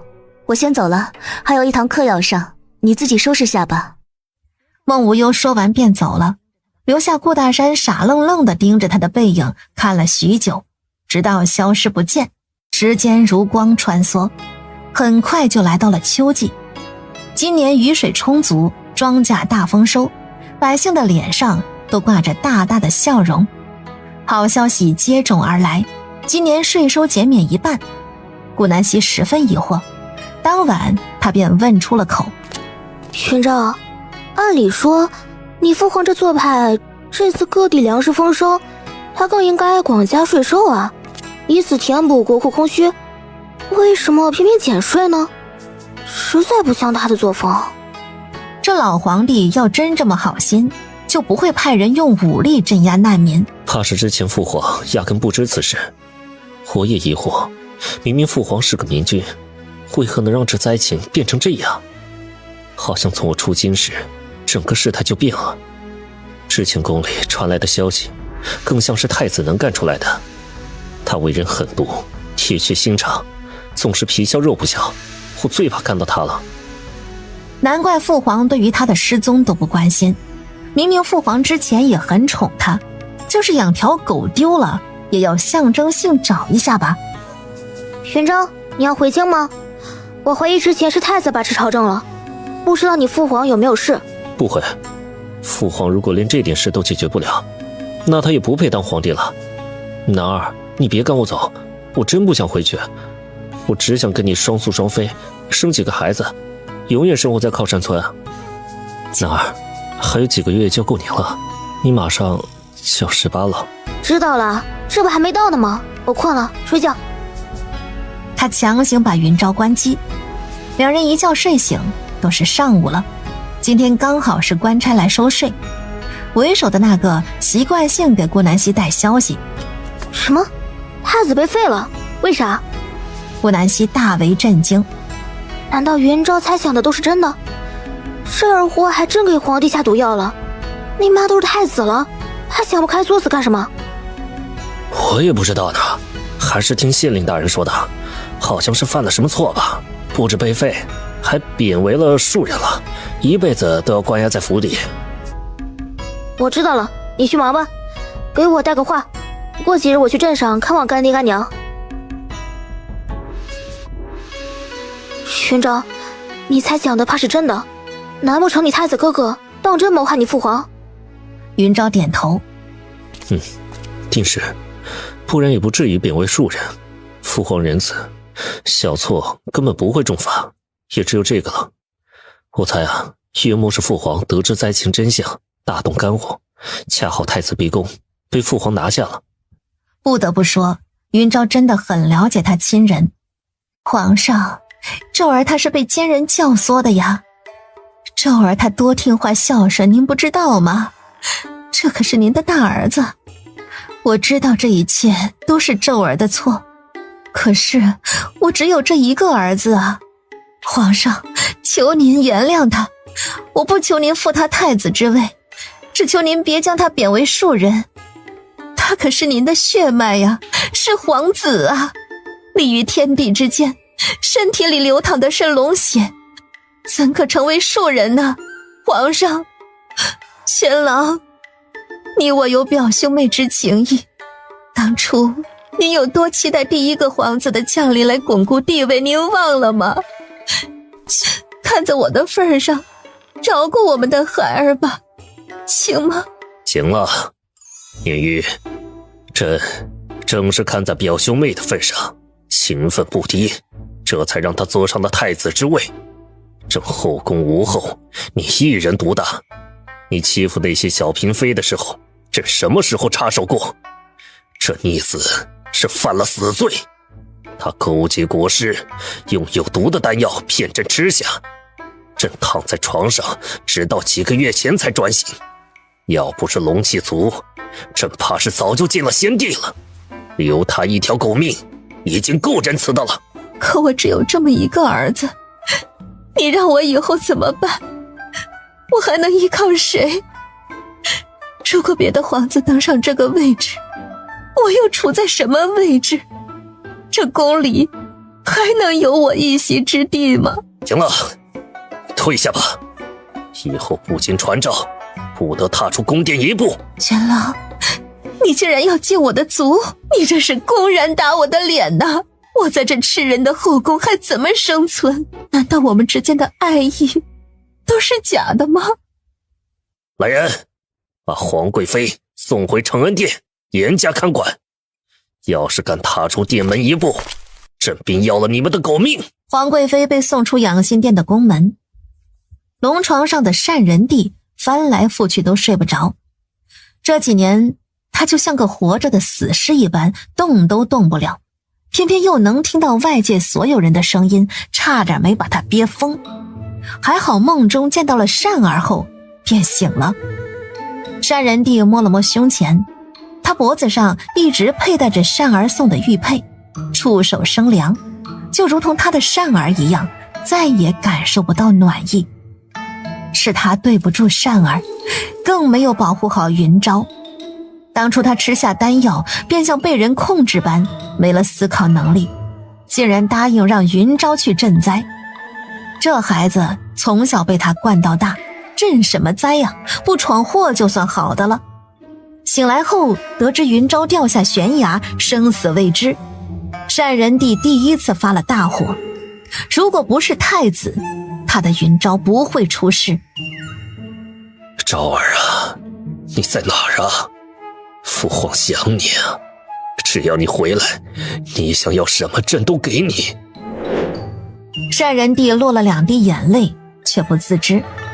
他都知道云纣为何这样做。当初善儿去了后，司天监便呈上消息，未来的帝皇之气直通南边，那里恰好是云昭所住的宫殿。估计是这一消息暴露，云纣担心他废太子。单仁帝都想笑，其实他从未有过这个想法，因为云昭这孩子压根儿不想登上这位置。在他小的时候，单仁帝问过他想不想当皇帝，云昭的回答是：父皇，孩儿才不想当呢，皇帝有什么好？父皇整天忙得都不找母妃玩耍，我可不要，我日后要天天跟我的皇妃腻在一起，游遍千山万水，快活一生。单仁帝宠溺地刮了刮小云昭的鼻子。既然如此，朕都依你。第2日，他便立了云纣为太子。云纣性恶，本不配这位置，可是只有他这性格才能坐稳这个位置。单仁帝想的是先拿云纣当挡箭牌，等云木长大就封云纣为王，给他弄个富庶的封地，再让云木为帝，这样云昭有亲皇兄护着，便可一世的富贵潇洒。后位则等自己驾崩时留下圣旨，封善儿为后。善儿单纯，如果过早封他，只会害得他平白承受妃嫔们的诡计。可惜善儿还是早早的去了，单仁帝伤心了许久，连云昭都不怎么见了。毕竟这孩子的容貌像极了善儿，这一误会导致云昭以为父皇不疼自己了。单仁帝今生唯一爱过的人便是陈善儿，云昭的母妃，也就是单妃。能让一个妃子用单这个封号，足以证明对她的宠爱。恰如云昭云木，朝朝暮暮，便是他对善儿的感情，日日从早到晚都在想念他，爱他，疼他。一夜无眠，天未亮，单仁帝便上了早朝。父皇，您明鉴呐，儿臣从未跟官员有所勾结。父皇昏睡这段时间，儿臣几乎日日都在府上，连宫里都不常来，每每都被他大皇兄拦下。儿臣十分想念父皇和昭儿，现在父皇醒了，儿臣很高兴啊。什么太子之位，儿臣想都不敢想。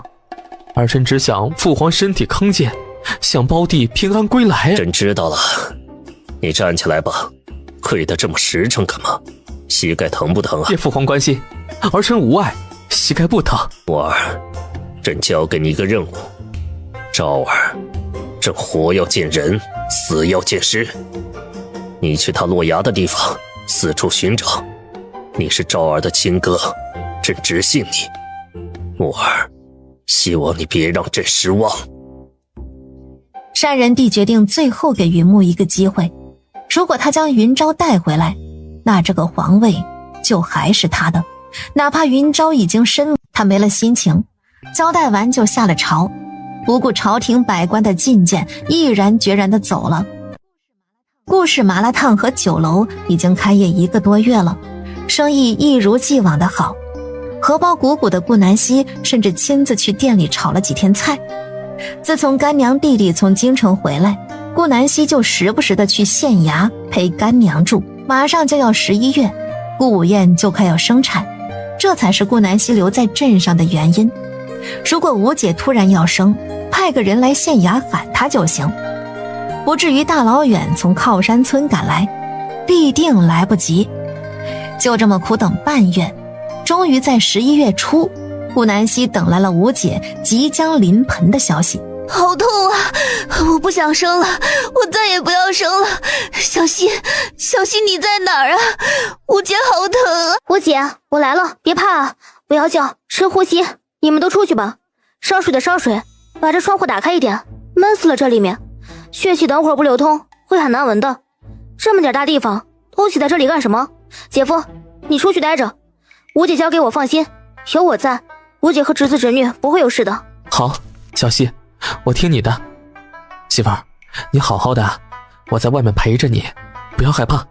小希医术很好，你一定会平安把孩子生下来的，不管是男是女，我都喜欢。你心里别胡思乱想。安慰好媳妇，李永和就拉着爹娘出去了。今日顾武燕生产，顾南希做主将铺子闭店1天，丫鬟玉红则是去厨房烧水备用。玉红今年20岁，是顾南希夏天的时候在路上救下的。她无父无母，逃荒的时候孩子夫君全部死了，自己也饿昏在路上。正好她生产过，知道怎么伺候月子，怎么带娃，便安排她到化妆铺子这儿伺候吴姐。吴姐，跟我学深呼吸，对，就是这样，呼吸，呼吸。顾南希帮吴姐调整好呼吸后，她掀开被子，探头到顾武燕双腿间看了看，孩子还未露头，但是羊水已经破了。没办法，顾南希拿出金针，帮助武燕扎了止疼和催生的穴位。现在熬催生药已经来不及了，孩子没了羊水的保护，要是太晚出来，会变成傻子，甚至很有可能窒息而死。他帮顾武燕调整了一个最佳生娃的姿势，便加以按摩辅助。很快，双重夹击下，顾武燕发作了。好痛啊，小希，吴姐不行了，好痛！生孩子不管是古代还是现代，都是在鬼门关走一遭。顾南希心疼的不行。吴姐，你忍忍，不要乱了呼吸，不要害怕，我帮你止痛了，可能还没见效，你深呼吸，来，像拉屎一样用力。对，就是这样，先深吸一口气，然后一鼓作气呼出来，很好。吴姐，你做的很棒，孩子已经露头了，不要停，吸气呼气。门外的李永和来回踱步，云昭怎么劝解都没法安抚他的心。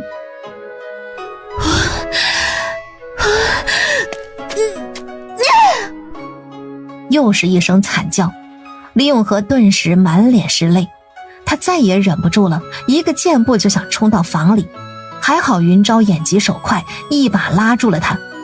姐夫，你别急，吴姐会没事的，男儿在里面呢，有他在啊，你还不放心，别进去打扰他们了。屋内，顾南希急得满头汗，孩子竟然卡住了。吴姐明显体力不支，连眼睛都闭上了。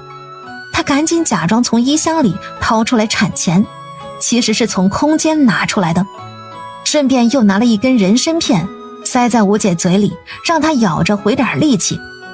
吴姐，醒醒，不能睡啊，孩子快出来了，最后再用力一次，相信我，吴姐，深呼吸。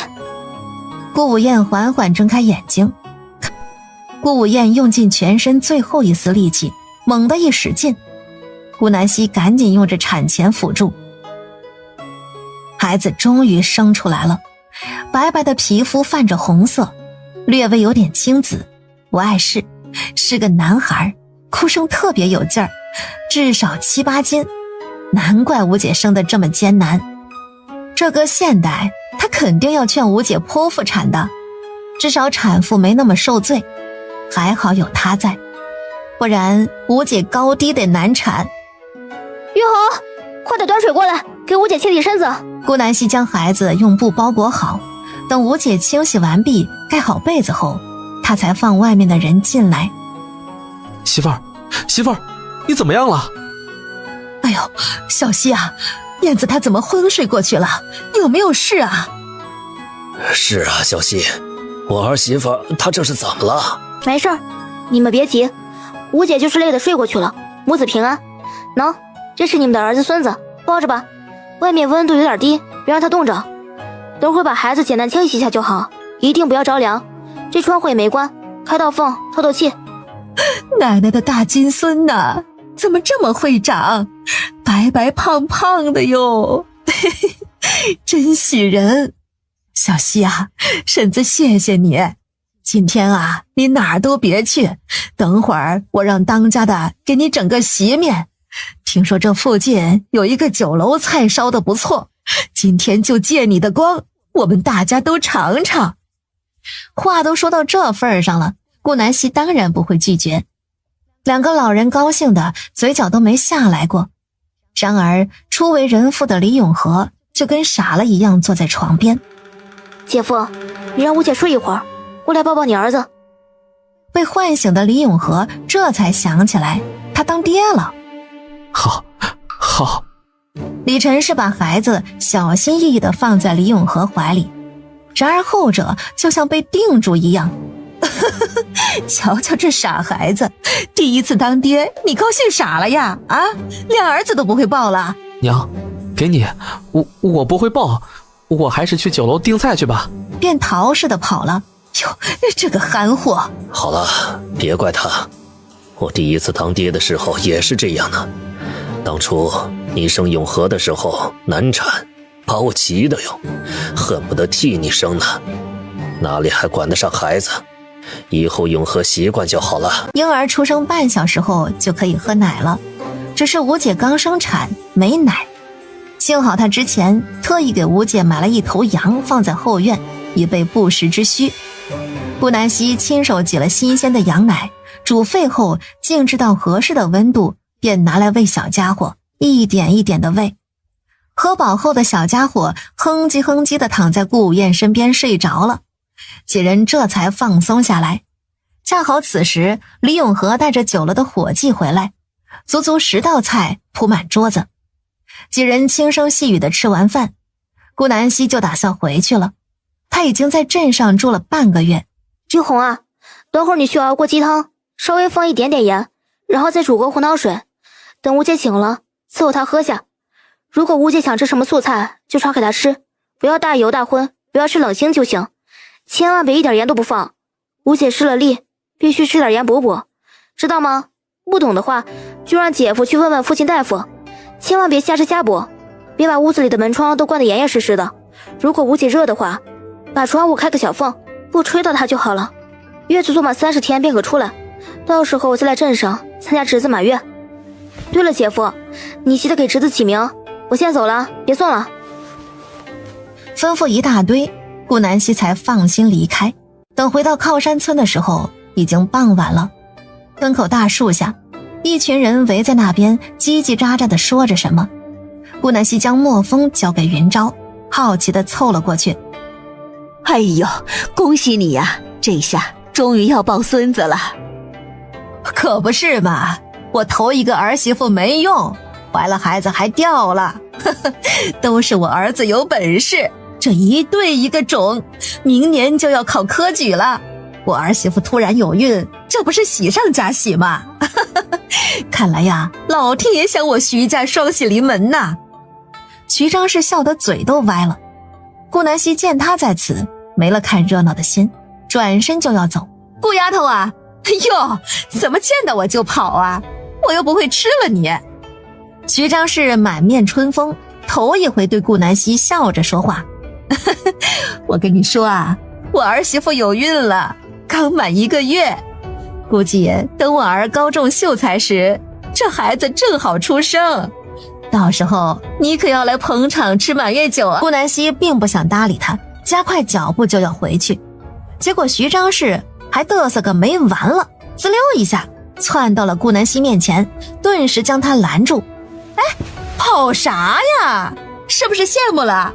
哎呦，不是我说，你医术也不行啊，成亲这么久都怀不上孩子，怕不是身子有问题吧？还好我没让世文娶你，不然我徐家还绝后了呢。你有空啊，就去镇上看看大夫吧。这么大年纪了，马上都快18了吧，还怀不上？哎，可怜哦，爹娘去世，自己身子又不行，难怪又是养你弟妹，又是养你侄子侄女的呢。我还以为你家大业大，可劲儿的拜，原来是怕自己老了无人养老啊。这语气活像顾南希花了他家钱一样。我愿意养，谁管你什么事儿？我徐家绝不绝后也和你没关系。瞧瞧你愁成啥样了，看来你宝贝儿子没什么卵用啊。才几年功夫，我记得你最初胖乎乎的，没了大儿子和二儿子给你剥削，是不是过得很惨呢？可惜我家下人拉的屎都被你吃得好，你就是没绝后代又如何？生个儿子继承你家锅碗瓢盆吗？笑死人了。顾南希的嘴巴巴的不停，把徐张氏气得直抖。你怎么说话的？你是嫉妒我有身孕吗？生不出孩子的女人那就是无用的，你都不配叫女人。而我则不同，马上我就要为徐家生下长孙，你就算赚了再多钱又如何？你夫君早晚会嫌弃你不能生养。哼，我家世文明年就下场，到时候考个秀才举人回来，我家正好双喜临门，不像你一辈子的商户低贱。出来寻找婆婆的梁思思正好听到这番话，她帮着徐张氏骂回来。虽然她跟徐张氏也不对付，可她更讨厌顾南希。你怎么就笃定你肚子里怀的必定是儿子呢？万一是个女儿呢？还有徐世文是什么货色，整个村子都知道。巧了，我家南风明年也下场，他还是个童生，我倒是要看看是南风中秀才还是徐世文中。他徐世文连个童生都考不到，还举人，你别把我们大牙笑掉了。再说了，商户怎么了？起码我家大鱼大肉的时候，你徐家还在山上挖野菜呢，是不是天天闻着我家肉味儿，嫉妒的要死啊？可惜我一口都不会给你吃，我家猪吃的都比你好，少喝点醋，别一天天的酸别人。你竟然咒我生女儿，你这个贱人，你不得好死！你个不下蛋的母鸡，自己生不出孩子，你嫉妒我是吧？我要是你夫君，我立马休了你贱人！小婊子，我家思思肯定生儿子，你嘴巴给我放干净点啊，不然我家世文考上功名，我第一个找你麻烦。你家徐世文考上功名，你都不如让我家猪考，他都比徐世文聪明点儿，笑死我了。难怪你们是一家人呢，绝配，都喜欢青天白日做梦。顾南希火力全开，还没骂完呢，就被云昭拦下。他大步走到梁思思跟前。我干嘛？我干你娘！野猪女，你再嘴巴不干不净的骂我家男儿一声，老子一拳把你肚子里的宝贝儿子打掉，你信不信？长得丑嘴巴还臭，呸！你他娘的天天吃屎呢，身上怎么这么臭啊？还有你，别说话了，你嘴里的味道跟死了老鼠似的。哎呦，男儿啊，我让你别来看，你非来，这沾染了臭味几天都洗不掉呢。走走走，回家呀，我做饭给你吃。这几天啊，刚学会了一道新菜呢。云昭本想大骂梁思思一顿，却被他身上的臭味熏退，连忙拉着顾南希走了，独留梁思思站在原地。被当场说臭的他恨不得挖出30两厅钻进去。梁思思浑身发烫，像被火烧过一般。行了行了，丢人的家伙，回家去吧啊！世文该饿了，赶紧把野菜汤煮煮。男儿，我也想要女儿，什么时候给我生一个嘛？我们的孩子肯定又漂亮又可爱，好羡慕啊！顾南希被他烦得不轻。临近过年，这家伙几乎日日发骚，一回房间就要上演一出。来年第1日，我便成全你。男儿，还有2月呢，好久啊！顾南希忍无可忍，给他一拳。你丫的，别得寸进尺！被揍的云昭只好委委屈屈地搂着顾南希睡觉了。然而他的心里却异常兴奋。眨眼间，侄子的满月酒来临，顾家从上到下都穿着新衣服前往镇上。马车不够用，顾南希甚至还跟干爹借了2辆。姐夫大方，在顾氏酒楼里包了场。虽然是自家人，他却非要给钱。不过顾南希给他打了6折。刚到酒楼，就看到吴姐和吴姐夫抱着孩子在门口迎接。顾家、李家的亲戚都来了。吴姐胖了不少，看来月子被伺候得不错。比起刚出生的时候，这小子又大了1圈，胳膊肉嘟嘟的。叫李秋林，你姐夫起的，小名叫猪猪。他胖得像小猪崽子似的。秋林，秋天来临的宝贝儿，不错，姐夫怪有文采的嘛。当然，猪猪也好听。瞧我们的小猪猪多可爱，白白胖胖的，是不是特能吃啊？姐，你有奶吗？有的，就是不多，不过有你送的羊奶，猪猪够吃的。你也看到了，他胖了不少。小希，姐姐谢谢你，还是你想的周到。跟我客气啥？都是一家人。走吧，进去吃饭。天气冷，你和猪猪别冻着。刚出了月子，要照顾好身体。喝完满月酒，结束宴席，顾南希让大部队先回去，他带着云昭共骑1匹马，同顾大山一起来到宅子。许久未来，宅子里的孩子们简直变得认不出，尤其是严卫，身高竟然窜到了1.9米，那肩膀厚实了不少，人也变帅了。顾南希走到院子的时候，严卫正好在打沙袋，瞧这力气，一拳下去，怕是能把一个普通男人直接干昏死过去。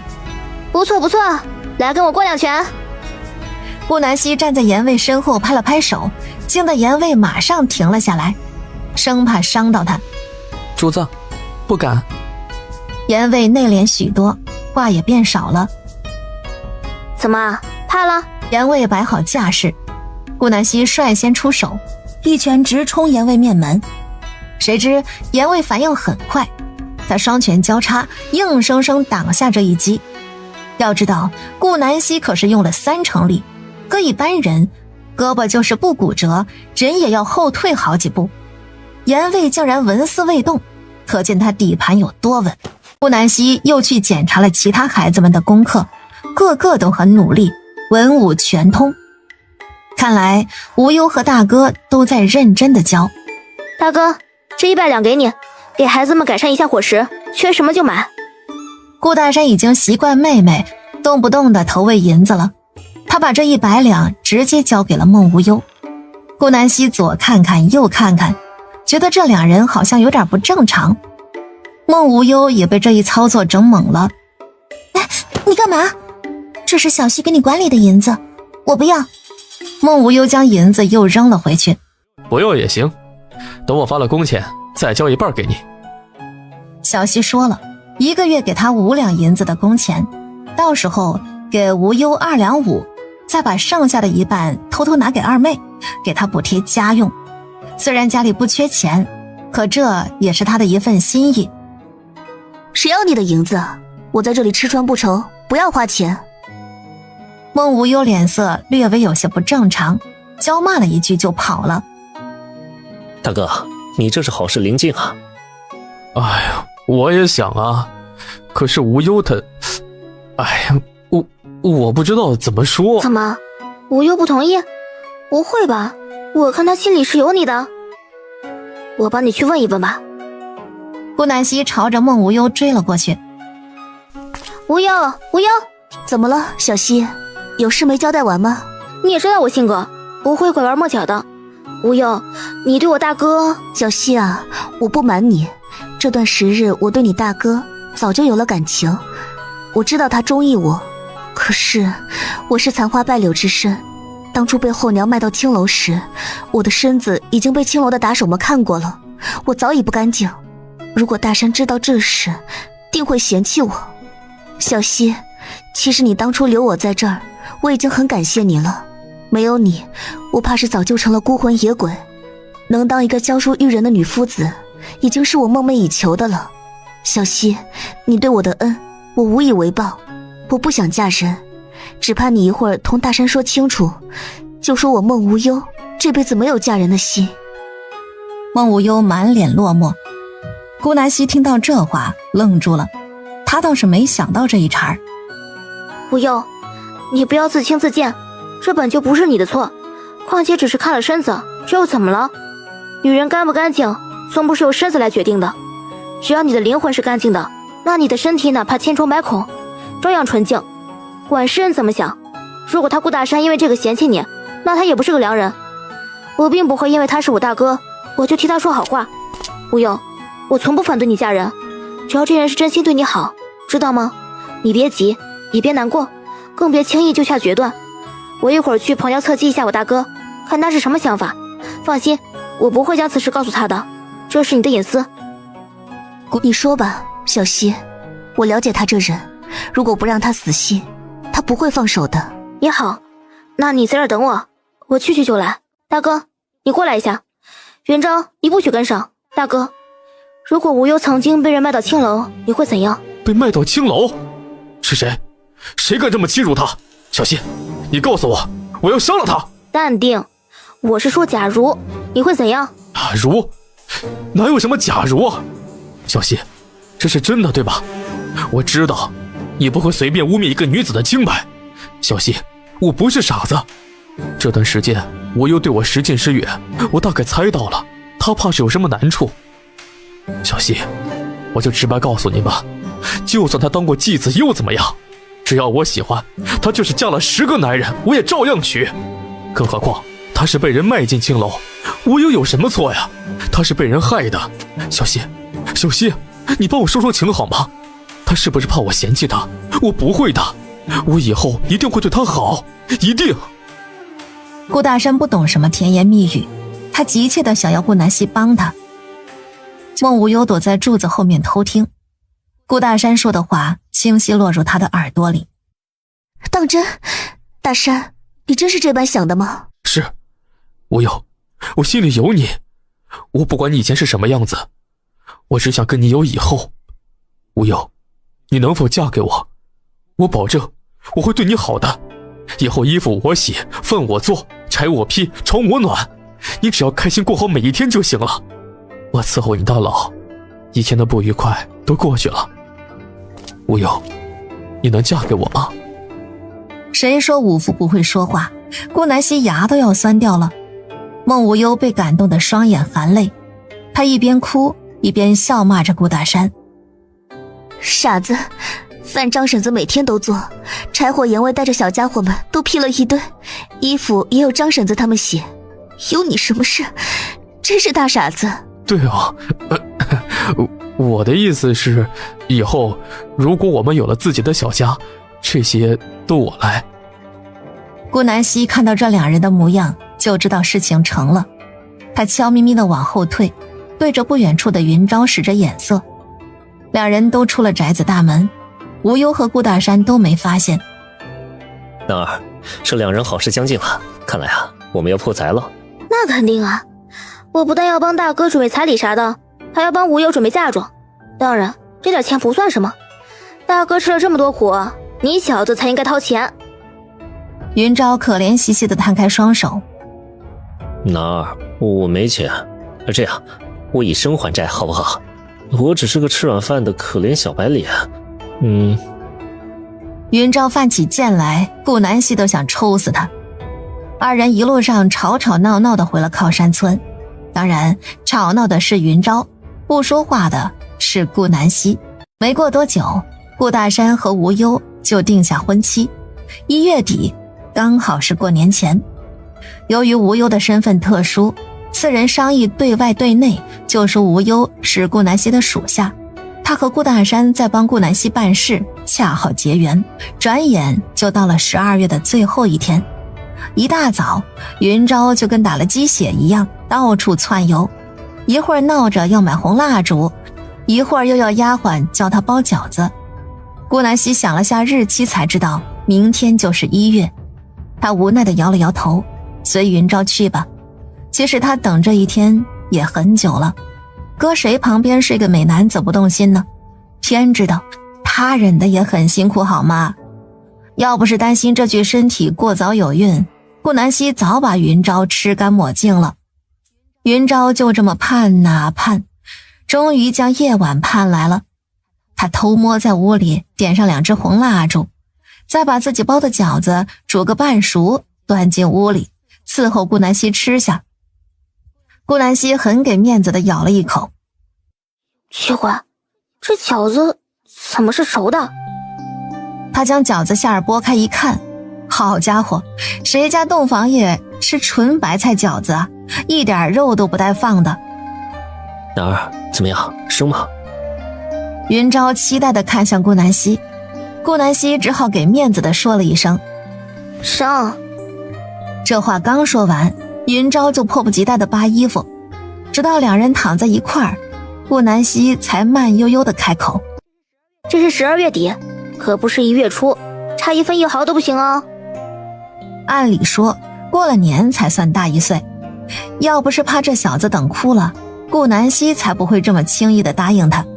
果然，云昭的表情比哭还难看，他搂着顾南希哭唧唧地说着，我不管，我就是硬等也要等到半夜。顾南希耸耸肩，背过身子睡觉了，把云昭气得半死。这里睡觉早，基本晚上8点就都睡着了，再早一点的7点就进入梦乡。云昭挺到10点多，困得眼皮直打架，他硬是用双手撑开眼皮熬着，害怕吵醒顾南希，云昭都不敢坐起来。一旁的呼吸声有节奏般的传进云昭的耳朵，好家伙，更困了，简直像催眠曲。终于在11点半的时候，云昭沉睡过去。早晨6点，天色还泛着墨色，楼下的丫鬟下人已经开始新一天的工作。热闹的声音吵醒顾南希，她坐起来撑了个懒腰，便准备穿衣起床了。昨晚衣服被云昭放到了桌子上，顾南希小心翼翼地翻过云昭身体，想要下床穿鞋。谁知就在他即将碰到鞋子的那一刹，云昭一把将顾南希搂进怀里。哦，你去哪儿，媳妇儿？我们还没洞房呢。刚睡醒的云昭声音沙哑，却带着磁性，特别好听。他眼睛微微眯着，充满了情欲。这都早上了，今晚再说吧。顾南希被迫再次躺倒，他打着哈哈准备坐起来，谁知云昭的力气大得出奇，他竟然挣脱不开。你想去哪儿？你看看小云昭都成什么样了。这样不好吧，待会儿丫鬟该叫我们起床了。云昭搂得更紧了。谁管他嘛？怎么，男儿你不想跟我洞房吗？啊？妈的，早死晚死，不如现在死。顾南希心一横，一个翻身占了主权。没一会儿，屋子里传来让人遐想的声音，直到天空大亮，房里才叫了水。足足2个时辰呢，顾南希人都麻了，她浑身都疼，尤其是某处火辣辣的疼。罪魁祸首云昭满脸心疼。对不起，男儿，我以后悠着点，我去镇上给你买点药膏吧。买你大爷，你不累吗？云昭何止不累呀，他身子清爽的，甚至能去山里跑上7、8圈。知道自己做了错事，云昭帮顾南希简单清洗了下身体，便去楼下端了早饭伺候她吃下。顾南希干脆睡了个回笼觉，醒来的时候已经下午了。男儿，你醒了，饿不饿呀？我去叫青兰跟你做点吃的，想吃什么？还是我自己给你做？云昭愣是在床边守到现在。你让金兰给我做点清淡的，顺便找个丫鬟给我们把被子换了。顾南希起床后穿好衣服，两人看着斑驳杂乱的床铺，各自红了脸。行，我去说。放心点儿，我跟他们讲了，你昨夜着了凉了，所以才睡得这么久。顾南希翻了个大白眼。谁家着凉大早上叫睡啊？傻子都知道怎么回事了。作为新世纪女性，脸皮总要厚点。顾南希大摇大摆地下了楼，看到丫鬟带着打探的眼神盯着自己，她还是在心里投了降。妈的，好羞涩啊！适应了许久，顾南希才习惯。她走路的时候略有些怪异，还好灵泉水打的基础好，不然就云昭这身体素质，她估计要在床上躺个3-4天。为了惩罚云昭这家伙，顾南希愣是让他憋了大半个月。月底即将来临，家里开始准备顾大山的亲事。顾南希给孟无忧打了2套首饰，一套全实心的金子制作而成，分量绝对沉甸甸的，另一套则是更适合孟无忧佩戴的碧玉首饰，一只淡绿色的镯子，一对水滴形状的耳环，还有发簪和步摇等等，全是出自一块玉料，价格比起金子那套还要贵上一些。这便是给孟无忧的陪嫁，搁10里8乡也找不到如此贵重的了。而顾大山的彩礼则是交给云昭，他去山里猎得一只大雁，又将自己捉猎物卖的银子加上撒娇卖萌从顾南希那儿要来的30两，给顾大山买了10匹布、10瓶酒，又放了1箱子的兔皮、鹿茸、虎皮等物，加上100两银子聘金。这彩礼就是地主家也比不上。顾大山看着如此昂贵的礼物，生生哭了出来。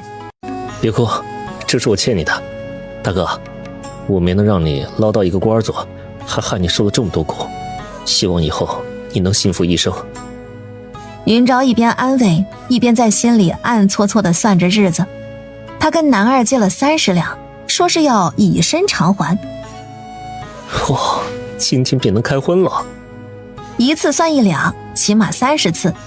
想到这儿，云昭哪里还有安慰顾大山的心思，他随便几句就打发了顾大山。天色一黑，云昭洗了个澡，钻进屋子里。他刚想搂住顾南希，便被一个消息炸得傻了眼。什么？你又洗了？顾南希也无语的点点头。他这几天嗜睡又能吃，原以为是冬天来临，刚刚用右手给自己的左手把了脉，才发现已经有了身孕，只是月份还早，不易察觉。谁也没想到云昭竟然是天生的神射手啊！我云昭欲哭无泪，他哭唧唧地穿好衣服，内心的欲火无处发泄。怎么，看你这一脸不开心呢？你不想要这个孩子啊？没有，我就是害怕顾南希误会，云昭连忙想解释，可惜越解释嘴巴越乱。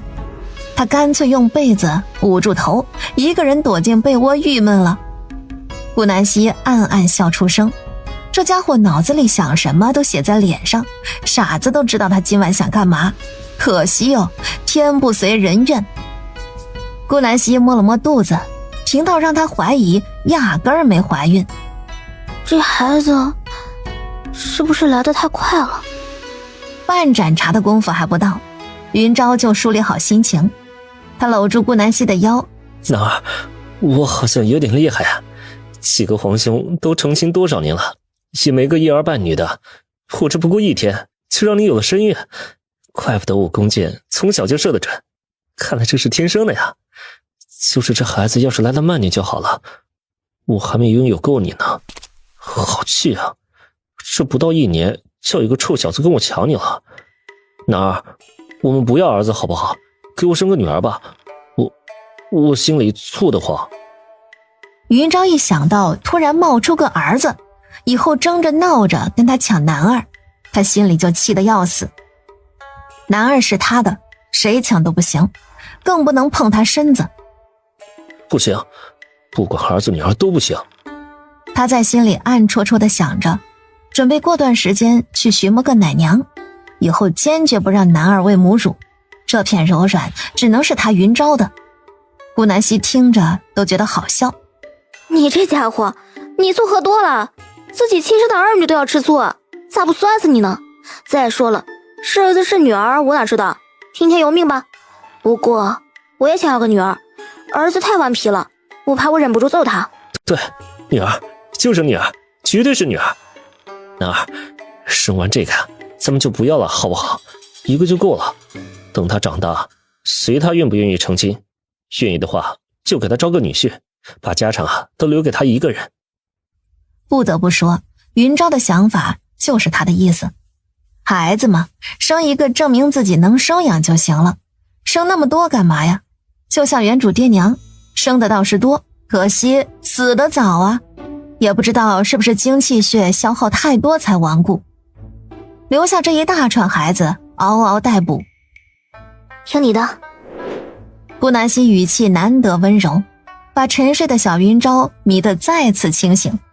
他的大腿感受到烫意，一抬头，只见云昭双眼迷离地看着自己。男儿，帮帮我好不好？第二日，顾南希面无表情地甩着右手，一旁的云昭殷勤地伺候他穿衣洗漱吃饭，搞得顾家所有人都云里雾里的。这是怎么了？云昭，你是小希不高兴了吗？不然怎么跟个太监一样谄媚的不行？二姐，男儿有身孕了，还不到1月呢，暂时不要对外说。天哪，小希，你竟然有喜了！恭喜主子。姐姐要生弟弟了吗？笨蛋小九，是侄子才对。云昭，你这小子也太厉害了，一发就中啊！两人刚洞房的消息，家里人都心照不宣，就差放在明面上说了，所以哪怕两人已经成亲许久，家里人也不催生。小希啊，你可有哪里不舒服啊？快回屋里躺着，我看这铺子今天也别开了，我在家伺候你吧。刚好金兰手艺越发好了，要不就让她代替我掌厨吧。二姐，不至于，这离生出来还有9个多月呢，铺子可重要多了，什么都比不上赚钱。今天已经晚了，你现在就走吧。就算二姐你真的不想干，也不是这个时候。小的小麦嫁妆钱你攒够了，我希望以后二姐你不想干，是因为赚够钱了，或者觉得累了，而不是因为我。金兰手艺确实挺好的，就让她帮助挺好的，而且不用管我，家里还有人呢，去吧。别说他还有9个多月才生，就是下个月生，也不至于要这么多人伺候啊。顾南希可不想上个厕所都被人扶着，她这身体素质只有自己知道，就算怀孕又怎么样，照样活蹦乱跳。可惜天不随人愿，云昭偏偏从早到晚地盯着她。从此以后，两人地位一个大反转。因这3月不言语的习俗，这件事没告诉任何人，所以顾南希除了很少出门，基本上跟之前无异。等他一稳，顾南希坐牢的日子总算是结束了。第一站便是前往镇上看望干爹干娘。小希啊，乖女儿，娘想死你了，你这不孝女都不来看看为娘，真是白对你好了。娘，女儿是因为有事才没来的，这不第一次出门我便来看望你了。娘，女儿也想你呢。弟弟和干爹呢？怎的不在府上？还好你有心，不然娘要难过死了。你弟弟被你爹送到江南府一个夫子家学习去了，还有不到半年就要开考，我们想着让你弟弟下场试试。这路途遥远，你干爹不放心，便亲自送他过去。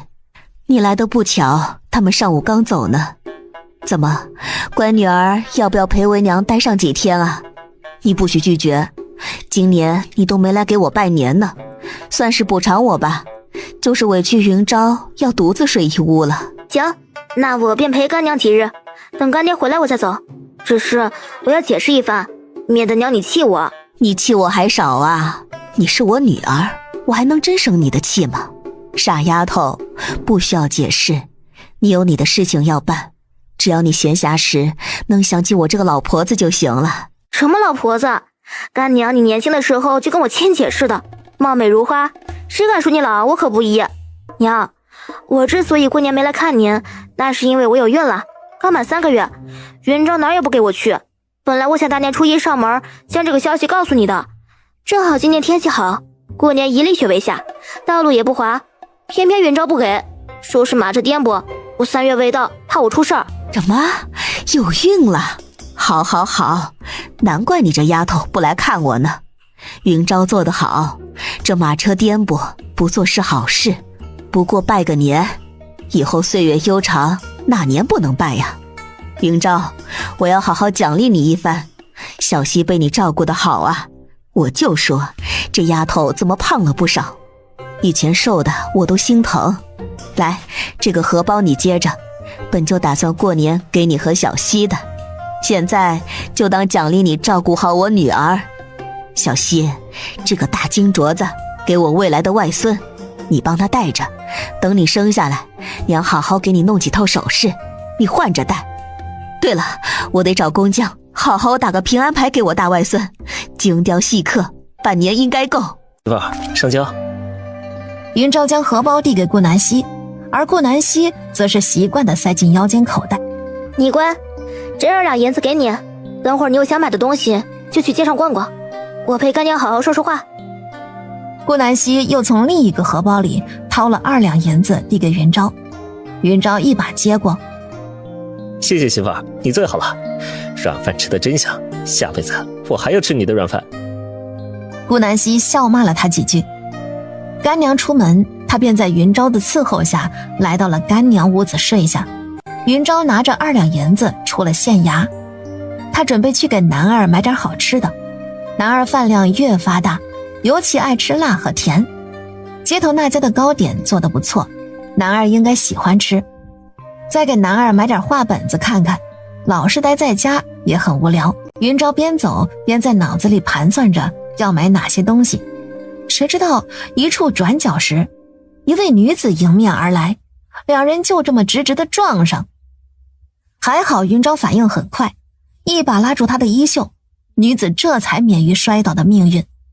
待女子站稳后，云昭便马上避嫌地松开手。姑娘抱歉啊，我在想些事情出了神，这才没看到你。云大哥，你是？可惜他并不认识，甚至一点印象都没有。是我啊，云大哥，我们一起逃难过呀，你还给了我半只烤鸡，你忘了吗？那时候我饿得都快死了，是你救了我一命。我是刘梦瑶啊，想起来了吗？哦，是你啊，你不是叫刘大脚吗？怎么改名了？云大哥，我早已改名了，现在叫刘梦瑶，你换我这个名字就行。你不是说要去临县找你亲爹吗？怎么在平安镇啊？原来刘梦瑶和猎户是一个村子的，云昭还在逃荒时跟着猎户一家来到平安县，想谋得一丝生路。刘梦瑶和他娘也跟着大部队留在这里，而恰好又是灾年，刘梦瑶跟着他娘一起与村里人逃荒。在平安县待了不过3日，刘梦瑶的娘就去了，留下一个消息，说是他亲爹早些年来到平安县的临县发展，意思是让刘梦瑶去投奔他爹。可那时候临县根本进不去，刘梦瑶又手无缚鸡之力，眼看就要饿死了，这个心善的猎户就将自己捉的野鸡烤好，分了半只让云昭拿给他。再之后就是云昭昏迷在小溪边被顾南希救了，他们也彻底走散。云昭自然是解释过的，可偏偏这姑娘非要将半鸡之恩记在云昭的头上。我爹从临县举家搬到平安镇了，所以我在这里住着。对了，云大哥，你怎么突然消失不见了？我们还以为你遇难了呢。猎户说他已经去了，你消失没多久，我们遇到山匪，婶子和弟弟被当场杀死，叔为了反抗也身中数刀。他让我以后如果遇见你，就将一个玉佩交给你，说是他偷偷卖了一半，是他对不起你，偷藏了这块玉佩。3条人命被一笔带过，没人知道那天发生了什么，为什么他们都死了，偏偏刘梦瑶这弱女子还活着。云昭没深究，他现在满脑子都是歉意，他这条命就是猎户救的，虽然后面帮着猎户一起打猎养家，可是救命的恩情怎么都还不完。本想有空遇到再报恩，谁知恩人一家竟然都死了。云昭眼眶也见红，是我对不起他，我早该去寻的。玉佩呢？这块玉佩应该就是母妃留给他的那块，本来还以为掉落悬崖的时候弄丢了，谁知竟然在猎户叔的手上。至于那被卖掉的半块，云昭不介意，玉佩是死的，可人是活的，要不是有难处，猎户叔也不会卖这玉佩。要是贪财，为什么不全卖？要知道玉佩整块的价格和半块那是天差地别。云大哥，玉佩太过贵重，我放在家里保管着，你跟我去取，还是我改日送到你家？现在就去吧，我过几日就不在镇上了。行，那云大哥你跟我来。云大哥，我家里没人，你进来吧，我给你沏杯茶，你坐下休息会儿。玉佩被我放在柜子里了，还需要翻找好一会儿，你站着也累得慌。云昭一听这话，求生欲爆棚，别说没人了，就是有人他也不会进去呀，万一发生什么，他5张嘴都说不清。不用，我不累，我就站在旁边的树下等你，快些点，我还要给我媳妇买东西呢。本来面带笑颜的刘梦瑶顿时垮下脸。云大哥，你竟然成亲了？成亲怎么了？我都19了，还不能成亲吗？你至于反应这么大？快去拿玉佩吧，我媳妇一会儿午睡就要醒了，不能让她瞧不见我，我害怕她担心呢。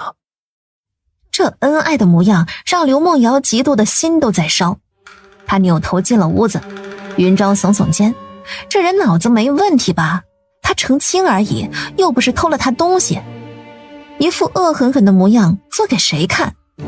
要不是猎户叔留了玉佩给他保管，自己都不会来。等了足足2炷香的功夫，刘梦瑶才慢悠悠地从屋子里出来。她换下一身衣服，刚刚还是粗布麻衣，现在穿着粉色绸缎，脸上用了些胭脂，看着妩媚十足。偏偏云昭是个心盲的，他愣是没发现刘梦瑶的变化。玉佩呢？刘梦瑶还在旁边扭捏的时候，云昭伸出手向他索要玉佩。见此，刘梦瑶在心里暗骂云昭不解风情。他不舍得从胸口里掏出半块玉佩，小心翼翼地交给云昭。这敏感的位置自然是他故意放的。玉佩拿出来还有些余温，离近一点能闻到它散发着的女人香味，让人欲罢不能。他本想跟云昭有点肢体上的触碰，谁知云昭一把夺过玉佩上的绳子，粗略看了下，便塞进短靴里，把刘梦瑶的脸都气绿了。谢了，既然玉佩给了我，那我便走了。云昭拿到玉佩，作揖道谢后转身就走，看都不看刘梦瑶一眼的。云大哥，我话还没说完呢，你走那么快干嘛？云大哥，云大哥！云昭却头也不回，走得十分潇洒，片刻便没了身影。刘梦瑶气得直跺脚，可恶，我打扮成这样，他看不见吗？真是个眼瞎的家伙。成亲又怎么了？还能和离呀？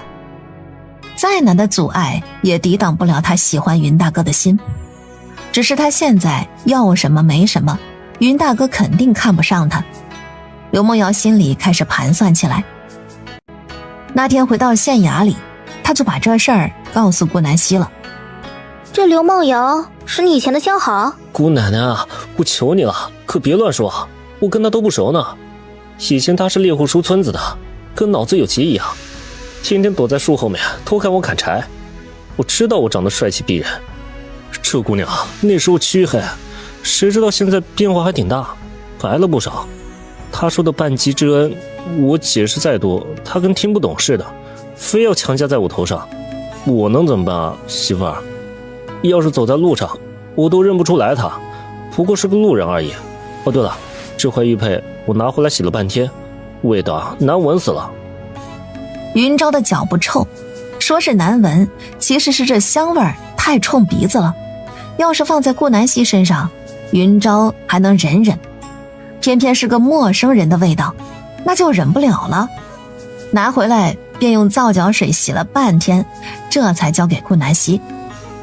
顾南希把玩着玉佩，这玉佩本来是圆形，可惜只有一半，看着雕刻的花样有点眼熟，这半边恰好是一整条龙，难道是双龙玉佩？他回想着以前见过的玉佩，怎么都想不起来跟哪块像。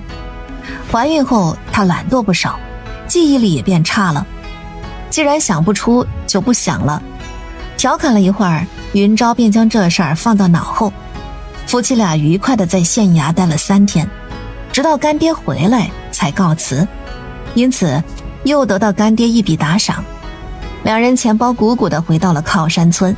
路过村口那棵大树时，顾南希掀开马车的帘子，远远地瞧见梁思思婆媳俩站在那儿聊天。梁思思的肚子已经6个月了，肚子却大得不明显。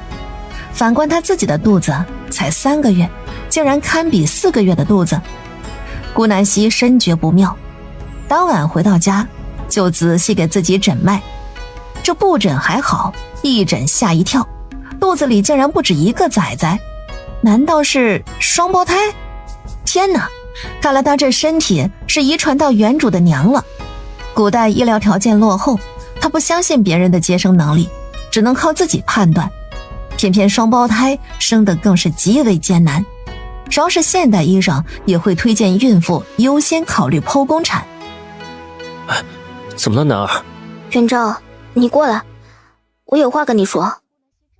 见顾南希这么严肃，云昭的心里咯噔一声。他小时候在宫里亲眼看到了一个双胎的妃子活活的难产而死，惨叫声叫了2天2夜。这宫妃就住在他母亲宫殿旁边，声音大得出奇，这给云昭的童年留下了不少的阴影。他深觉如果怀了双胎必定会难产。男儿，我们不生了好不好？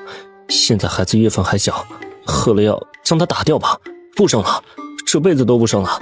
男儿，如果你出事，我该怎么办啊？他带着哭意将顾南希抱了个满怀，将小时候的见闻告诉他，身子颤得厉害。顾南希只好用手轻轻地拍打着云昭的后背，以此安慰。好一会儿，云昭的心情才有所缓解。男儿，我说真的，不生了好不好？你有那么多弟妹呢，不差这2个。等以后我们老了，就将这家产丢给你弟妹，我带你游玩天下，找一处风水宝地葬在那儿，好吗？见他还没死心，顾南希只好哄骗着他。云昭，没事的，我会医术，你要相信我。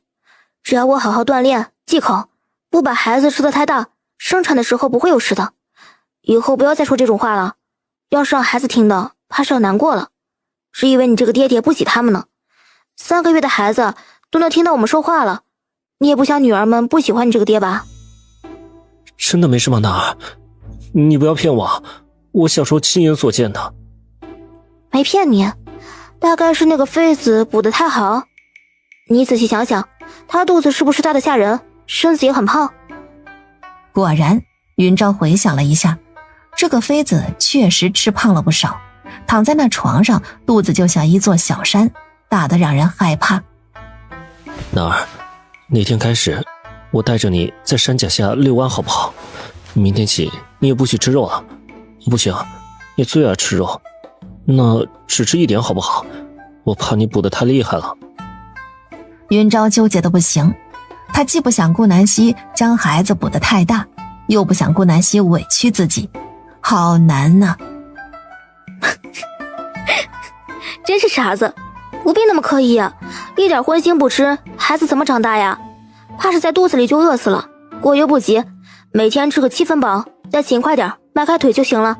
别烦了，我们睡觉吧。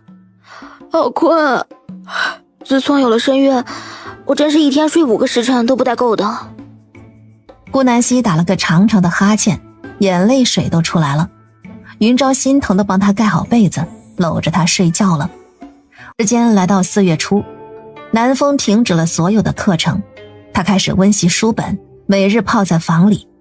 顾南希让白青去给他买了许多书本以及贵重的笔墨纸砚，安排家里的小厨房给南风加餐，一定要补好营养。不光吃上面加强了，南风每天早晨都要被压着去跑1个时辰，由石头监督。暂时放假的小家伙们就像脱缰的野马，尤其是七武，骑上他专属小马。小马只是名字叫小马，其实他已经长成一匹大马，虽然比不上墨风，却也高大不少。就如同七武，个子窜得比同村14岁孩子还高。他已经10岁了，比起顾南希刚来的时候懂事了不少。六姐，我带小马去那边山脚下玩玩去好不好？小马闷得慌呢，整天待在马厩里。顾南希无奈地笑笑，我看是你学的闷得慌吧，想去玩可以，带上弟妹和石头，你一个人我不放心，你这孩子太野，谁知道你会溜哪儿去啊？姐，这群小屁孩跟着我还玩什么？这样我带着10弟和11弟去玩怎么样？妹妹们又不喜欢骑马，剩下的太小，我可看不住，就让他们在家待着陪你玩吧。我要去，七哥带我骑马。顾十郎比顾七武还要顽皮，相反，顾十一则是拿着书本坐在亭子里看书，安安静静的。小十一，去和你七哥10哥骑马去。顾南希喊了2遍，才将十一从知识中叫醒。姐，我不去，我要看书，你让哥哥们去吧。回答完，便再次低头看书。顾南希更加无奈了，这几个小子要么皮得要死，要么文静的不行，就不能中和一下吗？还是小姑娘可爱。八梅和小九正带着妹妹、侄子、侄女玩滑梯秋千呢，乖得不行。尤其是八梅，一副大姐姐的模样，给几个小的擦汗喂水，反而自己满头大汗，却不理睬。小八，过来。怎么啦，六姐？顾南希从兜里掏出一个手帕，将八梅头上的汗水擦干净。你这傻孩子，别光照顾他们呢，自己头上这么多汗都不晓得擦擦，这天气还凉着呢，别再受了风寒。八梅这才后知后觉地笑笑，没事，我都这么大了，照顾他们是应该的。八梅，虽然大的孩子确实可以偶尔帮一下家里照顾小的，可是你不能没了自我，不能因为姐姐这个名头你就要无条件付出。你看看我就知道了，我虽是你们六姐，我一边赚钱养活你们，一边也在过好自己的小日子，没有什么应不应该的，你不欠任何人知道吗？他们也不能因为自己小而无条件索取，世人总有长大的一天，你不过是比他们早些长大而已。八妹有没有喜欢做的事情啊？比如看书、骑马。你告诉六姐，马上你的生辰就要到了，六姐送你。八梅和七武是双胞胎，两人的生辰自然是在同一天，而七武早就得到自己想要的礼物了，就是那匹小马。八梅则是无欲无求，她平日里除了学习，便是带着弟妹玩，照顾他们，活脱脱像个小保姆。六姐，我想学做菜，想跟六姐、二姐一样，会做很多很多菜，也想当大厨，在酒楼里一展拳脚，可以吗？我答应你，刚好这段时间放你们假，明儿你便随二姐一起去镇上，你在厨房多学多看，我会让金兰教你，等在金兰那儿出了师，你便可以成为二姐的帮厨，直到你的厨艺等同或者超越二姐，我便为你单独开家酒楼，怎么样？真的吗，六姐？你以后真的会给我开家酒楼吗？那酒楼可不可以叫西八酒楼？为什么要叫这个呢？因为这是六姐给我开的呀，这样酒楼就是我们两个的了。我要像二姐那样，给六姐赚好多好多的钱，让六姐啥也不用干，天天在家玩。顾南希感动得要死，眼泪都出来了。有了身孕，她变得更加感性。阿梅真是个好孩子，姐姐心领了。就是这名字，为什么不叫西梅酒楼呢？我感觉比西八好听。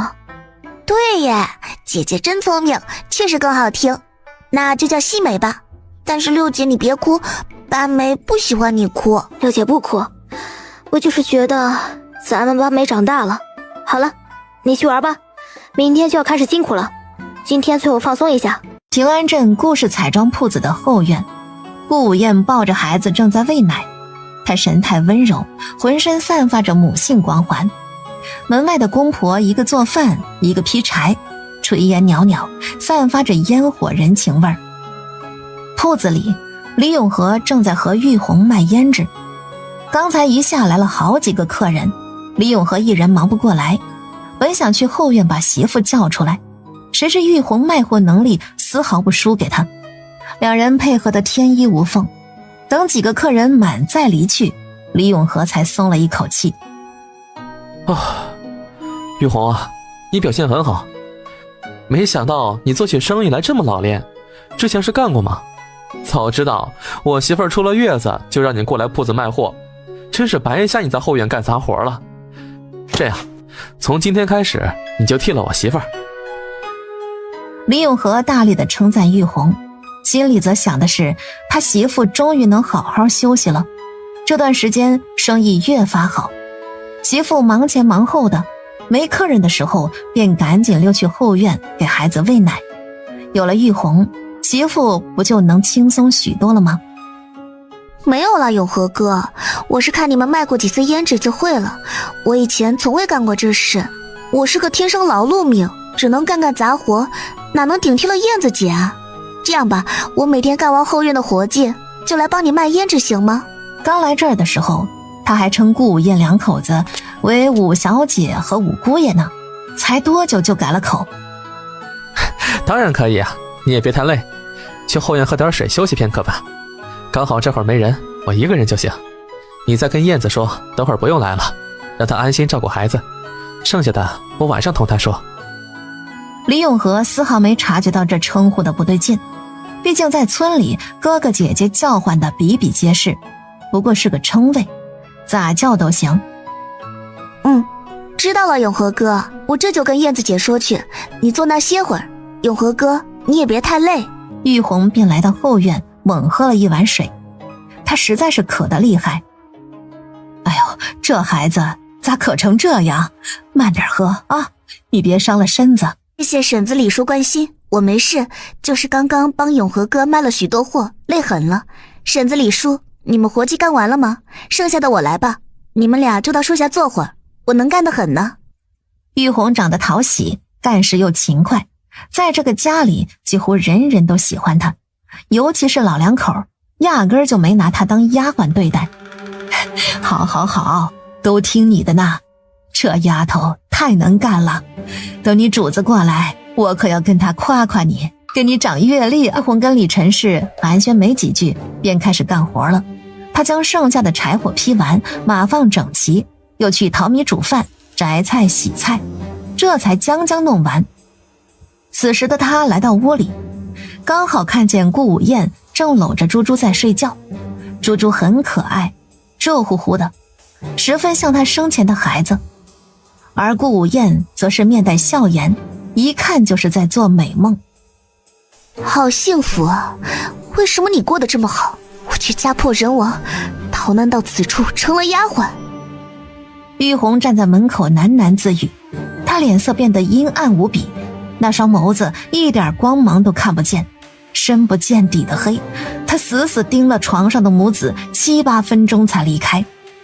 等回到铺子里时，那可怖的表情早已被乖巧老实所替代，这转变速度着实让人害怕。媳妇儿，今天累不累？玉红表现不错，以后你就在后院带猪猪就行了，铺子里的事儿让玉红来，省得你辛苦。瞧瞧，我媳妇儿脸上肉都瘦没了，我心疼得紧呐。你都听你的，刚好猪猪越发大了，我怕公婆带着费力，他们本就辛苦，该让他们享享清福了。等猪猪会走路，懂点事，再交给他们带。小西说了，玉红以后就一直留在这儿伺候我们，也算是自己人了。夫妻二人达成共识，第二天玉红就开始卖货生涯。她嘴甜面善，没多久就拥有了大批忠心的顾客，只要来铺子买东西，那指明就是要玉红服务，连李永和都得靠边，简直就是销冠的诞生时刻。自此，玉红在这里过得越发好。两个老人一直就没拿她当外人，夫妻俩更是拿她当妹妹对待。其实按照生日，玉红要比顾武燕大几个月，但架不住玉红嘴甜呢，一口一个姐姐，愣是把自己辈分喊小了。顾南希月份越来越大，自然没来过镇上，倒是这县令和县令夫人悄咪咪地去村里看过她，担心村里人害怕，两人穿了一身粗布麻衣，伪装成普通老百姓，主要是把顾南希感动得不行。因着许久未见主子，玉红心里越发活跃，逐渐生出了一些小心思。在一个平平无奇的夜晚，猪猪被送去跟爷爷奶奶睡觉了，小夫妻这才放开手脚腻歪。自顾武燕生产完，这还是头一次没人打扰他们，也不用担心动静会不会吵醒猪猪。两人玩得上了头，顾武燕声音逐渐变大起来。恰巧玉红出来上茅房，她路过这里，停住脚步，猫着身子凑到门边偷听。叫相公，叫不叫？李永和粗着嗓子低沉地说话。相公，夫君，你讨厌。顾武燕声音都碎了，听着媚态十足，足足响了小半个时辰才结束。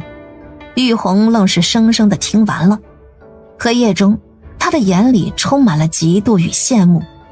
自从她夫君去世，便再也没体会过这等美妙。回到房间，玉红翻来覆去的睡不着。几日过去，顾武燕独自一人乘坐县衙的马车回到靠山村，一是为了送银子，二是为了看看小溪身体。猪猪则是被留在铺子里，由玉红带着。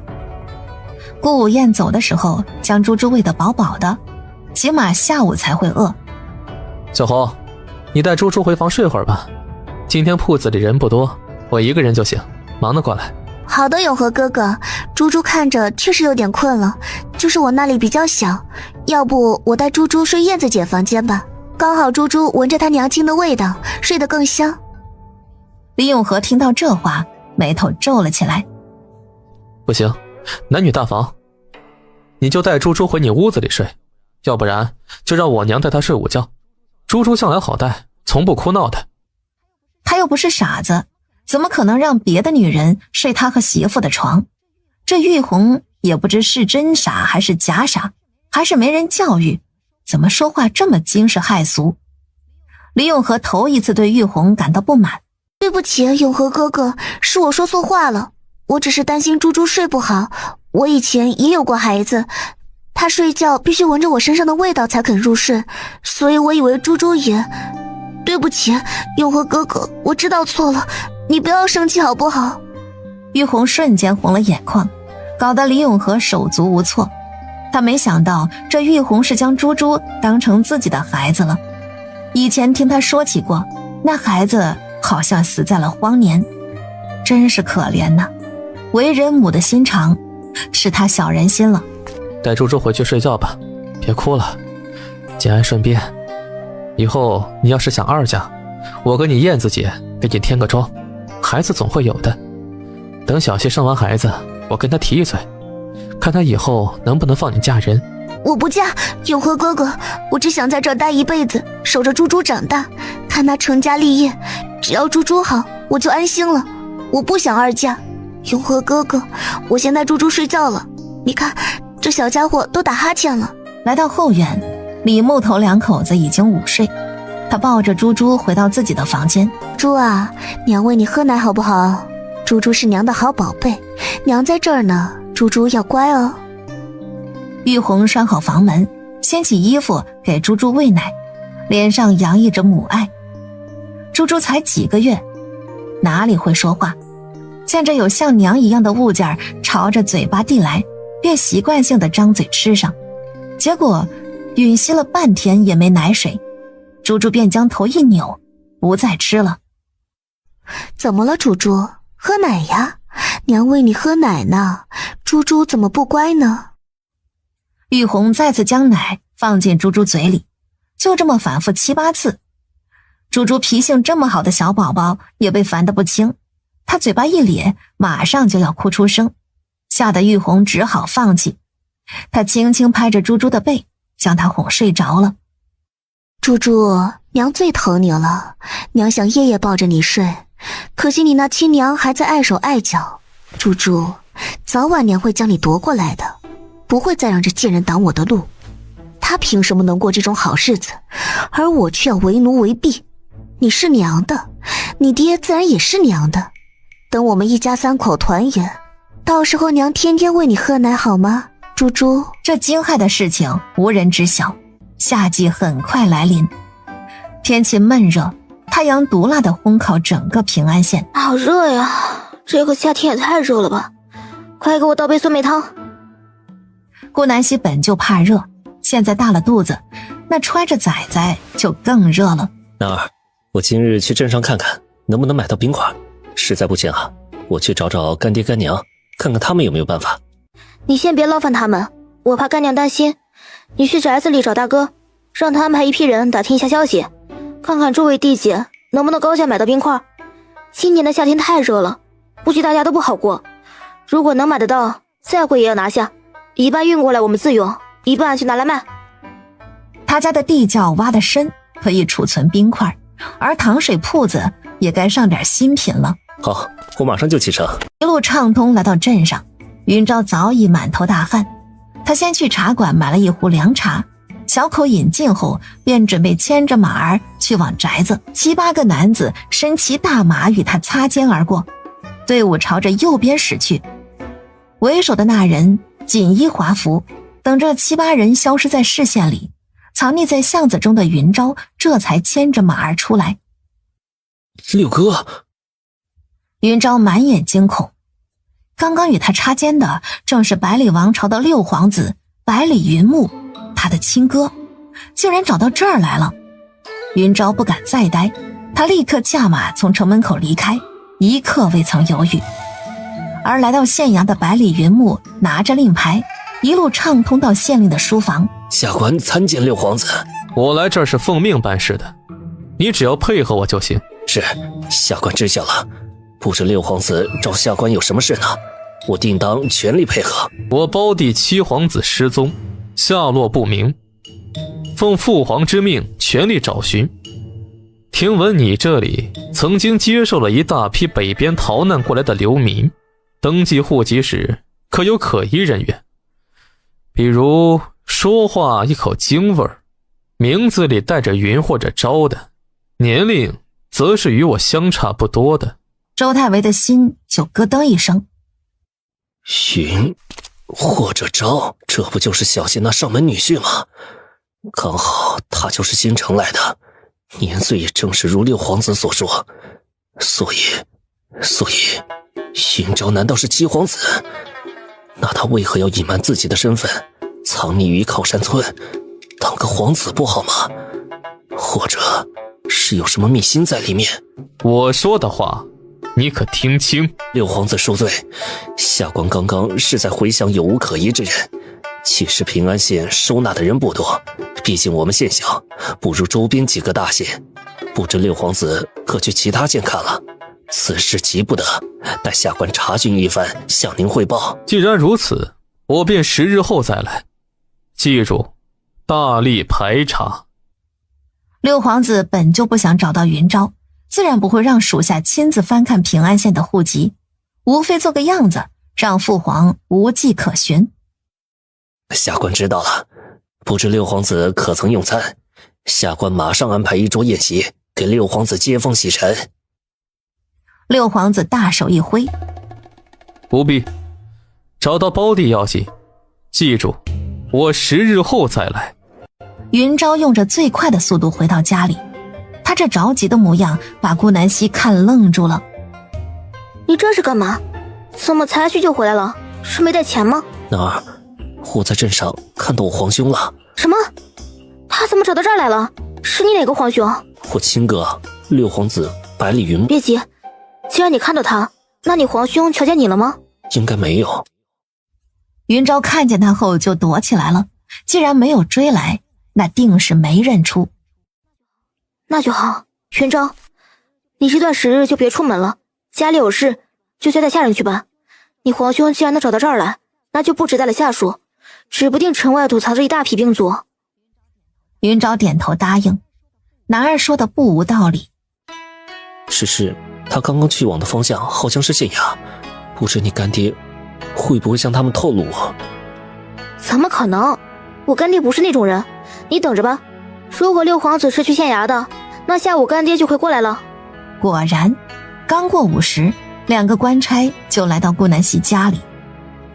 大小姐，这是县令大人让我们交给您的书信，请您翻看后给他回信，我们再带回去。好，那我回房去看吧。徐夏，给2位官差沏杯茶，再切把西瓜给他们解解暑。你们2人去亭子里歇会儿吧，那儿凉快。好的，大小姐。小希，见字如晤。今日六皇子突现我府上，告知我要寻找胞弟，名字中带有云和昭的，不知和云昭这孩子有什么关联。干爹不敢透露此事，便将六皇子打发走了。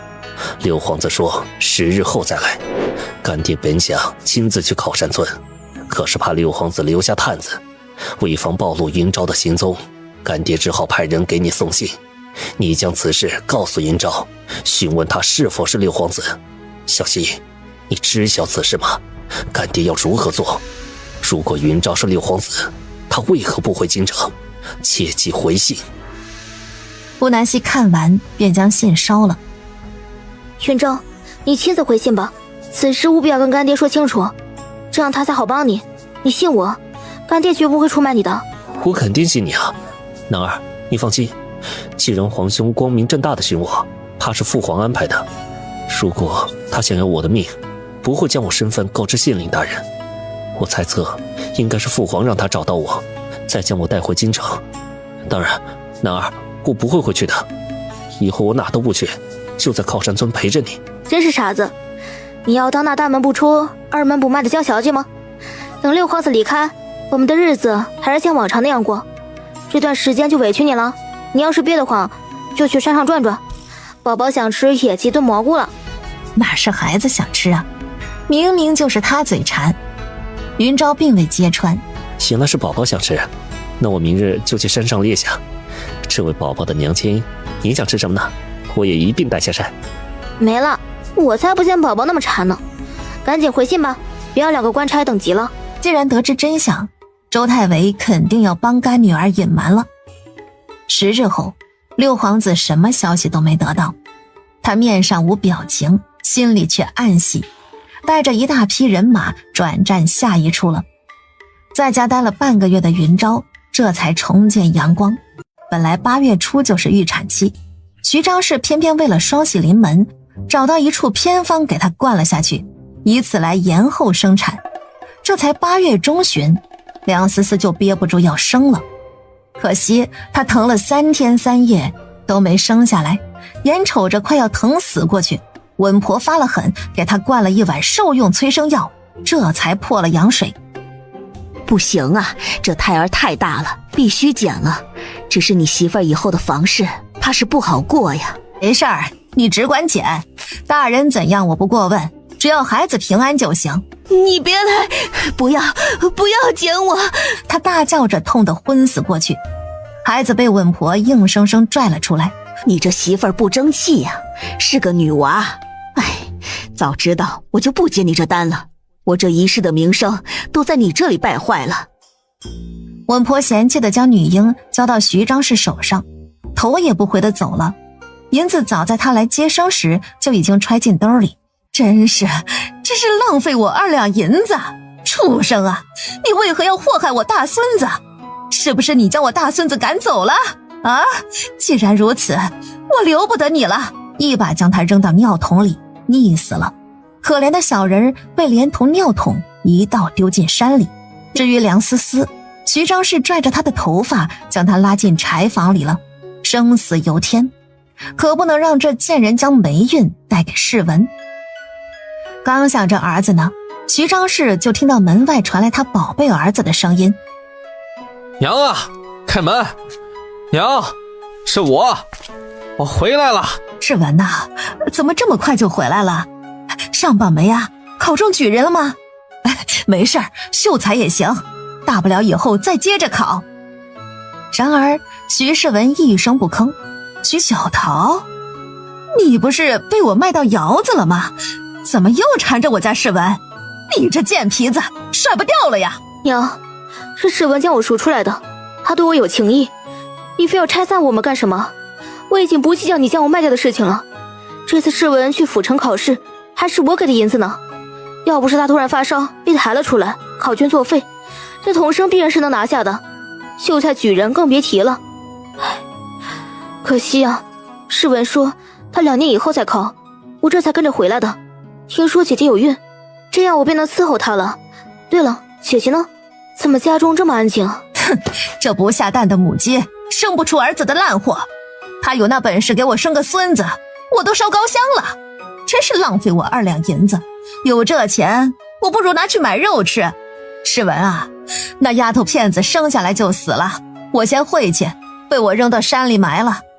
以后再让小桃或者那贱人给你生吧啊！既然能去府城考试，说明我家世文聪明，只是时运不济。你放心，娘就是砸锅卖铁，2年后也要供你再考。快去屋里休息吧啊！小桃，你去把被子洗了。不是你说的要伺候我们吗？无奈，小桃只好忍气吞声的去洗被子。徐世文的病还没好全，他压根儿不管小桃，径直走回房间，躺在床上打起了鼾。被丢在柴房里的梁思思无人搭理，他下身还在血流不止。云昭啊，快点骑马去镇上找大夫和稳婆，小希早产了，这羊水都流完了。此时顾二苗心里慌乱的不行，都说7活8不活，这8个月就早产，不好的预兆让顾家陷入死寂。云昭整个人都傻了，他急忙跑到马厩，一路上摔了好几跤，却不管膝盖疼不疼。马上骑着墨风朝镇上赶去，他好想在男儿身边陪着呀，可惜家里会骑马的都去镇上忙生意了，实在没法。云昭用尽最快的速度前进。六姐，小九害怕。顾九九大哭不止，带动的几个小崽子一起哭了起来。行了，小九，别哭了，别让六姐在房里担心，她会没事的。七五虽然嘴巴说着顾南希会没事，他心里却也是砰砰直跳。好了，你们听话啊，等会儿家里会很忙。七五带着八梅去烧水，小九，你负责带着弟妹他们去房间里玩，不要乱跑，知道吗？玉春、玉冬，你们都去房里伺候着。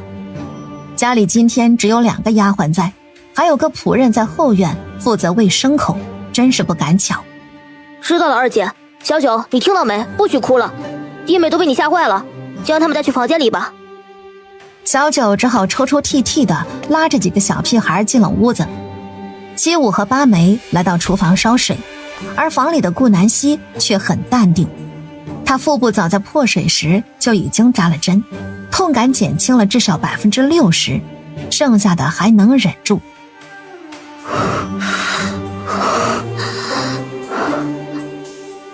顾南希调整着呼吸。就在这时，顾二苗带着2个丫鬟来到屋里。小希啊，允昭去找大夫和稳婆了，没事的啊，他很快就会回来了，你别害怕。二姐，我不怕，我还好，真的。你们去帮我打盆水备用。二姐，我给你一个方子，你去帮我熬碗药来。话没说完，痛感突然加剧。顾南希闷哼出声，他表情异常的痛苦，却生生忍住了。他继续大力呼吸着，一鼓作气的让下身用力。孩子唰的生了出来，一点都没停顿。顾二苗都惊呆了，这么快的吗？他连忙走到床边帮着顾南希生产。玉春拿了一把剪刀，按照顾南希的吩咐在火上烤了一会儿，然后他将剪刀递给顾南希，咔嚓一声，脐带被剪断。婴儿哭得更惨。玉春拿出提前准备好的绸缎布料，将孩子包裹好放在顾南希枕边。顾南希再一次大叫，又是一个婴儿被生了出来。哭声照样很洪亮。就在众人以为结束时，顾南希感觉肚子里又开始疼了起来。二姐，我肚子里还有一个，看来是三胞胎，快帮我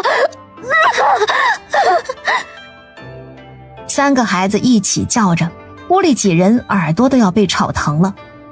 顾南希脱了力，昏睡了过去。最后一个孩子出来时，连着胎盘，很是完美的结束生产，也没有异常的大出血。顾二苗这才放下心，他和2个丫鬟帮着给3个孩子和顾南希一起清洗了身子，在小半个时辰后，给他们分别喂了羊奶，用的是顾南希从空间拿出来的奶瓶。孩子吃饱喝足后，跟娘亲一同睡去。老大夫下了马后，蹲在地上，将早饭都快吐出来了。云昭见他如此，顿时等不及了，他先进了家门，谁知家里异常的安静。难道男儿？云昭突然无法呼吸，他脸色煞白，双腿都在颤抖，仿佛下一秒就要昏倒。他疯狂地朝着2楼跑去。男儿，我回来了。男儿，你别丢下我一个人走，我回来了，别害怕，男儿。刚想推门，房门就从里面打开了。你小点声，小希和孩子们都睡下了，母子平安，他们没事，男子还是别进产房的好。此时的云昭已经满眼是泪，泪水掩盖了他的视线，以至于他都分不清站在面前的是谁。让我进去看看，我就看一眼。见他这样担心，顾二苗只好让他进去。云昭轻声走进房间，他来到床边，只见平日里和男儿睡的大床外侧上放着3个小孩，长得跟山上的野猴子似的，丑得要死。云昭嫌弃地将他们一一抱到左边榻上，然后跪坐在床上，紧紧握住顾南希的手。男儿，我回来了，你别怕。顾南希轻哼了一声，云昭害怕把他吵醒，便不再说话。那个吐得死去活来的大夫也没了用处，云昭将他再次送了回去，只是这次骑得很慢。老大夫白拿了1两银子，却还是生无可恋。以后他再也不坐马背上了，尤其是这臭小子骑的马。傍晚，一大家子人从镇上回来，刚到家就得到顾南希早产的消息，一个个的全往顾南希房里钻。当然男子不可以进，女子都进去了。小希，你终于醒了，有没有哪里不快活？主子饿了吗？我给你熬了鸡汤。主子，我这就去泡红糖水给你喝。主子，我明日就让石头给你去河里捞鱼，鱼汤最是滋补呢。六姐，你疼吗？小九给你吹吹。六姐，我学会好多菜了，我给你做饭吃好不好？男儿，疼吗？疼你就咬我，我在这陪着你，别害怕。关心的话语一起冒出，搞得顾南希都不知道回答哪个好了。现在不太疼了，我想喝鸡汤，再给我烤一块甜面包。孩子呢？抱过来给我看看。被顾南希这一提醒，众人这才想起来他们忘记了什么。哎呦，我就说哪里怪怪的。哎，孩子呢？我不是放你床边了吗？我的心肝儿哎，你们怎么跑这儿来了呀？哪个天杀的干的好事啊？将孩子放这里干嘛？顾二苗难得发了火，云昭不敢吭声。二姐，我生了几个女儿啊？3个儿子呢。小希，你真是有本事。顾二苗笑得眼睛都眯了起来。什么？啊！夫妻2人一个比一个惊讶。怎么高兴傻了呀？云昭，你可要好好对小希啊，他一下子给你生了3个儿子，这要是放在别人家，早把小希供起来了。云昭欲哭无泪，3个儿子，越不想要什么就越来什么。夫妻2人对视了一眼，纷纷咽下苦楚。算了，儿子也是自己生的，凑合养吧。男儿，我们准备的小衣服都白费了，哎呀，可惜呀。云昭也随之叹了口气，这话倒是让屋里人听不懂了，合着这两夫妻不想要儿子啊？真是的，这话要是让村里人听到，一个个估计都要酸上了天。就没听过还有嫌弃男娃的。哎呦，可怜的小人儿，你们爹娘不疼，二姨疼你们哟。顾二苗一手抱着一个，开心的不得了。3个襁褓中的孩子并不知道他们刚出生就被亲爹亲娘嫌弃了，一个个猛喝着羊奶，愣是把家里唯一的母羊奶都喝瘪了。云昭只好再去找了一头来，这才够喝。顾南希身子恢复得很快，第2天就能下床了。可惜她被强制关在房里坐月子。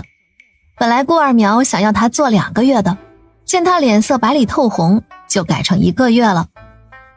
顾南希窝在床上，听着云昭给她读话本子。3个儿子有二姐和丫鬟带着，她一口甜牛奶，一口鸡肉，吃得喷香。至于母乳，顾南希压根儿就没通奶，有2头羊呢，喝啥母乳啊？这3个崽子灵泉水混着羊奶喝，才几天就胖了1圈。当然，就算他有奶，云昭也不肯让他喂。这边舒服的像神仙，徐家的梁思思却身处地狱。她被丢在柴房里，愣是3天无人搭理。可惜梁思思命不该绝，她顽强地活了下来。梁思思走回房间，只见她的床上竟然躺着2个人。你们这是干嘛？有病吧？睡着呢，叫什么叫？滚回你的柴房去！生不出儿子就算了，还要来打扰老子的美梦。姐姐，这就是你的不对了，生个赔钱货就老老实实的去干活。你都躺了3天了，婆婆都生气了呢。我要是你呀，我就夹着尾巴做人，而不是在这儿大吵大闹，惹得相公睡不好。夏天的中午十分炎热，村民全都窝在家里睡午觉。徐张氏刚睡下就被吵醒。你想死啊？不下蛋的母鸡，你怎么不死呢？真是好人不长命，祸害1000年。生个赔钱货，克得我家世文在贡院里发烧，让他什么功名都没考到，还害得我失去2两银子。你有什么脸面在这儿吵闹啊？赶紧下田干活去，不然我就让世文休了你。个小娼妇，欠教训。要不是看你才生产完没多久，我非让世文好好收拾你一顿。梁思思已经被骂得麻木了。娘，我孩子呢？孩子？你还有脸提孩子？你生个赔钱货，难不是想让我徐家养他？哼，孩子早就死了，你生下来就死了，被我埋到山里了。赶紧养好身体，再为我徐家生个儿子，不然有你好看的。你骗谁呢，老妖婆？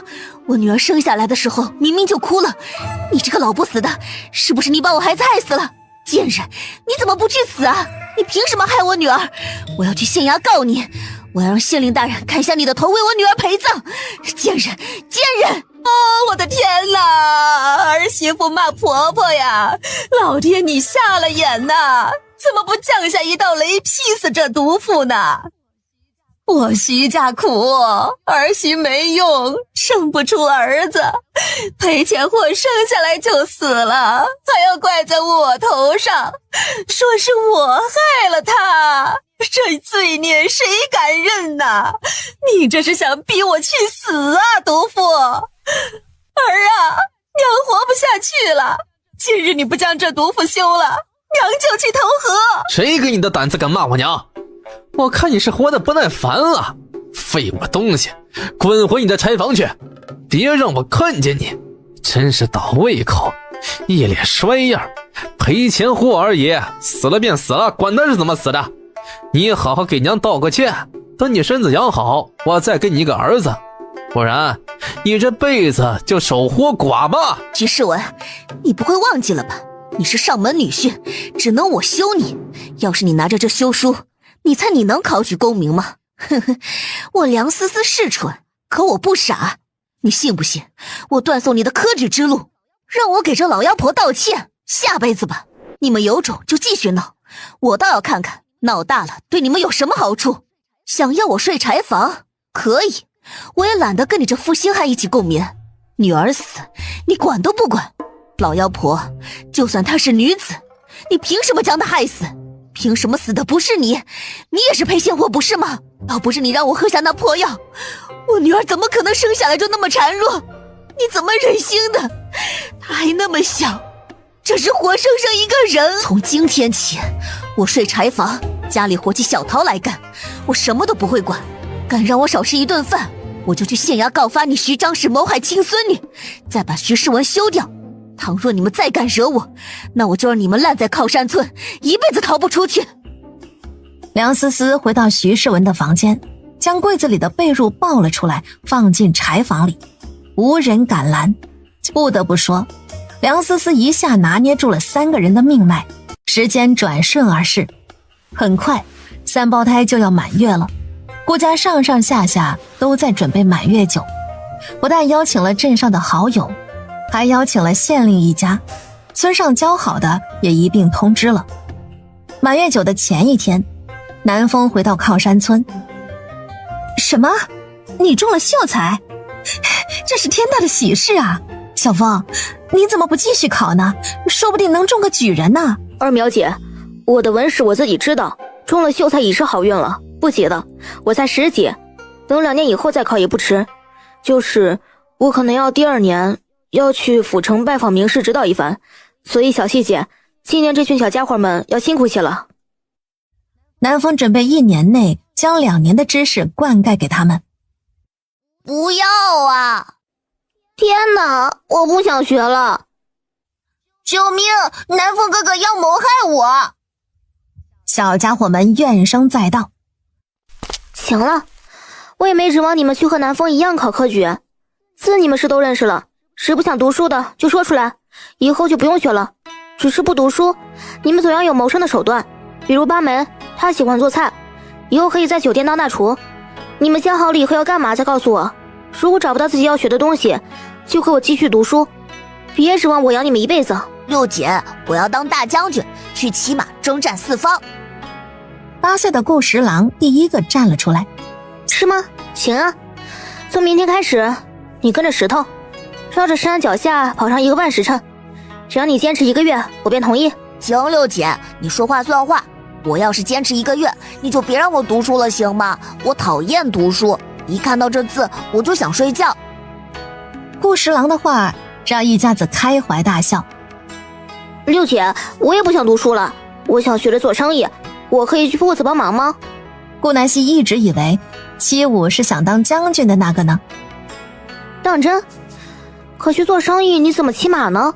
我本想着你会让我跟你请个武夫子。七武，学做生意才是我所想，学武也可以学，但是跟这个不冲突。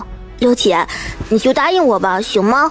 行了倒是行，以后你就跟着你三哥一起干吧，我会让你三哥观察你的表现的。至于学武，这个不急，你们先把身体练好再说。这样，你从明天开始，跟着十郎去山脚上跑上1个半时辰。你们三哥现在去的晚，刚好跑完回来，吃个早饭去镇上。好哎，谢谢六姐。好了，还有人不想读书吗？小九本想站出来，可是他不知道自己要干嘛，而且万一六姐也让他去跑步可怎么办？算了吧，跑步好累，不如读书呢，还能偷偷睡觉。十一，你呢？之前南风跟他提过，十一是个好苗子，一点就通，平日里还勤奋，走到哪儿都捧着书看。六姐，我想跟南风哥一样走科举之路，不知六姐应允否？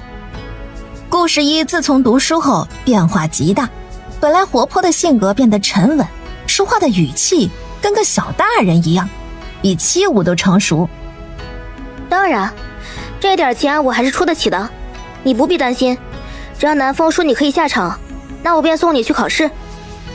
多谢六姐，弟弟定努力为你挣个诰命夫人来。好啊，那姐姐等着啦。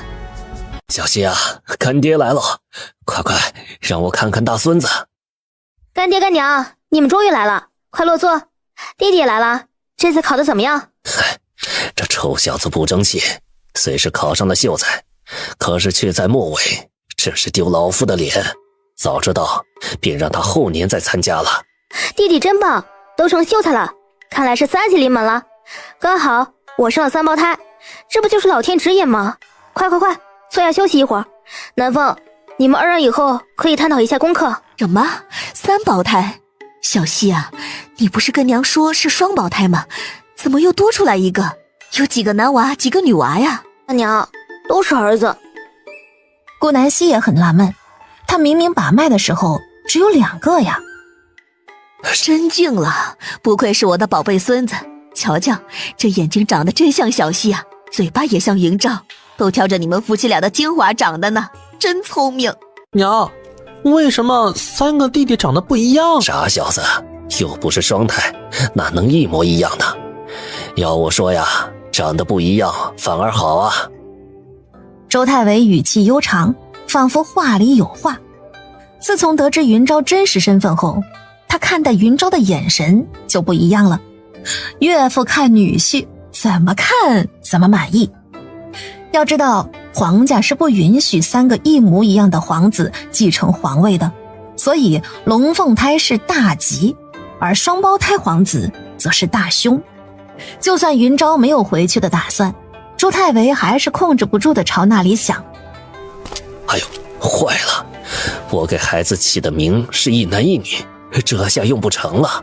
干爹，不急，您回去慢慢想，快坐下吃饭吧。行了，我先动筷子吧。周太维知道自己不动筷子是没人敢吃的，他随意夹了一道菜，众人这才热闹地吃起菜来。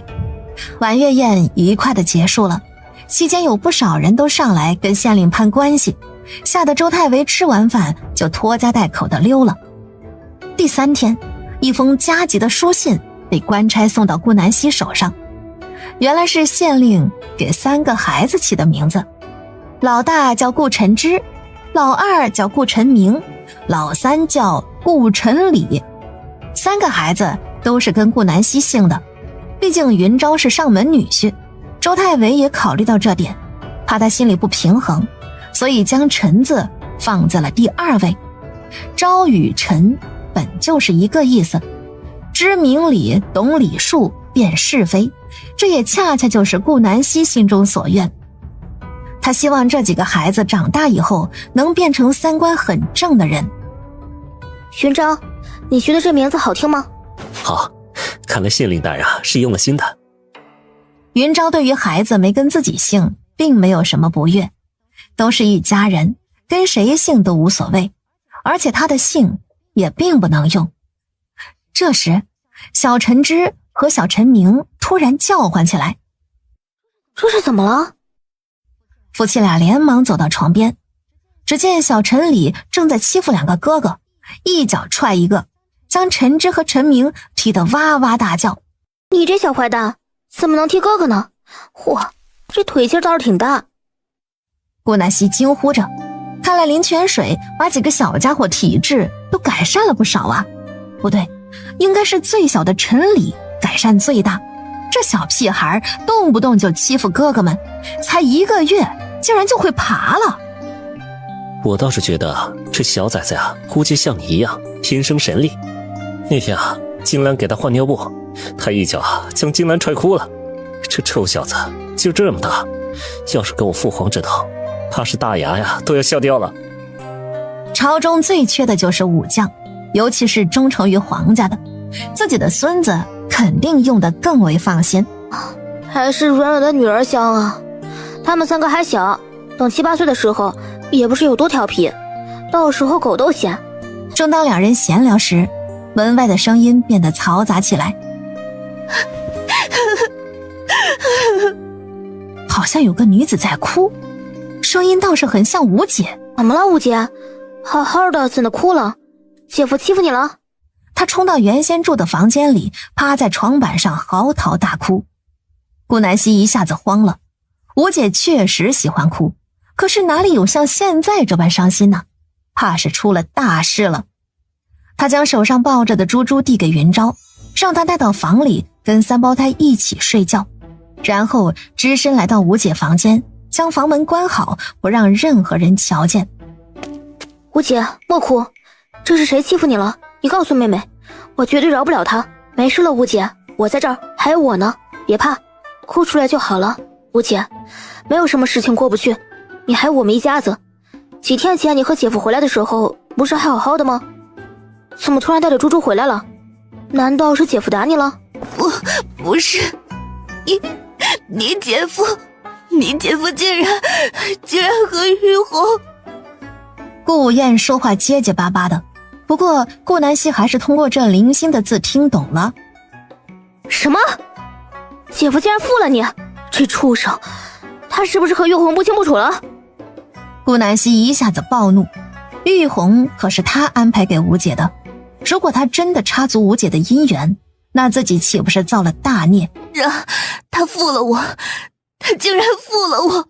这个狗东西，昨晚趁我睡着，竟然跑到玉红房里去了。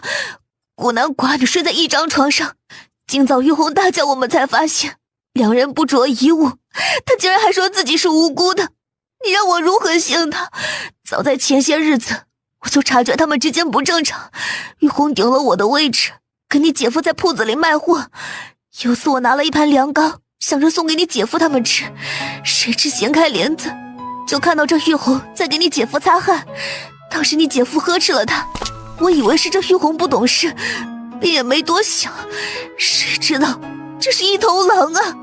他早就对你姐夫有想法了，你姐夫更是个猪狗不如的畜生，奸夫淫妇，他们就该下地狱。猪猪才多大，我才生产多久，他便这般待我。小希，我要和离，我这辈子都不要再见到这个畜生，他永远也别想看到猪猪，永远。小希，你去把他们赶走好不好？姐姐求你了，你让他们滚回李家村。好，我明天就派人将他们赶走。吴姐，你别气伤了身子，男人而已，这个不听话，咱们就再找一个，有我在，别怕。吴姐，我会让这对渣男贱女付出代价的。顾南希的脸色越发阴沉，这玉红的卖身契还在他手上呢，就敢这么背主，呵呵，真当他手段温柔吗？好久没见血了，是时候动刀子了。顾南希将吴姐安置在床上，给她喂了碗安神药，哄着她睡着，这才从房间出来。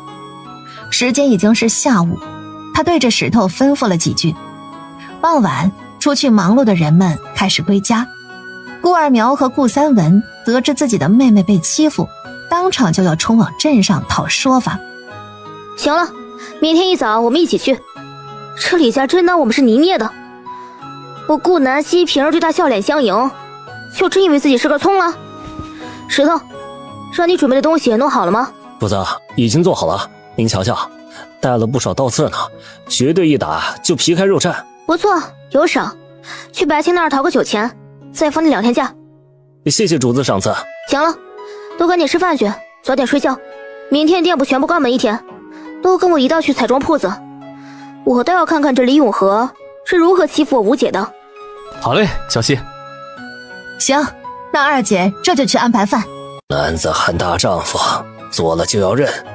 他已经有孕1个多月了，老夫就是心再坏，也做不到帮你隐瞒。你不承认，难道让这可怜的女子没了活路不成？我何事啊？她玉红有没有身孕，跟我有个屁关系？我从未碰过她一下。说，你和她是不是一伙的？你们是不是合起伙来要骗我？我告诉你们，没门儿！行了，你认不认都跟老夫没干系。我只是一个郎中，阵营我就不要了。你这汉子没担当，我嫌你钱脏。你快进屋看看吧，玉红这丫头又要闹轻生。李陈氏从玉红的屋子里出来，老两口也被折腾得不轻。想死就去死啊，赶紧死，装什么装？老子被他害惨了。爹娘，你们信我，我真的碰都没碰过他，我冤枉啊！燕子一定难过死了，都怪我，当初我就不该让玉红这贱人进门。没丫头使唤，大不了我多累点，做自己伺候燕子不行吗？我到底哪里好了，值得你这贱人这么祸害我？我没钱没势，这硕大的铺子跟我半点关系都没有，我凭什么就值得你下手？李永和痛哭流涕，老两口心疼得紧，这孩子有多老实，只有他们知道。可是玉红也是真的有身孕了呀，到底该信谁呢？两人也无可奈何了。永和哥，我知道你不信我。1个月前，燕子姐带着猪猪回靠山村看望主子，那天你喝了点酒，醉得不行，把我当成了燕子姐拽到屋里去，一定是不记得了。那晚我实在害怕，不知道该如何面对你，便悄悄地走了。你好好想，你是不是睡醒衣服没了？这孩子当真是你的，永和哥，你可以恨我，我知道你与燕子姐情深意重，但是孩子是无辜的呀。我保证，我以后绝不多事，永远不会动摇燕子姐和猪猪的地位。为了我肚中的孩子，你便纳了我吧，永和哥，都是我的错。明天我便亲自去靠山村给燕子姐磕头请罪，只要你们重归于好，要我干什么都行。我只求你原谅我，就当可怜我肚子里的孩子，给他一个身份吧。永和哥，现在天色已经晚了，你就算去了，燕子姐他们也已经睡了，明天一早我就去，好吗？永和再也受不了了，他回到自己的房间，砰的一声将门关上。小希，你怎么来了？燕子呢？燕子！昨天不来找，现在倒是演起戏来了。你真是好本事啊，李永和！是不是我给你脸了？敢这么欺负我吴姐？不是，昨天是因为李永和还没解释完，就被顾南希一脚踹出5米远，重重的摔在地上。老两口已经吓傻了。石头、妮妮，你们2个把这个小贱人给我按在地上跪着，荣华富贵，你们4人把李永和以及这2个老人看好，别让他们上前。是，主子。好嘞，主子。 4人立马被控制住，白青还特意给他端了一把椅子。顾南希稳当的坐下。说吧，你们2个贱人是什么时候勾搭上的？他从腰间抽出一条鞭子，上面布满了倒刺，老远就能瞧见。玉红吓得瑟瑟发抖。主子，玉红求您了，我肚子里有了孩子，求您成全我跟永和哥哥吧，我一定拿燕子姐当亲姐姐般对待。玉红深知自己有错，主子，您大人不计小人过，就当看在我肚子里的孩子份上，饶过我们一次吧。燕子姐，求求你了，我知道你对我好，求你别怪永和哥哥，要怪就怪我，都是我的错。玉红随你打骂，只求别伤到我的孩子。燕子姐，你就原谅永和哥哥吧。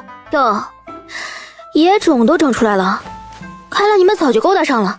胡姐，你先前知道这贱人有身孕吗？顾南希刚回头，就看到她吴姐的眼泪再次哗啦啦直淌。好家伙，看样子是不知道了。行了，我也懒得跟你们废话。白青，把和离书拿出来，让李永和签了字，从此你李家跟我顾家再无相干。至于玉红，你别忘了，你卖身契还在我手上，我管你有没有身孕。等会儿石头，你们将他一起带回靠山村。我不签。燕子，你听我说，我真的从来没有负你。这玉红也不知道使了什么手段，我只是出来上个茅房就晕了过去，醒来就是在他屋里，我真的不知道啊！你要相信我啊，燕子。相信你？你对得起我吗？李永和，你自打被人打得躺在床上，我什么时候嫌弃过你？小希把你治好，又给了你活命的营生，我顾家对你都赶上你亲爹亲娘了。你真是狼心狗肺，是我瞎了眼，以为你是什么好东西。你让我相信你，我相信你跟这个贱人躺在一张床上吗？你当我是瞎子不成？燕子，你听我解释好不好？我真的什么都没干。他说我喝醉了，把他当成你听听，这是什么鬼话？他玉红瘦得跟麻杆一样，我就是碰一下我都能反应过来，我怎么可能把他当成你呀？燕子，肯定是这玉红在搞鬼，你千万别让他得逞了呀！我冤枉啊，我真的冤枉啊！苍天，我到底要怎么做你才能相信我？难道非要让我以死明鉴吗？李永和绝望了，他看向厨房的案板，猛地从金荣手里挣脱，飞快地扑到厨房，拿起菜刀对准自己的脖子。说时迟，那时快，云昭捡起地上的石子，一下砸中李永和的手腕，菜刀掉落，可是李永和的脖子上还是留下浅浅的一道血痕。顾南希顿时疑惑了，这李永和的样子也不像说谎啊，难道真是这玉红在搞鬼？他站起身，拿着鞭子走到玉红跟前。说吧，给你一次机会，把你谋划的事情原本吐露出来，我便看在你肚子的份上，放你一条生路。主子，你在说什么呀？我什么都没干，我只是个亲人死绝的可怜人。主子，求你成全，我只是想安安稳稳把孩子生下来。我从未惦记过燕子姐正妻的位置，只要给我肚中的孩子一个身份就行，哪怕是妾，我也心甘情愿。给你机会，你不中用啊！顾南希发了狠，一鞭子抽到玉红的身上，玉红疼得死去活来，在地上游动着。真是不见棺材不落泪，我给你几分颜色，你就要开染房是吧？竟敢欺负到吴姐头上，怎么？你不知道卖身为奴的条规吗？只要你玉红犯了事儿，我就算打死你，官府也无力找我，你死有余辜。又是一鞭子狠狠抽在玉红身上，玉红疼得尿了裤子。求你了，主子，别打了，我还有身孕，我的孩子呀！求求你，主子，你放过我吧，我肚子疼，我肚子好疼啊！小西丫头，别打了吧，这玉红太可怜了，你好好盘问她，别动手啊！她肚子里总归有孩子，要是出了人命，对你也不好啊，别犯了杀孽。行了，婶子，我给你一个面子，玉红，最后再给你一次机会，你说是不说？主子，我知道你恨我，是我让燕子姐伤心了，只是燕子姐永和跟那日喝醉了酒，这才将我错认成你，我也不想的，说到底我也是被迫的。燕子姐，我求你，你替我向主子求求情吧，以后你让我往东，我绝不往西。永和哥哥，你帮我说说话呀，我都快被主子打死了，你就这般冷血无情吗？前天晚上你是怎么对我说的？你明明答应我要纳我为妾呀，你夸我聪明勤快，比燕子姐强上不少，还说猪猪更喜欢我，要是我是猪猪娘亲就好了。燕子姐，你不在家的10日都是我奶猪猪的呀，她最爱躺我怀里了，猪猪还喊我娘了呢，都说有奶便是娘，我奶过她，那我就是她娘。顾午燕整个人就跟被雷打了一样，他拿起地上的菜刀就要去砍了玉红，被人给拦了下来。你这个贱人，你该下地狱，你可以害我，你为什么要害猪猪？我从未见过像你这般龌龊的人，你死了孩子别拿我猪猪当你孩子吗？你脑子有疾病就去找大夫治，干什么祸害我的猪猪？贱人贱人，你最好下地狱。吴姐别激动，有我在。妮妮，带着吴姐坐下休息一会儿。然而顾午燕被拦住，李永和却冲上去对着玉红拳打脚踢。你这个下贱货，你攀扯我也就算了，还在这满口胡话，连猪猪这么点大的孩子你都要下手，你还是个人吗？我李永和从不打女人，但你不是，你就是一个畜生。李永和被拉到旁边，顾南希又手持鞭子继续鞭打玉红，连着抽了3鞭子，玉红疼得整个人都在地上抽抽，她大小便已经失禁。我让你犯贱，真是农夫与蛇，当初就不该收留你，贱人，你现在就给我去死！又是3鞭下来，玉红疼晕了过去，顾南希这才停手。来人，打盆盐水来，给我浇醒这个贱人。是，主子。滚烫的盐水浇满了玉红整个身体。玉红疼的身体开始扭曲爬行，五官变得可怖，她用尽全力嘶吼着：这感觉酸爽吗？我都要看看你这嘴巴硬到什么时候。石头，把大针拿来，你们几个把这贱人10个手指头都给我插上针，十指连心，我看看是他的嘴巴硬还是我的手端硬。别急呀，今天我慢慢陪你玩，若是手指插针还不怕，那就上刀子，知道人质吧？4肢全砍断，眼睛戳瞎，耳朵捣聋，舌头也要活生生拽出来，到时候你就算是想说也没法子了。放心，我不会让你死的，我要让你用残躯苟活一辈子。玉红抖得越发厉害，两人抓住他的双臂，石头拿着足足3寸长的针，生生扎进玉红的食指，霎时间鲜血直淌。我说放过我，求求你了，主子，放过我！我都说。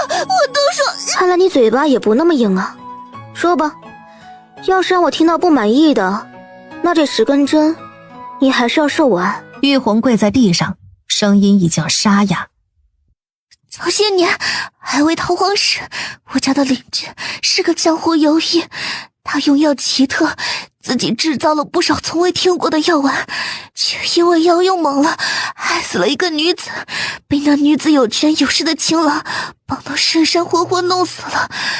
这件事闹得很大，他独身一人，无儿无女，宅子自然也被亲戚霸占，那些药丸被他们丢了出来。我孩子顽皮，捡了一瓶回来，上面写着立刻睡，我刚打开瓶盖就晕了过去。这瓶药里放了10颗药丸，散发着幽香，只要吸入就会马上倒地。永和哥昨日抽时出来上茅房，就是闻了这个味道晕了过去。我将他扶到我的房里，就有了燕子姐看到的那一幕了。难怪呢，我就说院子里怎么会有一股花香，感情是你下药了呀。你说为什么要这么害我？我对你哪里不好了？我跟你燕子姐拿你当亲妹妹般对待，甚至还想等你以后成亲给你一笔嫁妆，让你过得好一点。我李永和无才无貌，配不上你这手段，你用错地方了。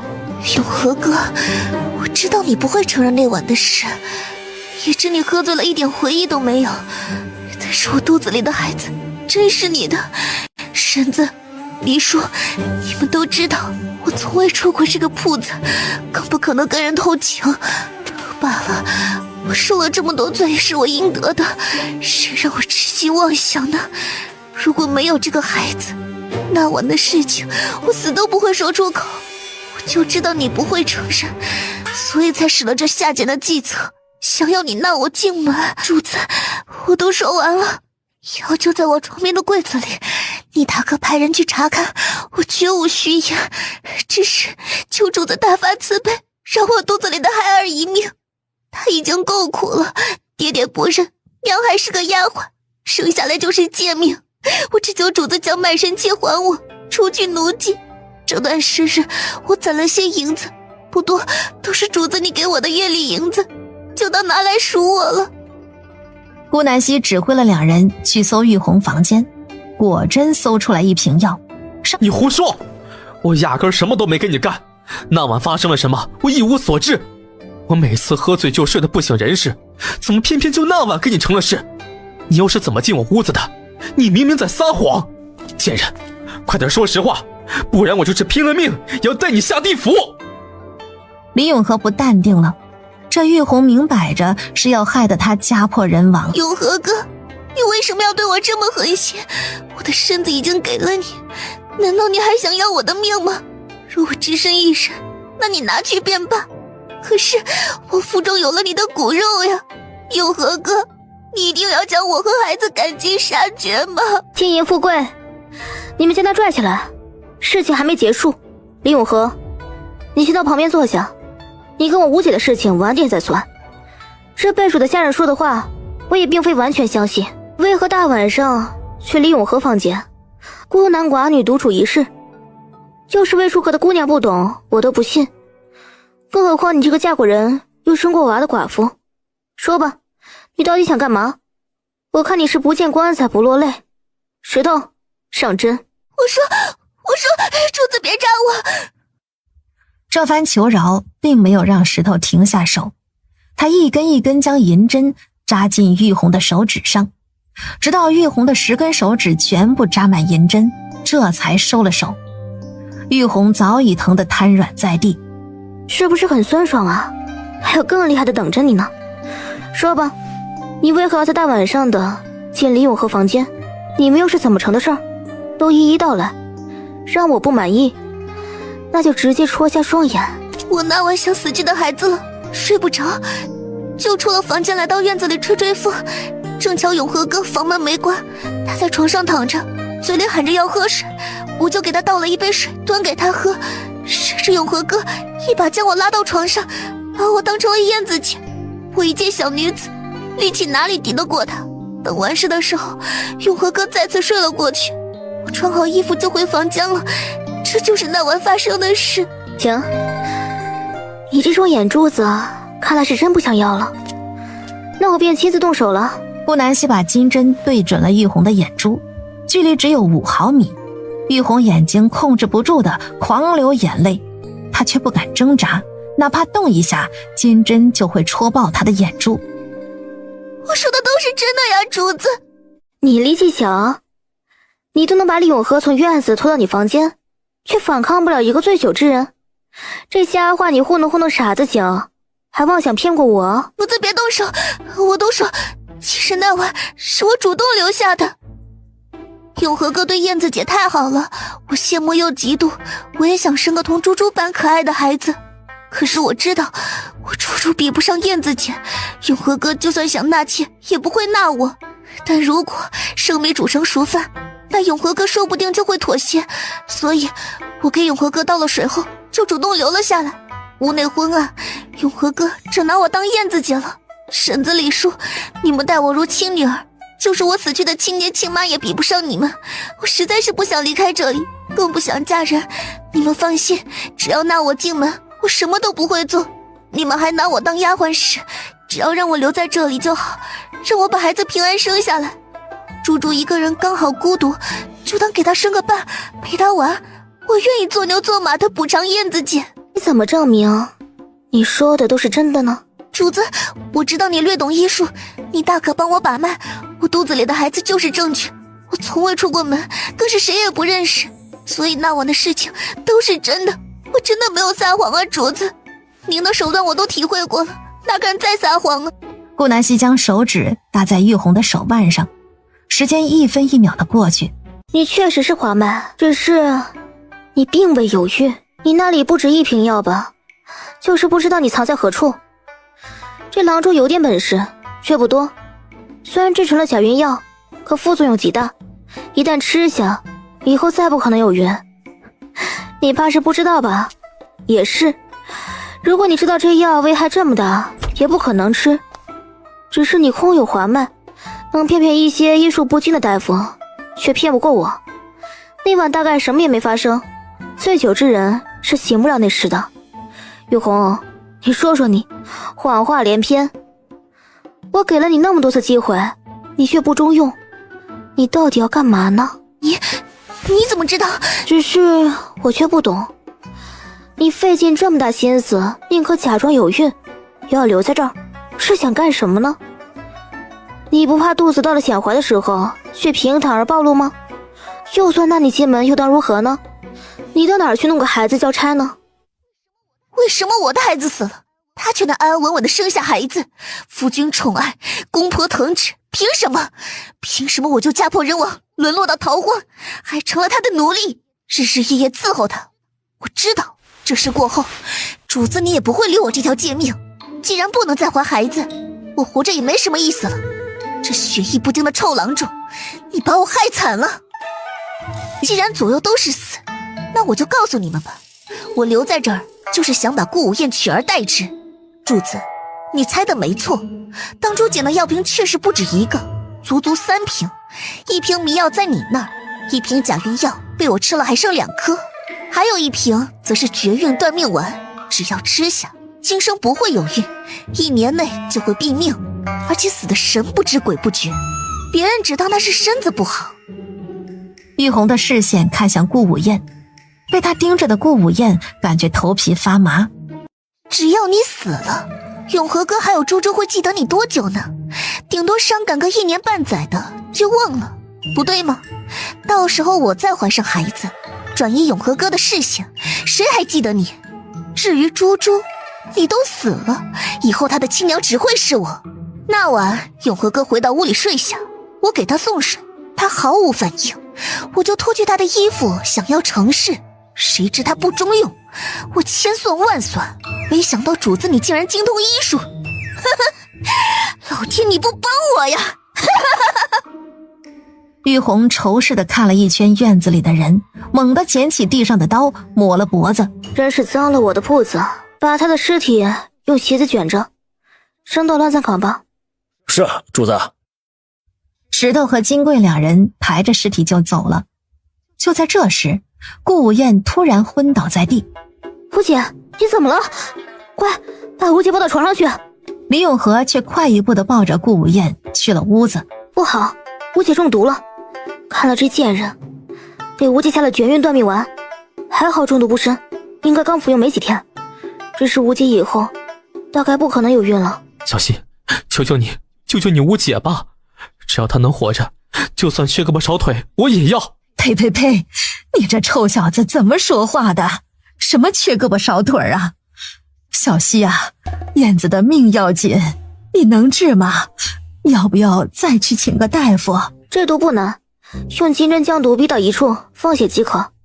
只是我丑话说到前头，吴姐以后不能生孩子了。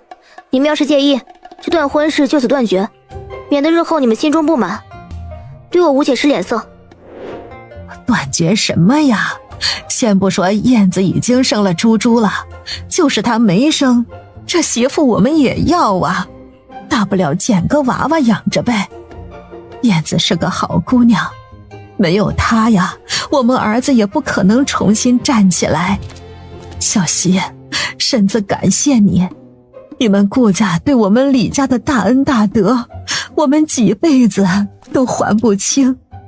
我在这里立誓，如果以后我们李家有人敢欺负燕子，你大可将我们乱棍打死。行，那我就信你一次。不管你说的是真是假，我顾家都不是好欺负的。吴姐身后永远站着我。一番医治，加上配药，指挥丫鬟熬药。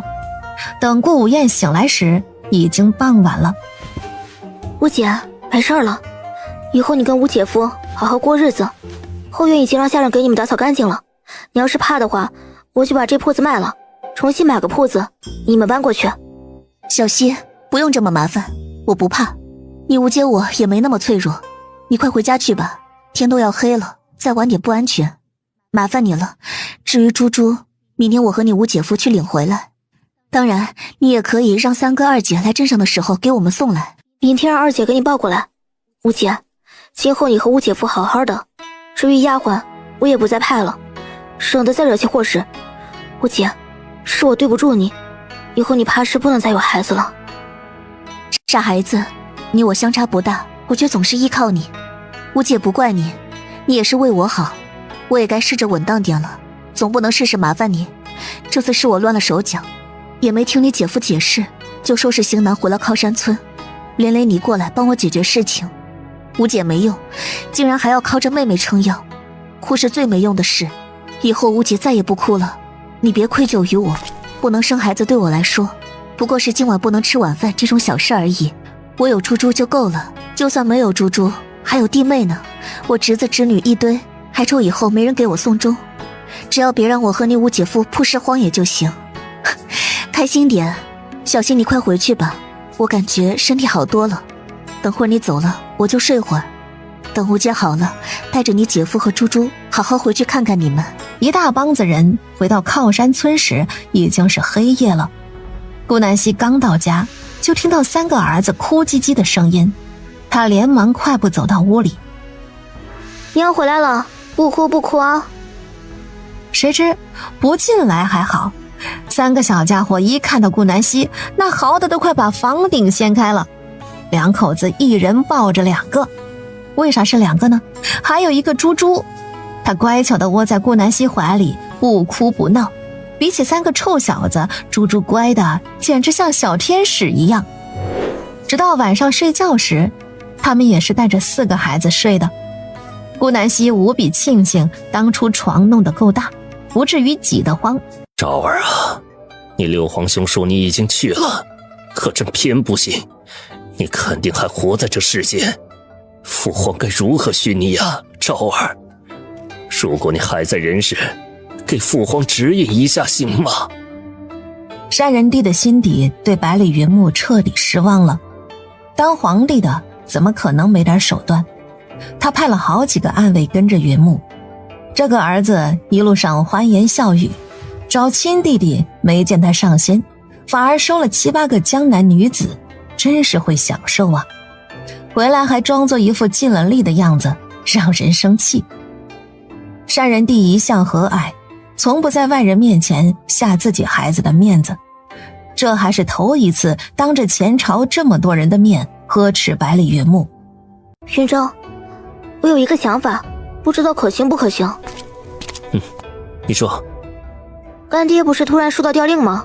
我总觉得有些奇怪。虽然明年3月干爹才走，但直觉告诉我，明年的事情一定很多。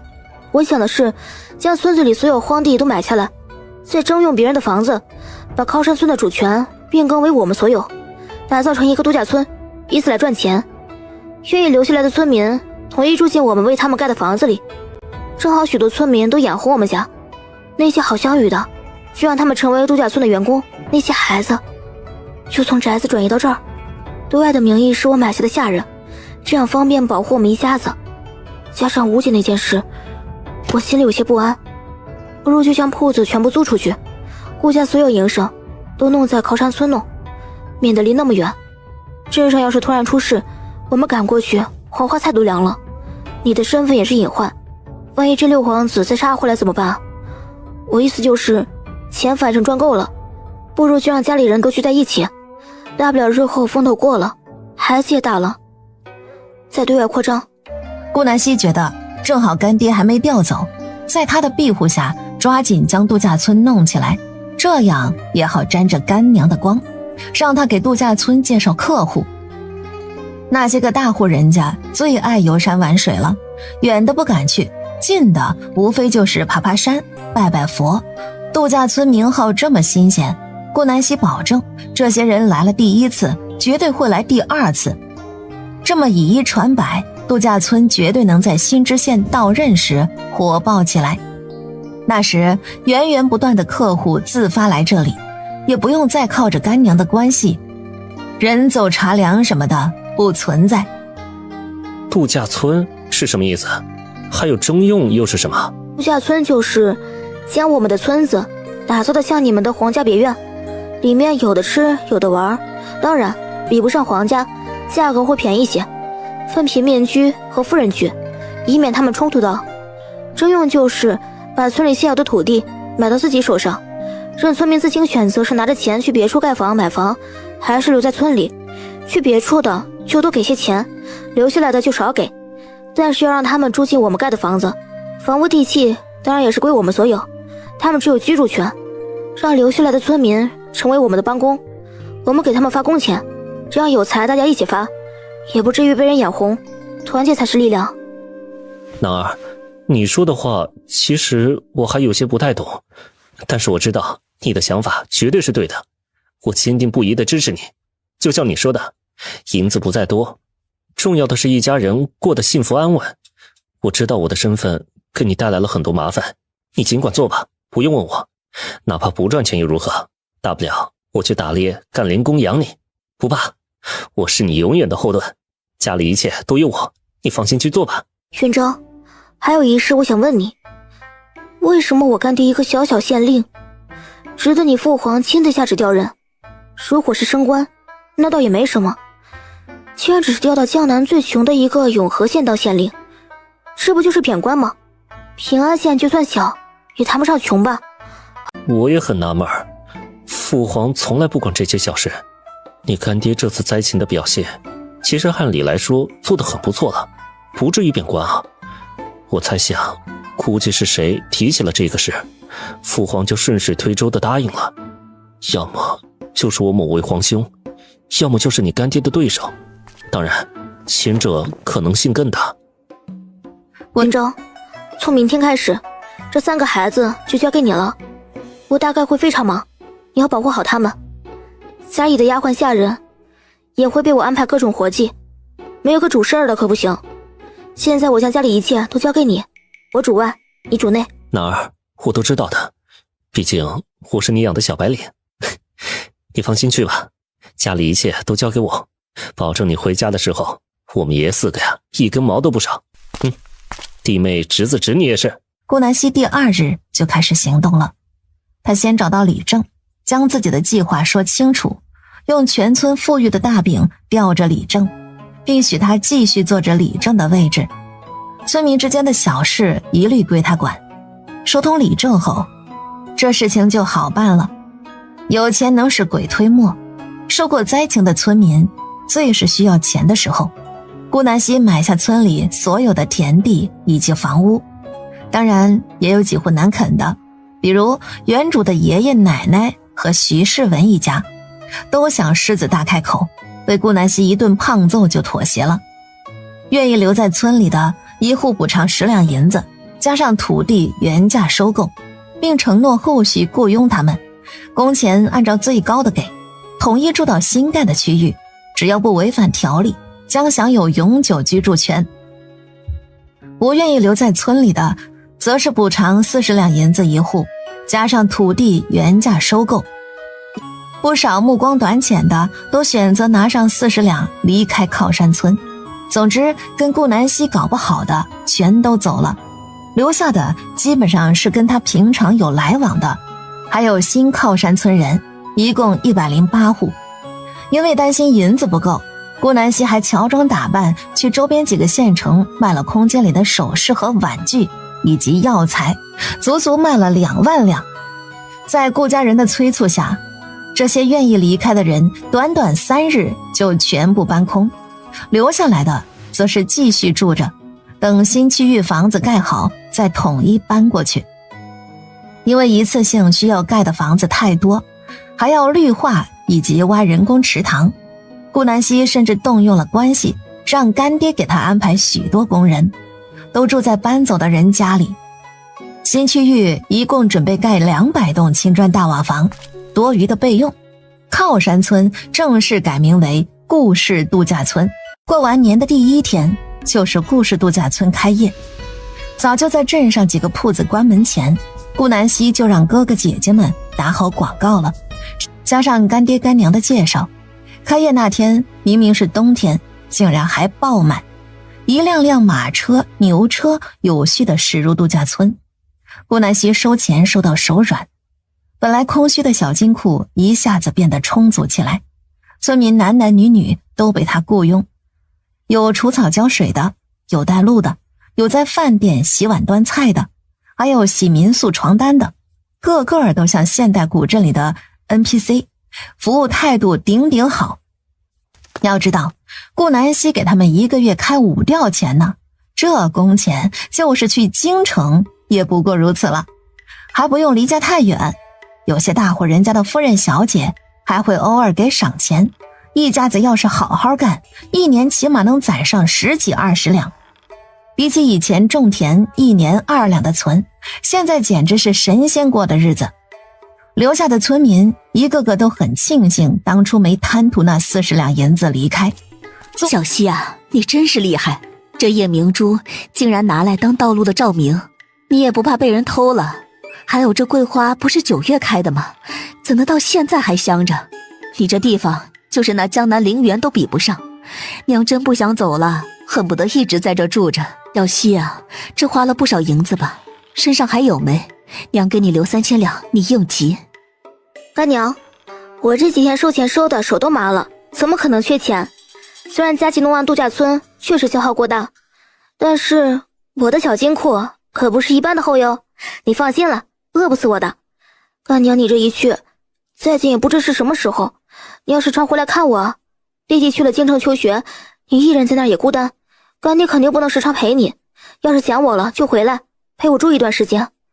可惜这里事务繁忙，我暂时走不开。等来年稳定了，我让别人来管理，就有空去看干爹干娘你们了。我还没有去过永和县呢，也不知好不好玩。小地方有什么好玩的？你都有了孩子，别乱跑了，省得娘担心你。等娘想你的时候，就让人送我过来，听到没？你不许乱跑，这世道还没完全稳定，娘不放心。好好好，都听干娘的。走，我带你去赏梅，我可是弄了3色梅花园呢，红梅、黄梅和白梅，竞相开放，简直美不胜收。陈月梅顿时来了兴趣，在顾南希的带领下，母女二人朝着梅花园走去。另一边的周太维则是跟云昭在家里下棋。屋内的炉子烤着，热茶喝着，夫妻俩足足在这儿住了1个星期才走。我们可是靠山村的人，凭什么不让我们回家？这是我家，小心我去官府告你们。小谢啊，我家当都拿回来了，你给我一家子都安排点轻松活计呗。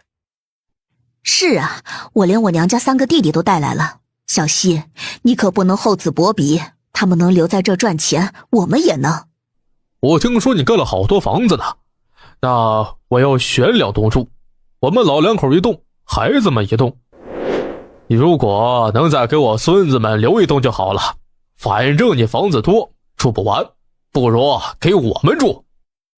啊，对对对，房子不住人坏得很快，我们啊勉为其难帮你给房子带点人气，这要是关系不熟的，你还得给我们银子呢。哎，不过大娘心善啊，不要你银子。听说他们管吃管住呢，哎呦，这感情好。我等安顿下来，明天就去把我女儿女婿一家子都接过来。小希啊，我是你亲奶奶，你得弄1栋最大的房子给我们住。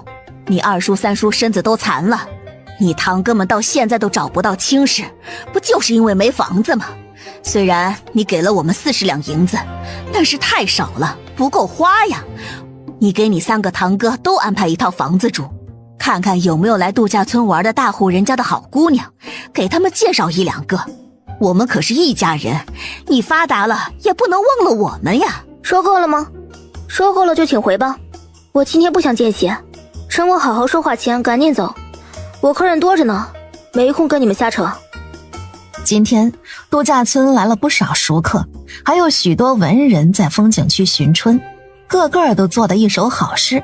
他本想带着弟妹去长长见识，这不被这伙人搞得只能先来村口解决他们。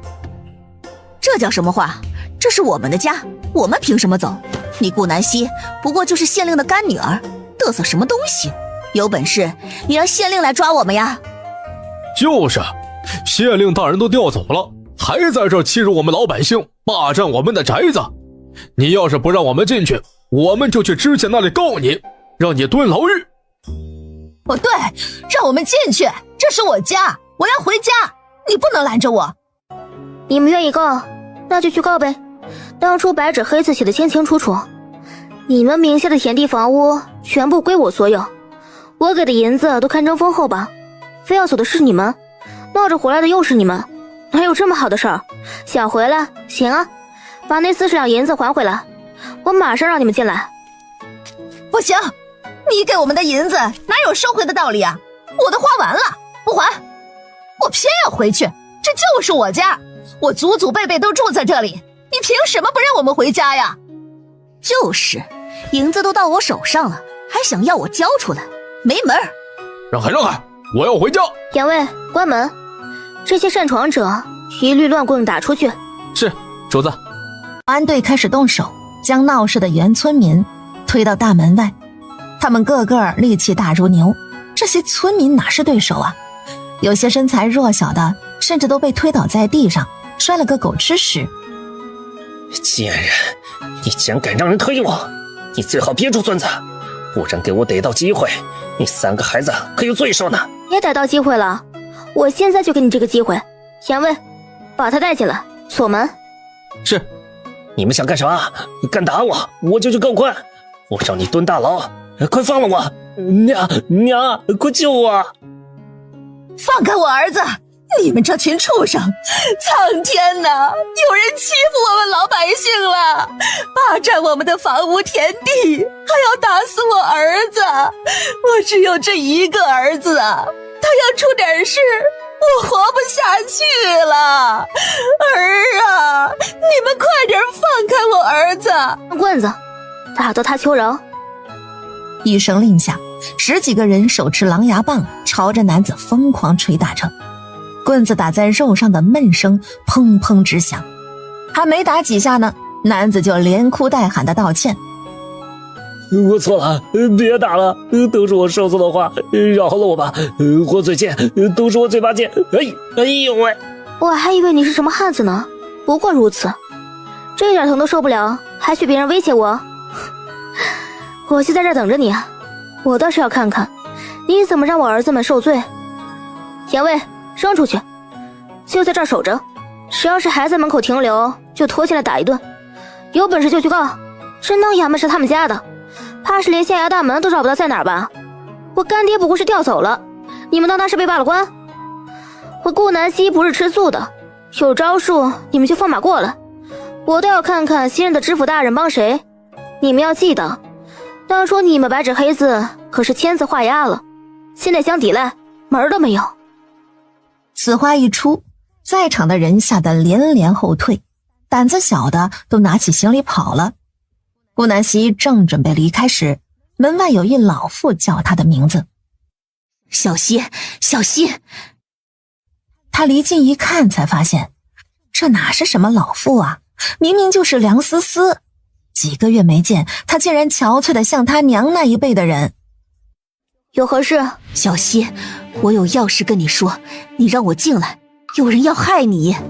顾南希的精神瞬间紧绷，他亲手打开大门，让梁思思进来了。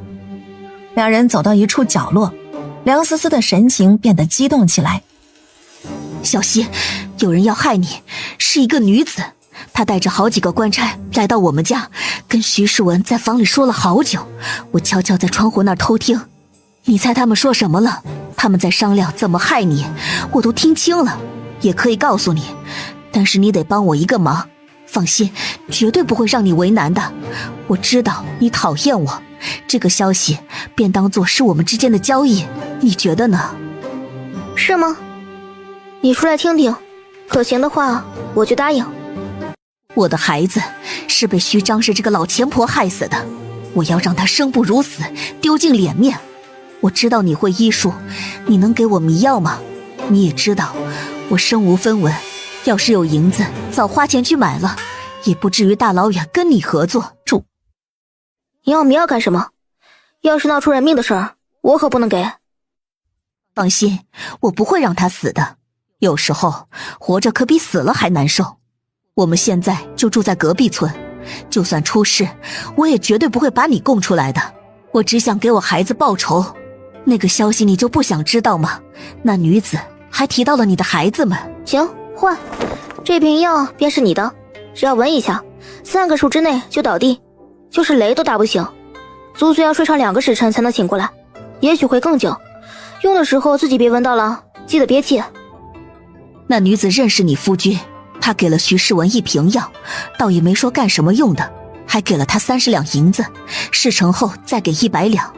他说3日后就邀请你们夫妻去镇上，到时候让徐世文躲在一个房间里，把你骗过去，他再带着云昭去捉奸，然后说你3个孩子他会偷偷下毒，后面的我就没听清了，总之大概就是这样。顾南希的嘴巴抿成一条线，双拳紧握，脸色也愈发阴沉。他从袖口又掏出1瓶药递给梁思思，这是里面有30片，你每日让徐世文服下2片，可以磨成粉，也可以融入水中，喝完就知道效果了。如果你还对他抱有希望的话，那这个药你可以还给我。顾南希并没有解释这个药的用处，两人四目相对。我知道了，我会完成你交代的任务的，药吃完的时候我来这里找你。我跟看门的打个招呼，你倒是直接进来去我家就行。顾南希对于梁思思的识相很高兴，看来这个恋爱脑是彻底醒悟了，而且就算他告发自己也没事，没人能证明这个瓶子是他给梁思思的。回到家，顾南希没了带孩子游玩的心思，他拉着云昭进了屋子。说吧，你是不是背着我有小情人？云昭正在吃包子呢，这句话一出来，浩玄没把他噎死。什么？情人？我还情郎呢，你好好的怎么冒出这么一句？梁思思今天找我了，说是有个女子带着几个官差去找徐世文，给了他1瓶药，想要害我和孩子们。这个女子认识你，我看她是想上位啊。云昭，我实话跟你说了吧，我讨厌麻烦，这种事情我不想再听到第二次。他是喜欢云昭，却也没到非他不可的地步。其实顾南希是相信云昭的，大概就是这个女子爱而不得，转而恨上自己。他看着面前的意中人，暗叹道：祸水啊！什么？竟有此事？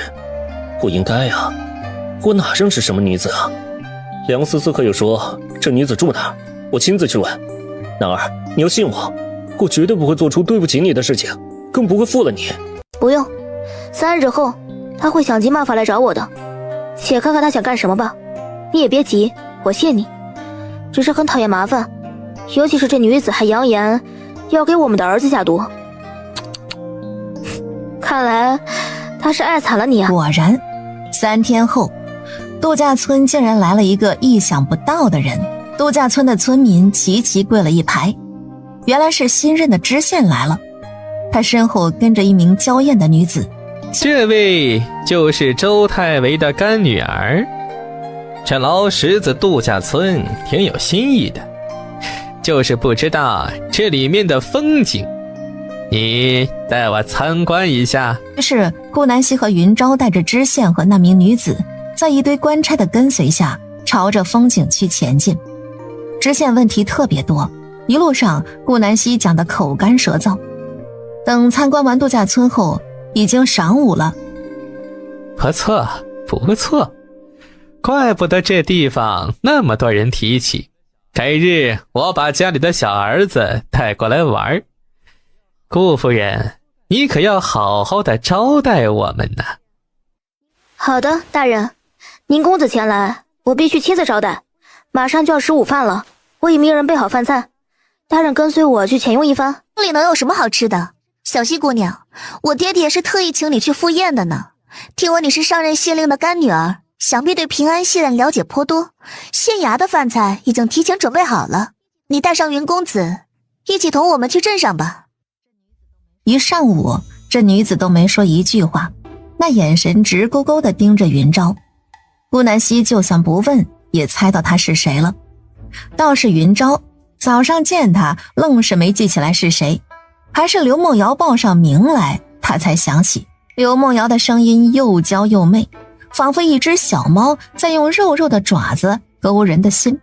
她故意称呼顾南希为小西姑娘，而非顾夫人。要知道，女子嫁人后是不能再被称为姑娘的。简单几句话，顾南希听着却火药味十足。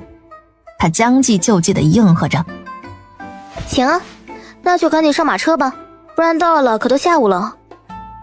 刘梦瑶也没想到顾南希答应得这么爽快。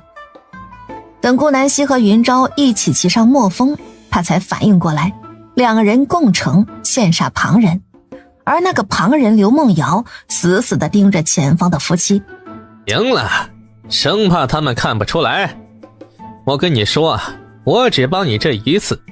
我堂堂一个知县，竟然亲自来这破地方请一个农妇赴宴，传出去简直丢死人了。今日这事成与败，我都不会再帮你第二次。二皇子是派我来做事的，不是帮你玩闹的。你当你是哪根葱？我只是你名义上的干女儿，你真拿我当小备训？你能来这儿纯粹是靠我，知道吗？把我惹火了，我马上一封书信给焦夫人，到时候这枕头风一吹，你这小官能不能保得住还是一回事呢。午时末，一众人到达县衙，顾南希和云昭被簇拥着去了厅里。这地方他来过无数次，如今已是物是人非。原来的官差被干爹带了一批走，现如今这县衙的人，他个个脸生得很。看来这知县已经将县衙的人大换血了。发什么呆呀？顾夫人，落座吧。夫妻俩坐在一起，刘梦瑶脸皮贼厚地坐在云昭旁边，硕大的官府竟然男女同席。云昭见他这么不要脸，直接换了个位置，把刘梦瑶气得不轻。小西姑娘，我敬你一杯。饭都没吃一口就开始灌酒了。顾南希拿起杯子跟他碰了一下，谁知这刘梦瑶就像骨头软了一般，生生将杯子朝着他胸口倒去。霎时间，顾南希身前的衣服沾染了一大片酒水。哎呀，实在对不住，我不是故意的。来人，陪小希姑娘去我房里换身衣服，好好伺候着。拿我刚做的衣服啊，可不能让小希姑娘穿我的旧衣服。顾南希看着他这0分的演技都要醉了，敢不敢再明显一点啊？男儿，我陪你去。云昭站起身，刘梦瑶急了，这云昭要是一起去，那计划还怎么实施啊？正当他在疯狂想借口的时候，顾南希先一步拒绝云昭的陪伴。不必了，你陪着知府大人喝2杯吧，我去就回。刘梦瑶顿时松了口气。云昭心不在焉，一直朝屋外看去。他知道男儿是想将计就计，可是他心里还是很担心，万一男儿不小心中了招怎么办？云大哥，来，瑶儿敬你一杯酒，祝福云大哥喜得贵子，希望你和小希姐姐能相敬如宾到白头。谁知等了许久，云昭都没反应。云大哥，你在看什么？哦，我在等男儿回来，这酒我就不喝了，喝多了男儿不高兴，我以茶代酒吧。云昭随手拿起顾南希刚刚喝过的茶杯，一饮而尽，连刘梦瑶说的话都没听进去。这一操作把刘梦瑶气得嘴唇都咬白了。另一边，顾南希被这丫鬟带路，走了许久还没到。这府邸里的路他门儿清，这是去往外院的地方，一般都用来让男客人留宿的。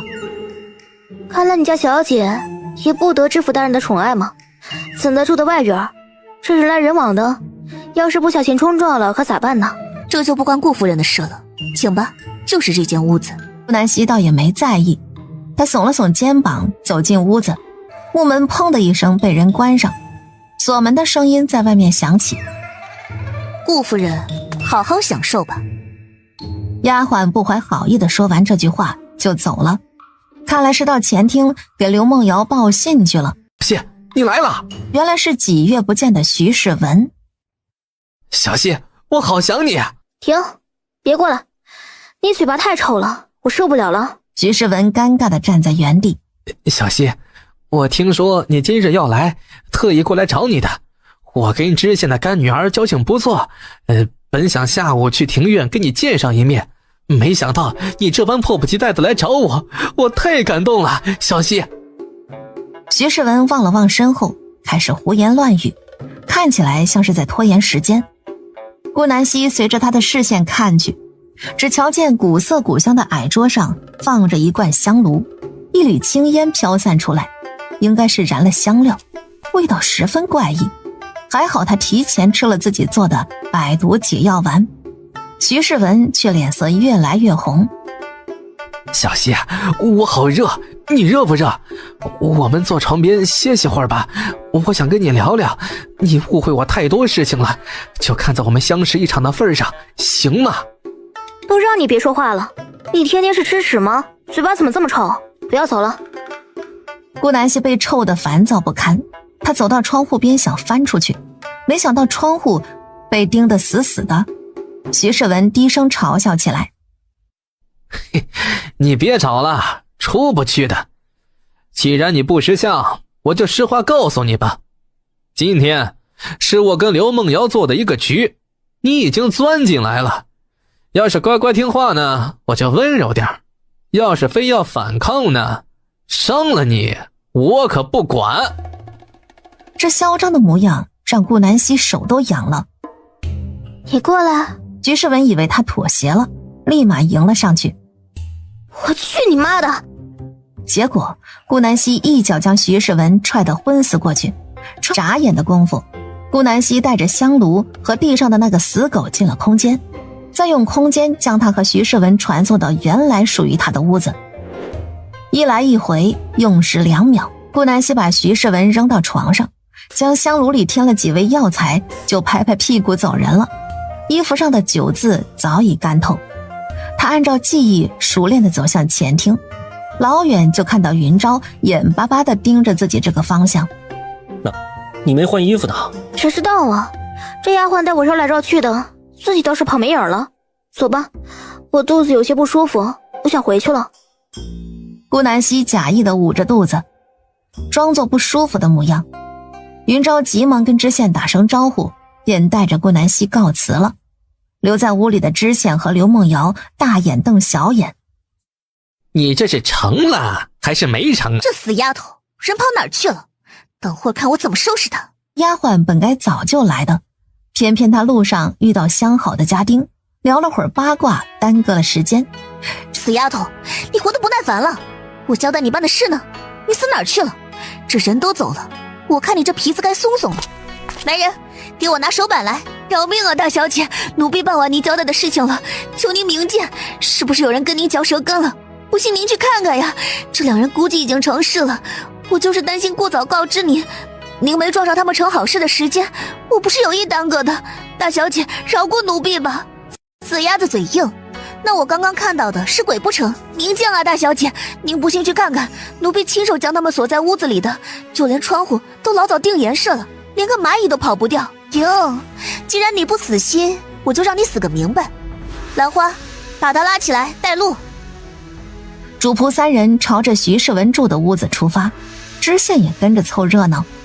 大小姐，你看这锁还在呢，屋里也没动静了，怕是成了，这是怎么回事？菊花，你去把锁打开。是，大小姐。只见本就狭小的屋子此时空荡荡的，哪里还有什么人？什么人呢？大小姐，我真的亲自带他来的，也亲眼看到他进来了。我锁门的时候，他们还在说话呢。你这死丫头，竟敢哄骗我！是不是他许了你什么好处，让你这么被捉？贱人！干爹，把他送到大牢吧。审问出来后，丢给你带来的官差。刚好他们平日里无聊得很，让他们解解乏吧。都听你的。没了细看，知县大人待着也没意思，他甩了甩衣袖就离开了。刘梦瑶也被兰花搀扶着回了自己的屋子。兰花，你去给我倒杯茶水来。刚刚骂那个死丫头，我嗓子干得慌。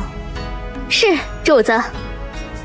桌子在床旁边，兰花走过去，刚准备倒水，这香炉的味道便霸道地钻进鼻孔，她身体瞬间变软，倒在床边，手里的杯子自然也摔成两半。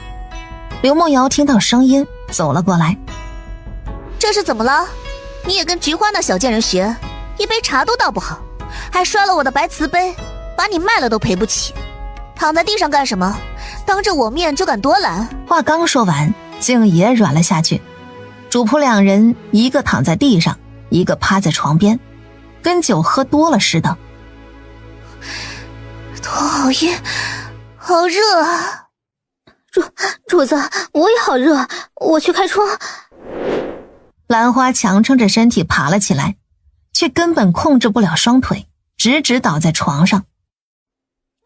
谁在床上？一声大叫将徐世文吓醒，他双眼猩红，哪怕昏迷许久，却也吸入了很多香炉气味。他一把拽过兰花，香炉里散发的淡淡白烟充斥在房间每个角落，久而不散。到第二日午时，刘梦瑶和菊花才从床上转醒，他们看着眼前混乱的场景，红了眼，一个哭一个骂。当天徐世文就被打了20板子，扔到县衙大门口，无人搭理他。躺了2天，梁思思才来镇上寻他，最后花了10个铜板租了辆牛车，把徐世文拉回去了。梁思思继续给徐世文喂着顾南希交给他的药，直至瓶子变空。1个月后，徐世文胸间竟然长出了山峰，比梁思思的都要高耸。他胡子体毛掉光光后再也不长，就连皮肤都变得光滑细腻，喉结陷了下去，粗犷的声音变得细尖。要不是穿着男款长衫，陌生人只怕以为这是个女子。夫君，我们歇了吧，你都好久没疼我了。小桃搂着徐世文的胳膊撒娇，把徐世文弄恶心了。你要是那里刺挠，你就去拿铁锹磨磨，别来烦我。他皱着眉毛将小桃赶出门，一个人独占大床。站在门外的小桃脸色铁青，这一幕刚好被梁思思瞧见，她捧着肚子大声嘲笑：呵呵，被赶出来了，你小桃的魅力也不过如此嘛。要不要我把柴房收拾出来让你睡啊？你得意什么？世文不过心情不好，我才被赶出来。你以为你就能进去睡吗？梁思思倒也不在意，她对徐世文早就没感觉了，只盼着他早点死。自从1个月前在顾南希那儿拿了药，他就一直在寻找机会。这不，村里有2个官夫，一个叫竹竿，满脸麻子，家里穷困潦倒；一个叫二圣子，一张嘴就是一口大黄牙，老远都能闻到臭味。2人年纪大了，又娶不到媳妇，成天在村里调戏老寡妇，偷看小媳妇洗澡，十分讨人嫌。村里的女人们见到他俩就避开走，生怕惹了闲话。梁思思找到2人，称徐世文那里有毛病，生不出孩子，为了给徐家留个子嗣，他准备把小桃灌醉。梁老头一听还有这等好事，立马答应了。毕竟小桃这容貌在村子里堪称村花，他们早就看得心痒痒了。在一个月黑风高夜，梁思思掏出瓶子迷晕了徐张氏，然后打开院子门放2人进来。这里是100文，天亮时你们再走。这娼妇今日得罪了我，我要惩戒她一番，明早会弄出点动静。当然我不会委屈你们的，只管把责任推给她，就说她勾引了你们。事成后我再给你们1两银子，记住千万别说你们见过我，懂吗？不然这1两银子我可不会给。梁思思在徐世文那儿偷了2两银子，他想了个万全之策，万一捉奸时这2人把他供出来可咋办？你早不说，这要是被村里人知道，我们多丢人呐！早知道不来了。哎，算了，你再加8两银子吧，我们保证守口如瓶。那算了，你们走吧，村里汉子那么多，我找别人就是。赶紧走。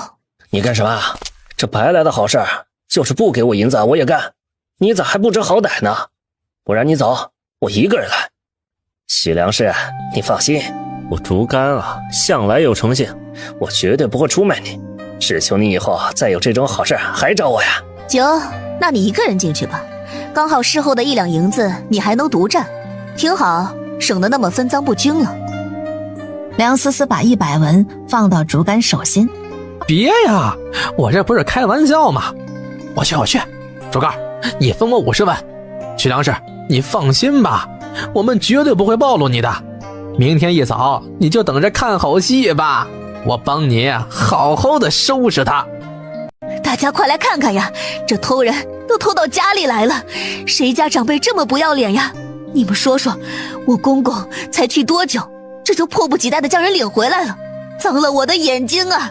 大家快来看看这不要脸的骚婆子，我没脸呀，我徐家的脸都被他丢尽了。世文还要走科举之路，他这般不要脸，真是害惨了世文啊！大家快来给我评评理，都去瞧瞧这老娼妇。徐世文和小桃也被吵醒。这干嘛？我家进了贼吗？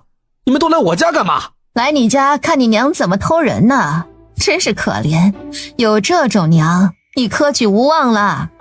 我听我儿子说呀，想要考取功名可是要查祖上3代的，你娘这样怕是你这辈子都考不到了，趁早学着种田喽，省得饿死。什么？我娘竟然偷人？你们骗谁呢？都给我滚出去！这是徐家，岂容你们在这里放肆！徐世文气急败坏的赶人，也不管这是不是事实。哎呦，你这小子也别太护着你娘，有这种不要脸的娘真是造孽呀！我要是你呀，就赶紧把她嫁出去，一了百了。只是你后爹怕是不知道选谁哟。只有徐世文蒙在鼓里，他挤开人群，走到徐张氏房门口。只见屋内到处是衣物，傻子都知道发生了什么事。竹竿和二圣子就算脸皮再厚，也架不住这么多人看呢。他们从床上爬下来，捡起地上的衣服穿着。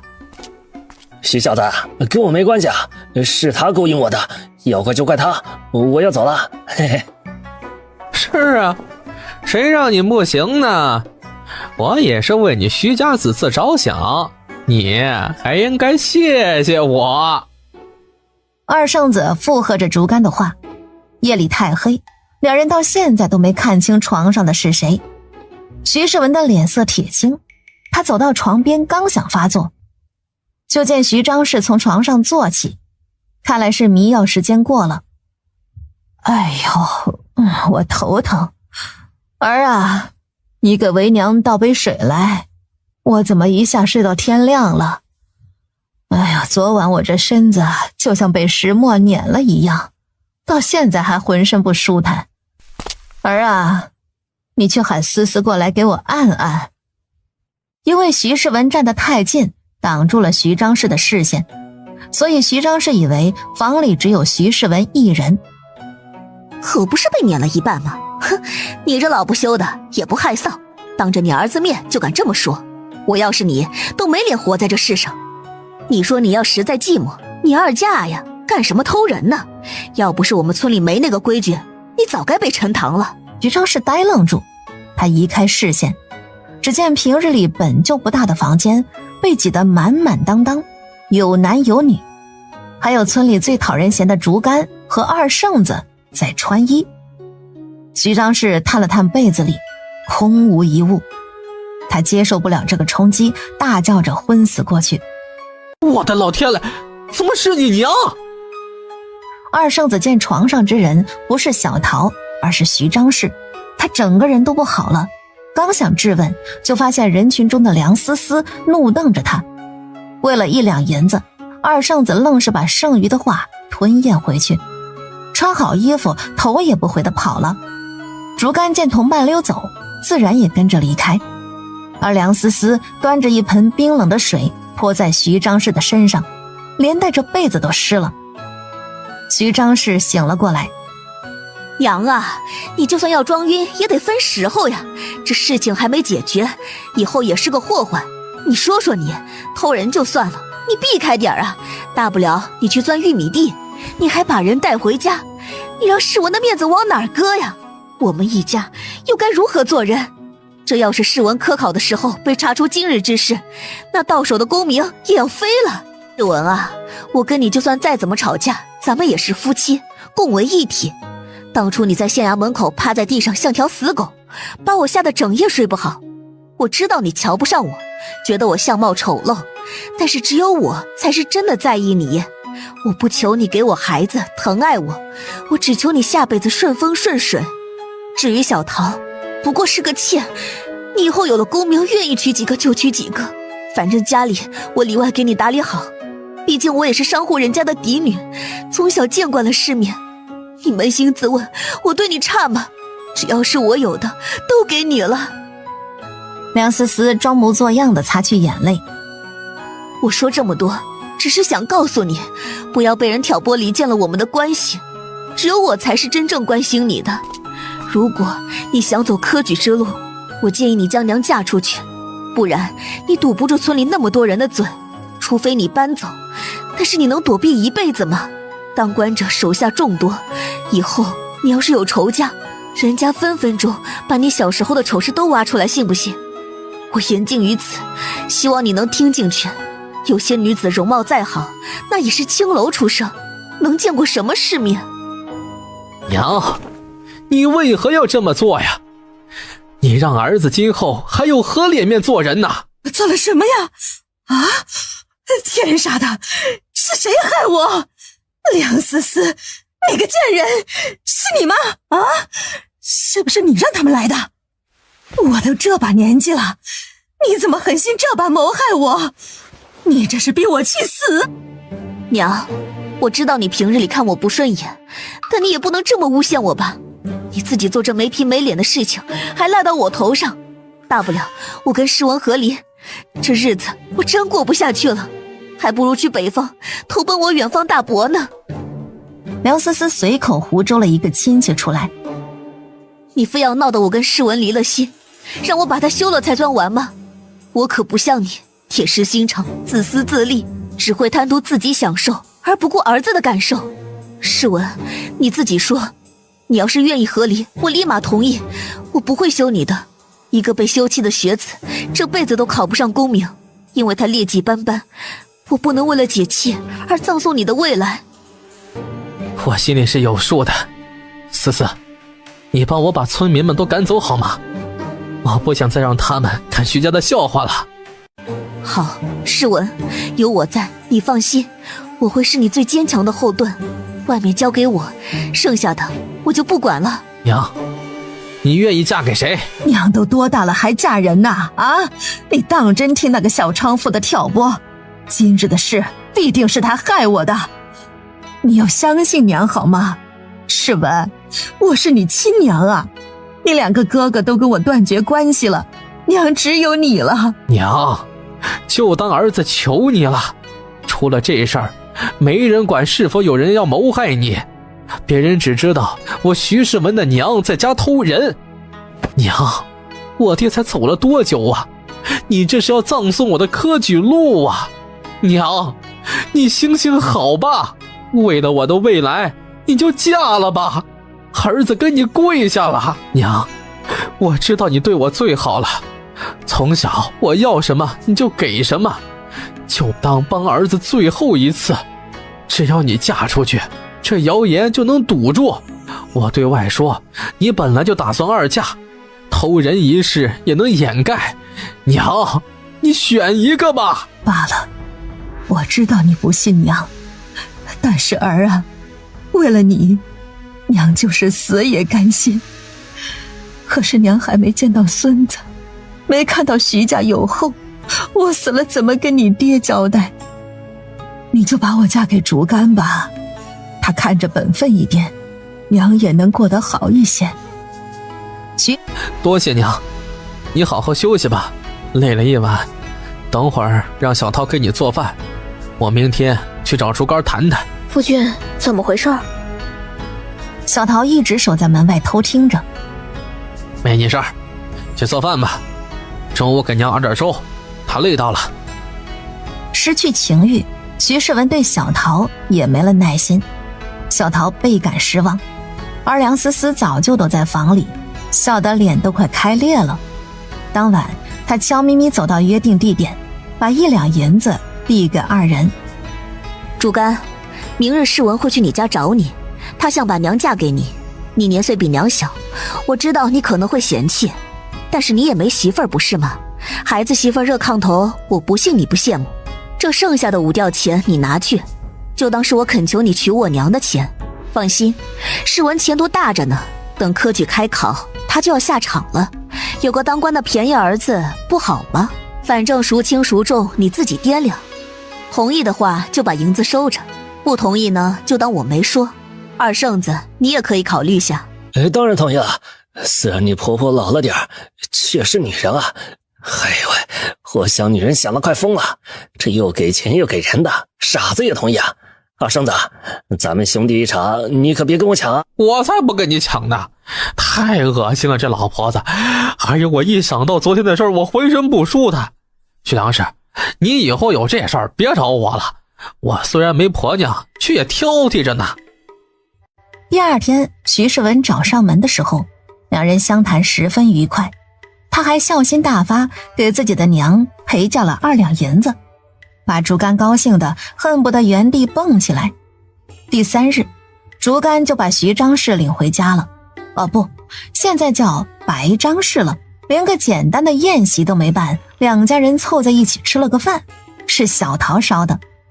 等顾南希得知此事时，他惊讶的下巴都差点掉下来。可真有你的，竟然把你婆婆嫁出去了！呵呵，我的天哪，你可太有招了！怎么样，解气了吗？顾南希现在还挺喜欢梁思思的，她性格变回原来的样子，大气爽朗，偶尔还有点搞笑女的潜质。没解气，这才哪到哪呢？小希，大仇得报后，我想跟世文和离，到时候我可以来你这儿干活吗？我力气不小，啥苦活累活你都交给我，只要给我弄个住的地方，再有口饭吃就行。我实在没地方去了。如果我爹娘知道我这么傻，怕是要从棺材里钻出来打我。不对，我爹连个棺材都没，他得从土里钻出来，到时候也不知道身上脏不脏，会不会还沾染着狗屎啊。打住，你别胡思乱想了，你爹娘估计早就投胎了。你之前确实傻，看中这么个人，我要是你，有那家财万贯，找个帅气小白脸不香吗？再把那么重要的房契地契和银票藏在只有自己知道的地方，也不至于落到这么个下场。你后面还想怎么做？要不现在就和离算了，我铺子正缺人呢，到时候你就单独住到村民居住区，一栋房子，你想睡哪睡哪，要是和哪个看对眼了，就生几个孩子。谢谢你了，小溪，我再郑重的跟你道声歉。以前是我小人，我拿你当假想敌。其实回过神我才知道，徐世文那鬼样子，连舔你的脚趾头都不够资格。你大人不计小人过，就当之前的梁思思死了。以后我将成为你最忠诚的狗腿子。你现在打算怎么办呢？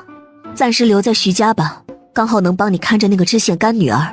会不会找徐世文密谋事情？对了，徐世文最近变得特别怪异，你那个药威力真大。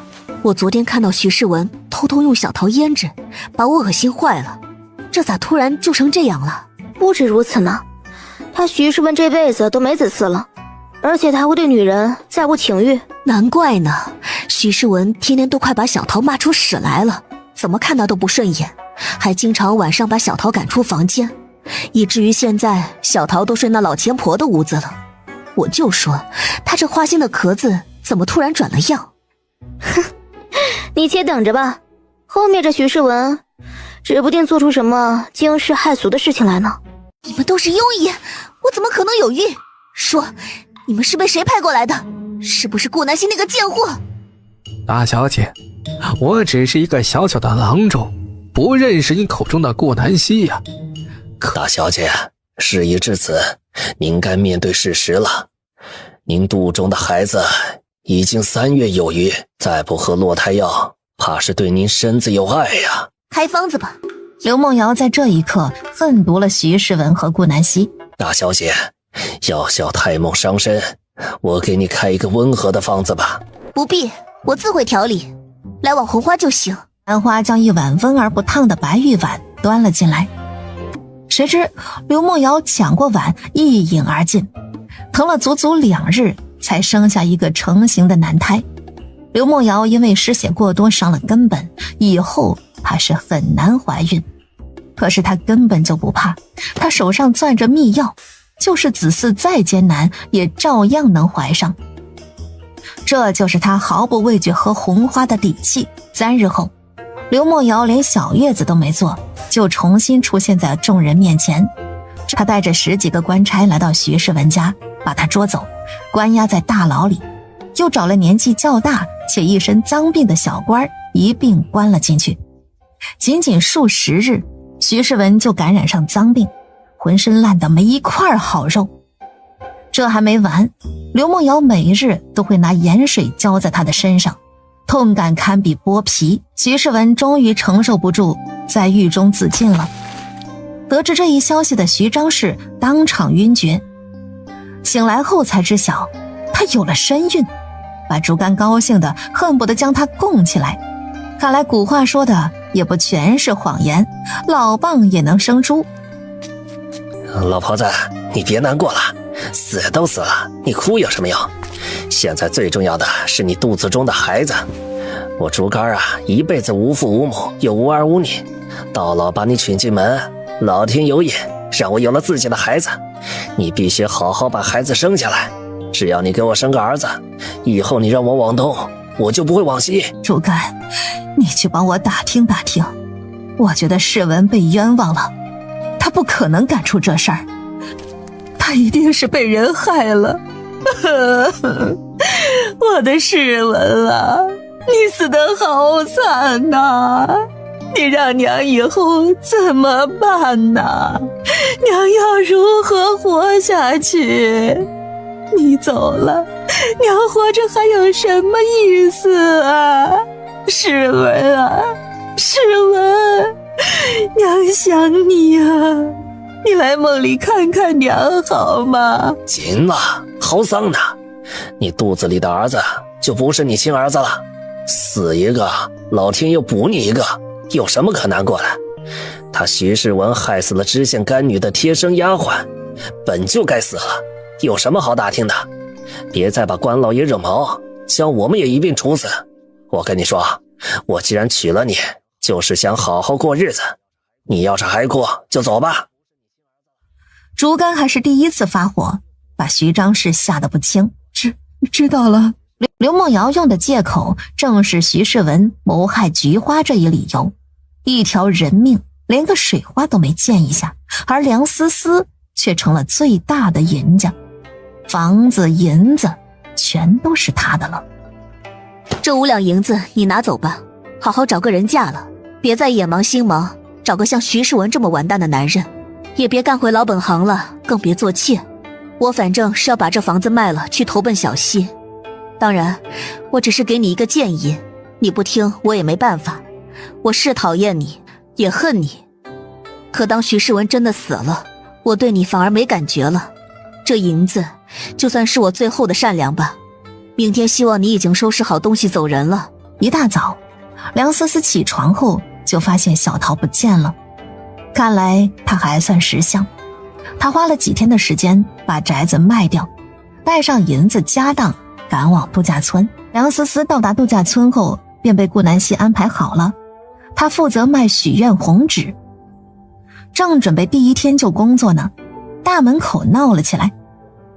官差大老爷，就是这个不孝孙女，她抢夺我顾家的宅子地契，这都是我儿子的，还把我一家老小赶出村子，被她祸害的人有不少呢。她为了盖这个度假村，让我们无家可归，我们住在这靠山村都几十年了，临老还落了个这么个下场，我们去哪儿说理呀？官差大老爷，求求你将这个不孝孙女给抓起来吧，为民除害。竟有此事，真是岂有此理！大胆民女，还不开门认罪？看你大爷！顾南希毫不畏惧，这知县再狂妄还能动墙都不成？他好歹也是县令干女儿，论官职知县可没县令大。要不是担心这知县是云州皇兄的手下，他也不会顾及这顾及那的。孽畜，竟然口出狂言！来人，给我把这个大门砸开！官差头头向来横行霸道，还是头一次被人指着鼻子骂，他哪能忍得住？谁知一炷香的时间过去，这个大门除了有些划痕外，纹丝未动。就在这剑拔弩张的时候，马蹄声从不远处响起。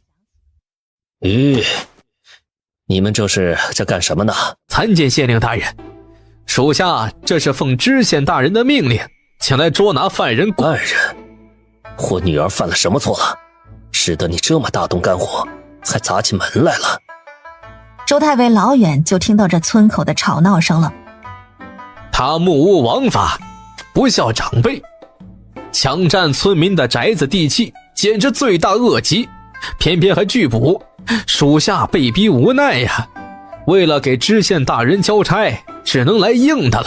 据我所知，我女儿是花高价才买回来的地契和宅子的，这事也是经过我的手，抢占一词有何依据？难道你家知县怀疑我暗中做了什么？再者，不孝长辈之说法，我这个长辈怎么不知情？难道小溪你还有别的长辈吗？顾南希摇摇头，我爹娘死了，家中唯有干爹干娘2人，这属实是污蔑。哦，我懂了，你家知县是觉得我贪污了银子是吗？恰好巡抚大人就在隔壁县呢，走，回镇上喊上你家知县大人，跟我一同去巡抚大人那里对质一番。如果本官真的有错，那自有巡抚大人惩戒。哼，本官的女儿岂是你们说欺负就能欺负的？来人，把这些胡言乱语妄想用权势欺压普通百姓的小卒给我抓起来！带回县衙。本官倒要看看这朱立全想干什么。这趟过来带了20多个官差，把这些人吓得瑟瑟发抖。县令大人，是属下用词不当，我们只是奉命来调查下。这顾家的老两口带着孙辈们告官，说是孙女不孝顺，抢夺他们的宅子，大人只好派我们来度假村，还请县令大人恕罪，饶过属下的言语。您大人不计小人过，我们也是被这老两口给欺骗了。既然没事儿，那我们就回镇上了。属下告辞。本官也不是那狭隘之人，以后你们记清楚了。我虽然调走，却也能时不时来这度假村看望我女儿。本官不希望下次再发生这种事情，知道吗？回去跟你们知县大人说一句，说本官有空去找他喝茶。是，属下遵命。一场风波就这么简单的化解了。顾南希也吩咐人将大门打开，还好干爹来得及时。如果真的被这些人闯了进来，他肯定是要动手的。一旦动手，那真的不好搞。对方好歹也是官府的人。小希，你没事吧？你跟着知县可是有什么过节？这才多久就找你的事？干爹，等会儿回家说，人多眼杂。行，那先来解决这些人吧。说吧，你们好好的日子不过，为什么偏要找事？是自发的还是受人指使？你们放过我爷爷奶奶，都是我的错，要跪就让我跪。我爷爷奶奶年纪大了，承受不来这痛苦，今日之事是我挑唆的。谁让堂姐只给我们这点钱呢？我们可是嫡亲的关系，哪能跟常人比？我如今都19了，还未娶妻，就是因为家里没钱。一个胞弟，一个堂弟也都16了，如果他还算是个人，就应该帮扶我们。爹爹和小叔残了，平日里药都不能断，我们难。今日之事，要怪堂姐你有着庞大的家业，为什么都不肯帮我们一下？你的心怎么这么狠？就因为爷爷奶奶一时之错，你不要怪他们一辈子吗？我把你阉了，判你成太监，再跟你说声抱歉，你觉得有用吗？这直白的话让在场的男人裆部一凉。周太伟也被干女儿的话惊得直咳嗽，众人都用同情的目光看向云昭，这眼神似乎在说你苦啊兄弟。奈何云昭压根儿不看他们一眼，自始至终都望着顾南希。你，顾栓子的眼泪愣是被堵了回去。你真是粗鄙，一个女子堂而皇之的说着男人，真不要脸，怪不得嫁不出去，只能找个小白脸入赘。话题一下子被顾南希带偏。行了，别跟我装犊子了，我当初给了你们40两银子安家费，哪怕花上20两银子盖个青砖瓦房的大宅子，也还剩一半呢。更别提你们家的地和宅子，我都花高价买的，算起来总共一共给了你们80两银子，现在过来跟我哭穷，真当我是冤大头啊？给我滚一边去！再来碍眼，我立马让你变成真太监，不信就来试试。随着顾南希说完话，梁思思也拿着手里的锄头故意吓唬他，像极了仗着主人在对旁人耀武扬威的小泰迪。最后这场闹剧以顾南希大获全胜而告终，父女俩在众人的簇拥下回到顾家宅子。干爹，我和云昭怀疑这知县是某位皇子的手下，可能他是冲着云昭来的。怪不得，按理说他也没理由对付你，原来是因为这个。以后你们要小心点儿，有事呀派人去通知我，别走大路，绕远走小路。是，干爹，我知道了。三人在书房讨论了2个时辰之久，中间吃了顿饭，下午周太维就走了。临走时给3个孙子送了许多礼物，这满满当当的爱意让顾南希心头一下子软了。云昭，你说干爹干娘以后还有机会回来吗？我都好久没有见过干娘了，你看这箱礼物恨不得将孩子们10岁以内的全部包圆了。干爹他们是不是很久都不能再来一次了？儿，说实话，有时看到这些人仗着权势耀武扬威，我真想回到京城恢复身份，可是，一旦回去，那我们再也不能过安宁的日子了。忍忍吧，男儿，会好的，相信我。只要熬到他某个皇兄登基就行了。云昭深知顾南溪不喜皇宫，他也不愿让顾南溪困在那永远望不到头的宫里，除非他干政绩，能有一爵位得以搬出宫居住。但那岂是易事？他那些皇兄估计会千方百计阻挠他，一旦跟他不对付的皇兄坐上皇位，那就是他一家子的死期。还是算了吧。云昭，别乱想了，我只是突然有感而发，大不了我们时常带着孩子去看望干爹干娘，等度假村稳定下来了，本钱赚回来，再等孩子大一点，我们就带他们到处玩，怎么样？男儿，只要你开心就好，天涯海角我都跟你去。两口子的气氛越发暧昧。云昭刚把手搭在顾南溪身上，房门就被人推开，吓得两人立马隔得老远。主子，小少爷们哭闹不止，您快去看看吧。顾南溪飞快站起来，跟着丫鬟出去了，留下一脸遗憾的云昭。哎，这些臭小子就会打扰你们爹娘的好事，等你们长大，看我怎么教训你们。转眼来到了10月初，三小只虚2岁，10岁已经1周多岁了。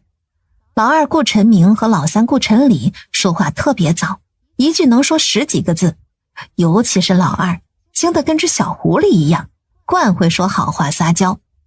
唯独老大沉默寡言，偶尔心情好了才一个字一个字的往外蹦，让顾南溪担心了好久，以为他是傻子。三小只的性格差异特别大，这段时间官差时不时的上门搜查，用尽各种理由，比如有逃犯躲藏在此啦，有人举报这里使用假银子啦等等，把度假村闹得生意少了至少1半。任谁也不想出来放松心情的时候还要被官府搜查吧。顾南溪也没办法，他总不能次次派人通知干爹，干爹离得那么远，就算知县这头答应不再找事，指不定干爹走了，他立马派人过来。娘，弟弟想吃腿腿。顾晨明抱住顾南溪的小腿撒娇，小脸吃得圆溜溜的，像一个人形肉包子。小馋虫，我看是你想吃吧？不行，你今天已经吃了1个腿腿了，明天再吃。崽子们早就开始加餐了，除了日常喝的羊奶，一天还能吃1顿饭菜，小丫鬟抱着都费劲。当然顾晨之例外，他好像对所有东西都很平淡，给他吃就张嘴，吃饱了怎么喂嘴巴都是闭着的。不是我想吃，是弟弟想吃。弟弟，你跟娘说你想不想吃腿腿？顾明礼正坐在小椅子上看蚂蚁呢，听到二哥叫自己，立马站起来，跌跌撞撞地朝着顾南溪跑来。小肥腿像2只大白萝卜，站都站不稳，还跑那么快，顾南溪看着都头晕。小祖宗哎，你慢点儿，这是还没学会走就学会跑了。等来到娘亲的怀抱，顾晨礼才开始说话。二哥，你叫我干嘛？顾晨明小脸皱在一块儿，像是很无语的样子。笨蛋弟弟，娘问你想不想吃鸡腿？晨礼点点头。不想。顾南溪都要笑了。不想吃你点头干什么？小家伙茫然地摸摸头说，二哥说娘问什么点头就行。二哥，我做的对吗？顾晨明都要气死了。笨蛋，你是大笨蛋！哼！顾南溪看着小儿子被骂得十分委屈，他表情变得严肃起来。陈明，你这么做是不对的，为什么要向弟弟说谎呢？你弟弟明明不想吃，你偏要哄着他来骗娘亲，这样好吗？娘讨厌爱说谎的小孩，你去墙角面壁半个时辰。娘，我错了，是我想吃，我怕你不给我吃腿腿，才让弟弟骗你的。娘，你不要生气，是我的错，娘抱抱我好不好？我不要面壁，我知道错了，我以后都不吃腿腿了。娘！小陈明开始掉金豆子，越哭越大声，偏偏顾南希理都不理他。等小家伙哭累了，顾南希才将他搂在怀里。哭够了吗？够了。小陈明打着奶嗝，他肉肉的脸蛋儿依偎在顾南希胸口。我们陈明是二哥，你要做好哥哥的表率，给弟弟做个好榜样，而不是带着弟弟学坏。娘知道陈明最聪明了，但是你不能将这聪明劲儿用在家人身上，知道吗？我知道了，娘，我再也不向弟弟说谎了。你现在还小，不懂什么是三观，等你长大点，娘再好好教教你。陈明今天已经吃过腿腿了，要是再吃，那晚上你的小肚子就喝不下奶喽。陈明不喜欢喝奶吗？喜欢，陈明喜欢喝奶。对啊，反正明天也有腿腿吃，为什么非要一次吃个够呢？肚子还会不舒服。陈明舍得娘担心你吗？不舍得，娘是最好的，我不要娘担心。娘，我以后一定乖乖听话。这才是娘的乖孩子。去跟弟弟道个歉，你刚刚骂他是笨蛋。如果有人骂你是笨蛋，你会生气难过吗？会。顾晨明心虚地低下头，他拉着顾晨礼的小肉手说道：弟弟，我错了，我不应该骂你，你不笨，你是大聪明。顾南希很是欣慰，正当他看向顾晨礼的时候，这小家伙竟然靠在他怀里睡着了。天哪，这心真大。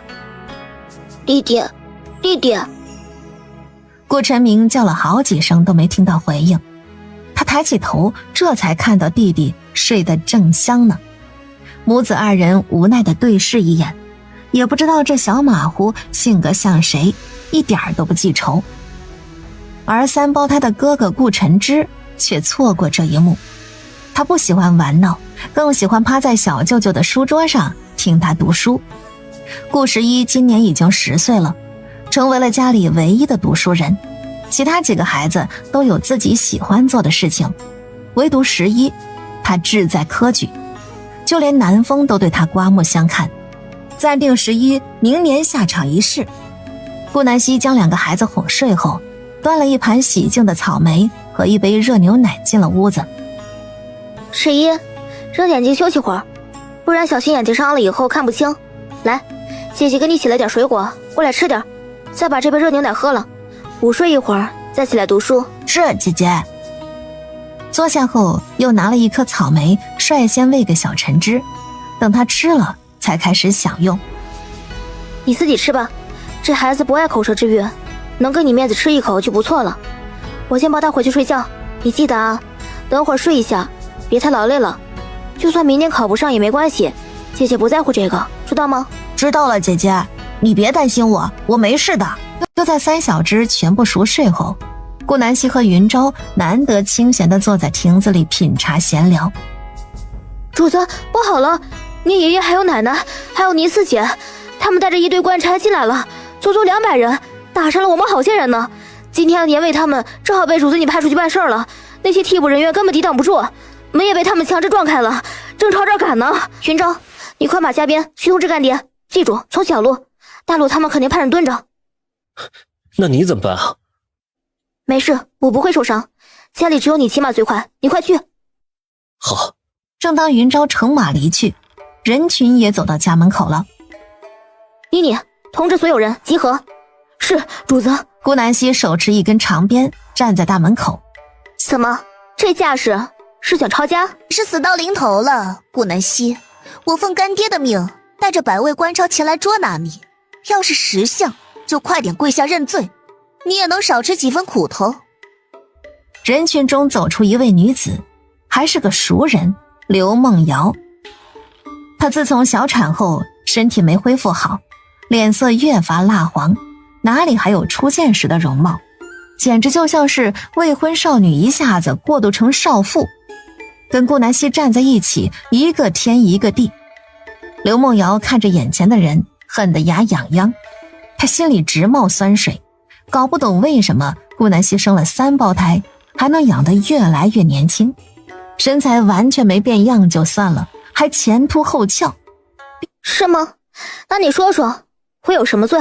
你爷爷奶奶、四姐联合靠山村的原村民上告知县大人，指认你不孝不尊，私自夺走顾家的家产以及属于你四姐的那一份，还有你为了盖度假村牟利，不惜哄骗村民签下不平等纸契，让他们把宅子以及田地卖给你。哦，还有一项，你四姐说你将她孩子拐卖，至今下落不明。这种种条例加在一起，死罪是在所难免的了。顾南希，你要是跪下来求我，那我就跟干爹说一声，让你苟活着。污蔑，都是污蔑！你们当初拿银子的时候笑成什么样，自己记不得了吗？现在跑过来污蔑我们主子，你们还有没有心？是啊，当初要不是我们主子，你们能住得起青砖瓦房？就你们那破房子，别说40两了，5两银子给我都不要。当年灾荒，我们主子拨了土豆拿给李正，让他拿来救村里人的命，你们忘记了吗？要是没有我们主子，你们早就饿死了。你说的对，没有我们主子，你们如今还能活在这世上？这人心啊，真是黑的。你们也不怕天打雷劈？几个小丫鬟你一句我一句的骂着，让那些皮薄的原村民的脸都红了。闭嘴！这里什么时候有你们说话的份了？来人，掌嘴！区区几个丫鬟，连嘴巴都管不住，不如不要。刘梦瑶出声，几个官差朝着顾南希走来。住手！谁敢动我主子，我要他的命！人群后面又来了7、80人，带头的正是李正，而说话的则是石头。谁敢动小希，我一屁股坐死他！梁思思来到这里后，过得十分幸福，体格长到150斤。你们呀，为什么要这么做？这跟为虎作伥有什么区别？当初你们快要饿死的时候，吃的粮食那可都是小希他给的呀。他不想让你们觉得欠了他人情，让我瞒着此事。买你们宅子土地的时候我也在场，他可曾有一点亏待你们？既然现在觉得亏，当初为什么要同意卖？还有你，瘦老弟，你家小孙子病重，求到小希家，他只收了你5个铜板，就将你小孙子救活，还白给了一大堆药材，你都忘了吗？啊！你们一个个都是狼心狗肺呀！你们要是还认我这个李正，就都给我走人！谁敢欺负小希，那就是跟我作对，以后也别想有事求我。当然，你们哪会求我呢？你们早就不是靠山村的人了。当初你们选择走，后来见度假村赚钱，又想留下，我早该知道的。我话放在这儿，谁要是还认我这个人情，现在走人，我全当没发生过。宗老哥呀，不是我们不认你的情，你要知道我们已经老了，家里孩子孙子多呀，缺钱呀，没钱寸步难行，我们没办法呀。只要小希他给我们每家补上100两银子，我立马走人。是啊，100两我就走，这是他欠我们的，就应该给。我3个儿子等着娶妻，大儿子跟镇上的一家姑娘看对眼，可惜那姑娘张口就要30两彩礼，我去哪儿给她弄30两？当初买镇上的小宅子都把银子用光了，平日里的吃喝还要花钱买，我们难呐。李正，你对我们的好我都知道，我也谢谢小希他救我媳妇儿一命，可是这一码归一码，欠钱总要还的呀。当初我们的宅子就算再破，这风水就特别好，要不然这度假村怎么一盖就这么赚钱呢？小希他理所应当给我们加钱。这些人说的话把李正都听笑了，实在是脸皮太厚。我管不了了，小希，你送是我尽力了，这事儿交给你吧。真是人为财死，鸟为食亡。因为那点银子，你们一个个脸皮都不要了。就你们的破宅子值什么钱？没我买的话，你们还在上顿吃了愁下顿呢。想我给你们钱，没门儿。大不了这度假村我不开了，你们把银子全部还给我，我把田地房子都给你们恢复成原样。当初交给我是破破烂烂的，那我就还给你们破破烂烂的房子，一个铜板都别嫌少哈。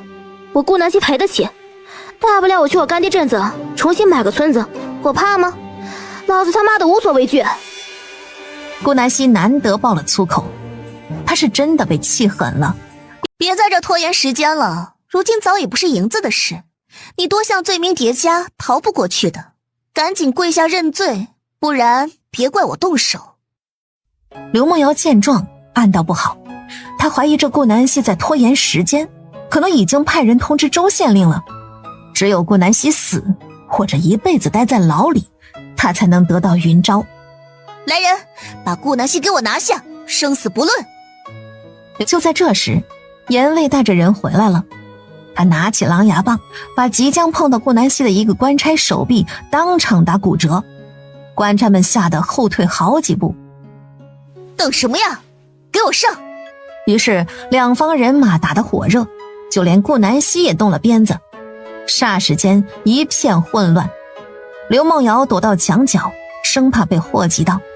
大小姐，这打不了啊，他们武力太强，力气大的吓死人，我们实在抵抗不了，先回去吧。不行，必须把他拿下。你们这是要干什么？随意闯入别人的领地，殴打老百姓，这是你们能做的吗？两人共乘一马先行出发，剩下的官差要好一会儿才能来。你们知县大人这次又有什么借口？说。知县大人说他哆哆嗦嗦把话说完，便瘫在地上。好啊，真是好样的，为了谋害我女儿，想尽办法诬陷她，我倒要看看这朱礼全要闹哪样。走，给我带路去平安镇，我要亲自问问他想要干嘛。别去镇上了，本官都来了。前方突然出现一大批人马，朱知县正当其中。刘梦瑶见状，心下安定，这便是他的底牌。当初来之前，他跟丫鬟兰花说过的，如果他没按照约定的时间回到县衙，就拿上他给的那封信递给巡抚大人。刘梦瑶脸上洋溢着笑容，仿佛他已经是胜利者。下官参见巡抚大人。周县令为何在此呀？你应该知道，官员不可擅自离开自己的管制之地吧？给本官一个解释。下官只是前来看望女儿的。那你如今看完也该回去了。本官不想特意为你上个折子，你心里懂的。走吧，本官就当今日从未瞧见你。下官并未看完，不过是刚到，还请巡抚大人秉公办案。很好，既然不想走，那就别走了。顾南希是何人？走上前来。这风华绝代的容貌把张巡抚惊艳到愣住。你可知罪呀？张巡抚的声音温柔许多，不过在场的男人都能听出来，这声音夹杂着一丝情欲。云昭躲在人群中不能现身，因为这张巡抚见过他，要是被认出就全完了。哪怕他心里再着急，也只能忍着，只盼男儿千万别有事。云昭双拳紧握，本就不长的指甲把手心都抠破了。真是好笑呢，巡抚大人，您连我犯的什么罪都不知道，就让我认罪了吗？请问我何罪之有呢？难道是个人污蔑我，我便要承受这份罪名吗？您觉得这公平吗？顾南希不是傻子，对面这老头看他的眼神简直让他作呕。小姑娘嘴皮子还挺利索，可本官觉得你是不知所谓。朱知县已经把你做的所有恶全部告知给我，这不来不知道，一来就看到你殴打官差，罪加一等。你这条小命哟，看来是见不到明日的太阳了。不过呢，本官向来怜惜女子，你容貌姣好，只要你戴罪立功，随着本官一起四处巡查，伴我左右，本官就可饶你一命。只是你孩子和夫君，这辈子是别想见了。你是选择死呢，还是选择生啊？张巡抚的眼神都要把顾南希烧穿了。他这人向来不爱钱财，唯独有一爱好，那就是收集美女。张巡抚哪忍心处死他呢？至于那封信以及二皇子的交代，早就忘到旁边了。话都说到这个份儿上，云昭哪能忍得住？他挤开人群，冲到顾南希身边，搂着她。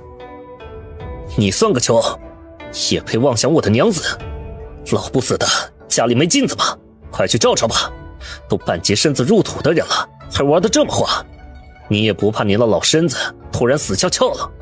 畜生玩意儿，你跟朱礼全狼狈为奸，生怕别人不知道你们是一条船上的人。要是皇上知道你这么为虎作伥，你这脑袋怕是保不住了吧？你这下贱之人，竟敢公然辱骂朝廷命官！来人，给我当场绞杀七皇子！下官张游基拜见七皇子。顿时在场的所有人都傻了眼，气氛异常的安静。七皇子，下官终于找到您了。您可知皇上想您想的茶饭不思，就连您的胞兄六皇子都被他一顿痛骂呀。七皇子，您既然无事，为什么不回京城？我回与不回跟你有何干系？你不是来办案的吗？办吧，我倒要看看你是怎么办案的。七皇子，下官只是来陪朱知县的，并不是我要办案，您记错了，这件事儿跟我没关系，是真的。云昭哥哥，原来你是皇子，我就知道你不是一般人，从我见你第一面就知道了，原来你真的是皇子。云昭哥哥，这一切都是误会，是这群小人为了谋利欺骗了我和干爹。这样吧，就当这件事没发生过。云昭哥哥，你们什么时候回京城啊？能带我一起吗？你别说话，你嘴巴好臭，牙上还有菜呢，哼，好恶心啊！这句话杀伤力十足，是男儿教他的，只要不想跟讨厌的人说话，就用上这句，保管这人再也不找他聊天。果然，刘梦瑶捂紧嘴巴，不再吭声。七皇子，这刘姑娘说的对，您早晚要回京城的，不然就跟我一起回去吧。我不回，你就当今日没见过我。走吧，我也不想再看见你们。你也别想拿我讨赏，你做的事，我要是告诉了父皇，你不死也脱层皮。那下官告辞。正当他准备转身上马的时候，脑海突然冒出二皇子以前对他说过的话，二皇子才是最有可能坐上皇位的人。如果七皇子带着3个儿子回京城，那二皇子又该如何？他刚刚已经把七皇子2口子得罪得那么深，七皇子怎么可能饶得了他？不行，不能让二皇子当上太子的机会变小。他已经上了二皇子的船了，不可能再下。张巡抚换了一张嘴脸，哎，我想了又想，实在是不行啊。七皇子，你本就不得宠，如今还娶了一个村妇，要是让你父皇知道，怕是要严惩你呀。这样吧，为了皇上，更为了皇家血脉的高贵，绝对不能让这个农妇进宫。来人，把这顾南希捉住，当场斩杀。啊，对了，云昭冒充当今皇子，七皇子早就死了，是我蒙了心被他骗。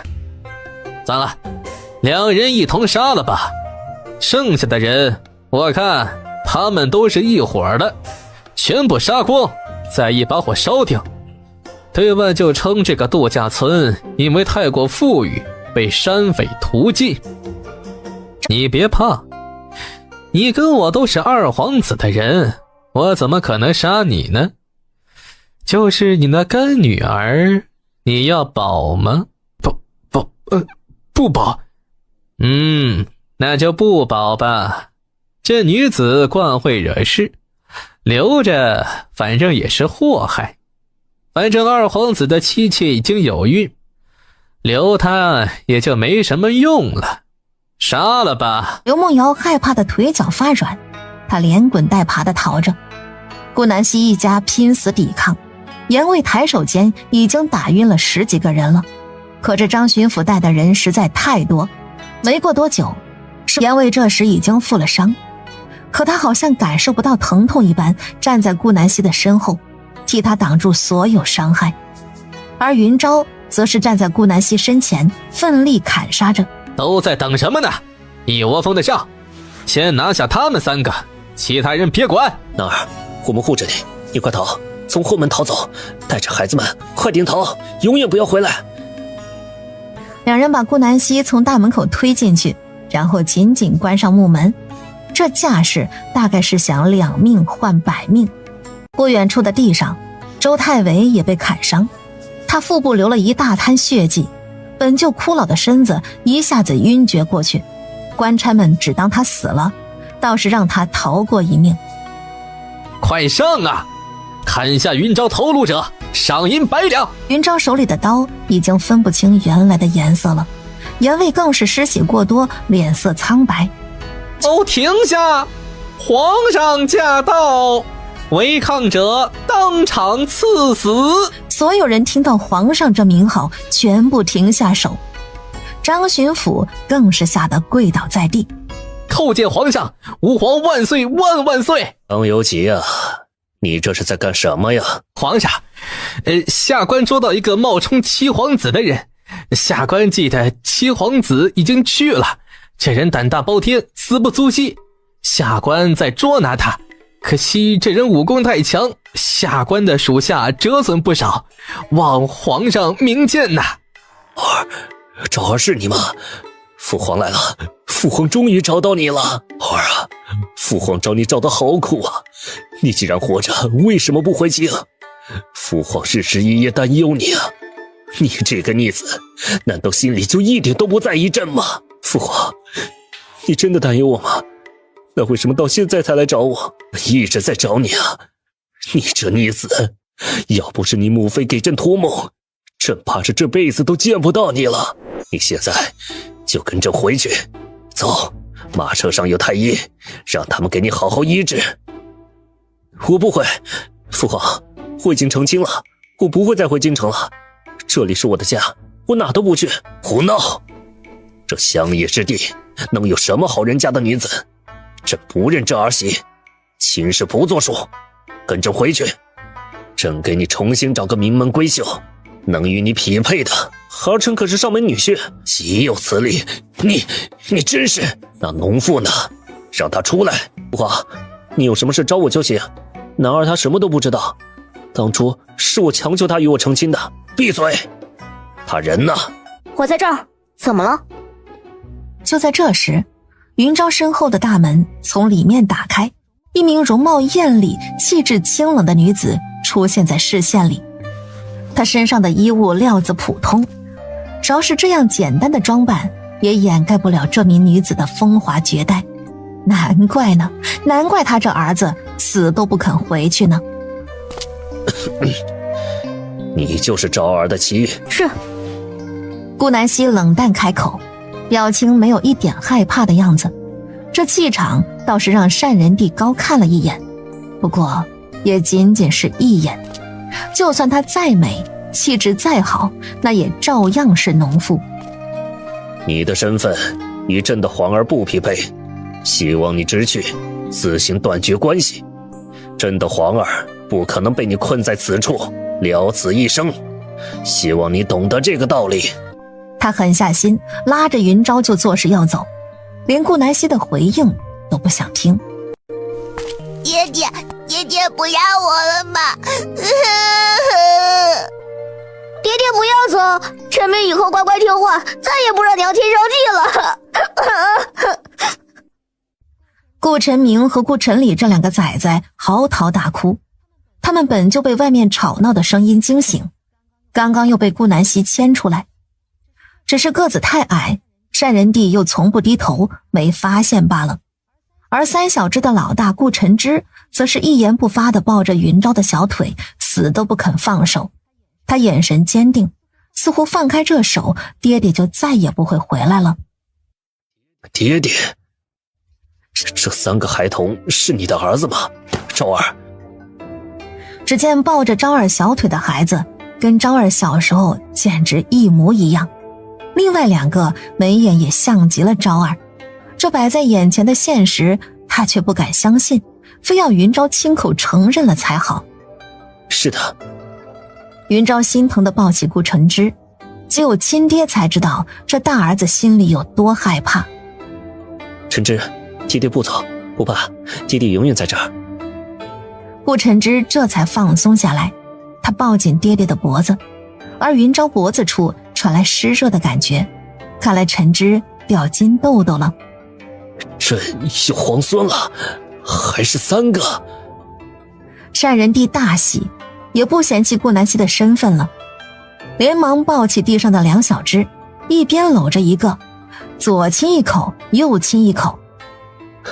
乖孙子，叫皇爷爷。顾晨明气鼓鼓地大喝一声：叫不叫？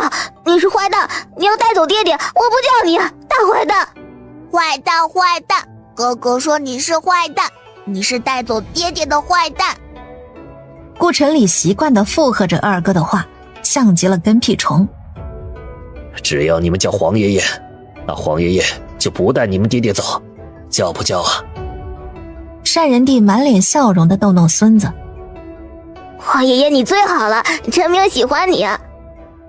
顾晨明的小眼睛滴溜一转，抱着单仁帝撒娇。而傻乎乎的顾晨礼看着二哥这样，也学着他的动作。皇爷爷，陈礼也喜欢你。从来没有孙子的单仁帝哪儿招架得住啊，立马大声并痛快地笑着。哎呀，好好好，不愧是朕的皇孙，瞧瞧这小身子胖的真壮实。来人，把朕的行当全都搬进来，朕要好好享受一番天伦之乐。先在这住上个3、4日，接下来的事情以后再说吧。这操作把顾南希都震碎了。你其他几个皇兄没儿子吗？云昭点点头。没有，不但没有儿子，连个女儿都没有，就跟哥哥喝了绝子药一样。怪不得呢。刚刚这皇上还一副冷脸的样子，看到孙子后立马友善起来，这态度简直转变180度。男儿，你抱着陈之先进去，外面的事情交给我来处理。好多人员都受了伤，你干爹还在地上躺着呢。你抱进去吧，跟你父皇带着就行。我回屋拿药箱，现在多一个大夫，这些人活着的几率就越大。顾南希哪里还管得上儿子，他飞快地回屋，提起药箱就奔向周太维。还好干爹只是受了皮外伤，失血过多，止住血再把伤口缝合一下就行。担心干爹身体扛不住，他还偷偷给干爹打了一针抗生素，并喂下用灵泉水熬制的药汁。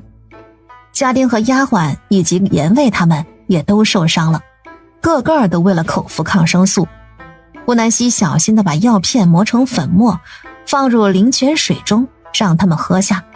等将全部的人员救治完成，天色已经黑了。单仁帝带来的太医个个对顾南希的医术赞不绝口，还暗中打探他师从何人。大师不喜出名，恕我无可奉告。这才将太医们打发走。来人，把张巡抚和平安县的知县给朕押进来。张游吉啊，你看看你，这好好的巡抚不当，偏偏作死，竟然还妄想谋害皇子。说吧，背后之人是谁？说明啊，皇上，下官无人指使，都是误会，对，误会。下官以为七皇子是假冒的，毕竟朝中都在说七皇子已经身死，求皇上饶命。误会？哼，真是天大的笑话。既然你不说，那就算了，给你机会也不中用啊。来人，将这张有吉拖到山脚下活埋了。至于他的家里人，满门抄斩，一个都不留。外嫁女以及姻亲也不许放过。今日朕喜得三皇孙不能见血，那便赐你一个全尸吧。一句话定了张巡抚的生死。张巡抚趴在地上嚎啕大哭，可是他不敢供出二皇子。要知道他有一小儿，乃是外室所生，这外室正是二皇子赠予他的。为了保住这唯一的血脉，只能对不起家里那些人了。张大人还不谢恩？是，臣叩谢皇上隆恩。皇上下官什么都没做呀，都是巡抚大人要求的，我也是被迫的，这件事儿跟我没关系啊，我也是受他胁迫。对了，刘梦瑶呢？是他，都是他安排的这一出，也是他找二皇子的妾室娇儿，更是他给张巡抚送信的。朱知县的嘴巴并没有张巡抚那么硬，他不但把二皇子和刘梦瑶全部供出来，就连自己怎么勾结上二皇子的也全部交代清楚。单仁帝的脸色越发黑了，他没想到自己这个二儿子竟然心机这么重。你说的那个女子呢？在哪儿？来人，把她给我找出来。半个时辰后，刘梦瑶被抓获，顾南希还以为他已经死了，谁知他命大，躲到厕所的粪坑里逃过一劫。经过审讯，众人才得知刘梦瑶所有的恶行，包括他给二皇子的妾室服用生子秘药，将这朱礼全和刘梦瑶一并活埋了。朱礼全满门抄斩。饶命啊！皇上，下官冤枉啊！云哥哥，救我，救救我呀！刘梦瑶一把鼻涕一把泪的爬到云昭脚下，正当他拽住云昭裤腿时，被云昭一脚踹出去老远。滚远点，臭死人！刘梦瑶整个人呆愣住。云昭哥哥，你明明救过我一命，为什么要对我这么狠心？你纳了我好吗？皇子本身就该妻妾无数，你为何不肯救我？你说到底是谁救你？你心里都清楚，是你非要强加在我身上的。既然你喜欢装傻，那就装到底吧。我纳你干嘛？你哪一点比得上男儿？更别说你早就是巡视文的人了，跑我这里装什么深情？此话一出，刘梦瑶的身子彻底瘫软。他没想到云昭哥哥竟然什么都知道，所以当初是顾南希害他的。是你这个贱人，我要跟你同归于尽！刘梦瑶从腰间取出一个匕首，朝着顾南希刺过去。男儿，秀妻！云昭的位置刚好离顾南希7、8米远，根本来不及帮他抵挡，就连单仁帝也担忧地站了起来。都愣着干嘛？快点救人！可是已经晚了，刘梦瑶离顾南希太近了，两人紧紧贴在一块儿。只见噗呲一声，院子顿时安静下来。男儿！云昭歇斯底里地吼叫着，他眼圈顿时红了。叫魂儿啊！顾南希不耐烦地回了句。只见刘梦瑶的身体缓缓倒了下来，他胸口上插着一把匕首，正是他准备拿来行刺顾南希的那把。就你这点力气还想刀我？下辈子吧。刘梦瑶几息后便断了气。按理说不会死这么快的，可偏偏顾南希扎的是他心脏。男儿，你没事就好，你吓死我了。我能有什么事儿？你也太小看我了。云昭啊，你找的媳妇儿还挺勇猛。单仁帝的眼神越发的欣赏，这女子要是家世好，那该有多完美啊！能生，长相貌美，性格大气果断，胆识过人，一言一行都显得她聪慧异常。昭儿还那么喜欢，3个孩子也教得特别好，堪称国母。可惜了，只是一介农妇。罢了，就让她当个侧皇子妃吧。等昭儿登基那天封为贵妃，也不算亏待几个孩子了。单仁帝在心里默默接受了顾南希。5日后，周太尉已经好得差不多了，伤口开始结痂，已经可以下床轻微活动下，其他的伤者也都好了大半，唯独颜卫伤得比较重，被顾南希严令养伤3个月。三小只这几天跟单仁帝相处得特别好，就好像寻常人家的爷孙，有2晚他们都是跟皇爷爷睡的。不管单仁帝去哪儿，这3小只都像个跟屁虫一样粘着。你们愿意跟皇爷爷去京城玩吗？那里也是你们的家，有好多好吃的，你们都没吃过呢。单仁帝小孩子气地哄骗3个崽崽。愿意，皇爷爷，臣民想去。皇爷爷那里有很多好吃的嘛，可不可以都吃啊？可是我没银子，娘说买东西得要银子呢。去！3人全部都答应。单仁帝奸计得逞，命令全军明天一早出发，包括云昭和顾南希。本来顾南希是不想去的，可是他舍不得儿子，更不能勒令儿子们别去。他们喜欢爷爷，说明单仁帝对他们好。能有一个皇帝爷爷，这是天大的福气。1人来6人归，单仁帝的心情特别好，他大手一挥，给度假村重新亲自提笔起了个名字云溪庄，就连周太尉也被重新调了回来。顾家上下一片喜色，有皇帝做靠山，以后看谁还敢欺负他们。临走前，顾南希把云溪庄所有的事情都交给了大哥、二姐和3哥，白青辅佐，而他则带上金兰和妮妮去京城。本想拉着南风和顾十一多见点大儒，学点知识，可他们却拒绝了。单仁帝干脆写了一封信，派了2个亲兵将南风和顾十一送到临县刚告老还乡的大学士家里。顾南希得知此事，立马跟云昭感叹了一句：一人得道鸡犬升天呀，云昭，原来在古代有靠山这么爽啊。第2天一大早，他们便启程了，全村人一路相送，跪了一地。宋理正颤抖着双手，满含泪水地站在最前面。他没想到自己有生之年竟然能亲眼见到皇帝，真是死而无憾呐。后宫得知皇上南下，竟然把死去的7皇子找了回来，还突然冒出3个皇孙，一个个都吓傻了，纷纷挤到养心殿，表面上是请安，实则想探听虚实。真是抱歉啊，各位娘娘，圣上吩咐过，事务繁忙，不见任何人，先请回吧。这些妃嫔只好暂时回去，只是他们以为单仁帝有多忙，其实养心殿内单仁帝正带着3小只玩捉迷藏。顾南希和云昭坐在靠椅上，无奈地看着。父皇，你摸错人了，我是云昭。继108次摸错人后，单仁帝终究还是摘下眼罩。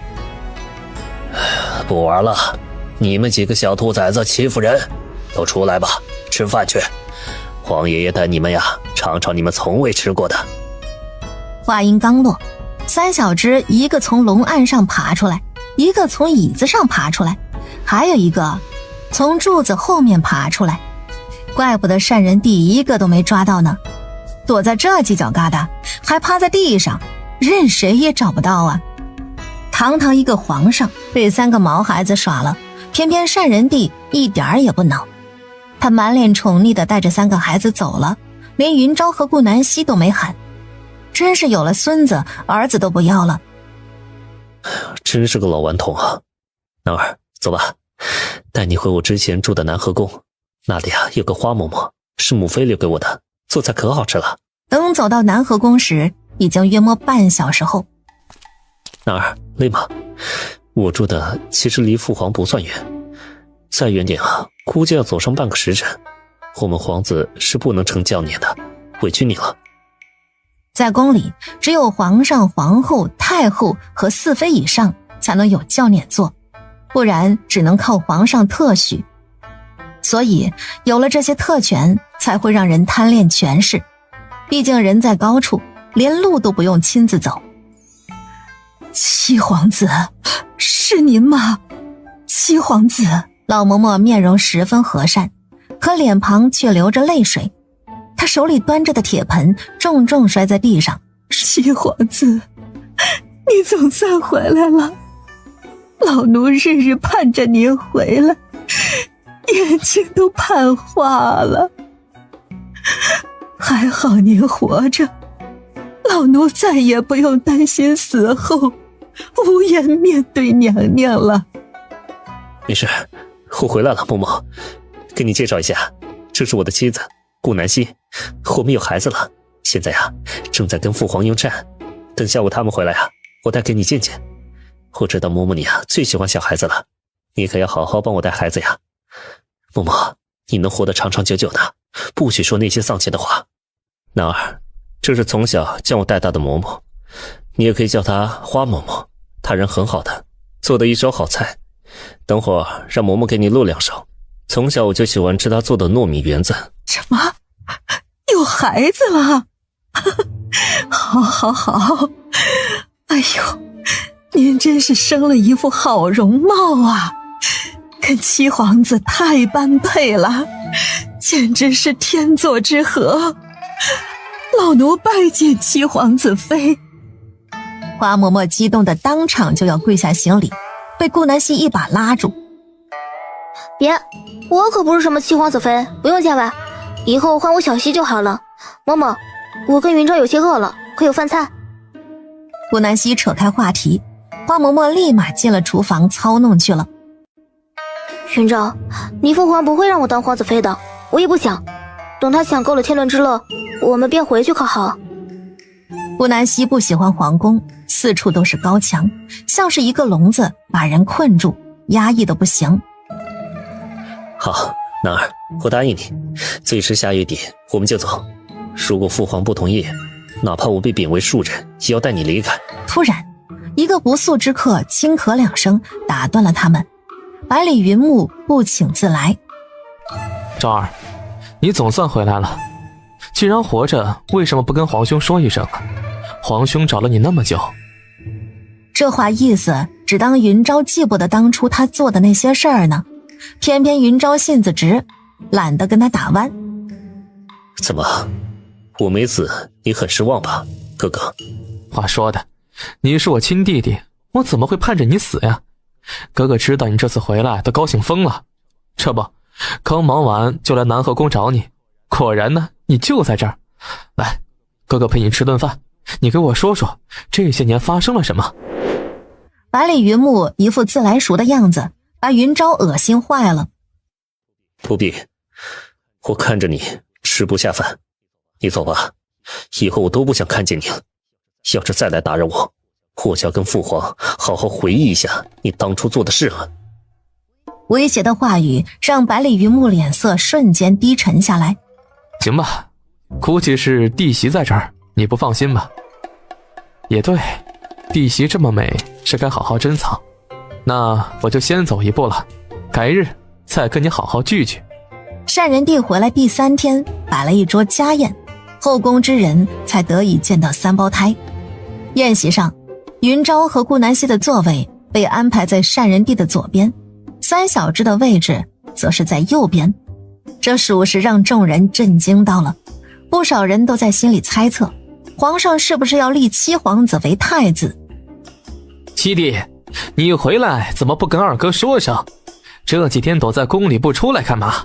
来，二哥敬你一杯。二皇兄，我居内，这酒喝不了。满屋子安静下来，单人帝看着云昭，哭笑不得。这臭小子还是以前那个模样，什么都不在乎，包括名声。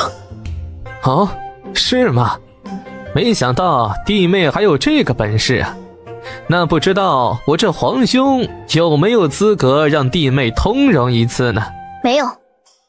顾南希回应道，夫妻俩我行我素，性子像极了一家人。二皇子表情变得难看起来，刚想出言讽刺，就被单人帝打断。好了，昭儿不能喝酒，你愿意喝就坐旁边慢慢喝，就你事多。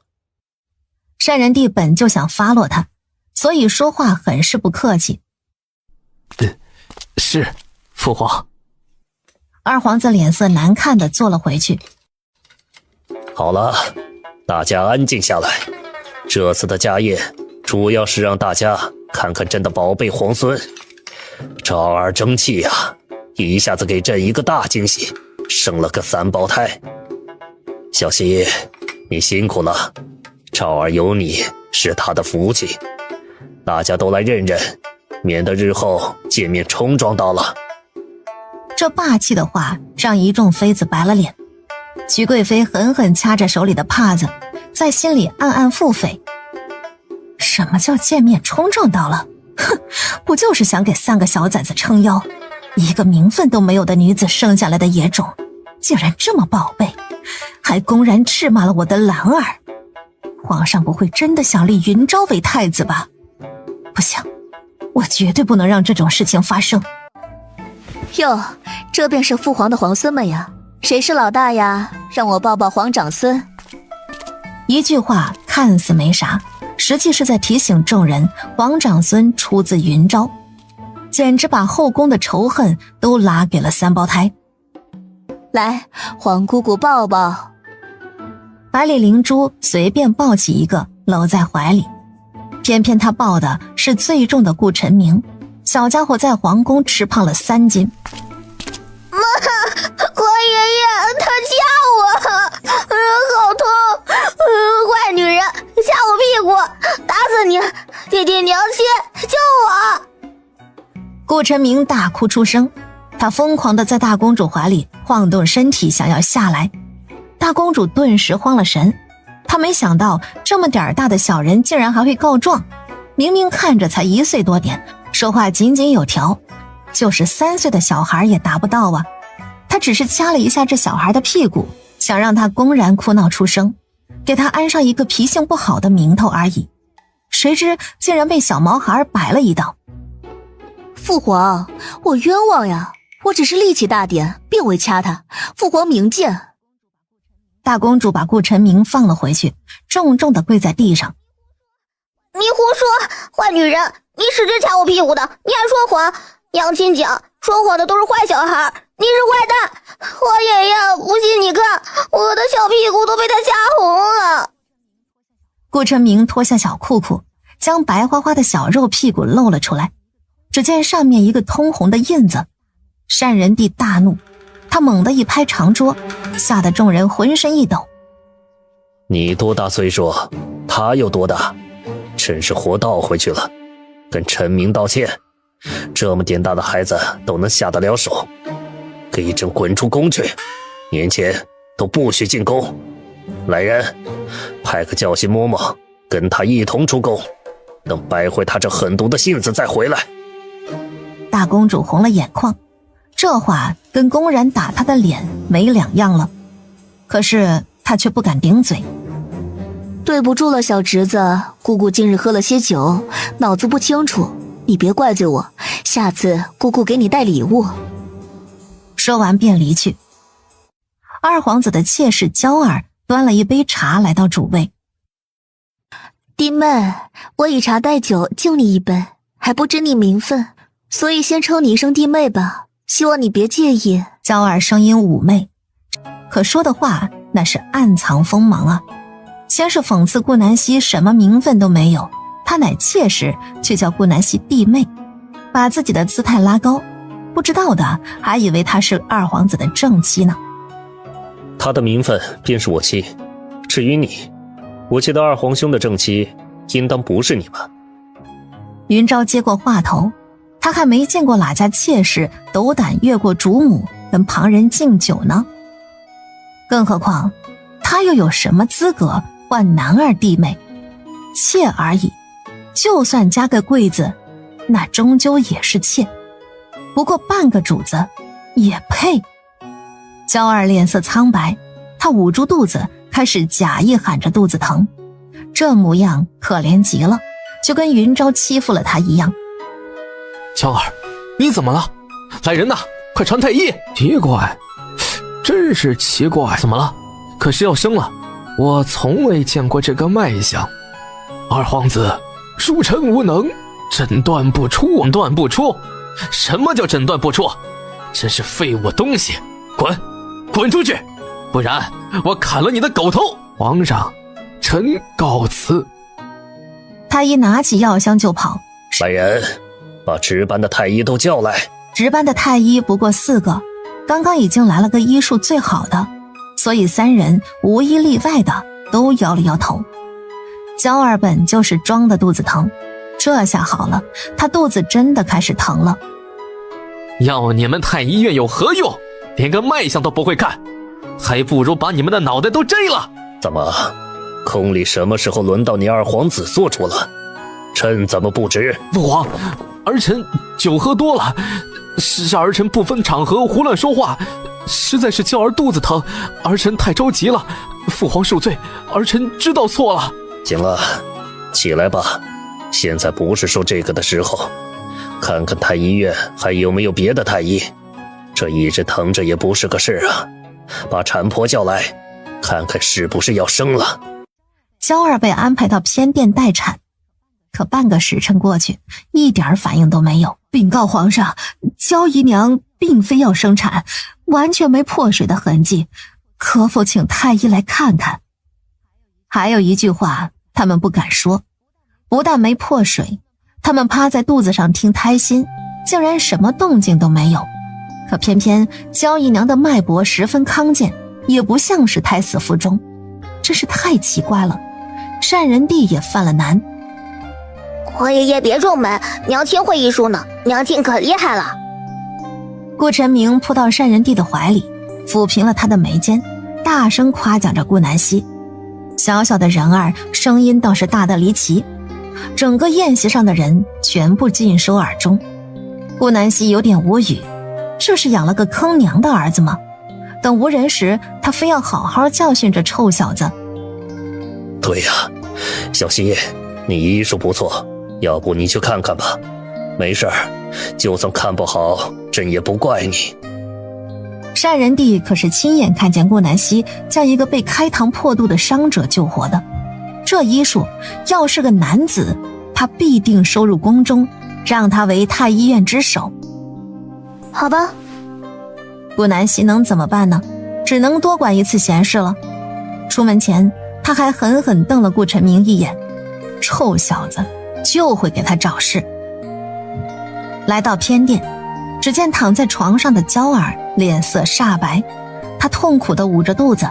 片晌后，她神情沉重地移开手，怪不得太医都跑了呢。原来娇儿并没有喜脉，可偏偏她脉搏康健，身体又十分正常，那这么大的肚子怀的是什么？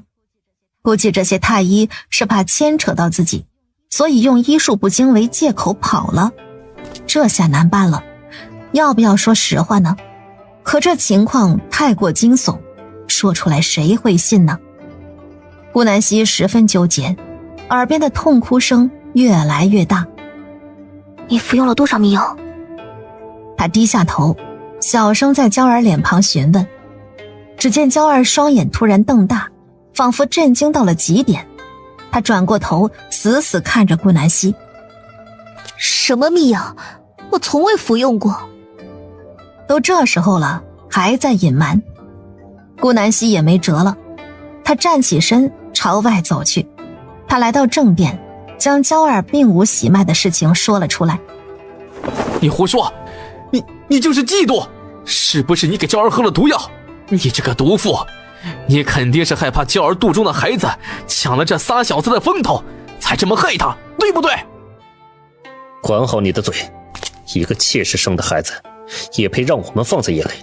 我有3个儿子，嫉妒你1个儿子都没有吗？你配吗？云昭从位置上站起来，将顾南希护在身后。兄弟2个互相瞪着对方，谁也不肯服输，感觉下一秒就要打起来了。云兰，住嘴，休要胡闹，再出言不逊你就滚出去。不好了，娇姨娘昏死过去了。一个产婆来报，宴会是举行不下去了，一众人来到偏殿外坐着。徐贵妃急切地进去查看，只见娇儿本就白皙的脸蛋毫无血色，跟死尸也没什么两样了。皇上，臣妾求你救救娇儿吧，兰儿就这么一个孩子，求你了。徐贵妃出了殿门，就跪在单仁帝脚边，她满脸是泪，看着让人心酸不已。朕也没办法呀，太医产婆都来看了，朕去哪找人救她？突然，殿内传来一声尖叫，只见几个产婆连滚带爬地跑出来。娇姨娘没脉搏了。徐贵妃和二皇子瘫坐在地，嘴里嘟囔着：完了。3个孩子在场，顾南希不想让他们沾染到晦气，便抬起脚朝着屋内走去。他假一掏袖口，拿出一套银针，连着扎了10几针。娇儿猛地吸了口气，活了，活了，娇姨娘活了。顾南希收起银针，又回到殿外。皇上，她并无喜脉，意味着肚中就算有孩子，也是死胎，不如一碗红花灌下去，还能保住命。要是再拖上片刻，神仙来了也救不了了。红花伤身，喝下去意味着以后很难有孕。可是时间要紧，用温补的方子完全来不及，想保住只能以猛药落胎。你这个恶毒的贱人，你这心思当我是傻的？红花灌下去，我孙儿还能有命？你就是不想让娇儿生下孩子是不是？你就是故意的，贱人！你怕我孙儿挡了你那3个野种的路是不是？不愧是母子，骂人的神情如出一辙。可谁曾想，他话还未说完，单仁帝便狠狠给了他一巴掌。后宫妃嫔都惊呆了，这还是他们第一次见到皇上打人，打的还是身处高位的徐贵妃。这一巴掌下去，徐贵妃日后也别想做人了。皇上，你打我，你竟然打我！我相伴你多年，为了这个贱人，你竟然打我！往日单仁帝脾气好，从不发火，所以让这些妃嫔们一个个嚣张跋扈。怎么，朕打不得你？单仁帝眼睛眯起，他早就想处置这对母子了。要不是刚回宫，不想给云昭他们树敌，怎么会让这对母子再出现？给他灌药吧。没多久，药被端了进去，娇儿拼死抵抗，可他哪里敌得过10几个产婆？等红花喝完，娇儿也失了魂。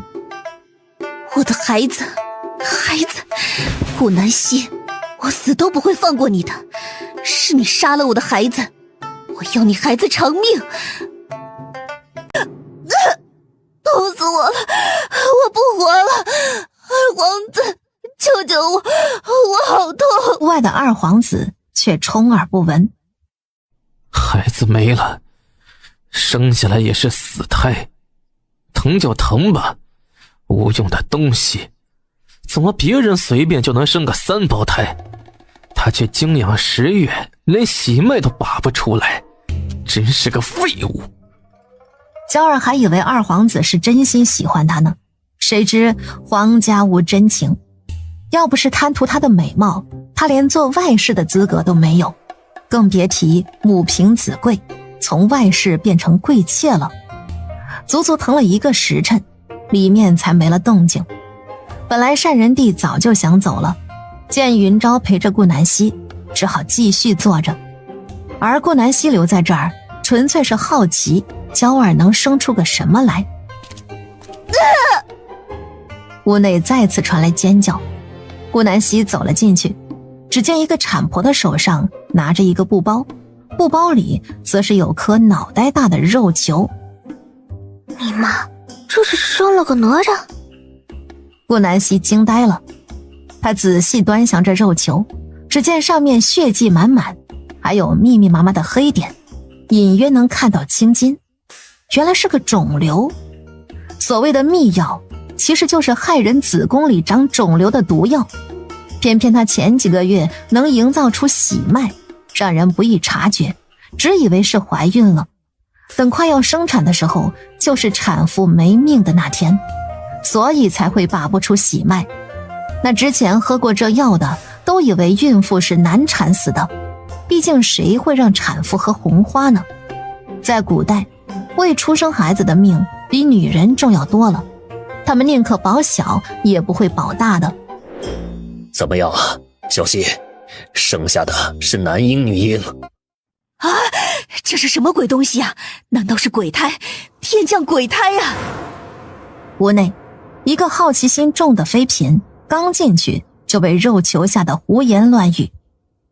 不是什么鬼胎，这根本就不是胎儿，而是一个毒肉球。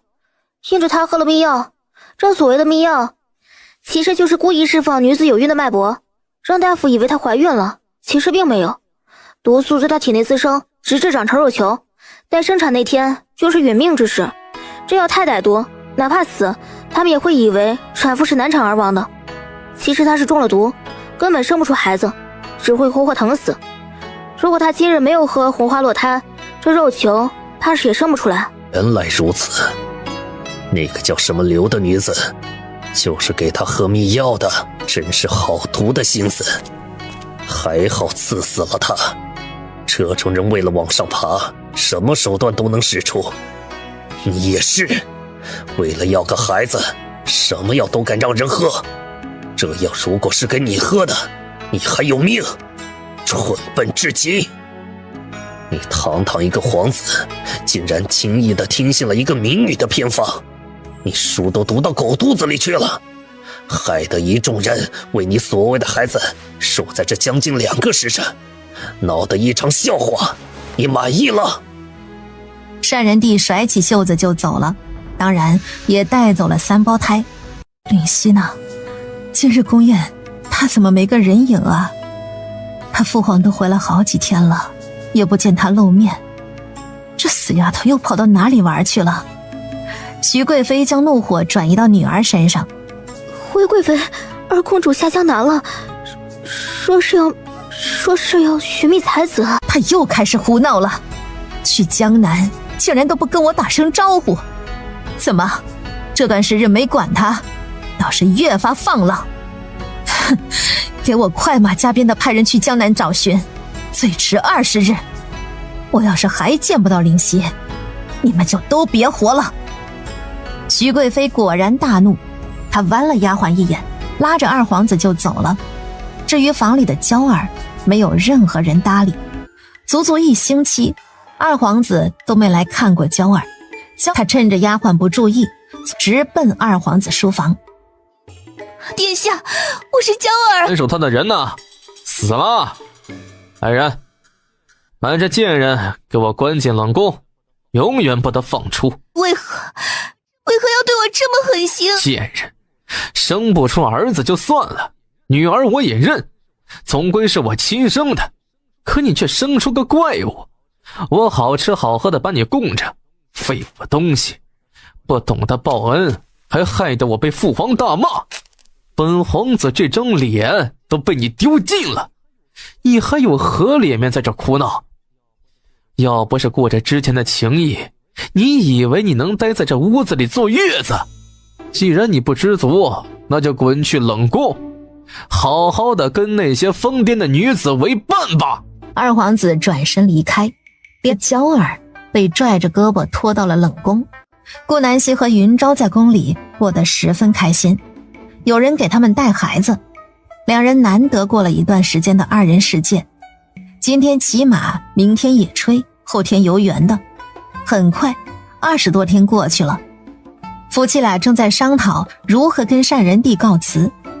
而另一边，二公主百里灵犀刚刚回宫，就被徐贵妃拉着告状：我跟你皇兄都被害惨了，这个贱人也不知道使了什么毒计，让娇儿生出个怪物，还非说她是吃秘药吃的。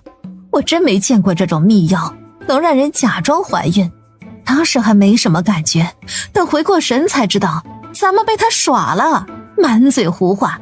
你父皇偏偏深信不疑，害得你皇兄被臭骂一顿，失了颜面。到现在都不敢上朝。哟，他生的那3个小野种，个个精得要死，霸占着你父皇不放，就连晚上睡觉都要黏着他。你父皇从江南回来后，竟然一次后宫都没进过。要不是太后去了，皇上哪敢这般呢？这下好了，宫里无人再敢管你父皇，他被七皇子一家忽悠的，就差把皇位交出去了。竟然这么过分！母妃，你等着，孩儿马上为您和哥哥报仇。算了吧，你父皇这么宠爱他们，你怎么报仇啊？别到时候害了自己。母妃就是太生气了才跟你说这些，你就当没听见。啊，玩累了吧？去便殿睡会儿吧。瞧瞧这黑眼圈，路上估计都没休息好。你就是真赶不回来，母妃还能怪你不成？知道了，母妃。二公主性子比大公主还急躁，嘴上答应着母妃不找事，实则刚走出宫殿，就让徐贵妃的贴身丫鬟秋菊领着她去找顾南希了。一路上，秋菊都在暗戳戳的挑拨，说顾南希多狂傲啦，说云昭多不给二皇子面子啦，更甚至的是，连3个奶娃娃也要编排。二公主越听越气，走到御花园时，恰好看见3个孩童在河边玩沙子。哎呦，二公主，这就是那3个野种，瞧瞧，这沙子正是皇上命人铺的呢，好好的石子路弄成了这样，你看看这陶谦的宠爱，谁能抵得过呀？二公主心里的邪火蹭的一下就窜了上来，她脸色难看极了，朝着3胞胎走去。你们是谁？谁允许你们在这玩沙子的？你们的娘呢？怎么有娘生无娘管啊？皇宫里也敢如此放肆？3小只正玩得尽兴呢，就听头顶有人说话，他们只觉得这人语气不善，便也不搭理他，继续玩着手里的沙子。真是好大的胆子，公主的话赶不回。你们好吵啊，能不能走开？顾晨明都要被他们烦死了，好不容易皇爷爷忙允许他们在这儿玩会儿沙子，结果还没玩多久，就来了一群坏人。岂有此理！你可得知站在你面前的是谁？荒口小儿，见到公主还不下跪！秋菊一脚将3胞胎堆的沙房子踢碎了，爱哭鬼顾小三哇哇大叫：大坏蛋，你踢我们的房子干什么？还把弟弟弄哭了！我要告诉皇爷爷，让他惩罚你，打你屁股。哦，是不是觉得有父皇给你当靠山牛气了呀？我告诉你，你娘不过是个没名分的村妇，指不定身子都不干净了。你爹也是个没娘的皇子，这辈子登不上那个位置。至于你们3个死孩子，从哪儿来滚哪儿去，知道吗？二公主走到顾晨明面前，狠狠推了他一把，小崽子一屁股摔在地上，看着都疼。可顾晨明一声都没哭，他眼睛死死地盯着二公主，像个小狼崽子。再看我，我就把你眼睛挖了。二公主脱掉手指上的护甲，准备上去抽他巴掌。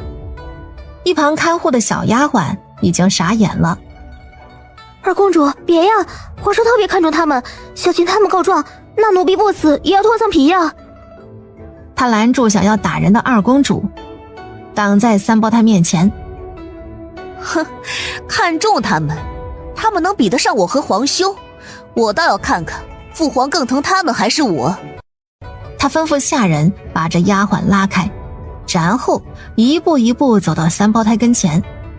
3小只害怕的一直往后退，直到退无可退，身后就是御花园的圣池，足足5米深。你说说，你们要是落了水，还能活下来吗？顾晨之拉着2个弟弟就想从左边跑，可他太弱小了，二公主只是轻轻一推，3小只全部落入水中。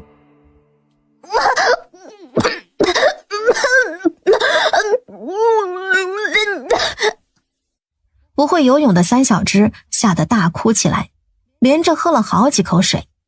就在他们即将沉入池底时，来御花园寻找儿子回去吃饭的顾南希和云昭一起跳入水中，将3个孩子捞起。3小只剧烈的咳嗽，咳一次吐出一口水，把顾南希看得心疼死了。没事了，娘和爹都在，不怕啊！夫妻俩轻轻拍着三小只的后背，直到他们把喝下去的水吐完。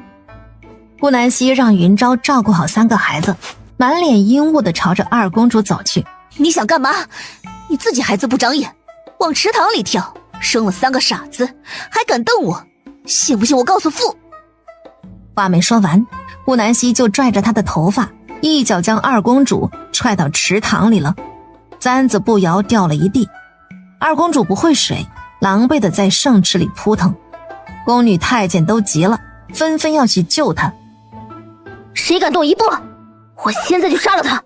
直到眼睁睁看着二公主沉入池底，没了声息。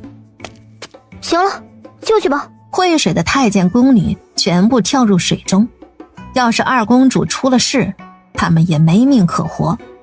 而祸事的源头，秋菊早已在二公主落水前就悄悄跑去告密了。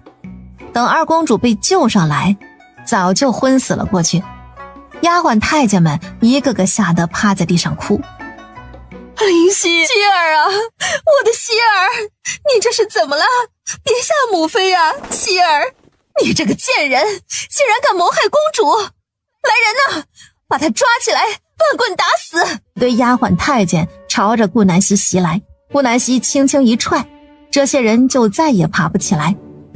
岂有此理，还敢反抗？去叫御林军，务必捉拿这贱人！我倒要看看你是不是有3头6臂，太猖狂了！我要你为希儿赔命！把这3个小野种也给我一并抓起来！都是因为他们才惹得我希儿不高兴。卑贱的农妇，生的野种也是贱货，全部都给我乱棍打死！打死！就在这时，二皇子带着善人递来了。原来这母子2人，一个先来收拾顾南希，一个去告状了。这是怎么了？善人递懵了，他不过是暂时离开处理下政务，让3胞胎在这儿玩耍。怎的一会子功夫，3胞胎浑身湿漉漉的扑作一团，他的二公主也躺在地上不省人事。而皇上啊，你终于来了，你可要替臣妾做主啊！这顾南希把林希推入池中，害得她生死未卜，我让丫鬟抓住她问个清楚，她却将我的下人一个个打得起不来身，连个名分都没有的小贱人，竟然敢谋害公主！皇上啊，臣妾心疼啊！二公主本就身体不好，这下可怎么办？快去叫太医呀！快去呀！这哭戏孰真孰假？要是真有这么心疼女儿，早干嘛去了？一来就知道惩戒顾南希，却没给女儿叫个太医。顾南希冷笑一声：别演了，你要真疼她，会把她教得这么跋扈？怎么，你是这后宫之主吗？觉得你可以永远护住她，还敢在这颠倒黑白？我告诉你，你就是贵妃又怎么样？我儿子们今日若是有半点差池，你们拿命来赔！这么大的人了，还以为自己是2岁小孩呢，把他们推入池中，不就是想让他们死吗？怎么，我用你女儿的招数对待她就不行了？你以为你是个什么东西啊？在皇上面前，你丫不过是奴才。皇上让你生你就生，皇上让你死，你全家都活不过第2天。哭你妈个屁啊！脸上皱纹都要夹死蚊子了，我看着都想吐啊！顾南希火力全开，骂得徐贵妃一句话都说不出来。你皇上啊，你快看看，不过是个村妇，竟然敢这么骂我！处死他！快点处死他！行了，吵得正耳朵疼。小李子，去叫太医，把朕的皇孙们先送回去，别冻着了，检查下有没有大碍。至于林希，一样抬回房间。小希，你来说，到底是怎么回事？问这个丫鬟吗？我哪知道。刚跟元昭来找他们，就看到这脑残公主把我儿子们推到池里，真是狠毒啊！他们才1岁多，再恶毒的人也不会对孩童下手吧？那个小丫头，你说，朕不是让你看护好他们吗？怎么还让他们落入了池中了？要你何用？皇上，饶命啊！皇上，跟奴婢没有关系，是公主。二公主一上来就骂了3个皇孙，还将他们堆的小房子踢倒，他们气不过，说了2句，二公主就把他们推到池里了。奴婢也想拦着呀，这些人把奴婢拉着，奴婢根本挣脱不开。胡说！林夕向来懂事善良，怎么可能把他们推到水里？是不是你推的嫁祸给林夕？来人，把这丫鬟的嘴给我扇肿！竟然敢攀扯公主，好大的胆子！懂事善良，这两者跟林夕有关系吗？正看着他从小长大，怎的不知这2次是说他的？都快3旬的人了，竟然还跟孩童置气，真是越活越回去了。别说小溪推了他，就是没推，朕也要狠狠惩戒他。这歹毒的心思，朕不认这个女儿。来人，把二公主送回公主府医治，永生不得入宫。徐贵妃幽禁在万烛殿，不得擅自出门。父皇，你怎么能如此对待母妃和妹妹？你也太不明是非了！难道就因为那3个小毛孩吗？灵犀可是你的女儿，永世不得入宫。你让灵犀醒来听到这话该有多难过呀！你以前那么疼她，现在为何装作一副严父的样子呀？你还敢提以前？以前就是朕太惯着她了，觉得她脾性不好，改了就行，反正也没犯什么滔天大罪。可现在朕后悔了，当初她第1次犯错，朕就该狠狠地惩治她，让她再也不敢。你看看你妹妹变成了什么样子了，连这么大点的孩子都要害，朕没有这种女儿。行了，朕也不想看见你，你回宫吧，没什么事情别来烦朕。单人帝赶走了他们，跟着顾南希和云昭一起回了养心殿。3胞胎躺在龙床上，脸色发白，也不知是冻的还是吓的。真是小可怜见的，都是朕不好，朕应该多派点人保护他们。单人帝摸摸3胞胎的小脸蛋儿，心疼极了。父皇，恕儿臣不孝，儿臣想带着男儿和孩子们回平安县了，这里太过危险，儿臣不想再看到他们出这样的事。这次是我们碰巧来找血，孩子们被救起，要是我们没来呢，他们还能有命吗？父皇，这次说什么，儿臣也要回去，我不想再带，也不敢。儿臣已经死过1次了，不能再让我的孩子们重蹈覆辙。父皇没法替儿孙做主，难道就能替他们做主了吗？只是幽禁，他掉了一根汗毛没有？而这大冷天，我的孩子们却冻得脸色发白。当初谋害我的人还好好的活着，父皇又如何敢保证这二公主徐贵妃以后服个软，你不会将他们放出来？儿臣不信。父皇，如果你是真的宠爱他们，就让他们平安长大吧。在这吃人的宫里，父皇你日理万机，没法时时刻刻保护他们啊。单人帝一言不发地看着他，突然他吐出一口黑血，昏死过去。顾南希连忙走上前把脉，你父皇体内有淤毒，经脉内脏也都暗藏着毒素，活不过明年了。他这段时间大概是强撑着身体。怎么会这样？别担心，我能治好，保管你父皇多活至少20年。那就好，男儿辛苦你了。顾南希使尽9牛2虎之力，将单人帝体内的毒素清理干净，又给他灌了大量的灵泉水，让他身体的杂质排空。现在单人帝的身体就像枯树枝重新发了芽，充满生机。等单人帝醒后，他知道顾南希治好了他，还给他续了命，也无法再挽留他们了。夫妻2人带着孩子们以及10几箱金银细软回了平安县，这些都是单人帝赏他们的，足够他们大手大脚花上几10年。到达平安县的时候，已经快要过年。路上花费了太久，他们边赶路边玩，用了足足1倍的时间才回来。到家的第2天，周太尉带着钦差捧着圣旨来了。2队人马一前一后，看来单仁帝料到他们会晚些回来。奉天承运，皇帝诏曰：七皇子百里云昭文武双全，聪慧异常，特赐予王爷之位，封号为臣。江南便是汝的封地。七皇子妃顾南溪孕育有功，给朕生了3个皇孙，朕特别高兴。今册封为陈王妃，赏黄金100两，首饰18件，绫罗绸缎50匹，钦此。恭喜陈王，贺喜陈王妃，请接旨吧。夫妻2人已经傻眼，迷迷糊糊接了旨，等坐在椅子上才反应过来。你父皇闹哪样啊？先前还嫌弃我，嫌弃的不行，这就让我做王妃了？这也太草率了吧！还有，封王不是大事吗？既然如此，为什么不在京城封了我们，再让我们回来？谁知道呢？父皇性格就这样，想一出是一出。这样也好，封了王，总不能让我当太子了吧？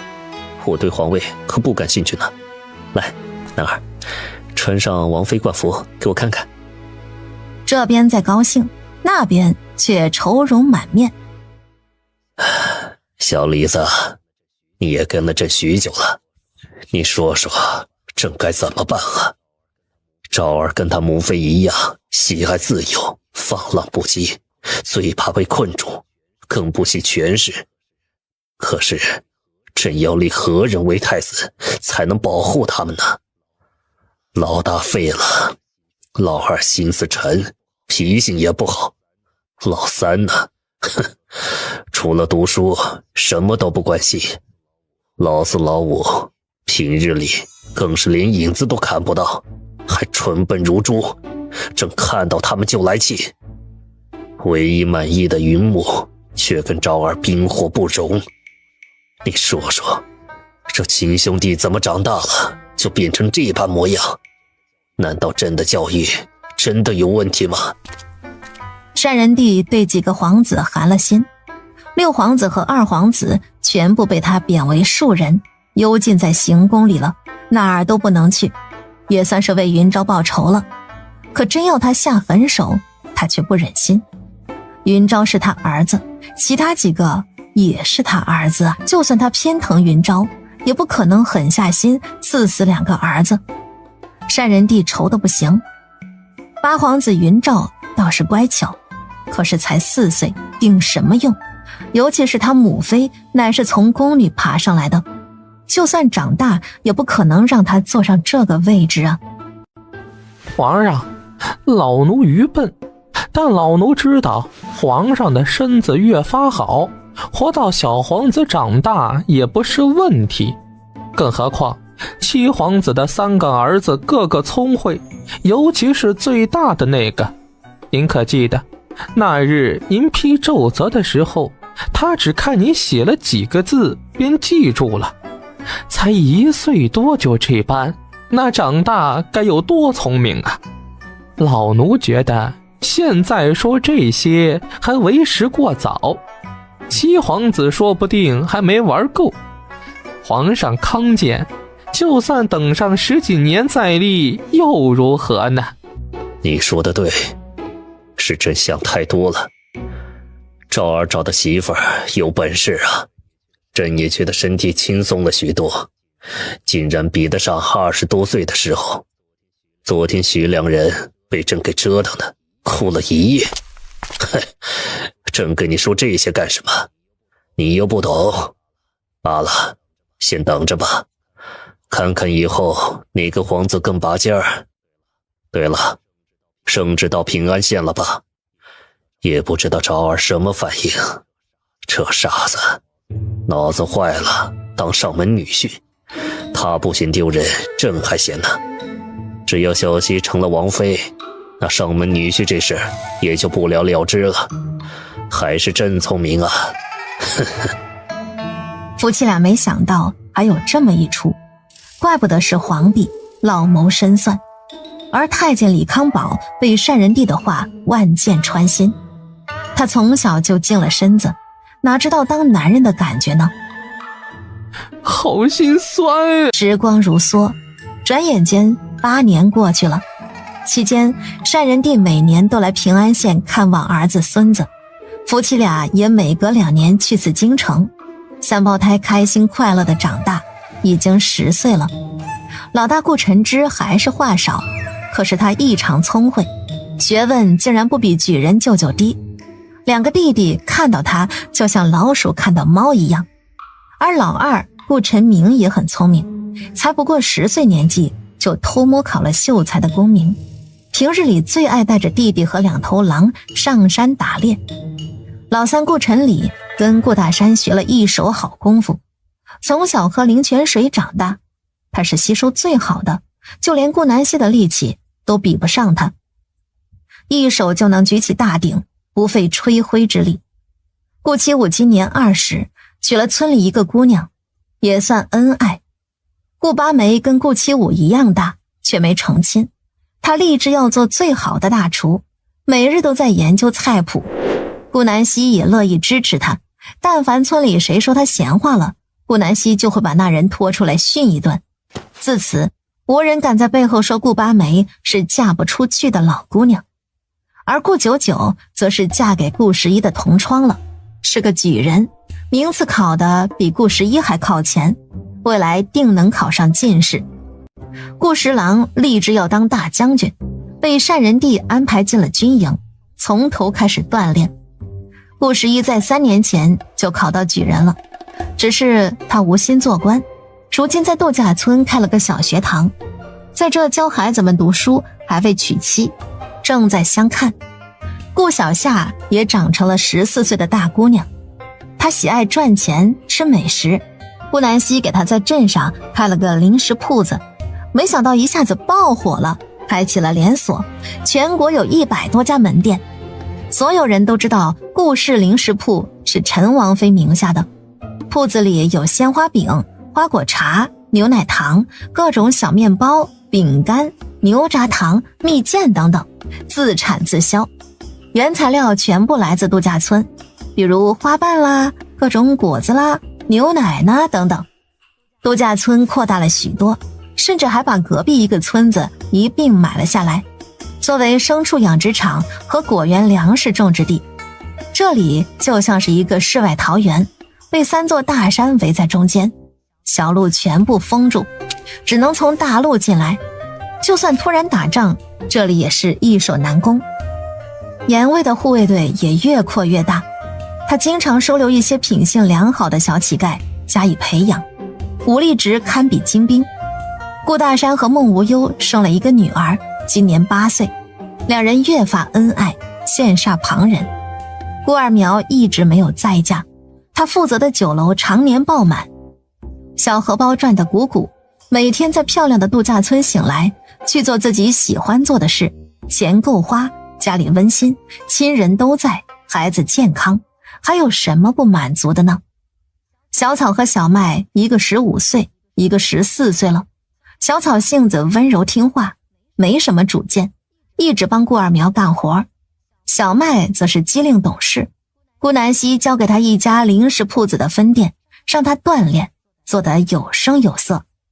至于顾三文，他最近跟度假村一个外面招来的员工打得火热，看起来好事将近。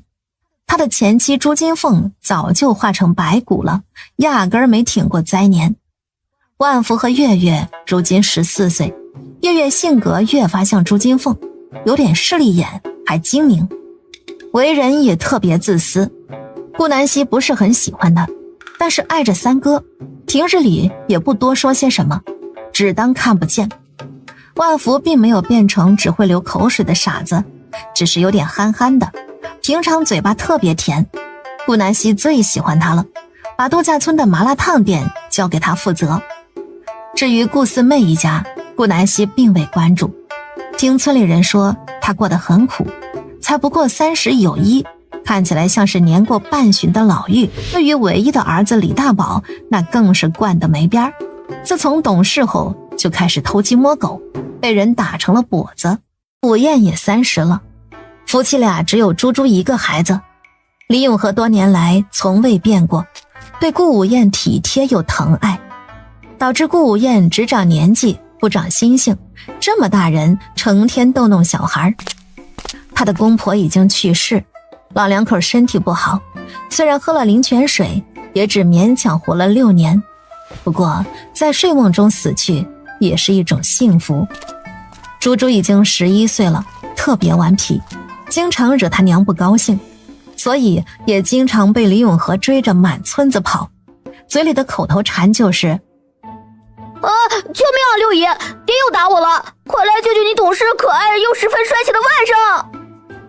顾家的大宅子隔几年就扩建一下，现在都不能叫房子了，大的跟现代的庄园一样，不然怎么配得上云昭王爷的身份呢？至于顾家那老两口早就不在人世了，要说怎么死的呢，那可说来话长。顾家大孙子顾栓子在20岁那年娶了媳妇，没给彩礼，这媳妇凶悍的要死，成天坐在顾家大门外骂着老两口。可怜的顾守岁一把年纪还要耕种，顾兆氏也每天洗衣烧饭干活，累得腰都直不起来，像是背了一口罗锅。顾长营和顾长铁因为残疾被活活饿死在床上，顾长铁的媳妇也跑了，带着他儿子顾福同改嫁，而顾大头已经25岁，还娶不起媳妇，成天去村里寡妇屋转悠，赚点零碎铜板都拿去养女人了。顾栓子妻管严，从不帮爷奶说话，他心里也恨着爷奶，觉得是他们挡了自己的路。如果他们当初对顾南希好一点，那他是不是就有一个王妃堂妹了呢？顾家老两口最后活活累死，不得善终。平安镇的县衙内，今日是周太尉和新知县交接的日子。周太尉升官了，成了知府，而新知县却是大家都特熟悉的人，南风。他今年刚考上进士，因为名次靠后，本就要外放去苦寒之地当知县。单仁帝知道他是小西的干弟弟，干脆点名把他弄来平安县了，也算是肥水不流外人田。南风回来时是跟单仁帝一起的，每年一次下江南，顺路就把南风给捎回来了。和他一起的学子不知道有多羡慕。长途跋涉来到度假村时，顾晨明和顾晨礼一把搂住这小老头，丝毫没有再怕的。身旁的李公公早就习惯了。皇上对3个小皇孙向来是疼到骨子里。说来也奇怪，宫里所有皇子公主竟然没有一个有子嗣，就跟被人下了绝育药一样。单仁帝也派人查过，可这些皇子和公主身体都很健康。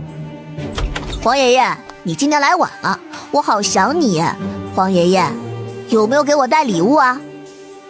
顾晨礼两眼星星地看着单仁帝，上次皇爷爷走时说等到他10岁就送给他一把宝剑，这剑是开国大将军年轻时用的，斩杀过无数敌人。你这个臭小子，记性倒是好，来，把宝剑拿给他。好嘞，万岁爷。李公公从马车的盒子里掏出3样东西，一把是宝剑，一本是存放100年的藏书，还有一个木盒，不知里面装的是什么。还愣着干嘛？去试试宝剑。顾晨礼惊喜地接过盒子，刚一打开，这剑就冒出一股冷气，让人胆战。真不愧是斩杀无数人的宝剑。他拿起剑嗖嗖2下，路边的树枝尽断，被煞气滋养了这么多年，竟然还这么锋利。我好喜欢呀，谢谢皇爷爷。臭小子，喜欢就行。陈明啊，你看看这书喜不喜欢？顾晨明接过书籍，也同样满脸喜色。皇爷爷，我喜欢。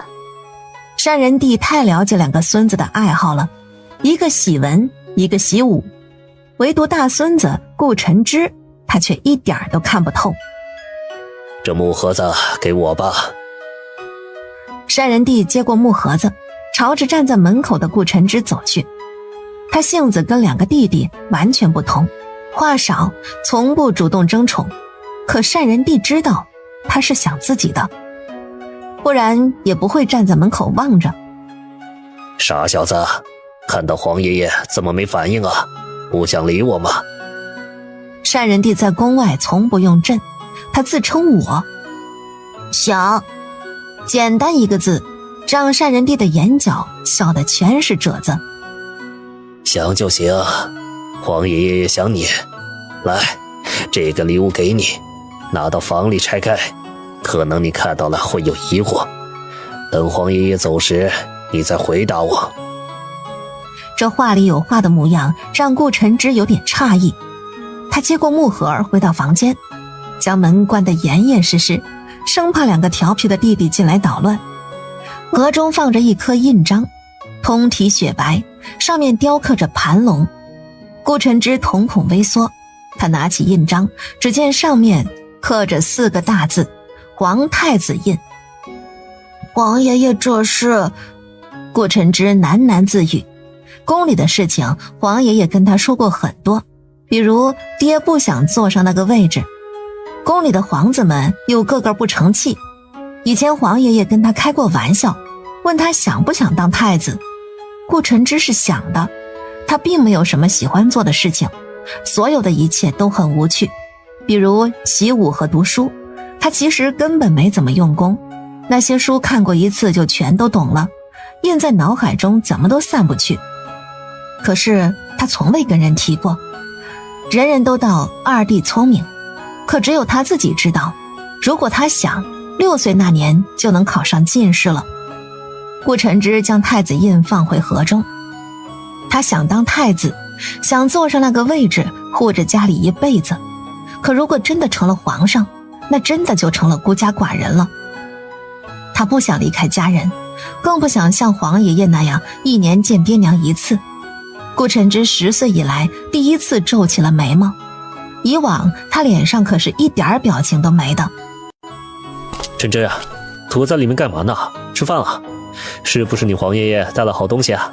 这臭小子，给你爹我瞧瞧是什么？顾晨之打开房门，面前的爹爹明明30了，却一点都没变老，看着跟舅舅一般大，性格还是那么幼稚。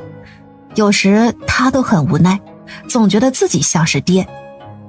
嗨呦，舍得开门了？父皇给你送什么了？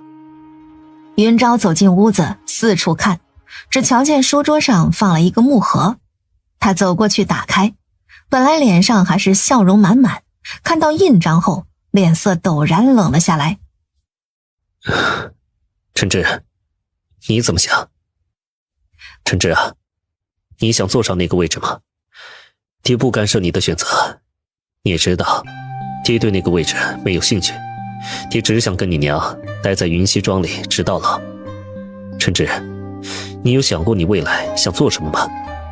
你看看家里人，你八姨喜欢做菜，她成天研究怎么把菜做好。你十舅喜欢武，他就去了兵营锻炼。你11舅喜欢读书育人，他就在这里教书。大家都有自己喜爱的事物，你喜欢什么呢？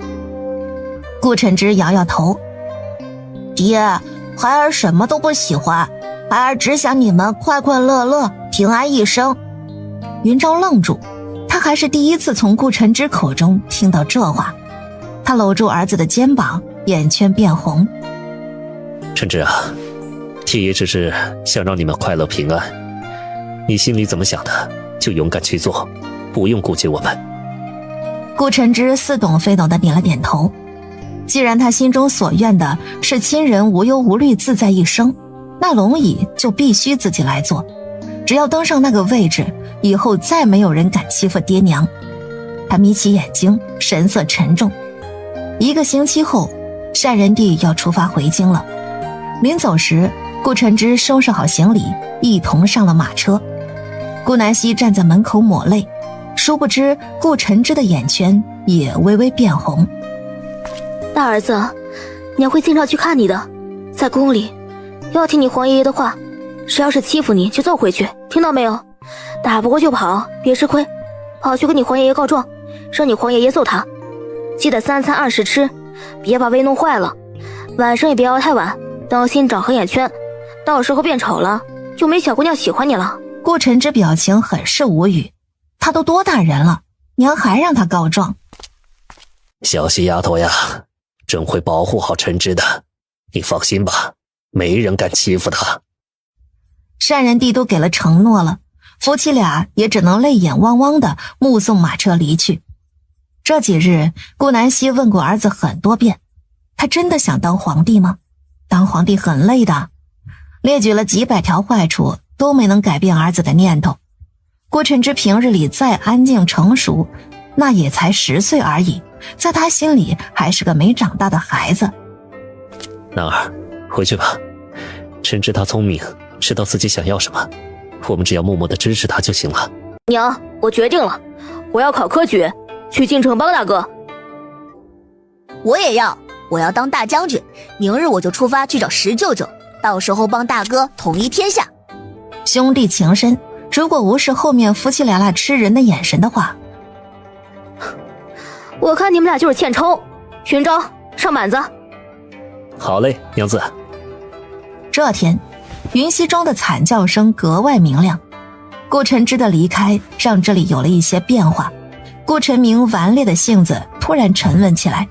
他日日在房中看书，不懂的就去请教南风和顾十一，闲的时候还会陪着顾南希散散步，帮他按按肩膀，这些活都是以往顾晨之干的。而顾晨礼则是悄悄带着行囊和小金库离家出走了，临走时留了信，说是要去投奔舅舅，把顾南希吓得和云昭二人骑马追了整整1天都没找到。1个月后，顾十郎传来书信，说顾晨礼已经安全到达。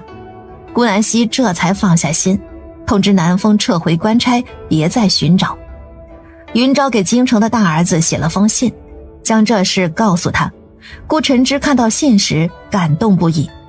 他刚到宫里没多久，这里局势很紧张，几个大皇子虎视眈眈地盯着龙椅，小皇子们也不甘示弱，才7、8岁而已，讲话夹枪带棒。他有幸体会过。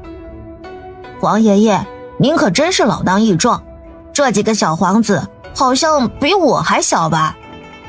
单人帝见孙子这么盯着自己，他脸色有点尴尬。你这臭小子还敢调侃朕，罚你今天把这本书都看完，不然抄上50遍。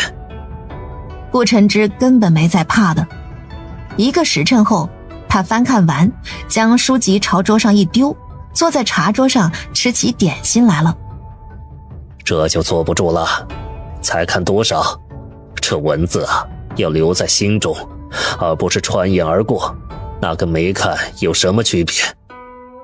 单人帝表情有些冷，既然决定让大孙子坐上龙椅了，那必须要严格培养。顾晨之很无语，这种书还需要记吗？看1次就会背了。胡说，这么厚呢？见他不信，顾晨之干脆从头开始背，直到背了小半个时辰，单人帝才叫停了他。行了，也不嫌口干，给太孙倒点茶。单人帝虽然没笑，可他弯起的眼角出卖了他。嗨，朕的大金孙啊，怎么这么聪明啊？老天有眼啊，竟然让文曲星降临我们百里王朝，看来王朝又要兴上好几代了。他心里的小人高兴地跳起舞来。好了，传膳吧，到饭点了，你多吃点，别到时候饿瘦了，你娘要怪朕没照顾好你了。是，王爷爷。过了几日，宫里举办了盛宴，庆祝百里王朝立了太孙。这过程很是艰辛，毕竟也没有隔代立太孙的先例。可单人帝是个将种，谁能拧得过他呀？朝堂上吵了整整3天，这太孙终究是立下了。云溪庄却变得鸡飞狗跳，原来是顾三文的女儿顾月月闹出了事。3个月前，她吵着要跟小麦一样想独自负责一个分店铺面。顾三文骂他心比天高，顾南希碍着情面，就给了一家隔壁县的新铺子让他干，承诺3个月不亏本，就一直让他干下去。顾月月高兴地答应了，第2天就拿好行李住在了隔壁县新铺子的后院。当然，她一个14岁的小女孩，虽然在古代已经可以相看人家，可顾南希还是当她是半个孩子。本不想让她住在外面的，每天随着送货马车一起去就行。顾月月偏不肯。顾月月一开始干得还不错，因为名气在，店铺一开张生意就爆满。可看店是很无聊的，那些银子还不属于自己。顾月月1星期都没挺住，就把铺子交给伙计了。他带着亲爹给的银子在县城到处玩，还结交了好几个不三不四的朋友。在一场踏青中，他结识了一位学子，名吕涛，才18的年纪就有了秀才的功名，长相也很有书生气息，白白净净的。顾月月对他一见钟情，两人暗生情愫。在一个晚上，两人在铺子后院洞了房，就这么你侬我侬，每晚偷偷见面。1个月后，书生露出了真面目。月月，明年就要科考了，我家中只有一老母，身体不好，平日里就绣绣帕子供我读书，我实在是于心不忍。这不，你也瞧见了，我只有这一身长袍，已经穿得泛黄了。娘为了给我买布做新衣服，竟活生生的累病了。月月，你那里有银子吗？我想跟你借20两，可以吗？我知道你对我最好了。月月，等我考上进士，就娶你过门。顾月月被迷得连思考能力都没有了。我这里只有5两了，爹爹只给了我50两银子傍身，这段10日请客吃饭，还有送你的那几本书籍，花了我不少钱。他不好意思地从荷包里将5两银子都掏给了他。就这么点儿，罢了，我知道你嫌我穷酸，我还是走吧。从今以后，你我就当是陌生人。原来我在你心中一点分量都没有。郎，我不是这个意思，我身上真的没银子了。姑姑说3个月才给我结一次工钱，这样我明天就回去问她要，怎么样？吕郎，你别生气，我心里只有你一个人，我从来都不嫌弃你，你不要走好不好？你这样我害怕。乖，月月，别哭了，我就是气我自己太无能了。可我就是一个穷书生，我给不了你未来。唉，书中都说有情人终成眷属，可我觉得都是假的。月月，我们还是别联系了，我娘病得太严重了，我实在是没办法谈情说爱。吕郎，这样我把铺子里的货银拿给你好吗？只要我不说，姑姑不会知道的。这铺子赚的银子全部被我锁在柜子里了。姑姑说3个月一交，到时候我就谎报点，她不会查的。吕涛的眼睛噌地变亮，可他却心口不一地说：这样不好吧，月月，我不希望你被你姑姑罚，还是算了，我多去找点抄书的活计吧。只是今后见不到你了，月月，我走了，明天一大早我就去抄书。别走，吕郎，求你了，留下来好吗？我一个人害怕，你不要抛下我，没有你我可怎么办？别这样，我也爱你，可我们总要考虑现实啊。我只是一个穷书生，我连自己都养不活，更连明年科考的银子都没有，家里已经揭不开锅了。我不能这么自私的只顾自己。月月，我们下辈子早点遇见好吗？吕郎，不要走。好了，月月，别哭了，我该走了。吕郎，你不要走，你走了我活着还有什么意思？你放心，姑姑不会怪我的，姑姑可有钱了，她还是王妃呢。我姑父是当今成王，他们家的银子几辈子都花不完，不会跟我计较这点的。这铺子就是姑姑送给我的，那钱自然也是我的，我说了算。吕郎，我这就去给你拿银子，算我求你了，不要离开我，我爱你，我爱你爱到死也愿意。顾月月将亲爹的嘱咐抛在脑后，竟然把顾南希的身份告知了吕涛。陈王，王妃，这还得了？吕涛的眼睛就像那深山里的野狼，冒着绿光，而顾月月就是他的猎物。他心脏跳得极快。王妃，月月，有些话不能乱说的，就当我没听到，以后不要这样讲了，隔墙有耳。真的，我姑姑真是王妃，你不信，出去打听下就知道了。顾氏灵石殿有无数分店，就在我姑姑名下。我姑父是成王，我大堂弟是当今皇太孙，我还见过皇上呢，他人特别好，还给我吃糖。这下好了，底细全说出去了。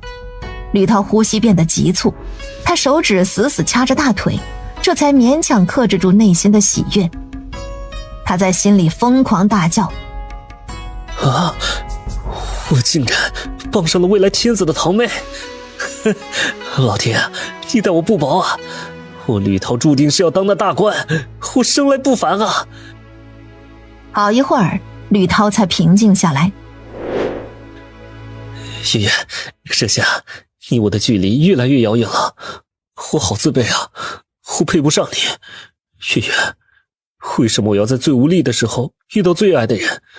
我好难受啊，月月，我的心里全是你，怎么办啊？月月，我这辈子都想和你在一起，一想到要和你分开，我的心就好痛啊！吕郎，你哪里难受？不要吓我好不好？我们不分开，我们永远都不分开。我从来没有嫌弃过你，你是那么有文采。吕郎，我相信你，明年的状元之位绝对是你的。月月，我明年就娶你好不好？只是我怕我考不上状元，你这么美，这么好，我怕只是一些昙花，配不上你。吕郎，没关系的，我堂弟也许看在我的份上，会立你当状元呢。这样吧，今年过年你来我家，就当提前见我爹了。到时候我堂弟肯定回来，我带你见见他，怎么样？我都听你的，月月，我这辈子最大的幸事就是遇到你。吕郎，我这就去给你拿银子，先给你50两吧，用最好的药给婆婆治病。姑姑这铺子一天能赚80两呢，只是少了50两，她不会发现的。这就叫婆婆了，这么想嫁给我呀？啊？讨厌，你坏，哼，不理你了，人家一句话都不想说。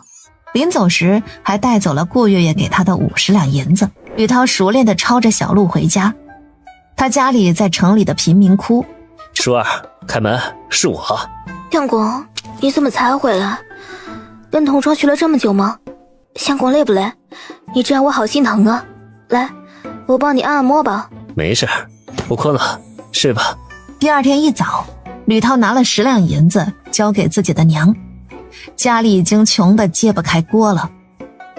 儿啊，这银子是哪儿来的？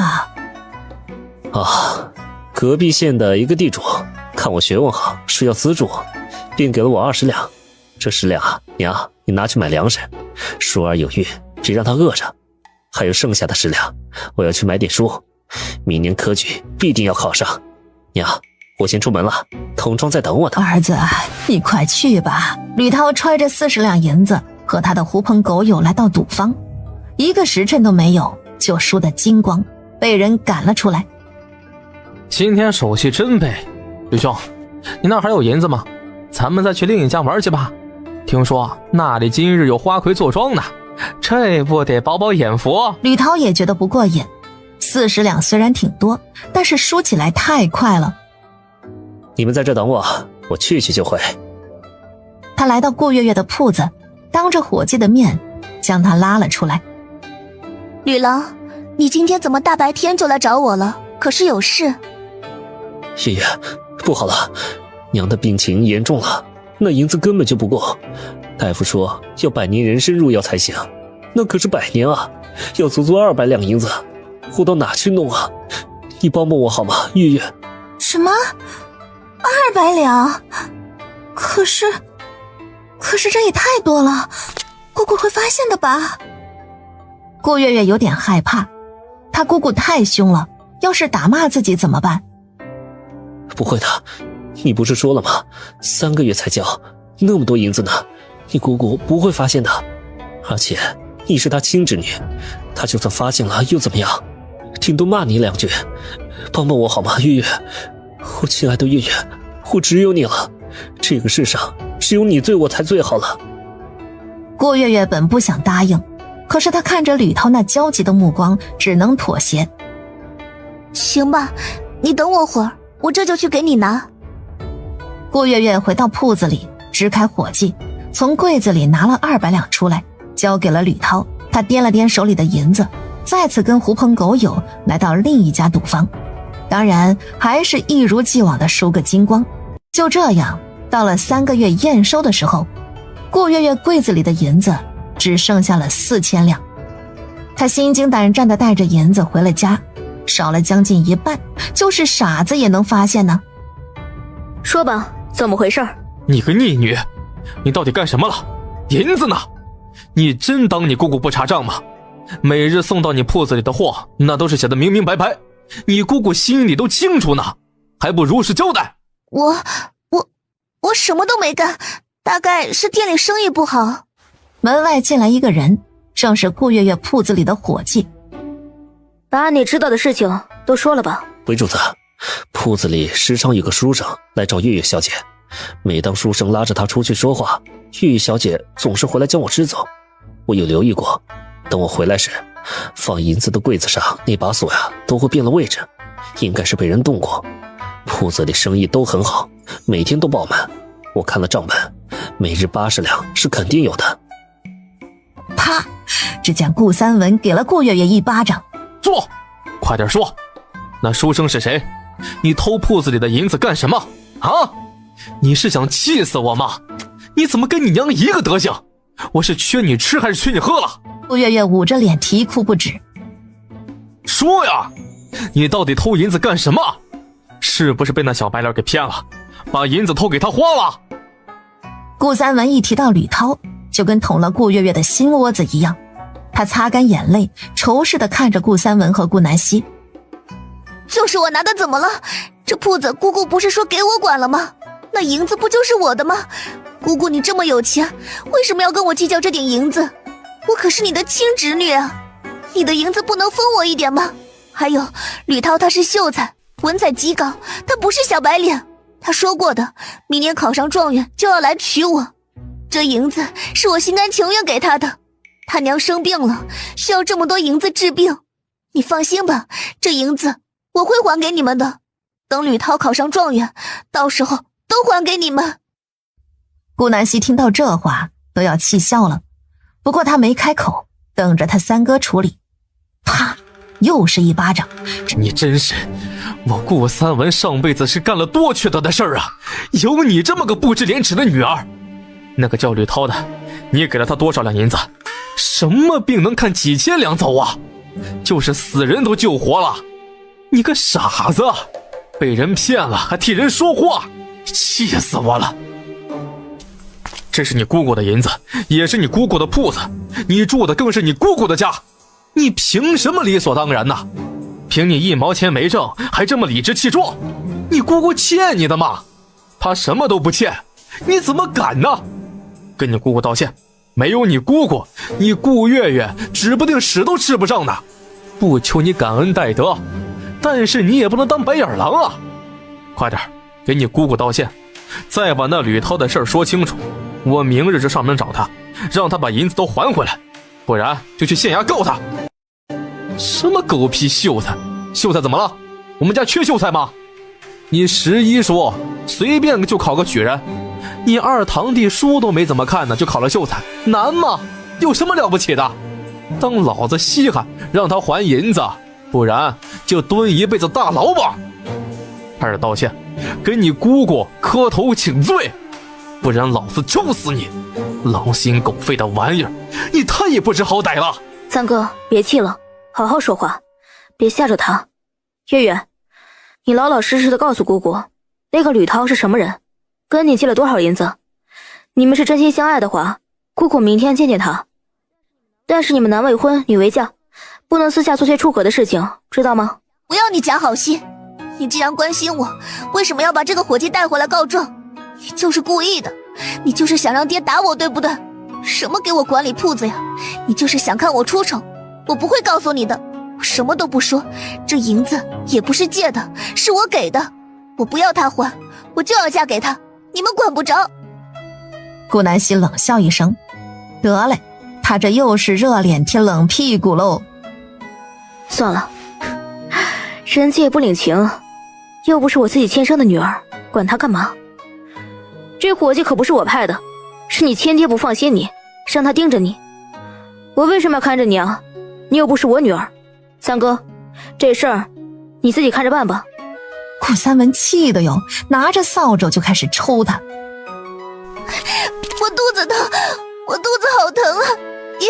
别打了，我有孕了，我肚子里有孩子了，别打我了。还没抽几下呢，顾月月就抱着肚子喊疼。什么？有孕？他眼睛一翻，昏倒了。顾南希只好折返身子，先救三哥，再救侄女。万幸的是，顾三文只是气急攻心，扎了针喝碗药就行，而顾月月连胎气都没动，看来说肚子疼应该是装的，而这孩子已经有2个月身孕了。顾三文从床上爬起，用一把铁锁将顾月月的房门锁上，窗户也死死钉住。你这辈子都别想出来了。三哥，别气了，我已经派人去调查了，如果他人品还过得去，就把月月嫁给他吧。顾南希是真的不想再看这倒霉孩子一眼，赶紧嫁出去拉倒。做出这样的事儿，人品能好到哪儿去啊？放我出去，我要见吕郎，你们这是囚禁我，放我出去，不然我一口饭都不会吃的。顾月月疯狂尖叫，顾南希干脆撒了点迷药让他睡过去，不然这么个叫法他晚上还怎么睡。第2天，严卫就带着消息回来了。这人确实是个秀才，不过名次在末尾，运气好，前一个突发疾病去了，才将他往前提了一位。他家在镇上的贫民窟，穷得不行。据他家邻居说，原来他家境也挺好，他爹是个小地主，感染风寒死了，却留下不少田地和2间铺子。没想到这人染上毒瘾，把家底儿输了个精光，只能在镇上租个房子苟且偷生。这小子已经成亲了，而且他媳妇儿马上就要临盆，他娘并没有生病，身体好着呢。月月小姐给他的银子全部拿去赌了，还包了一个花魁半个月，在他身上砸了800两银子，就连他家租的房子都被他偷偷用50两买下来了。可这事儿他没告诉任何人，每月的租金都拿在自己手上。酒楼掌柜只有这么一个独女，从小宠到大，只好认栽，强行给他女儿落了胎，把酒楼盘了，一家子不知道去哪儿了。第2个骗的就是他媳妇儿刘淑儿，她本是大户人家的千金小姐。随着严卫说的话，屋里的气温越发低，众人沉默不语。这已经不是人品好坏的关系了，这人救他娘的是个畜生，专骗小姑娘的畜生。顾三文气得发抖，他冲到顾月月房外，让严卫当着他的面把这话再复述一遍。严卫照做，可顾月月压根儿不信。你们就是故意的，吕郎那么好，他不会骗我的，我不信，我不信，你们都是骗子，我要嫁给吕郎。见他执迷不悟，顾南希提议明天一家子带着他去当面找吕涛，让顾月月认清现实。顾三文只好答应。第2天一早就动了身，一家子来到了吕涛家门外。顾月月激动地上前敲门。相公，好像有人找你。刘淑儿一声呼唤，吕涛穿好衣服出来了。月月，这是谁？吕郎，你骗我，你已经成亲了，为什么还要骗我？原来你说的只爱我一人都是假的吗？吕郎，你好狠的心，你让我怎么办？我肚子里的孩子又该怎么办？顾月月蹲在地上哭，刘淑儿也懵了。相公，这是怎么回事？吕涛刚想解释，就被严卫制服。带去衙门吧，于是众人又来到这个镇上的县衙。知县得知顾南溪是陈王妃，那叫一个殷勤呢。了解来龙去脉后，知县小心翼翼地询问顾南溪：陈王妃，请问您想如何惩戒他呀？顾南溪喝了口茶，淡然地说：革去功名，给他净身。既然糟蹋了这么多女子，那以后就别当男人了，当个太监吧。知县冷汗直冒，这也太凶残了。不过她是陈王妃，当今皇太孙的亲娘，她能怎么办呢？当然是同意喽。正当他吩咐官差把吕桃拖下去时，顾月月却跪在地上给顾南溪磕头：姑姑，月月求你了，放过他吧，吕郎肯定不是故意的，他也有隐情，谁让他穷呢？穷是无罪的，如果吕郎富裕，定不会这样做。怪就怪他们，是他们傻，这才被骗。我跟吕郎却不同，我们是真心相爱的。姑姑，你就让我嫁给他吧，我不介意，我真的不介意，不要惩罚他好不好？月月求你了。顾南溪感觉自己的三观都要破碎了，他不可置信地看着三哥。顾三文也懵了，这一刻眼前的女儿是那么陌生。他有妻子了，你怎么嫁呀？休了就是，我不介意当继室。顾南溪都气笑了。你休想，真当我刘淑儿是软包子吗？我可是刘氏之女，我大伯也是三品大官。你吕涛敢休我试试？我肚子里可是有你孩子呢。刘淑儿瞪着顾月月，两人之间火药味满满。听到了吧，人家有妻子的，你想嫁，那就当妾呗。顾月月沉默了一会儿，她满脸纠结，只一盏茶的功夫就想通了。姑姑，我愿意当妾，只要能跟吕郎在一起，我当妾又如何？反正吕郎心里只有我一人，不像你占着正妻又怎么样？吕郎根本不爱你。你这个贱人，为什么抢我相公？你猪口不如，你肚子里的孩子早晚夭折。你肚子里的孩子才夭折呢，就算不死也是个赔钱货，不像我，肯定生儿子。两人吵得不可开交，顾南溪已经不想听了。三哥，你看着办吧，这事我管不了了。顾南溪带着大部队走到门外，只留下顾三文一人面对他们。你真的要做妾？是，爷，你就成全我们吧。吕郎他很好的，以后他考上状元，你就有个状元女婿了。哼，我可攀不起状元。你要是非要做妾，可以。从今天起，你我父女二人断绝关系，再不往来，我就当没有你这个女儿。顾三文松了口气，他终于还是把这话说出来了。爹，你为何要对我这么狠心？我话没说完就被顾三文打断了。别扯开话题，跟我回家还是留在这儿，你选。留在这儿，我离不开吕了。爷，对不起。你穿的吃的用的皆是你姑姑给的，所以你不配带走任何东西。从今往后我们恩断义绝，我这辈子都不想再看见你。既然你非要当妾，那我就祝你幸福吧。以后你要是再敢回来，我便打断你的腿。他跟着吕涛和刘淑儿回了家。一开始吕涛以为顾家只是嘴硬心软，可随着时间越来越久，顾月月的肚子都快生了，这顾家也没有任何表示。吕涛就像换了个人似的，他把顾月月赶去柴房住，就连生产都没给他请产婆。顾月月靠着顽强的毅力生下了一个儿子，可因为太久的缺氧，孩子脑部受损，成了脑瘫。比起刘淑儿生的健康儿子，顾月月跟孩子更不被待见了。家里的活计全部都落到她一个人的身上，从早干到晚，吃不饱睡不好，活得比老牛还累。几套的功名还是被革了，顾南溪不可能这么好心，让一个陌生人用掉他几千两。只是打个招呼而已，这个秀才从此成了平头老百姓，这辈子都不能参加科考。吕涛将这火气全部撒在顾月月身上，家里没了收入，房子也赌输了，吕涛干脆把2个儿子都卖了。刘淑儿心死，和吕涛和离，自己绞了头发去庙里当姑子了。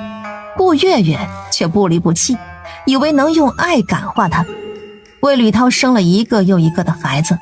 然而这些孩子都逃不开被他卖掉的下场，直到顾月月再也生不出，吕涛也因为欠钱太多被赌坊的打手活活打死。顾月月呢，他早就被吕涛卖去深山了，生死不知。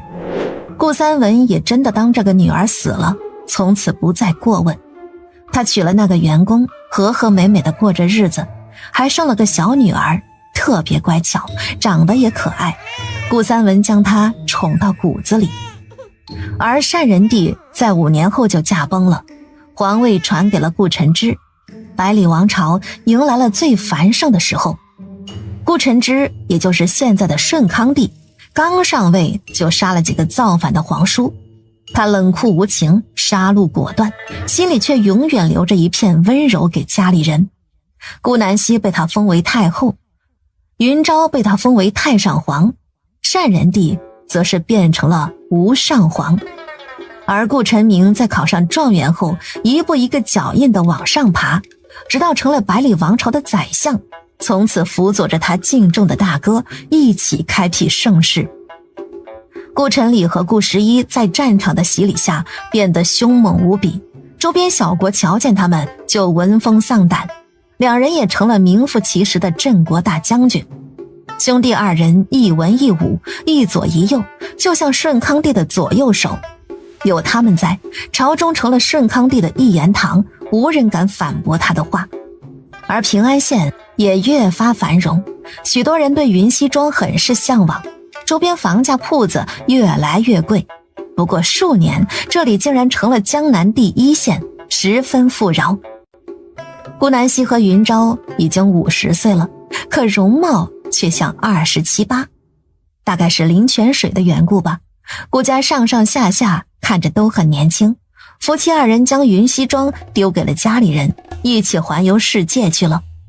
他们爬了无数山，看过许多地方的海，吃过各种美食，降服数百的山匪，就连周边的国家也去闯了闯，愣是玩了5年才回家，被3个儿子好一通埋怨。无奈夫妻2人只好心虚的在度假村带着孙子孙女们。是的，这5年顺康帝有了8个孩子，顾晨明和顾晨礼也都各有2个孩子，整整12个小屁孩，吵得顾南溪头都晕了。他痛并快乐着，开心了就去宫里住住，享受儿媳妇们的伺候，不开心了呢就回到度假村种种菜，赏赏花，偶尔下雨时听着雨声，坐在亭子里吃点心喝茶。云昭喜欢钓鱼，顾南溪就陪着他一起钓，大伞支棱着，一点太阳都晒不到，丫鬟们伺候在跟前，一会儿喂酸梅汤，一会儿递果子的，悠哉享受。顾南溪这一生都很快乐，家里没了顾月月这颗老鼠屎，侄子侄女弟弟妹妹外甥外甥女都很听话，一个个也争气。顾氏这个大家庭越来越壮大，却都团结一心，逢年过节跪了一院子的人给夫妻俩磕头，顾南溪发红包都发得手软。他无比庆幸自己穿越到这个朝代，遇见了相爱一生的人，也拥有了3个孝顺懂事的好儿子，更是在晚年每天都过得那么热闹，无人敢欺负他们。睡梦中顾南溪都是笑的。